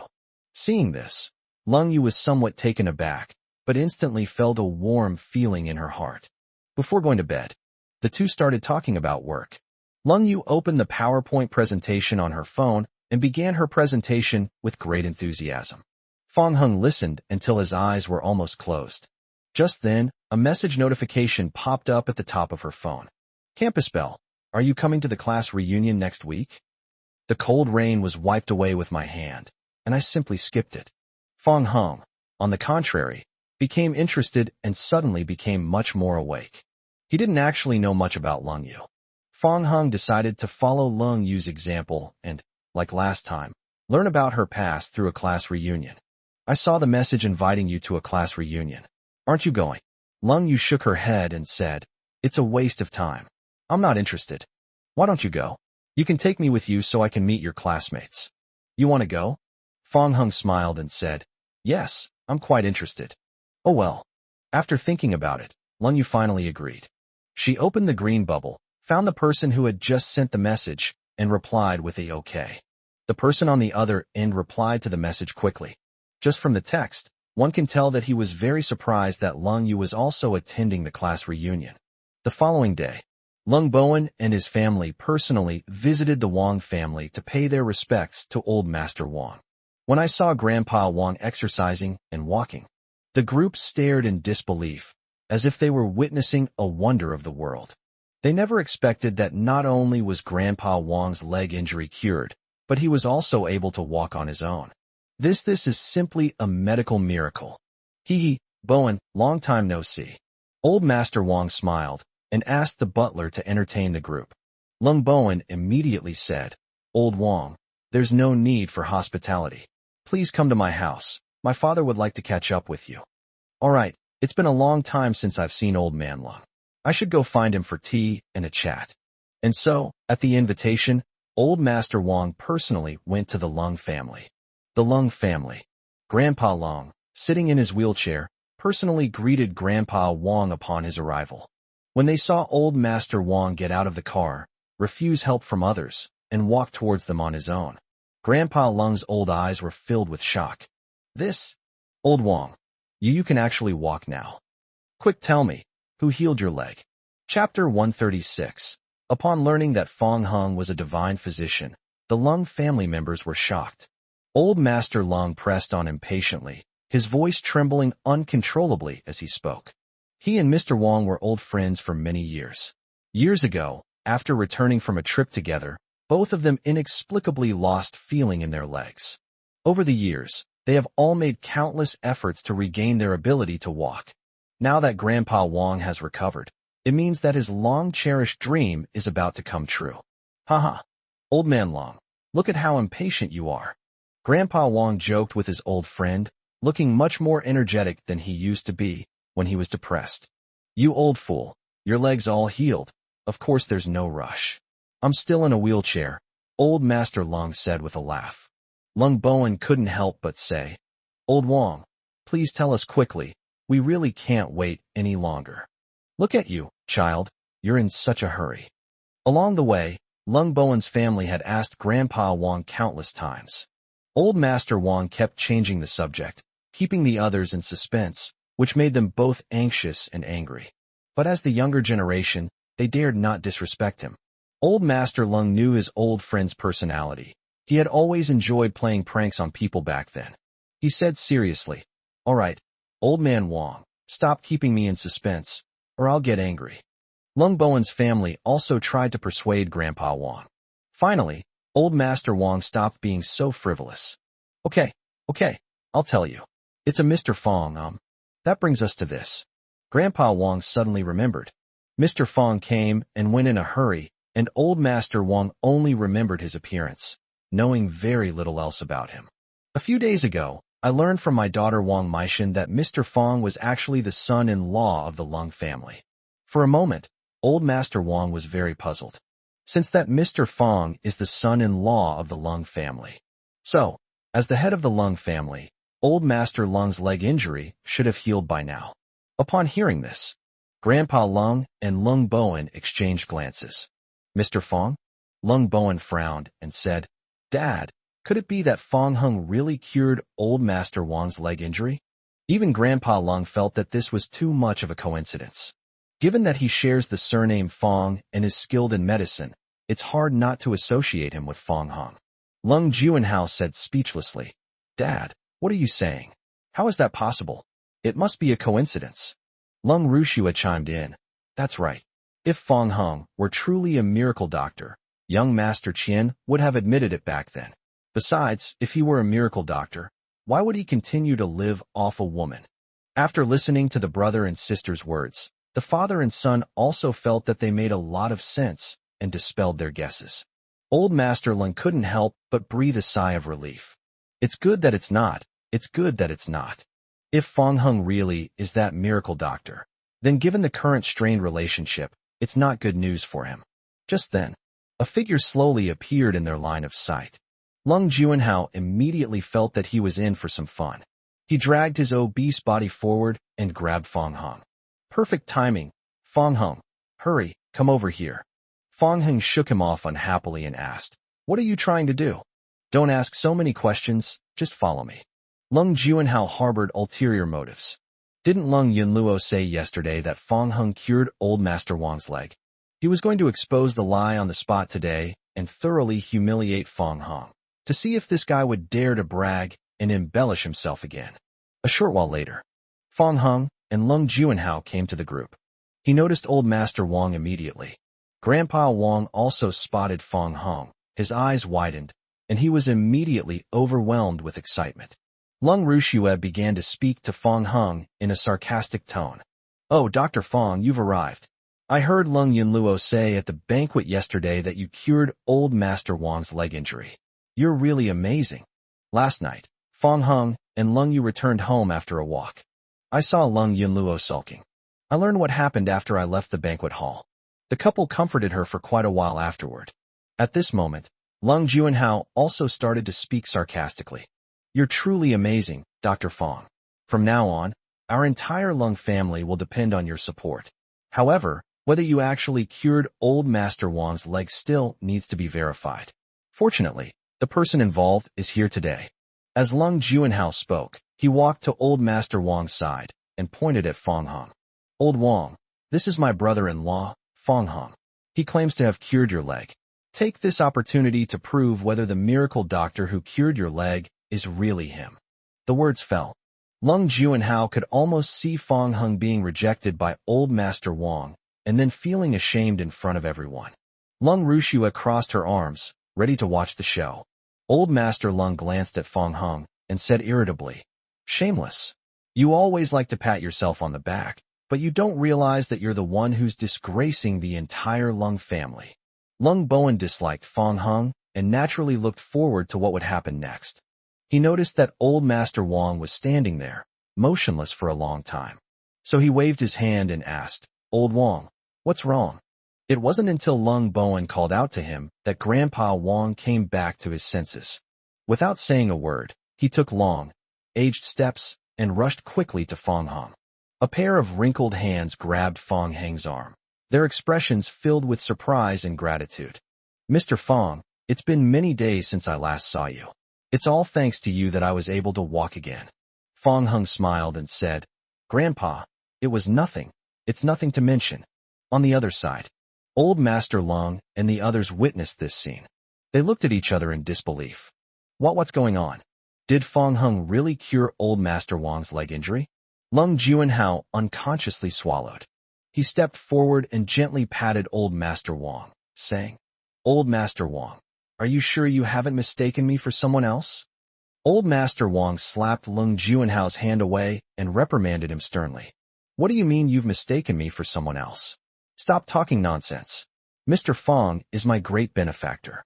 It's thanks to him that my leg injury was able to heal." This received further affirmation from Mr. Wang.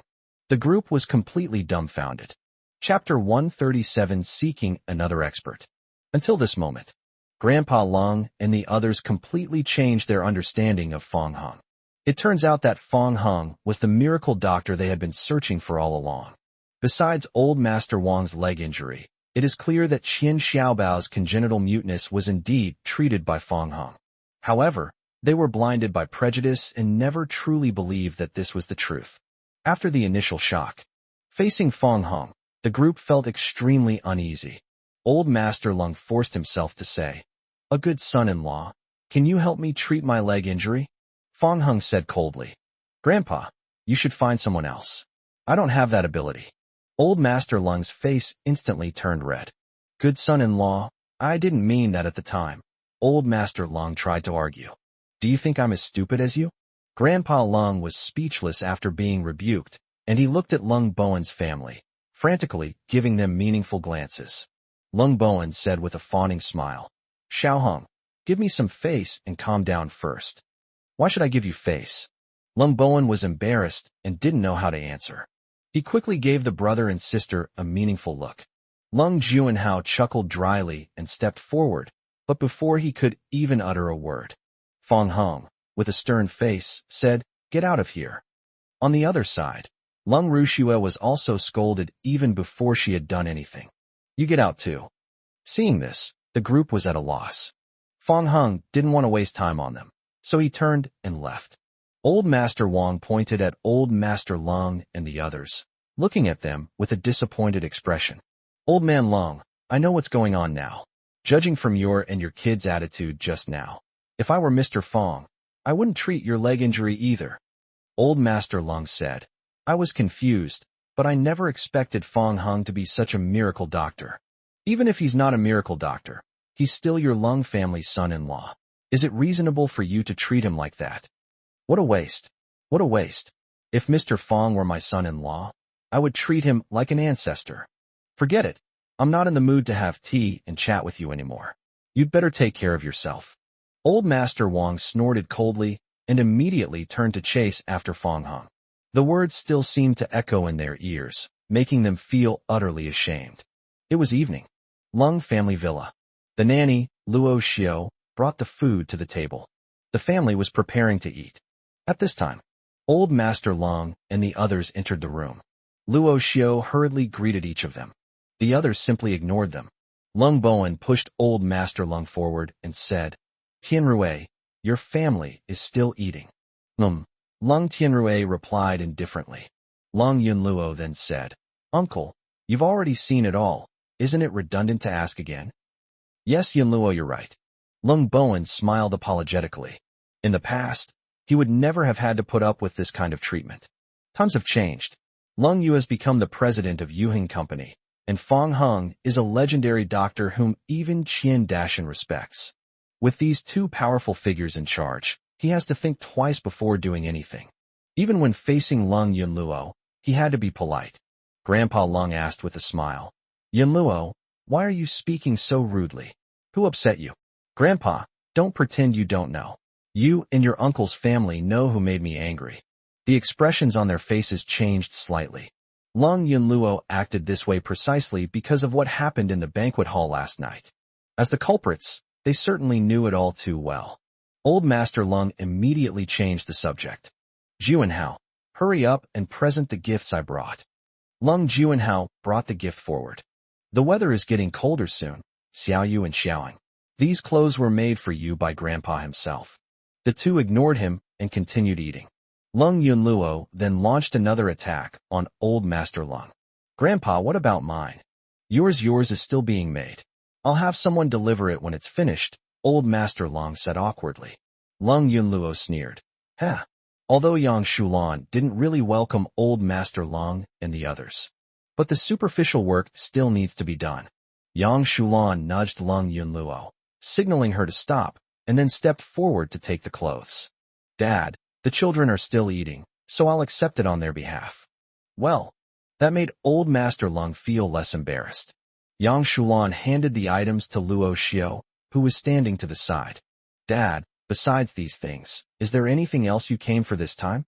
Old Master Lung looked at Fong Hong, as if he wanted to say something but hesitated. Lung Bowen explained tactfully, Sister-in-law, it's like this. Ever since Dad lost feeling in both legs, he can't take care of himself.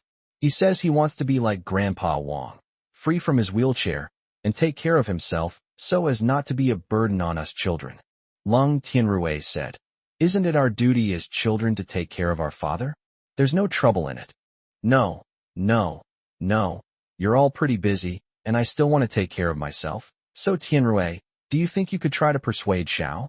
Just as Old Master Lung was about to mention Fong Hung. Unexpectedly, Fong Hung suddenly stood up, startling him so much that he swallowed back the words he was about to say. I'm stuffed. After saying that, Fong Hung got up and went back to his room. Old Master Lung and the others wanted to stop them, but dared not. I'm full too. Lung Yu put down her chopsticks and stood up. Old Master Lung hurriedly stopped Lung Yu, who was about to leave. Xiaoyu, please help Grandpa persuade Xiaoying. He's the only one in the whole of Luocheng who can cure my leg. Previously, the fact that Old Master Lung favored Lung Juanhao had already deeply disappointed Lung Yu. What happened in the banquet hall last night left her utterly disappointed. Therefore, Lung Yu simply ignored Old Master Lung. When Grandpa Lung's pleas for help to Lung Yu went unanswered, he placed his hopes on his granddaughter, Lung Yunluo. Good granddaughter, Grandpa knows you're the most sensible one. Can you help Grandpa persuade Xiaoying? Lung Yunluo said irritably. Let's just forget it, Grandpa. Have you forgotten what you said?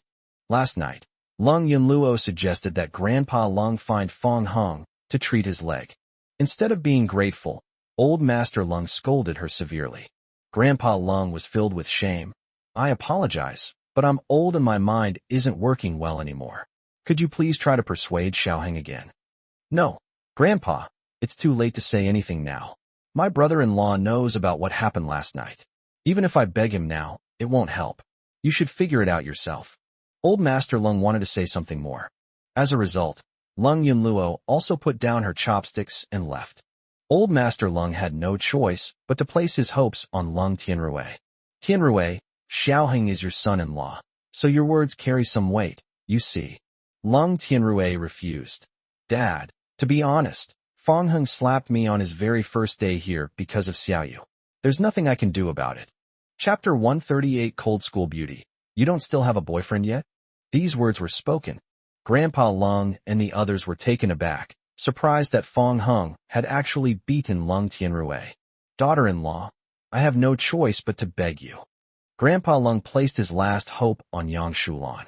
Yang Shulan waved her hand repeatedly and said, "Dad, I really can't help with this. Xiao Hung and Xiao Yu have the same temper, and it's not something I can do just by offering advice." Old Master Lung fell silent. Being rejected by Lung Tianrui's family one after another felt like a scene from just a few days ago. However, back then it was his son Lung Bowen who asked for help, but now it's him. Grandpa Lung was filled with remorse. If he hadn't given up a few days ago, Fong Hung might have already forgiven him. No, if he had believed Fong Heng from the beginning, he would definitely be able to walk on the ground like Grandpa Wang now. Ultimately, the current situation is entirely of our own making. It wasn't just old Master Lung who regretted his actions. At this moment, Lung Juanhao and Lung Rushua also realized how clownish their past actions had been. Instead of targeting Fong Hong, we should choose to build a good relationship with him. Now, not only has Grandpa's leg injury healed, but the two of them have probably already risen to prominence thanks to Fong Hong. The next few days, old Master Lung and others insisted on visiting Fong Hong, trying to move him with their sincerity. But Fong Hung remained unmoved and ignored the group. That day, the group waited anxiously, but Fong Hung never appeared. Grandpa Lung spoke gently and kindly, and couldn't help but ask about Lung Yunluo. "My dear granddaughter, isn't Xiao Hung here today?" Lung Yunluo replied, "My sister and brother-in-law went to the provincial capital." At the same time, as Lung Yunluo had said, the couple were on their way to the provincial capital. Lung Yu's alma mater is the top university in the provincial capital, so the class reunion was held in the provincial capital. Arrive at your destination. It was still early. After checking into the hotel, Fong Hung and Lung Yu went to visit nearby attractions. The two first went to the ancient town, and then went boating on the lake. They didn't return to the hotel until they were completely exhausted from playing. Underground parking garage. The Mercedes-Benz G-Class came to a slow stop. Lung Yu observed a black, unlicensed car behind him through the rearview mirror. She said, "Fong Hung, don't you think that black car has been following us?" Fong Hung had noticed it halfway there. He couldn't help but wonder who was following him. "You stay in the car, I'll go ask." Lung Yu instinctively grabbed Fong Heng's hand, shook her head, and said, "No, what if there's danger?" Fong Hung smiled slightly and patted Lung Yu's hand. "Don't worry, so many people couldn't do anything to me before, so even if that car is full of people, they can't do anything to me. Besides, they may not even be here to cause trouble." Lung Yu nodded, but still didn't forget to give some instructions. "Then be careful. If you feel anything is wrong, run away as fast as you can." "Good." Fong Hung released Lung Yu's hand and got out of the car alone. Inside the black sedan, the man in the suit sitting in the driver's seat was holding his headset. "Young miss, we've been discovered." A woman's panicked voice came from the other end. "Huh? Then what should we do? Should we retreat first?" the man in the suit asked tentatively. "Okay, retreat quickly." "Clear." Upon receiving the instruction, the man in the suit immediately turned the car around. Fong Heng sighed. Seeing that the black sedan was trying to escape, he stood in the middle of the road, preparing to force it to stop. This scene instantly made Lung Yu extremely anxious. She rolled down the car window and shouted, "No! Fong Hung, get out of the way!" Fong Hung subconsciously turned his head to look at Lung Yu. When they turned back, the black sedan had already escaped via another road. Fong Hung hadn't expected that there was another way out of the garage. In other words, it's pointless for him to stand here and try to stop them. At this moment, Lung Yu opened the car door and walked aggressively towards him. "It arrived in front of me." Lung Yu kicked Fong Heng's shin. "Are you stupid? Were you trying to forcibly stop the car just now?" Fong Hung scratched his head and said, "There's nothing we can do. If they want to run, this is the only way to stop them." "You big idiot, you always like to do such dangerous things. Have you forgotten your promise to me last time?" Fong Hung placed his hands on either side of her shoulders. "I'm confident in myself. You don't need to worry about me so much." "Nonsense. If that car had tried to hit you, you wouldn't have been able to escape. How could I not be worried about you?" she said sternly. Fong Hung could tell that Lung Yu was angry, and he also realized that his behavior in front of her was indeed inappropriate. Because if Lung Yu did that, he would definitely be very worried too. "Then I won't do it again next time." You better not lie to me again. If you do it again next time, then I'll... So what? Fong Hung asked with a smile. I'll learn from you. You're asking for it, aren't you? Then I'll be asking for it too, she said angrily. Okay, I give up. Helpless, Fong Hung reached out and gently stroked her nose. Lung Yu looked resentful and instinctively opened her mouth as if to bite him. After Fong Hung dodged, he deliberately teased Lung Yu. Ugh, I can't bite it. As a result, the next moment a row of faint teeth marks appeared on his hand. Night fell. A super-large luxury cruise ship is quietly moored on the shore. The two arrived at their destination. Lung Yu got out of the car first, and Fong Hung turned the car around to look for a parking space. While waiting for Fong Hung to return, Lung Yu heard a voice in her ear. Hey, isn't this our cold school beauty? I didn't expect you to actually come to the party. The speaker was a red-haired woman carrying an LV bag and wearing an evening gown. Lung Yu glanced at the woman, her eyebrows furrowing slightly, and said, What's wrong, Xia Ying? Can't I come? Look at what you're saying. That's not what I meant at all. Xia Ying rolled her eyes, looked around, and noticed that Lung Yu was all alone, which aroused her curiosity. Hey, school beauty, where's your boyfriend? You didn't come alone, did you? Lung Yu didn't want to pay any attention to Xia Ying. However, Xia Ying felt that this had hit a nerve and left her speechless. The cold rain of my student days was just perfect. He was so perfect that Xia Ying felt worthless, as if she was born to make him look good. Jealousy breeds hatred. So throughout her 4 years of university, Xia Ying would deliberately target Lung Yu. Now, he believes he has found the weakness in Lung Yu's defenses. Xia Ying was as excited as if she had discovered a new continent. Haha, did I guess right? You haven't had a boyfriend since graduation. Unbelievable. Unbelievable. Our outstanding campus belle can't even find a boyfriend. TSK, how pathetic. Always with a cold face. This is what happens when you don't know how to please a man. I'm different from you. I recently started dating a super handsome and rich boyfriend.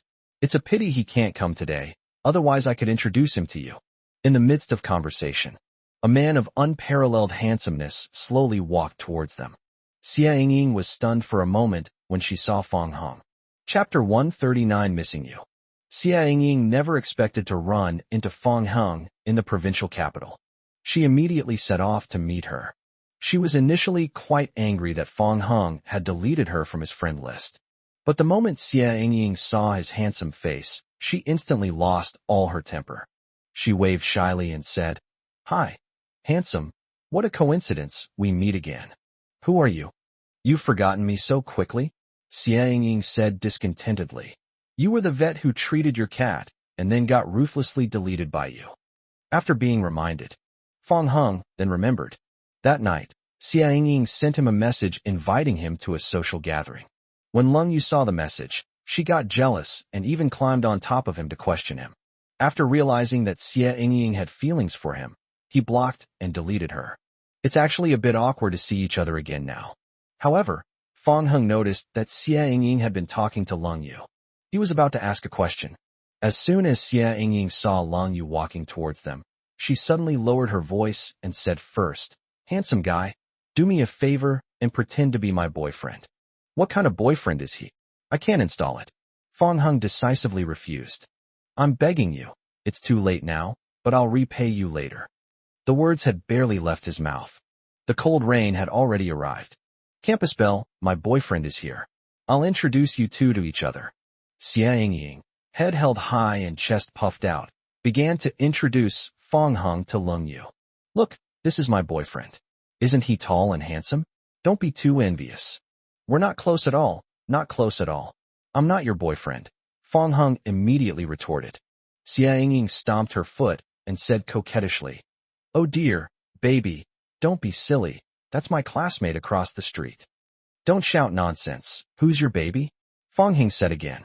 Xia Ying ignored him and then forced herself to explain to Lung Yu. My boyfriend is quite shy and doesn't like to admit our relationship in front of others. After Xia Ying finished speaking, she deliberately observed Lung Yu's reaction, hoping to see an expression of envy, jealousy, and hatred on her face. However, instead of seeing envy, jealousy, and hatred, Lung Yu laughed. This left Xia Ying somewhat puzzled. Why are you laughing? Lung Yu smiled without saying a word, then stepped forward and took Fong Heng's arm. Xia Ying was slightly taken aback and prepared to reach out and pull Lung Yu away. Lung Yu, this is my boyfriend. Are you crazy? How dare you steal my man right in front of me? Lung Yu said, how come I didn't know my husband had a girlfriend like you? Xia Ying was stunned for a moment, standing there dumbfounded, her eyes gradually widening. Fong Heng looked at her speechlessly, then asked Lung Yu, is this your classmate? How did you meet her? Lung Yu asked, puzzled. She's the vet I deleted that day. I see. Lung Yu smiled and turned to look at Xia Ying. Thank you for helping Tang Yuan get treatment, but you should find someone else to fix the water pipes at your house. In an instant, Xia Ying blushed furiously, her toes almost tearing the soles of her shoes. It turns out Fong Heng really did get married, and coincidentally, it was Lung Yu. No wonder Fong Heng's green bubble profile picture looked so familiar back then. Just moments ago, I was making fun of Lung Yu for not having a boyfriend, but it turns out I was the clown all along. At this moment, Xia Ying felt that there was no one in the world more embarrassed than her. In the end, Xia Ying didn't say a word and just slunk away. Lung Yu withdrew her gaze, turned her head, and said to Fong Heng, let's go. It's time to board the ship. The two walked toward the boarding bridge. Do you have any close friends? Fong Heng asked. Without hesitation, Lung Yu replied, no. Fong Heng was taken aback. You answered too quickly. In 4 years of university, you didn't make a single friend. Lung Yu nodded, indicating that she agreed. Fong Heng couldn't help but admire Lung Yu. He doesn't really like making friends, but he has still managed to make a few. Lung Yu didn't make a single friend during her 4 years of university, and she couldn't even imagine how she managed to get through campus life. Boarding the cruise ship. We took the elevator to the designated floor. The waiter first led the two to the room, then pointed out the location of the meeting place before leaving. Fong Heng glanced around the room and said, looks like we'll have to spend another night here. Lung Yu sat on the bed, rubbing her ankle, and replied, yes, after everyone is here, the cruise ship will still have to leave the shore. We probably won't be able to disembark until tomorrow afternoon, and it won't be until the day after tomorrow before we get back to Los Angeles.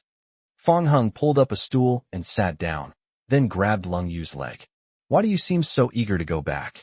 As he spoke, he took off his high heels from the cold rain, revealing his small and delicate feet. Lung Yu was slightly taken aback. I could have gotten so much work done in these 2 days. Fong Heng massaged her feet and said, my dear CEO, I now understand why Yun Luo calls you a workaholic. Wouldn't it be better to rest more? My dear Chairman, if everyone slacks off like you, the company will go bankrupt sooner or later. It's good that it went bankrupt, so I can slack off every day. Lung Yu reached out and tapped Fong Heng's forehead. I'm curious what else you think about besides slacking off every day. Of course, it's still about slacking off. No wonder he's the king of slacking off. Fong Heng placed Lung Yu's pair of jade-like feet on his lap and gently pressed them down with controlled force. And you? Besides work, what else do you think about every day? Think. Miss you. Fong Heng was stunned for a moment. Lung Yu quickly added, by the way, you said you'd teach me massage. When are you planning to start? Seeing how eagerly she was to change the subject, Fong Heng couldn't help but laugh. Now is fine. Then teach me quickly. The cruise ship departed from the shore and sailed out to sea into the night. There's still some time before the party officially starts. I took a shower in my room while it was raining coldly. Fong Heng walked onto the deck and felt the sea breeze. The sound of several men talking could be heard nearby. Hey, did you guys hear? It seems like the school beauty, Long, came today. Holy crap, is this for real? With the aloof personality of the cold school beauty, she doesn't seem like the type to come. Anyway, I heard them saying that someone saw people before boarding the ship. That's great. Finally, I can see the stunning beauty of the cold school beauty. Fong Heng sensed that his opportunity had arrived. I walked up to them, pretending to be very familiar with them. Hey everyone, it's been a while. How have you all been?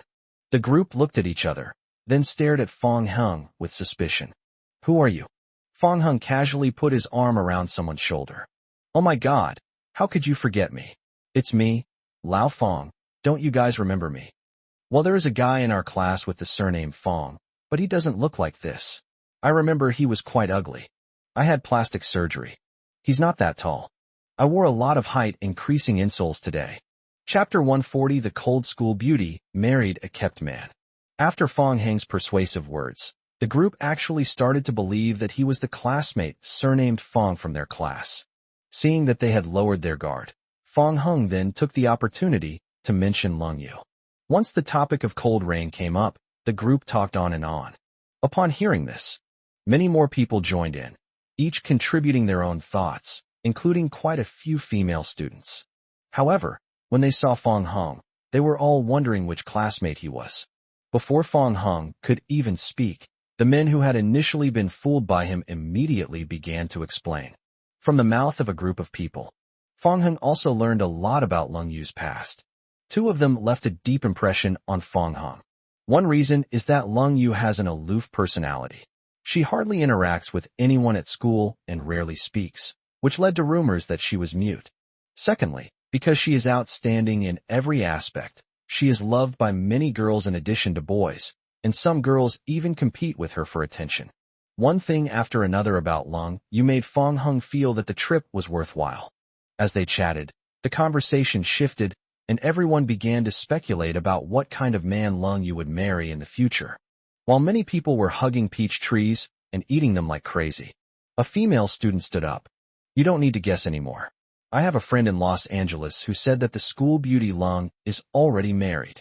My friend also said that she married a gigolo who was ugly, short, and fat, and who would often harass the school beauty. These words were spoken. The scene immediately erupted in chaos. In their hearts, Lung Yu was like a white moonlight. How could I marry such a despicable person? Everyone was indignant and heartbroken. Fong Heng was stunned. Who was spreading such nonsense?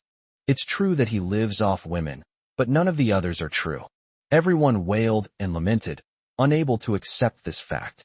Fortunately, the female classmate changed her story and said she was just joking. The matter finally came to an end. Just then, a man in a suit and tie with a buzz cut came into view. Everyone's attention was immediately drawn. Many women who had been secretly glancing at Fong Heng turned around and rushed forward to surround him. They cheered and screamed like they were at a fan meeting. Young Master Lin. Young Master Lin, please take me away. Young Master Lin, I want to have your babies. The man referred to as Young Master Lin is named Lin Tianze, the eldest son of the Lin family in the provincial capital. This class reunion was funded by Lin Tianze. Lin Tianze gestured for silence, scanned the crowd, and began to speak. Due to time constraints, we were unable to charter the entire cruise ship. We hope you will understand. The women responded enthusiastically to Lin Tianze. The men felt ashamed of themselves in front of Lin Tianze. Lin Tianze's gaze lingered on Fong Heng. Hey bro, you're not in our class, are you? A man said, Young Master Lin, this is the only student in our class with the surname Fong. Lin Tianze chuckled. As the class monitor, I know every student in the class better than anyone else. This guy is obviously not from our class. Young Master Lin has a good eye. Actually, I came here with my wife. Welcome, welcome. All guests are welcome. The party is about to begin. Let's have a couple of drinks later, and let everyone see which girl in our class is lucky enough to have found such a handsome guy like you. Lin Tianze exchanged a few simple polite words, and then left. The men who had been initially fooled all stared at Fong Heng. Damn, bro, that's not fair. I knew you weren't Lao Fong. Tell me, who's your wife? Fong Heng felt his phone vibrate in his pocket. It was clearly a message from Lung Yu. See you at the venue later. I'm going back to my room now. Back in the room, Lung Yu stared at Fong Heng suspiciously. Where did you go? I was bored, so I went to the deck to get some fresh air and chatted with your classmates for a while. You? Lung Yu guessed that Fong Heng had come to inquire about her at school, but she didn't expect him to act so quickly. What's wrong with me? Fong Heng asked with a smile. How much have you found out about me? Not a lot, but not a few either.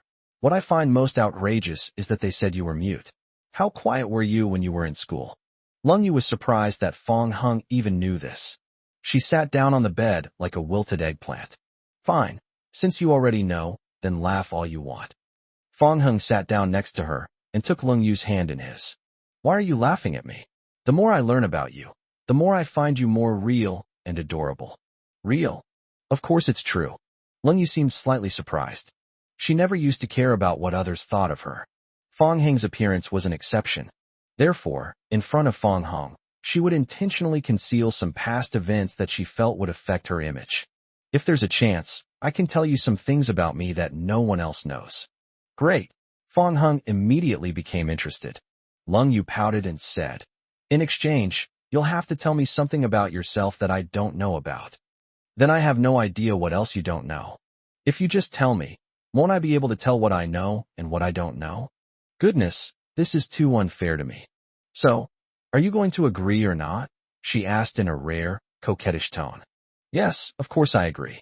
The party officially began. People entered the venue one after another. Many people are secretly hoping that the same person will appear. Finally, the doors to the venue opened once again. The figure that haunted my dreams appeared. Lung Yu, with her hair pulled up high, wearing an elegant long dress and high heels, entered the venue at a leisurely pace. All eyes instantly turned to Lung Yu. Beautiful. So beautiful. So beautiful, like the most dazzling star. All other objects pale in comparison. Lin Tianzi straightened his tie, took a step forward, and prepared to personally greet him. However, he hadn't taken more than a few steps when he froze on the spot. The others stared wide-eyed in disbelief. Within sight, Lung Yu stopped in her tracks, turned her head to look back, and revealed a faint smile. This scene brought an unprecedented shock to everyone. This was the first time they had ever seen Lung Yu smile like that. This smile is like a jar of fine wine.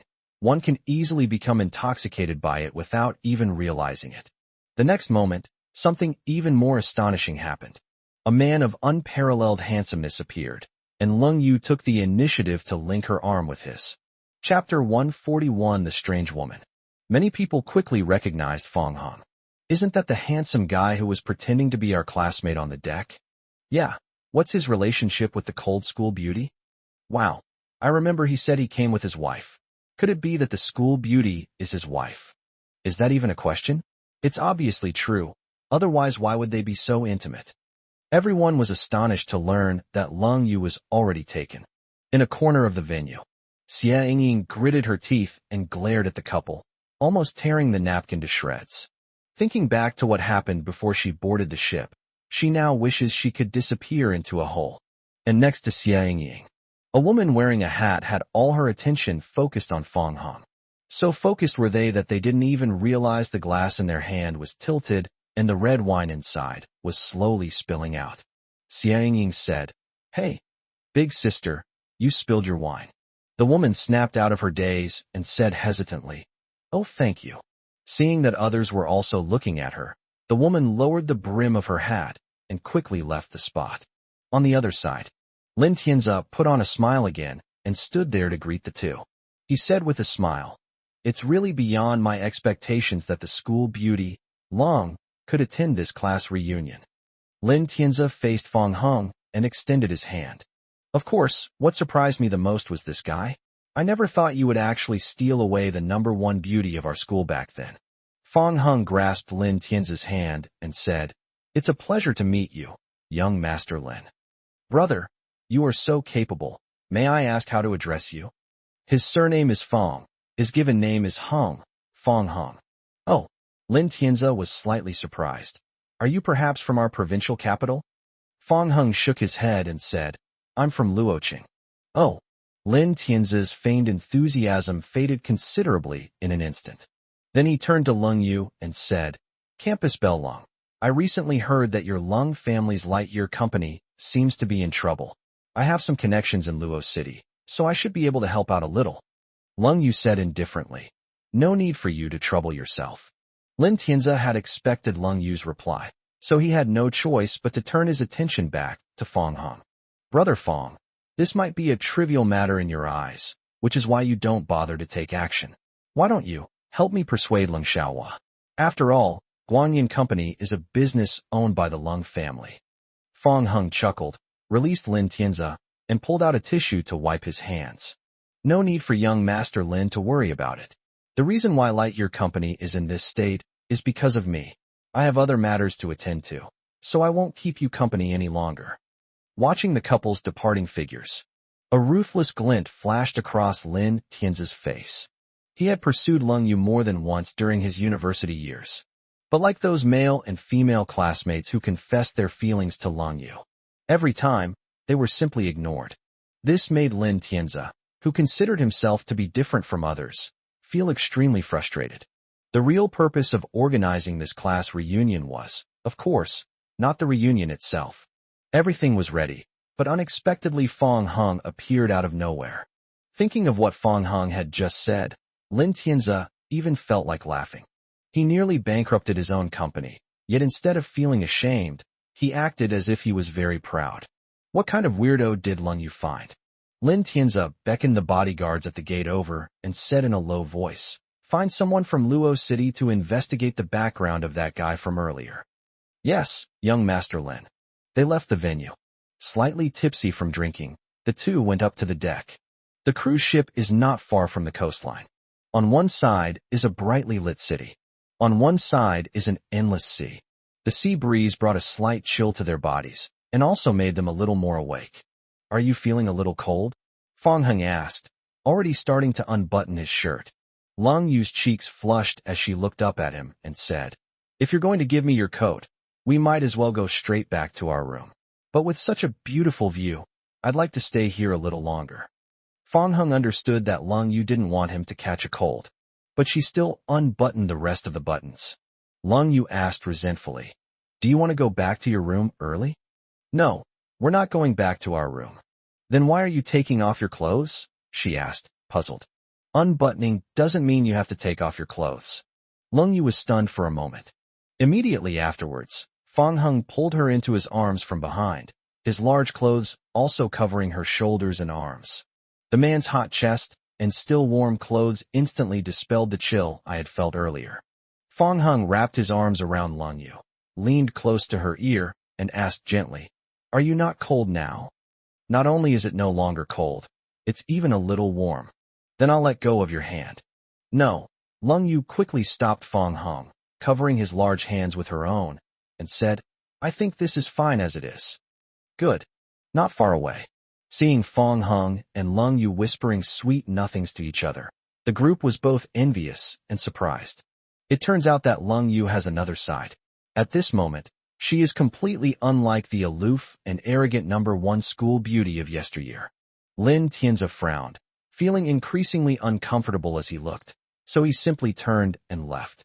At the edge of the crowd, a woman wearing a hat noticed this scene, grinned, and let out a silly, idiotic laugh, which gradually attracted strange looks from many people. When the woman realized she was attracting attention, and even the couple turned to look at her, she immediately lowered her hat brim and turned to leave. Unexpectedly, because he wasn't looking where he was going, he crashed headfirst into the wall with a thud. The woman clutched her head in pain, and her hat slipped off and fell to the ground. She hurriedly picked up her hat and tried to run, but in her haste, she forgot to pick it up. So she had to bite the bullet and turn back, pick up the hat again, and run away once more. The group watched the woman's retreating figure in silence. "This person doesn't seem to be in our class, does he? She's quite good-looking, but she seems a bit dull." "Yeah, why is she running? Nobody's chasing her." On the couple's side, Lung Yu asked curiously, "What happened over there?" "Someone bumped into a wall while walking." Fong Hung happened to notice her, and felt that the woman wearing the hat was a bit strange. He had seen her several times before at the venue. The woman seemed to want to avoid attention, but didn't seem to realize that her strange behavior itself was quite eye-catching. Chapter 142. That boy saved me. After returning to the room from the deck, Fong Hung only had time to wash his face before he came out and found Lung Yu asleep in bed. She slept peacefully, curled up, looking just like a kitten. Fong Hung helped Lung Yu take off her shoes, covered her with a blanket, and leaned down to leave a kiss on her forehead. He traveled for so long today, and then went shopping and boating, so he's actually quite sleepy and tired now. However, Fong Hung was not in a hurry to go to sleep. Instead, he went downstairs to buy some things. It's late at night. It was drizzling outside. The atmosphere on the cruise ship remained lively. After shopping, I took the elevator to the designated floor, where the doors opened automatically, revealing a completely different scene from before. Upon closer inspection, Fong Hung discovered that he had applied an extra layer. He pressed the button again, preparing to go back downstairs. Just then, first, a man in a suit rushed up and blocked the elevator doors that were about to close. Then, a woman with a wound on her forehead appeared at the elevator entrance, surrounded by a group of men in suits. Their eyes met. Fong Hung recognized the other person as the suspicious woman who had been wearing a hat earlier. The woman was stunned for a moment when she saw Fong Hung, then shoved aside the nearest man in a suit and rushed into the elevator. Everyone was completely bewildered. The woman reached out and grabbed Fong Hung's arm. Her expression panicked and pointed to a group of men in suits outside the elevator. "Handsome brother, please save me. These people are trying to kidnap me." This left everyone even more confused. "Young miss, no one is kidnapping you here." "Pa, what young lady? With this handsome young man protecting me. You bunch of thugs better get lost." "Yes." After bowing, the group of men in suits quickly turned and left. The woman said, "Handsome brother, thank goodness you're here, otherwise I would have been kidnapped by those bad guys." Fong Hung felt like his intelligence was being rubbed into the ground. As the elevator doors closed, he pushed the woman away and said, "Stay away from me. I'm afraid I'll get infected." The woman stood there, openly scrutinizing Fong Hung. "So tall, so handsome," the woman exclaimed, resting her chin on her hand. "She seems like a not-so-bright, infatuated girl." Fong Hung ignored the other party. A short while later, the elevator arrived at the ground floor. He was the first to step out. The woman asked, "Hey, handsome young man, are you leaving already? Aren't you worried about me being in danger again?" "This floor is safe, goodbye."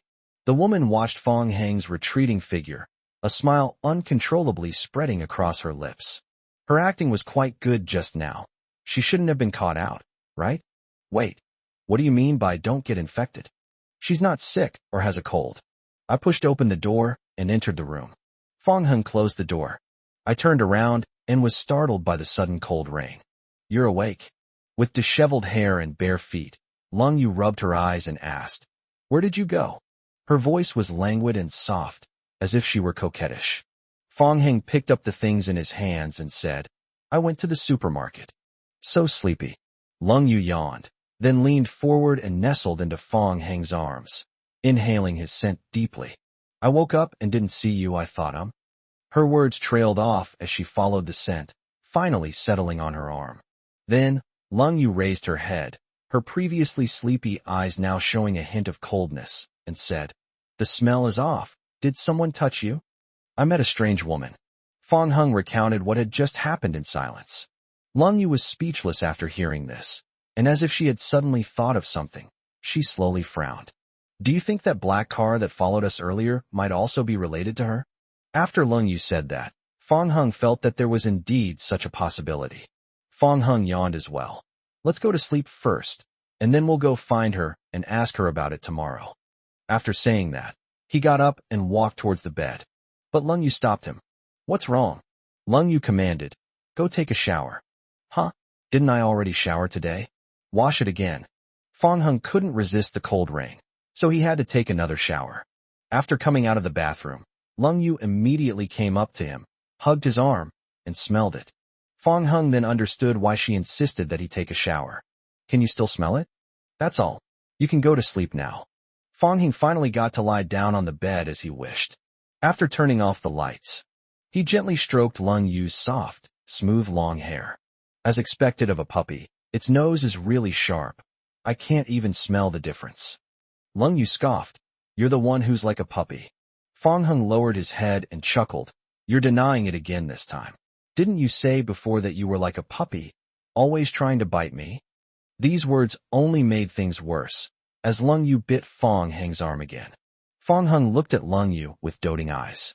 When Lung Yu looked up, he reached out and pinched her soft cheek, saying, "Finished biting. Then go to sleep." She pouted. "I can't sleep. It's all your fault. I'm not sleepy at all now." "Then I'll take this opportunity to tell you something about you that I don't know." Lung Yu nestled against Fong Hung's chest, her beautiful eyes blinking. "You want to hear it so soon? Haven't you already found out a lot today?" "I've found out a lot, but it's still a tiny bit short of satisfying my curiosity," Fong Hung said, gesturing with his hands. "I really can't do anything with you. Let me think about what I should tell you. Lung Yu fell into thought, her fingertips twirling around her hair. It seems there are many secrets hidden here. Why don't we stay up tonight and tell me everything at once? You wish. Get ready. I'm about to begin. Yes, I'm all ears. Lung Yu looked directly at Fong Hung. Their eyes met, but then she hesitated. Fong Hung urged, "Didn't you say you were going to talk? I've been listening attentively. Why are you backing out now?" "Oh, don't rush me. I'll tell you." Lung Yu finally made up her mind. She slowly said, "Actually, when I was a child, I encountered a very dangerous thing when I went out to play with my classmates." "What are your names, male and female classmates?" Fong Hung asked. "The female classmate's name is Yi Qingzhu. Why haven't I seen her before? She's not in Los Angeles. Wait, aren't you focusing on the wrong thing?" You reacted pretty quickly. Fong Hung smiled. "You're so annoying. Don't tease me at a time like this." Lung Yu feigned annoyance, paused for a moment, and then continued speaking. "I was only a teenager at the time. One day, I secretly ran away with Yi Qingzhu to play. We went to a mountain. The mountain was huge, and there was a lake inside. There were some beautiful flowers by the lake. Yi Qingzhu went to pick them, but she accidentally slipped and fell into the water. Fong Hung took her hand, their fingers intertwined, and asked, 'You can swim, so you saved her?' Lung Yu shook her head, secretly observing Fong Hung's reaction. "I couldn't swim at that time, but when I saw Yi Qingzhu being swallowed by the water little by little, I rushed down to save her. But she was too excited. Even though she could have just stood up and been fine, she kept pulling on me, which caused us to both fall into the water. Neither of us can swim in those lakes deep in the mountains and forests, and we had almost given up hope, but luckily someone appeared in time to save us." Lung Yu suddenly felt nervous and unconsciously hugged Fong Hung with her other hand. "We were saved by a father and son. The father saved Yi Qingzhu, and the boy saved me." Chapter 143, Cold Rains, Punishment. Fong Hung couldn't help but sigh. "That boy is quite impressive." Impressive, just like you." "Same as me." "Yes, just like you have a beauty mark under your eye, and you're very handsome, especially when you smile." Lung Yu raised her hand, pressed it against Fong Hung's face, and gently stroked the beauty mark at the corner of his eye with her fingertips. "He's just a little slow." Fong Hung raised an eyebrow slightly. Why do you think he's stupid?" "Because I always remembered him, but when we met again, he didn't recognize me." "Now that you mention it, it seems like such a coincidence. My dad and I rescued 2 girls in a lake deep in the mountains." "That's quite a coincidence." "Could it be?" Fong Hung hesitated, wanting to say something but stopping himself. "Could it be something? Could it be that the boy who saved you was me when I was young?"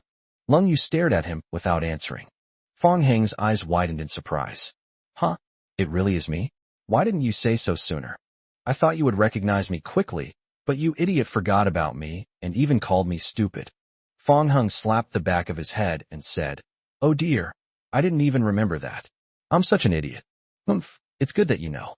I accidentally tore your clothes, and you remember it so clearly, but you can't even remember me." "It's my fault," Fong Hung laughed. Lung Yu gradually sensed something amiss. She turned on the desk lamp beside her, then sat up and stared at Fong Hung suspiciously, saying, "Did you recognize me a long time ago?" Fong Hung sat up with her, leaned against the headboard, and said, "How could that be? If you hadn't said anything, I wouldn't have noticed at all. Your expression is off. You definitely recognized me a long time ago, but you've been pretending to be clueless, haven't you?" Fong Hung smiled, but remained silent. Lung Yu was stunned for a moment. "You bastard, Fong Hung. So you did it on purpose back then. No wonder you always insisted I was stupid. I'll strangle you." Feeling both ashamed and angry, Lung Yu sat directly on Fong Hung's lap and grabbed his neck with both hands once again. "I can't breathe. I'm dead." Fong Hung closed his eyes and tilted his head to one side. Lung Yu laughed and punched Fong Hung, saying, "I haven't even used my full strength yet. I'm alive again." Fong Hung opened his eyes and straightened his head. "You dare to speak ill of me to my face? I must punish you." As Lung Yu spoke, she placed her hands on either side of Fong Hung's shoulders. "How are you going to punish me? You are not allowed to move. Behave yourself and accept your punishment." The words fell. She leaned down and kissed him. The kiss lasted a long time. After the two separated, Lung Yu, her eyes glazed, asked, "Do you know you were wrong?" Fong Hung shook his head. "You still don't know you're wrong? It seems I'll have to continue punishing you." Lung Yu gave a soft hum, wrapped her arms around Fong Heng's neck, and leaned in to kiss him once again. Fong Hung slowly closed his eyes. He liked this kind of punishment. The next day, the rain has stopped and the sky is clear.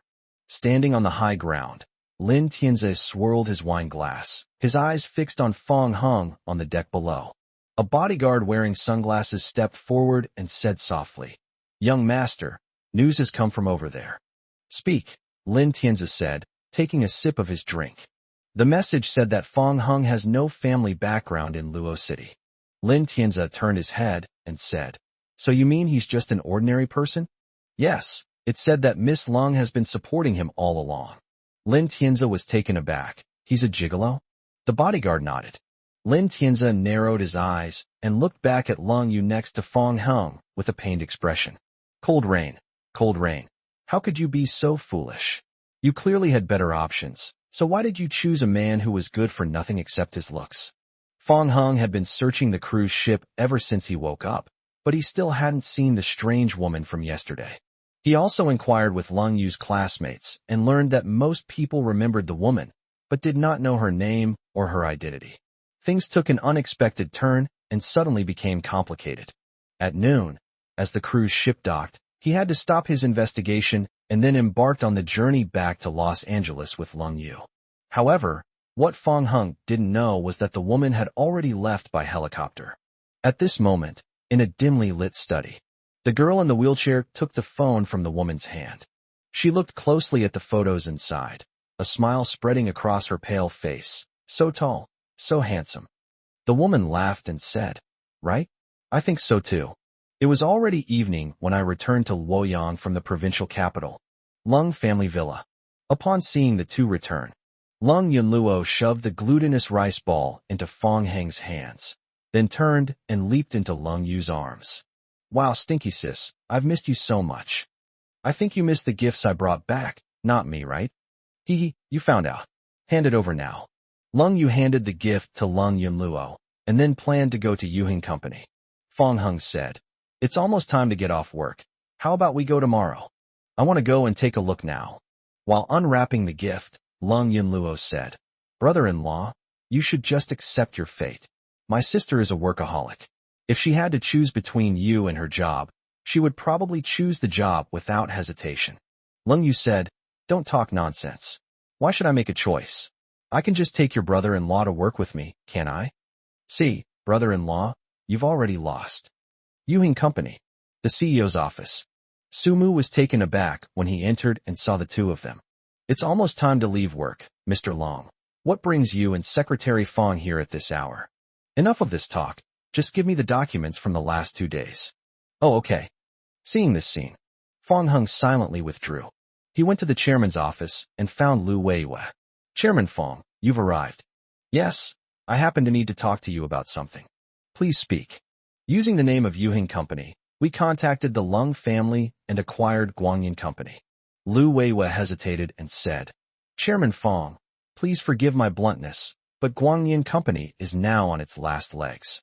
From a commercial perspective, I do not recommend acquiring it." "I know, just do as I say." "Receive." Seeing that Fong Hung insisted, Lu Weiwei didn't say anything more. In fact, Fong Heng's purpose in acquiring Like Your Company was very simple. It is precisely because of the special feelings that Lung Yu has for it. In addition, it was acquired as a subsidiary, backed by the giant Yuhing Company, and Lung Yu himself knew it very well. Fong Hung believes that Like Your Company will be reborn and will surely reach even greater heights in the future. Chapter 144 Acquisition of Like Your Corporation. Like Your Corporation. Not long ago, it was thriving and had a bright future. Now the place is deserted, leaving one with a sense of melancholy. High-level conference room. A few people were sitting there, scattered about. Old Master Lung said, "Just now, Chairman Lu of Yuhing Company called and expressed his intention to acquire us. Tell me your respective opinions." Lung Tianrui remained silent. "Dad, it seems we have no other choice. If we don't sell now, it will be worthless if we end up stuck with it," Lung Bowen said. Since Lung Yu resigned, It has triggered a series of chain reactions. At present, a light year is no different from an empty shell. Lung Juanhao said, Grandpa, I still want to be the chairman of the board. If you sell the company, then I'll be nothing. Lung Rushua said speechlessly, Brother, even if you become the chairman, you'll be a figurehead. The company can't even maintain normal operations now, so any position you hold is just for show. What nonsense. If Grandpa made me the chairman now, I could definitely make Lightyear rise again.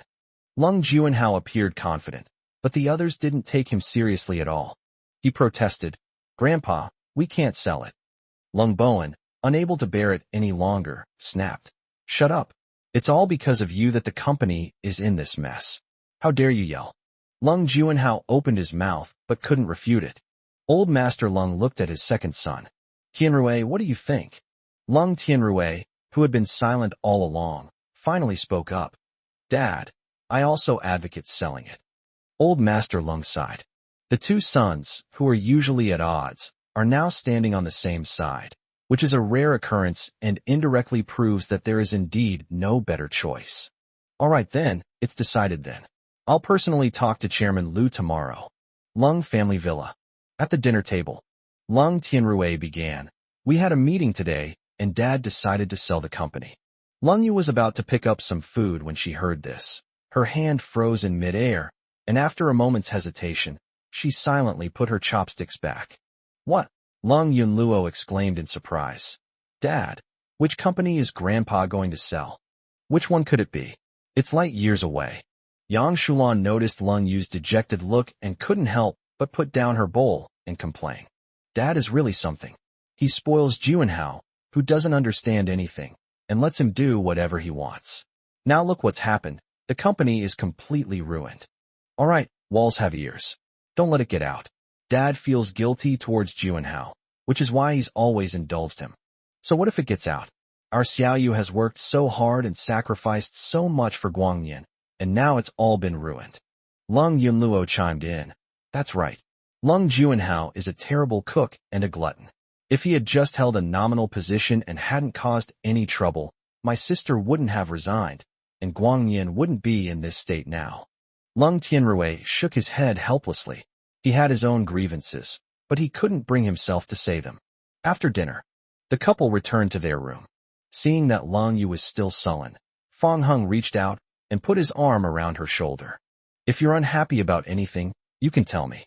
Don't keep it to yourself. It's nothing, just a little sentimental. I understand how you feel. On another note, the fact that Lightyear has become like this is also related to me. Do you hold a grudge against me? Fong Hung asked. You did this for me. I'm so touched. How could I possibly blame you? Lung Yu continued. Ultimately, it all comes down to the decisions Grandpa made. By letting Lung Juanhao run rampant, even without anyone intervening, it was all destined to happen eventually. It was just a matter of time. Fong Heng's intuition was right. Lung Yu indeed had special feelings for Guangyan. He planned to keep the acquisition a secret for now, and give Lung Yu a surprise after it was successful. The next day, Fong Hung learned from Lu Weiwei that they were already negotiating the price with Old Master Lung. Once the price is finalized and the equity transfer agreement is signed, Lightyear will officially become a wholly owned subsidiary of Yuang. Several days passed just like that. Fong Hung has been closely monitoring the progress until the signing process begins. Fong Hung was even prepared to tell Lung Yu that night. As a result, Lu Weiwei called. Chairman Fong, something terrible has happened. What's wrong? The Lung family changed their minds at the last minute, saying they don't plan to sell Lightyear Company anymore. Fong Hung frowned slightly. Okay, I understand. At the same time, the Lung family. Grandpa Lung smiled broadly as he held Lin Tian's hand. Lung Bowen, standing beside him, wore a fawning smile. Old Master Lung said gratefully, Young Master Lin, with you here, I can rest assured. Guangyan is finally saved. Lung Bowen flattered, Young Master Lin, you are truly a great benefactor to our Lung family. Lin Tianzi chuckled, You're too kind. Lung Yu and I are classmates. Since the Lung family is in trouble, it's only right that I lend a hand. Lung Juanhao asked curiously, Sis, who is this person? I don't think there's a Lin family in Luocheng, right? Lung Rushua whispered, Brother, He is Lung Yu's college classmate and the eldest son of the Lin family in the provincial capital. From the provincial capital? Lung Juanhao's eyes widened. Holy crap, a big family from the provincial capital. Does that mean we're set for life? Lung Juanhao was extremely shocked. The families in the provincial capital and the families in Los Angeles are not even in the same league. Once they get serious, even the richest man in Los Angeles, Qian Fuhao, would have to back down. Lung Rushue's gaze lingered on Lin Tianzi. Of course, as long as you get along well with this young Master Lin, you'll be on your way to great success. Upon hearing this, Lung Juanhao became incredibly excited, as if he had been injected with adrenaline. He immediately walked up to Lin Tianzi and grasped the other's other hand. Young Master Lin, it's a pleasure to meet you. Our Lung family is counting on you. From now on, I'll mention your name whenever I go out, and see who dares to bully me again. Lin Tianzi's expression changed slightly as he looked at old Master Lung and asked, Patriarch Lung, what is this? Young Master Lin, this is my eldest grandson, Lung Juanhao. Lung Juanhao smiled mysteriously. Young Master Lin, I'll take you to have some fun later. There's a place full of beautiful women. Lin Tianzi shook off Lung Juanhao's hand, and a look of displeasure immediately appeared on his face. Patriarch Lung, how come your grandson is behaving like a commoner? Old Master Lung said awkwardly. I'm sorry, young Master Lin. My eldest grandson has been wandering outside for decades and has only recently returned. He doesn't quite know the rules yet. Upon seeing this, Lung Bowen immediately reprimanded Lung Juanhao. Disgraceful. Get out of here. Young Master Lin is talking to your grandfather. Who gave you the right to interrupt? Lung Juanhao's face flushed red, and he retreated to the side in a huff. Just as Lin Tianzi was about to say something more, he suddenly saw a familiar figure. Fang Heng also noticed the people opposite him. In that instant, he seemed to understand why old Master Lung had refused the acquisition. Chapter 145 Only Men Understand Men Best. Upon seeing Fang Heng, Lin Tianzi immediately set off to walk towards him. Noticing this, old Master Lung and the others followed closely behind. A short while later, the group stood in front of Fang Heng. Lin Tianzi extended his hand to Fang Heng, a smile appearing on his face. Brother Fang, I didn't expect we'd meet so soon. Lin Tianzi's presence at the Lung family's residence speaks volumes. As a fellow man, Fang Heng had already sensed the other person's ulterior motives when they were on the cruise ship. Moreover, Lin Tianzi had subtly mocked him at the time, and Fang Heng had no interest in maintaining a so-called superficial relationship with such a hypocritical person. Therefore, Fang Heng did not shake Lin Tianzi's hand, but instead asked directly, Young Master Lin, what important matter has brought you to Luocheng in person, and even made a special trip here? Lin Tianzi looked slightly embarrassed and silently withdrew his hand. He said, I just happened to be passing through Luocheng, so I thought I'd stop by and see you and Cold School Beauty. We don't seem to know each other very well. Aren't you being a little presumptuous? Old Master Lung said with a stern face, Fang Heng, don't be rude. What kind of attitude is this towards young Master Lin? Fang Heng chuckled and turned to look at old Master Lung. Grandpa, you were so polite to me this morning before you left. How come you changed your attitude so quickly? Old Master Lung snorted coldly. You won't treat my leg, so what good will it do me to keep trying to please you? The reason why old Master Lung changed his attitude is naturally quite simple. Now they have the help of Lin Tianzi's family from the provincial capital. He no longer needed to please Fang Heng, and Fang Heng had remained unmoved despite his long-standing pleas, which had fueled old Master Lung's resentment. Lin Tianzi asked in surprise, he also knows medicine? Lung Rushua took the opportunity to speak sarcastically to Fang Heng. Yes, young Master Lin. Fang Heng could have cured my grandfather's leg, but he just won't. He'd rather treat outsiders' legs than help us. Seeing that Fang Heng had completely abandoned all pretense and was showing no respect whatsoever, Lin Tianzi decided to stop pretending. Then they revealed their true colors. Lin Tianzi laughed and said, Brother Fang, it's one thing if you don't have the ability to save Guangyan Company, but as your grandson-in-law, since you have the ability to heal Patriarch Lung's leg, it's rather inconsiderate and heartless of you to deliberately not do so. How I do things is none of your business. Lin Tianzi gave a thumbs up. Amazing, amazing. He then turned to old Master Long and said, Master Long, it's all right.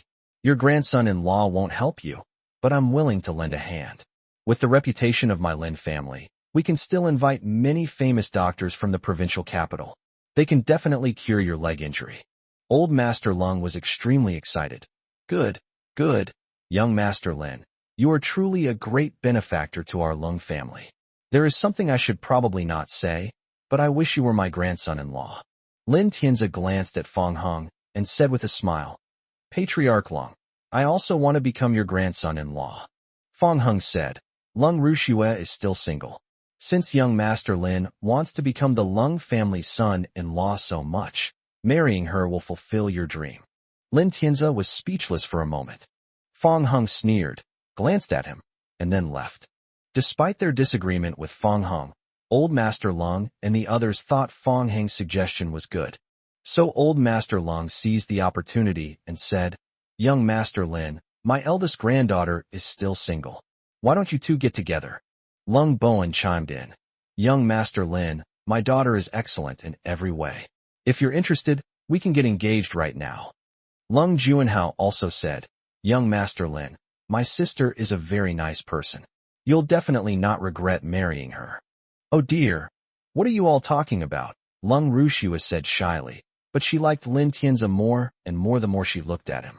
Although Lin Tianzi's appearance was not as outstanding as Fong Hang's, he came from the provincial capital and had a prominent status. This alone was enough to make Lung Rushua, who admired strength, fall in love with him immediately. Lin Tianzi said awkwardly, Patriarch Lung, let's just drop this matter. Old Master Lung and the others were somewhat puzzled. How can you just leave it at that? Young Master Lin, didn't you just say you also wanted to become a son-in-law of the Lung family? Lin Tianzi never expected things to turn out this way. He had no choice but to explain. Actually, I like Lung Yu. I pursued her back in college, but it was never successful. Upon hearing this, everyone immediately realized what was going on. They then realized that Lin Tianzi hadn't just happened to be passing by, nor was he simply helping Lung Yu because they were classmates. He had ulterior motives for coming.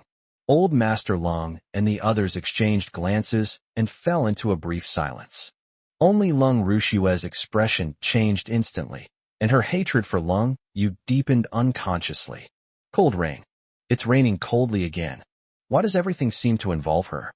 Lung Juanhao said, Young Master Lin, you're so amazing. Maybe one day my cousin will change her mind about Fong Hung, realize how outstanding you are, and then get together with you. These words really struck a chord with Lin Tianzi. Lin Tianzi finally gave Lung Juanhao a friendly look. Lung Juanhao continued, Fong Hung is nothing but a little medical skill. Young Master Lin, you completely outclass him. I believe you will eventually win my cousin's heart. Although Grandpa Lung and Lung Bowen felt that what he said was inappropriate, they just chuckled and did not stop Lung Juanhao. Night. Lung family villa. The whole family was in the living room. Lung Yunluo teased Tang Yuan and asked, Mom, I heard that a very important person has come to our Lung family. Who is it? What important person? How come we don't know them? Yang Shulan and Lung Tianrue exchanged a glance, looking puzzled, and Lung Yu and the other two had the same reaction. Oh, don't you know? Aunt Luo told me this before she left. She said he came from the provincial capital and that Grandpa personally received him. Lung Yunluo heard about it from her nanny, Luo Xiao. Lung Yu quickly realized what was going on and asked, Could it be Lin Tianzi? Fong Hing nodded and said, It really is him. I just ran into him. Lung Yu immediately frowned. After returning to the room, Fong Hing closed the door. He had just turned around.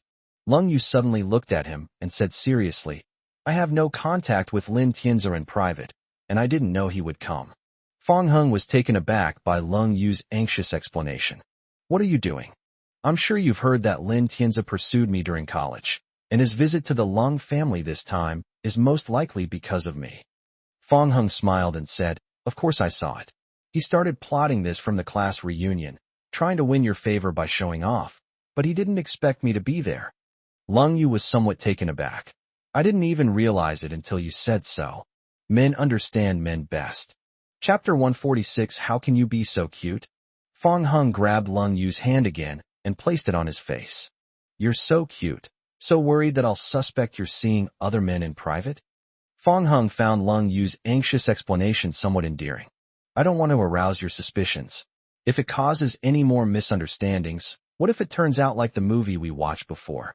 The day Lung Yu resigned from Guangyan, Fong Hung and she went to see a movie at the cinema.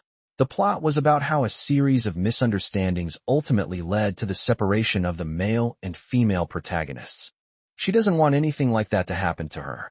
Fong Hung said, if you hadn't said anything, I wouldn't have even thought of that. Don't worry, I believe you. Lung Yu breathed a sigh of relief. Fong Hung kissed her palm and said, how can you be so cute? How can you confess everything before anyone even suspects anything? That's so abrupt, and sometimes that makes people more suspicious. I just find it troublesome. Doesn't this eliminate the intermediate steps? She suddenly said smugly. Yes, my proud and arrogant CEO. The next day, the gate of the Lung family.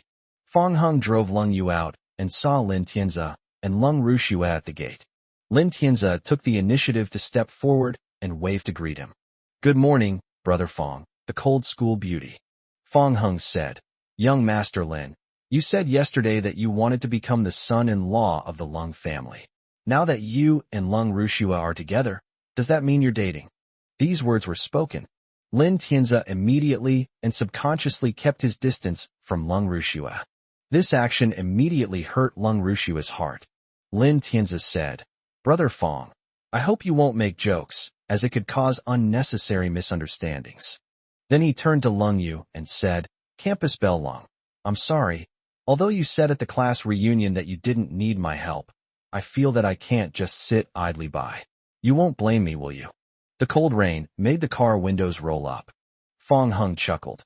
Young Master Lin, I think you need to change your habit of being presumptuous. After saying that, Fong Hung drove away. Lin Tianzi stared at the receding car, his face suddenly darkening. Beside her, Lung Rushua couldn't help but say, Young Master Lin, you don't need to do this for Lung Yu at all. She's an oddball. Apart from Fong Hung, she's like an ice block to every other man. No matter how much you give, you won't be able to move her.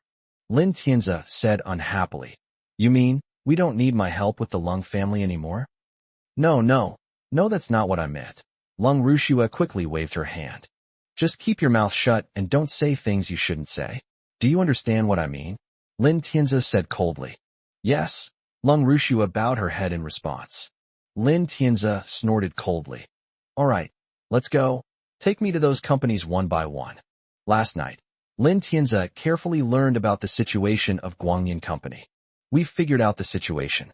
The most crucial thing is to resume cooperation with major companies. So he decided to take charge himself.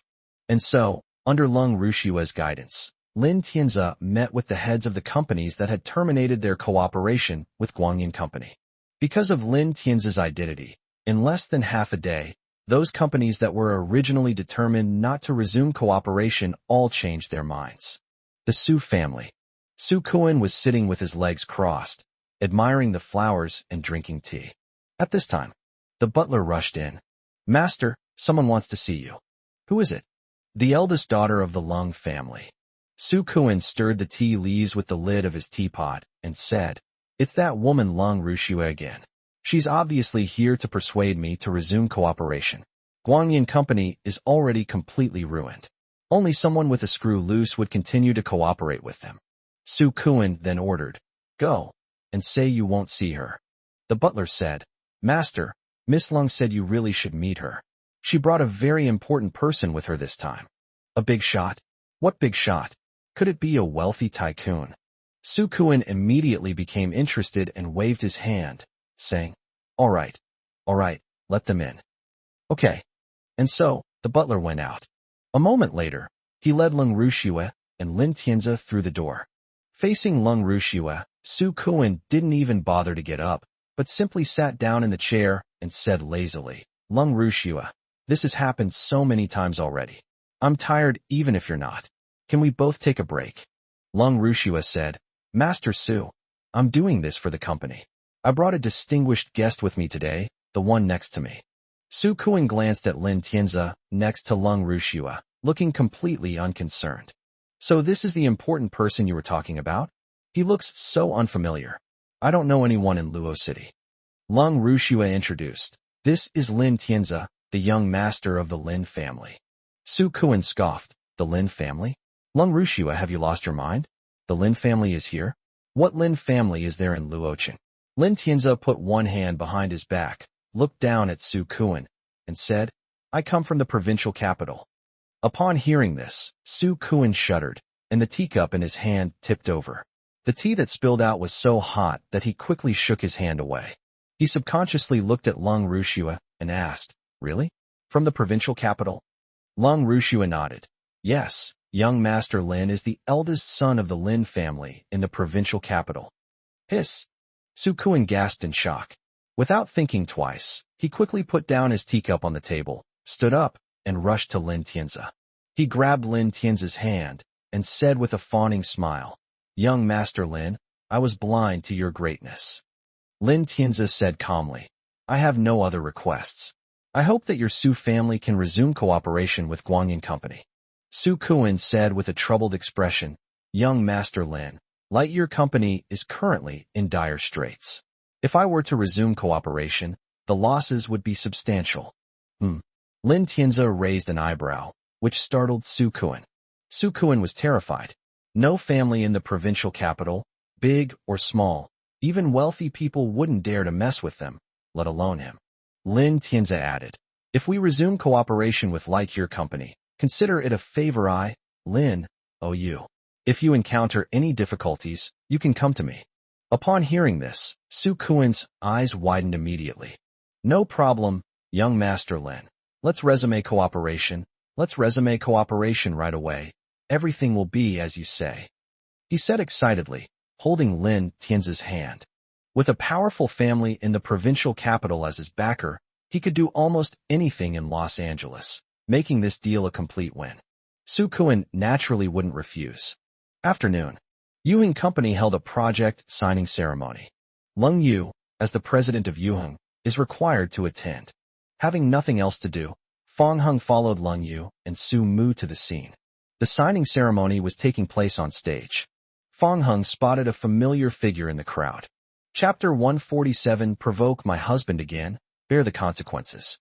The familiar figure was none other than the strange woman he had encountered at the class reunion. The woman was wearing a hat again today, deliberately pulling the brim down low. Their eyes met. The woman was taken aback for a moment, then smiled and waved to Fong Hung. Fong Hung carefully examined the other party this time. The woman was around 25 or 26 years old, with a pretty face and a beauty mark at the corner of her mouth, but her every move revealed a lack of intelligence. Especially now, when she's smiling at Fong Hung. That dazed feeling is very obvious. Lung Yu noticed the change in Fong Hung's expression and followed his gaze, quickly spotting the woman as well. The woman noticed Lung Yu looking at her and immediately pulled her hat brim down a little further. The couple exchanged a glance. Lung Yu said softly, Was she the one from that day? Fong Hung nodded. The signing ceremony has concluded. Fong Hung looked around for the woman and found her walking out the door with the crowd. Fong Hung immediately set off and chased after him out the door. Once outside, they saw the woman had already gotten into a Rolls-Royce Phantom and driven away. Fong Hung frowned. Lung Yu and Su Mu came out. Didn't you catch up? Lung Yu asked. We were a step too late. Su Mu asked curiously. President Lung, who are you and Secretary Fong looking for? A strange woman. The words had barely left his mouth. At that moment, Fong Hung heard a familiar voice. Little sister, I've come to take you home. The speaker was Su Kuan, who was wearing a white suit with his hair parted in the middle and a small red flower on his chest. Su Mu didn't give Su Kuan a friendly look. She said coldly, I haven't finished get off work yet, and I don't need you to pick me up. We are siblings. Your brother came to pick you up out of kindness. How could you treat me like this? As Su Kuan spoke, he pretended to only then notice Fong Hung and Lung Yu. He looked surprised and said, Oh, aren't these Fong Hung and President Lung? What a coincidence. The couple glanced at Su Kuan, but both tacitly ignored him. Su Kuan straightened his suit, then narcissistically flicked his bangs, and first spoke to Lung Yu. President Lung, it's been a long time. I never imagined that you would become the president of Yuheng. Congratulations. Lung Yu continued to ignore Su Kuan, turning her head to speak to Su Mu. Su Kuan didn't seem to care and turned to look at Fong Hung. Fong Hung, it's been a long time. Don't you recognize me? Su Kuan extended his hand to Fong Hung and said, "Let me introduce myself. I am Su Kuan, the current head of the Su family and also Su Mu's older brother." Fong Hung chuckled and said, "I'm not that forgetful. I still remember how your face was swollen like a pig's head back then." Sure. Su Kuan withdrew his hand, a flash of anger crossing his face, and straightened up. He had been enduring Fong Heng's abuse for 2 reasons. First, he wanted to run for the position of family head, and second, he had the support of the richest father and son. Now, Su Kuan has his own backer, Lin Tianzi. Lin Tianzi is from the Lin family in the provincial capital. Even the richest man in Luocheng has to bow down to him. Now it's his time to finally stand tall and be proud. Su Kuan said, 30 years east of the river, 30 years west of the river. Fong Hung, you're nothing but a gigolo. You don't really think you can do whatever you want in Luocheng just because you're rich, do you? Fong Hung said with great interest. Oh, you've suddenly become so tough. Who's backed you up now? Su Kuan snorted coldly. What's wrong? You still have the nerve to talk back to me? Without the richest man and President Lung backing you up, what right do you have to be arrogant in front of me? Hey, I have someone backing me up. Are you angry or not? Fong Hung deliberately acted sarcastic and disgusting towards Su Kuan. Su Kuan, enraged, said, "You have to rely on others for everything, even women. If I were you, I wouldn't have the face to continue living in this world." Getting impatient? What's the rush for me? Don't be so flustered, don't blush. You? Su Kuan was furious, knowing he couldn't win the argument with Fong Hung, so he said to Lung Yu, "President Lung, you shouldn't have chosen a man like that. Look at his face. Watch your words and actions," Lung Yu finally said. Su Kuan suddenly felt a sense of schadenfreude. It seems that Lung Yu couldn't stand Fong Hung anymore either. That's true. It's unbearable to see a gigolo like that acting so arrogantly. He is now the head of the Su family. Even though Lung Yu has taken the position of president of Yuheng, she wouldn't risk a conflict with him over a gigolo. He shook his leg and said to Fong Hung, "Hey, President Lung is talking to you. He's telling you to watch your step. How did you know you were talking about me? If I'm not talking about you, who else could I be talking about?" Lung Yu said coldly, "I'm talking about you, Patriarch Su. Shut your mouth. If you provoke my master again, you'll bear the consequences." Su Kuan was stunned for a moment, feeling utterly puzzled. "President Lung, do you really need to protect him like this?" "I'm willing. Do you have a problem with that?" Lung Yu glared at Su Kuan, exuding an aura of dominance. No objection. Su Kuan had no choice but to back down. Although he was now the head of the Su family, he was certainly not afraid of Lung Yu based on his status. But Lung Yu was working at Yuheng after all, and he didn't want to cause unnecessary trouble. He gave Lung Yu a forced smile, then leaned closer to Fong Hung, ostensibly apologizing, but actually lowering his voice to threaten him. "Just you wait.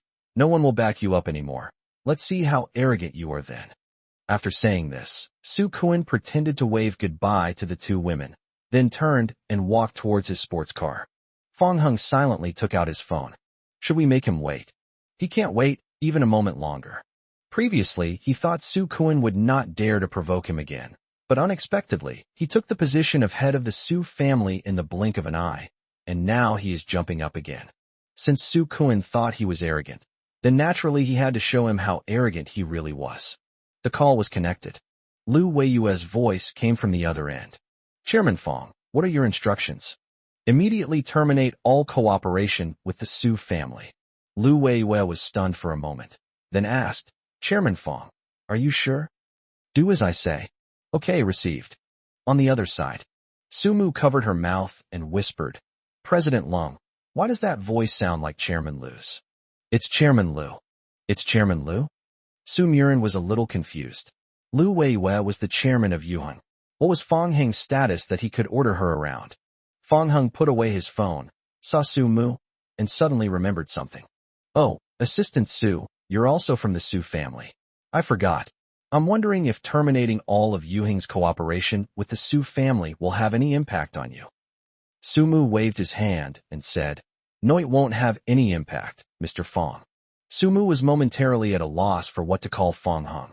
No wonder even Vice Chairman Cheng Shuani couldn't handle Lung Yu before. It turns out it was because of Fong Heng's existence. At this moment, Su Mu's gaze towards Fong Hong was filled with shock, but also fear. She knew Fong Hong was capable, but she never expected that even Lu Weiwei would have to obey his orders. Chapter 148. This is the person I like. Lung Yu's confession. The Su family. Su Kuan had just returned home and sat down in a chair, his backside barely warm. The butler rushed over. Master, something terrible has happened. What's the matter that you're in such a hurry? Just now, I received a call from Yuheng Company, informing me that they want to terminate their cooperation with our company. Su Kuan wasn't too surprised. It was foreseeable that Lung Yu would take revenge on him for Fong Heng's sake. It doesn't matter. It's just terminating 1 or 2 partnerships. Su Kuan can accept such a small loss. He picked up his teacup, took a sip, and didn't think much of it. Master, it's not just 1 or 2 partners, the steward hesitated. Could it be a collaboration involving the entire company? Su Kuan perked up, his expression becoming slightly serious. A collaboration involving an entire company would be quite costly. I shouldn't have rashly provoked that gigolo. It's not just a collaboration between one company, but encompasses all the businesses under the Su family's name. Su Kuan's eyes widened suddenly, and he asked incredulously, What? Say it again. The butler wiped his sweat and said, Reporting to the patriarch, Yuheng Company wants to terminate its cooperation with all companies under the Su family's name. Snap. Su Kuan's hand trembled, and the teacup fell to the ground. All cooperation was terminated at once. This was something he could never have imagined. Su Kuan gritted his teeth and said, Damn it. That crazy woman is risking her life for a gigolo. Su Kuan's first thought was that Lung Yu was behind it. The Su family's separation from Yuheng Company is tantamount to suffering a nuclear attack, a consequence they absolutely cannot afford. Su Kuan had no choice but to contact Lin Tianzi immediately. Following the address, Su Kuan found Lin Tianzi and then explained the whole story. Lin Tianzi didn't expect Su Kuan to come to him for help so quickly. Perfect timing. We're going to Yuheng Company next. We can help you resolve this matter while we're there. Thank you, young Master Lin. I'm so grateful to have you here. Otherwise I wouldn't know what to do. Su Kuan was relieved. With Lin Tianzi on his side, this was no longer a problem. The three arrived at Yuheng Company. Chairman's office. Upon seeing Lu Weiwei, Su Kuan immediately began to complain. Chairman Lu, Lung Yu is using his position to settle personal scores and has ordered the termination of all cooperation with our Su family. You can't ignore this matter. Master Su, this matter has nothing to do with President Lung. It was I who gave the order. Su Kuan was stunned. Why did you give those instructions? Why? Lu Weiwei said coldly. Don't you know who you've offended? Su Kuan's expression changed immediately. He hadn't expected that it would be Lu Weiwei who stood up for Fong Hong. He had no choice but to look to Lin Tianzi for help. Chairman Lu, right? I hope you can have a good discussion with this head of the Su family and immediately resume cooperation with like your company. Lin Tianzi, smug and arrogant, added, Oh, by the way, we also fired someone named Fong Hong. Lu Weiwei glanced at Lin Tianzi and couldn't help but laugh. Sir, what gives you the right to order me around? Lung Ruxue immediately began to introduce Lin Tianzi. Chairman Lu, I advise you to be more polite. This young Master Lin is from the provincial capital. So what if he's from the provincial capital? Do I have to take him seriously? Lu Weiwei was not afraid of Lin Tianzi at all. Lin Tianzi was slightly startled.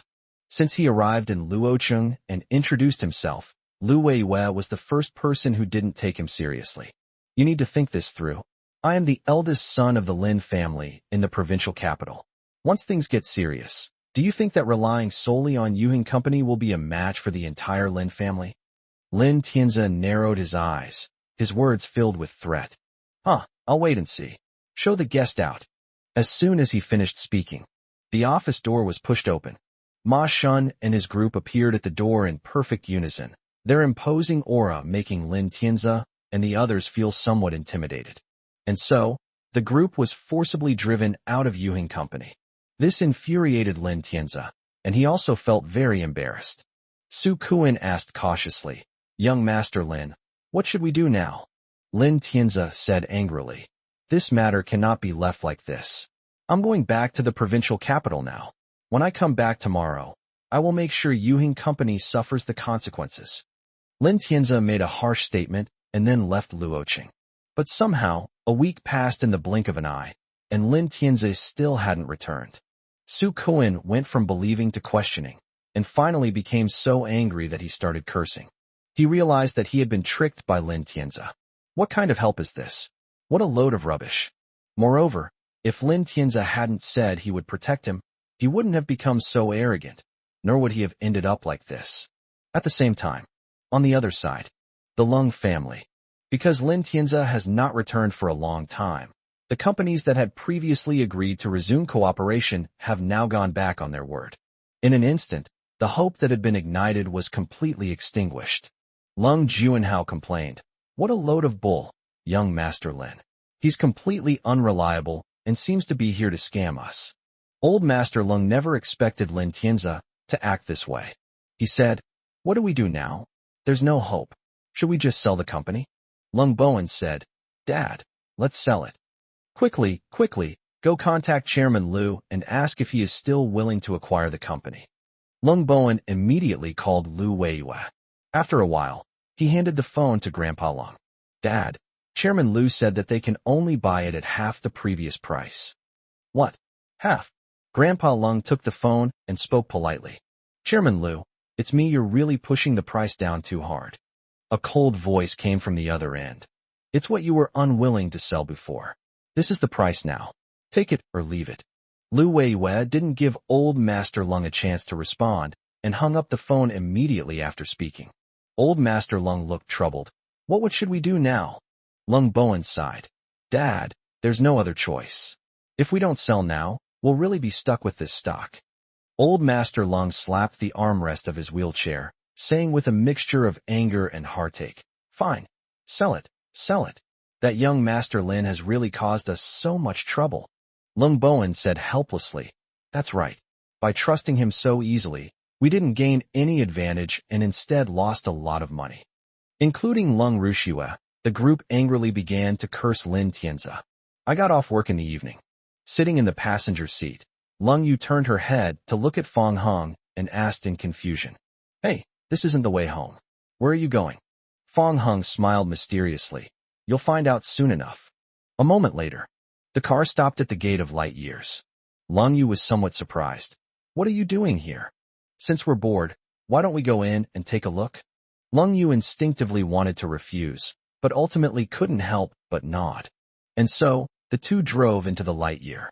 I got off the bus. Upon entering the company lobby, the vast company was completely empty. Looking back on the past prosperity and then at the current situation, Lung Yu's mood suddenly became heavy. "Never mind, let's go back," she said softly. "Why are you in such a hurry to go back? I said before that I wouldn't step foot inside the gate if Lung Juanhao was light years away, but I've already broken my promise. If they find out..." Fong Hung shook his head. "No, you didn't break your promise." "Why?" "Because Lung Juanhao is no longer in Guangyan." As Fong Hung spoke, he took out the equity transfer agreement that had just been signed. Lung Yu took it and looked at it. Her pretty little face was instantly filled with astonishment. She looked up at Fong Hong and said incredulously, You actually acquired Light Year outright? From this day forward, Light Years belong to you alone, and no one will be able to destroy your achievements." Lung Yu was so moved that her eyes welled up with tears. "Are you stupid? Light Year has lost its commercial value and is not worth acquiring at all. I would do anything for you. I really can't do anything with you." Lung Yu smiled helplessly. "You crybaby CEO, from now on you're in charge here. Have you thought about how to plan it out?" Fong Hung looked up and surveyed his surroundings. "However, we should renovate first. We can demolish the parts we don't like, such as the chairman's office." Lung Yu sniffed and took Fong Heng's hand. "Come on, let me take you to see my favorite place first." Fong Hung was a little curious about where Lung Yu's favorite place was.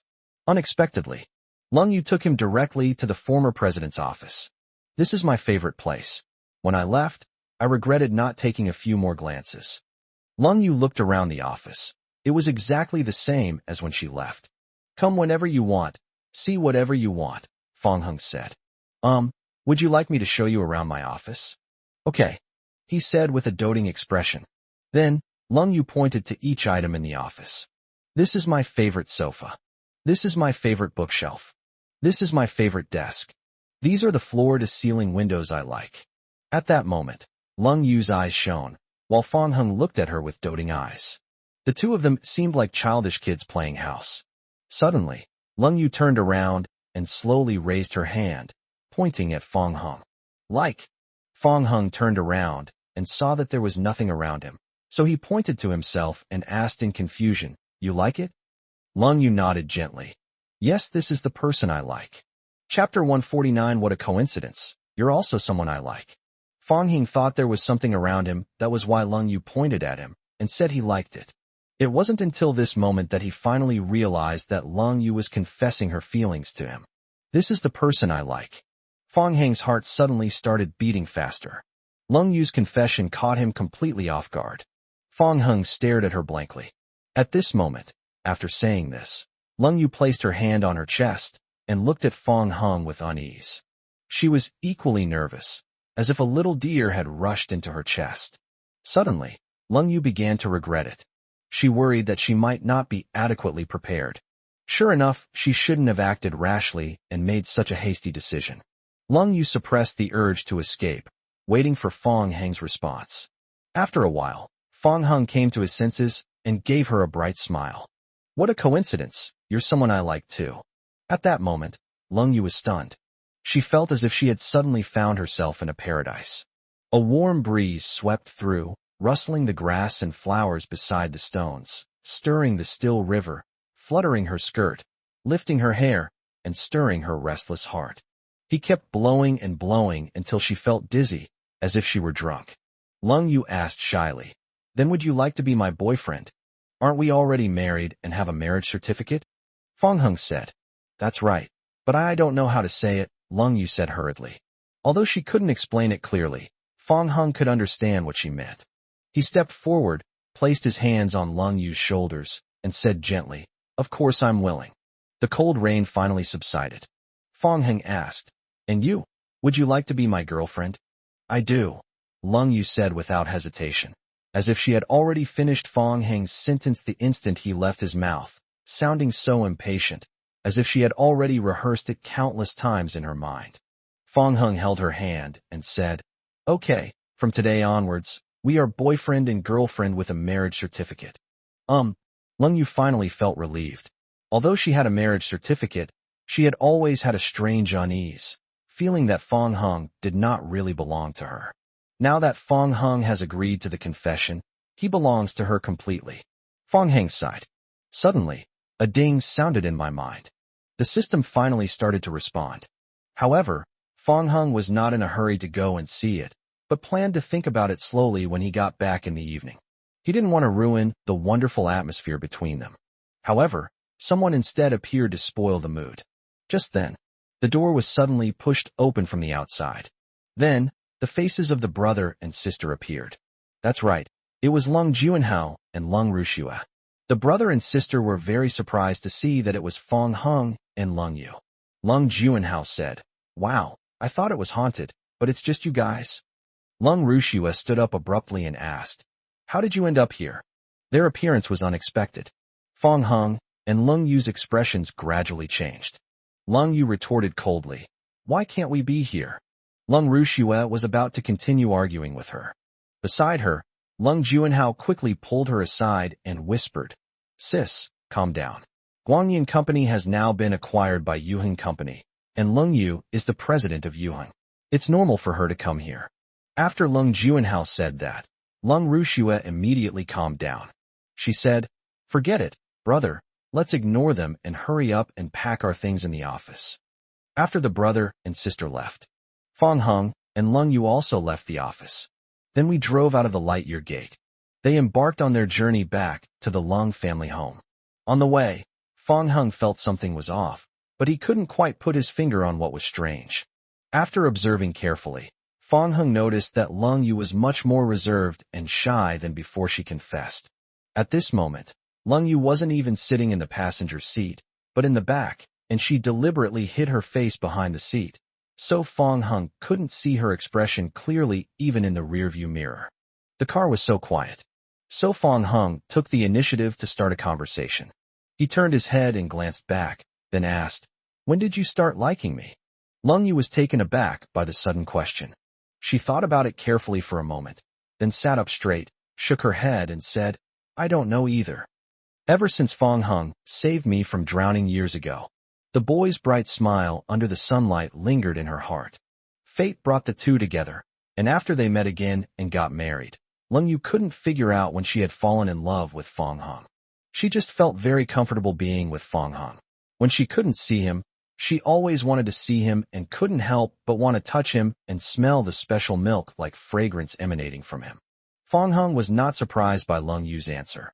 Liking something is something that is hard to explain. He also fell in love with Lung Yu without realizing it. The things this woman did for him were so numerous that it was hard for him not to be moved. After returning to the Lung family home, Lung Yunluo came to greet her. Upon seeing the two of them, she immediately sensed something unusual. "Sister, brother-in-law, what good thing happened to you? You seem to be radiating happiness and sweetness." Fong Hung discovered that his sister-in-law's sense of smell was exceptionally keen. He and Lung Yu exchanged a glance, as if they were both hesitating whether to tell Lung Yunluo. Seeing that the two were keeping her in suspense, Lung Yunluo became anxious. She rushed forward and pressed the two of them for answers. Tell me what happened. Don't keep me in suspense. I hate being kept in suspense the most." After making up her mind, Lung Yu finally said slowly, "Fong Hung and I are together now." Lung Yunluo was puzzled. "Huh? You and your brother-in-law have already gotten your marriage certificate. Isn't it contradictory to say you're together now?" Fong Hung said, "Your sister and I confessed our feelings to each other and found out how we felt." Lung Yu chimed in, "Well, we like each other." Lung Yunluo was stunned. After hearing this, she suddenly realized her mistake. "My older sister got married because she was forced into it. Therefore, despite having a marriage certificate, her relationship with Fong Hung cannot be considered that of a real couple or even boyfriend and girlfriend. Now that they've confessed their feelings to each other, it's as if they've officially tied the knot." Thinking of this, Lung Yunluo suddenly felt like she had been force-fed a mouthful of dog food, a Chinese slang term for witnessing public displays of affection. Marriage first, love later. Sob sob, it's the kind of love I envy but can't have. Chapter 150, Is my brother-in-law really the chairman of Yuhing Company? Fong Hung laughed and said, "You're still young. You haven't even graduated from university yet. Why are you thinking so much?" The mere mention of the word small immediately made Lung Yunluo bristle. "Brother-in-law, you're saying I'm too young again, wah? You and my sister are already showing off your love and making me feel like I'm eating dog food. But why are you bullying me too?" The couple looked at Lung Yunluo's resentful expression and smiled helplessly. At this time, Lung Tianrui and Yang Shulan walked through the door. Lung Yunluo immediately leaned closer and said, "Mom and Dad, I have a shocking secret to tell you. My sister and brother-in-law are together." The couple were both stunned for a moment. Yang Shulan reached out and touched Lung Yunluo's forehead, puzzled. She doesn't have a fever, so why is her head all confused? Lung Yunlu shook her head and shook off Yang Shulan's hand. "Oh dear, I'm not confused. You didn't understand what I meant. I mean, my sister and brother-in-law are really together. They've confessed their feelings to each other." Upon hearing this, Yang Shulan and Lung Tianrui exchanged a glance, both showing barely concealed surprise. Yang Shulan asked, "Xiao Yu really?" "Of course it's true," Lung Yunluo exclaimed, jumping up and down. Lung Yu looked slightly embarrassed. "Mom, how could you tell that Fong Hung and I didn't get married because of love?" Yang Shulan smiled and said, "Silly child, your father and I have been through this before, and we can see things at a glance, but we just haven't said anything." She continued, "Your father just forced you into an arranged marriage, and you immediately pulled someone aside to marry someone else. Anyone with eyes can see that there's definitely something fishy going on."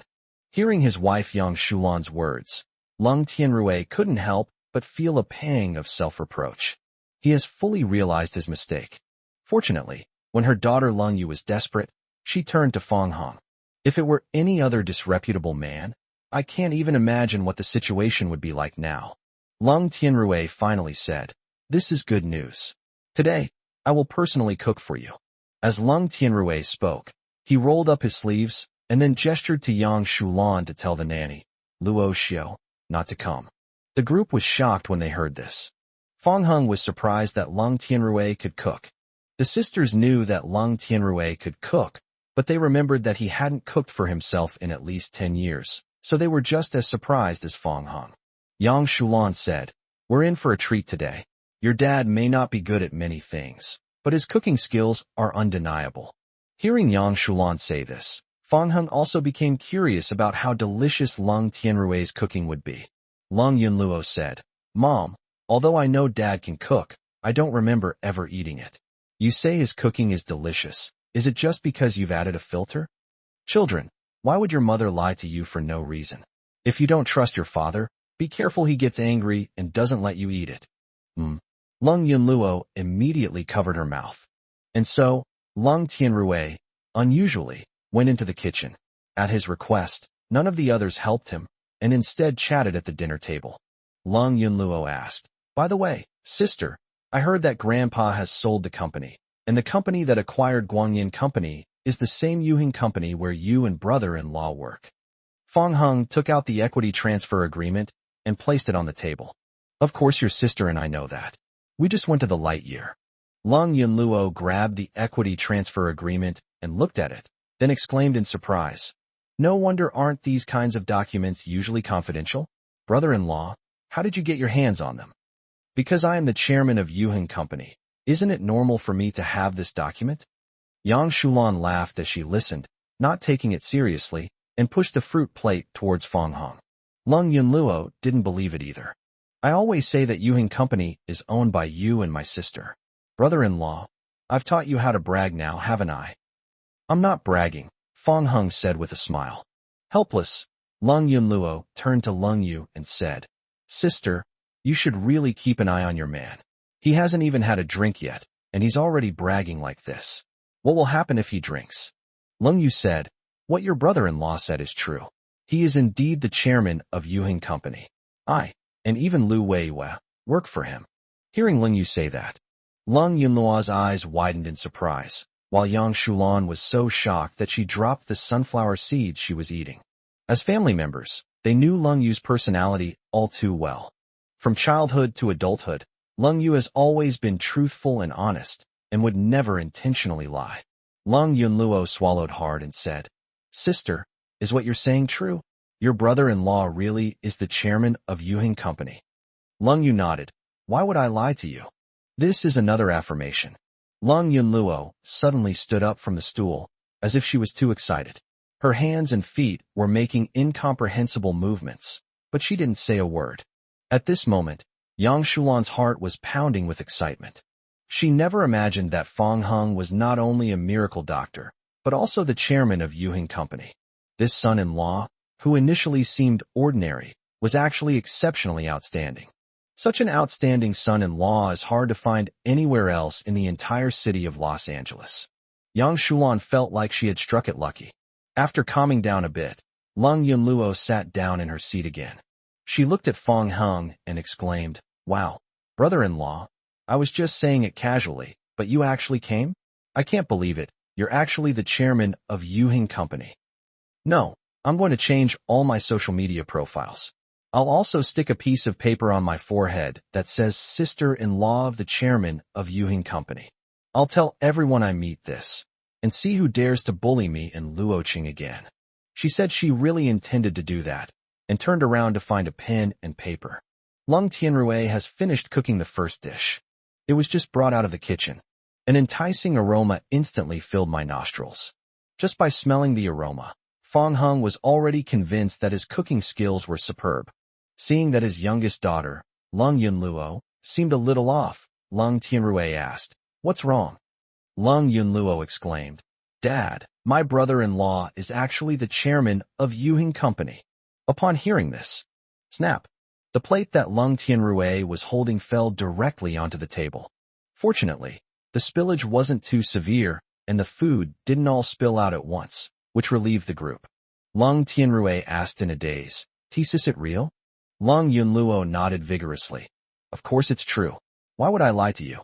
If you don't believe me, ask my mom. Even my sister admitted it herself." Lung Tianrui stared blankly at Fong Hung, incredulous. He swallowed hard and couldn't help but ask, "Son-in-law, so you're saying that you acquired Lightyear Corporation?" Chapter 151. Will I really be able to get married when I grow up? Fong Hung nodded. Yes, now Lightyear has become a wholly owned subsidiary of Yuheng, and from now on, only Xiaoyu will have the final say. Fong Hung looked at Lung Yu as he spoke. The sound of light rain immediately gave Lung Yu a strange feeling. This was the first time Fong Hung had addressed her like that. Coupled with Fong Hang's affectionate gaze at that moment, Lung Yu felt her palms sweating. Lung Yunluo picked up the equity transfer agreement and then showed it to Lung Tianrui. "Dad, look, it's all here." Lung Tianrui was now completely convinced because it had old Master Lung's signature and seal on it. At this moment, Lung Tianrui was also deeply shocked. He was already pleasantly surprised that Fong Hung knew medicine and was on good terms with Qian Dashan and the old man of the Wang family. Unexpectedly, an even bigger surprise was yet to come. Fong Hung is actually the chairman of Yuheng Company. This is absolutely incredible. Lung Tianrui was so shocked that he stood there dumbfounded and didn't know how to express himself. Seeing this, Yang Shulan gave him a push and said, "All right, hurry up and cook. The children are still waiting." Okay, I'll go right away." Wearing an apron, Lung Tianrui immediately turned and went to the kitchen. His former majesty seemed to have vanished forever. Watching his departing figure, Lung Yunluo chuckled to herself. "Haha, ever since my brother-in-law came along, Dad has really undergone a complete transformation." Yang Shulan nodded in agreement. Since Fong Hang's appearance, Lung Tianrui had indeed changed a lot. The fact that the family can be together so harmoniously is something she never dared to imagine before. Yang Shulan looked at Fong Hung, her eyes filled with gratitude. "Thank you, Xiaoheng." Fong Hung replied, "Mom, we're all family. There's no need to be so polite." Okay, Yang Shulan replied with a smile. Not long after, Lung Tianrui had also prepared the meal. A large table was laden with delicious food. The aroma it emitted made Lung Yunluo's eyes light up, and she almost drooled. She rubbed her hands together and said, "Wow, it smells so good. I can't wait." Lung Tianrui took off his apron and sat down to the side, saying, "Try it quickly. I haven't cooked for a while, so my cooking skills may have declined slightly." "Really? Then I'll start eating." Lung Yunluo couldn't wait any longer and reached out with her chopsticks to pick up some food. At that moment, Yang Shulan clapped her hands. Yang Shulan glared at her, then put on a smiling face and said to Fong Hung, "Xiaoheng, come on, try it first and see how it tastes." Okay. Fong Hung picked up a piece of meat, but instead of eating it himself, he slowly handed it to Lung Yu. "Here, have a taste." Lung Yu was stunned for a moment. She hadn't expected Fong Hung to actually pick up food and feed her. Suddenly, the cold rain became hesitant. Lung Yunluo urged, "Oh sis, hurry up and eat. I'm waiting for dinner." Yang Shulan said with a smile, "Xiaoyu, Xiaoheng will feed you, eat up."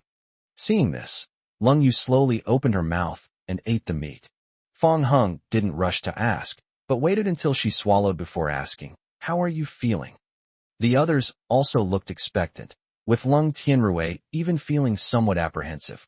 Despite her strained relationship with her father, Lung Yu couldn't deny Lung Tianrui's culinary skills at this moment. "It is indeed outstanding." She nodded, "It's delicious." After receiving confirmation, Lung Tianrui secretly breathed a sigh of relief. Yang Shulan then urged everyone to start eating.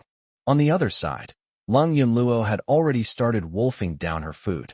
Yang Shulan looked on helplessly. "Sometimes I even doubt that I gave birth to a son. What girl is like you?" Lung Yunluo's cheeks were bulging as she said, "Oh Mom, don't talk anymore. Let's eat quickly." Fong Hang sighed. Noticing that Lung Yu hadn't started eating, Fong Hung gently took Lung Yu's hand from under the table. "Eat up, why aren't you moving?"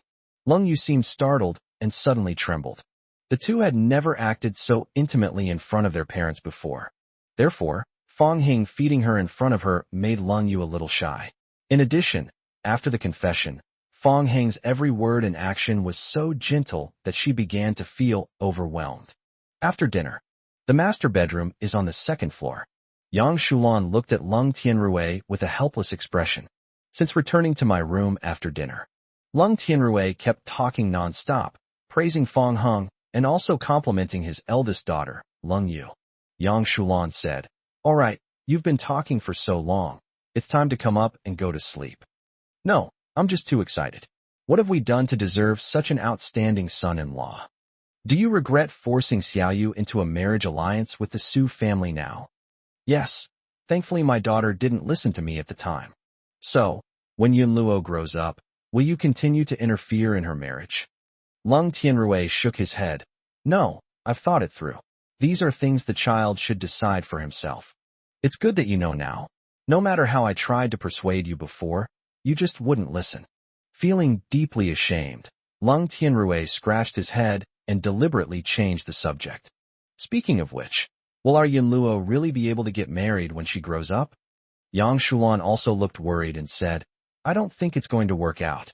First floor. Lung Yunluo, who was playing a game, suddenly sneezed. Wang Nana's voice came through the earpiece. "Yunluo, you have a cold?" Lung Yunluo rubbed her nose and muttered to herself, "No, I'm perfectly fine. It's obviously my stinky sister talking bad about me." And next to Lung Yunluo's room, Fong Hung and Lung Yu were lying on the same bed. Unlike before, today Lung Yu not only didn't ask for a hug, but also deliberately kept her distance from him. So Fong Hung deliberately moved closer to her. Fong Hung advanced, and the cold rain subsided. Fong Hung advanced again, and the cold rain subsided again. In the end, Fong Hung cornered Lung Yu against the wall, leaving her with nowhere to retreat. Lung Yu finally said, "Why are you standing so close to me? I'm about to be crushed here." Fong Hung reached out and pinched her chin. In the dim moonlight, her beautiful eyes sparkled. "Why are you acting like a completely different person after I confessed my feelings? Where did that little rascal who always took advantage of me go?" Lung Yu suddenly became awkward, and she stubbornly retorted, "When have I ever taken advantage of you? Don't talk nonsense." Fong Hung chuckled. "Really? Then back at Junyuan, which little kitten forcibly kissed me?" Chapter 152 Talk between husband and wife. Fong Hung recalled the scene when Lung Yu forcibly kissed him for the first time at Junyuan. He was stunned at the time, and even after returning to his room, he was still wondering if Lung Yu was playing a trick on him. Looking back now, perhaps it was around that time that Lung Yu fell in love with him. Bringing up the old story again, Lung Yu knew she was in the wrong, but she remained stubbornly defiant. "I'm not a kitten, so it definitely isn't me." Fong Hing pulled her into his arms and said, "Okay, if that wasn't you, then which little kitten is it that always pretends to be asleep and then sneaks a kiss on me while I'm asleep?" "It wasn't me either." "Oh, it's all your fault. Looks like none of this has anything to do with you. So, you probably didn't know about the little cat hiding a photo of me kissing in its phone, right?" Upon hearing this, Lung Yu's beautiful eyes widened instantly. She asked in astonishment, You actually know about those photos?" Fong Hung smiled, but remained silent. Lung Yu struggled, both ashamed and angry, and said, You, when did you peek at my phone? I remember hiding those photos a long time ago. I saw it just before you hid it." "Fine, you saw it, but you kept it a secret all this time. I'll beat you to death." The thought that Fong Hung already knew about these things made Lung Yu feel incredibly ashamed. Fong Hung grabbed her weak fist and teased her, saying, "Didn't you just say it wasn't you? Why are you confessing now?" Lung Yu scoffed, "You think I don't know about your affairs?" "Oh, tell me, what did I do?" Lung Yu said, "Ever since we were at Junyuan, you've been staring at me blankly, always staring at my legs." "Ahem." Fong Hung coughed lightly. "Don't slander me. How come I don't know anything about this?" She switched from defense to offense, saying arrogantly, "Do you think denying it will work? Then you must have been sneaking peeks at my abs quite often." "Uh-huh." This one sentence instantly shattered all the advantages that Lung Yu had just established. Her face flushed, and she stammered, I didn't, don't talk nonsense." "A triple denial, huh? You know best in your heart whether it's true or not. I can fool your man, but don't fool yourself too." You're annoying. I'm ignoring you. She turned her back and pretended to be asleep. Fong Hung smiled and said, You're asleep so soon? Aren't you going to give me a goodnight kiss? No kissing. Really not going to kiss? Snort. Okay, you only get one chance. If you don't kiss me, I'm going to sleep. The words had barely left his mouth. Lung Yu suddenly turned around, and then Fong Hang felt a sharp pain in his chin. Before he could speak, Lung Yu kissed him. After the kiss ended, Lung Yu rubbed her head, turned around, and said haughtily, Okay, that's over. Go to sleep. Fong Hung was stunned for a moment, then realized what was happening and chuckled. He held Lung Yu's shoulders and gently turned her around so that she was facing him. Then, Fong Hung reached out and gently stroked her head, saying, Silly girl, did you hurt yourself? It doesn't hurt. She's really stubborn. As Fong Hung spoke, he slowly leaned closer and gently kissed Lung Yu's lips. The gentle caresses and the softness of her lips gradually dispelled the pain in her head.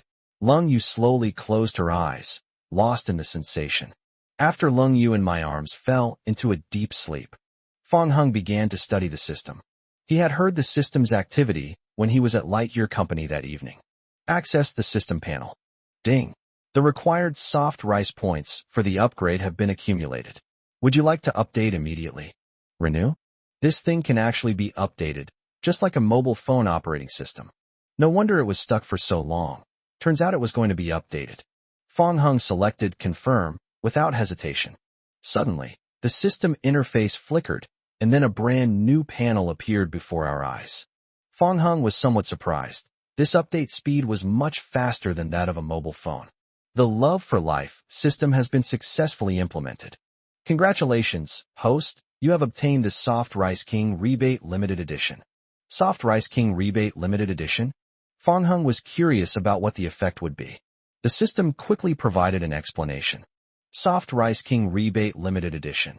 Your partner will receive 10 times the amount spent by the host, and any purchases made by the host for their partner will be fully refunded. Fong Hung was taken aback for a moment, but quickly understood what he meant. In other words, if Lung Yu spends money on him now, he will receive a tenfold return. For example, Lung Yu spends 10,000 yuan to buy a gift for Fong Hung, and he not only receives the gift, but also receives a system reward of 100,000 yuan. Fong Hung would get a full refund for the money he spent on Lung Yu, which meant that he bought the items but didn't spend a penny of his money. This limited edition of the King of Soft Rice is truly amazing. Compared to the previous version, the rebate has increased fivefold, and spending money on Lung Yu is practically free. In that case, wouldn't we be able to send Lung Yu whatever we want? Note, the soft rice value has been replaced by the affection value. Reaching 100% will trigger a random reward. Currently, the affection level is 1%, and Do Not Disturb mode has been automatically activated.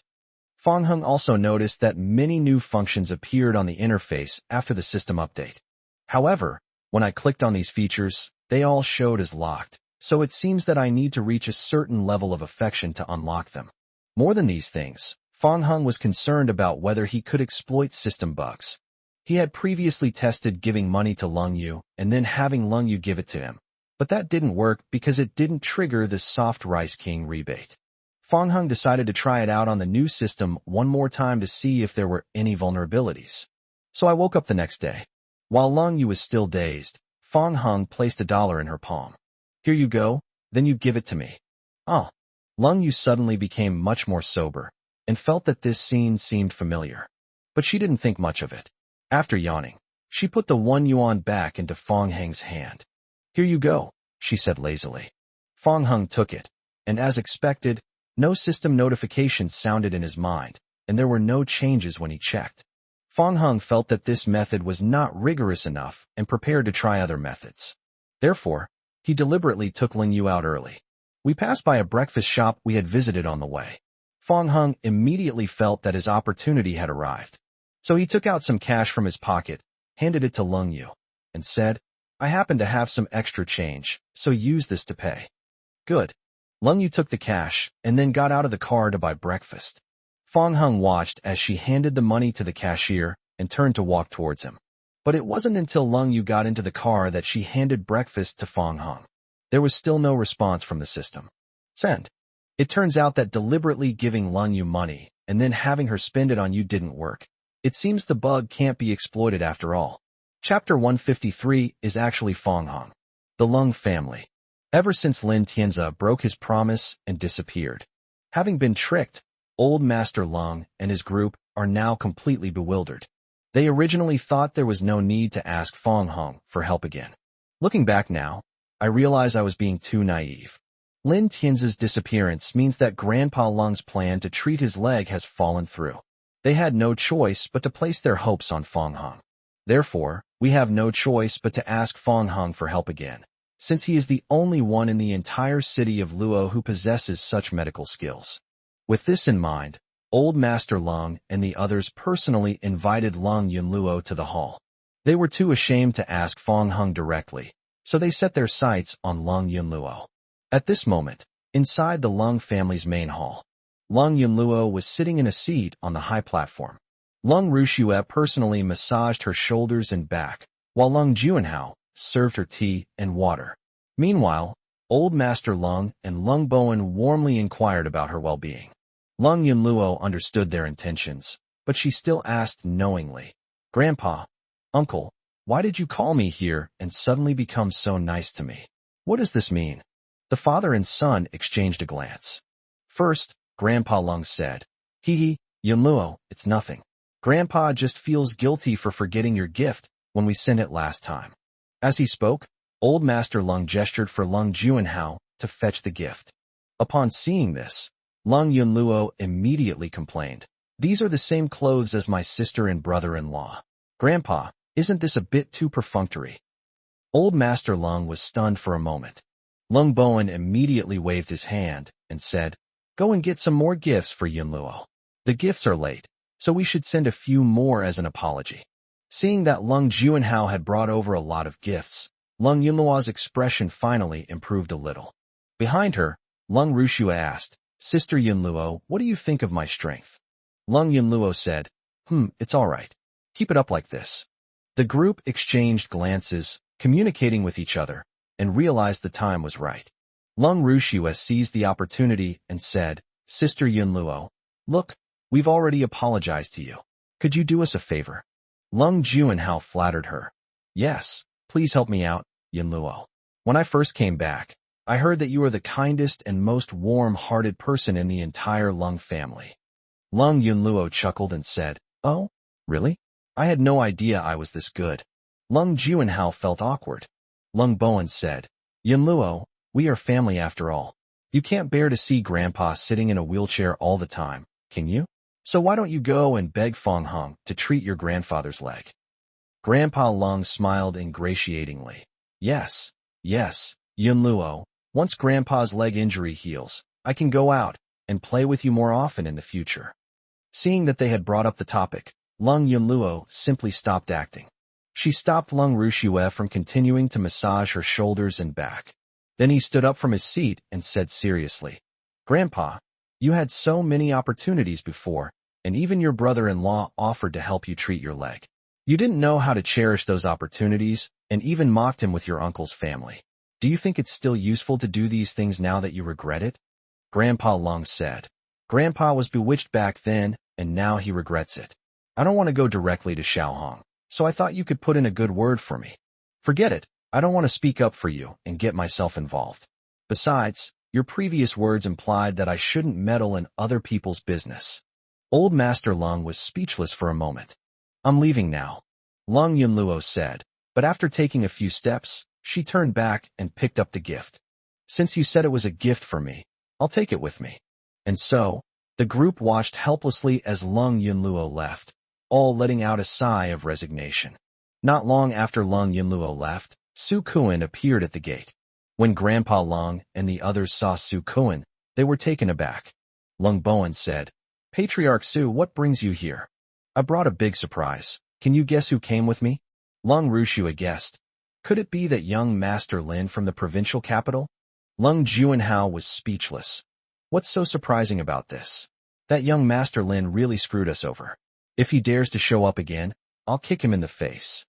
Old Master Lung sighed and said, "Yes, that young man has really ruined our Lung family. If he were standing in front of me now, I'm afraid I wouldn't be able to resist cursing him a couple of times. As they were talking, a man with a buzz cut came up in front of me. When everyone saw that it was Lin Tianzi, they were immediately dumbfounded.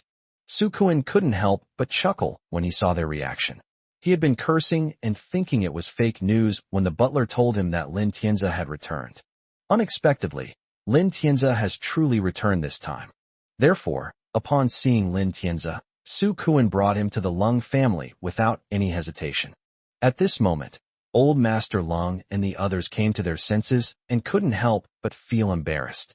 After all, wouldn't it be embarrassing to speak ill of Lin Tianzi to his face? Seeing that Lin Tianzi wasn't angry, they breathed a sigh of relief. Lin Tianzi smiled and said apologetically, "I'm sorry everyone. I went back to take care of some things and wasted some time, so I only just got back now." Lin Tianzi's appearance rekindled everyone's hopes. Lung Rushua hurriedly asked, "Young Master Lin, can you still help us?" Lung Juanhao said, "Yes, young Master Lin.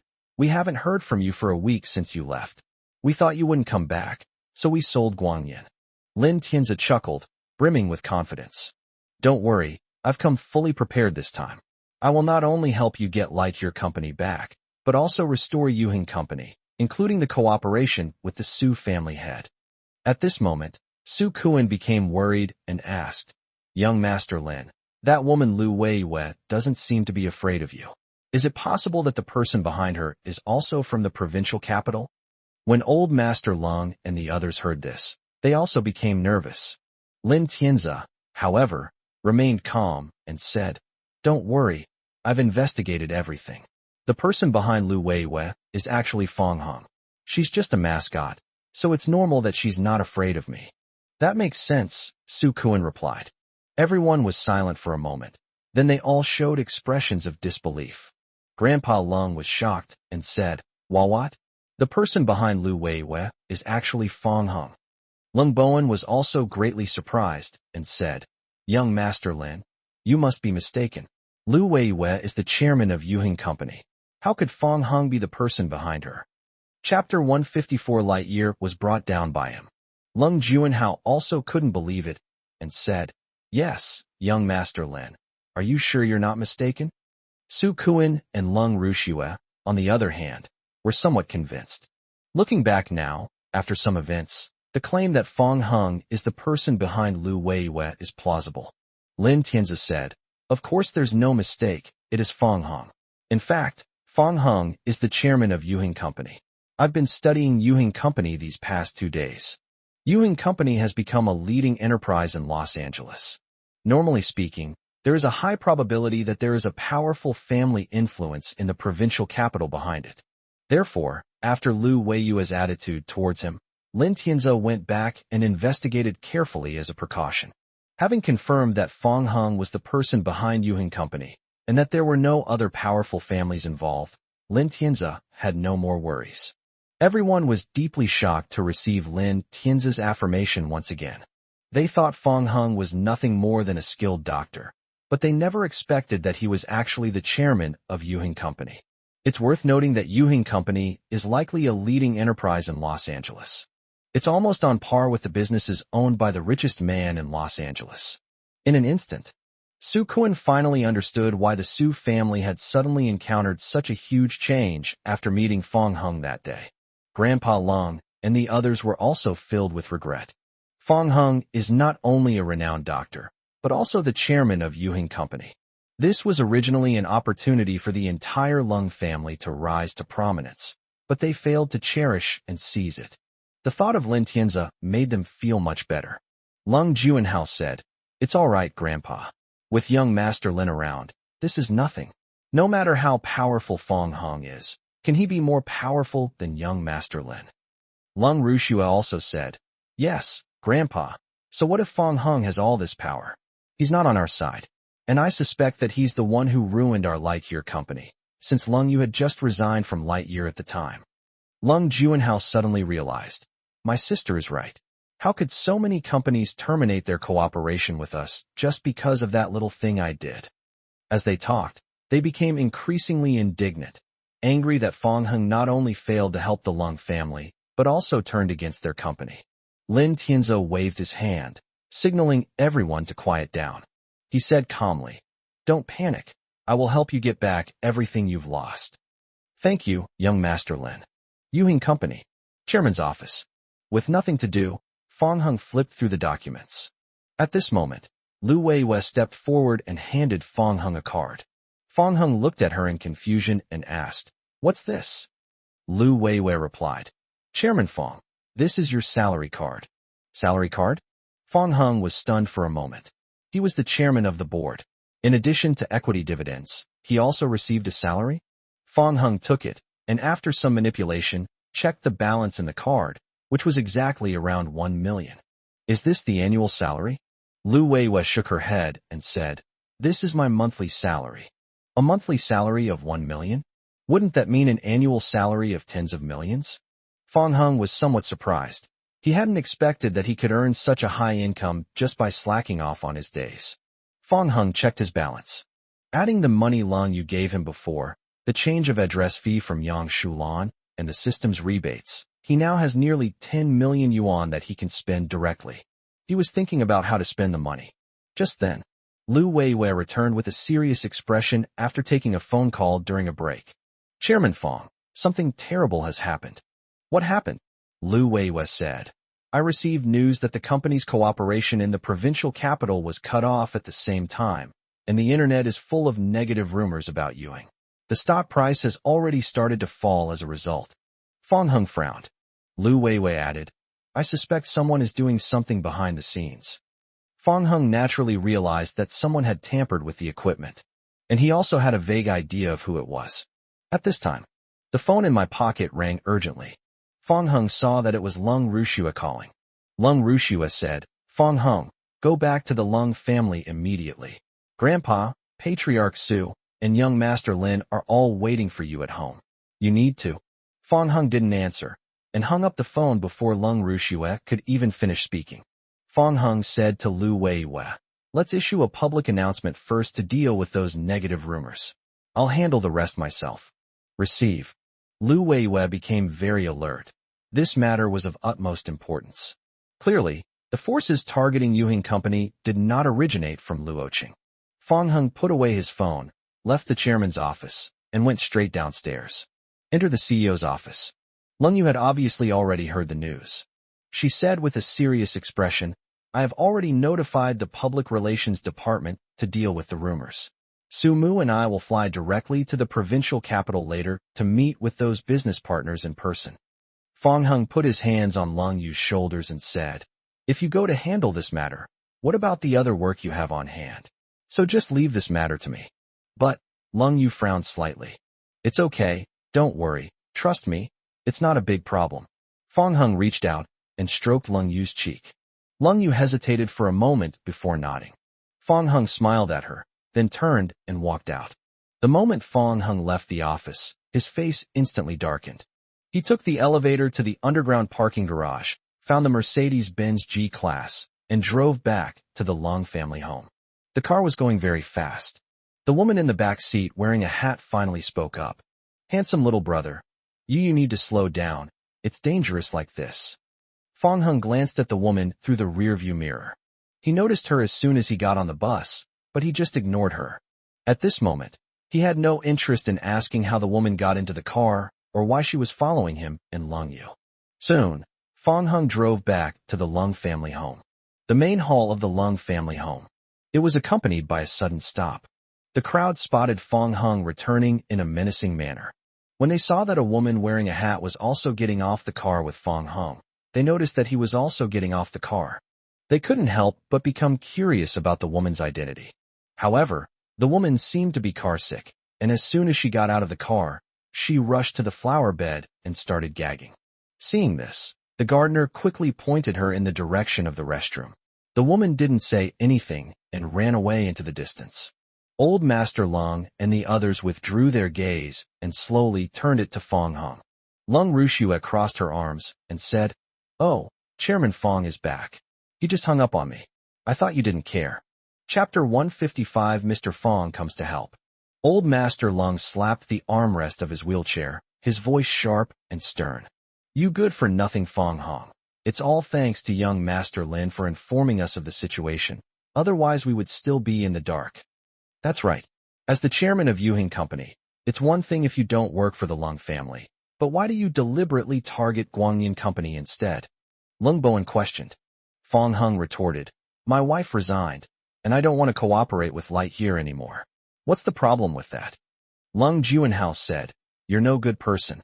You could have cured Grandpa's leg, but you'd rather treat a stranger's leg than help Grandpa. Grandpa personally refused back then, and your whole family also played a part in it.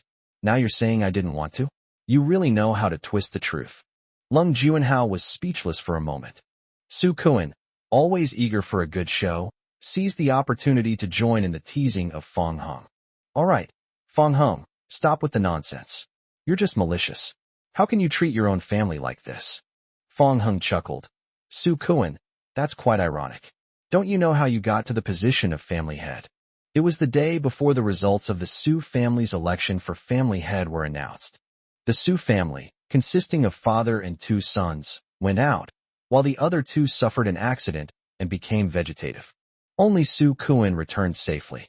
Under these circumstances, he naturally became the head of the Su family. Later, Su Kuan dealt with those who had worked for him one by one to keep quiet. Unexpectedly, a mistake was made and the information was leaked, although the traces were quickly erased. However, the story of Su Kuan persecuting his father and brother in order to rise to power had already spread throughout Luoqing. Mention this matter. Even the way Grandpa Lung and the others looked at Su Kuan changed immediately, because they also knew about this. Lin Tianzi was the only one who didn't understand. Su Kuan's expression changed slightly. He didn't care about the others, but if Lin Tianzi had a bad impression of him, it would be troublesome. Young Master Lin, don't listen to that kid's nonsense, Su Kuan whispered in Lin Tianzi's ear. Lin Tianzi didn't care about any of this. Su Kuan was just an insignificant pawn to him. He focused his attention on Fong Hung. Fong Hung, you must already know about the situation Yu Hung is in now. If you know what's good for you, you should obediently return Guangyin Company and immediately restore all the corresponding cooperation. Su Kuan immediately added, young Master Lin, don't forget about me, don't forget about the Su family. All right. Lin Tianzi pointed his nose at Fong Hung and added, the cooperation with the businesses under the Su family head's name has also been restored. Upon hearing Lin Tianzi say this, Su Kuan, Old Master Long, and the others were overjoyed. The thought of returning to their former glory soon made them all feel a little excited. Humph, isn't Fong Hung supposed to be all that great? He's the chairman of Yuhing Company now. But what's the use of that? We'll still be at the mercy of others. Just when everyone thought Fong Hung would obediently agree to Lin Tianzi's request, and were waiting to see a good show, unexpectedly, Fong Hung's next words took everyone present by surprise. Who do you think you are? Why should I do what you say? Upon hearing this, everyone was taken aback. Even Lin Tianzi himself hadn't expected it. They hadn't expected Fong Hung to refuse so arrogantly. Lin Tianzi realized what was happening and became furious. Back in the provincial capital, those entrepreneurs had to treat him with utmost respect. I never expected that Fong Hung, who is just the chairman of a company, would be so rude in this small city of Luo. Lin Tianzi narrowed his eyes and said, then you'd better think this through. I'm from the Lin family in the provincial capital. If you go against me, can you bear the consequences? Lung Juanhao said, Fong Hung, do you not know Lin Xiao's strength? Old Master Lung snorted and said, given his arrogant attitude, he probably still doesn't believe that young Master Lin comes from a family in the provincial capital. Su Kuan chimed in, that's right. Young Master Lin comes from the provincial capital. There are always people more capable than you. With young Master Lin around, even if Qian Fuhao came, he probably wouldn't dare to utter a word. Besides, look at him now, he doesn't even dare to come. However, as soon as these words were spoken, an aged voice came from the side. Hee, Patriarch Su, how do you know I wouldn't dare to come? An elderly man, looking frail and old, appeared slowly before the crowd, leaning on a cane with one hand and supported by Qian Dashan with the other. The appearance of the Qian father and son surprised everyone. Los Angeles's richest man, Qian Fuhao, has been living behind the scenes for many years and rarely appears in other places now. Qian Dashan usually handles things on his behalf. I never expected that he would personally appear here today. Qian Fuhao and Qian Dashan walked up to Fong Heng and respectfully greeted him. Mr. Fong. Hello, Mr. Fong. Fong Heng nodded. The appearance of Qian Fuhao made Su Kuan feel a little embarrassed, and he began to pretend to be mute. Lin Tianzi frowned slightly as he sized up the legendary figure from Luo City before him. Qian Fuhao looked at Lin Tianzi and said with a smile, I presume this is young Master Lin from the provincial capital? Lin Tianzi said quietly, Is old Qian showing up now to support Fong Heng? Qian Dashan immediately replied, Mr. Fong is our great benefactor. How can we not lend a helping hand when he is in trouble? Lin Tianzi said, So it seems you want to oppose me? Do you think you're strong enough to fight me? With my strength alone, it's indeed not enough, but... Qian Fuhao paused deliberately at this point. At that moment, a figure appeared at the doorway. The Wang family has come to assist Mr. Fong. As soon as he finished speaking, old Master Wang, accompanied by Wang Meishan, entered the Lung family's main hall. Of course, this is not the end.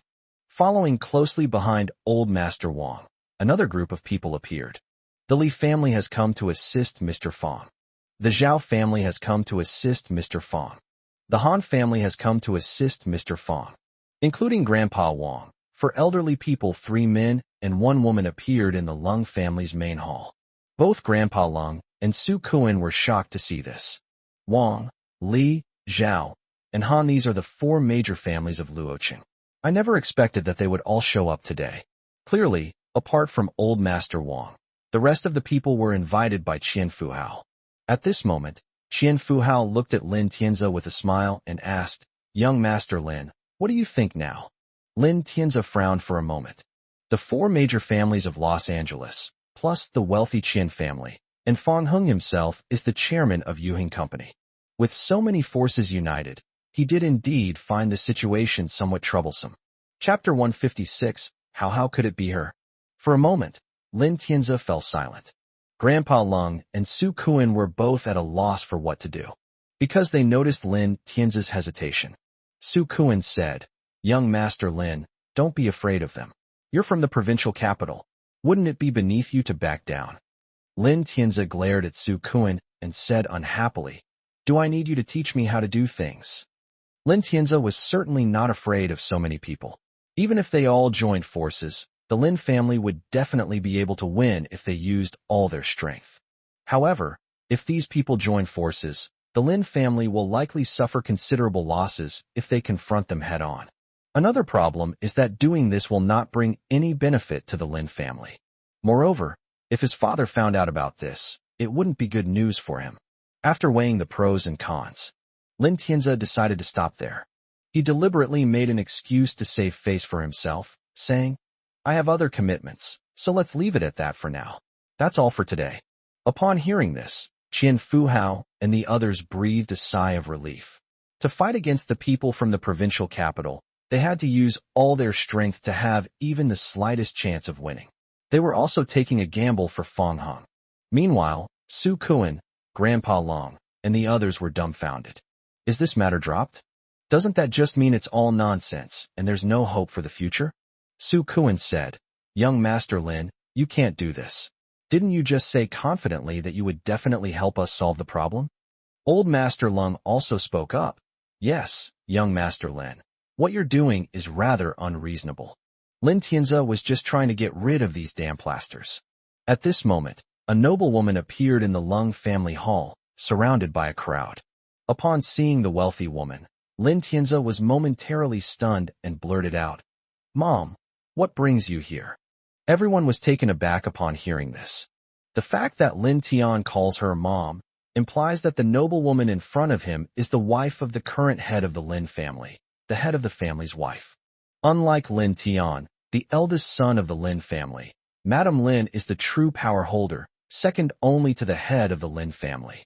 Madame Lin said, Tianzi, I've come to see you, and also to see what's going on in Luoqing. Who has such power that they've made my son go to such lengths? Seeing this, old Master Lung and the others, along with Su Kuan, hurriedly greeted Madame Lin. In front of the wealthy woman, Lin Tianze seemed to suddenly become a child and began to complain.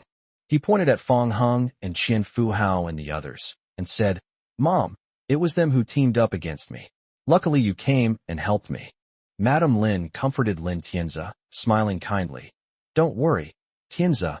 As long as your mother is here, I will never let you suffer any injustice." After calming Lin Tianze down, Madame Lin's gaze was sharp as she glared at Qian Fuhao and the others. "So it's you who've joined forces to deal with my Lin family?" The group exchanged bewildered glances. Madame Lin's appearance was undoubtedly a bombshell. Even if they gritted their teeth and went all out, they would never be a match for the Lin family. But Qian Fuhao and Old Master Wang still stepped forward without hesitation. Seeing that the two were so determined, the remaining family heads immediately stood up for Fong Hung.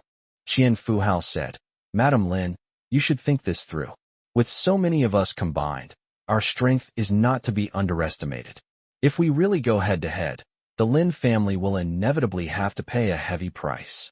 Madame Lin said coldly, "Huh, you insects, you all think too highly of yourselves." Mrs. Lin said to her son, "Tianze, call your father."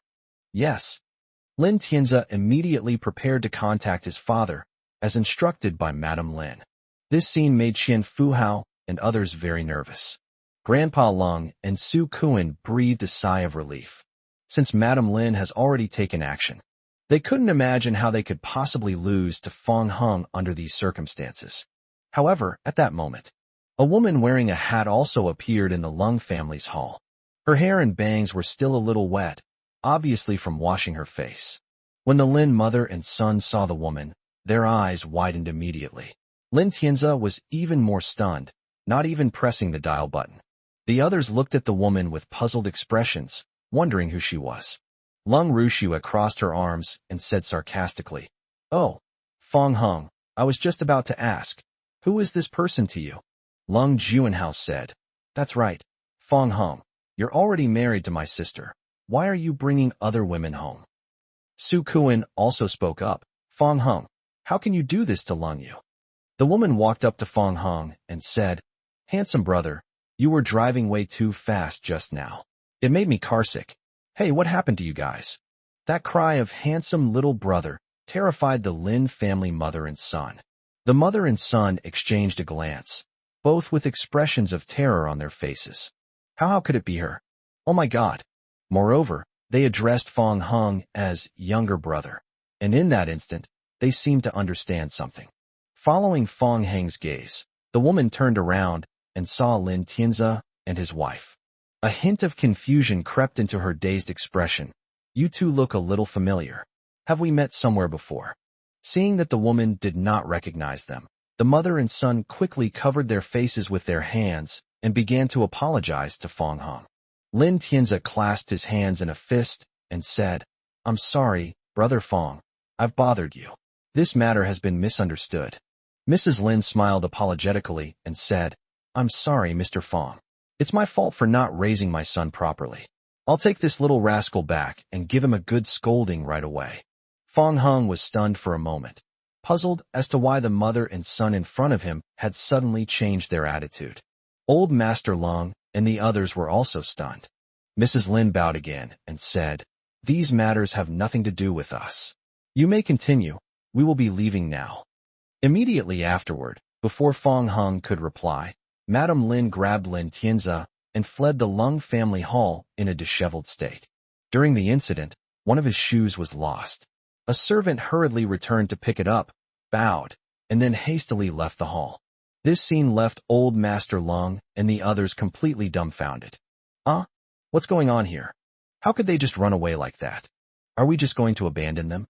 Why is this different from what we agreed on? Qian Fuhao and the others were also shocked. However, everyone quickly realized that the reason the Lin mother and son were acting this way was because they were afraid of the woman wearing a hat who had suddenly appeared. At this moment, everyone's gaze slowly turned to the woman. They couldn't help but wonder what kind of person this woman was, that she could frighten the mother and son from the Lin family in the provincial capital so much that they turned around and ran away after just one meeting. Chapter 157, Could She Be Your Sister? Fong Heng's gaze naturally fell on the woman. At this moment, he like everyone else, was filled with surprise. Who exactly is this woman that she could frighten the Lin family mother and son so much? So Fong Hung grabbed the woman and said, "Come with me." Before the woman could react, Fong Hung forcibly pulled her towards the door. As a result, she tilted her head and accidentally knocked her hat off. She called out, "Hey, wait a minute, my hat, I lost my hat." Fong Hung ignored her and continued until he reached the outside of the Lung family's main hall, where he saw that everyone else was far away from him. He then looked directly at the woman and asked seriously, "Who exactly are you?" The woman broke free from Fong Heng's hand, rubbing her aching arm, a hint of resentment appearing in her blank expression. "Who else could I be? I am me." Fong Hung felt that women's thought processes were truly amazing. Lung Yunluo was rather impulsive, while she had given off a feeling of not being very smart from beginning to end. "When I went to the provincial capital before, did you send people to follow me and my wife?" Fong Hung continued to question. "Oh no, I don't know. Why would I follow you?" She stroked her hair as she spoke, her expression already betraying her. "It really was you." "Huh." The woman scratched her head and said, "I didn't even admit it. How do you know it was me? Could it be that the person I sent out that day was captured by you? That shouldn't be the case. I remember he retreated immediately and didn't report to me that he was captured when he came back. Now you've essentially admitted it." The woman realized what had happened and immediately covered her mouth, realizing she had been exposed. She shook her head again and mumbled indistinctly with her mouth closed, "It wasn't me. Now that things have come to this, what's the use of denying it? Tell me, what exactly is your purpose? Do you like me?" Fong Hung pressed her for an answer, wondering if the woman liked him, since he had encountered similar situations before. The woman chuckled and said, "Oh, handsome little brother, you figured it out? I really do like you. I'm already married." "So what if you're married? Does that stop me from liking you?" "I not only like you, but I also like your wife, handsome little brother. I've seen her before. She's tall and beautiful too." She chuckled. Fong Hungren was stunned. "Not only do I like him, but I also like Lung Yu?" Just then, a helicopter suddenly appeared in the sky. The woman glanced at her watch and said, "Handsome brother, it's getting late. I have things to take care of back home. We'll see each other again next time." After saying that, the woman turned and walked towards the helicopter. After boarding the helicopter, as it slowly took off, she waved to Fong Hung. Gradually, the woman belatedly realized that liking someone and liking someone are not the same thing, and that Fong Hung had clearly misunderstood her earlier. She put her hands to her mouth and immediately shouted at Fong Hung, "No, I don't like you." Below, Fong Hung looked up at the helicopter that had already taken off into the sky, and he vaguely heard what the woman had shouted. He just felt completely baffled. A short while later, the others also slowly approached Fong Heng's side. They had all seen the woman leave in the helicopter. For a moment, everyone was curious about the relationship between Fong Hung and the woman, but no one dared to ask. Fong Hung turned to look at Su Kuan and Old Master Lung and the others. "The people who could help you have already run away. What are you going to do next?" Both Grandpa Lung and Su Kuan felt awkward. Su Kuan waved his hand and said, "No, it's nothing, Chairman Fong. We were just joking. There's no need to resume cooperation." Grandpa Lung quickly chimed in. "Yes, good son-in-law, I was just joking earlier. You've acquired Guangyan, so be it. We're all family, it doesn't matter who owns it. If there's anything else the Lung family wants, just say the word. Grandpa won't be stingy, he'll give it to you." Fong Hung chuckled. After seeing the message from Lung Yu, he was too lazy to waste any more time on the two of them. After giving the wealthy man a wink, he immediately set off and left. Seeing Fong Hung leave, Grandpa Lung and the others, along with Su Kuan, all breathed a sigh of relief. Unexpectedly, at this moment, the wealthy man Qian spoke up. Qian Fuhao raised his cane and slammed it heavily on the ground, saying, "Patriarch Lung, Patriarch Su, from this day forward, all businesses under my Qian family's name will no longer have any dealings with your two families. Our cooperation ends here." Grandpa Lung and Su Kuan were both stunned. I realized it. The two hurriedly stepped forward to beg for mercy from the wealthy man. "Please, Mr. Qian, give me another chance, please," Su Kuan pleaded. "Mr. Qian, Fong Hung is my granddaughter's husband. For the sake of this relationship, could you please let the Lung family off the hook, said Old Master Lung. Qian Fuhao completely ignored Su Kuan and gave a cold snort to Old Master Lung. Patriarch Lung, you still know that Mr. Fong is your grandson-in-law? With a grandson-in-law like this, you not only don't cherish him, but you actually joined forces with the Lin family from the provincial capital to deal with him? Old Master Lung was speechless for a moment. Following Qian Fuhao, the remaining 4 major families also began to speak out one by one.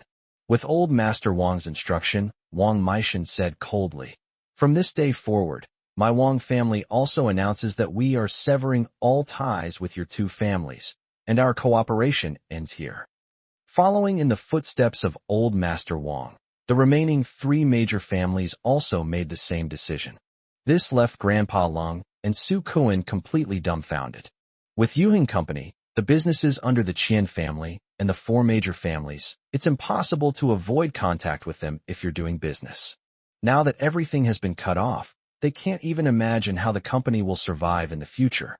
Facing the group of people in front of him, Su Kuan knelt down with a thud. At this moment, he was completely panicked. "Elder Qian, young Master Qian, and all the elders, I beg you to spare the Su family's life. My father and brother are still lying in their hospital beds. If they wake up and see Su Jiaqing in this state, I really don't know how to explain it." Young Master Qian said coldly. "Heh, Patriarch Su, don't you know better than anyone here why your father and brother are lying in sickbeds?" Qian Fuhao also said coldly. "Su Changjing is really unlucky to have a son like you." On the other side, Old Master Lung knew that asking the Qian family father and son for help was probably useless. He had no choice but to place his hopes on his old friend, Mr. Wang. He urged Lung Juanhao to push him in front of Old Master Wang, then grabbed the man's hand and said emotionally, "Old Master Wang, my old friend, we've known each other for so many years, you can't just stand by and watch me die. Please help me persuade Old Master Qian and the others." Chapter 158, So What If I Bully You? Grandpa Wang suddenly shook off Grandpa Lung's hand. "When we met last time, I reminded you that you deserve this fate because you didn't treat Mr. Fong well. No one can help you." Wang Meishan added, "Patriarch Lung, you really have a good hand that you've played terribly." And so, ignoring the pleas for mercy from Old Master Lung and Su Kuan, everyone left the Lung family one after another. The 2 of them just sat there slumped on the ground, helplessly watching them leave, their eyes filled with despair. Yuhing Company, the CEO's office. Lung Yu leaned against her desk and put down her coffee cup when she saw Fong Hung push the door open and enter. One moment Yu Hung was facing a crisis, but the next moment the crisis was instantly resolved. She understood, of course, that it was all thanks to Fong Hung. Lung Yu stepped forward to help Fong Hung straighten his tie and asked, "Chairman Fong, you solve problems so quickly. Can you tell me how you did it?" "No rush. Let's sit down and talk it over slowly." Fong Hung led Lung Yu by the hand to the sofa. He sat down on the sofa first, then pulled Lung Yu over and made her sit on his lap. Lung Yu punched Fong Hang in the chest and said, "What are you doing? We're at the company, not at home." Fong Hung smiled slightly and said, "So what? I'm the chairman. What can anyone do to me? You still remember you're the chairman? Isn't this bullying your subordinates? You're my wife. How can this be considered? Okay, tell me quickly what caused it, and how exactly did you solve the problem?" Okay, look at how impatient you are." Fong Hung gently stroked Lung Yu's nose with his hand, and then he told Lung Yu everything that had happened at the Lung family's house. After hearing this, Lung Yu felt angry towards Grandpa Lung, Su Kuan, Lin Tianzi, and the others. However, I also started to get curious about the woman's identity. "Who exactly is she?" Fong Hung said. "She said she likes me, and not only that, she also said she likes you." "Oh. But then she said she didn't like it, which was all very strange, and I couldn't quite figure it out either." Lung Yu pinched her chin, lost in thought. Fong Hung reached out and gently pinched her waist, causing Lung Yu to slap his hand and say, "Do you think it's possible that she's your sister?" "My sister? How is that possible? My dad only has one son, and I've never heard anyone around me mention that I have a sister. That's really strange." At the same time, provincial capital. A girl in a wheelchair is sunbathing by a flower bed. The woman beside her was excitedly recounting what had happened at the Lung family's residence. Hearing the end, the girl covered her mouth and chuckled, saying, "Sis, be careful not to be mistaken for a lovesick girl, or he'll ignore you." She paused, then asked, "By the way, do you have a picture of that woman?" "That woman? Oh, I see. I actually took a picture of her last time, but I didn't show it to you. It's right here." The woman realized what was happening and handed the phone to the girl. The girl looked at Lung Yu in the photo, who was standing next to Fong Hung, and the smile on her lips gradually faded. Noticing this, the woman couldn't help but wonder, "What's wrong? Don't you like it? Look, such long legs, so tall and beautiful. You're a good match." The girl didn't answer. She simply handed the phone back to the woman silently. On the other side, Yuhing Company. With the end of the workday approaching, Lung Yu decided to take a little break. She continued chatting with Fong Hong, but the topic had shifted from women to other things. During this time, Lung Yu got up and went to have a sip of coffee. She turned back and sat naturally on Fong Heng's lap, then wrapped her arms around his neck and said, "Oh right, I forgot to ask you. Would you like some coffee? I'll make you a cup." "Can." Upon hearing this, Lung Yu tried to get up, but Fong Heng pulled her back down to sit. A look of confusion crossed her pretty face. "Didn't you want to drink coffee? Why are you still holding my hand?" Fong Heng said, "There's no need to make me another cup. I'll just taste it. Then you have to let go of me. Otherwise we're all sitting here, and the coffee's still on the table. How are you going to taste it?" Fong Heng stroked Lung Yu's cheek with his hand, his fingers gently tracing her pink lips, and said, "Didn't you just drink it? With you, I can taste it too." Lung Yu instantly understood. She wrapped her arms around Fong Heng's neck again and snorted. "You were just tasting the coffee. You were clearly trying to take advantage of me. You're quite clever. You managed to spot it." Lung Yu rolled her eyes at Fong Heng, then leaned in and kissed him. However, just as they were about to kiss, Fong Heng suddenly leaned his head back, causing her to miss her target. Lung Yu asked in confusion, "What's wrong?" Fong Heng said, "It's nothing." Lung Yu didn't mind and kissed him again. As a result, Fong Heng leaned his head back again, causing her to miss her kiss once more. She pouted and said, "Why are you hiding? My head feels a bit heavy, and I can't help but lean back." Lung Yu then realized that Fong Heng was deliberately teasing her. "Fine, you're just messing with me, aren't you? Let's see how you hide this time." Lung Yu pushed Fong Heng down onto the sofa, then cupped his face in her hands to hold him in place. Fong Heng said, "Wouldn't you call this subordinate bullying superior? So what if I bully you? What an arrogant subordinate." "Humph."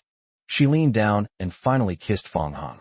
The two were so engrossed in their kiss that they didn't notice the office door being pushed open from the outside, leaving Su Mu standing dumbfounded in the doorway. Snap! The document in Su Mu's hand suddenly fell to the ground. Until then, the two then realized what was happening. Upon seeing Su Mu, Lung Yu's pretty face turned red at a visible speed, and she quickly withdrew her hand. Su Mu snapped out of her daze, picked up the documents from the ground, and bowed, saying, "I'm sorry, President Lung. I'll leave right away." After apologizing, Su Mu quickly left the office and closed the door tightly. She was extremely embarrassed, and her heart started racing.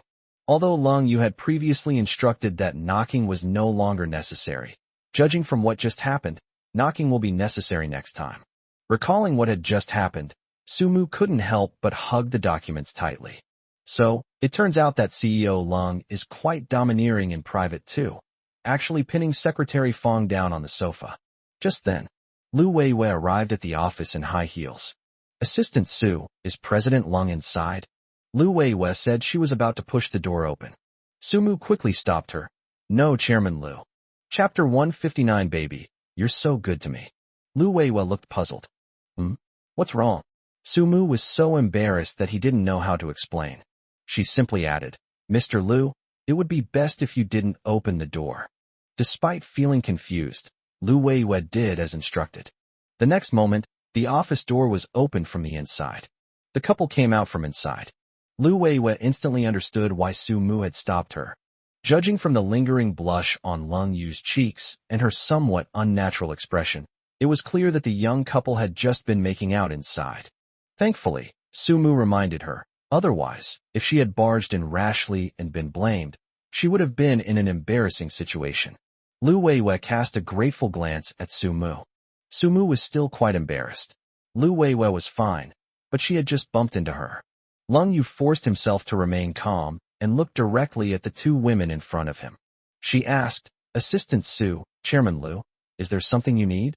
Su Mu bowed his head and handed the document to Lung Yu, saying, "President Lung, these are the materials you asked me to request before leaving get off work." "Okay." Lung Yu took the document. "Well, if there's nothing else, I'll be going now." After saying that, Su Mu left without waiting for Lung Yu's reply and even ran away. Lu Weiwei chuckled dryly.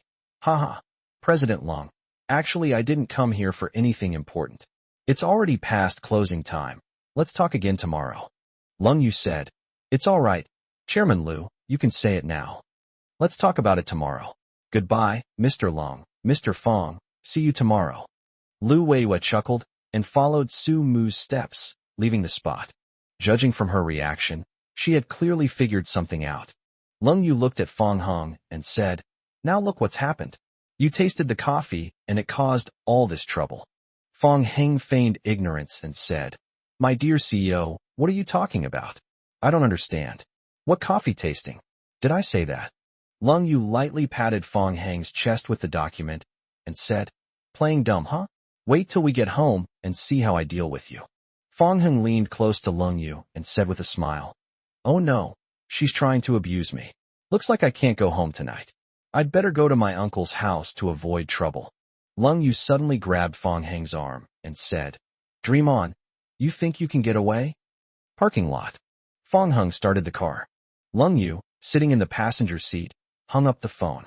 Fong Hung turned his head and asked, "Who were you talking to on the phone, and why were you deliberately hiding it from me?" She put her phone in her bag and said, "I'm not telling you. I'm not going home yet. I'll just follow the navigation." Lung Yu said, turning on the navigation and starting to input the driving route. Fong Hung was a little curious about what Lung Yu was going to do. When he arrived at his destination, Fong Hung looked up and realized that it was the same high-end watch store he had visited before. The Carousel watch he gifted to Lung Yu, worth millions, was purchased from this store. At this moment, Yang Huimei, the manager dressed in professional attire, and several sales assistants personally greeted the two at the store entrance. Upon seeing the two of them, Yang Huimei immediately greeted her with a smile. "Mr. Lung, Mr. Fong. Despite the recent changes at Guangyan Company, Yang Huimei has heard that Lung Yu has resigned from Guangyan Company and joined Yuheng Company, and he will still serve as president.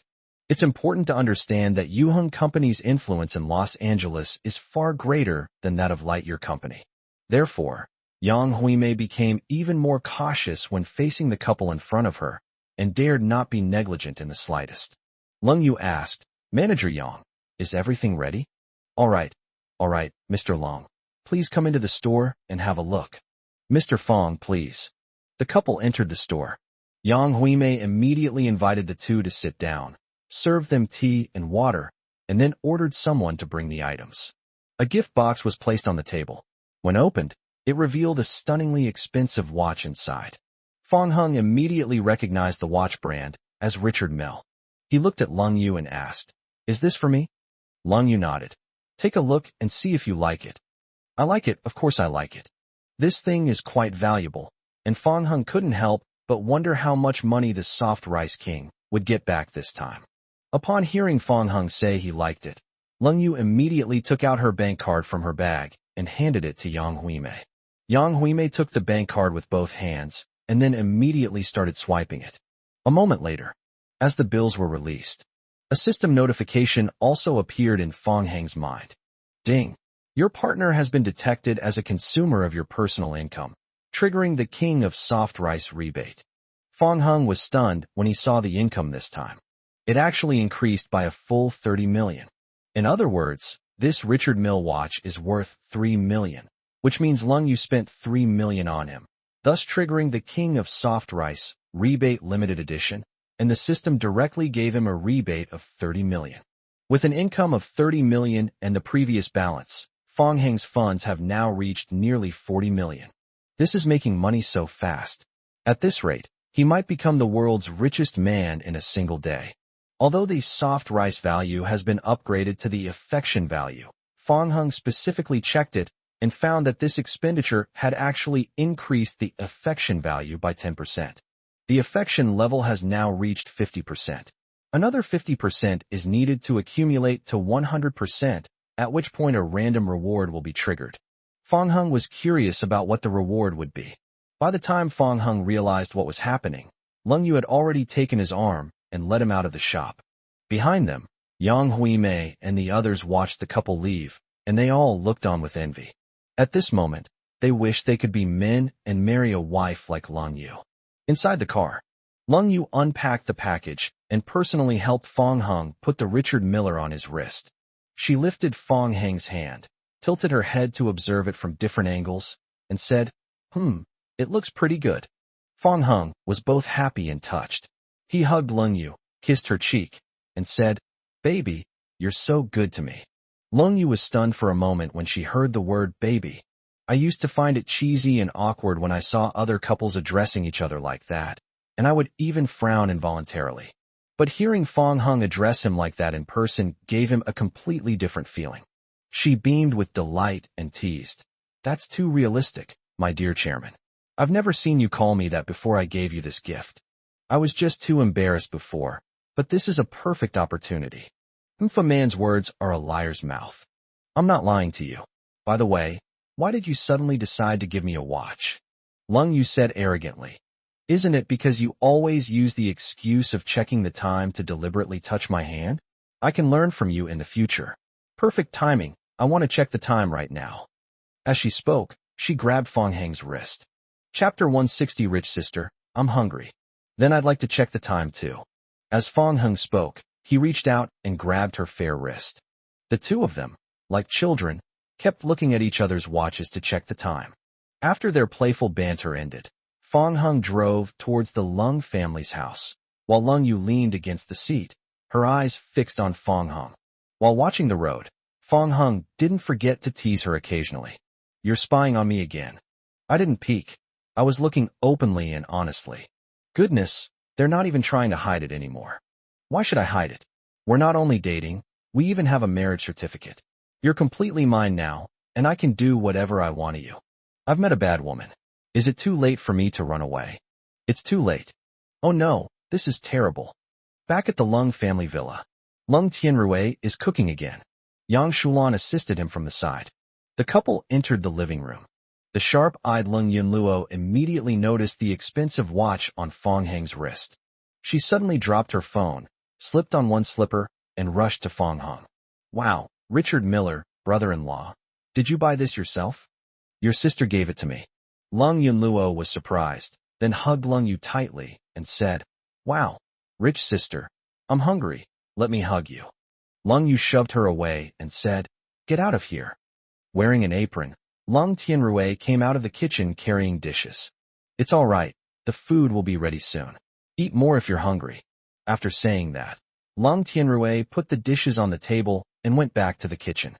Lung Yunluo said, Sis, have you noticed that Dad is becoming more and more like a stay-at-home dad? Could it be that Aunt Luo will lose her job in the future? As they were talking, Grandpa Lung and Lung Bowen's family came to visit again. The originally harmonious atmosphere was instantly changed by the arrival of the group. Sensing the change in the living room, Lung Tianrui came out of the kitchen and asked, What's wrong? When they saw Lung Tianrui wearing an apron, Old Master Lung and the others were taken aback. Old Master Lung asked, Tianrui, what's wrong with you? They were surprised to find Lung Tianrui wearing an apron and cooking in the kitchen, which was quite different from his usual image. Lung Yunluo asked, Grandpa, Uncle, what brings you here again? Everyone snapped out of their daze after Lung Yunluo's words.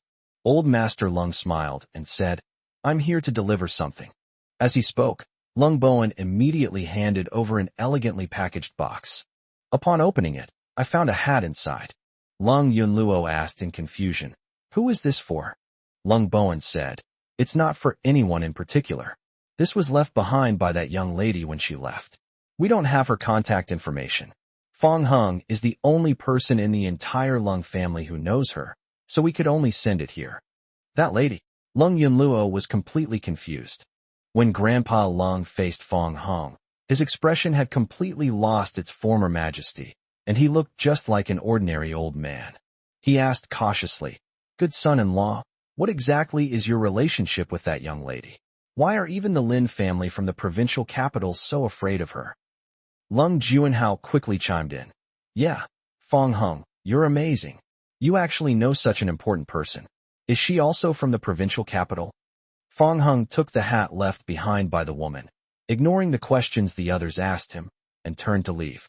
Grandpa Lung and the others felt a bit awkward.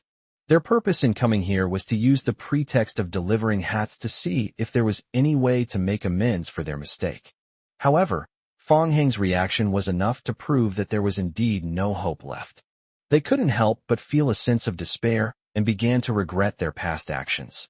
If it weren't for this, with Fong Heng's help, the Lung family could easily have joined the ranks of the four great families, or even surpassed them.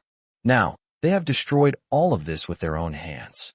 After Fong Hung and Lung Yu left, curious, Lung Yunluo pressed Old Master Lung for details about what had happened.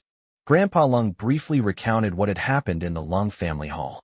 Lung Yunluo and Lung Tianrui were both stunned by what they heard. Even after the group left, they were still shocked. I never expected that Fong Hung would know such an important person. Therefore, at the following dinner party, Lung Yunluo asked impatiently, "Sister, who exactly is that woman that brother-in-law knows?" Just from what Grandpa and the others were saying, she seemed really impressive. Lung Yu said, "Actually, Fong Hung and I met her in the provincial capital, but neither of us knew her or what her intentions were in approaching us." "Huh? Really?" Fong Hung then said, "It's true." Lung Yunluo fell silent, then exchanged a glance with Lung Tianrui and his wife. Unlike Lung Yu, they didn't immediately believe Fong Heng's words. Instead, they felt that Fong Hung might be hiding some secret. Weekend. Fong Hung and her sister were watching TV at home. Just then, Fong Hung received the message. So he said to Lung Yu, "I'm going out for a bit." "Where are you going?" Lung Yu asked. Fong Hung deliberately kept him in suspense. "I won't tell you yet." Lung Yu pouted and said, "Then come back quickly." "Don't worry, I'll be back in a bit." After Fong Hung left, Lung Yunluo said, "Hee, sis, do you think your brother-in-law is going to go out and pick up girls behind your back again?" Lung Yu tapped her on the head and said, "Haven't I disciplined you lately? You've started being naughty again." "Ouch, that hurts, stinky sister." Just as the two sisters were talking, Fong Hung had already come in carrying his things. Lung Yunluo was taken aback. "So fast." "I'm just picking up a package. What did you think I was doing there?" Fong Hung handed the items to Lung Yu as he spoke. This was a gift he had carefully chosen for Lung Yu, and it finally arrived after several days. "What's inside?" "We'll know once we open it up," Fong Hung said. With anticipation in her heart, Lung Yu opened the package, only to be instantly stunned to find a Hermes bag inside. Standing to the side, Lung Yunluo stared in disbelief, utterly excited. "Wow! Himalaya BK, the quality and workmanship, the white gradient to brown, and it's a custom-made version with gold hardware. It must be worth at least 4 million, right? My God, brother-in-law, you're so rich. Besides, even if you have money, this isn't something you can buy easily. Brother-in-law, how much thought did you put into giving my sister this gift?" Fong Hung smiled and asked Lung Yu, "Baby, how is it? Do you like it?" Lung Yu realized what was happening, and with a look of happiness and joy, said, "I like it." Upon hearing this, Lung Yunluo felt as if she had been struck by lightning. "Baby? Wow, I can't stand it at all." She covered her eyes with her hands and plugged her ears with her fingers, saying, "You guys continue. This single dog is going back to her room first." Chapter 161. You're not pretending anymore, huh? Seeing Lung Yunluo leave with a look of disgust, she stumbled and almost fell, which made the couple look at each other and laugh. Lung Yu nestled in Fong Heng's arms, her gaze involuntarily drawn to his Adam's apple. Despite having researched and understood why it shouldn't be touched casually, Lung Yu still couldn't resist reaching out and touching it. She said, "I always feel that your Adam's apple is so sexy. It's like it has magic." Touched by her cool, soft little hands, Fong Hung felt as if an invisible flame was gradually igniting within him. He leaned close to Lung Yu's ear and said in a hoarse voice, "If you don't stop, you'll be in big trouble." The man's warm breath hit her earlobe, making her tremble all over. Lung Yu could clearly sense Fong Heng's unusual behavior. She gradually withdrew her hand, pursed her lips, and obediently stopped moving. Only a pair of bright eyes remained, quietly observing Fong Heng. Fong Heng stared straight at her and said, "Scared? What do I have to be afraid of?" She started acting arrogantly again. "It seems I have to teach you a lesson, as a form of punishment for what you just did." As Fong Heng spoke, he pulled Lung Yu into his arms and then took the opportunity to pinch the rabbit. Lung Yu's expression turned incredulous as she said, "You? Huh? What's wrong with me? All right, since that's the case, then I won't stand on ceremony." Finally, Lung Yu could no longer restrain herself and slipped her hand inside Fong Heng's clothes, caressing the perfect abs she had long coveted. Just as the couple were secretly plotting something, Yang Shulan had just returned home and entered the house. Seeing this, Lung Yu was so frightened that she hurriedly turned around and threw herself into Fong Heng's arms, burying her head in his chest like an ostrich. Yang Shulan was taken aback when she noticed this scene. Originally, it wasn't a big deal, but seeing her daughter's attempt to cover it up, Yang Shulan revealed a meaningful smile. "Xiaoheng, is Xiao Yu asleep?" Yang Shulan noticed that Lung Yu quietly pulled her hand away from Fong Heng's clothes. Fong Heng looked slightly embarrassed and said, "Yes, Mom, Xiao Yu is too sleepy." In the midst of conversation, Lung Yu pretended to have just woken up, turned around, yawned, and said lazily, "Mom, you're back." Yang Shulan nodded and asked, "Why is your face so red? 2M so hot?" Yang Shulan's smile never faded. She said, "Okay, you guys continue. Mom's going upstairs now." "Oh, okay," Lung Yu replied. After Yang Shulan left, Lung Yu looked up blankly and asked, "What does Mom mean by telling us to continue? Could it be that she's figured something out?" Fong Heng said helplessly, "Do you think she could possibly not tell?" "Never mind, my image in her eyes has already collapsed since last time anyway." The cold rain, like a deflated balloon, simply gave up and went all out. Fong Heng understood that last time referred to the time he had a cold. Lung Yu insisted on feeding the medicine herself, resulting in both of their lips becoming slightly swollen. Later, during the meal, Yang Shulan reminded them not to go too far. "It still feels a little embarrassing to think about it now." Just then, Fong Heng felt a small hand slip inside his clothes again. "You little rascal, you're not pretending anymore, are you? Oomph, you're one of a kind, aren't you?" The Wang family. Grandpa Wang is practicing walking with the help of his granddaughter, Wang Nana. Now, he walks almost like his peers, and you can't tell that he used to live in a wheelchair. At this moment, her daughter, Wang Meishan, walked in with a solemn expression. "Dad, someone wants to see you." From his daughter's expression, Old Master Wang realized that the person who had come was definitely not an ordinary person. He wiped his sweat, handed the towel to the nanny beside him, and asked, "Who is it?" "The woman who appeared at the Lung family home with Mr. Fong that day." Upon hearing this, Old Master Wang was stunned for a moment. Then his eyes widened instantly, and he said, "Quick, take me to see her. We must not neglect her." Reception hall. A woman wearing a hat is elegantly sipping tea.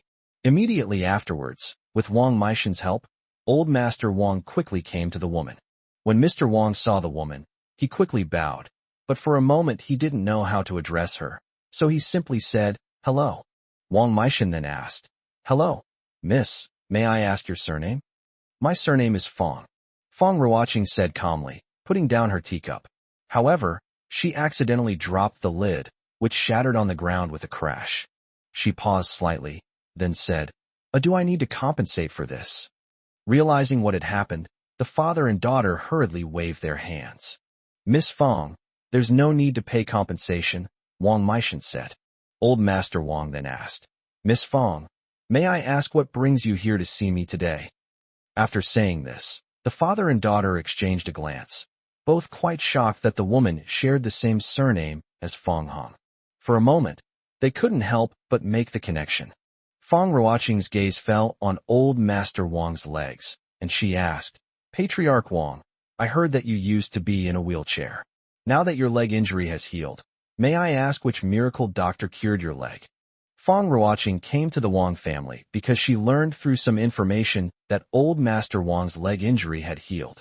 She wanted to find someone who could cure Grandpa Wang's leg injury. In that case, perhaps that person can also heal my sister's leg injury. Wang Meishan said, Miss Fong. To be honest, my father's leg injury was actually treated by Mr. Fong. Mr. Wang asked in confusion, doesn't Miss Fong know Mr. Fong? Doesn't she know about this? Fong Ruoqing was startled. It turns out that Fong Hung cured old Master Wang's leg injury. Her eyes widened, and she asked, are you sure you're not lying to me? Mr. Wang said nervously, Miss Fong, this is absolutely true. How could my daughter and I dare to lie to you? Even the Lin family mother and son from the provincial capital were so frightened by the woman in front of them that they fled in panic. Old Master Wang would never dare to provoke the other party. Okay, that's settled then, nothing else. As Fong Ruoqing spoke, she got up and walked outside. The father and daughter hurriedly saw her off as she left. After walking a few steps, Fong Ruoqing stopped and pointed to the broken cup lid on the ground. Are you sure you don't need to pay for this? Wang Meishan said, Miss Fong, there's really no need. This isn't anything valuable. Okay. Fong Ruoqing turned around and walked out, but after a few steps, she suddenly turned back around. By the way, do you guys know where my hat, the one that's exactly the same as the one I'm wearing now, is? Old Master Wang thought for a moment and said, reporting to Miss Fong, I am not aware of this, but I suspect it may still be with the Lung family. Oh, okay, thank you. I dare not accept such praise. Watching Fong Ruoqing get into the Rolls-Royce Phantom and drive away, the father and daughter breathed a sigh of relief. They had far too many questions. But at this moment, I decided to contact Fong Hung first and inform him of this matter. Chapter 162, Looking Forward to Meeting.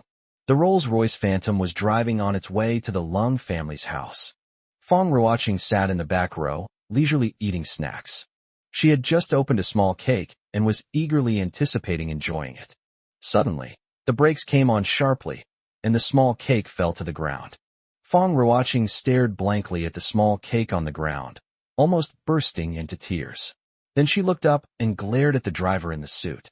Excuse me, miss, someone has stopped us. Please do not get out of the car. The driver said apologetically, then pulled out a weapon from his waist, loaded it, and immediately began calling for backup through his earpiece. Opposite to the Rolls-Royce Phantom, Fong Hing got out of the car. He was certain that this was the same car the strange woman he had seen earlier had been in. So he walked straight up and knocked on the car window. Unexpectedly, the car window slowly rolled down, and a dark gun barrel was pointed at him. Don't move. Fong Hung was taken aback. Immediately, the sound of a helicopter came from above. Fong Hung looked up and saw that there were also snipers aiming at him. He frowned, wondering who this woman was. Inside a Rolls-Royce Phantom, Fong Ruoqing was initially a little nervous, but when she saw Fong Hung through the car window, she instantly smiled. Before the driver could react, Fong Ruoqing had already rushed out of the car and grabbed Fong Heng's arm with both hands. Handsome little brother, I was just about to look for you, but I didn't expect you to come by yourself. On the helicopter, the man in the suit with the sniper rifle was completely dumbfounded. Young miss, what's going on? Suddenly, Fong Ruoqing's angry voice came through the earpiece. Put all your weapons away immediately. You dare to aim guns at my handsome little brother? Don't you have a death wish? Yes, Mississippi. Upon hearing this, the man in the suit immediately and reluctantly put away his weapon, and the helicopter then took off from the spot. Below, Fong Ruoqing reached out and patted the driver on the head, saying, Don't be so jumpy. Go, move the car to the side. The driver rubbed his head and drove the car away in a sorry state. Fong Ruoqing looked away and smiled at Fong Hung again. Handsome little brother, they're so insensible. You weren't scared, were you? Fong Hung wasn't frightened. It was just that her demeanor made him even more curious about the woman's identity. He squinted and asked, Who exactly are you? My name is Fong Ruoqing. It's quite a coincidence that we share the same surname, so you can think of me as your beautiful older sister. Why would I treat you like my sister when we're not related? Fong Ruoqing clutched her chest and said, It hurts me so much to hear you say that. What exactly is your purpose in approaching me? All right, I'm not teasing you anymore. I actually know you know medicine. I was following you and getting close to you to test you. Congratulations on passing the test. As Fong Ruoqing spoke, she took out a business card from her pocket. Then it was handed to Fong Hung. This is my contact information. Please feel free to contact me if you need any help. Also, I would like to ask you for a favor. Please help my sister get medical treatment. As she finished speaking, her face became serious, and sadness appeared in her eyes. Fong Hung glanced at the business card. The woman's name was Fong Ruoqing, which was indeed the same surname as his. What illness does your sister have? She is similar to the Wong family head you cured before. She has a leg injury and can only sit in a wheelchair all day. Bring her to Los Angeles. I can look after her when I have time. Fong Ruoqing shook her head and said, she can't leave home, so I'll have to ask you to come with me to the provincial capital. Fong Hung frowned, about to speak. Fong Ruoqing clasped her hands together and said, Divine Doctor, please help me. Back then, when old Master Lung and others joined forces with Lin Tianzi to deal with me, things might have turned out very differently if it weren't for the woman in front of me. Regardless of the circumstances, Fong Ruoqing had indeed helped him, so after thinking about it for a while, Fong Hung finally nodded. Can. Fong Ruoqing's expression changed, and she smiled broadly, saying, That's great. Thank you, Divine Doctor Brother. How about we schedule it for next week? Then it's settled. I'll come pick you up myself. After they had reached an agreement, Fong Ruoqing turned around and waved to the driver. The Rolls-Royce Phantom arrived shortly afterward. Fong Hung said, Wait a minute, there's something of yours. He went back to his car, retrieved the hat that Fong Ruoqing had left behind, and handed it to her. Fong Ruoqing was stunned when she saw the hat, then exclaimed, Wow, handsome little brother, you're so good to me. You knew I lost my hat, so you specially bought me a new one. Fong Hung was speechless. Why are you so dense? Is it possible that this hat is the one you dropped before? Oh. Watching Fong Ruoqing leave, Fong Hung seemed lost in thought. He had received a message from Grandpa Wong before he arrived. Fong Ruoqing had clearly lied. She had only just learned that she was the one who had cured old Master Wong. Thinking about this, Fong Hung took out his phone and called his uncle, Fong Dehui. The call was connected. Fong Dehui's warm greetings came from the other end of the line. Then, Fong Hung asked bluntly, Uncle, has my dad ever told you that I have an older sister? Fong Dehui's tone also revealed surprise as he said, No, your dad only has one son. How could he have a sister? After answering, Fong Dehui asked again, What's wrong? Did something happen? Fine. Okay, then bring Xiaoyu back when you have time, and your aunt, and I will cook you something delicious. Okay. Inside a dilapidated residential building, Fong Dehui put away his phone. Zhao Fong, who was standing nearby, asked, What did Xiao Hung say? Fong Dehui's expression was solemn as he said, Xiao Hung asked me if he has an older sister. Zhao Fong's eyes widened, and she said, Could it be that, just like the rumors from back then, he's not your brother's child? Fong Dehui glared at Zhao Fong. Don't talk nonsense.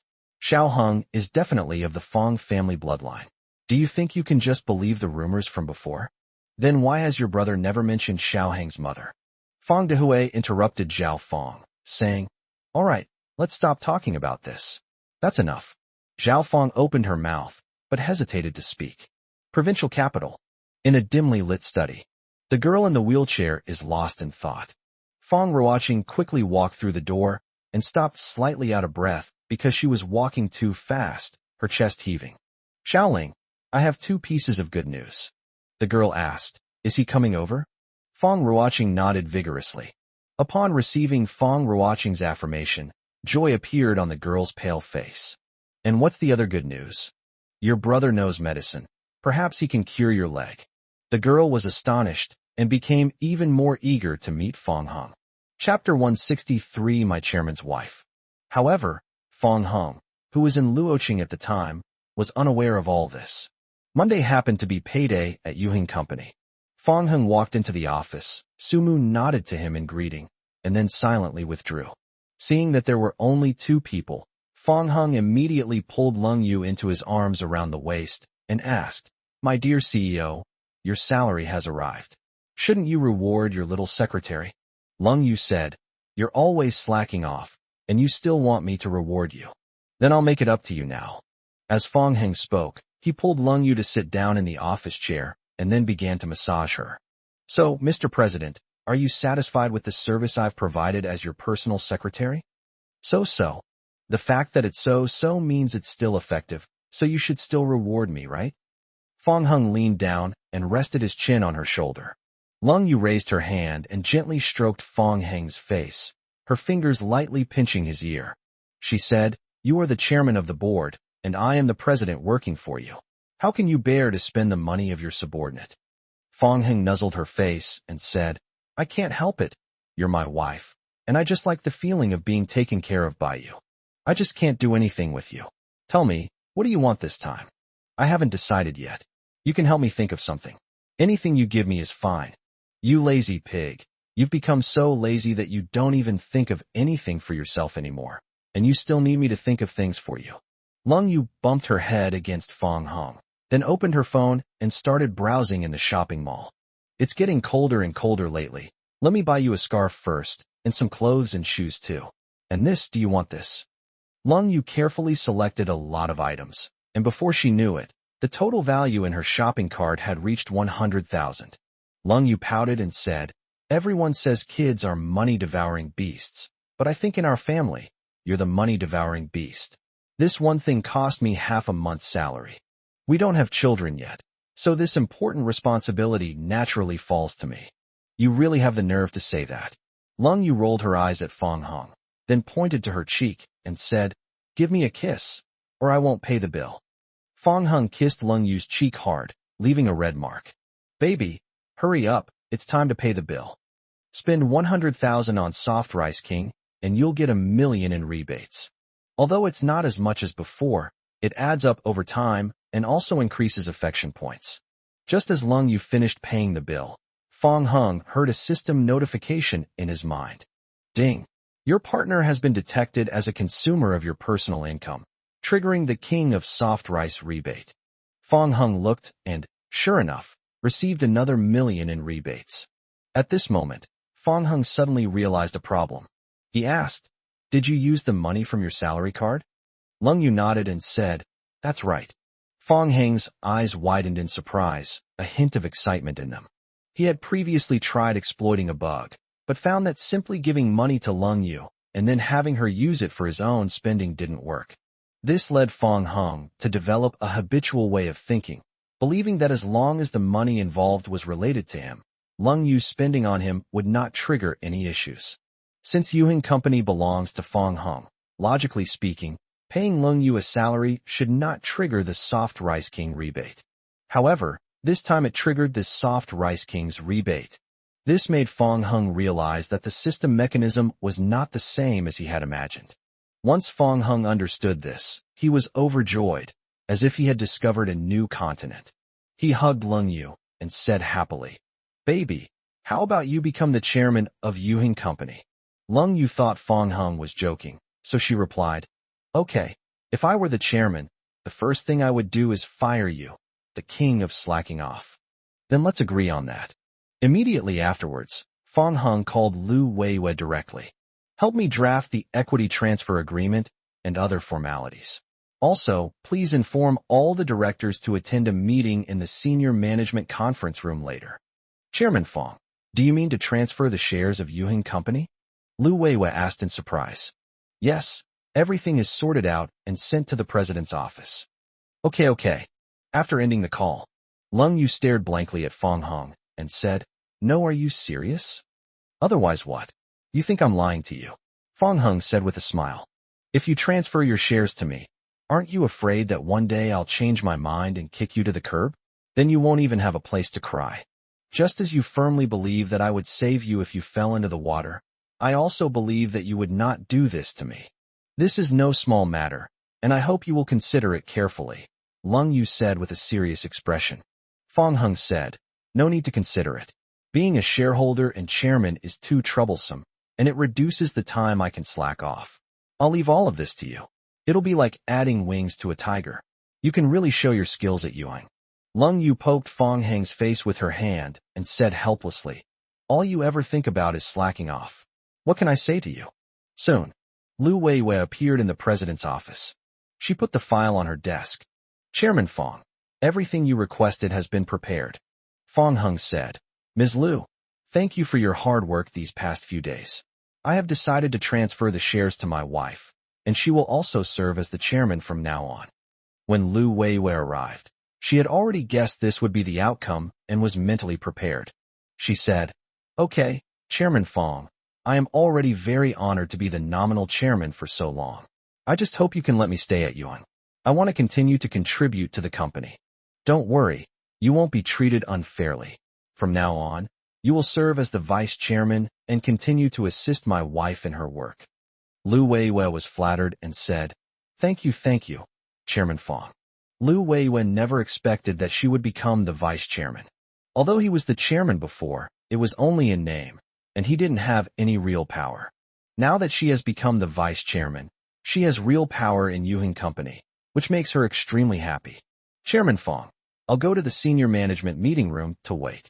After Lu Weiwei finished speaking, she left the office.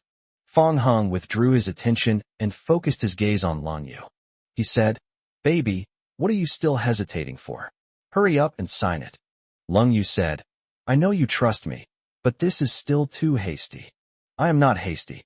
Without you, I would not be who I am today. As Fong Hung spoke, he placed the pen in Lung Yu's hand, then enveloped her delicate hand in his large palm, and finally signed his name on the equity transfer agreement. After all the formalities were completed, Fong Hung pulled Lung Yu into his arms and let her sit on his lap. Oh dear, now I have nothing left. My wife, the chairman, I'll have to rely on you to support me from now on. Chapter 164 What to do? I'm suddenly hungry again. Lung Yu scoffed. You're so capable. Why do you always think about living off a woman? It's so great to be a kept man. The feeling of not having to work is incredibly satisfying. Fong Hung lowered his voice and leaned close to Lung Yu's ear to continue. Actually, besides being a kept man, I also like to eat steamed buns. Steamed buns. Lung Yu was slightly puzzled. In her memory, Fong Hung didn't like steamed buns. Yes, it's a steamed bun. Sensing Fong Heng's actions, Lung Yu instantly understood. She patted Fong Heng's hand, glanced at the door, and said shyly, Let's do something like this when we get home. We're at the company, and if Su Mu sees us again, it'll be just as embarrassing as last time. Fong Hung grinned mischievously. Oh, so you're saying you'll make me steamed buns when we get home? Lung Yu gritted her teeth. Still want some steamed buns? I'll give you a beating. Oh no, I'm so pitiful, I can't even afford a steamed bun. If you want to eat real steamed buns, I'll make them for you myself, as many as you want. Huh? Of course they're real steamed buns. Otherwise, how could there be fake steamed buns? Fong Hung said with a smile. You. Lung Yu was both ashamed and angry. Of course, she knew that Fong Hung was teasing her, but she was helpless. Just you wait, I'll make steamed buns when I get home tonight. And even if you don't eat them, I'll feed them to you. You big bad guy. Haha. Okay, then I'll try it tonight and see if it's good. Just then, Fong Hung also received a call from Lu Weiwei. Chairman Fong, all the directors have arrived. Okay, I understand. Put down your phone. Fong Hung stared at Lung Yu's restless little hand resting on his abs. Baby, it's not right for you, the newly appointed chairman, to bully a subordinate like this. Lung Yu said arrogantly. Humph, I can't let myself be taken advantage of. Fong Hung couldn't help but laugh out loud. This woman, how can she be so adorable? After the board meeting concluded, Yuheng Company immediately released the news to the public. Lung Yu served as chairman and president and became the largest shareholder of Yuheng Company. The news caused an uproar both inside and outside Yuheng Company. At this time, the Lung family, Grandpa Lung and Lung Bowen's family also received the news. Lung Rushua said incredulously, This is Fong Hung gone mad. He actually transferred all his shares to Lung Yu. Lung Juanhouse said, In that case, it's like giving the entire Yuheng Company to Lung Yu, right? Lung Bowen looked at Old Master Long and said, Dad, who exactly is this Fong Hung? How could he just hand over Yuheng Company to Xiao Yu? Old Master Long sighed repeatedly, and suddenly tears streamed down his face. This left the others stunned. Old Master Long patted the armrest of his wheelchair, heartbroken, and said, How could I have been so foolish? I had such a good grandson-in-law who could have helped the Lung family reach new heights, alas. Old Wang is right, what a waste. I deserve it. At the same time, inside an apartment building, Lu Li, who was eating instant noodles and worrying about work, was stunned when she saw this message. In a short time, she was in a state of utter confusion. Her best friend, Rin Yinxiao, also saw the message. She said, Lily, if you hadn't broken up with Fong Hung back then, wouldn't Yuheng Company be called Li Hung Company now? And wouldn't you be the chairman of the board? Lu Li remained silent. Rin Yinxiao sighed and said, if you hadn't broken up with Fong Hung, I could have enjoyed some happiness too. Alas, what a pity. Lu Li sniffled and choked up, saying, it's pointless to talk about this now. It's my fault. Lu Li felt that Fong Hung was going to become an insurmountable obstacle in her life. Suddenly, she felt a surge of hatred for Fong Hung again. She resented Fong Hung for being so outstanding, and she resented Fong Hung for being so good to her before. This has led to her being completely unable to accept any other man in her heart. However, nothing can be undone, and she can never get Fong Hung back. This only made Lu Li feel extremely distressed. Lung family villa. The couple returned home. Lung Tianrui and his wife were busy in the kitchen. Lung Yunluo eagerly awaited their arrival, and upon seeing the two, she immediately came forward to greet them. She said, oh my dear chairman's sister, you're finally back. I've been waiting so long I'm practically covered in cobwebs. As she spoke, she took the bag from Lung Yu and said, hey, quick, let me carry this. I can't let you get tired. Lung Yu said speechlessly, why do you make me sound like I've aged decades in an instant? Lung Yunluo chuckled, then, like a maid, took Lung Yu's hand. Come on, walk this way, watch your step, don't trip. Fong Hung chuckled as he watched from the side and said, Yunluo, I feel that if this were a TV series, you would be perfect for playing a lackey. You stinky brother-in-law, you're talking bad about me, aren't you? Sis, you're the boss in Yuheng now anyway. Do me a favor and fire that stinky brother-in-law. Lung Yu reached out and tapped Lung Yunluo's head. I think I should fire you first. I haven't even started working yet. How can you fire me? Why don't you let me in as CEO or something? Let me have a go, and then fire me. Lung Yunluo said, you brat, you're really good at scheming. Your dad and I heard you in the kitchen. As Yang Shulan spoke, she and Lung Tianrui walked out of the kitchen. Lung Yu suddenly remembered something and then rolled up his sleeves. By the way, Mom, do we have any flour at home? Yes, what do you want to do? I want to make steamed buns. Oh, don't you kids not really like eating steamed buns? Lung Yu glanced at Fong Hung and said, Fong Hung said he suddenly really wanted to eat steamed buns, so I'm going to cook some for him. Oh, okay, we have all kinds of materials. As Lung Yu was about to go into the kitchen, Fong Hung stopped her and whispered, are you really planning to do this? Lung Yu replied with a smile, you wanted to eat, didn't you? Don't worry, you'll definitely get your fill tonight. Actually, it's okay not to do it. It's okay, it won't take long, just wait a bit. Clearly, Lung Yu was getting revenge on him.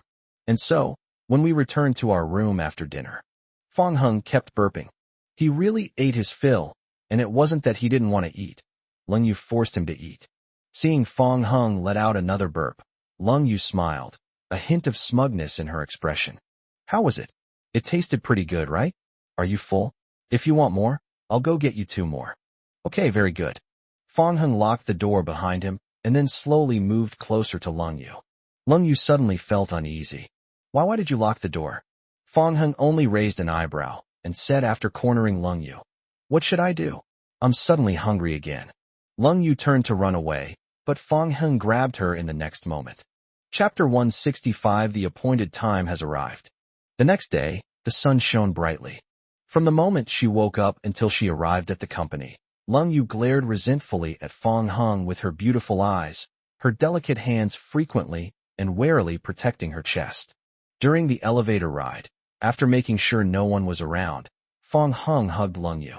He said softly, baby, the steamed buns you made yesterday were really delicious. Lung Yu pinched Fong Hung's abs with her backhand. Fong Hung winced in pain. Ouch, you pinched the spot you bit last night. Not only on his abs, but also on his arms where there's still lingering teeth marks. Lung Yu scoffed, still calling me baby? I think you're the one who's never grown up. Lung Yu was too embarrassed to say what followed. Recalling what happened last night, her cheeks were burning. Fong Hung smiled and continued to tease her until the elevator reached the designated floor. Only then did he release Lung Yu and pull his sleeves down. I got off the elevator. When the staff saw the two, they all took the initiative to greet them. Hello, Chairman Lung. Hello, Secretary Fong. Lung Yu nodded and stepped out of the elevator first, while Fong Hung smiled and waved to them warmly. Watching the two figures walk away, the employees were all talking about it. The fact that the two are husband and wife is no secret within the company. Many male employees envied Fong Hung for marrying such a beautiful chairwoman, something they could only dream of. On the other side, Fong Hung and Lung Yu entered the president's office. Although Lung Yu is now the chairman, she still serves as the president, so she has decided to continue working in her original office. At this moment, a system notification suddenly sounded in Fong Heng's mind. Congratulations, host, you have accumulated 100% affection points. Would you like to participate in the lottery? Fong Hung didn't expect that the affection value would accumulate so quickly, reaching 100% in the blink of an eye. So he chose yes, without hesitation. He was wondering what he had drawn. The system issued another notification a moment later. Congratulations, host, you have acquired the Royal View No. 1 building. Fong Hung was taken aback. There was no Royal View No. 1 building in Luoqing. According to the address marked by the system, he then discovered that it was actually a building located in the core area of the provincial capital. This building cost a fortune to build, and it generates a substantial monthly income simply by collecting rent. Fong Hung noticed that there were new options in the beneficiary column, including the words partner, Lung Yu. In other words, the system allows users to give away acquired items to their partner by default.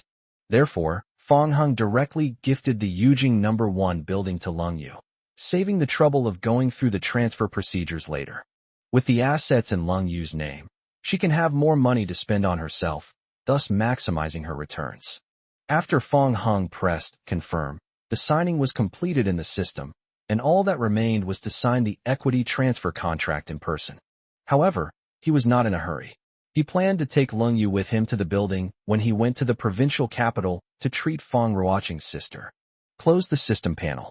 Fong Hung glanced at the date, then said to Lung Yu, "Let's go to the provincial capital this weekend." Lung Yu asked in confusion, "Why go to the provincial capital?" Fong Hung said, "It's a secret. You'll find out when the time comes." "You're keeping us in suspense again." Friday arrived in the blink of an eye. After getting off work, Fong Hung drove to the provincial capital amidst the cold rain. Much later, the Mercedes-Benz G-Class slowly came to a stop in front of Yujing No. 1. Fong Heng got out of the car, looked up at the towering building that seemed to reach into the clouds, and felt that he had hit the jackpot. He led Lung Yu into the building. A short while later, a middle-aged woman came to greet them. The middle-aged woman is the person in charge of the Royal View No. 1 building. Upon seeing the two arrive, she tentatively asked, "Excuse me, are you Mr. Fong and Ms. Lung?" Fong Hung nodded. "It's me." The middle-aged woman smiled and said, "You two have finally arrived. Please follow me." And so, the couple took the elevator and followed the middle-aged woman to the top floor of Royal View 1. Looking down through the transparent glass, the buildings below appear smaller and smaller, and people and cars look like ants and toys. Perhaps due to a fear of heights, Lung Yu couldn't help but tighten her grip on Fong Heng's hand, then whispered, "What exactly are you doing here?" Fong Hung said, "You'll find out soon enough." After the two entered the office and sat down, the middle-aged woman ordered tea to be poured for them, then opened the safe and took out a contract. She pushed the contract in front of Lung Yu and said, "Ms. Lung, please sign it." Lung Yu was taken aback. When she saw the words equity transfer at the top of the contract, she vaguely understood what was going on. She flipped through the contract and found that it was transferring all the equity of the building, which meant that after the contract was signed, she would own the entire building. She turned to look at Fong Hung and asked, "This you acquired this?" Fong Hung smiled and said, "Let's sign first. We've been waiting for almost a week. Don't make people anxious." The middle-aged woman gave an awkward smile. Indeed, waiting for these days had made her feel like she was sitting on pins and needles. Upon hearing this, Lung Yu hesitated for a moment before slowly signing her name. The middle-aged woman couldn't help but scrutinize Fong Hung. She couldn't help but wonder which family Fong Hung belonged to in the provincial capital, that he possessed such terrifying wealth, managing to acquire the capital's premier building, Yujing No. 1, in one fell swoop. Moreover, judging from the situation, he didn't acquire it for his own use, but rather gave it to his beloved woman. This is truly astonishing. After Lung Yu put down her pen, the middle-aged woman reached out her hand to her. The two women clasped hands. The middle-aged woman said, "Mr. Lung, from this moment on, Yujing No. 1 belongs to you. Please feel free to ask me for anything." Lung Yu simply nodded. She was still a little dizzy. Fong Hung then asked, "Which floor is available for check-in? I need a suite." "Downstairs is fine, Mr. Fong. This way, please." The middle-aged woman led the two to their destination, then bowed and withdrew. Fong Hung looked around at the luxurious suite in front of him and couldn't help but sigh. Now we have our own house in the provincial capital, or rather, a high-rise building. Lung Yu caught up, staring straight at Fong Hung, and asked, "I find it increasingly difficult to understand you. You are much more mysterious than I imagined. Tell me, which powerful family in the provincial capital are you, young master?" Fong Hung turned around and looked directly at Lung Yu, pinched her cheek, and replied, "I'm nobody, just my baby's handsome husband who loves to live off his wife." "Humph, nobody would believe you." As they were talking, Fong Hung received a call from Fong Ruoqing. "My dear doctor brother, it's time for our appointment. Shall I go to Luoqing to pick you up now?" Fong Hung said calmly, "I'm in the provincial capital right now. You can come to Yujing No. 1 to pick me up." Chapter 166 The Girl in the Wheelchair, Unexplained Feelings. After ending the call, Fong Hung put away his phone and then placed his hands on Lung Yu's shoulders. "You stay here for now. I'm going to treat someone's illness. I'll be back soon." Lung Yu straightened Fong Hung's tie and said gently, "Okay, I understand." Immediately afterwards, Fong Hung turned and walked out. But when he reached the door, he stopped and looked back. Lung Yu looked puzzled. "What's wrong?" Fong Hung couldn't help but turn back and tackled Lung Yu onto the bed. "No rush, there's still plenty of time, we can go later." Without waiting for Lung Yu's reply, Fong Hung leaned down and kissed her, his hand instinctively slipping inside her clothes. Fong Hung only let go of Lung Yu when his phone rang again. Lung Yu wrapped her arms around his neck and said with a dazed look in her eyes, "I feel like I've been taken advantage of. You have to come back early tonight. I want to get my money back." Fong Hung said, "I know, you little rascal." Lung Yu looked up and kissed Fong Hung again, saying softly, "You're the little hooligan." After saying that, she released Fong Hung. Then she sat up and watched Fong Hung leave with lingering reluctance. Downstairs at Royal View No. 1, the Rolls-Royce Phantom was parked on the side of the road. Fong Ruoqing watched the time pass and muttered, "Hey, why is he still nowhere to be seen?" Just then, Fong Hung walked out of the building. Fong Ruoqing asked the driver to lower the car window, then leaned out and waved, saying, over here, little brother, the divine doctor." The Rolls-Royce Phantom was already eye-catching enough, but with Fong Ruoqing's shout, everyone around turned their attention to it. Fong Hung steeled himself and walked forward, then sat down in the back row. As soon as Fong Ruoqing saw him, she grabbed his arm and said, "Oh, dear brother, we've finally met again. I've missed you so much." Fong Hung pushed Fong Ruoqing's hand away and deliberately kept his distance from her, saying, "Don't touch me. Men and women shouldn't touch each other. I'm a married man." Fong Ruoqing pouted and said, "Oh dear, can't I even touch you?" "Yes, please keep your distance from me. While if only I had found you sooner, I could have hugged and kissed you. Now that I'm all grown up, I can't even touch you anymore." Fong Hung could naturally glean other information from her words. He asked, "Judging from your tone, it seems we have a special relationship." Fong Ruoqing immediately covered her mouth and stammered, No, I just think you're cute, and I just habitually treat you like a younger brother." Fong Hung didn't say anything more. He wasn't stupid. Fong Ruoqing's words and actions were enough to prove that things weren't so simple. His intuition told him that the answer might be revealed soon. That's all. The Rolls-Royce Phantom drove along a wide road and eventually entered a secluded estate. There were fully armed guards at the entrance of the manor. All other vehicles were subject to rigorous questioning before being allowed to pass, but Fong Heng's Rolls-Royce Phantom was allowed to proceed without any issues. The car drove around the estate for a while before finally stopping in front of a manor. Fong Heng was about to get out of the car when Fong Ruoqing stopped him, saying, "Wait a minute, let me get out and take a look first." Fong Ruoqing got out of the car, first to observe the situation. After confirming that there were no problems, she said to Fong Heng, "Quick, handsome brother, get out of the car." Fong Heng got out of the car, and Fong Ruoqing pulled her along, quickly entering the mansion before closing the gate. The mansion was very quiet, as if no one was there, and it was kept very clean and tidy. As he walked along a path, Fong Heng saw a frail and thin figure sitting in a wheelchair. The girl was facing away from the two people, holding a book in her hand, with two small hamsters perched on her shoulders and head. Having probably heard the sound, the hamster jumped off the girl and disappeared in a flash. Immediately, the girl turned her wheelchair around and asked, "Sister, are you coming?" Halfway through her sentence, the girl saw a tall, handsome man appear before her. For a moment, the girl stared blankly at the man, the book in her hand falling to the ground. The moment Fong Heng saw the girl, an indescribable feeling suddenly arose in his heart. The girl was about the same age as Lung Yunluo, extremely delicate, and seemed somewhat shy.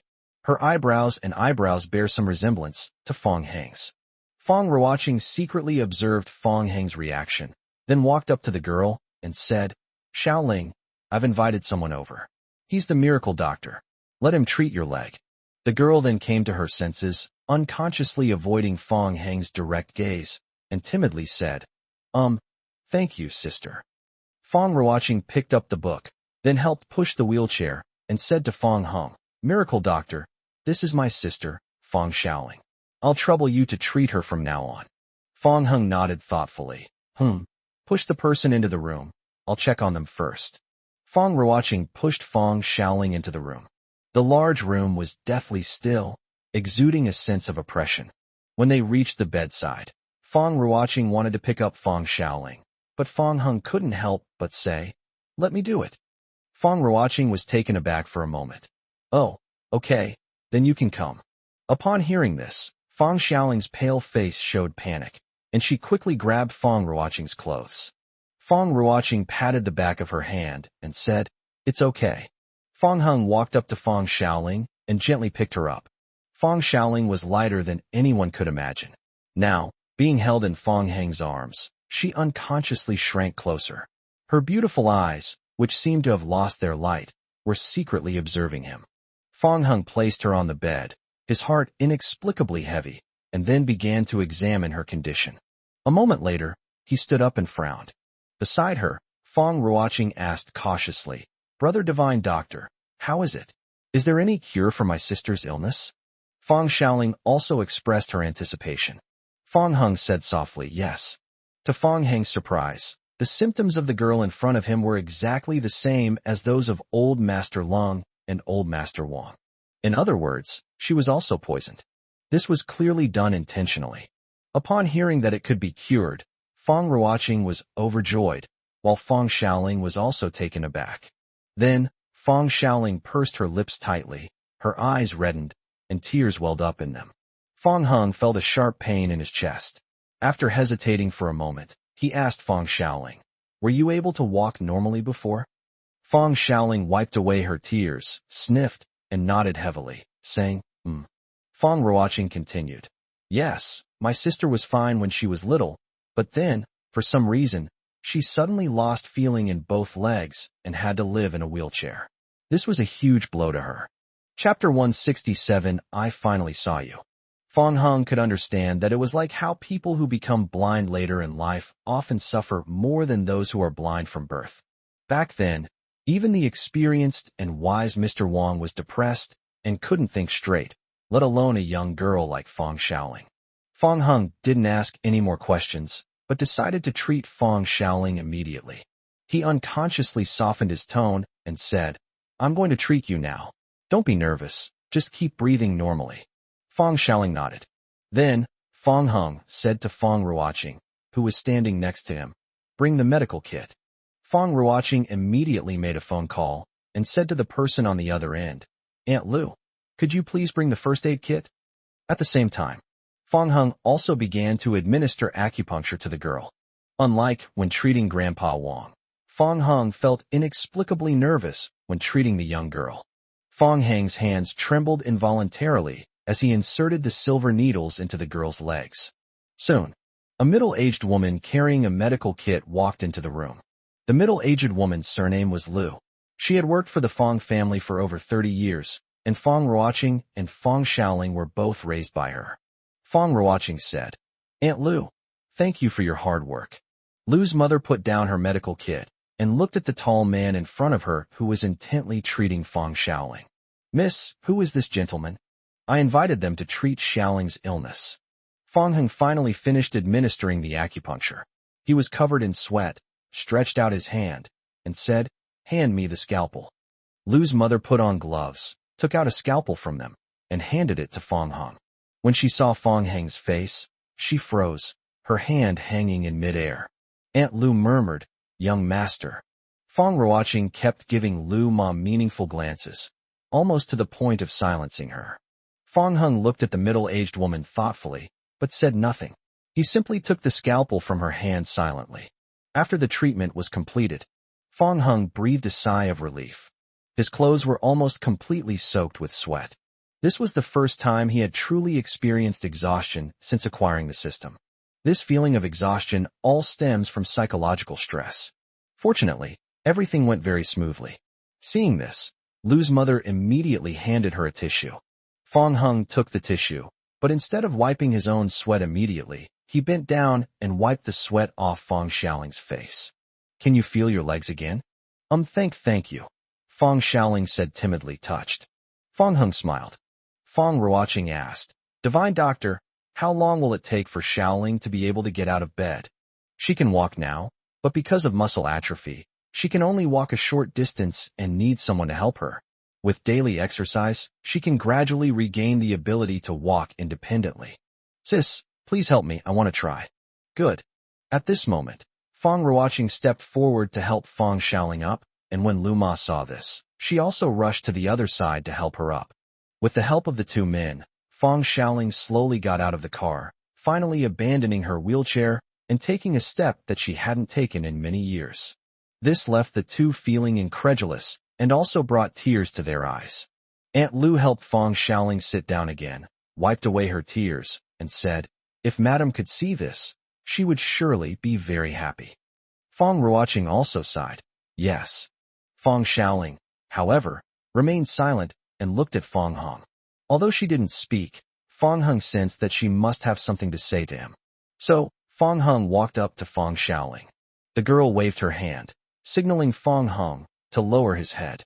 Fong Hung did as instructed. The next moment, Fong Xiaoling took a tissue from the side and carefully wiped the sweat off Fong Hung's face. "I've finally met you." Fong Hung remained calm, while Fong Ruoqing, standing to the side, seemed somewhat at a loss. She chuckled dryly and explained, "Brother Divine Doctor, my sister and I have mentioned you many times. We've met you in person, that's why she said that."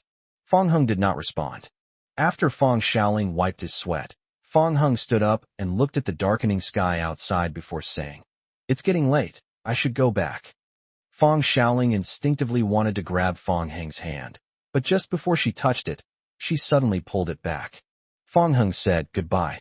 The girl pursed her lips and remained silent, looking as if she was about to burst into tears again. Fong Hung turned around and walked straight out of the room, with Fong Ruoqing following closely behind. "Take me back to Royal View number 1. "Thank you so much, doctor. We've searched all over the province for the best doctors to cure my sister's leg injury, but none of them could. It's all thanks to you." As Fong Ruoqing said this, she couldn't help but observe Fong Hung. What puzzled her was that, despite so many flaws, Fong Hung didn't ask any questions. That's all. The two walked out of the mansion. Then I got into a Rolls-Royce Phantom. Hearing the sound of a car outside, Fong Xiaoling finally couldn't help but say, "Aunt Lu, I want to see him off." On the other side, the Rolls-Royce drove through the brightly lit estate. Seeing Fong Heng's solemn expression and silence, Fong Ruoqing felt uneasy. "Brother Divine Doctor, You can say what you want to say, don't stay silent. Fong Hung turned his head to look at her, and his gaze made Fong Ruoqing feel a little uneasy. He said, "If I ask, will you tell me?" "Well, I actually wanted to tell you, but I have my own difficulties," Fong Ruoqing said weakly. "Yeah, that's good then." Fong Hung sneered. The car fell silent again. Just as I was passing by a statue, Fong Hung saw a figure he had been longing for day and night.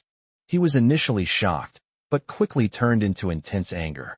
Finally, suppressing his anger, he said, "Stop the car." Fong Ruoqing also saw the two people in front of the statue and hurriedly ordered the driver, "Speed up." Fong Hung glared at Fong Ruoqing and said, "I said, stop the car." Fong Ruoqing pulled him along, saying, "We can't stop. We really can't stop." Fong Hung shoved him aside, then grabbed the driver, forcibly stopped the car, and unlocked the door. With a screeching sound of brakes, Fong Hung got out of the car and walked straight toward the middle-aged man under the statue.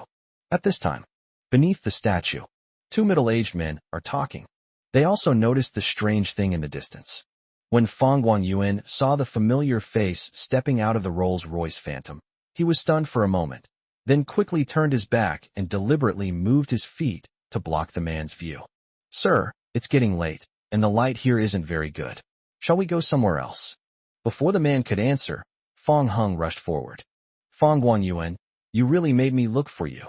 Chapter 168. It turns out father didn't die. Fong Heng's appearance was completely unexpected by Fong Guangyuan. Looking at his son, whom he hadn't seen for over 10 years, his eyes suddenly welled up with tears. Fong Guangyuan deliberately covered his face and lowered his voice, saying, "Ahem, you've mistaken me for someone else. I'm not the father you're looking for." Fong Hung stared at the man in front of him. The man was none other than Fong Guangyuan, the father who had been lost for many years after being swept away by the current while swimming in the sea. He had assumed his father was dead and forced himself to accept it all. Unexpectedly, things turned out to be completely different from what I had imagined. I haven't even explained why I'm here. How did you know I was looking for my father? If you're all right, why don't you go home? Do you know how I've been all these years?" Fong Hungxing asked sternly. Beside Fong Guangyuan, a tall man in a Zhongshan suit fixed his gaze on Fong Hung. Fong Guangyuan, who was not tall, deliberately avoided Fong Hung, and then said to the man in the Zhongshan suit next to him, "Sir, let's go. This child is of unknown origin and is acting strangely." At this moment, Fong Ruoqing caught up and, facing the man in the Zhongshan suit, immediately bowed her head and called out, "Dad." Fong Zun, though not angry, exuded an imposing aura. His voice was loud and clear as he said, "Ruoqing, who gave you permission to bring outsiders back to the Fong family without authorization?" Fong Guangyuan's expression changed slightly. "Outsider." Fong Ruoqing couldn't help but complain, "Dad, you sigh? How could you be like this?" Fong Zun's face darkened as he said, "Send them out immediately." In the midst of conversation, suddenly, a group of armed men stepped forward and surrounded Fong Hung with guns drawn. Just then, Lu's mother appeared, pushing Fong Shaoling, who was in a wheelchair. The timid Fong Shaoling mustered her courage and said, "My brother is not an outsider." As she spoke, she stood up from her wheelchair and then walked with difficulty toward Fong Hung. This scene left everyone present dumbfounded. It wasn't just because Fong Shaoling could walk again. Her cry of "brother" was equally astonishing. Fong Zun strode forward and helped Fong Shaoling up, looking astonished. "Linger, you can actually walk now." Fong Shaoling pushed Fong Zun away and said, "Don't touch me." Immediately afterwards, she walked towards Fong Hung, forcibly drove away the people surrounding him, and spread her arms to block him. Fong Shaoling's leg injury had just been treated, and she could only barely walk. This short stretch of road alone has already exhausted all my energy. At this moment, her legs went weak, and although she was about to give up, she still resolutely chose to protect Fong Hung. Fong Zun looked at Fong Ruoqing and asked, "Which divine physician healed Linger's leg?" Fong Ruoqing pointed at Fong Hung and said, "It was my younger brother who cured him." Fong Zun and Fong Guangyuan both looked at Fong Hung with great surprise. It should be noted that Fong Shaoling's leg injury had baffled even the most renowned doctors in the provincial capital. Unexpectedly, Fong Hung cured him. Fong Zun asked, Where did you learn your medical skills? Fong Guangyuan couldn't help but ask. Yes, Xiao Xiaohong. When did you learn medicine? Suddenly, Fong Xiaoling, who was standing in front of Fong Hung, fainted due to extreme weakness. Fong Hung hugged her tightly, then said to Fong Ruoqing, have the driver bring the car over and take her home to rest. Fong Ruoqing did as instructed, ordering the driver to bring the Rolls-Royce Phantom over, put Fong Xiaoling in the car, and then got in as well. After the two women left, Fong Zun waved for the armed personnel to leave, then turned to Fong Hung and said, you haven't answered my question yet. Fong Hung said coldly, I don't know you, and there's nothing between us. Fong Zun narrowed his eyes and released a powerful aura in an instant. Aunt Lu, standing to the side, said, young master, don't speak to the master like that.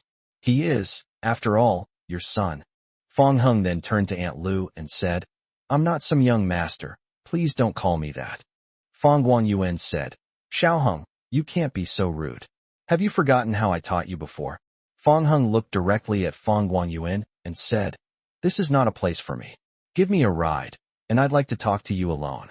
Fong Guangyuan did not rush to answer, but looked at Fong Zun and nodded after receiving his instruction. Immediately afterwards, Fong Zun said, take him in my car. Fong Guangyuan replied, understood, sir. The bulletproof vehicle slowly drove away from the Fong family manor. Inside the car, Fong Guangyuan was driving, and Fong Hung was sitting in the passenger seat. After a moment of silence, Fong Guangyuan smiled and said, it's great to see you again. To be honest, I've missed you quite a bit. Fong Hung smiled wryly and said, Dad, do you find it fun and interesting to tease me like this? Fong Guangyuan said with a guilty look, young master, please don't call me that anymore. I can't bear it. I'm your son. What else should I call you if not Dad? Fong Guangyuan stepped on the brakes, then wiped away his tears and patted Fong Hung on the shoulder. Call me whatever you want. Just don't call me Dad anymore. You silly boy. I'm so short. How could I possibly have given birth to such a tall and handsome child like you? You probably already know who your real father is. The kindness of raising and nurturing is greater than heaven. The reason I raised you was on the orders of your mother, who was your birth mother. Fong Hung couldn't help but ask, why did she do that? Fong Guangyuan sighed. Madam also has her own unavoidable difficulties. What a predicament. I want to see her right now and see what kind of predicament she has that makes her so willing to give up her own child. Fong Guangyuan hesitated for a moment, then changed the subject, saying, let's not talk about this anymore, young master. You must remember that the Fong family is very complicated and the waters run deep. Among your peers, only Miss Linger is someone you can trust unconditionally. Fong Hung frowned. What do you mean? Because only Miss Linger shares the same birth mother as you. The Miss Linger that Fong Guangyuan mentioned was naturally Fong Xiaoling. No wonder Fong Hung had an indescribable feeling when he first met Fong Xiaoling. Next, Fong Guangyuan started the car again. Fong Hung talked to him a lot, but whenever his mother was mentioned, Fong Guangyuan would avoid talking about it. The car stopped at Yujing No. 1. Fong Hung watched Fong Guang leave, feeling as if it were all a dream. It turns out that the father who had been missing for many years had not perished, and that the father was not the real father. He discovered that his true family background was the Fong family in the provincial capital, and that he had a half-brother and half-sister, as well as a full sister. Fong Hung felt inexplicably heavy-hearted. So heavy that I didn't want to think about anything. Feeling the vibration of his phone in his pocket, Fong Hung strode into the building and took the elevator. Soon, the elevator arrived at the designated floor. Fong Hung entered the room and saw Lung Yu sitting on the bed, hugging a pillow and pouting. Humph, finally back. I've been waiting for you for so long. As she spoke, she threw down the pillow, ran barefoot, and threw herself into Fong Hung's arms. Fong Hung held Lung Yu close and whispered, yes, you're finally back. Chapter 169. The Fong sisters come to find Fong Hung. Lung Yu pulled Fong Hung to the bedside, pushed him down, then straddled him and tidied her sideburns. She looked down at Fong Hung and said, you haven't forgotten what I said before you left, have you? Besides telling me to come back soon, what else did you say before you left? You've forgotten so quickly? Fine, just accept it. As Lung Yu spoke, she slowly leaned down, cupped Fong Hung's face, and first kissed his lips, then his cheeks, ears, and neck. Fong Hung ran his hands through his soft, rain-soaked hair, his thoughts beginning to wander. There are still many mysteries in his mind that he hasn't solved. Where is my mother now? Why did she ask Fong Guangyuan to take her away from the Fong family? Why was Fong Xiaoling, the younger sister, poisoned? Sensing Fong Heng's unusual behavior, Lung Yu stopped what she was doing, looked up at him, and asked, "Why do you seem to have something on your mind? Did something upset you?" Fong Hung collected his thoughts and shook his head. "It's nothing." Lung Yu tilted her head, looking puzzled, sensing that Fong Hung didn't seem to be all right. Fong Hung then hugged her, flipped her over and pinned Lung Yu beneath him, and said with a wicked smile, "You've had your fill of taking advantage of me. Now it's my turn." Lung Yu struggled to say, "You're cheating. I haven't even recouped my investment yet." At the same time, Fong family, the head of the household, Fong Zun, was standing on the balcony looking down. A graceful and elegant woman appeared behind him. "I heard they found Hung. Why didn't you keep him here?" Fong Zun turned to look at the woman, his face expressionless, and said, "You want him to stay in the Fong family?" The woman smiled and said, "Of course. I'm his mother too. How could I not want my child to come home?" Fong Zun chuckled lightly. Whether he returns to the Fong family or not is his own choice. The woman stepped forward and took Fong Zun's arm, saying, "I'm not trying to criticize you, but you're too cold to Hung. This will make the child resent you." Fong Zun shook off the woman's hand and said, "How I treat my children is none of your concern." The woman was already used to Fong Zun's indifference, and instead smiled and said, "In my heart, Hunger and Linger are just like the eldest son and Ruoqing. I am their mother, so of course I have to take care of them." The woman continued, "Oh, Linger's leg injury is healed. I heard it was Xiao Hung who treated her. That child is really amazing. He has such superb medical skills." Seeing that Fong Zun looked away and ignored her, the woman stopped talking to herself, and the smile on her face gradually faded. Resentment welled up in her eyes as she said, "Fong Zun, what do I have to do to satisfy you? I'm clearly your wife. Why are you treating me like this?" Fong Zun remained silent. The woman laughed self-deprecatingly. I lost miserably." The next day, Fong Hung and Lung Yu returned to Luoqing. The next few days passed peacefully. That day, Lung Yunluo was hugging Lung Yu and acting coquettishly. She noticed Fong Hung, who was petting a cat and lost in thought in the courtyard, and couldn't help but ask, "Sis, have you noticed that your husband seems a bit off lately?" At this moment, Yang Shulan came over with fruit and said, "Xiao Yu, is there a conflict between you and Xiaoheng?" "No, we've always been fine," Lung Yu said. Although Fong Hung acted as usual in front of her, Lung Yu could clearly sense that Fong Hung had changed since returning from the provincial capital that day. Lung Yunluo said, "In TV dramas, in this kind of situation, sister, you have to be careful that your brother-in-law doesn't find a mistress behind your back." Fong Hung carried Tang Yuan into the room and said, "You, Lung Yunluo, are talking bad about me again." Yang Shulan reached out and tapped Lung Yunluo on the head. "This child is talking nonsense." Then, Yang Shulan looked at Fong Hung and said earnestly, "Xiao Hung, if you encounter anything, you can tell your mother. Don't keep it to yourself." Fong Hung shook his head. "It's nothing. You say you're fine, but judging from your expression, you don't seem to be." Lung Yunluo patted her chest and said, "That's right, brother-in-law. Just say what's wrong. We're all family. I'm smart enough to help you out." Seeing that Lung Yu was also looking at him with a worried expression, Fong Hing finally said, "Actually, I found my dad." These words were spoken. The group was shocked. They all knew about the incident where Fong Heng's father was swept away by the tide. Yang Shulan said, "It's so good that my father-in-law is all right. Xiao Hung, where is your father now? We'll set off to see him as soon as Tianrui returns." "Things are a bit complicated, he." Just then, the landline in the living room rang. Yang Shulan answered the phone, and after a while, she hung up. She said, "Xiao Hung, the gatekeeper said someone is looking for you. They're from the provincial capital." "I'll go take a look." Fong Hing got up and walked out the door. On the other side, the main hall of the Lung family home, Lung Bowen put down the phone and said, "Dad, the security guard stopped a car. It's a Rolls-Royce Phantom from the provincial capital." Wow, a Rolls-Royce Phantom. What a rich guy. Could he be from some powerful family in the provincial capital? Lung Juanhao exclaimed. Lung Rushua then said, Grandpa, should we go take a look? Old Master Lung said, let's go take a look. He came from the provincial capital, and he was driving a luxury car. He was clearly not an ordinary person. Old Master Lung was curious about who the other person was and why they had come to the Lung family. He quickly added, by the way, Bowen, call the security guards and tell them to let us through. Dad, I've already explained it. All right, let's go quickly. Maybe if we seize this opportunity, it will become a chance for our Lung family to rise to prominence. And so, Grandpa Lung and Lung Bowen's family hurried toward the gate. Fong Heng sighed. Upon arriving at the gate and seeing the familiar car, he instantly realized that Fong Ruoqing had come to see him. Upon seeing Fong Heng, Fong Ruoqing got out of the car and waved to him, saying, Handsome little brother, your sister has come to see you.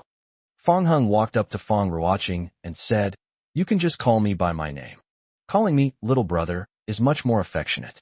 Besides, I'm your older sister. You wouldn't disown me, would you? Fong Heng changed the subject, looked into the car, and asked, Did you come alone? Of course not. I came with my sister. She's shy and doesn't dare to get off the bus.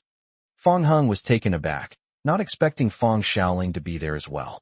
So he immediately got up and walked toward the Rolls-Royce Phantom, then opened the car door.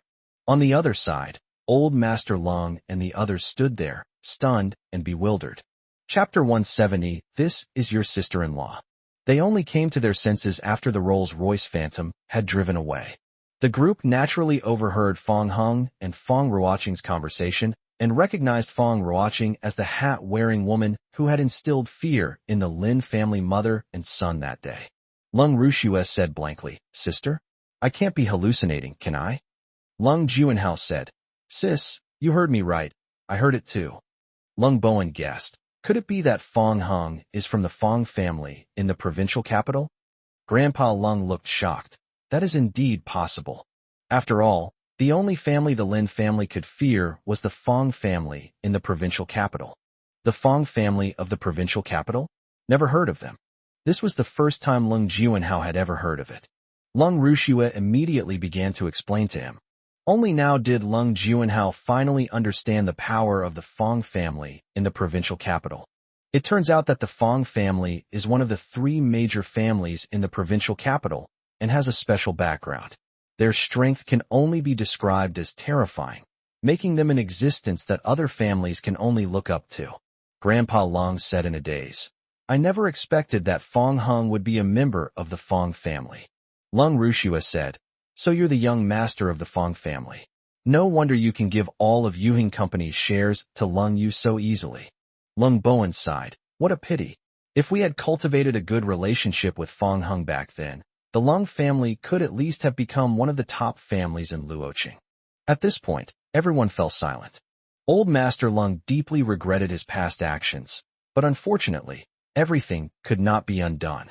Otherwise, he would have treated Fong Heng like an ancestor. Inside the car, Fong Heng sat in the back row, his arm tightly held by Fong Shaoling. The girl, like a frightened kitten, peered out the car window at the scenery.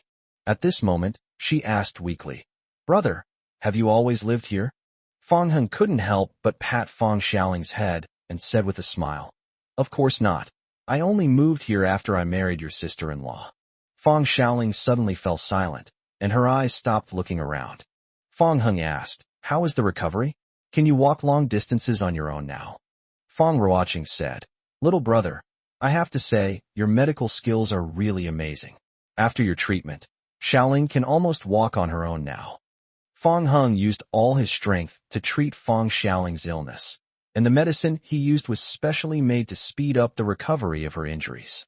Furthermore, because Fong Shaoling is young, her physical functions are definitely much better than those of the elderly Grandpa Wang, so her recovery speed is naturally faster. During a pause in conversation, the Rolls-Royce Phantom also entered the courtyard of the Lung family villa. Upon seeing the luxury car that suddenly appeared, Lung Yunluo was startled and was about to go to greet it. Then, something even more surprising happened. Fong Heng got out of the car and helped a thin girl out of the car as well. After the girl regained her balance, She immediately took Fong Heng's arm. Lung Yu, standing to the side, was also taken aback. Lung Yunluo nudged Lung Yu and said, "Oh no, sister, could it be that I was right? Brother-in-law has taken a concubine, and such a young one at that. This child is always so irresponsible." "Shut up."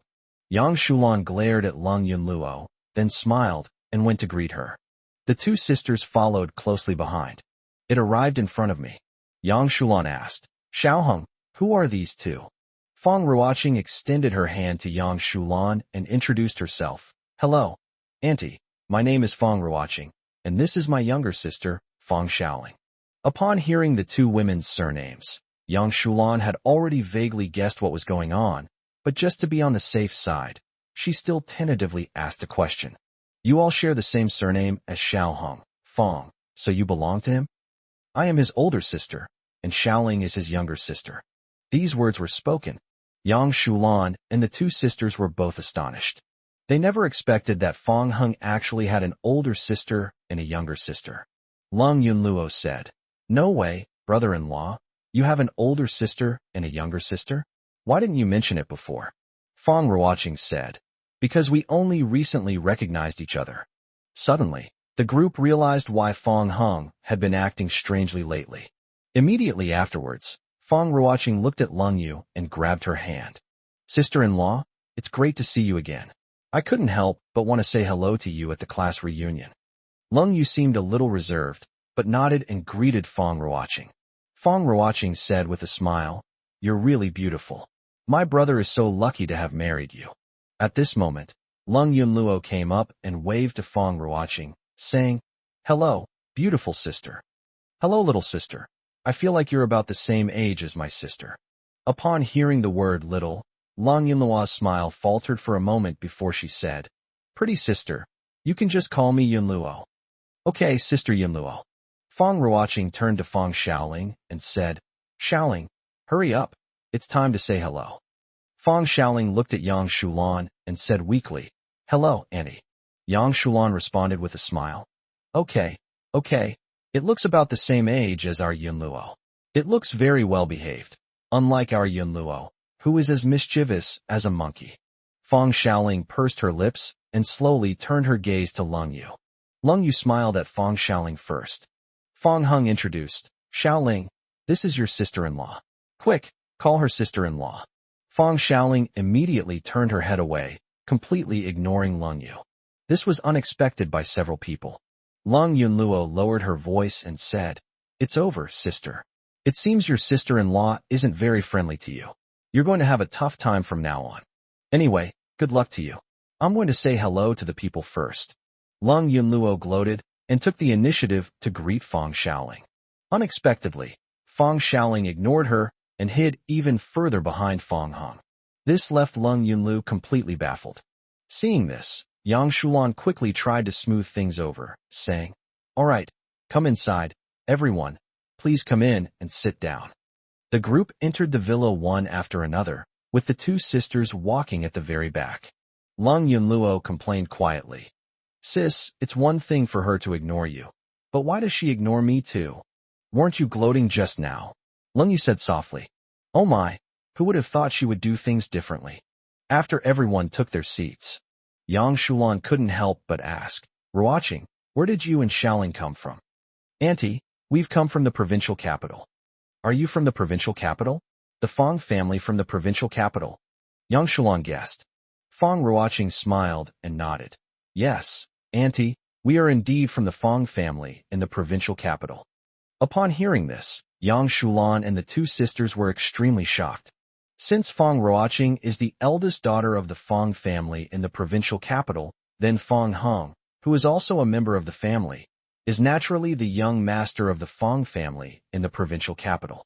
They never expected that Fong Heng would actually be the young master of the Fong family in the provincial capital. Lung Yu turned her head and stared blankly at Fong Heng, whose arm was being held by Fong Xiaoling. For a moment, besides shock, I felt a deep sense of unease. Chapter 171, I Don't Have a Sister-in-Law. Lung Family Villa. When Lung Tianrui returned home, he was surprised to see fully armed guards standing at the door. They were surprised to see these people suddenly appear at their doorstep. He wondered if some important person had come to his house. As Lung Tianrui was about to enter, fully armed guards immediately stopped him. "Step back," a guard yelled at him, and then, in a flash, all the gun barrels were pointed at him. This sent a chill down Lung Tianrui's spine, and he was so frightened that he almost raised his hands. He said, "I am the master of this house." Fortunately, Fong Ruoqing came out at this moment. She immediately said, "Don't be rude. Put all the guns away." The guards immediately retreated. Lung Tianrui was then able to enter the courtyard, where he looked at the strange woman who had appeared in his home with a puzzled expression. Fong Ruoqing said, "You must be my uncle, right? Who are you?" As they were talking, the two of them entered the room. Yang Shulan introduced, "Tianrui, it's good that you're back. Let me introduce you. This is Ruoqing, Fong Heng's older sister, and over there is Xiaoling, Xiao Heng's younger sister." After Yang Shulan spoke, Lung Tianrui turned his head and saw the girl sitting next to Fong Heng, holding him tightly. The girl and Fong Heng had similar features, with the same beauty mark at the corner of their eyes, making her look like a porcelain doll. Surprised, Lung Tianrui greeted both of them. Fong Ruoqing responded with a smile, and Fong Xiaoling nodded, also weakly calling him uncle. After Lung Tianrui sat down, he picked up his teacup and quietly asked Yang Shulan, "What's the deal with those people at the door? What's the background of my son-in-law's family?" Yang Shulan replied softly, "They are from the Fong family in the provincial capital." Snap! Upon hearing this, Lung Tianrui was so startled that he dropped the teacup in his hand. People from the Fong family in the provincial capital. He was shocked. He never imagined that Fong Heng was actually from the Fong family in the provincial capital. Having Fong Heng as a son-in-law is no longer just a blessing, but a true treasure. Everyone's eyes turned to him upon hearing the sound. Yang Shumin quickly smiled and said, "The child's father is just a bit reckless." Lung Tianrui picked up the broken teacup and said awkwardly, "My hand slipped. The children must be hungry. I'm a good cook. I'll go make you something to eat right away." Fong Ruoqing said, "How can this be? Your uncle is the head of the family. How can we let you cook?" It's okay, I can do it." Yang Shulan also said, "Ruoqing, let your uncle cook. He likes cooking, and I can go and help him. You two chat first." And so, the couple went into the kitchen. Inside, Lung Tianrui could no longer contain his excitement. He grabbed Yang Shulan's hand, his voice trembling, and said, "Our daughter is too capable. How did she manage to snag the young master of the Fong family in the provincial capital?" Yang Shulan rolled her eyes at him and said, "You still have the nerve to say that? Back then, who was it that kept forcing our daughter to get a divorce?" Lung Tianrui scratched his head. "I was too foolish back then. Fortunately, no one listened to me. If we listened to everything you said, our family would probably have fallen apart long ago." Yes. Soon, the meal was ready. The group took their seats at the dining table. As an elder, Yang Shulan immediately served food to Fong Ruoqing and Fong Xiaoling, who were guests. The two women expressed their gratitude to Yang Shulan. Immediately afterwards, Lung Yu noticed that Fong Xiaoling's eyes were fixed on a dish in the distance, so she thoughtfully got up and picked up the dish for her. Then he smiled at her in a friendly manner. Fong Xiaoling was stunned for a moment. Fong Heng said, "Your sister-in-law is serving you food, quickly thank her." Upon hearing this, Fong Xiaoling not only failed to thank Lung Yu, but instead pushed the food Lung Yu had picked up to the edge of her bowl. Everyone noticed this scene and realized that Fong Xiaoling was rejecting Lung Yu. The Lung Tianrui couple exchanged a glance, understanding the child's feelings, and said nothing. Lung Yu deflated like a punctured balloon.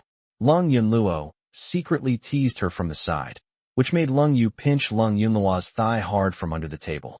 She struggled in pain, almost overturning the table. Finally, under Yang Shulan's scolding, Lung Yunluo pouted and finished the meal feeling wronged. After the dinner, "It's getting late." Fong Xiaoling still clung to Fong Heng's arm, not letting go even during the meal. At this moment, Fong Xiaoling said weakly, "Brother, I'm sleepy. I want to go to sleep." Upon hearing this, Yang Shulan immediately said, "Are you sleepy? There are rooms here. Come on, Annie will take you there." Fong Xiaoling did not respond or move. She simply lowered her head and leaned against Fong Heng. Seeing this, Fong Hung said helplessly, "Never mind, Mom. I'll take her." Watching the brother and sister walk towards their room, Lung Yunluo nudged Lung Yu and said, "It's over, sis. Your man is going to be stolen away." With mixed feelings, Lung Yu did not reply. Inside the room, Fong Hung had arranged everything. After Fong Xiaoling lay down on the bed, he turned to leave and said, "All right, you can sleep well here tonight. I'm leaving now." Fong Xiaoling grabbed Fong Heng's hand and said, "Brother, I want you to stay with me." Fong Hung was slightly taken aback and said, "Stop fooling around. You're all grown up now, not a child anymore." Fong Xiaoling asked, "Are you going to go with that woman?" "That woman?" Fong Hung belatedly realized that his sister was referring to Lung Yu. He smiled helplessly and said, "What do you mean by that woman? That's your brother's wife, your sister-in-law. Don't be so rude." "I don't have a sister-in-law. A sister-in-law is completely unnecessary." Fong Hung reached out and flicked Fong Xiaoling's forehead. She clutched her forehead in pain. At this moment, Fong Ruoqing entered the room. Fong Hung said, "Perfect, you stay with Xiaoling, I'll head out first." Fong Xiaoling tried to take Fong Heng's hand, but he quickly dodged it, making the little girl pout in dissatisfaction. Fong Ruoqing stopped Fong Hung and said, "Handsome little brother, you haven't called me sister yet. Come on, call me sister and let me hear it." Fong Hung glanced at Fong Ruoqing speechlessly and left the room. Fong Ruoqing stomped her foot and said to Fong Heng's back, "I'm your sister. What did you mean by that look you gave me just now? Be careful, or I'll pull your ear." Fong Hung walked out of the room and into the living room.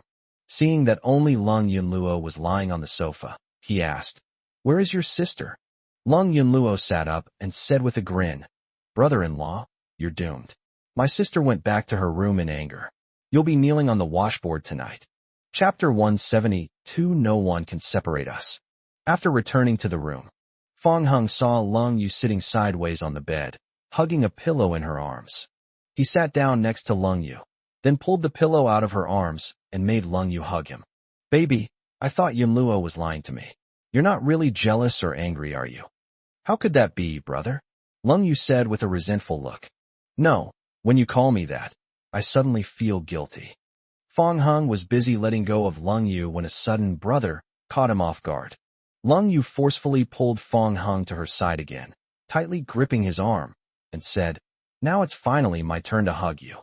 You little jealous person, you're jealous of my sister too?" "Humph." Lung Yu gave a soft hum, knelt on the bed, then cupped Fong Heng's face and kissed him. After the kiss ended, Lung Yu suddenly looked sad and said dejectedly, "Fong Hung, are you telling me honestly that you're planning to leave me?" Her sudden words left Fong Hung bewildered, but Lung Yu's expression and tone pierced his heart. This was the first time he had ever seen Lung Yu like this. Fong Hung grabbed Lung Yu's hand, their fingers intertwined, and asked, "Why did you suddenly ask that?" "Because you've been acting very strangely lately, and with things like transferring Yuhing's shares to me and the building. I feel like you're trying to make amends to me before you leave after all. You're the young master of the Fong family in the provincial capital, and I know that given my current status, it's true." Fong Hung reached out and pressed his hand against her lips, interrupting Lung Yu's next words. He said gently, "Silly girl, what are you thinking? Now that we're married, we're husband and wife for life. How could I possibly leave you? As for giving you those assets, it's because only in this way can you have more money to support me and let me live off you." "Real? Of course it's true. Then you're not allowed to leave me.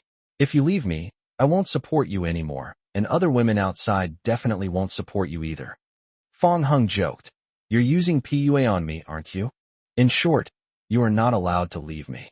Fong Hung gradually realized that it was probably his identity that made Lung Yu suddenly feel uneasy, something she had never done before. Fong Hung then said earnestly, "Don't worry, I will definitely not leave you. No one can separate us." Fong Heng's resolute gaze finally put Lung Yu at ease. She leaned gently against Fong Heng's chest, and the room fell silent. A moment later, the cold rain broke the silence, and a soft voice said, "Let's look at your abs." "You little rascal," Fong Hung said, lifting the corner of his shirt. It's late at night. Only a faint moonlight remained in the room. Lung Yu lay in Fong Heng's arms, a faint sorrow on her face. I feel like your sister doesn't really like me, and I don't know how to please her. I'm worried it will backfire. It's all right, leave it to me. I'll make Xiaoling accept you. Does she feel like I stole you away, which is why she's rejecting me? Fong Hung habitually stroked Lung Yu's smooth long hair and said, That's probably true, just like a father disapproving of his daughter's boyfriend. Lung Yu said, Speaking of which, when I first married you, Yunluo seemed to be hostile towards you as well. Yeah, I almost forgot. When we first met, this little girl kicked me. I was a bit puzzled. The couple laughed when the incident was mentioned. Lung Yu asked, By the way, I noticed that Xiao Ling seems to have an injury on her leg. Were you there to treat her illness? Fong Hung nodded, his mood somewhat heavy. Yes, she was actually like Grandpa. Before this, she had always relied on a wheelchair for her daily life. Lung Yu was quite taken aback. After imagining it for a moment, she instantly felt sorry for Fong Xiaoling. The next day, after finishing breakfast, the couple left home for Yuhing Company. Having nothing else to do, Fong Ruoqing also went along. Lung Tianrui and his wife went out shopping. Only Lung Yunluo, Fong Xiaoling, and the fully armed guards remained in the entire Lung family villa. Lung Yunluo, like a curious child, leisurely walked to the door and gently poked the weapon the guard was holding. Hey, this shouldn't be a toy gun, right? The guard glared at her coldly, which startled Lung Yunluo, who quickly took several steps back and said, Humph, why are you being so fierce? The girl, who was a bully who preyed on the weak, had no choice but to return to the villa. She noticed that Fong Xiaoling, who was sitting on the sofa, was looking at Tang Yuan. Lung Yunluo could also tell that Fong Xiaoling liked glutinous rice balls, but she was probably afraid of being caught, so she just looked at them timidly. So Lung Yunluo stepped forward, picked up Tang Yuan, and handed it to Fong Xiaoling, saying, Here, it won't scratch you. Fong Xiaoling was startled, but seeing that Tang Yuan was still very well behaved, she gradually reached out to take it. Just as she was about to touch him, Lung Yunluo suddenly pulled her hand back. Fong Xiaoling raised her head, her timid expression revealing her confusion. You can touch the glutinous rice balls, but you can't ignore me. At least say thank you, right? Fong Xiaoling pursed her lips and said weakly, Thank you. Upon hearing this, Lung Yunluo revealed a smug expression before stuffing the glutinous rice ball into Fong Xiaoling's arms. Okay, deal done. Play around as much as you want, Lung Yunluo said, sitting down next to her. Fong Xiaoling held Tang Yuan in her arms, gently stroking its fur, and said, This cat is so beautiful. Is its name Tang Yuan? Yes, it's called Tang Yuan. Tang Yuan was picked up by my brother-in-law and given to my sister. The two of them named it together. Fong Xiaoling fell silent the moment Lung Yu was mentioned. Lung Yunluo raised an eyebrow and said, Why do you seem so hostile towards my sister? She's your sister-in-law, and she hasn't done anything to you. Could it be you're a brother-complex guy?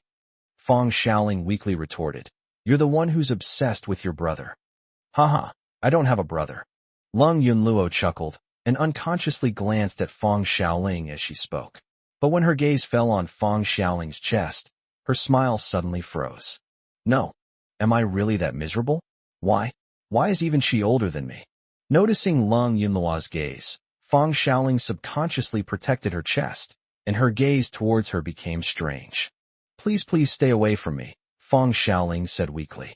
Lung Yunluo looked puzzled and said, No, little brat. What do you mean? You flat-chested girl, you don't think I'm interested in you, do you?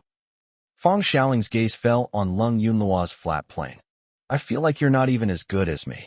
Lung Yunluo felt as if she had been struck by a critical hit, and it was a real blow. You. She was so angry she couldn't speak, so she simply snatched the glutinous rice ball back from Fong Xiaoling's arms. You can't play with it anymore. Give it to me. Chapter 173, Helping You Maintain Your Dignity. At the same time, Yuhing Company. Today we will be holding our monthly board meeting. At this moment, a middle-aged man with a square face and thick eyebrows was sitting in his seat with a sullen expression. The middle-aged man's name was Xie Fuxing, and he was the second largest shareholder of Yuhing Company. Beside him, Vice Chairman Cheng Xuani asked, Chairman Xie, what happened? You seem to be in a bad mood.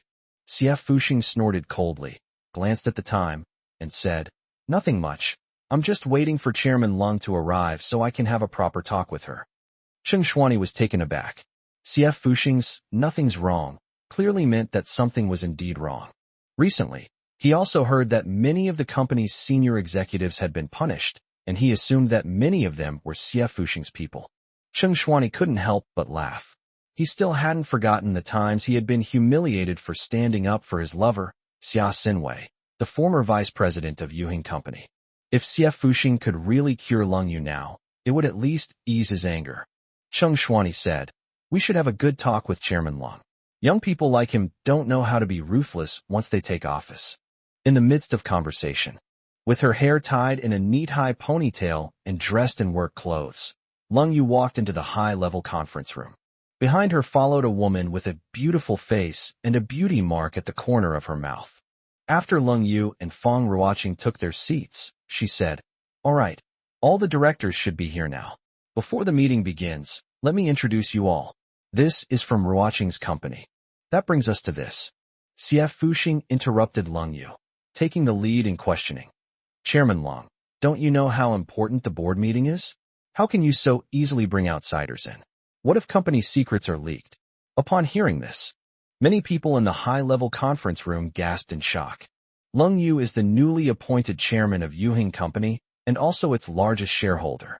How dare someone speak to her like that? However, once they realized it was CF Fuxing, they weren't so surprised anymore. CF Fuxing is a top veteran of Yuhing Company with a very high degree of influence. Moreover, he is said to have an impressive background. He is probably the only one on the entire board of directors who dares to challenge the chairman. Lung Yu looked directly at CF Fuxing and said calmly, "Vice Chairman Xia, the fact that I brought this person to the meeting means that he is someone who can be completely trusted. If you have any complaints about me, just say so directly. There is no need to beat around the bush and find fault. Okay, since he's someone you trust, he's practically one of us, so there's no need to be afraid of making a fool of yourself." As CF Fuxing spoke, he stood up abruptly, looked around, and continued, "I'll be frank with you. Why are you targeting me, demoting all my people, even my own son? Are you worried that I'll threaten your position in Yuan?" Fong Ruoqing raised an eyebrow, leaned back in her chair, and wondered how Lung Yu would handle the situation. Upon hearing CF Fuxing's words, Lung Yu slightly curled the corners of her lips.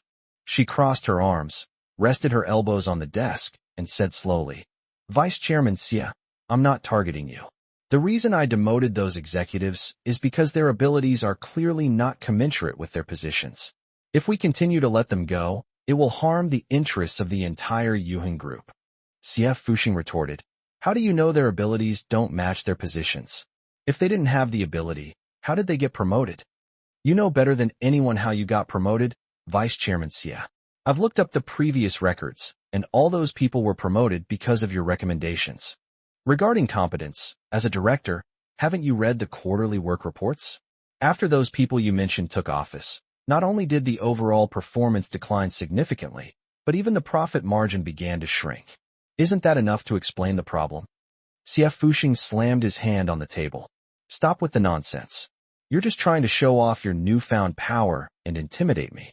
I order you to stop playing with fire immediately, rescind the demotions of my people, or you'll face the consequences. Yuheng is a company, not a gang. Vice Chairman Xia, you are putting the interests of your own small group at the expense of the interests of the entire company. I think you are no longer suitable to continue serving as vice chairman."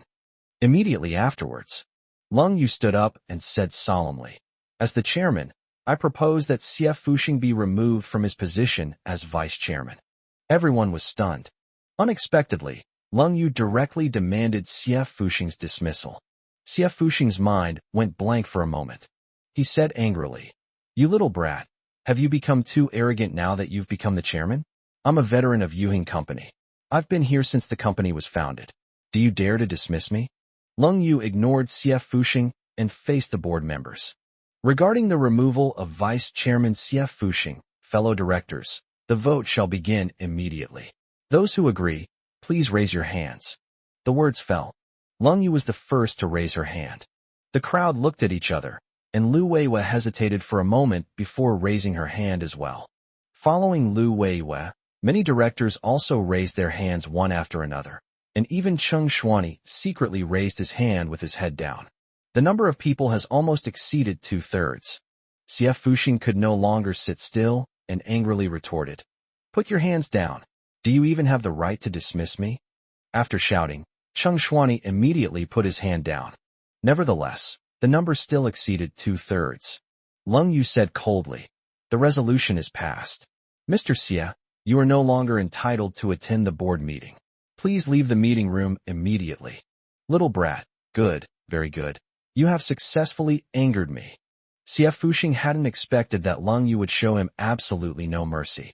Lung Yu said, "Mr. Xie, if you're not going to be dignified, I'll have to get the security department to help you be dignified. I'll stand right here and see how you're going to help me save face." Lung Yu gave Su Mu, who was standing at the conference room door, a look that immediately went his way, and Su Mu contacted Ma Shun, the head of the security department. Of course, Xie Fuxing wasn't idle either. He had his own reasons for doing so. Xie Fuxing immediately took out his phone and made a call. After the phone call ended, a nonchalant voice came from over there. "I'm having a good time right now, old man. You really know how to pick your time." Xie Fuxing immediately changed his tone and said, "Young Master Xie, this is terrible. I can't stay at my company in Luoqing anymore. I'm going to be fired." The man on the other end of the phone, referred to as Young Master Xie, chuckled and said, "Oh ho, this is going to turn the world upside down.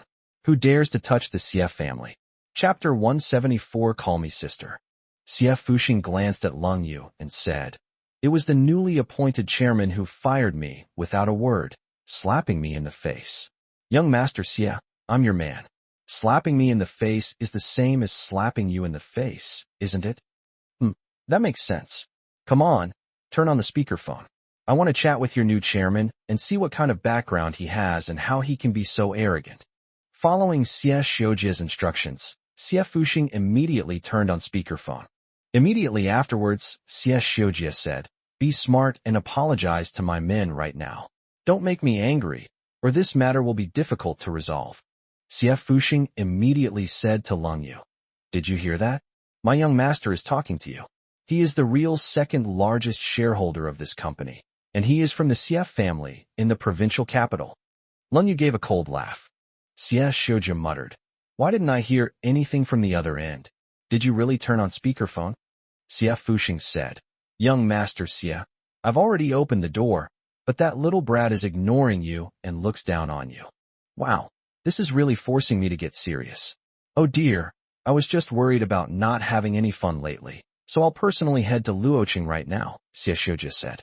Upon hearing this, the entire conference room erupted in discussion.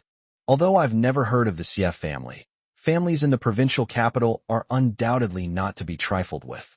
Even though Yuheng Company is a leading enterprise in Luocheng, it is difficult for it to compete with the families in the provincial capital. Everyone couldn't help but feel that Lung Yu had gotten herself into big trouble.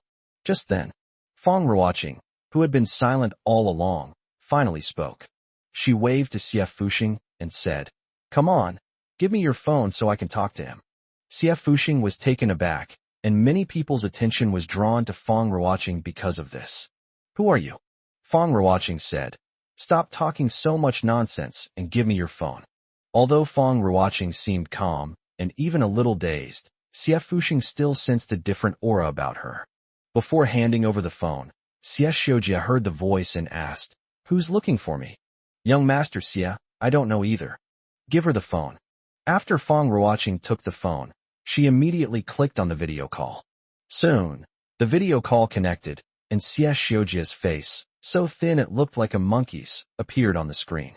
Xie Xiujia looked at the woman with a beauty mark on the corner of her mouth opposite him. She looked strangely familiar, but he couldn't remember where he had seen her before. He asked, "Who are you?" Feng Ruoqing said, "I am Feng Ruoqing, the CEO of Ruoqing Company." Upon hearing this, Xie Xiujia was stunned for a moment. Then his eyes widened immediately. Ruoqing Company? Isn't that a company in the provincial capital? Moreover, behind it is the Feng Group, and behind the Feng Group is the Feng family of the provincial capital. The Feng family is one of the 3 most powerful families in the provincial capital. As the CEO of Ruoqing Company, Feng Ruoqing is none other than the eldest daughter of the Feng family. The person in front of us is someone even the CF family patriarch has to look up to when he meets him. Coming to his senses, CS Xiujie swallowed hard and quickly turned off the video call, leaving only the call function. He stammered hurriedly, "Hello, Miss Fong." Fong Ruoqing said, "Hey, why did you turn off the video? I still don't recognize who you are." CS Xiujie chuckled dryly. "I'm a little shy and don't really like being on camera. May I ask what instructions Miss Fong has for me?" Fong Ruoqing said, "Forget it. Let's talk about business. Your people are really in the way. I came here to discuss a collaboration, but they've kept me from starting anything until now, wasting a lot of my time. What do you think we should do? It doesn't matter how you handle it. We're not familiar with each other at all." Huh. CF Fuxing was dumbfounded. He hadn't expected that CS Xiujie would suddenly become a completely different person the moment he saw Fong Ruoqing. "Young Master Xie, what do you mean by this?" Fong Ruoqing glanced at CF Fuxing and said, "Did you hear that? Your people are talking to you, and they say you're the second largest shareholder of Yuhing Company." No, it's not like that anymore, Miss Fong. I'll have someone send the shareholding agreement over right away. From this moment on, you are the second largest shareholder of Yuhing Company. You shouldn't have any objections to kicking your people out, right? No, I have no people in Luocheng, Miss Fong. You can do whatever you want. It has nothing to do with me, and you don't need to ask for my opinion. Okay, I understand. Okay, goodbye, sorry to bother you. After ending the call, CS Xiujie was panting heavily. His whole body was soaked, as if he had been given a second chance at life. Fong Ruoqing handed the phone to CF Fuxing and said, "All right, let's go. Don't stay here and get in the way." CF Fuxing stared blankly at Fong Ruoqing, still unable to accept this fact, and stood there dumbfounded. When the security personnel arrived, Ma Shun stepped forward and personally carried CF Fuxing out of the high-level conference room. The others were also shocked and curious about Fong Ruoqing's background, wondering why even the families in the provincial capital were so afraid of her. Moreover, with just a few words, the other party was so frightened that they gave the shares to Fong Ruoqing. This is so outrageous and unbelievable that no one would believe it unless they saw it with their own eyes. After CF Fuxing was led away, Lung Yu said, "All right, everyone, please cheer up, the meeting continues. Let me introduce you. This is the CEO of Ruoqing Company, this time." After the board meeting concluded, the CEO's office. Upon seeing Lung Yu return, Fong Hung stepped forward and pulled her into his arms. Just as he was about to kiss her, Lung Yu immediately covered his mouth with her hand. Baby, what's wrong?" Lung Yu coughed twice, gesturing for Fong Hung to look back. Fong Hung looked up and realized that Fong Ruoqing was also behind him. Fong Ruoqing walked in, looked at the couple with a puzzled expression, and asked, "Brother, why is your wife covering your mouth?" "It's all right." Fong Hung had no choice but to let go of Lung Yu, and both of them looked slightly embarrassed. Fong Ruoqing took out a contract and said, "Sister-in-law, here, this is for you." Lung Yu looked and recognized it as the Yuhing Company shares that CS Xiujie had said he would give to Fong Ruoqing in the high-level conference room. Lung Yu never expected that Fong Ruoqing would actually give it to her. She waved her hand in refusal, saying, "Sister, you should keep it for yourself." Fong Ruoqing smiled and said, "Quickly accept it. Consider it a gift from your older sister. Besides, it will be useful to you. From now on, you will be in complete control of Yuhing Company." Lung Yu hesitated and looked at Fong Hung, clearly asking for his opinion. Fong Hung said, "Take it. Why not take it if there's a benefit?" Finally, Lung Yu signed the contract. Fong Ruoqing looked at Fong Hung and said, "Little brother, I gave your wife a big gift. Aren't you going to repay me? Come on, call me sister." Chapter 175 Brother, after we get back, I'll take you to see Mom. No. Fong Hung decisively refused. Fong Ruoqing smiled and said, "Why don't you want to call me sister? Are you shy?" Fong Hung didn't respond to her.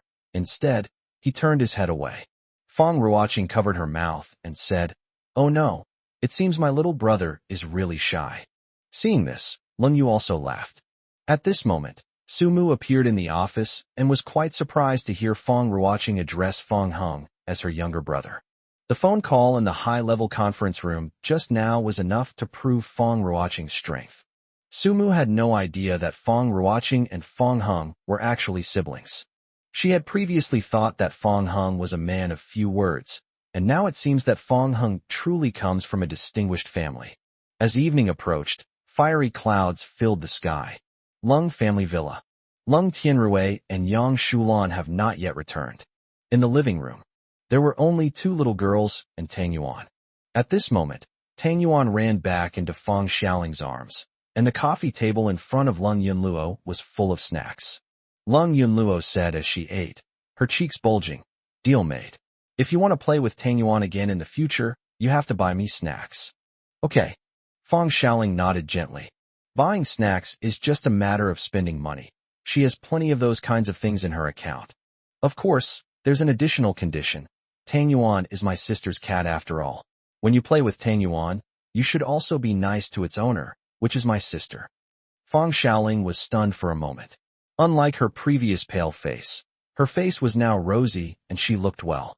She was hesitant and making a choice in her heart. Be nicer to that woman. Fong Xiaoling did not answer for a long time. If you don't reply, I'll take that as a yes. Fong Xiaoling remained silent, but did not loosen her grip on the glutinous rice ball. Lung Yunluo smiled slyly. "Little brat, do you think I can't handle you?"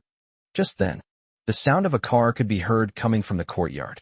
Fong Xiaoling suddenly shoved the glutinous rice balls into Lung Yunluo's hands like a startled rabbit, then stumbled back to her room amidst Lung Yunluo's bewildered expression. The next moment, Lung Yu and Fong Ruoqing went into the living room first, followed closely by Fong Hung, carrying their things.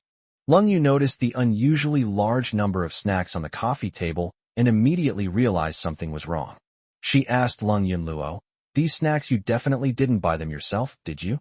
Lung Yu knew her too well. This little money grubber had quite a bit of savings in her coffers, but she wasn't exactly extravagant when it came to spending money. Before, when she bought so many snacks at once, she was always the one who got ripped off. Now, the only sucker Lung Yu could imagine was Fong Xiaoling. Lung Yunluo craned her neck and said, "Why can't I have bought it myself?" Lung Yu stepped forward and grabbed her cheek. "Still not telling the truth?" Lung Yunlu patted her hand. "You stinky sister, I even spoke up for you. If I had known, I should have joined forces with your sister-in-law so that you would never have a good life again." Fong Ruoqing watched with great interest from the side. Compared to the two sisters in front of her, she and Fong Xiaoling had never been like this before. Fong Hung was used to this kind of routine. He noticed the marks on the sofa, which meant that besides Lung Yunluo, his sister Fong Xiaoling had also been there. They probably hid back in their room because they were back. And so, Fong Hung left the living room and went to Fong Xiaoling's room. He looked at the slightly ajar door, but instead of pushing it open, he knocked first. "Who?" Fong Xiaoling's weak voice came from inside. Fong Hung then said, "It's me." Upon hearing that it was Fong Hung, the footsteps inside quickened considerably, and then the door was suddenly flung open. Fong Xiaoling smiled and tried to take Fong Hung's arm, but just like in the morning, Fong Hung dodged her. This caused a hint of displeasure to appear on her originally smiling face. Fong Hung walked into the room, sat down in a chair, looked directly at Fong Xiaoling, and said, "Close the door, I want to talk to you."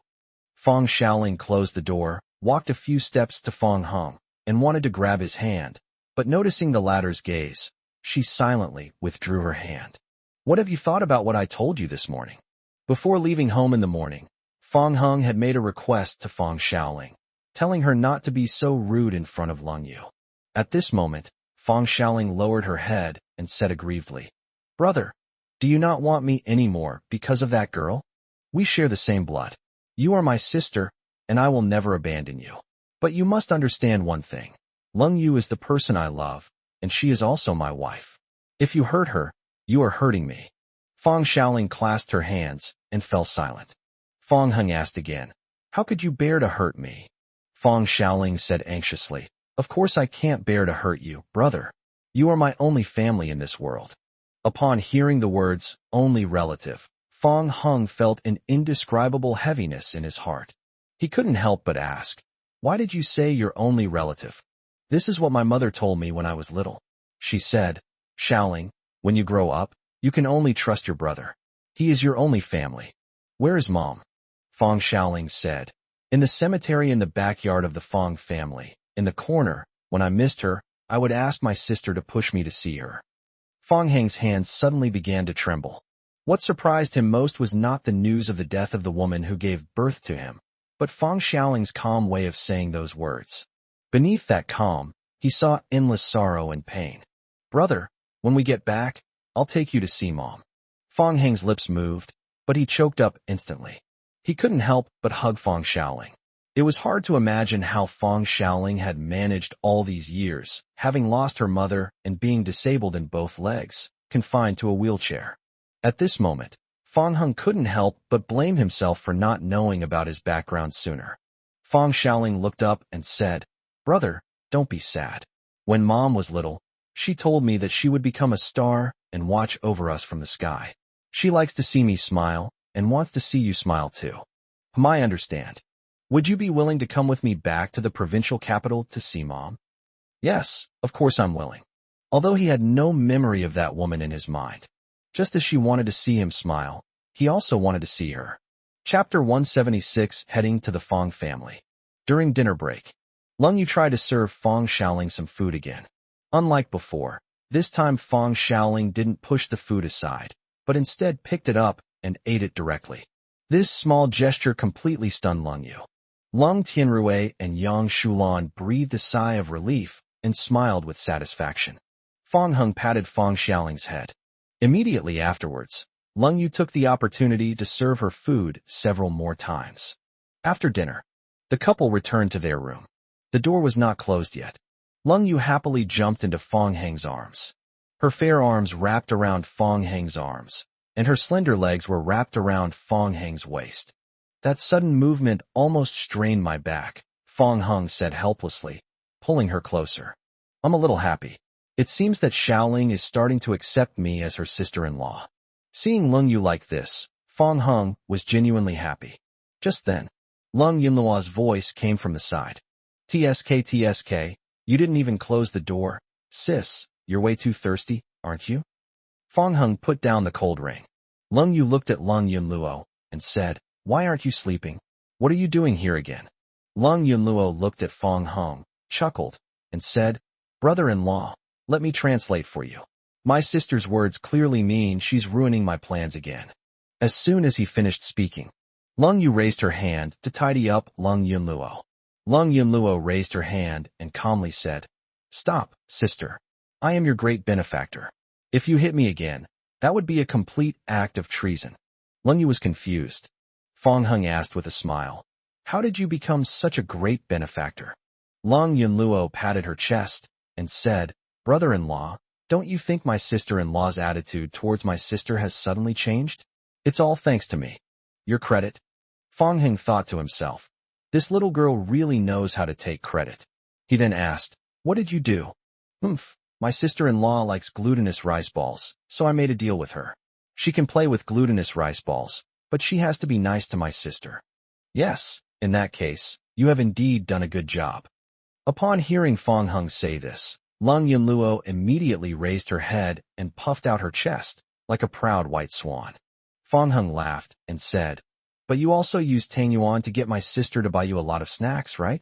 Using the cat I gave your sister to scam her, you're really wasting your talents by not being good at business. Upon hearing this, Lung Yu suddenly realized what was going on. You little rascal, Lung Yunluo. You were just saying you bought the snacks yourself. Don't you dare run away. Ouch, my stomach suddenly hurts a little, bye-bye. It was late at night. Fong Heng looked up at the stars in the sky through the window. Suddenly, my back went limp, and then I heard the sound of cold rain in my ear. Why aren't you asleep yet? Lung Yu hugged Fong Heng from behind, resting her chin on his shoulder, her voice filled with drowsiness. Fong Heng turned his head to look at her. I'm not very sleepy. I want to look at the sky and the night sky. Lung Yu slipped her hand inside Fong Heng's sleeve and placed it on his chest, feeling his heartbeat, and said, Are you troubled by something again? You little rascal, I think you don't think I have something on my mind, but rather you want to take advantage of me. Isn't this something I learned from you? Every morning when I wake up, your hand tries to pull itself out of my collar. Fong Heng really couldn't refute it.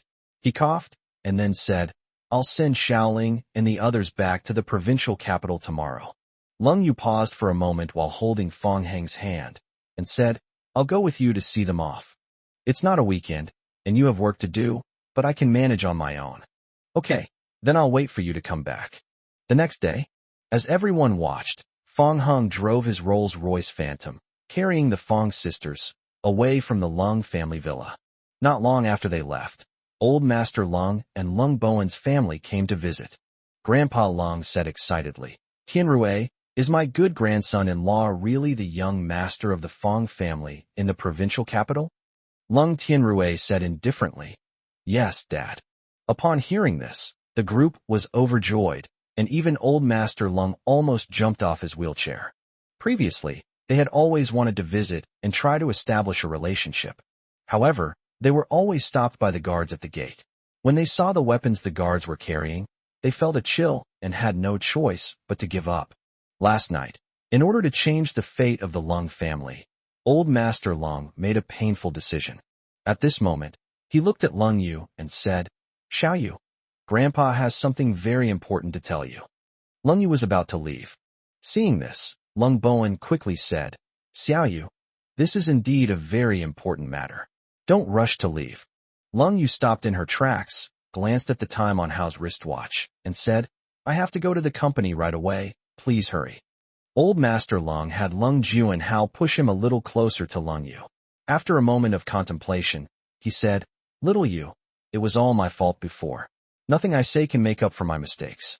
After careful consideration, I have decided to step down and let you become the head of the Leng family. As soon as he finished speaking, Leng Bowen's family all echoed his sentiments. Xiao Yu, your uncle supports you becoming the head of the Leng family. Cousin, I support you too. Leng Yu said calmly. Are you done? Then I'll have to stop here. The group was dumbfounded. In their eyes, the position of family head was something every member of the Leng family dreamed of.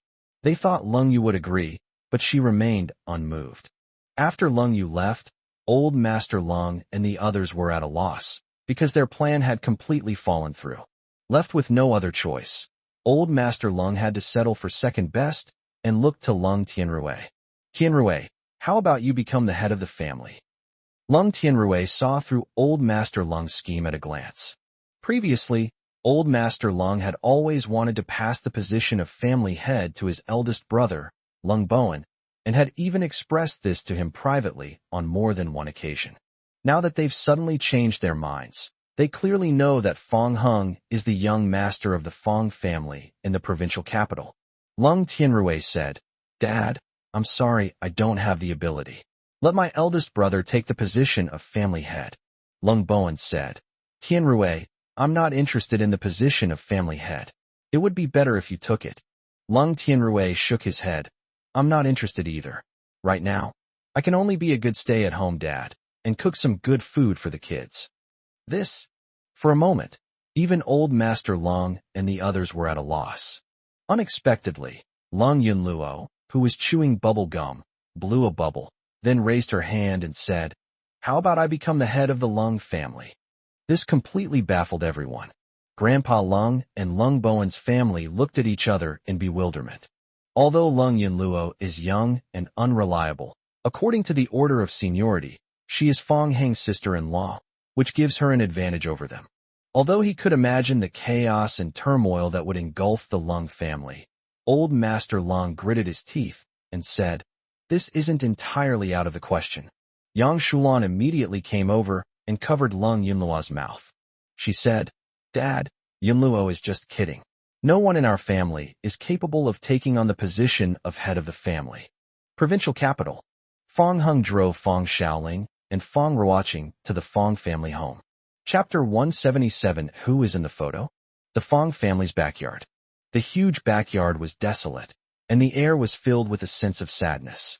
At the entrance, Fang Ruoqing stayed quietly in place, just watching from a distance, without disturbing the brother and sister. In front of the tomb, Fang Xiaoling hugged the tombstone and gently stroked it. Mom, my brother and I have come to see you. Beside him, Fang Heng stared intently at the woman's photo on the tombstone. Stranger, so strange as if we were meeting for the first time. Familiar despite being strangers, I felt inexplicably familiar upon seeing her. Beautiful, so beautiful.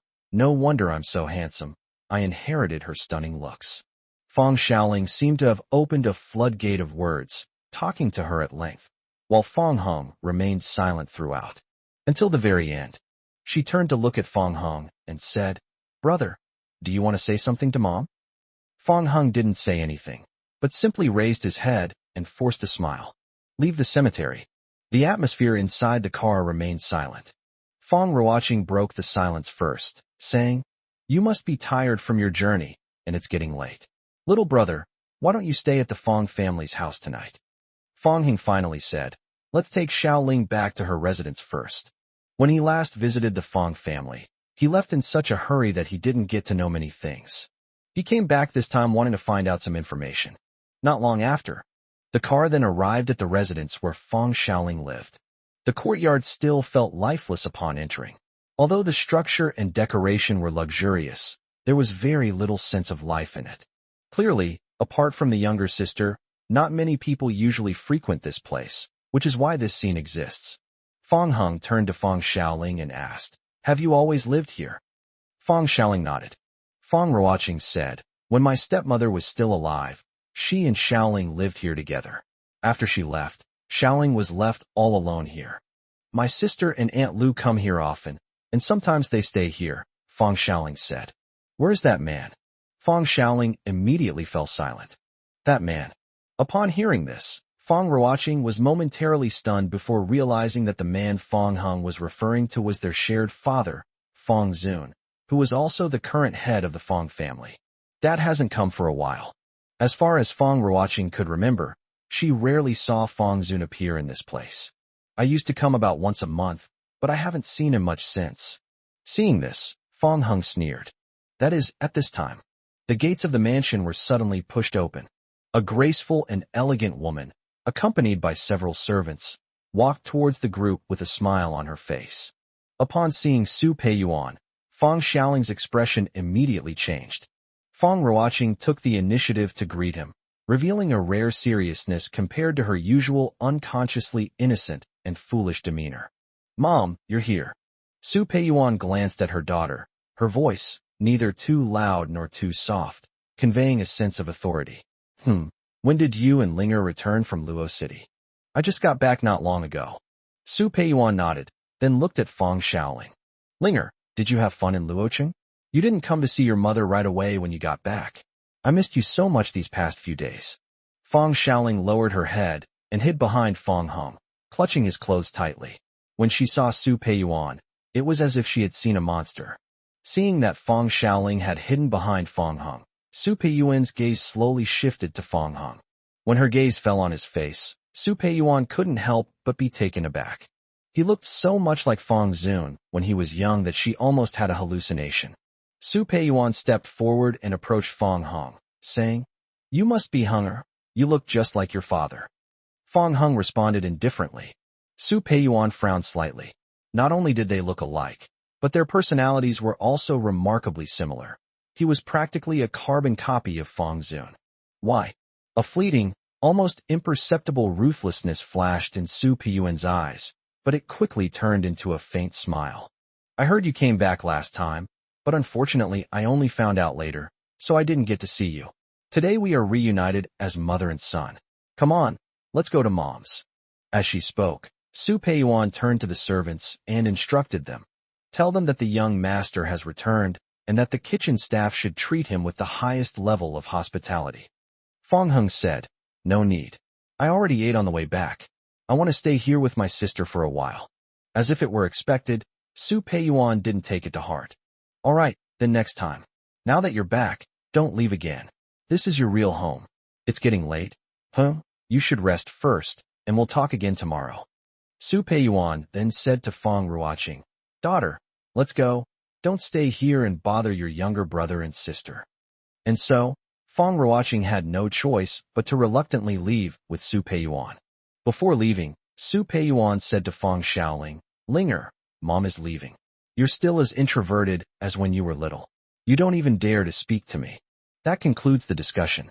Su Peiyuan and her entourage left. Seeing the person disappear around the corner, Fong Xiaoling took Fong Heng's arm and breathed a sigh of relief. Noticing this, Fong Heng asked, "Why are you so afraid of her?" When Fong Xiaoling saw Su Peiyuan, unpleasant memories immediately came back to her. But when Fong Heng asked her, she just shook her head and deliberately changed the subject, saying, "Brother, come on, I'll take you to see the things Mom left behind." Led by the little girl, Fong Heng saw many things left behind by his mother. Many of the photos show her holding Fong Xiaoling when she was a child. Fong Heng couldn't resist teasing the little girl. "You looked much fatter when you were a child than you are now." Fong Xiaoling suddenly became shy and hid all the photos of herself. Whether she missed it or not, Fong Heng found a photo, which was also the only one with 3 people in it. In the photo, besides the mother, there is a baby and a man. The man's face was painted over, and the baby was clearly different from Fong Xiaoling. Fong Heng picked up the photo and asked, "Why is something smeared on this?" "I put it on so I wouldn't see his face." Fong Heng paused for a moment before continuing. "Is the baby in this photo also you?" Fong Xiaoling shook her head. "Of course not me. I won't be born for several years." "Then who's inside?" Fong Xiaoling burst out laughing and said, "Silly brother, who else could it be? Of course it's you." Fong Heng finally realized that it was him after all this time, and he had stupidly asked who it was. However, Fong Heng recognized a prominent building in the background of the photo. That building is from Los Angeles and still exists today. It appears this photo was taken in Los Angeles. Chapter 178. This is not a place for you. After looking at the photos, Fong Xiaoling then introduced the room. It turns out that the room she is living in now is the same room her mother lived in back then. Moreover, Fong Heng lived here even before he could remember anything. Fong Heng had originally planned to leave and return to the Royal View No. 1 building, but after learning about this news, he resolutely decided to stay. Fong Xiaoling asked in surprise, "Brother, you're not leaving? You're going to sleep here tonight?" Fong Heng nodded. "Then I'll make the bed, and there's a new quilt." As she was saying this, she took out a quilt, intending to spread it on the bed, but Fong Heng stopped her, saying, "No need to put it on the bed, just give it to me." "Then where will you sleep?" Fong Heng pulled over a chair, pulled the blanket over himself, and said, "I'll sleep here." And so, Fong Heng leaned back in his chair, while Fong Xiaoling lay on the bed, holding his hand as she fell asleep. It was late at night. Fong Heng couldn't fall asleep for a long time, not because the chair was uncomfortable, but because he wasn't sleepy at all. Then I received a message from Lung Yu. "Are you asleep?" Fong Heng replied, "Not yet. What's wrong?" "Miss you. You won't think of me when you're asleep." "I can't sleep because I'm thinking of you." "Actually, I can't sleep either." Fong Heng and Lung Yu chatted until very late, and then he belatedly fell asleep. When I woke up the next day, the sky outside the window was gloomy, and it looked like it was about to rain. Fong Heng rubbed his sleepy, sore eyes and saw that the blanket draped over him and the phone in his hand were lying quietly on the ground. His other hand was being held by Fong Xiaoling, who was sleeping on the bed, and there was even saliva on his arm. Fong Heng felt both helpless and amused. He struggled to pick up his phone, took a picture, and then scrolled through his chat with Lung Yu. He realized that after he fell asleep, Lung Yu guessed that he had also fallen asleep, and sent a message saying slept, but did not reply. He typed and sent a message, "Lazybones, don't be late." Lung Yu didn't reply for a while, so it seems she hasn't woken up yet. Immediately afterwards, Fong Heng put his phone in his pocket and carefully pulled his other hand back. "Because I hadn't moved at all, my blood circulation was poor, and my whole arm felt numb." After washing up, he covered Fong Xiaoling with the blanket that had been kicked off, and then went out of the room to stretch his legs. "I slept in the chair all night, and my back still hurts." As I looked up at the sky, a middle-aged woman with graying temples appeared around the corner, accompanied by footsteps. Fong Heng recognized the middle-aged woman. She was the nanny whom the 2 sisters had previously called Aunt Lu. When Aunt Lu saw Fong Heng, she was taken aback at first, then her face lit up with joy, and she said, "Young master, you're back?" Fong Heng nodded, and like the 2 sisters, he addressed the middle-aged woman as Aunt Lu. He also felt a sense of closeness to Lu's mother, and from his younger sister Fong Xiaoling, he learned that Lu's mother had taken care of him when he was a child. Fong Heng said, "Aunt Lu, can you tell me something about my mother?" Aunt Lu looked troubled. Master instructed me not to talk about the second madam's affairs. Young master, I hope you can understand. Okay, I understand. Would you like some food? I'll go prepare it for you now. Fong Hung waved his hand to indicate that it was not necessary, then turned and walked out. However, just before reaching the corner, he stopped and turned back to Aunt Lu, saying, "If Xiaoling wakes up, tell her that I will be back in a while." "Yes, young master." In a bedroom, Fong Zun finished dressing, pushed open the door, and looked at Su Peiyuan, who was standing in the doorway glaring at him. He asked expressionlessly, "What's wrong?" Su Peiyuan didn't rush to question him. Instead, she rushed inside and searched around to make sure there was no one else there before standing in front of Fong Zun again. "Why did you lock the door last night? We sleep in separate rooms, so why do you care if I lock the door? You weren't like this before. Is it just because I went to see Hunger once?" Fong Zun ignored Su Peiyuan and walked straight out of the room. Watching his departing figure, Su Peiyuan was furious and pushed all the vases next to her to the ground. The sound of shattering porcelain mingled with Su Peiyuan's furious roar. "Fong Zun, I've had enough of you."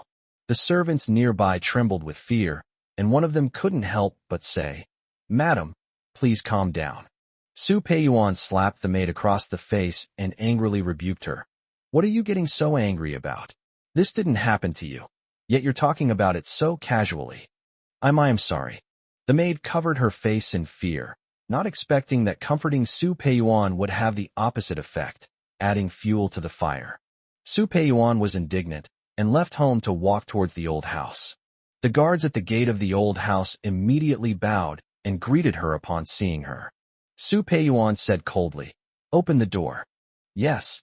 After the door was opened, Su Peiyuan entered the mansion and passed through the courtyard, where she met old Mrs. Fong standing in front of the artificial hill. Upon hearing the voice, Grandma Fong turned around and saw that although she was over 80 years old, she was still radiant and full of energy. Upon seeing old Mrs. Fong, Su Peiyuan immediately said aggrievedly, "Mom, you really need to do something about Fong Zun. He's getting more and more outrageous." "Peiyuan, don't rush, sit down and tell me slowly what happened." Grandma Fong comforted Su Peiyuan. "That's right, Hunger is back. I went to see him, and Fong Zun locked me out all night." "Hunger is..." Old Mrs. Fong couldn't remember for a moment. Su Peiyuan said, "She's the same as Linger, she's my younger sister." Grandma Fong suddenly realized what was going on, and her face immediately showed displeasure. She snorted coldly, "Who do we have here? It's that woman's bastard child. I'll kick him out for you right now. I heard that the little one's leg has healed too, so we can kick them all out of the Fong family together." Su Peiyuan hurriedly said, "No, please don't, Mom. If you do this, Fong Zun will hate me again. Besides, I quite like those two children." "You silly child, they're not your own children. Why do you like them?" At the same time, the Fong family's backyard. The sky was overcast, and a thick fog rose. Fong Zun stood alone in front of the tomb. When he heard footsteps, he subconsciously turned around and saw the man's face, and couldn't help but be stunned.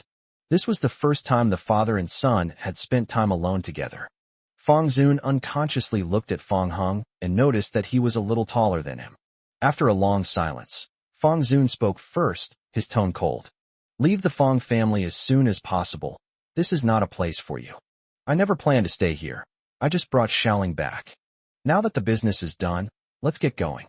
Fong Hungping looked at the man opposite him. "No, there is still one thing that has not been resolved." Fong Zun looked puzzled. "What is it?" Chapter 179, Investigating the Truth. A thick fog filled the sky, mixed with anger and sorrow. Fong Hungchong questioned his father, "Fong Zun, why did my mother leave?" As if he had already guessed that he would ask this question, Fong Zun's expression remained completely calm. With his hands behind his back, he said indifferently, "You don't need to know so much. What you need to do is leave the Fong family immediately." Fong Hung finally lost his temper, stepped forward, and grabbed Fong Zun's tie. "I have the right to know."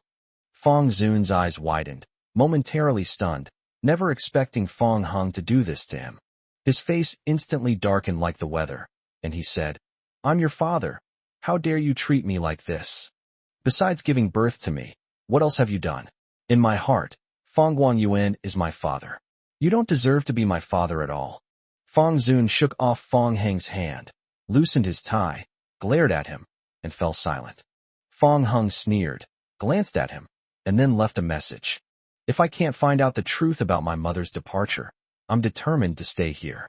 Watching Fong Heng's retreating figure, Fong Zun's eyes revealed a complex expression. He then turned around, gently stroked the tombstone, and looked forlorn. Inside the mansion, Fong Xiaoling, who was undergoing rehabilitation, paused for a moment, then stopped and said with a look of joy, "Brother, so you're planning to stay in the Fong family? Okay, let's stay here for now." Fong Heng stayed behind to investigate two things. The first is the cause of the mother's death. The second is the leg injury of my younger sister, Fong Xiaoling. Fong Ruoqing, who was standing nearby, was overjoyed to hear that Fong Heng wanted to stay. "Great, little brother. I was just wondering how to persuade you. This is so convenient." Fong Xiaoling then said, "Brother, if you stay in the Fong family, that woman." Clearly, Fong Xiaoling wanted to say that woman, but realized it was impolite, so she stopped abruptly. Fong Heng understood what his sister meant, paused for a moment, and patted her head. "You should continue exercising. Don't worry about so much." It was at this moment. Fong Heng felt his phone vibrate in his pocket. So he walked to the corner and answered the phone. "Hey, you little lazybones, are you only waking up now?" Fong Heng couldn't help but smile. "Yeah, you stayed up so long last night. I'm still really sleepy now." Her voice was soft and sweet, and she definitely sounded like she had just woken up. Fong Heng could even imagine Lung Yu sitting on the bed with her nightgown draped over one shoulder, looking lazy and charming, just by listening to her voice. "Baby, you know it's easy to cause misunderstandings if you say that." While making the call, Fong Heng also noticed the gazes cast at him by the two sisters. He made a gesture, indicating that they should hurry up and start exercising. On the other end of the phone, Lung Yu was a little confused. "Huh? What misunderstanding?" Then she started to whine. "Speaking of which, when are you coming back? When I wake up and don't see you, the room always feels empty and a bit cold, and so does my heart." Hearing her cute yet aggrieved voice, Fong Heng felt a surge of emotion.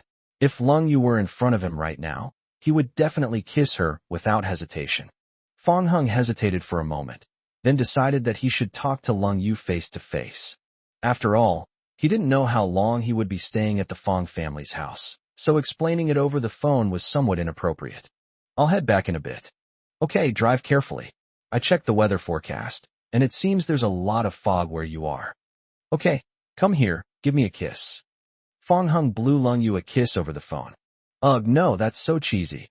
Despite saying no, Fong Heng still heard Lung Yu make a "muah" sound before hanging up the phone. Fong Heng put away his phone, walked up to the two women, and told them that he was going back to Luoqing. "Brother, didn't you say you were going to stay with the Fong family?" "Yes, I'll stay at the Fong family's place, but I need to go back first." Fong Ruoqing said, "The fog is so thick today, it's inconvenient to drive. How about we go another day? When the weather is better, you can take a helicopter directly." "It's okay, it'll be today." "All right then, you can drive my car back." As she spoke, Fong Ruoqing handed the Rolls-Royce Phantom car keys to Fong Heng. Fong Heng hadn't brought his own car, so they had to take it from him. And so, Fong Heng embarked on his journey back to Luoqing. Not long after leaving Fong's house, as we drove on the road, the thick fog gradually dissipated. Fong Heng can now head to Luoqing at full speed. We arrived in Los Angeles at noon. Fong Heng first drove to Yuhing Company, because at this time, Lung Yu had already arrived at work. The security guard looked at the Rolls-Royce Phantom, noticed the unregistered license plate indicating it came from the provincial capital, and hesitated whether to let it pass. Suddenly, a hand reached out in front of him and pressed the button. The gatekeeper looked up and saw that it was Ma Shun, the head of the security department. Ma Shun glanced at him and said, "You're new here, aren't you? Be smarter next time." After the barrier was raised, the Rolls-Royce Phantom lowered its window, and Fong Heng nodded to Ma Shun. Ma Shun was slightly taken aback and quickly said, "Hello, Mr. Fong." After Fong Heng left, the security guard asked, puzzled, "Manager Ma, you know him? Who is he?" "He is the chairman's husband." The security guard knew that the person driving the Rolls-Royce Phantom was definitely not an ordinary person. but he never expected that the other party would be the husband of the new chairman. Fong Heng sighed. After parking the car in the underground garage, I took the private elevator to the president's office. He pushed open the door and saw Lung Yu sitting at her desk, eating like a little hamster. When Lung Yu saw Fong Heng, her beautiful eyes widened instantly. She got up from her office chair, ran forward, and threw herself into Fong Heng's arms. Fong Heng held her shoulders and, without saying a word, leaned down to kiss her lips. Lung Yu frowned and shrank back, saying, "No, I just ate something and haven't brushed my teeth yet. Brushing your teeth after you finish eating will take forever. We can't waste time." After Fong Heng finished speaking, he held the back of her head with his hand, giving Lung Yu no chance to dodge. She could only swallow back the words she wanted to say and could only make an sound. After the kiss ended, Fong Heng pulled Lung Yu to his desk, sat down in his office chair, and then let Lung Yu sit in his lap. Fong Heng looked at the food in front of him that he had only eaten a little of. "Chairman, is this all you're eating for lunch? So little, and all vegetables. Anyone who didn't know better would think our company is about to go bankrupt. You need a balanced diet of meat and vegetables for nutrition and health, you know." "It's all right, the meat dishes have arrived." Fong Heng was puzzled. The next moment, Lung Yu grabbed his arm and gently left a mark on it. "Good grief, you think I'm meat? You want to eat me, huh?" Lung Yu smiled sweetly, pointed to the dishes on the table, and then pointed to Fong Heng. "Yes, this is vegetarian, and this is meat. Isn't this what you mean by a balanced diet of meat and vegetables? And it won't make you fat." Chapter 180 Yuheng Group. Fong Heng keenly noticed the second half of her sentence. "What? Are you afraid of gaining weight by only eating vegetarian food? Are you starting to feel anxious about your figure?" "I feel like I've gained a little weight recently." "Fat my ass. You're so light I could almost lift you up with one hand. You need to eat more from now on, okay? Lung Yu's body is perfectly proportioned, and she is not fat at all. What if I get so fat that you don't want me anymore? We've already got the marriage certificate. Even if you get as fat as a gas cylinder, you'll still be my wife." Fong Heng patted her bottom as he spoke. "You can exercise if you gain weight, but if you continue to diet and harm your health, I'll have to deal with you next time." Lung Yu blushed. Fong Heng patted it again. "Did you hear that?" "Okay, I know, but you're still filming." Fong Heng led her downstairs, and they went out for a meal together. After finishing the meal, amidst the astonished gazes of the staff, Lung Yu took Fong Heng's arm and began to stroll in the garden. "Xiaoling is so attached to you. She must miss you a lot now that you're apart. You should visit her in the provincial capital more often in the future." Fong Heng touched his nose. "I plan to stay in the provincial capital for a while." Lung Yu suddenly stopped in her tracks, looked at Fong Heng in surprise, and asked cautiously, "Approximately how long?" Fong Heng shook his head, unsure of the outcome, and dared not make any promises. Lung Yu pursed her lips, paused for a moment, and then said, "So, we're going to have to separate temporarily, like couples in a long-distance relationship?" "Long-distance relationship is long-distance relationship. We are a married couple. It's different." Although she didn't know why Fong Heng did this, Lung Yu understood that there must be a reason. She knew that Fong Heng wouldn't make such a decision without a reason. "I don't want to be separated from you. Without you by my side, I can't concentrate on my work, and my efficiency drops significantly." Fong Heng felt extremely guilty and began to make a difficult decision.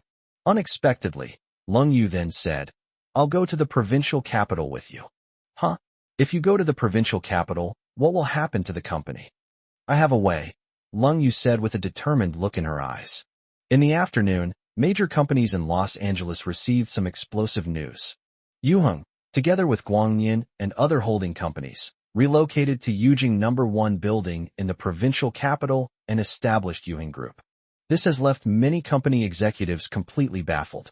The rent cost in the Yujing No. 1 building in the provincial capital is many times higher than here. However, what they didn't know was that this building belonged to Lung Yu. Relocating there would not only save on rent costs, but also expand their market.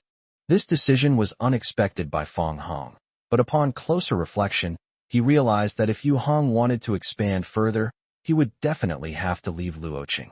Lung Family Villa. When Lung Tianrui and Yang Shulan learned of this news, they unconditionally supported Lung Yu's decision. At this moment, Yang Shulan turned to look at Lung Tianrui and said, Tianrui, what do you think? Why don't we move to the provincial capital too? Upon hearing this, Lung Yunluo immediately started making her own plans. Move to the provincial capital? That would be wonderful. Now I could finally meet Feng Shaoling. With her lavish spending, I'd really be rich in the future. Lung Yunluo immediately raised her hand and said, I agree. My sister and brother-in-law have both gone to the provincial capital. It's so boring for us to stay here. Why don't we move there together? Lung Tianrui said, It is possible to move there, but we may need to rent a house for a while. Our family doesn't have any assets there, so we need to buy things first. No need to rent a house, Lung Yu said. Feng Heng smiled and said, Indeed, there's no need to rent a house. Lung Yunluo was taken aback. Sister, did your husband give you a house in the provincial capital? Is it an apartment in a high-end residential area, or a villa? No, you'll find out when you get there. Lung Yunluo couldn't help but scratch her head. If it wasn't an apartment in a residential complex or a villa, then what could it be? Thus, after a unanimous decision, Lung Tianrui, Yang Shulan and her husband, and Lung Yunluo all began packing their things and preparing to move to the provincial capital together. Upon hearing the news, Grandpa Lung and Lung Bowen's family came to visit, saying they wanted to see them off. Unlike before, this time Feng Heng and Grandpa Lung had something to say, so he walked up to Lung Bowen, took the wheelchair, and said, Grandpa, let's talk somewhere else. Upon seeing this, the group was taken aback. Lung Bowen suddenly felt a little scared.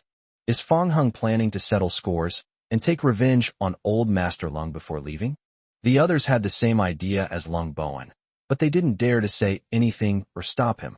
Feng Heng's current status is that of the young master of the Feng family in the provincial capital, someone they absolutely cannot afford to offend. In the end, Lung Bowen's family could only pray for good luck for old Master Lung. Old Master Lung was trembling with fear as Feng Heng pushed him out of the Lung family villa. He said nervously, Good son-in-law, you don't need to push me. I can walk on my own in this wheelchair. Feng Heng didn't say anything and eventually arrived at a pond in the manor. Looking at the pool of water in front of him, old Master Lung couldn't help but swallow. Good son-in-law, it was all my fault before, I'm so sorry. Old Master Lung quickly apologized. Feng Heng was already tired of hearing similar words. He said indifferently, All right, stop talking about this. I have some questions for you. In the midst of conversation, Old Master Wang also arrived alone. Facing Feng Heng, he respectfully said, Mr. Feng, I've arrived. Hey, Old Wang. Old Master Lung was puzzled, wondering why Feng Heng had summoned the two of them to this place at this time. Good son-in-law, what are you doing? Feng Heng finally said, Your leg injuries were caused by poisoning. Think back to what you did or who you came into contact with before you lost feeling in your legs. The leg injuries of Wang and Grandpa Lung are exactly the same as those of Feng Shaoling, the younger sister, clearly caused by the same person. Feng Heng sought out these two people to see if he could glean any useful information from their memories. Grandpa Wang and Grandpa Lung exchanged a glance, then began to rack their brains to recall their memories. Although many years have passed, it was precisely because of the changes that occurred that day that their lives lost their color, making their impression quite profound. Grandpa Wang said, That day we went to the provincial capital, and something left a deep impression on me. Old Man Lung and I helped a mother and daughter. The woman was crying and asking us for help, saying that someone wanted to take her child and asked us to help her. Grandpa Lung nodded. Yes, she was disheveled at the time, holding a little girl who looked quite young, and there were several people chasing after her. The mother and daughter were both quite pitiful. Feng Heng took out a photo from his pocket and placed it in front of the two of them. Take a look, isn't this the woman in the picture above? Chapter 181, This building belongs to President Lung. Grandpa Wang and Grandpa Lung are both quite old, and their eyesight isn't very good. They had to lean closer and stare at the photo carefully before they could see the woman in it. Grandpa Lung exclaimed in surprise, then looked at Grandpa Wang. Is that her, Old Wang? She looks very familiar. It had been a long time since the last photo was taken, but Grandpa Lung could still tell that it looked somewhat familiar. Grandpa Wang nodded. That's right, it's her. At this point, Old Master Wang looked up at Feng Heng with a hint of doubt. Mr. Fong, how did you get her photo? Fong Hung put the photos away. Don't worry about that. Just tell me what happened afterward, who pursued her, and what happened in the end. Facing Fong Hung, who was decades younger than them, the two dared not be negligent and immediately recounted what had happened back then. Fong Hung learned this from Wang and Old Master Lung. The group of masked men who chased the mother and daughter back then were well trained, and their faces were not visible to them. All I remember is that the leader was a middle-aged man with squinty eyes and scars on his eyebrows, and he smelled of medicine. Because two people stepped forward to protect the mother and daughter, buying them time, those people initially failed, and they were able to hold out until someone came to their rescue. When recalling the past, Mr. Wang still felt lingering fear. He said, "The last group to arrive were fully armed, and their guns were practically pointed at my face and Old Man Lung's face." Grandpa Lung chimed in, "That's right. It scared me to death. I almost thought I was going to get myself killed just for helping out. Those people were obviously from extraordinary backgrounds. They even had weapons. Yes. Thankfully they came to rescue that mother and daughter, otherwise we would have really been doomed there." According to the accounts of Grandpa Wang and Grandpa Long, the first group of people intended to commit violence and their origins were unknown, but the second group, based on their characteristics, mostly belonged to the Fong family. Through a series of unforeseen circumstances, the two of them ruined the former's plan. This is probably why he was poisoned in retaliation, which caused him to lose sensation in both legs. Having learned this information, Fong Hung also realized that Old Master Lung and Old Master Wang could be considered benefactors.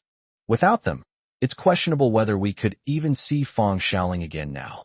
Thank you for providing the information. The two were flattered and somewhat apprehensive. Mr. Fong, you are too kind.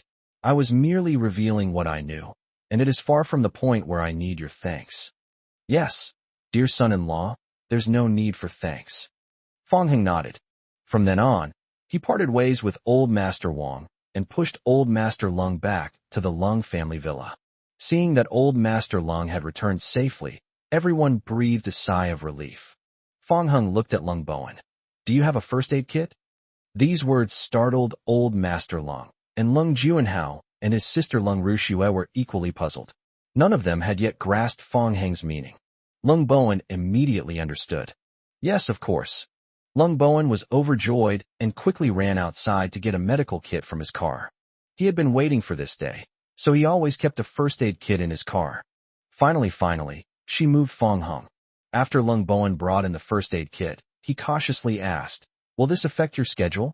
Fong Hung took off his coat and said, "It won't take long. First, put Grandpa on flat ground, and I will treat him."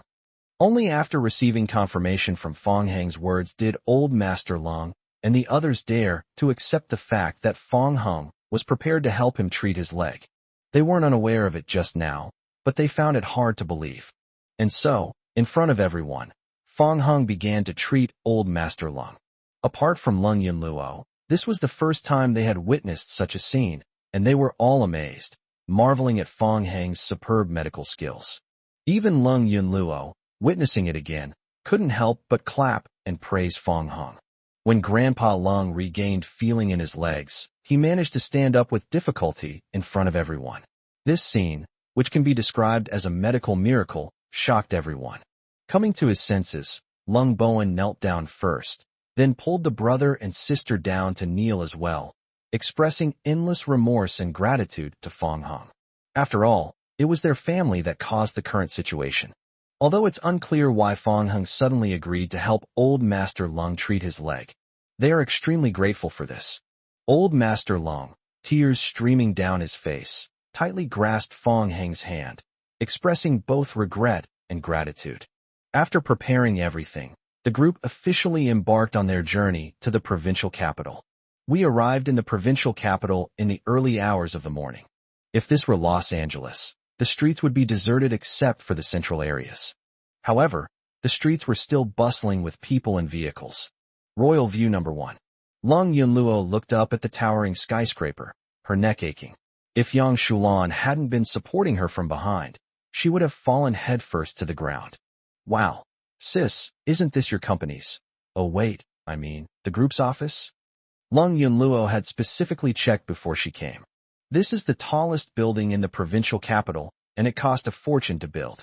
Just then, Wang Fian, the person in charge of Yujing No. 1 building, let a group of people out. Upon seeing the couple, she immediately greeted them respectfully. "Hello, Mr. Lung. Hello, Mr. Fong." The couple nodded. Wang Fian immediately gestured to the people behind her to move the things. The group then took the elevator up. Looking out through the glass, you see a magnificent night view, bustling and dazzling.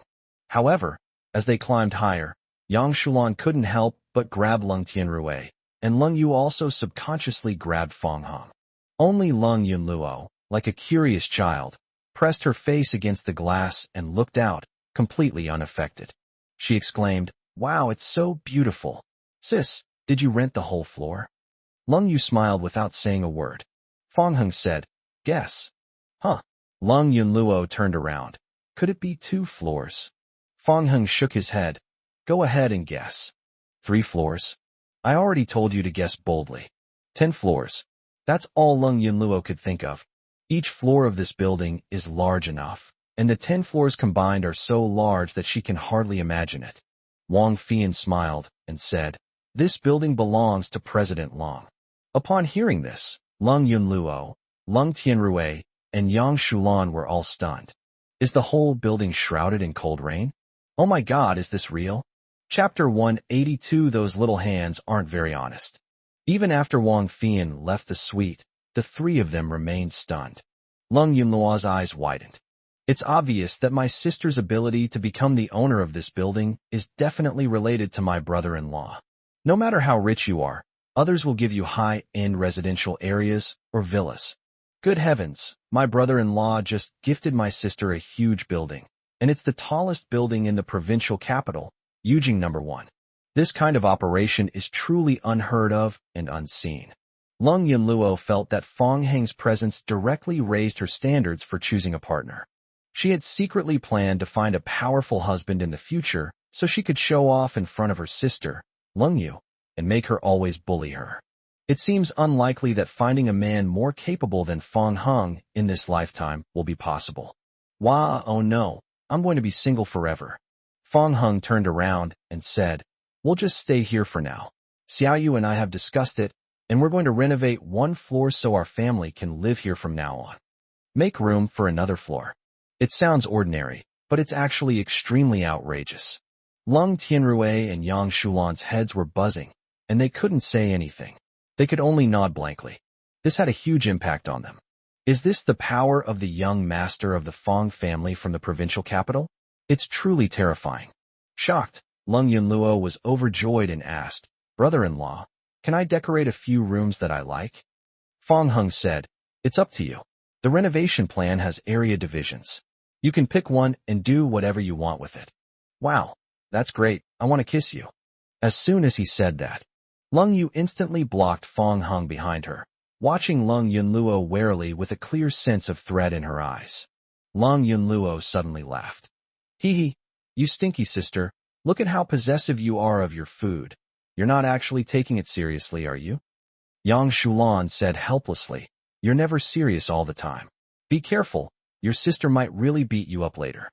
Lung Yunluo remained completely calm. "With you and Dad here, I don't believe my sister would dare to lay a hand on you 2 in front of you." However, the next moment, Lung Yunluo was chased and beaten up, running and shouting for help. "Help! I need help online, it's urgent." Late at night, looking down at the scenery through the floor-to-ceiling windows, Fong Heng pondered the information he had gathered that day. Based on what he learned from Grandpa Wang and Grandpa Long, Fong Heng became increasingly convinced that there must be some hidden story behind his mother's death. He's going to the Fong family again tomorrow to see if he can get any useful information from Aunt Lu. Lu's mother had been with the Fong family for so many years, essentially serving as Luo Xiao, the nanny in the Lung family. She must have known many things. If Lu's mother were willing to speak, he might immediately uncover the truth. After taking a shower, Lung Yu saw Fong Heng standing in front of the French windows, lost in thought. She walked up to him and gently hugged him from behind. Feeling the soft, squeezing sensation on his back, Fong Heng turned around, looked down at his collar, and froze. Oh no, I suddenly feel a bit hungry. The beauty emerged from her bath, her whole body exuding a sweet fragrance. Fong Hung felt intoxicated just from the scent alone. Hungry my foot. Go take a shower now. Lung Yu shoved him. I woke up the next day. Upon meeting Fong Heng's gaze, Lung Yu nonchalantly withdrew her hand.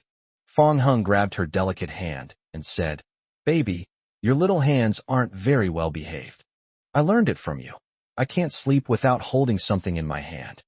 After getting up and having breakfast, Lung Yu had already begun to handle the company's relocation and the establishment of a group. During a break, Lung Yu and Fong Hung mentioned Su Mu. After establishing Yuhan Group, a board of directors was also to be set up. Lung Yu selected a group of people and decided to let Su Mu join the board of directors so that he could assist her in her work in the future. Su Mu has been working with Lung Yu since Guangyan, and she has excellent work ability. At that time, Fong Hung was working as a secretary at Guangyan, and all the work fell on Su Mu's shoulders. She was able to handle it all by herself, which showed her strength. Fong Hung naturally had no objection to this. He grabbed the steamed bun, fed Lung Yu a bite first, and then took it back to eat himself. "My dear chairman, I'm just a kept man. You can decide these things yourself. There's no need to ask for my opinion." Lung Yu put down her soup spoon and said, "You slacker, are you really planning to completely wash your hands of the business this time? You're not even going to be the secretary anymore. Give young people more opportunities, and I won't compete with them for positions. As for me, I'll just stay at home and wait for my wife to earn money and feed me." Fong Hung opened his mouth as he spoke. Lung Yu picked up a meatball and stuffed it into Fong Heng's mouth. "Dream on. You can't escape. We'll carry you and your bed to the company later." Fong Heng thought for a moment and realized that the group and his residence were both in the same building, just on different floors. If Lung Yu really wanted to find someone to carry him, it wouldn't be difficult at all. They could just carry him into the elevator, go downstairs, and then carry him out again. Fong Hung ate another meatball fed to him by Lung Yu, and also gently bit her jade-like finger with its distinct joints, which made her slightly dissatisfied. "I don't participate in the group's work and decision-making, so whether I go or not makes no difference." "It's different. You're here because you have an irreplaceable role." What's the purpose? To be a decorative vase in your office?" "Now that you mention it, I think that analogy is quite apt." "Then I'll take a picture later and put it on your desk. They're pretty much the same anyway," Fong Hung suggested, even starting to think about what pose to strike for the photo. Lung Yu immediately objected, saying, "No, I want him alive. Then I'll find a tech company and see if they can afford to make a robot like me, and that'll solve the problem." Lung Yu pouted and glared at Fong Hung. Fong Hung stopped teasing Lung Yu and instead pulled her into his arms, saying, "Okay, I understand. You want me, right?" Snort. After breakfast, Fong Hung said goodbye to Lung Yu and took the elevator downstairs to head to the Fong family home. In the building's elevator, he encountered a voluptuous woman who appeared to be in her 30s. The woman, who had initially looked displeased, suddenly brightened up with a sparkle when she saw Fong Hung, and her beauty seemed to increase several points. "He's kind of handsome, but I'm not sure. I'll have to wait and see." The woman stared intently at Fong Hung for a long time, almost pressing herself against him. Fong Hung glared at her and deliberately kept his distance. The woman was slightly embarrassed. He really is handsome. I have to get him." She took out her phone, making no attempt to hide it. "Handsome? Want to add a green bubble?" Fong Hung shook his head. "I don't need green bubble. Would you like to leave your phone number?" "I don't have a phone number." The woman was shocked. In this day and age, without using green bubbles or even a phone number, what's the difference between them and cavemen? The woman paused for a moment. "So what contacts do you usually use?" "I can transmit my voice from 1,000 miles away." Chapter 183 Inextricably Linked. The elevator arrived at the first floor, and Fong Hung strode out first. The woman held her phone, watching him walk away with a hint of resentment in her eyes. She belatedly realized that Fong Hung wasn't using any kind of telepathic communication. He was simply ignoring her advances. She'd seen plenty of ambitious young men like this. They were all tough nuts to crack when they first met.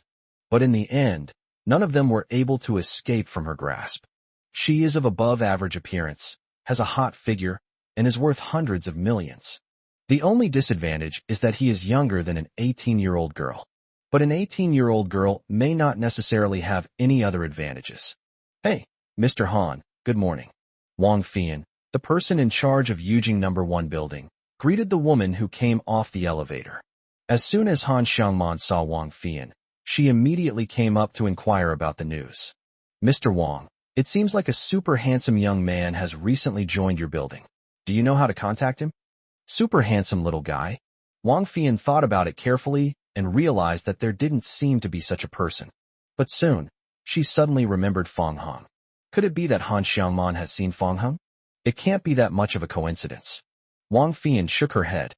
She had worked with Han Xiangman for many years and had a good relationship with her, so she teased her. Mr. Han, you're so outstanding. Why don't you go find an even more outstanding man? Why do you keep thinking about older women dating younger men? Han Xiang spat and said, I make money to pick up handsome guys. Anyone more outstanding than me is almost old enough to be buried. I wouldn't even consider dating a dog. The mysterious and secluded Fong family manor. Fong Hung drove his Rolls-Royce through the inspection-free lane at the main entrance, preparing to enter. Halfway through the journey, guards suddenly appeared in front and behind, brandishing weapons and ordering Fong Hung to get out of the car for questioning. Fong Hung was surprised by the strictness of the Fong family. Even though the car belonged to Fong Ruoqing, he would still be stopped if he tried to drive it in. I haven't encountered this situation before, probably because Fong Ruoqing was in the car. Just as Fong Hung rolled down the car window, a middle-aged man who was over 1.7 meters tall and had a determined look in his eyes quickly walked over. Fong Guangyuan shouted, How dare you? Do you know who you're stopping? This is the young master. Upon hearing this, the guards froze, exchanging bewildered glances. They had seen Fong Hung enter and leave the Lung family several times before, and there were several distinguished people there, so they did not dare to stop him or ask questions. Fong Hung was alone this time, so they stopped him according to the rules. What they didn't expect was that Fong Hung would actually be the young master of the Fong family. Fong Guangyuan then ordered, Immediately enter the young master into the system. Anyone who dares to obstruct him again. At the end, Fong Guangyuan deliberately paused, which sent chills down everyone's spines and left them feeling terrified. After the guards left, Fong Guangyuan smiled at Fong Hung, then opened the car door and got in. Fong Hung drove him inside, and upon seeing Fong Guangyuan, he couldn't help but call out Dad. After all, she had been raised by him for more than 10 years, and the feelings she had developed were hard to erase. Fong Guangyuan, who was admiring the interior design of the car, looked helpless upon hearing the sound. Young master, if you call me that and the master finds out, I'll be in big trouble, you know? Fong Hung was silent for a moment, and Fong Guangyuan patted him on the shoulder and said, No matter what, it can't change the fact that the master is your father. He's not like what you think. He actually has his own difficulties. Fong Hung didn't want to mention that man, so he deliberately changed the subject and asked Fong Guangyuan bluntly, Was my mother also poisoned and died? Fong Guangyuan was taken aback, his expression one of astonishment. Madam, she. He hesitated for a moment, then asked, What do you mean by poisoning? What have you found out? Xiaoling's leg injury was caused by poisoning, Fong Hung said. This? Fong Guangyuan's eyes widened in shock. How did you make that judgment? So many famous doctors in the provincial capital, even medical giants, couldn't find the cause, and you actually did it all at once. Fong Hung said, In Los Angeles, there are 2 other elderly people with the exact same symptoms as Xiaoling. They were poisoned, which caused them to lose sensation in their legs, and they can only live in wheelchairs. Coincidentally, they helped my mother back then. Fong Guangyuan was so shocked that he couldn't speak. He hadn't expected that Fong Hung had already investigated this far. Fong Hung looked directly at him and continued to ask, So, was my mother also poisoned back then? Fong Guangyuan gave an awkward smile, shook his head, and remained silent. Fong Hung slammed on the brakes, looking at him with confusion. Why did all of you keep this from me? Fong Guangyuan then said, I'm really sorry, young master. I have something to attend to. As soon as he finished speaking, Fong Guangyuan flung open the car door in a fit of rage and fled as if he were escaping, not even bothering to close the door behind him. Fong Hung sat blankly in the driver's seat, the autumn wind blowing in through the car door, making him feel a chill. In a luxurious kitchen, wearing an expensive apron, surrounded by a group of servants, Su Peiyuan personally brought the last dish to the table. The maid came forward to help Su Peiyuan untie her apron. Su Peiyuan said, "Inform the master and tell him to come back for dinner."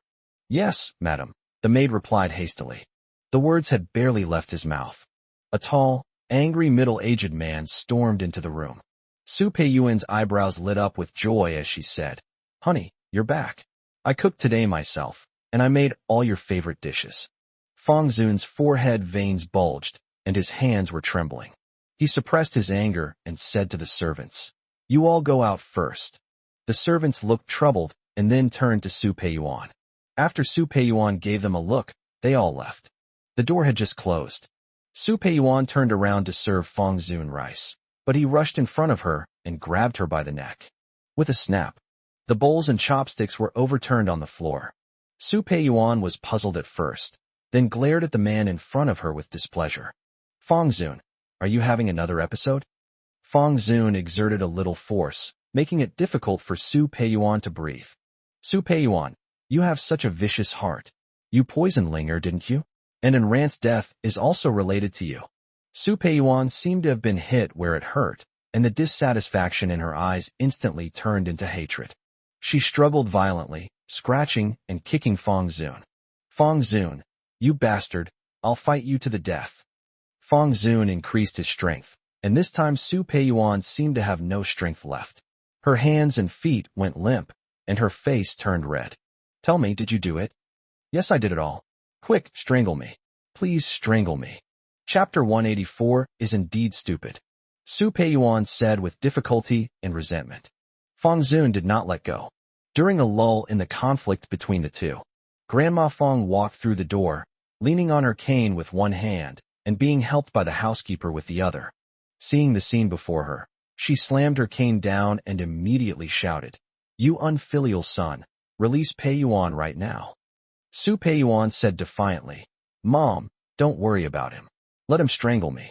Life's gotten so bad, I don't want to live anymore anyway."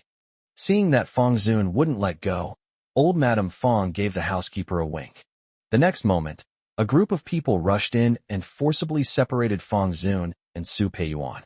Su Peiyuan collapsed onto the sofa, breathing heavily, and began to cough violently. Fong Zun's veins bulged as he continued to glare at her intently. Grandma Fong questioned, "Peiyuan is your wife. Why did you treat her like this? If this gets out, where will I put my old face?" After calming down a bit, Su Peiyuan couldn't help but speak up for Fong Zun again in front of old Madame Fong. "Mom, don't blame Fong Zun. He was just too impulsive." Grandma Fong sneered.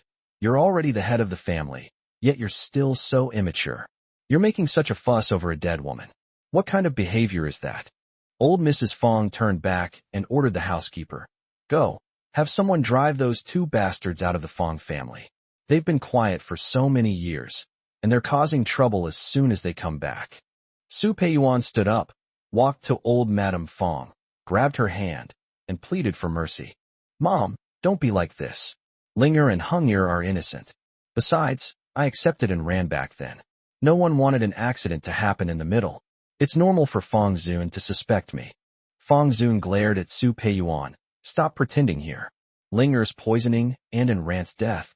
Do you dare to say that you have nothing to do with them?" Su Peiyuan lowered her head. "Anyway, you've always thought I did it, so I have nothing to say." Grandma Fong came up and hit Fong Zun hard with her cane. "You unfilial son. If Peiyuan really did it, would she have accepted Jiang Anren into the family and faced so much criticism in the first place? And who has been personally searching all over the country to find someone to treat your little bastard child ever since she lost feeling in her legs?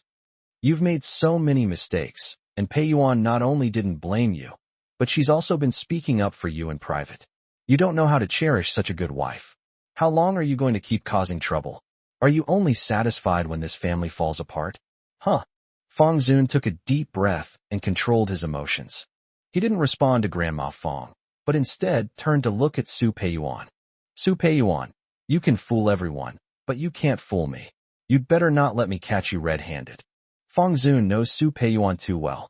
This vicious woman resorted to despicable means to get him back then, and then used the child to pressure the Su family into marriage. His daughter, Fong Xiaoling, being poisoned further confirmed his suspicions. Su Peiyuan is inextricably linked to Jiang Anren's death. Aunt Lu, tell me about my mother. Inside the mansion, Fong Xiaoling was doing her own rehabilitation exercises in the sunlight, while Fong Hung stood beside Lu's mother, who was knitting a sweater, and said something. Lu Ma stopped her needlework, looked at Fong Hung with a kind smile, and subconsciously said, "You really are just like Anran. You say no, but you just have to ask. You're so stubborn." Fong Hung knew his mother's name, Jiang Anren, and also learned from Fong Guanyuan that she and Lu's mother were best friends when they were young. If they wanted to learn more about their mother, the only hope besides that man was to place their hopes on Lu's mother. Fong Hung said, "He doesn't want you to talk about the second madam, so just talk about your best friend Jiang Anren." Lu's mother smiled wryly, thinking that what difference did it make? But she still put down the sweater and couldn't help but talk about old friends. "We met in our freshman year of college.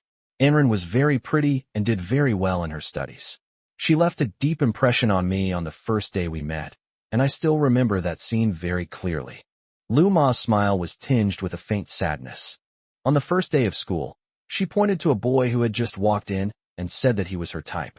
Then she stood up and confessed her feelings to him in front of everyone. Not only was I stunned, but the whole class was stunned.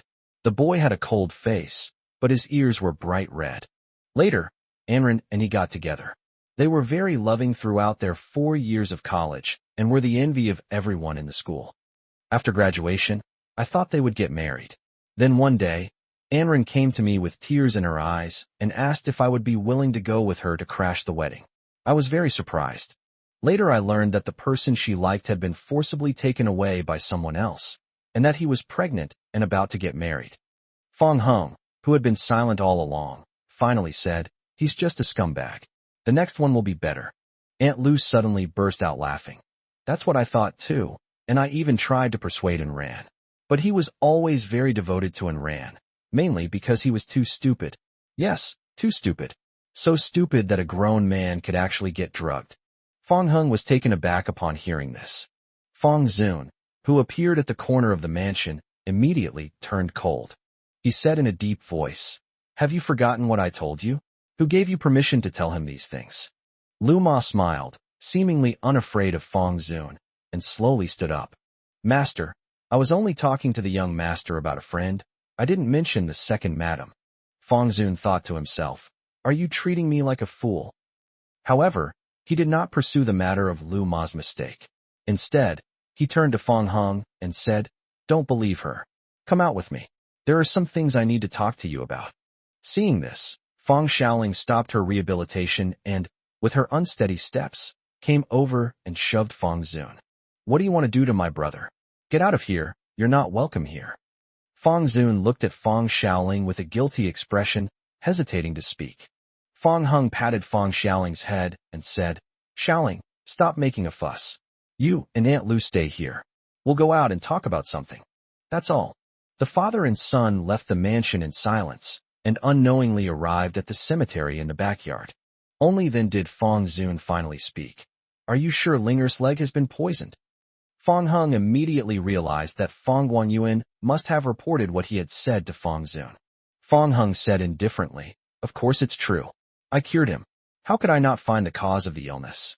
Besides that, were there any other discoveries?" Fong Hung rebelliously retorted, "Why is it always you who asks me? What do you want to know? Was what Aunt Lu just said true?" Seeing his expression, Fong Hung said, "He is indeed stupid." Fong Zun's face fell even more, and he said, "I am your father. Chapter 185, I just want to live off her. That doesn't change the fact that you're stupid." Fong Hung learned some of the stories between his parents, which proved that Fong Zun was indeed quite different from what he had imagined, thus reducing his hostility towards him considerably. Fong Zun did not refute further. "Let's ask another question." Fong Hing asked very bluntly, "How did my mother leave?" This time, Fong Zun could no longer escape the question, which also made his thoughts jump back to that year. Several years ago, on that day, Fang Xiaoling had just lost feeling in both legs. Fang Zun heard about a miracle doctor who might be able to cure his daughter's leg injury. He was rushing back to share the news with Jiang Anren. When he returned and opened the door, he was stunned to see his beloved woman lying motionless on the bed, without any sign of life. The biting cold wind outside seemed to blow against him through the wall. Jiang Anren chose to leave this world herself. There was no warning, no farewell, and no final meeting. Fang Zun was devastated and never recovered. He connected Jiang Anren's death with Su Peiyuan. After all, Su Peiyuan is the biggest beneficiary, and in this way, no one can steal her love anymore. However, over the years, Fang Zun has never found any flaws in Su Peiyuan's story, and he often doubts himself. Is this really related to Su Peiyuan? His intuition told him that Su Peiyuan was definitely involved, but he couldn't find any evidence. That woman was too cunning. Until today, when Fang Guanyuan told him that Fang Xiaoling's leg injury was caused by poisoning, he became even more convinced of his intuition. Fang Heng learned a great deal of information from Fang Zun and fell into a deep silence. After a long while, he finally said, "Use your resources to see if you can find an old man with superb medical skills and a scar on his eyebrow. He might be the one who poisoned the patient, and he could be the breakthrough point." I heard the descriptions from the two old gentlemen, Mr. Wang and Mr. Lung. Fang Heng was particularly impressed by the person who smelled of medicine. A being capable of healing can also harm others. Fang Heng was able to sense the strength of the person who poisoned him because he possessed the skills of a divine healer. The person must be a top expert in medicine. Following Fang Heng's instructions, Fang Zun immediately made a phone call and ordered his men to begin searching for people with these characteristics. After putting down the phone, he looked at Fang Heng and couldn't help but remind him, "Be careful and pay attention to your safety. Instead of worrying about me, I think you should worry more about yourself. After all, I'm not that stupid." Fang Zun shook his head, a slight smile playing on his lips. Next, the father and son parted ways. Fang Heng returned to the mansion. Fang Ruoqing was also among them. The two sisters were learning to knit sweaters with their mother, Lu. Compared to before, Fang Xiaoling now has an extra band-aid in her hand, while Fang Ruoqing has even more. Upon seeing Fang Heng, Fang Xiaoling immediately put down her needlework and greeted him with a smile. "Brother, you're back. That bad guy didn't bully you, did he?" "No, he's so stupid. How could he possibly bully me?" "That's good." Upon hearing this, Fang Ruoqing and Lu's mother both laughed. Fang Ruoqing said, "Little brother, you're too bold to say that dad is stupid. Even my brother doesn't have that kind of courage." Fang Heng's gaze slowly fell on Fang Ruoqing. My feelings were a bit complicated at that moment. Fang Ruoqing also has an older brother. The two are the twins born to Su Peiyuan, and are also the half-brother and half-sister of Fang Heng and Fang Xiaoling. Fang Ruoqing is somewhat easy to get along with, but we haven't met that older brother yet, and we don't know what kind of person he is. Furthermore, if the investigation ultimately proves that the mother's death was caused by Su Peiyuan, it will inevitably have an indelible impact on their relationship. Fang Heng shook his head, deciding not to think about these things for the time being. After chatting with the two sisters for a while, Fang Heng decided to leave the Fang family. Fang Xiaoling asked, "Brother, didn't you say you were going to stay in the Fang family?" "Yes, little brother. You're going back to Luoqing so soon?" Fang Ruoqing asked. "I'm not going back to Luoqing. I'll settle down in the provincial capital from now on. But I won't stay with the Fang family. I'll come to see you more often when I have time." As Fang Heng spoke, he pinched Fang Xiaoling's cheek. Fang Ruoqing complained, "Are you only looking at Xiaoling and not at me, your older sister? If you come, we can take a look together." Fang Xiaoling pouted and looked up at him. "Then where should I look for you if I miss you?" "Xiaoling, I know this. Your sister-in-law's company has moved to Yujing No. 1 and is going to establish Yuheng Group. Yes, you can find me at Yujing No. 1. Your sister-in-law is quite capable. She was very efficient and decisive in the meeting, which impressed me. Brother, I heard that you've been living off your wife. Is that true?" Fang Ruoqing asked. Fang Heng nodded. "Yes." Upon hearing this, both sisters were shocked. "Brother, how can you be a freeloader? I have money here, wait for me." Fang Xiaoling turned around to go back to her room to get her bank card. "Yeah, you're the young master of the Fang family. It's a bit strange for you to be a kept man. I have some money here, you can take it and spend it. Fong Ruoqing also rummaged through her bag. If I take your cards, isn't that the same as living off a woman? The two women were taken aback. Fong Ruoqing couldn't really refute it for a moment. The logic was indeed sound. Fong Shaoling handed Fong Hung a black card and said, "This is different. I did it voluntarily, brother. This is all my savings. You won't have to live at the mercy of others anymore." Fong Hung smiled and said, "Your sister-in-law did it voluntarily, and I only want to live off her. Silly girl, you should keep your money for yourself." After saying this, Fong Hung waved and left, leaving the two of them standing there, exchanging a glance with question marks gradually appearing on their faces. Yujing No. 1 originally had many floors used for commercial office space. At this moment, in an office, Lung Yu and Su Mu were sorting through the documents that had just been delivered. Fong Hung pushed open the door and entered. Before he could even see who it was, he called out, "Baby, I'm back. What do you want for lunch?" Once inside, he discovered that Su Mu was also there, which explained why Lung Yu hadn't responded to him immediately. "Hey, Su Mu, you got here so quickly?" Since it wasn't during working hours, Su Mu smiled and couldn't help but tease the two of them. "Mr. Fong, you and Chairman Lung have a really good relationship." "That's right. If we didn't have a good relationship, we would have divorced long ago." Lung Yu put down the documents in her hand and suggested, "Perfect timing. It's lunchtime. Let's all go downstairs to eat together." She had checked it out beforehand. There was a restaurant downstairs, and it even shared the same name as the one she used to frequent in Los Angeles, like a chain store. Chapter 186. Wife, you're so considerate. Walnut Restaurant. The three of them took their seats in a booth. After ordering, Lung Yu and Su Mu went to the restroom together. This scene reminded Fong Hung of his student days, when the girls would always go out in groups. Bored, Fong Hung took a sip of coffee. Through the glass of the building, he could even see employees being scolded by their bosses in the office building across the street. He was lost in thought when he heard a noise from the side. Fong Hung thought Lung Yu had returned and turned around to call out to her, but unexpectedly ran into the woman who had struck up a conversation with him in the elevator that morning. Han Xiangman was initially worried that she had mistaken someone for someone else. The moment Fong Hung turned around, she realized she hadn't mistaken him for someone else, and the handsome man's smile was incredibly captivating. Especially for a rich and lonely woman like her who is over 30, it's just that her smile disappeared all of a sudden. Han Xiangman shamelessly stepped forward and pointed to Fong Heng's phone, which still displayed the green bubble interface. "Handsome, you said you could transmit your voice over 1,000 miles, but you clearly have a green bubble. Add one. You won't lose out or be fooled." As Han Xiangman spoke, she opened the QR code interface and placed it in front of Fong Hung. Fong Hung sized up Han Xiangman. Unlike the women who had approached her before, this woman clearly had confidence, and her words and actions were much more self-assured. Fong Hung locked his phone, silently put it back in his pocket, and replied, "Sorry, I didn't bring my phone." Han Xiangman sat down opposite Fong Hung, her eyes fixed on him without any attempt to hide her hunger. If the two had a special relationship and this wasn't a public place, Han Xiangman would probably have pounced on him without hesitation. Fong Hung felt a mixture of aversion and helplessness. There was nothing he could do.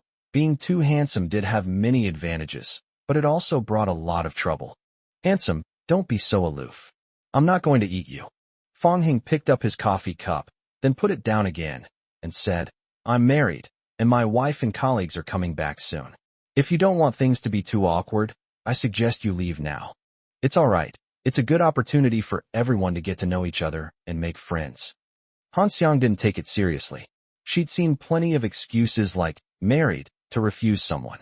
The most important thing when trying to woo a handsome guy is to be thick-skinned. If you're not thick-skinned and don't take the initiative, waiting for handsome guys to approach you, then you deserve to be single forever. Fong Hung was speechless. Seeing that Han Xiangman was shamelessly refusing to leave, he had no choice but to accept it. At this moment, Su Mu returned first and couldn't help but feel a bit curious when he saw the woman sitting opposite him. "Why are you all alone?" Su Mu glanced at Han Xiangman across from her and replied, "Chairman Lung went to buy something and told me to come back first." At this moment, Han Xiangman's eyes, like radar, began to scrutinize Su Mu. Her looks are all right, slightly inferior to hers. As for her figure, it's so-so, with skinny arms and legs. Only young boys would like this type of woman. Moreover, judging from her temperament and attire, she doesn't seem like someone in a position of power. In conclusion, I was defeated by myself, and I'm not qualified to compete for men. Han Xiaomon beckoned to Su Mu and said, "Sister, come and sit down." Question mark. Fong Hung laughed. "No, why are you acting like the host? We don't even know each other. Now that we've met, little sister, is there another one? When is he coming back?" Fong Hung was completely baffled by her. In the midst of conversation, Lung Yu returned carrying several cups of milk tea, her gaze also falling on Han Xiaomon, standing to the side. Lung Yu gave Su Mu a cup of milk tea, then reached into the bag again. Fong Hung said, "Wife, you should drink it yourself. I just had some coffee." Lung Yu was slightly taken aback and looked at Fong Hung in surprise. This isn't right. Why are they calling her that in public? It wasn't like this before. Lung Yu took out a cup of fruit tea from inside and said, "I know you don't like milk tea, so I bought this for you."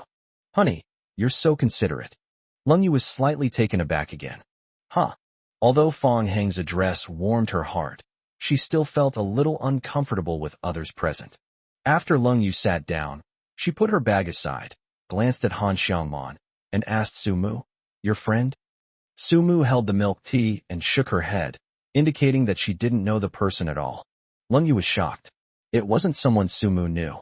Could it be someone Fong Hung knew? But as far as he could remember, Fong Hung didn't know this person at all, otherwise he would have definitely told her. Lung Yu turned around and looked at Fong Hung. Fong Hung said, "They approached me and asked for my contact information."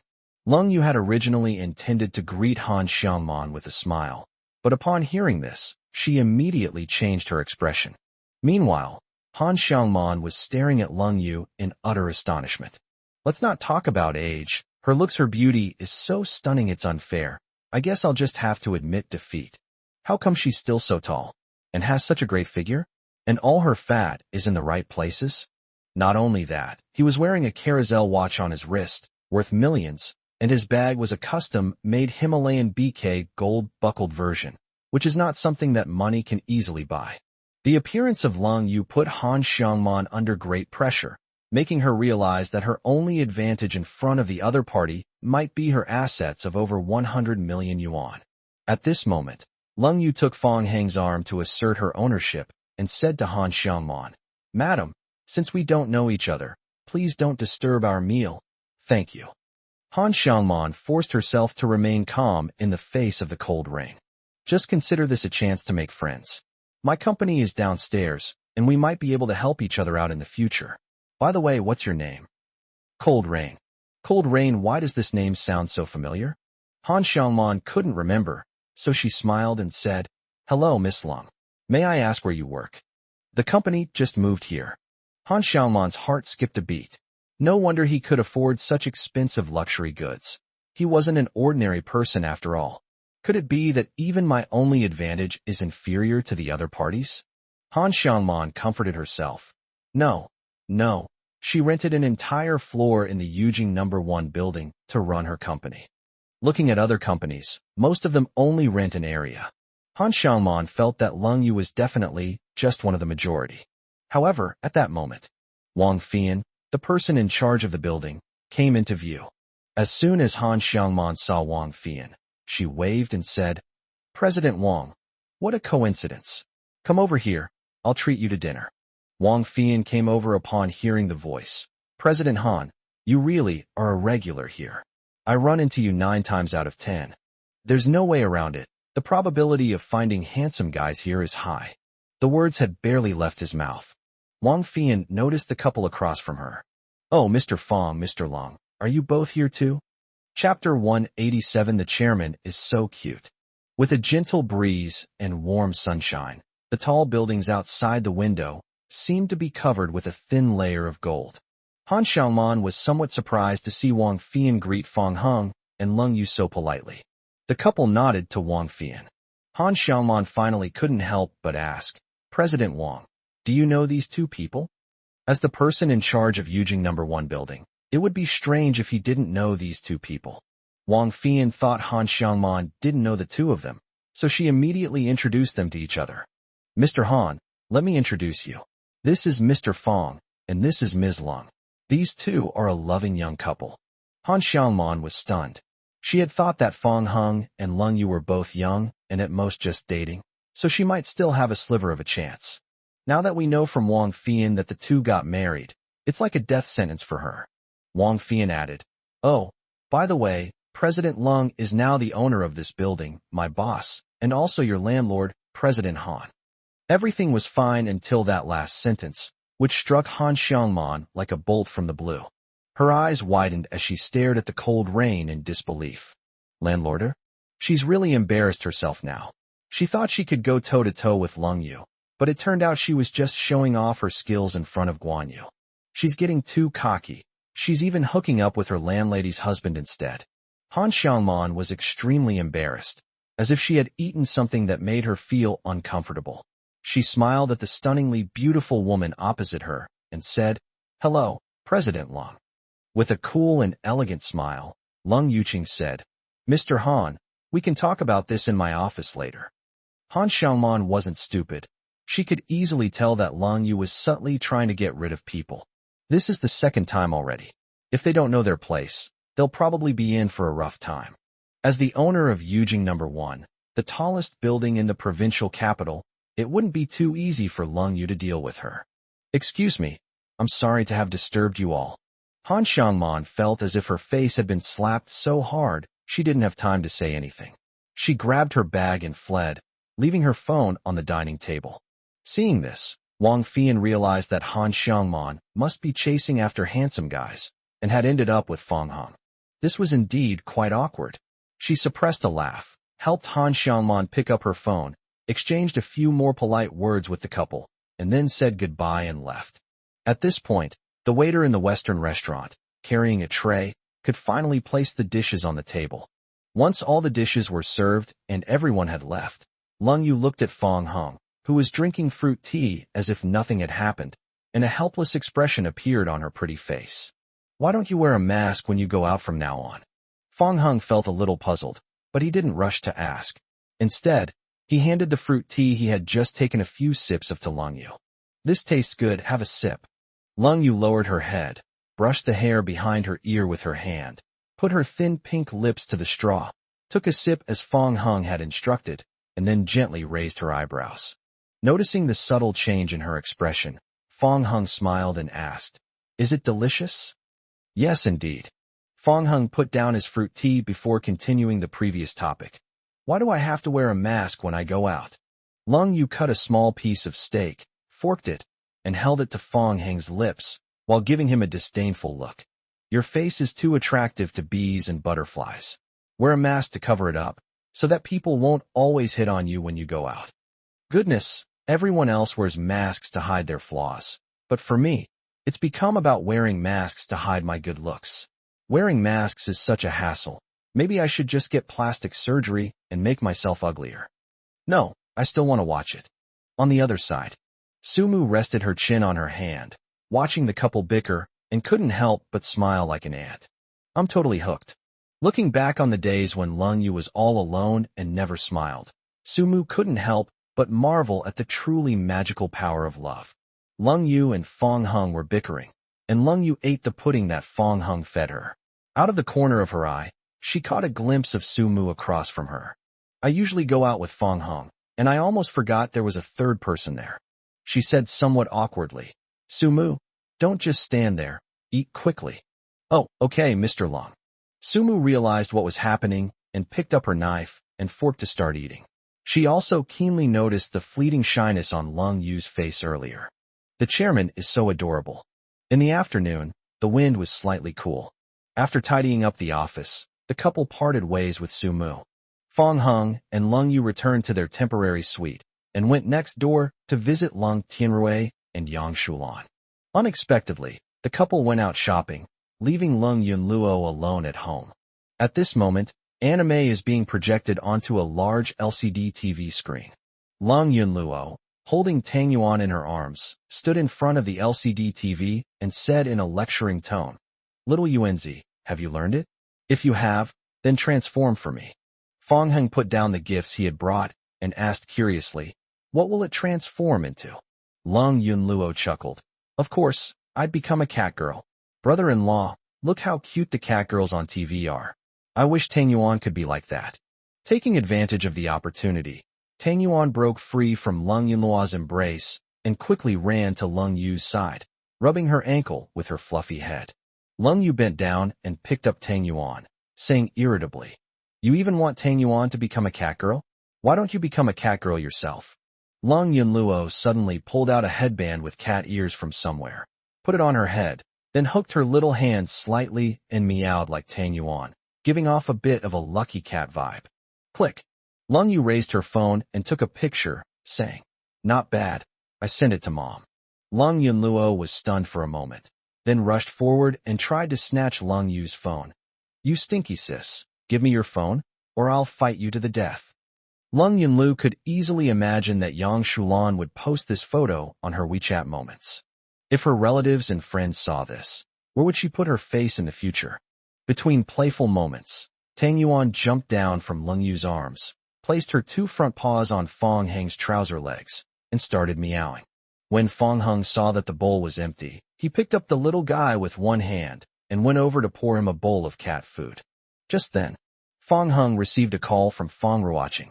Little brother, Xiaoling and I have arrived at Yujing No. 1 building. Which floor are you on? I'll come down to get you.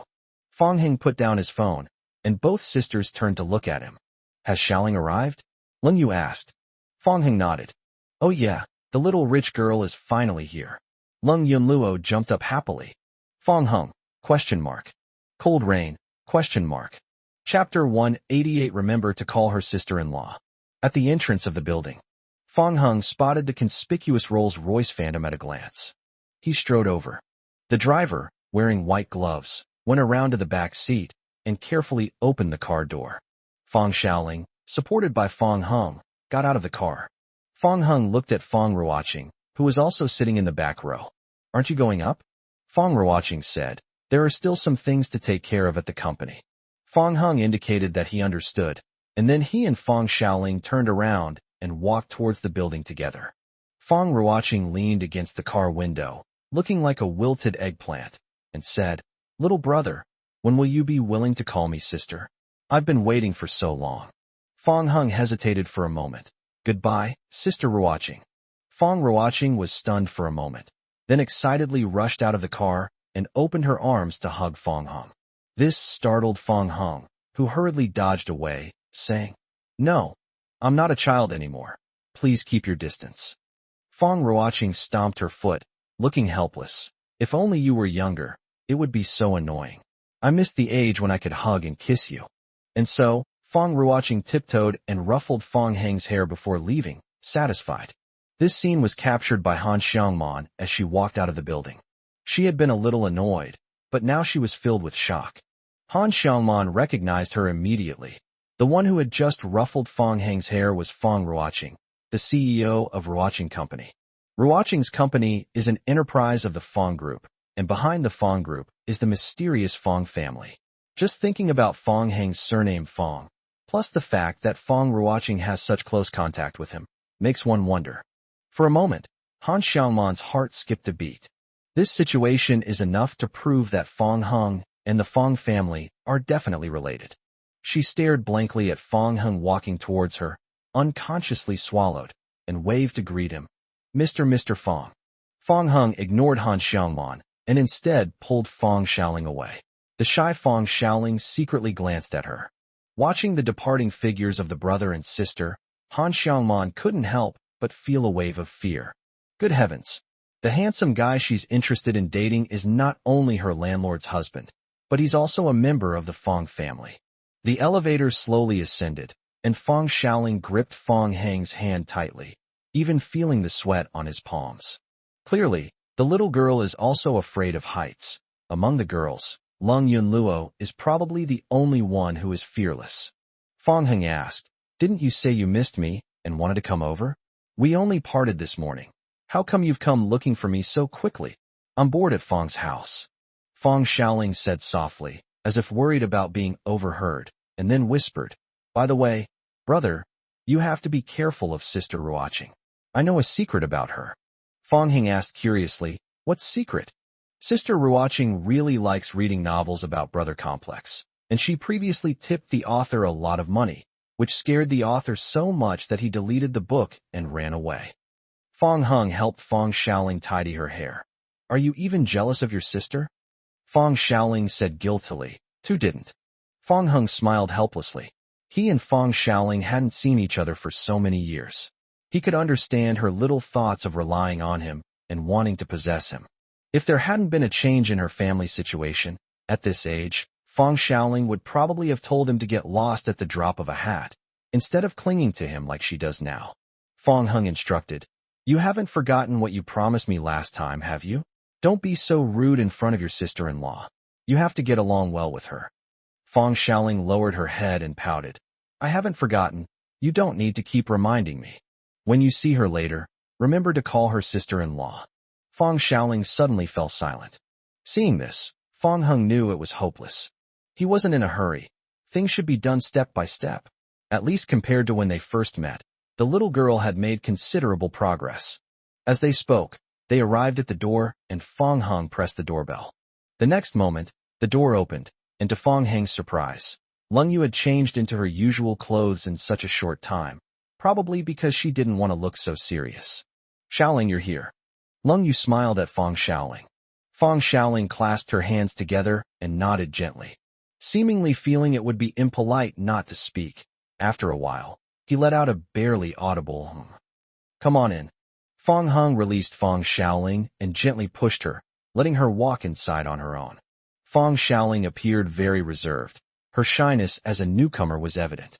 After closing the door, the couple looked at each other. As soon as Lung Yunluo saw Fang Xiaoling arrive, she immediately put down Tang Yuan and rushed over to hug Fang Xiaoling tightly. Oh, little rich lady, you've arrived. Suddenly being pulled into Lung Yunluo's arms, Fang Xiaoling let out a whimper, like a startled rabbit.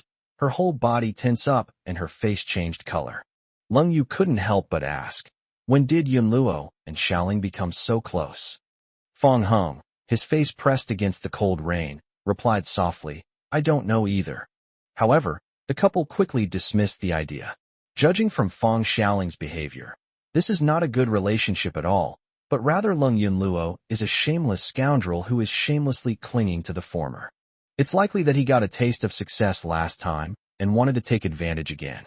After all, Fang Xiaoling is rich and easy to fool, making her a typical sucker. Lung Yu tried to step forward to stop Lung Yunluo, but Fang Heng grabbed her and shook his head. Fang Xiaoling has no friends except her family. If Lung Yunluo can really become her friend, that's what Fang Heng hopes to see. Fang Heng seized the opportunity and said, perfect timing. Yunluo, you play with my sister first. Your sister and I are going out for a bit. All right, brother-in-law, you can go out with my sister without worry. I'll take care of the little rich girl. I promise I'll serve her well. Lung Yunluo chuckled, looking like a strange uncle. Fang Xiaoling was clearly taken aback by Fang Heng's sudden departure. In her haste, she broke free from Lung Yunluo and cried out, brother, I want to go too. Fang Xiaoling didn't want to be with Lung Yunluo. Last time in Luocheng, she didn't have a good impression of Lung Yunluo. Despite being a beautiful girl of the same age, she was always jumping around and being clumsy, like a little monkey. What's strange is that whenever the word small is mentioned in front of her, Lung Yunluo inexplicably gets angry, leaving her completely baffled. You just stay here quietly, your sister-in-law, and I will be back soon. Fang Heng naturally refused Fang Xiaoling, and then left with Lung Yu. Fang Xiaoling opened her mouth, wanting to say something, but seeing that the couple had already left, she could only swallow back the words that were on the tip of her tongue. Lung Yunluo picked up Tang Yuan, waved it in front of Fang Xiaoling, and said, Hey, little rich girl, do you want to play with Tang Yuan? Fang Xiaoling was tempted by the cute, glutinous rice balls, so she pursed her lips and nodded. Lung Yunluo pretended to hand the glutinous rice ball to Fang Xiaoling, but immediately withdrew her hand just as Fang Xiaoling was about to touch it. You can play with it, but there's a condition. Lung Yunluo was leading her into a pre-prepared trap again. Chapter 189 Fang Xiaoling says thank you to Lung Yu. Meanwhile, the couple took the elevator downstairs. Lung Yu, who was afraid of heights, unconsciously hugged Fong Hung tightly, as if her arm was sinking into him. Why did you stop me just now? Fong Hung revealed his plan. He wanted Fong Shaoling to make some friends, and Lung Yunluo was a good choice. Lung Yu understood what he meant, but couldn't help asking. Yunluo is always so irresponsible. Aren't you afraid that Shaoling will be corrupted by her? It shouldn't be that bad. Although Lung Yunluo doesn't seem very reliable, Fong Hung feels that their personalities complement each other perfectly. One is a lively and active social cow. The other is an introverted and shy social phobia. It is precisely Lung Yunluo's personality that can motivate Fong Shaoling. Otherwise, if the two of them were both taciturn, they would be doomed if they stayed together. Upon arriving at the parking lot, the two got into the car. Lung Yu turned her head to look at Fong Hung. Where are we going? How about we go to the ancient town? Fong Hung recalled the first time he accompanied Lung Yu to the provincial capital. Before attending the class reunion that day, they went to the ancient town. The scenery in the ancient town was quite nice, and you could even go boating. However, we didn't have much time to explore it at the time. Lung Yu hesitated and said, if we go to the ancient town, we definitely won't be back for a while. Didn't you say you wanted to come back soon? When you get back, just say the car broke down. Oh, so you even lied to your own sister? Fong Hung took Lung Yu's delicate and soft hand, gently kissed her palm, and said with a smile, don't you want to go? Once the group is established, you'll be busy every day. This is a rare moment of leisure. Let's go. I'm not very good at lying. When we get back, I'll just play dumb. You don't actually need to pretend to be stupid. Lung Yu was stunned for a moment, then quickly realized. You? Fong Hung, what do you mean? Are you saying I'm stupid to begin with? Hey, you've finally gotten smart for once. Believe it or not, I'll pull your ear. And so, the couple returned to the ancient town to relive its beautiful scenery. Despite it not being a day off, the ancient town was still packed with tourists today, both locals and visitors from other parts of the country, and even foreigners of different skin colors. Not only that, you can also encounter internet celebrities doing live streams, as well as cosplayers dressed in ancient costumes taking photos with umbrellas. Fong Hung and Lung Yu held hands, eating, drinking, and having fun. Eventually, they wandered to a corner of the ancient town and found an area with few people. There is a retro-style convenience store in the area, run by a young woman. Seeing the snacks and toys for sale inside, Fong Hung was instantly reminded of his childhood. The girl said, handsome guy, beautiful girl, want to take a look? The shop was quiet. There were only a few customers scattered around. Otherwise, the owner wouldn't have come out to solicit customers himself. Fong Hung noticed Lung Yu's curiosity. These were childhood memories for him, but Lung Yu had never encountered them before, so they were quite novel to her. So, Fong Hung pulled Lung Yu inside, explained the toys to her one by one, and they even sampled some snacks. Lung Yu said the snacks tasted alright, but Fong Hung tried them and found that they tasted different from what he remembered from childhood. I don't know if it's because he's grown up, or if the original snack recipe has been changed. Finally, he saw the familiar scratch-off lottery tickets. Fong Hung bought two, giving one to Lung Yu and keeping the other for himself. Lung Yu was the first to swipe open the bottle, and seeing the words, "Thank you for your patronage," he immediately deflated. He then turned his attention to Fong Hung and urged him to swipe open the bottle as well. Fong Hung deliberately covered his face so Lung Yu wouldn't see, then said, "I won the lottery." The shop owner's heart skipped a beat, thinking, how lucky am I? I didn't make much money today. Am I going to lose big again? Lung Yu asked curiously, what prize? Fourth prize. The reward is a kiss. As Fong Hung spoke, he leaned his face closer. Although Lung Yu didn't understand why there would be such a reward, she still did as he said, and placed a kiss on Fong Hung's cheek. The shop owner, a young woman, paused slightly in surprise. Fourth prize? She owns the shop. How come she didn't know there was a fourth prize? Isn't the lowest prize only a third prize? But soon she realized that there was no such thing as winning a prize. It was clearly just a trick by this handsome guy. Lung Yu also realized something was wrong. She snatched the scratch card and saw that it was exactly the same as the one she had just scratched, with the words, "Thank you for your patronage" on it. Realizing she had fallen for his trick, Lung Yu reached out and gently punched Fong Hung. This punch did not harm Fong Hung, but it dealt a critical blow to the shop owner. Watching the two of them show off their affection, she thought to herself that she'd rather have won the lottery. It was simply unbearable. After leaving the retro-style shop, Fong Hung and Lung Yu went boating, then queued up to buy some famous snacks before returning to Yujing number 1. It was already getting dark. Lung Tianrui and Yang Shulan have not returned yet. Once inside, Fong Xiaoling didn't press for why he was back so late, so Lung Yu naturally didn't need to pretend to be clueless anymore. At this moment, Fong Xiaoling was eating glutinous rice balls, while Lung Yunluo was slumped on the sofa, rubbing her slightly protruding belly. The LCD TV on the wall was playing commercials. The two little girls seemed to get along quite well. The fruit crumbs and torn food packaging bags scattered all over the floor, along with the snacks piled up on the coffee table like a wholesale order, were enough to prove that Lung Yunluo had once again made a deal with Tang Yuan and Fong Xiaoling. Fong Hung pushed the snacks further inside, then made room to put the treats he had brought back on the coffee table. He glanced at Lung Yunluo and teased, "How many are you pregnant with?" Lung Yunluo patted her stomach. 108. 6.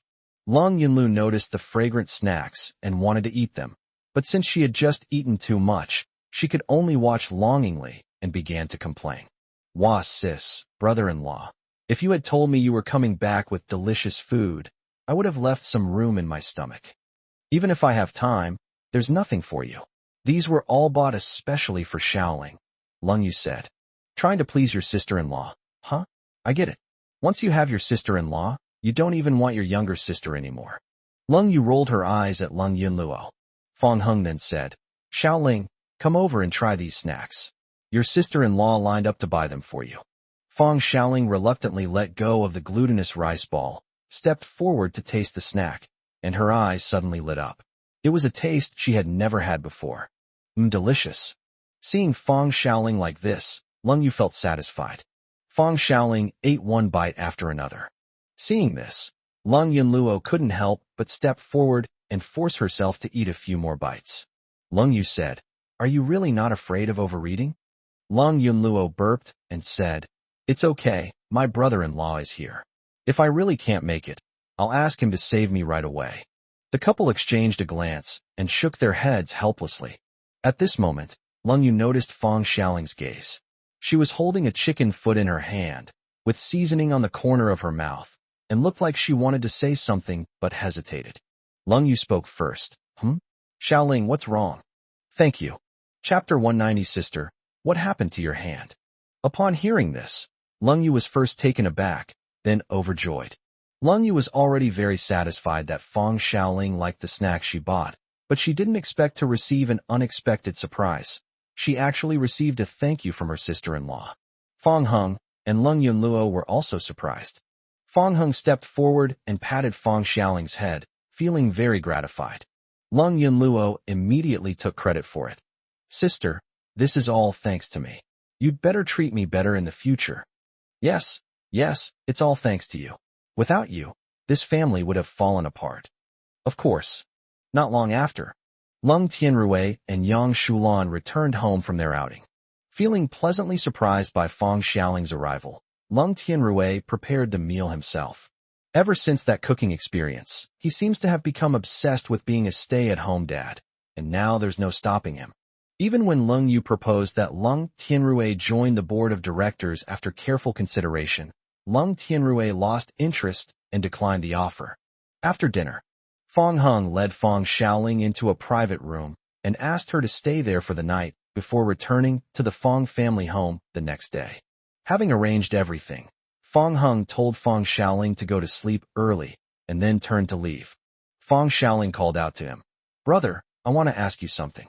Fong Hung stopped and turned around to ask, "What's wrong?" Fong Xiaoling seemed worried that someone might be overheard, so she lowered her voice and hesitated. "Someone told me that you've been chasing girls outside. Is that true?" "Oh." Fong Hung was stunned for a moment, and without even thinking, he guessed who the culprit was. "Did Lung Yunluo tell you that?" How did you know?" "That little girl is always stirring up trouble. She said this to your sister-in-law several times already." "That's good. I thought you really did those things." Fong Xiaoling breathed a sigh of relief, but then solemnly instructed, "You and your sister-in-law are married. You can't do anything to betray her, or I won't talk to you anymore. Fong Heng was taken aback for a moment, then smiled and nodded. Okay, I understand. He hadn't expected to hear the words sister-in-law from Fong Xiaoling so soon. Although she didn't say it in front of Lung Yu, it was still a big step forward. You should know that when they first met, Fong Xiaoling completely ignored Lung Yu and even called her that woman behind her back. After leaving the room, Fong Heng closed the door and walked towards his own room. On the way, I encountered Lung Yunluo coming out of her room. Fong Heng glanced at her, and the girl shrank back guiltily. Fong Heng returned to his room. At this moment, Lung Yu had just finished showering and was sitting at her computer desk in loose pajamas, looking at the information on her laptop. Fong Heng stepped forward, bent down, gently rested his chin on her shoulder, and looked down at her, unable to help but exclaim in admiration. My wife has a great figure. Lung Yu didn't turn her head, still staring intently at the computer screen, her hands typing on the keyboard. Your eyeballs are about to pop out, aren't they? Hee, not yet. Fong Heng pinched her, causing Lung Yu to frown slightly. Stop fooling around. Go take a shower first. No rush. I have some good news to share with you. What good news? Fong Heng told Lung Yu everything that had just happened. When Lung Yu learned that Fong Xiaoling not only spoke up for her, but also called her sister-in-law, she was overjoyed. She said, that's great. If I keep working hard, the day when Xiaoling calls me sister-in-law to my face shouldn't be far off. Yes. Lung Yu pushed away Fong Heng's restless hand, patted his palm, and said resentfully, you're still yes. Go take a shower. You smell all sweaty and don't smell good at all. Oh no, our feelings have faded. It hasn't been that long, and he's already starting to dislike me. Fong Heng reached out again as he spoke, but before he could succeed, he was slapped by Lung Yu. He had no choice but to take a shower. When he came out of the bathroom, he saw that Lung Yu had finished her work and was now sitting on the bed, sending a voice message to Su Mu on her phone. Fong Heng dried his hair with a hairdryer and had just lain down on the bed when Lung Yu took the initiative to hug him, buried her face in his neck and sniffed him deeply, even opening her mouth to gently bite him. I think I've encountered a vampire. Lung Yu gave a haughty snort, and her phone chimed with another message. She turned over, leaning against Fong Heng's chest, typing a reply to a message with one hand while the other hand remained under the covers. Fong Heng wanted to watch some videos, but he couldn't concentrate at all. He had no choice but to grab Lung Yu's fair wrist. If your little hands don't behave, I'm going to punish you. I learned it from you. Lung Yu tilted her head back confidently, seemingly unafraid at all.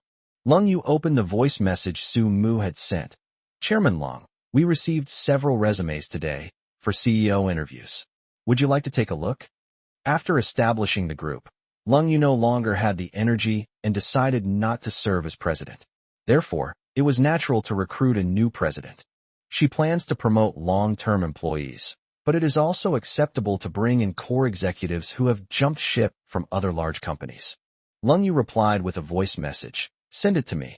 I'll take a quick look first. You probably won't be able to watch it tonight, Fong Heng said. Lung Yu looked at Fong Heng in confusion. Before she could react, he snatched her phone and threw it aside, and then Fong Heng's large hand grasped hers. The next day, Fong Heng received Fong Ruoqing's message and personally escorted Fong Xiaoling downstairs. In the living room, seeing Lung Yu shaking her hand and moving her wrist from time to time, Lung Yunluo couldn't help but ask, Sister, what's wrong with your hand? Lung Yu said somewhat awkwardly. It's nothing. I just typed too much last night, and my hand isn't feeling too good. Oh, Lung Yunluo didn't take it seriously and continued eating the snacks she had tricked Fong Xiaoling out of, while Tang Yuan was eating cat food at her feet. At the same time, at the foot of the building, Fong Ruoqing watched from afar as the brother and sister walked towards her. She opened the car door, got out of the Rolls Royce, and went to greet her. When she reached him, Fong Ruoqing stood on tiptoe, wanting to touch Fong Heng's head. Oh my, little brother, you're so tall. Sister Ruoqing, I'm leaving Xiaoling with you. Please be careful on your way back. Fong Heng spoke a few more words to Fong Xiaoling, then turned around and went back to the building. Fong Ruoqing was overjoyed to hear Fong Heng call her sister, which made Fong Xiaoling mutter, brother complex. Fong Ruoqing coughed lightly, then hugged Fong Xiaoling tightly, saying, How could that be? My favorite is of course my little Linger sister. Chapter 191 Beauty is in the eye of the beholder. Half a month later, Yuhan Group was officially established, and in addition to the original team, it also brought in many capable newcomers.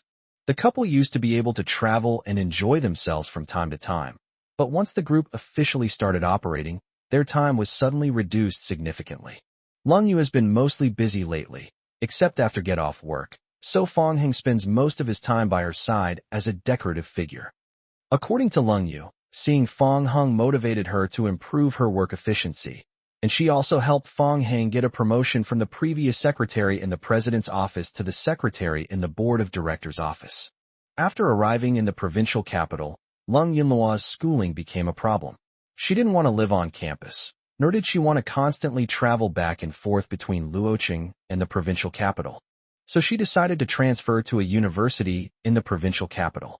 The process wasn't too difficult. First, as an international student, her grades were already quite good. Second, Luoqing University wasn't bad either. Of course, the most important thing was that Fong Ruoqing personally contacted the university president. Regarding the investigation into the person who poisoned him, Fong Zun's side made little progress. Of course, Fong Heng was not idle either. He searched through the information of famous doctors in the provincial capital, but could not find anyone who matched the characteristics of having squinty eyes and scars on his eyebrows. That evening, near the end of the workday, the autumn wind was bleak outside the window, and it was already getting dark. Fong Heng turned around and found Lung Yu still focused on her work. With nothing else to do, he decided to go downstairs to buy some treats to feed her. As Fong Heng left the board office, the staff members on the way greeted him with nods. Most of the older staff knew about his relationship with Lung Yu, and the newer staff knew that he was the secretary of the board office, so they were all very polite to him. After taking the elevator downstairs, Fong Heng went to the area that specializes in selling food. He frequented this area, and some of the owners and staff were already familiar with him. At this moment, Fong Heng was buying takoyaki at a stall. A baby-faced shop assistant wearing a red baseball cap and a high ponytail, who wasn't very tall, smiled at Fong Heng with a slightly tired expression. "Handsome, you've come downstairs to buy food again." Fong Heng nodded, scanned the code to pay, and said, "You're working part-time at this stall again?" Fong Heng had a strong impression of this baby-faced girl. He would always run into her when he came downstairs to buy food, and sometimes the stalls he encountered were different. "I remember running into him at a barbecue stand last time, but today I ran into him at a takoyaki stand." The baby-faced girl said, "Yes, here you go, the takoyaki you wanted." After Fong Heng took it, he first tasted it for Lung Yu and thought it tasted good, so he tied it up and prepared to go find other delicacies. Just then, a voice came from the side. "Dandan, I'm here." Fong Heng felt the voice sounded familiar, and when he turned around, he was surprised to find that it was Qin Feixiang, his college roommate who shared a bunk bed with him. Qi Dandan looked up at Qin Feixiang and said, "Why did you come over right after get off work? You should have eaten first and then come to see me." Qin Feixiang scratched his head and chuckled. "No rush, I want to have dinner with you." During their conversation, Qi Dandan noticed Fong Heng, who was standing there in a daze. She asked in confusion, "Hey handsome, what's wrong? Is there something wrong with the takoyaki I made?" "No," Fong Heng said, pointing at Qin Feixiang.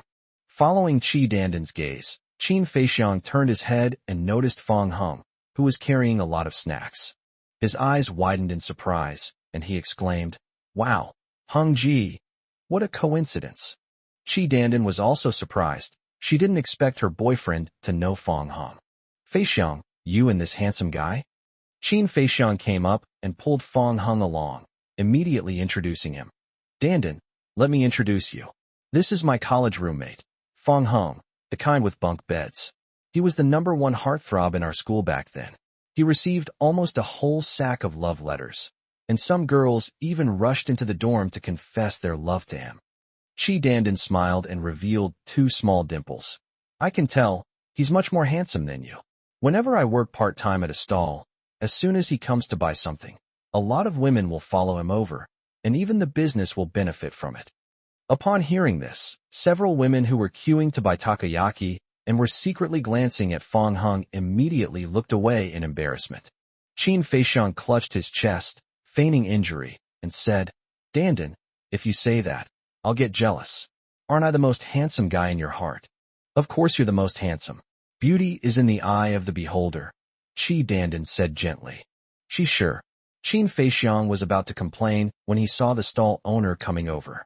In order not to disturb Qi Dandan's work, he and Fong Hung found a place to sit down nearby. Fong Hung glanced at Qi Dandan, then at Qin Feixiang, and said, They're quite a good match. When did you start dating? When I first met Qin Feixiang, this guy was always talking about lolas, young girls, and now he's found a legitimate girlfriend. I met an online friend a long time ago, and we recently met in person and started dating. The one we were talking about in freshman year? You still remember this? Qin Feixiang asked in surprise. When you were chatting on your phone, you were laughing like an idiot in bed, rolling around in the blanket. I bet none of us in the dorm will ever forget that. Fong Hung said, When I come here to buy things, I always see your girlfriend. It seems like she works many jobs. Qin Feixiang nodded, his expression slightly heavy. Dandan's family is not well off. Her mother is not mentally stable, so she is the only one who earns money to support the family. It is very hard for her. She was afraid of being a burden to me, so she did not agree to date me. It took me a lot of effort to win her over. Fong Hung remained silent for a moment. He had a good relationship with Qin Feixiang, and he should help him if he could. If you need any help, just let me know. Thank you for your kindness, Hung, but I want to get through this difficult time with Dandan. If I really can't hold on any longer, I'll come to you. Okay, don't force yourself. During his 4 years at university, Fong Hing got to know Qin Feixiang. Putting aside his jokes, this was his true nature when he was serious. In the past, when he didn't have enough money for living expenses, he would rather go hungry than ask to borrow money. The two chatted for a while longer, and seeing that it was almost time, Fong Hung prepared to go back to find Lung Yu. Qin Feixiang stood up and said, Brother Hung, I saw that your wife's company has moved to the provincial capital. Does that mean you'll all be working in the provincial capital from now on? Yes, I've settled down here. When you have time, I'll bring Dandan, and you bring your sister-in-law. Let's have a meal together. It's been a while since we last saw each other at the class reunion. Okay. Fong Hung nodded to Qi Dandan, who was looking this way, and then returned to his office with the young couple. At this moment, Lung Yu had just ended a video call with her business partner. Fong Hung leaned closer, waved a fragrant snack in front of her, and said, Baby, do you want some? Chapter 192, I've decided to be your friend. Lung Yu's stomach churned instantly, and she reached out to take it with one hand, but Fong Hung suddenly dodged it again. If you want it, just call me husband. Lung Yu put down her mouse and looked at him resentfully. Secretary Fong, you were flirting with the chairman during work hours, weren't you? I haven't even questioned your unexcused absence yet. Fong Hung leaned down and kissed her alluring cherry-red lips, raising an eyebrow. How are you going to investigate? Fire me. Dream on. Tomorrow I'll find a rope, tie you up, and make sure you can't go anywhere. Hiss. Bondage play. Baby, you're getting more and more creative. After Fong Hung finished teasing Lung Yu, he put the snacks on the desk, and the couple started eating. During this time, Sumu walked into the office, and Lung Yu also gave her some. While carefully eating the piping hot takoyaki, Sumu secretly glanced at Fong Hung and Lung Yu chatting and laughing across from her. Thinking that it would be great if this couple could film a sweet romance drama, she would definitely binge watch it. At the same time, university in the provincial capital. After finishing her last class, Lung Yunluo packed her things and prepared to go home. A boy with an afro stopped her and said, Lung Yunluo, are you free? You just transferred here not long ago, so you probably don't know your classmates well yet. I've booked a restaurant, so take this opportunity to get to know everyone and strengthen your relationships tonight. From the very first day Lung Yunluo transferred schools, Shen Jingye frequently tried to curry favor with her, his purpose being quite obvious. Brother Fu, you've booked an entire restaurant. That's incredible. No, I'm poor too. Despite saying that, Shen Jingye deliberately showed off the Patek Philippe watch worth hundreds of thousands of yuan on his wrist. Lung Yunlu sized up Shen Jingye. His afro looked like a bird's nest, making him look immature. He claimed to be poor but deliberately flaunted his wealth, which was too hypocritical. He wasn't as tall as his brother-in-law, nor was he as handsome. Eliminated.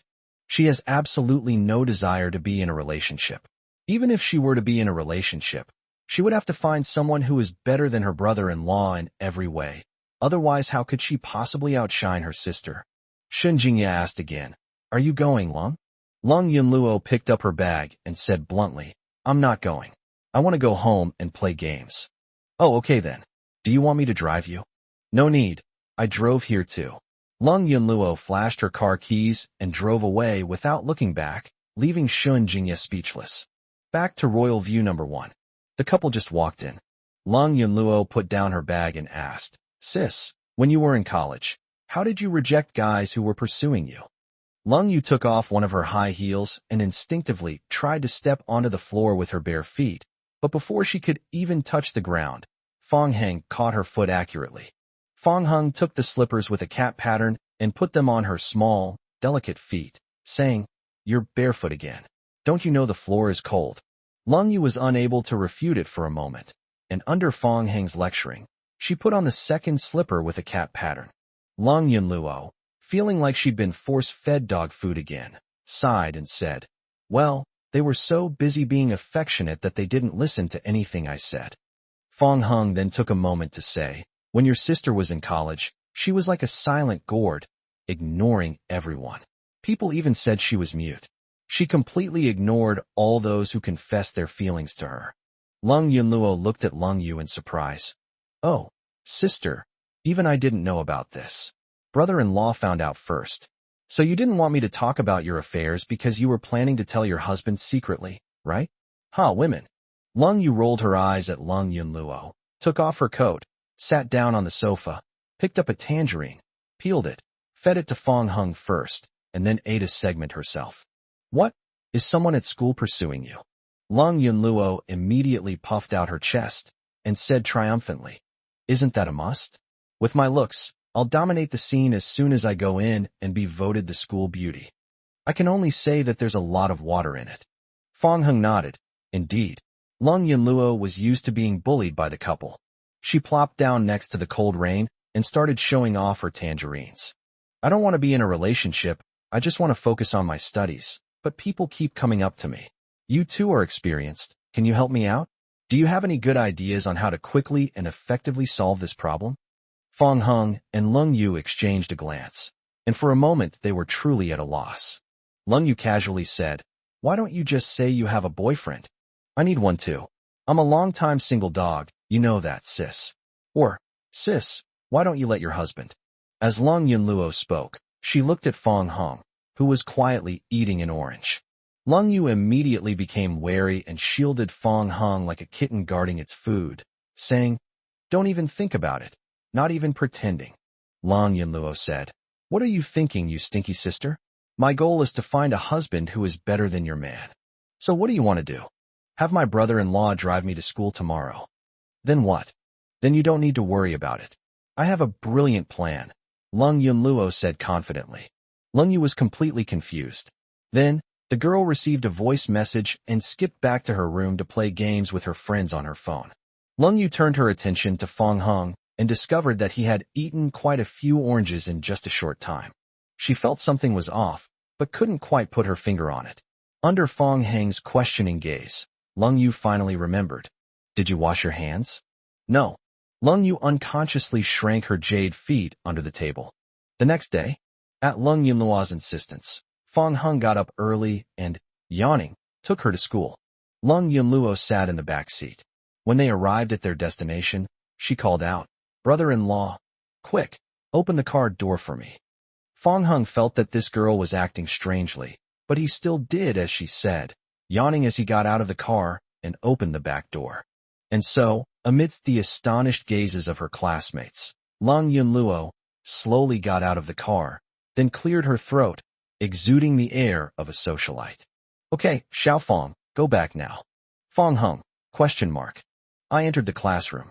The news had spread after just one class period.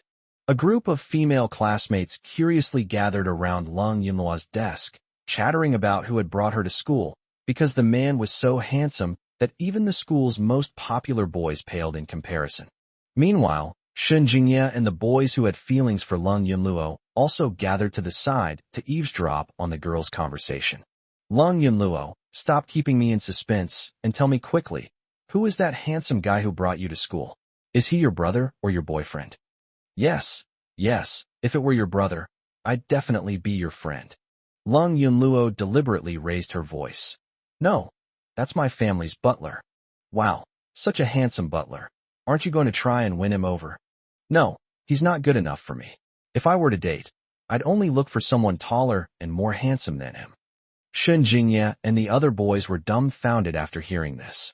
Chapter 193, I'll warm you up. Shen Jingye and the other boys felt that Lung Yunluo's requirements were ridiculously high. That butler was simply outstanding. Putting aside his height, his looks alone far surpassed theirs.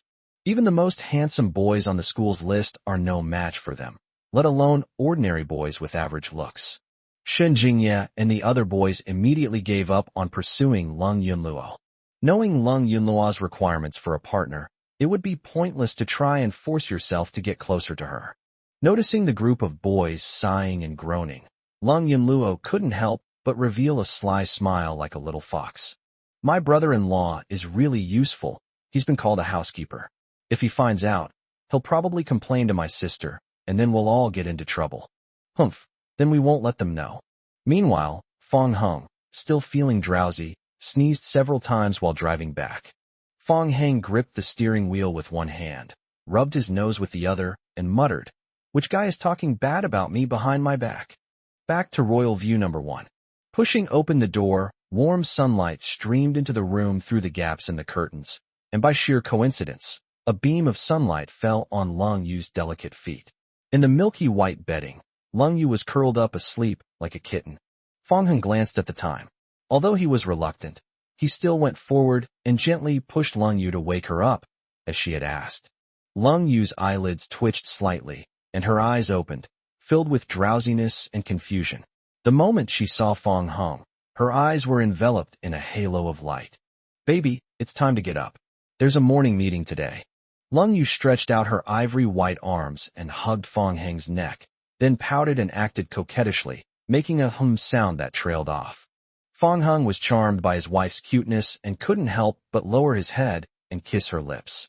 Lung Yu was also sobered up a bit because of this, but her voice was still lazy and soft. "Has the sun risen in the west? Why are you up so early today?" Lung Yu usually gets up first to go to work, while Fong Heng usually sleeps until he naturally wakes up before dawdling and going to work at the group company. Therefore, today's situation can be considered a supernatural phenomenon for Lung Yu. Fong Heng brushed a strand of soft hair from the corner of her mouth to the side, gently stroking her soft cheek with his cool hand, and shook his head helplessly, saying, "It's all because of Yunluo. She insisted that I take her to school. Your hands are so cold here, let me warm them up for you. I have another one too." Lung Yu held Fong Heng's hands and put them in the quilt to warm them up, while also recalling what happened last night. She suddenly perked up and asked, "That brat didn't ask you to pretend to be her boyfriend, did she?" "No, he probably just thought of me as a driver or something. Next week, I'll just cut her allowance in half." Fong Heng laughed heartily. Lung Yu got up, washed up, dressed, and prepared to go to work. She turned to look at Fong Heng and asked, "When are you coming to the company to keep me company?" "I don't know. Let me take a nap first." Lung Yu waved to Fong Heng, signaling him to come over. When he arrived, she suddenly pinned him against the door, stood on tiptoe, and forcefully kissed him, pulling on his tie, before finally stopping. Fong Heng spat and said, "You scoundrel." A smug look appeared on Lung Yu's beautiful face. She opened the door, waved her hand, and said, "I'm off to earn money to support my family." After Lung Yu left, Fong Heng took off his clothes and was about to go to sleep when he suddenly received a call from Fong Zun. "Come over here. I have some documents to give you." The father and son didn't exchange many words. They exchanged just a few simple sentences, like superiors and subordinates at work, and then ended the call. Fong Heng put on the clothes he had just taken off, grabbed the car keys from the bedside table, and went out again. As autumn fades into winter, despite the warm sunshine of early spring, a chill still lingers in the air, making it feel like needles are pricking your nasal cavity when you breathe it in. Fong Hung drove his Mercedes-Benz G-Class out of the underground parking garage of Yujing No. 1 and quickly headed to the Fong family home. The mysterious and secluded Fong family manor still has a group of fully armed personnel guarding the inspection-free passage. This time, Fong Hung didn't drive Fong Ruoqing's Rolls-Royce Phantom. He thought he would be stopped and only allowed to pass after confirming it was him. However, as soon as the car drove in, the barrier automatically rose, and the guards even saluted him respectfully. It seems that Fong Guanyuan entered him into the system last time, but it is also possible that Fong Zun gave the order in advance. Following the directions, Hung parked his car in front of a mansion. Fong Guanyuan personally greeted Fong Hung at the door. "Young master, you've arrived. Please come in." "Dad, don't be so formal." Fong Guanyuan sighed helplessly and even stomped his foot. "Oh dear, my little darling. Why are you still calling me Dad? Your real father will be jealous if he finds out." No sooner had he finished speaking than a cough came from the second-floor balcony. Looking up, Fong Zun, dressed in a Zhongshan suit, stood with his hands behind his back, his face expressionless and his emotions unreadable. Fong Guanyuan was stunned for a moment, then looked at Fong Hung and smiled bitterly, as if to say, "Now look what happened. Your own father caught you red-handed." Fong Hung said, "Dad, there's no need to see me off. You can go and take care of your own business." All right, young master, you talk to the master. I'll stay outside." Fong Guanyuan seemed to have grasped at a straw, and under Fong Zun's watchful gaze, he ran out the door. A moment later, Fong Hung also entered the room. There were servants in the room, who smiled when they saw Fong Hung and said, "Greetings, young master." Fong Hung nodded in acknowledgement, then went up the spiral staircase to the second floor, passed through the living room, and headed to the balcony. Fong Zun kept his hands behind his back, as if enjoying the warm sunshine, until Fong Hung walked up behind him. Then he slowly turned around. He looked at Fong Hung thoughtfully, pondered for a moment, and finally said to the servant, "Bring me my coat, and put it on the young master. I'm not cold." Despite saying that, the servant still came over and helped Fong Hung put Fong Zun's coat on him. Fong Zun waved for the servants to leave, then turned around, leaving Fong Hung with only his back to him, and said, "Don't call me by the wrong name again." Fong Hung said, "Didn't you say you were going to give me the information?" Fong Zun turned around again, looked at Fong Hung as if he wanted to say something but hesitated, and then took a file bag from the living room and handed it to him. Fong Hung opened it and found the information inside. There were 5 people who matched the characteristics he described: scars on their eyebrows, small eyes, and squinty eyes when they smiled. The records were incredibly detailed, as if they had been detected by a clairvoyant eye. However, of the 5 old men, only one was a medical professional. Chapter 194: Fong Family Daughter-in-Law. Seeing that Fong Hung had finished reading the documents and closed the file bag, Fong Zun suggested, "I can order someone to take them into custody right now." He spoke in a consultative tone, implying that he was asking for Fong Hung's opinion. After thinking it over, Fong Hung felt it was inappropriate and shook his head. "This would easily alert the enemy. Let's not act rashly. Let me investigate personally." The fact that the person could administer poison so quietly meant that Fong Hung was certain they possessed exceptional medical skills, and it would be best for him to personally contact them. Fong Zun knew that Fong Hung's medical skills were extraordinary. After all, he had cured Fong Xiaoling's leg injury, but he was still a little worried. "I will send a few people to protect you secretly." "No need. I can manage on my own." If someone really was following him, Fong Hung felt strange even being intimate with Lung Yu, not to mention that he didn't think anyone could really do anything to him. Seeing Fong Hung's insistence, Fong Zun had no choice but to give up. "If there's nothing else, I'll head back now." Fong Hung tucked the file bag into his pocket. Fong Zun nodded. "I'll take you." The father and son left the mansion and encountered Fong Guanyuan, who had just returned. Fong Guanyuan touched his nose and chuckled dryly, saying, "Young master, are you planning to go back?" Fong Guanyuan and Fong Zun exchanged a glance, and the latter immediately gave a warning look. Just then, Su Peiyuan returned from Grandma Fong's place. Upon seeing Fong Hung, she immediately greeted him with a smile and moved closer to him. "Hung, you're here. Come and pick something up." It cannot be proven that Su Peiyuan is the culprit at present, but out of politeness, Fang Heng still responded to Su Peiyuan. Su Peiyuan then said to Fang Zun, "Really, if you have something, why not just send someone to deliver it to Henger in person? Why make him make the trip himself?"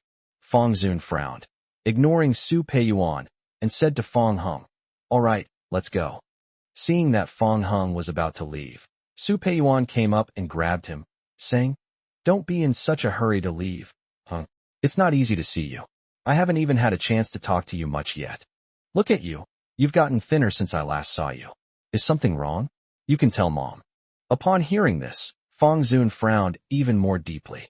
Fang Heng said indifferently, "I'm fine. That's good. I heard you got married. Bring that girl back when you have time so your father and I can meet her. After all, she's our Fang family's daughter-in-law." Fang Heng didn't want Lung Yu to get involved in these matters. He was hesitating about how to refuse Su Peiyuan when Fang Zun couldn't take it anymore and roughly pulled Su Peiyuan away. Su Peiyuan staggered and almost fell to the ground, then glared fiercely at Fang Zun. "What do you mean? You want to act like this in front of the children too?" Fang Zun sneered and gave Fang Guanyuan a look. Fang Guanyuan immediately moved closer to Fang Heng. "Young master, let's go quickly." Fang Heng glanced at the two of them again. Fang Zun's face was gloomy, while Su Peiyuan forced a smile at Fang Heng. Even after Fang Heng drove away, Fang Zun and Su Peiyuan remained frozen in place. Fang Heng did not leave the Fang family directly, but instead turned his car around and went to the residence where Fang Xiaoling lived. As he strode through the door, Lu's mother came out from inside. "Young master, you've arrived." "Good morning, Aunt Lu." After exchanging a few words with Aunt Lu, the two parted ways. Aunt Lu left the mansion, and Fang Heng went into his room. The scene in the bedroom startled Fang Heng. He saw his younger sister, Fang Xiaoling, hugging Fang Ruoqing. The two sisters were still sleeping in. Fang Heng couldn't suppress the smile on his lips. After watching for a while, he turned to leave, just as Fang Ruoqing woke up. "Hey, little brother, you're here," Fang Ruoqing said, sitting up in surprise. Fang Heng nodded. "I just came to take a look. You and Xiaoling can continue sleeping. You can sleep any time, but little brother, you can't come every day. Xiaoling was talking about you last night." Fang Ruoqing shook Fang Xiaoling awake, saying, "Wake up, look who's here." Fang Xiaoling was still half asleep. Her face was all scrunched up, and she was grumpy when she woke up. Upon seeing that it was Fang Heng, she was slightly taken aback, and then rushed off the bed barefoot. "Brother, I haven't seen you for several days. You've finally come to see me." Fang Heng gently stroked Fang Xiaoling's slightly disheveled hair and asked tenderly, "Have you been doing your rehabilitation and studying well these past few days?" "Yes, there are."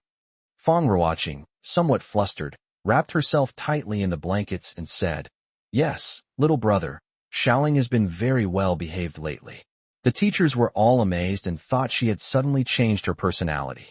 Fang Heng gently pinched his sister's cheek. "That's good, keep it up." "Then you must come to see me often," Fang Xiaoling said, tilting her head back. "Yes, I'll come whenever I have time. Don't go back on your word, or I'll get angry. I will not break my promise." Fang Heng stayed for a while longer before leaving the Fang family.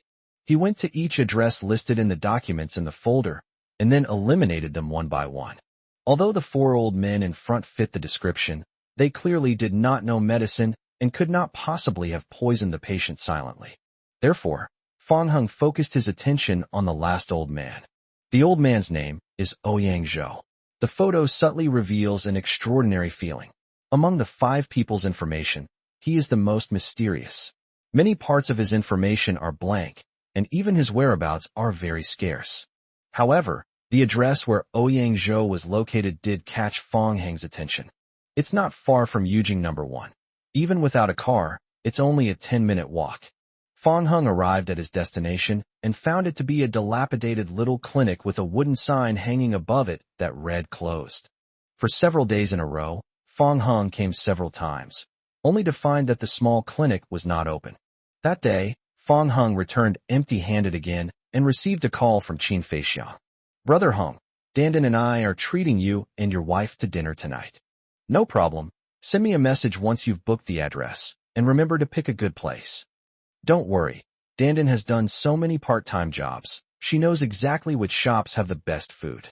After ending the call, Fong Hung put away his phone and returned to the building. Yuhing Group. Chairman's office. Lung Yu had just returned from a meeting when she discovered that Fong Hung was nowhere to be found. Just as she was about to go out to look for him, she saw him leisurely returning. Fong Hung closed the office door and said, "Oh, look how worried my baby is, so afraid I'll disappear. Where did you go? I'm going to buy you some food." "What about food?"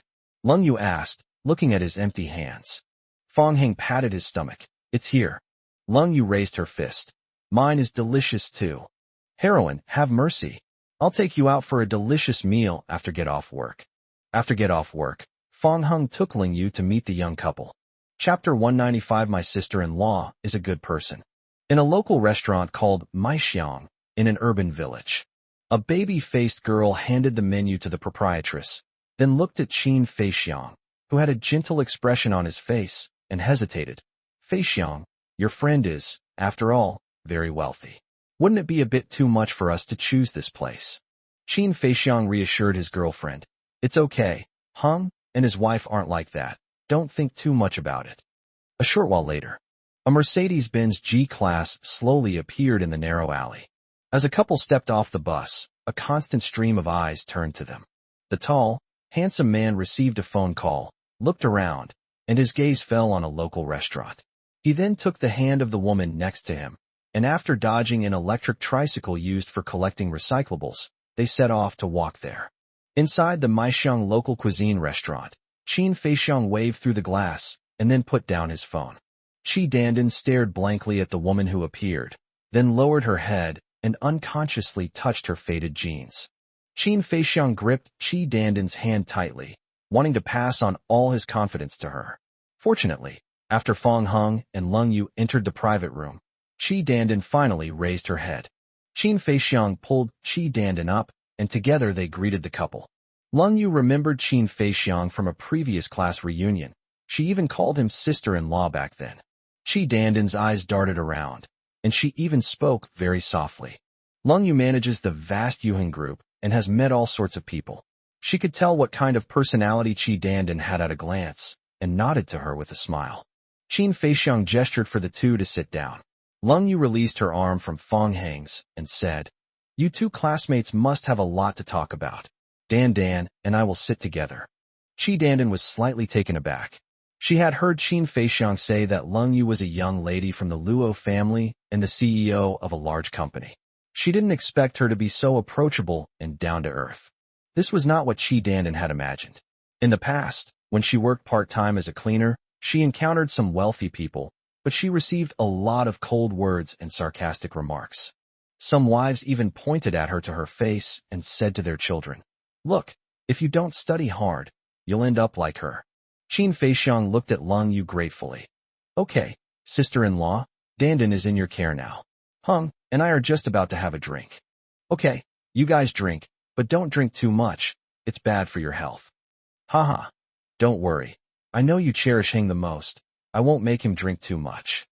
Despite saying that, once the food was served, Qin Feixiang kept drinking cup after cup, and Fong Hung, feeling embarrassed to keep the fish, could only bite the bullet and drink along with him. He could tell that Qin Feixiang was under a lot of pressure in his life and was drowning his sorrows in alcohol. Looking at the two women again, Lung Yu took the initiative to strike up a conversation, steer the topic to snacks, which was Qi Dandan's area of expertise. Qi Dandan gradually became less reserved, and eventually, Qi Dandan was tricked into offering to teach Lung Yu how to make snacks. They clinked glasses, laughed and chatted, and while a cold wind blew outside the window, the atmosphere inside was warm and joyful.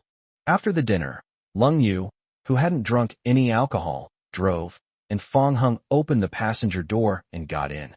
He rolled down the car window and said, "I almost forgot. Feixiang, call me when you wake up tomorrow. Maybe I can cure Auntie's illness." "Brother Hung, you also know medicine?"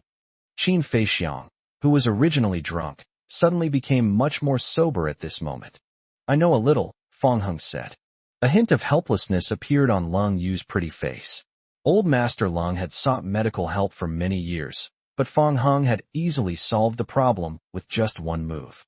If he really only had a smattering of knowledge, What about those famous doctors who were helpless? Qin Feixiang was shocked. He knew Fong Heng's character. Fong Heng would never easily get involved in things he wasn't sure of. In this way, Qi's mother's mental illness might actually be cured. Once Qi's mother recovers, Qi Dandan won't have to work so hard, and the two of them can start thinking about their future together.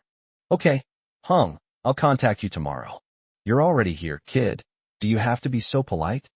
Qin Feixiang chuckled, and after seeing the couple off, he turned to Qi Dandan and asked her about her impression of Lung Yu.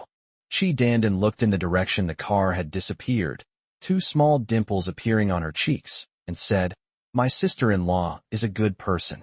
Qi Dandan felt very comfortable with Lung Yu. Although they were not on the same level, Lung Yu always spoke at the right time, without Qi Dandan having to think too much. However, Qi Dandan understood that there was more to this than met the eye, indicating that Lung Yu had completely seen through her and was intentionally guiding her. Otherwise, the conversation would have ended awkwardly long ago. On the way back, Fong Heng suddenly remembered that both Grandpa Lung and Grandpa Wang had personally witnessed the person who poisoned him. Instead of foolishly searching on our own, we should let Grandpa Wang and Grandpa Lung identify it first. So Fong Heng created a group and added the two of them to it, then sent them photos of the 5 people from the information Fong Zun had given him. Fong Heng, Grandpa Wang, Grandpa, look at these 5. Which one are the ones you met back then? Both old men are quite advanced in age, but their profile pictures are rather trendy. Grandpa Wang's profile picture is a fox, while Grandpa Lung's profile picture is a dog. Soon, a fox icon appeared in the chat box. Old Master Wang, Mr. Fong, this looks so familiar, it must be him. A short while later, the dog avatar also sent a message following Old Master Wang's. Old Master Lung, what nonsense. It's obviously not him. I think it's this guy. Old Master Wang. Old Man Lung, your memory is failing you. Old Master Lung, you old fool. Wang, you have such a bad memory. Fong Heng. The two old men started arguing as they were chatting. If it weren't for the phone screen separating them, Fong Heng felt they might have started pulling each other's beards. However, this narrowed down the search area, because one of the photos the two pointed out was Ouyang Zhou, whom Fong Heng had not seen for a long time. Fong Heng's intuition also told him that Ouyang Zhou was very likely the one who poisoned him. The next day, Fong Heng went to the small clinic as usual, but just like before, there was a wooden sign on the door that said closed. At that moment, Fong Heng received a call from Qin Feixiang.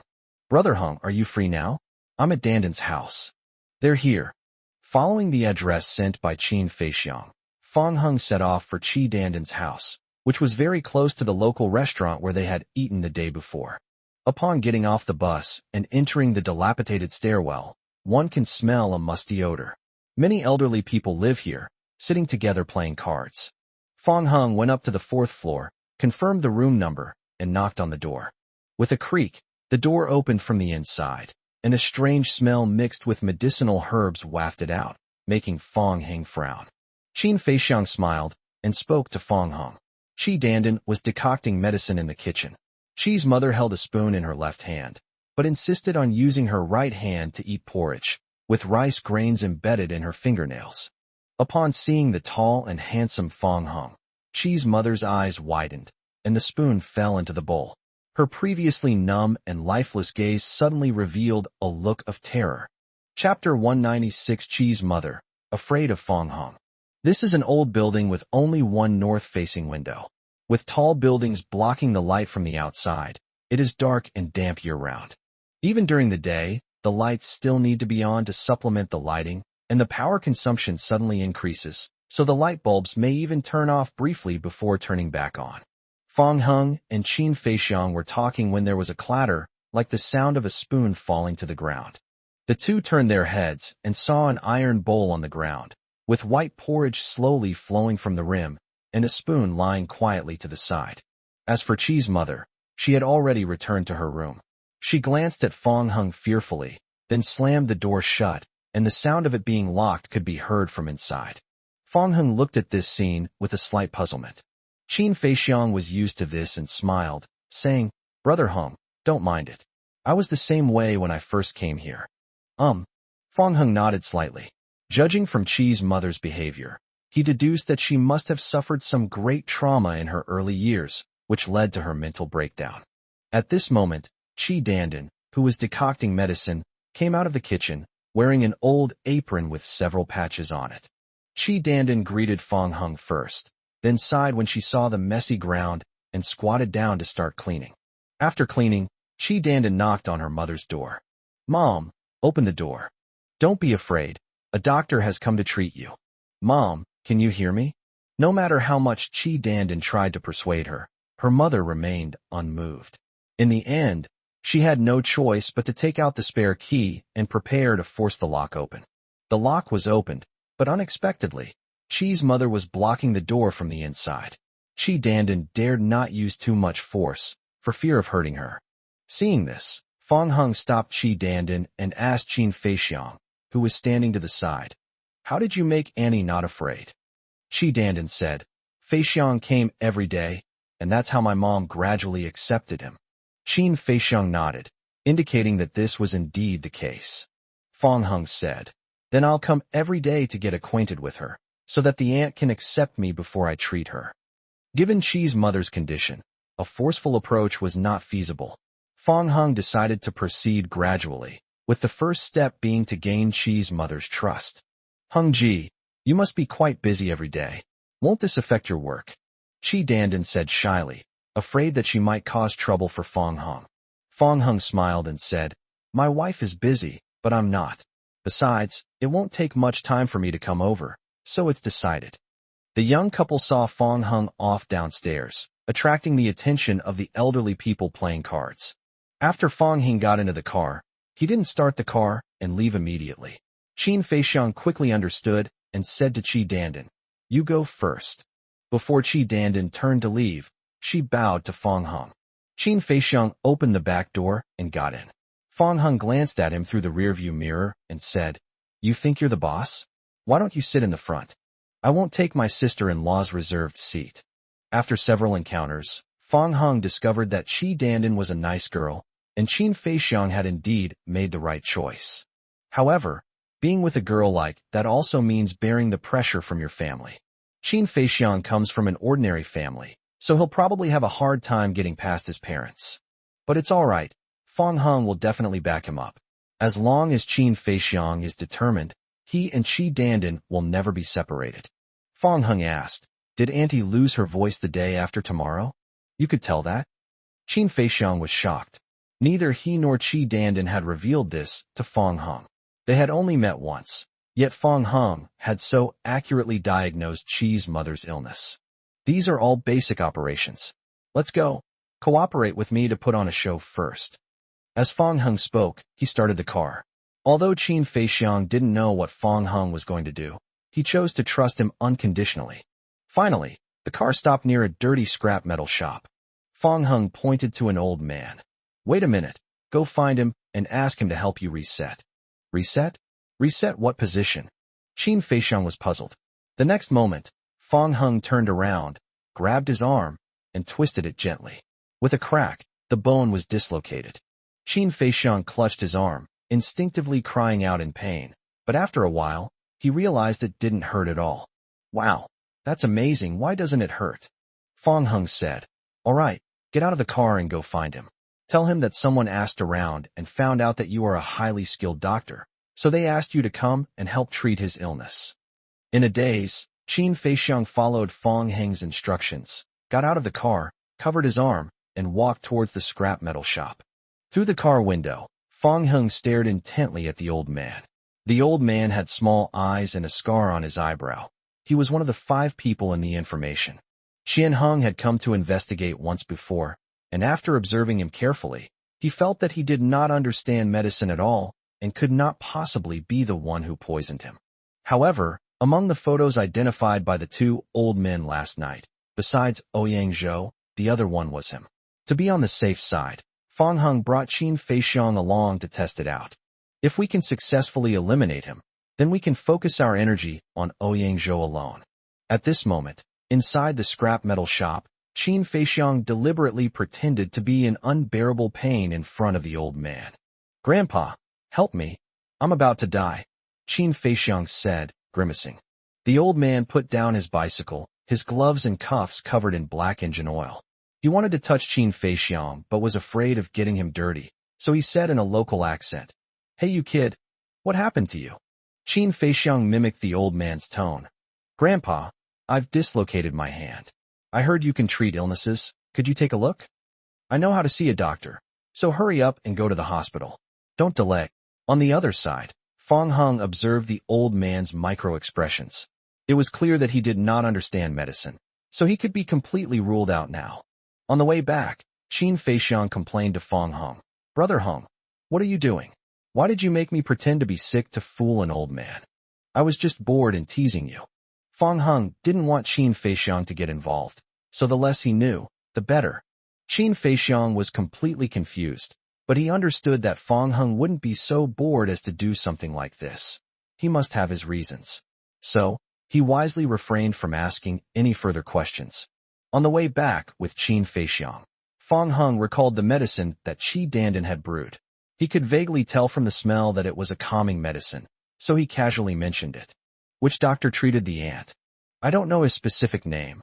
I only know that his surname is Ouyang, and that his small clinic is not far from Yujing number 1. "What's your surname?" "His surname is Ouyang." Fang Heng immediately perked up. Could it be that the person treating Qi's mother was none other than Ouyang Zhou, whom he had been searching for?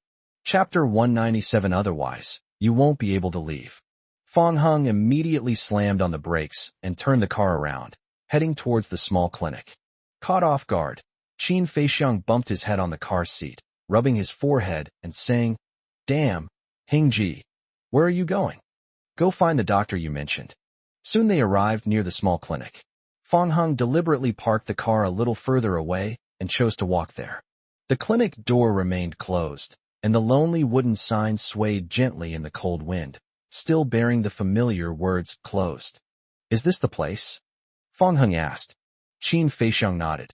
"That's right. Hey, Hengji, how did you know?"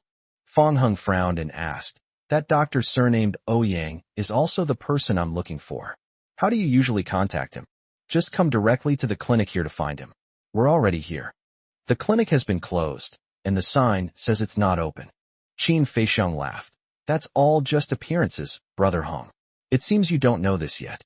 If it's listed as closed, you can still find Mr. Ouyang.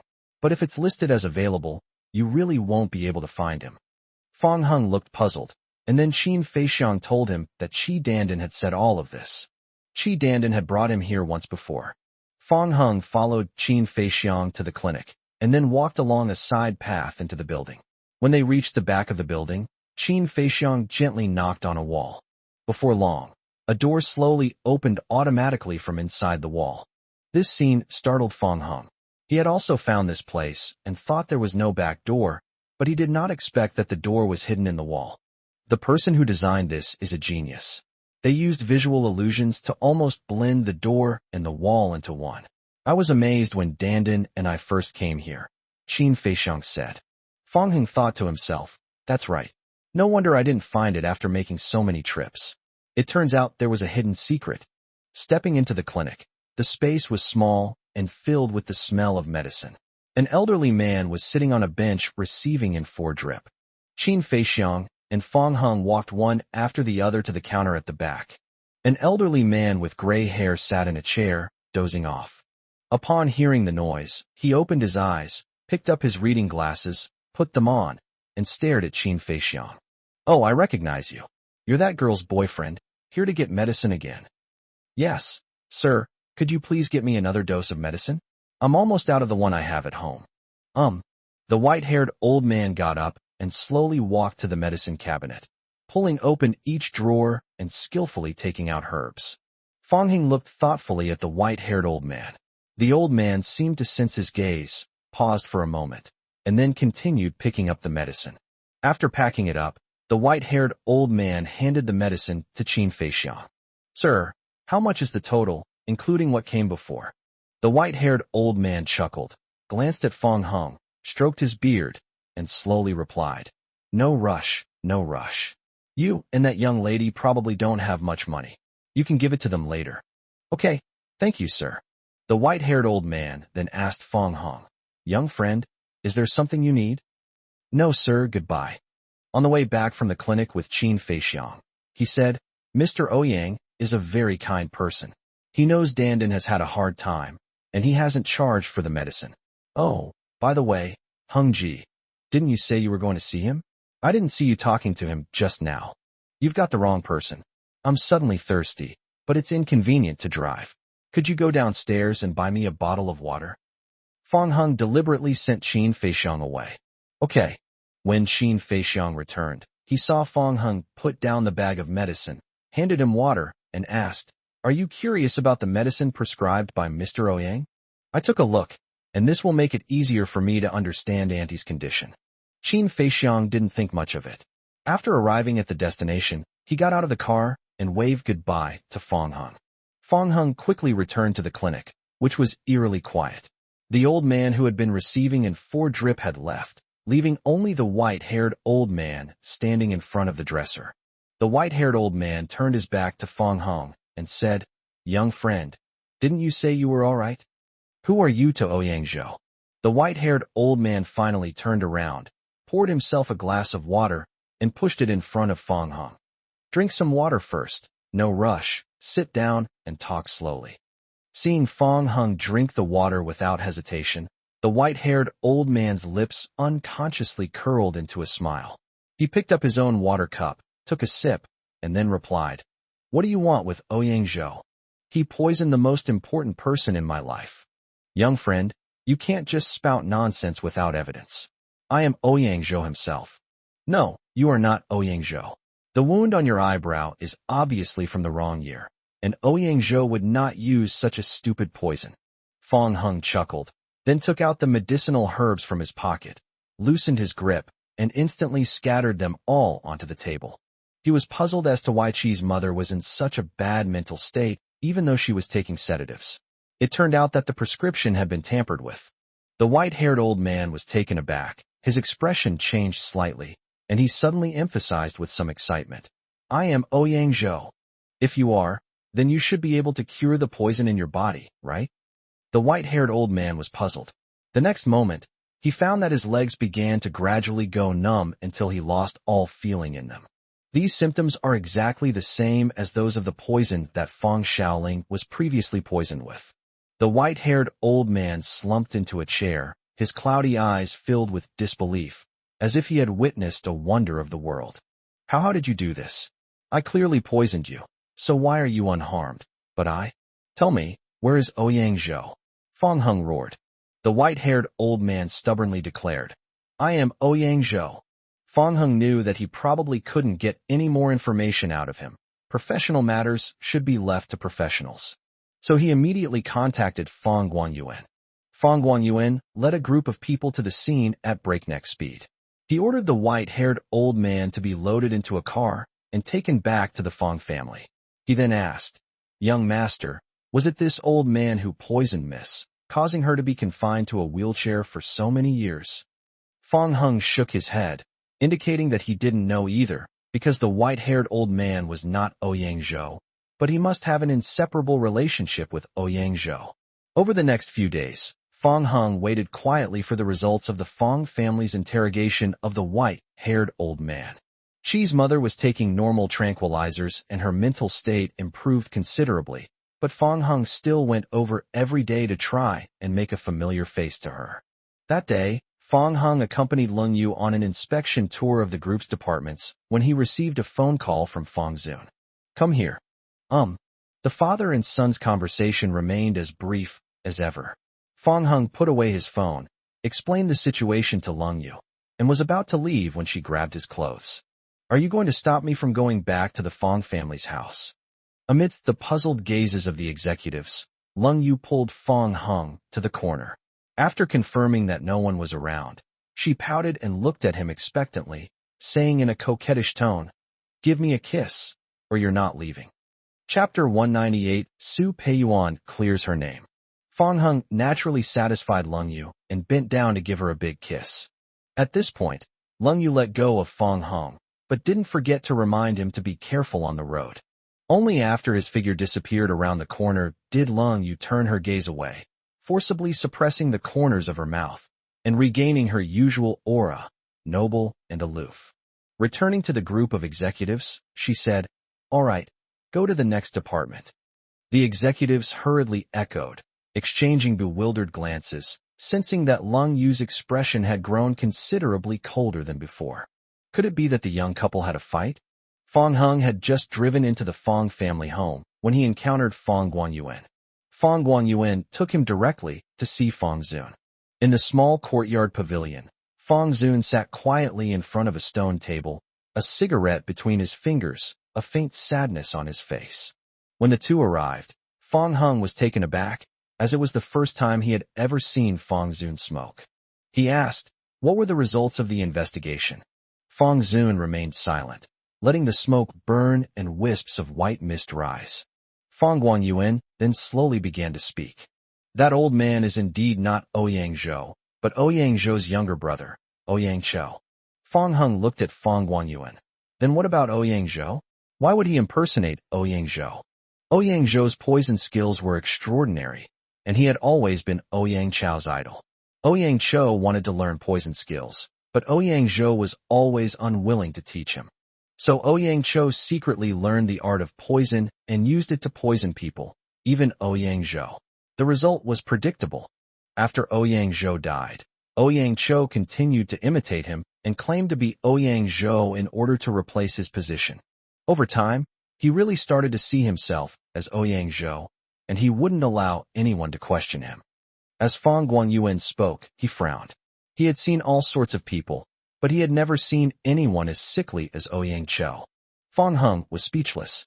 No wonder Ouyang Chou was so agitated back then. It seemed he had accidentally stepped on his tail. Which of the two brothers poisoned Shaoling? Ouyang Chou confessed that he was the one who administered the poison and that he was not instructed by anyone. In addition to Miss Linger, he also administered the same poison to two other people. Those two people were none other than Old Master Lung and Old Master Wang from back then. Fong Hung fell silent after hearing this, understanding why Fong Zun had acted this way. Since Ouyang Chou was not instructed by anyone, it means that Su Peiyuan has indirectly cleared herself of suspicion. Just then, Su Peiyuan appeared gracefully in the pavilion. She stepped forward and took the cigarette from Fong Zun's hand, then said gently, "It's fine if you smoke, but why do you have to smoke in front of the child? Hunger doesn't smoke. Be careful not to set a bad example for him."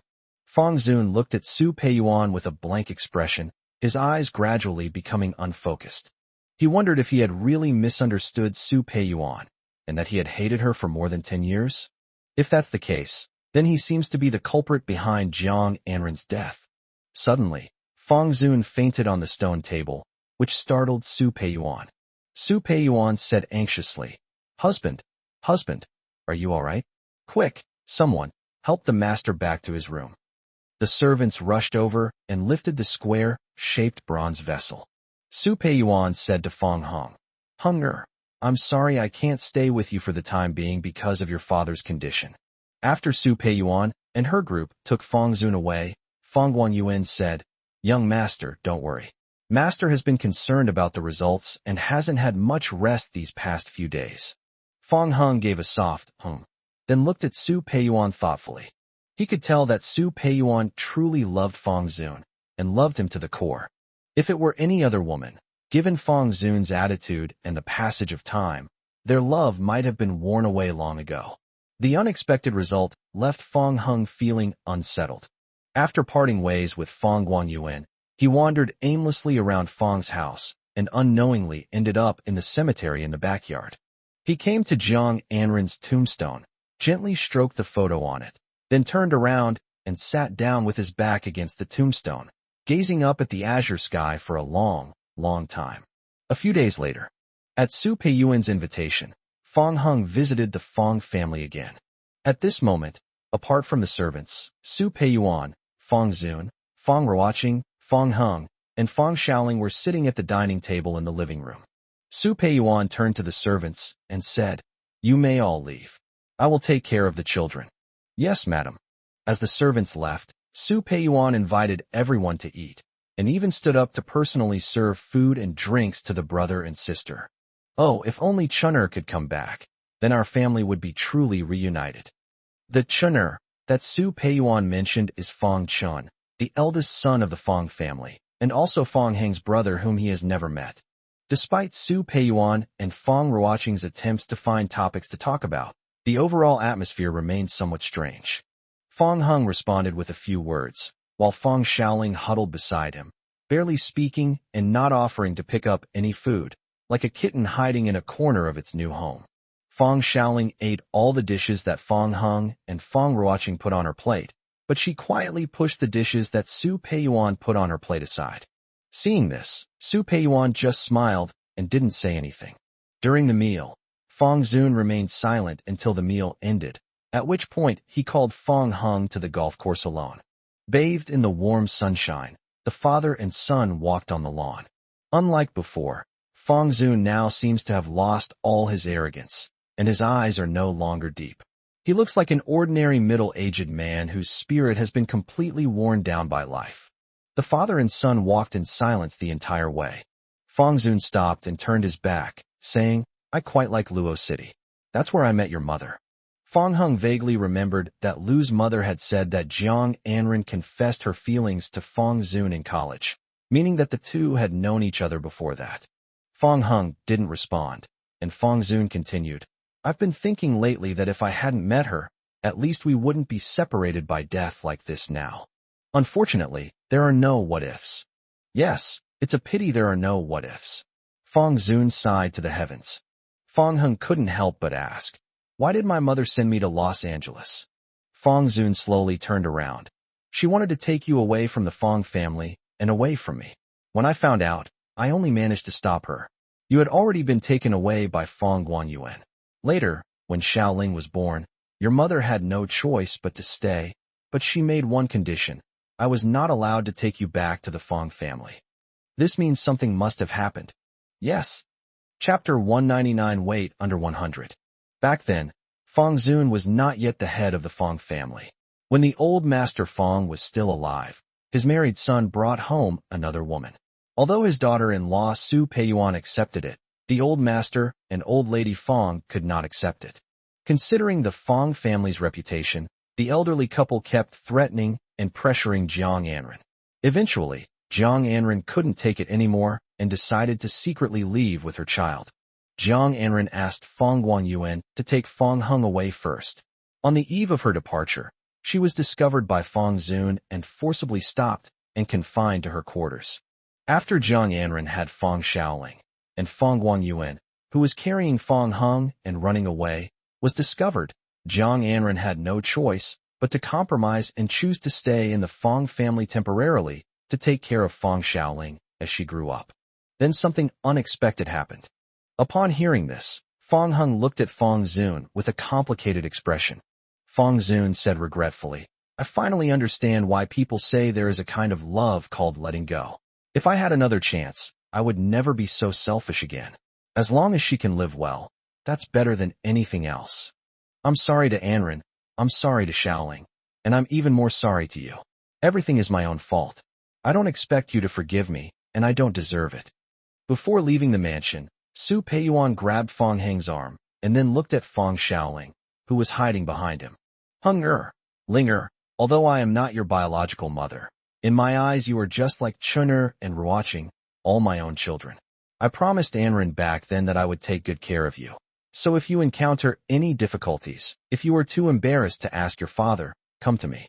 I will definitely not sit idly by. Fong Zun remained silent this time, simply smoking quietly to the side, but Su Peiyuan then took the cigarette away from him. Fong Heng nodded politely and left with Fong Xiaoling and Fong Ruoqing.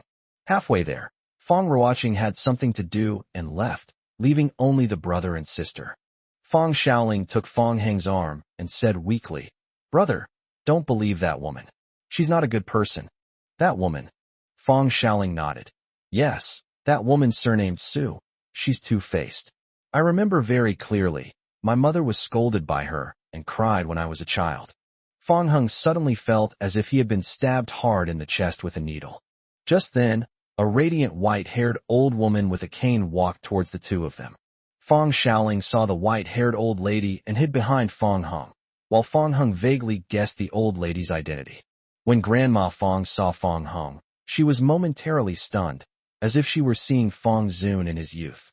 She stopped, withdrew her hand from the butler's support, sized up the brother and sister, and then snorted coldly, her tone harsh. "Two little bastards, don't they even know how to greet me?" Fong Xiaoling pursed her lips. In her eyes, old Madame Fong was much more terrifying than Su Peiyuan, so she didn't even dare to breathe loudly. Fong Hung recalled what Fong Zun had said. Back then, old Madame Fong had threatened his mother, Jiang Anren. Given that old Mrs. Fong had spoken rudely, he naturally wouldn't tolerate it. "Who are you?" Just as the butler was about to make the introductions, old Madame Fong stopped him, saying, "You've returned to the Fong family, and not only do you not come to see me, you don't even recognize me? Why should I get to know you? I am Fong Zun's mother, and your grandmother." "I'm sorry, I don't have a grandmother." "You?" Grandma Fong was furious, but Fong Hung ignored her and pulled Fong Xiaoling away. Grandma Fong, tapping her cane, was so angry she almost jumped up. "You little bastard, are you cursing me to die?" After walking a distance, Fong Xiaoling secretly glanced back and said with a smile, "Brother, you're too bold. No one in the entire Fong family dares to mess with her. Be careful you don't get beaten up." Fong Hung teased the little girl. "If someone really beats me up, I'll use you as a scapegoat." "Huh? How could you do this?" Fong Xiaoling pouted. After dropping Fong Xiaoling off at her residence, Fong Hung also drove away from the Fong family and returned to Yujing No. 1. Today is the weekend. Lung Yu rarely gets a day off from work, so she sits barefoot on the sofa, holding Tang Yuan in her arms. Nearby, Lung Yunluo was drinking milk tea. Fong Hung stepped forward, plopped down next to Lung Yu, took the fluffy, glutinous rice ball, and said, "Come on, let Daddy give you a hug too. Look at your mom. She won't listen to reason even in the dead of winter, and she's always barefoot. Come on, help Daddy beat her." Fong Hung grabbed Tang Yuan's little paws and patted Lung Yu's jade-like feet. Lung Yu shyly tried to put on her shoes, but he grabbed her and tucked her into his arms. "You only know to put on shoes now? Behave yourself and let me warm them up for you first." Beside her, Lung Yunluo frowned, unable to drink her milk tea any longer. "Ugh, brother-in-law, that's enough. The whole house smells like the stench of your and my sister's romance. Can't I even eat anything?" Fong Hung glanced at Lung Yunluo. "That's enough for you. You eat so much every day, you're getting fatter and fatter." Lung Yunluo revealed her little tiger teeth, looking cute and fierce. "You're the one who's fat like a pig. I'm very thin, okay? I don't even weigh 100 pounds, and my sister weighs more than me. I can't comment." Lung Yu smiled and said, "Although I weigh more than you, there's a saying.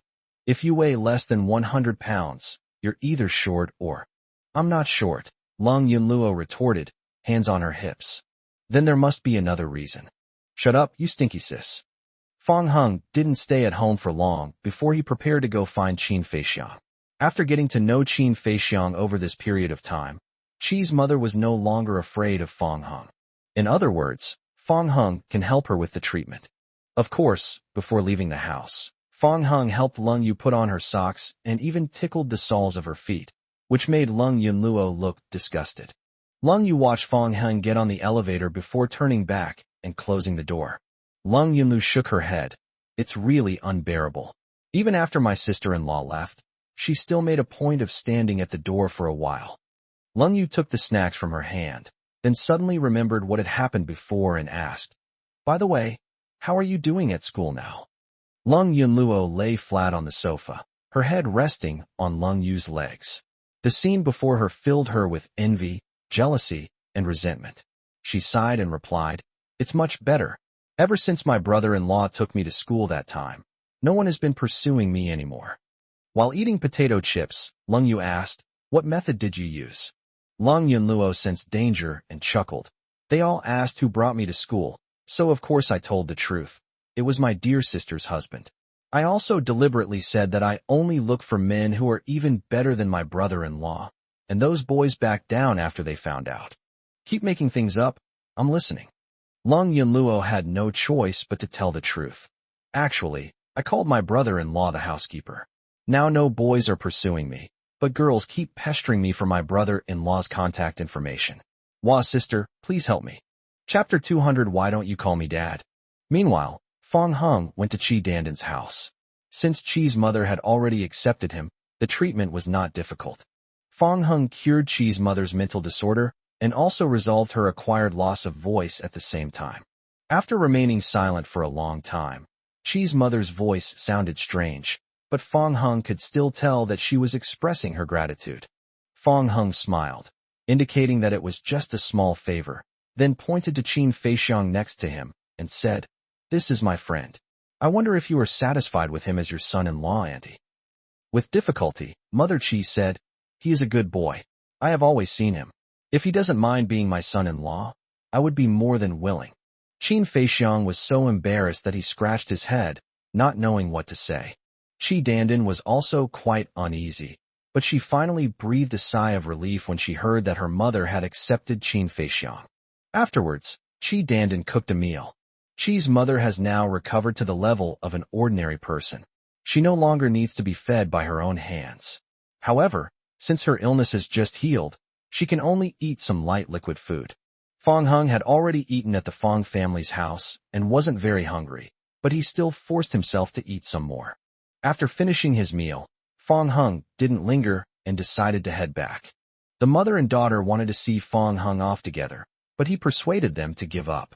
In the end, only Qin Feixiang and he went downstairs together. Qin Feixiang exclaimed in amazement, "Brother Hung, you are amazing. You cured my mother-in-law's illness in one go. Even famous doctors couldn't do that."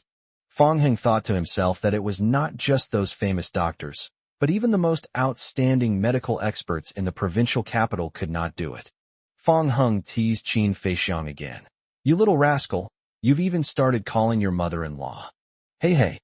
On the other side, Chi's mother looked at Chi Danden, hesitated for a moment, and finally asked, "Danden, was that doctor's surname Fong?" Chi Danden was cleaning when she took a break to wipe her sweat and nodded. "Yes, Mom. He and Feixiang were college classmates. His name is Fong Hung." Upon hearing that it was indeed similar to her guess, Chi's mother's heart suddenly skipped a beat, as if she had recalled some unpleasant memories. Her head suddenly started to ache again, and she even gasped for breath.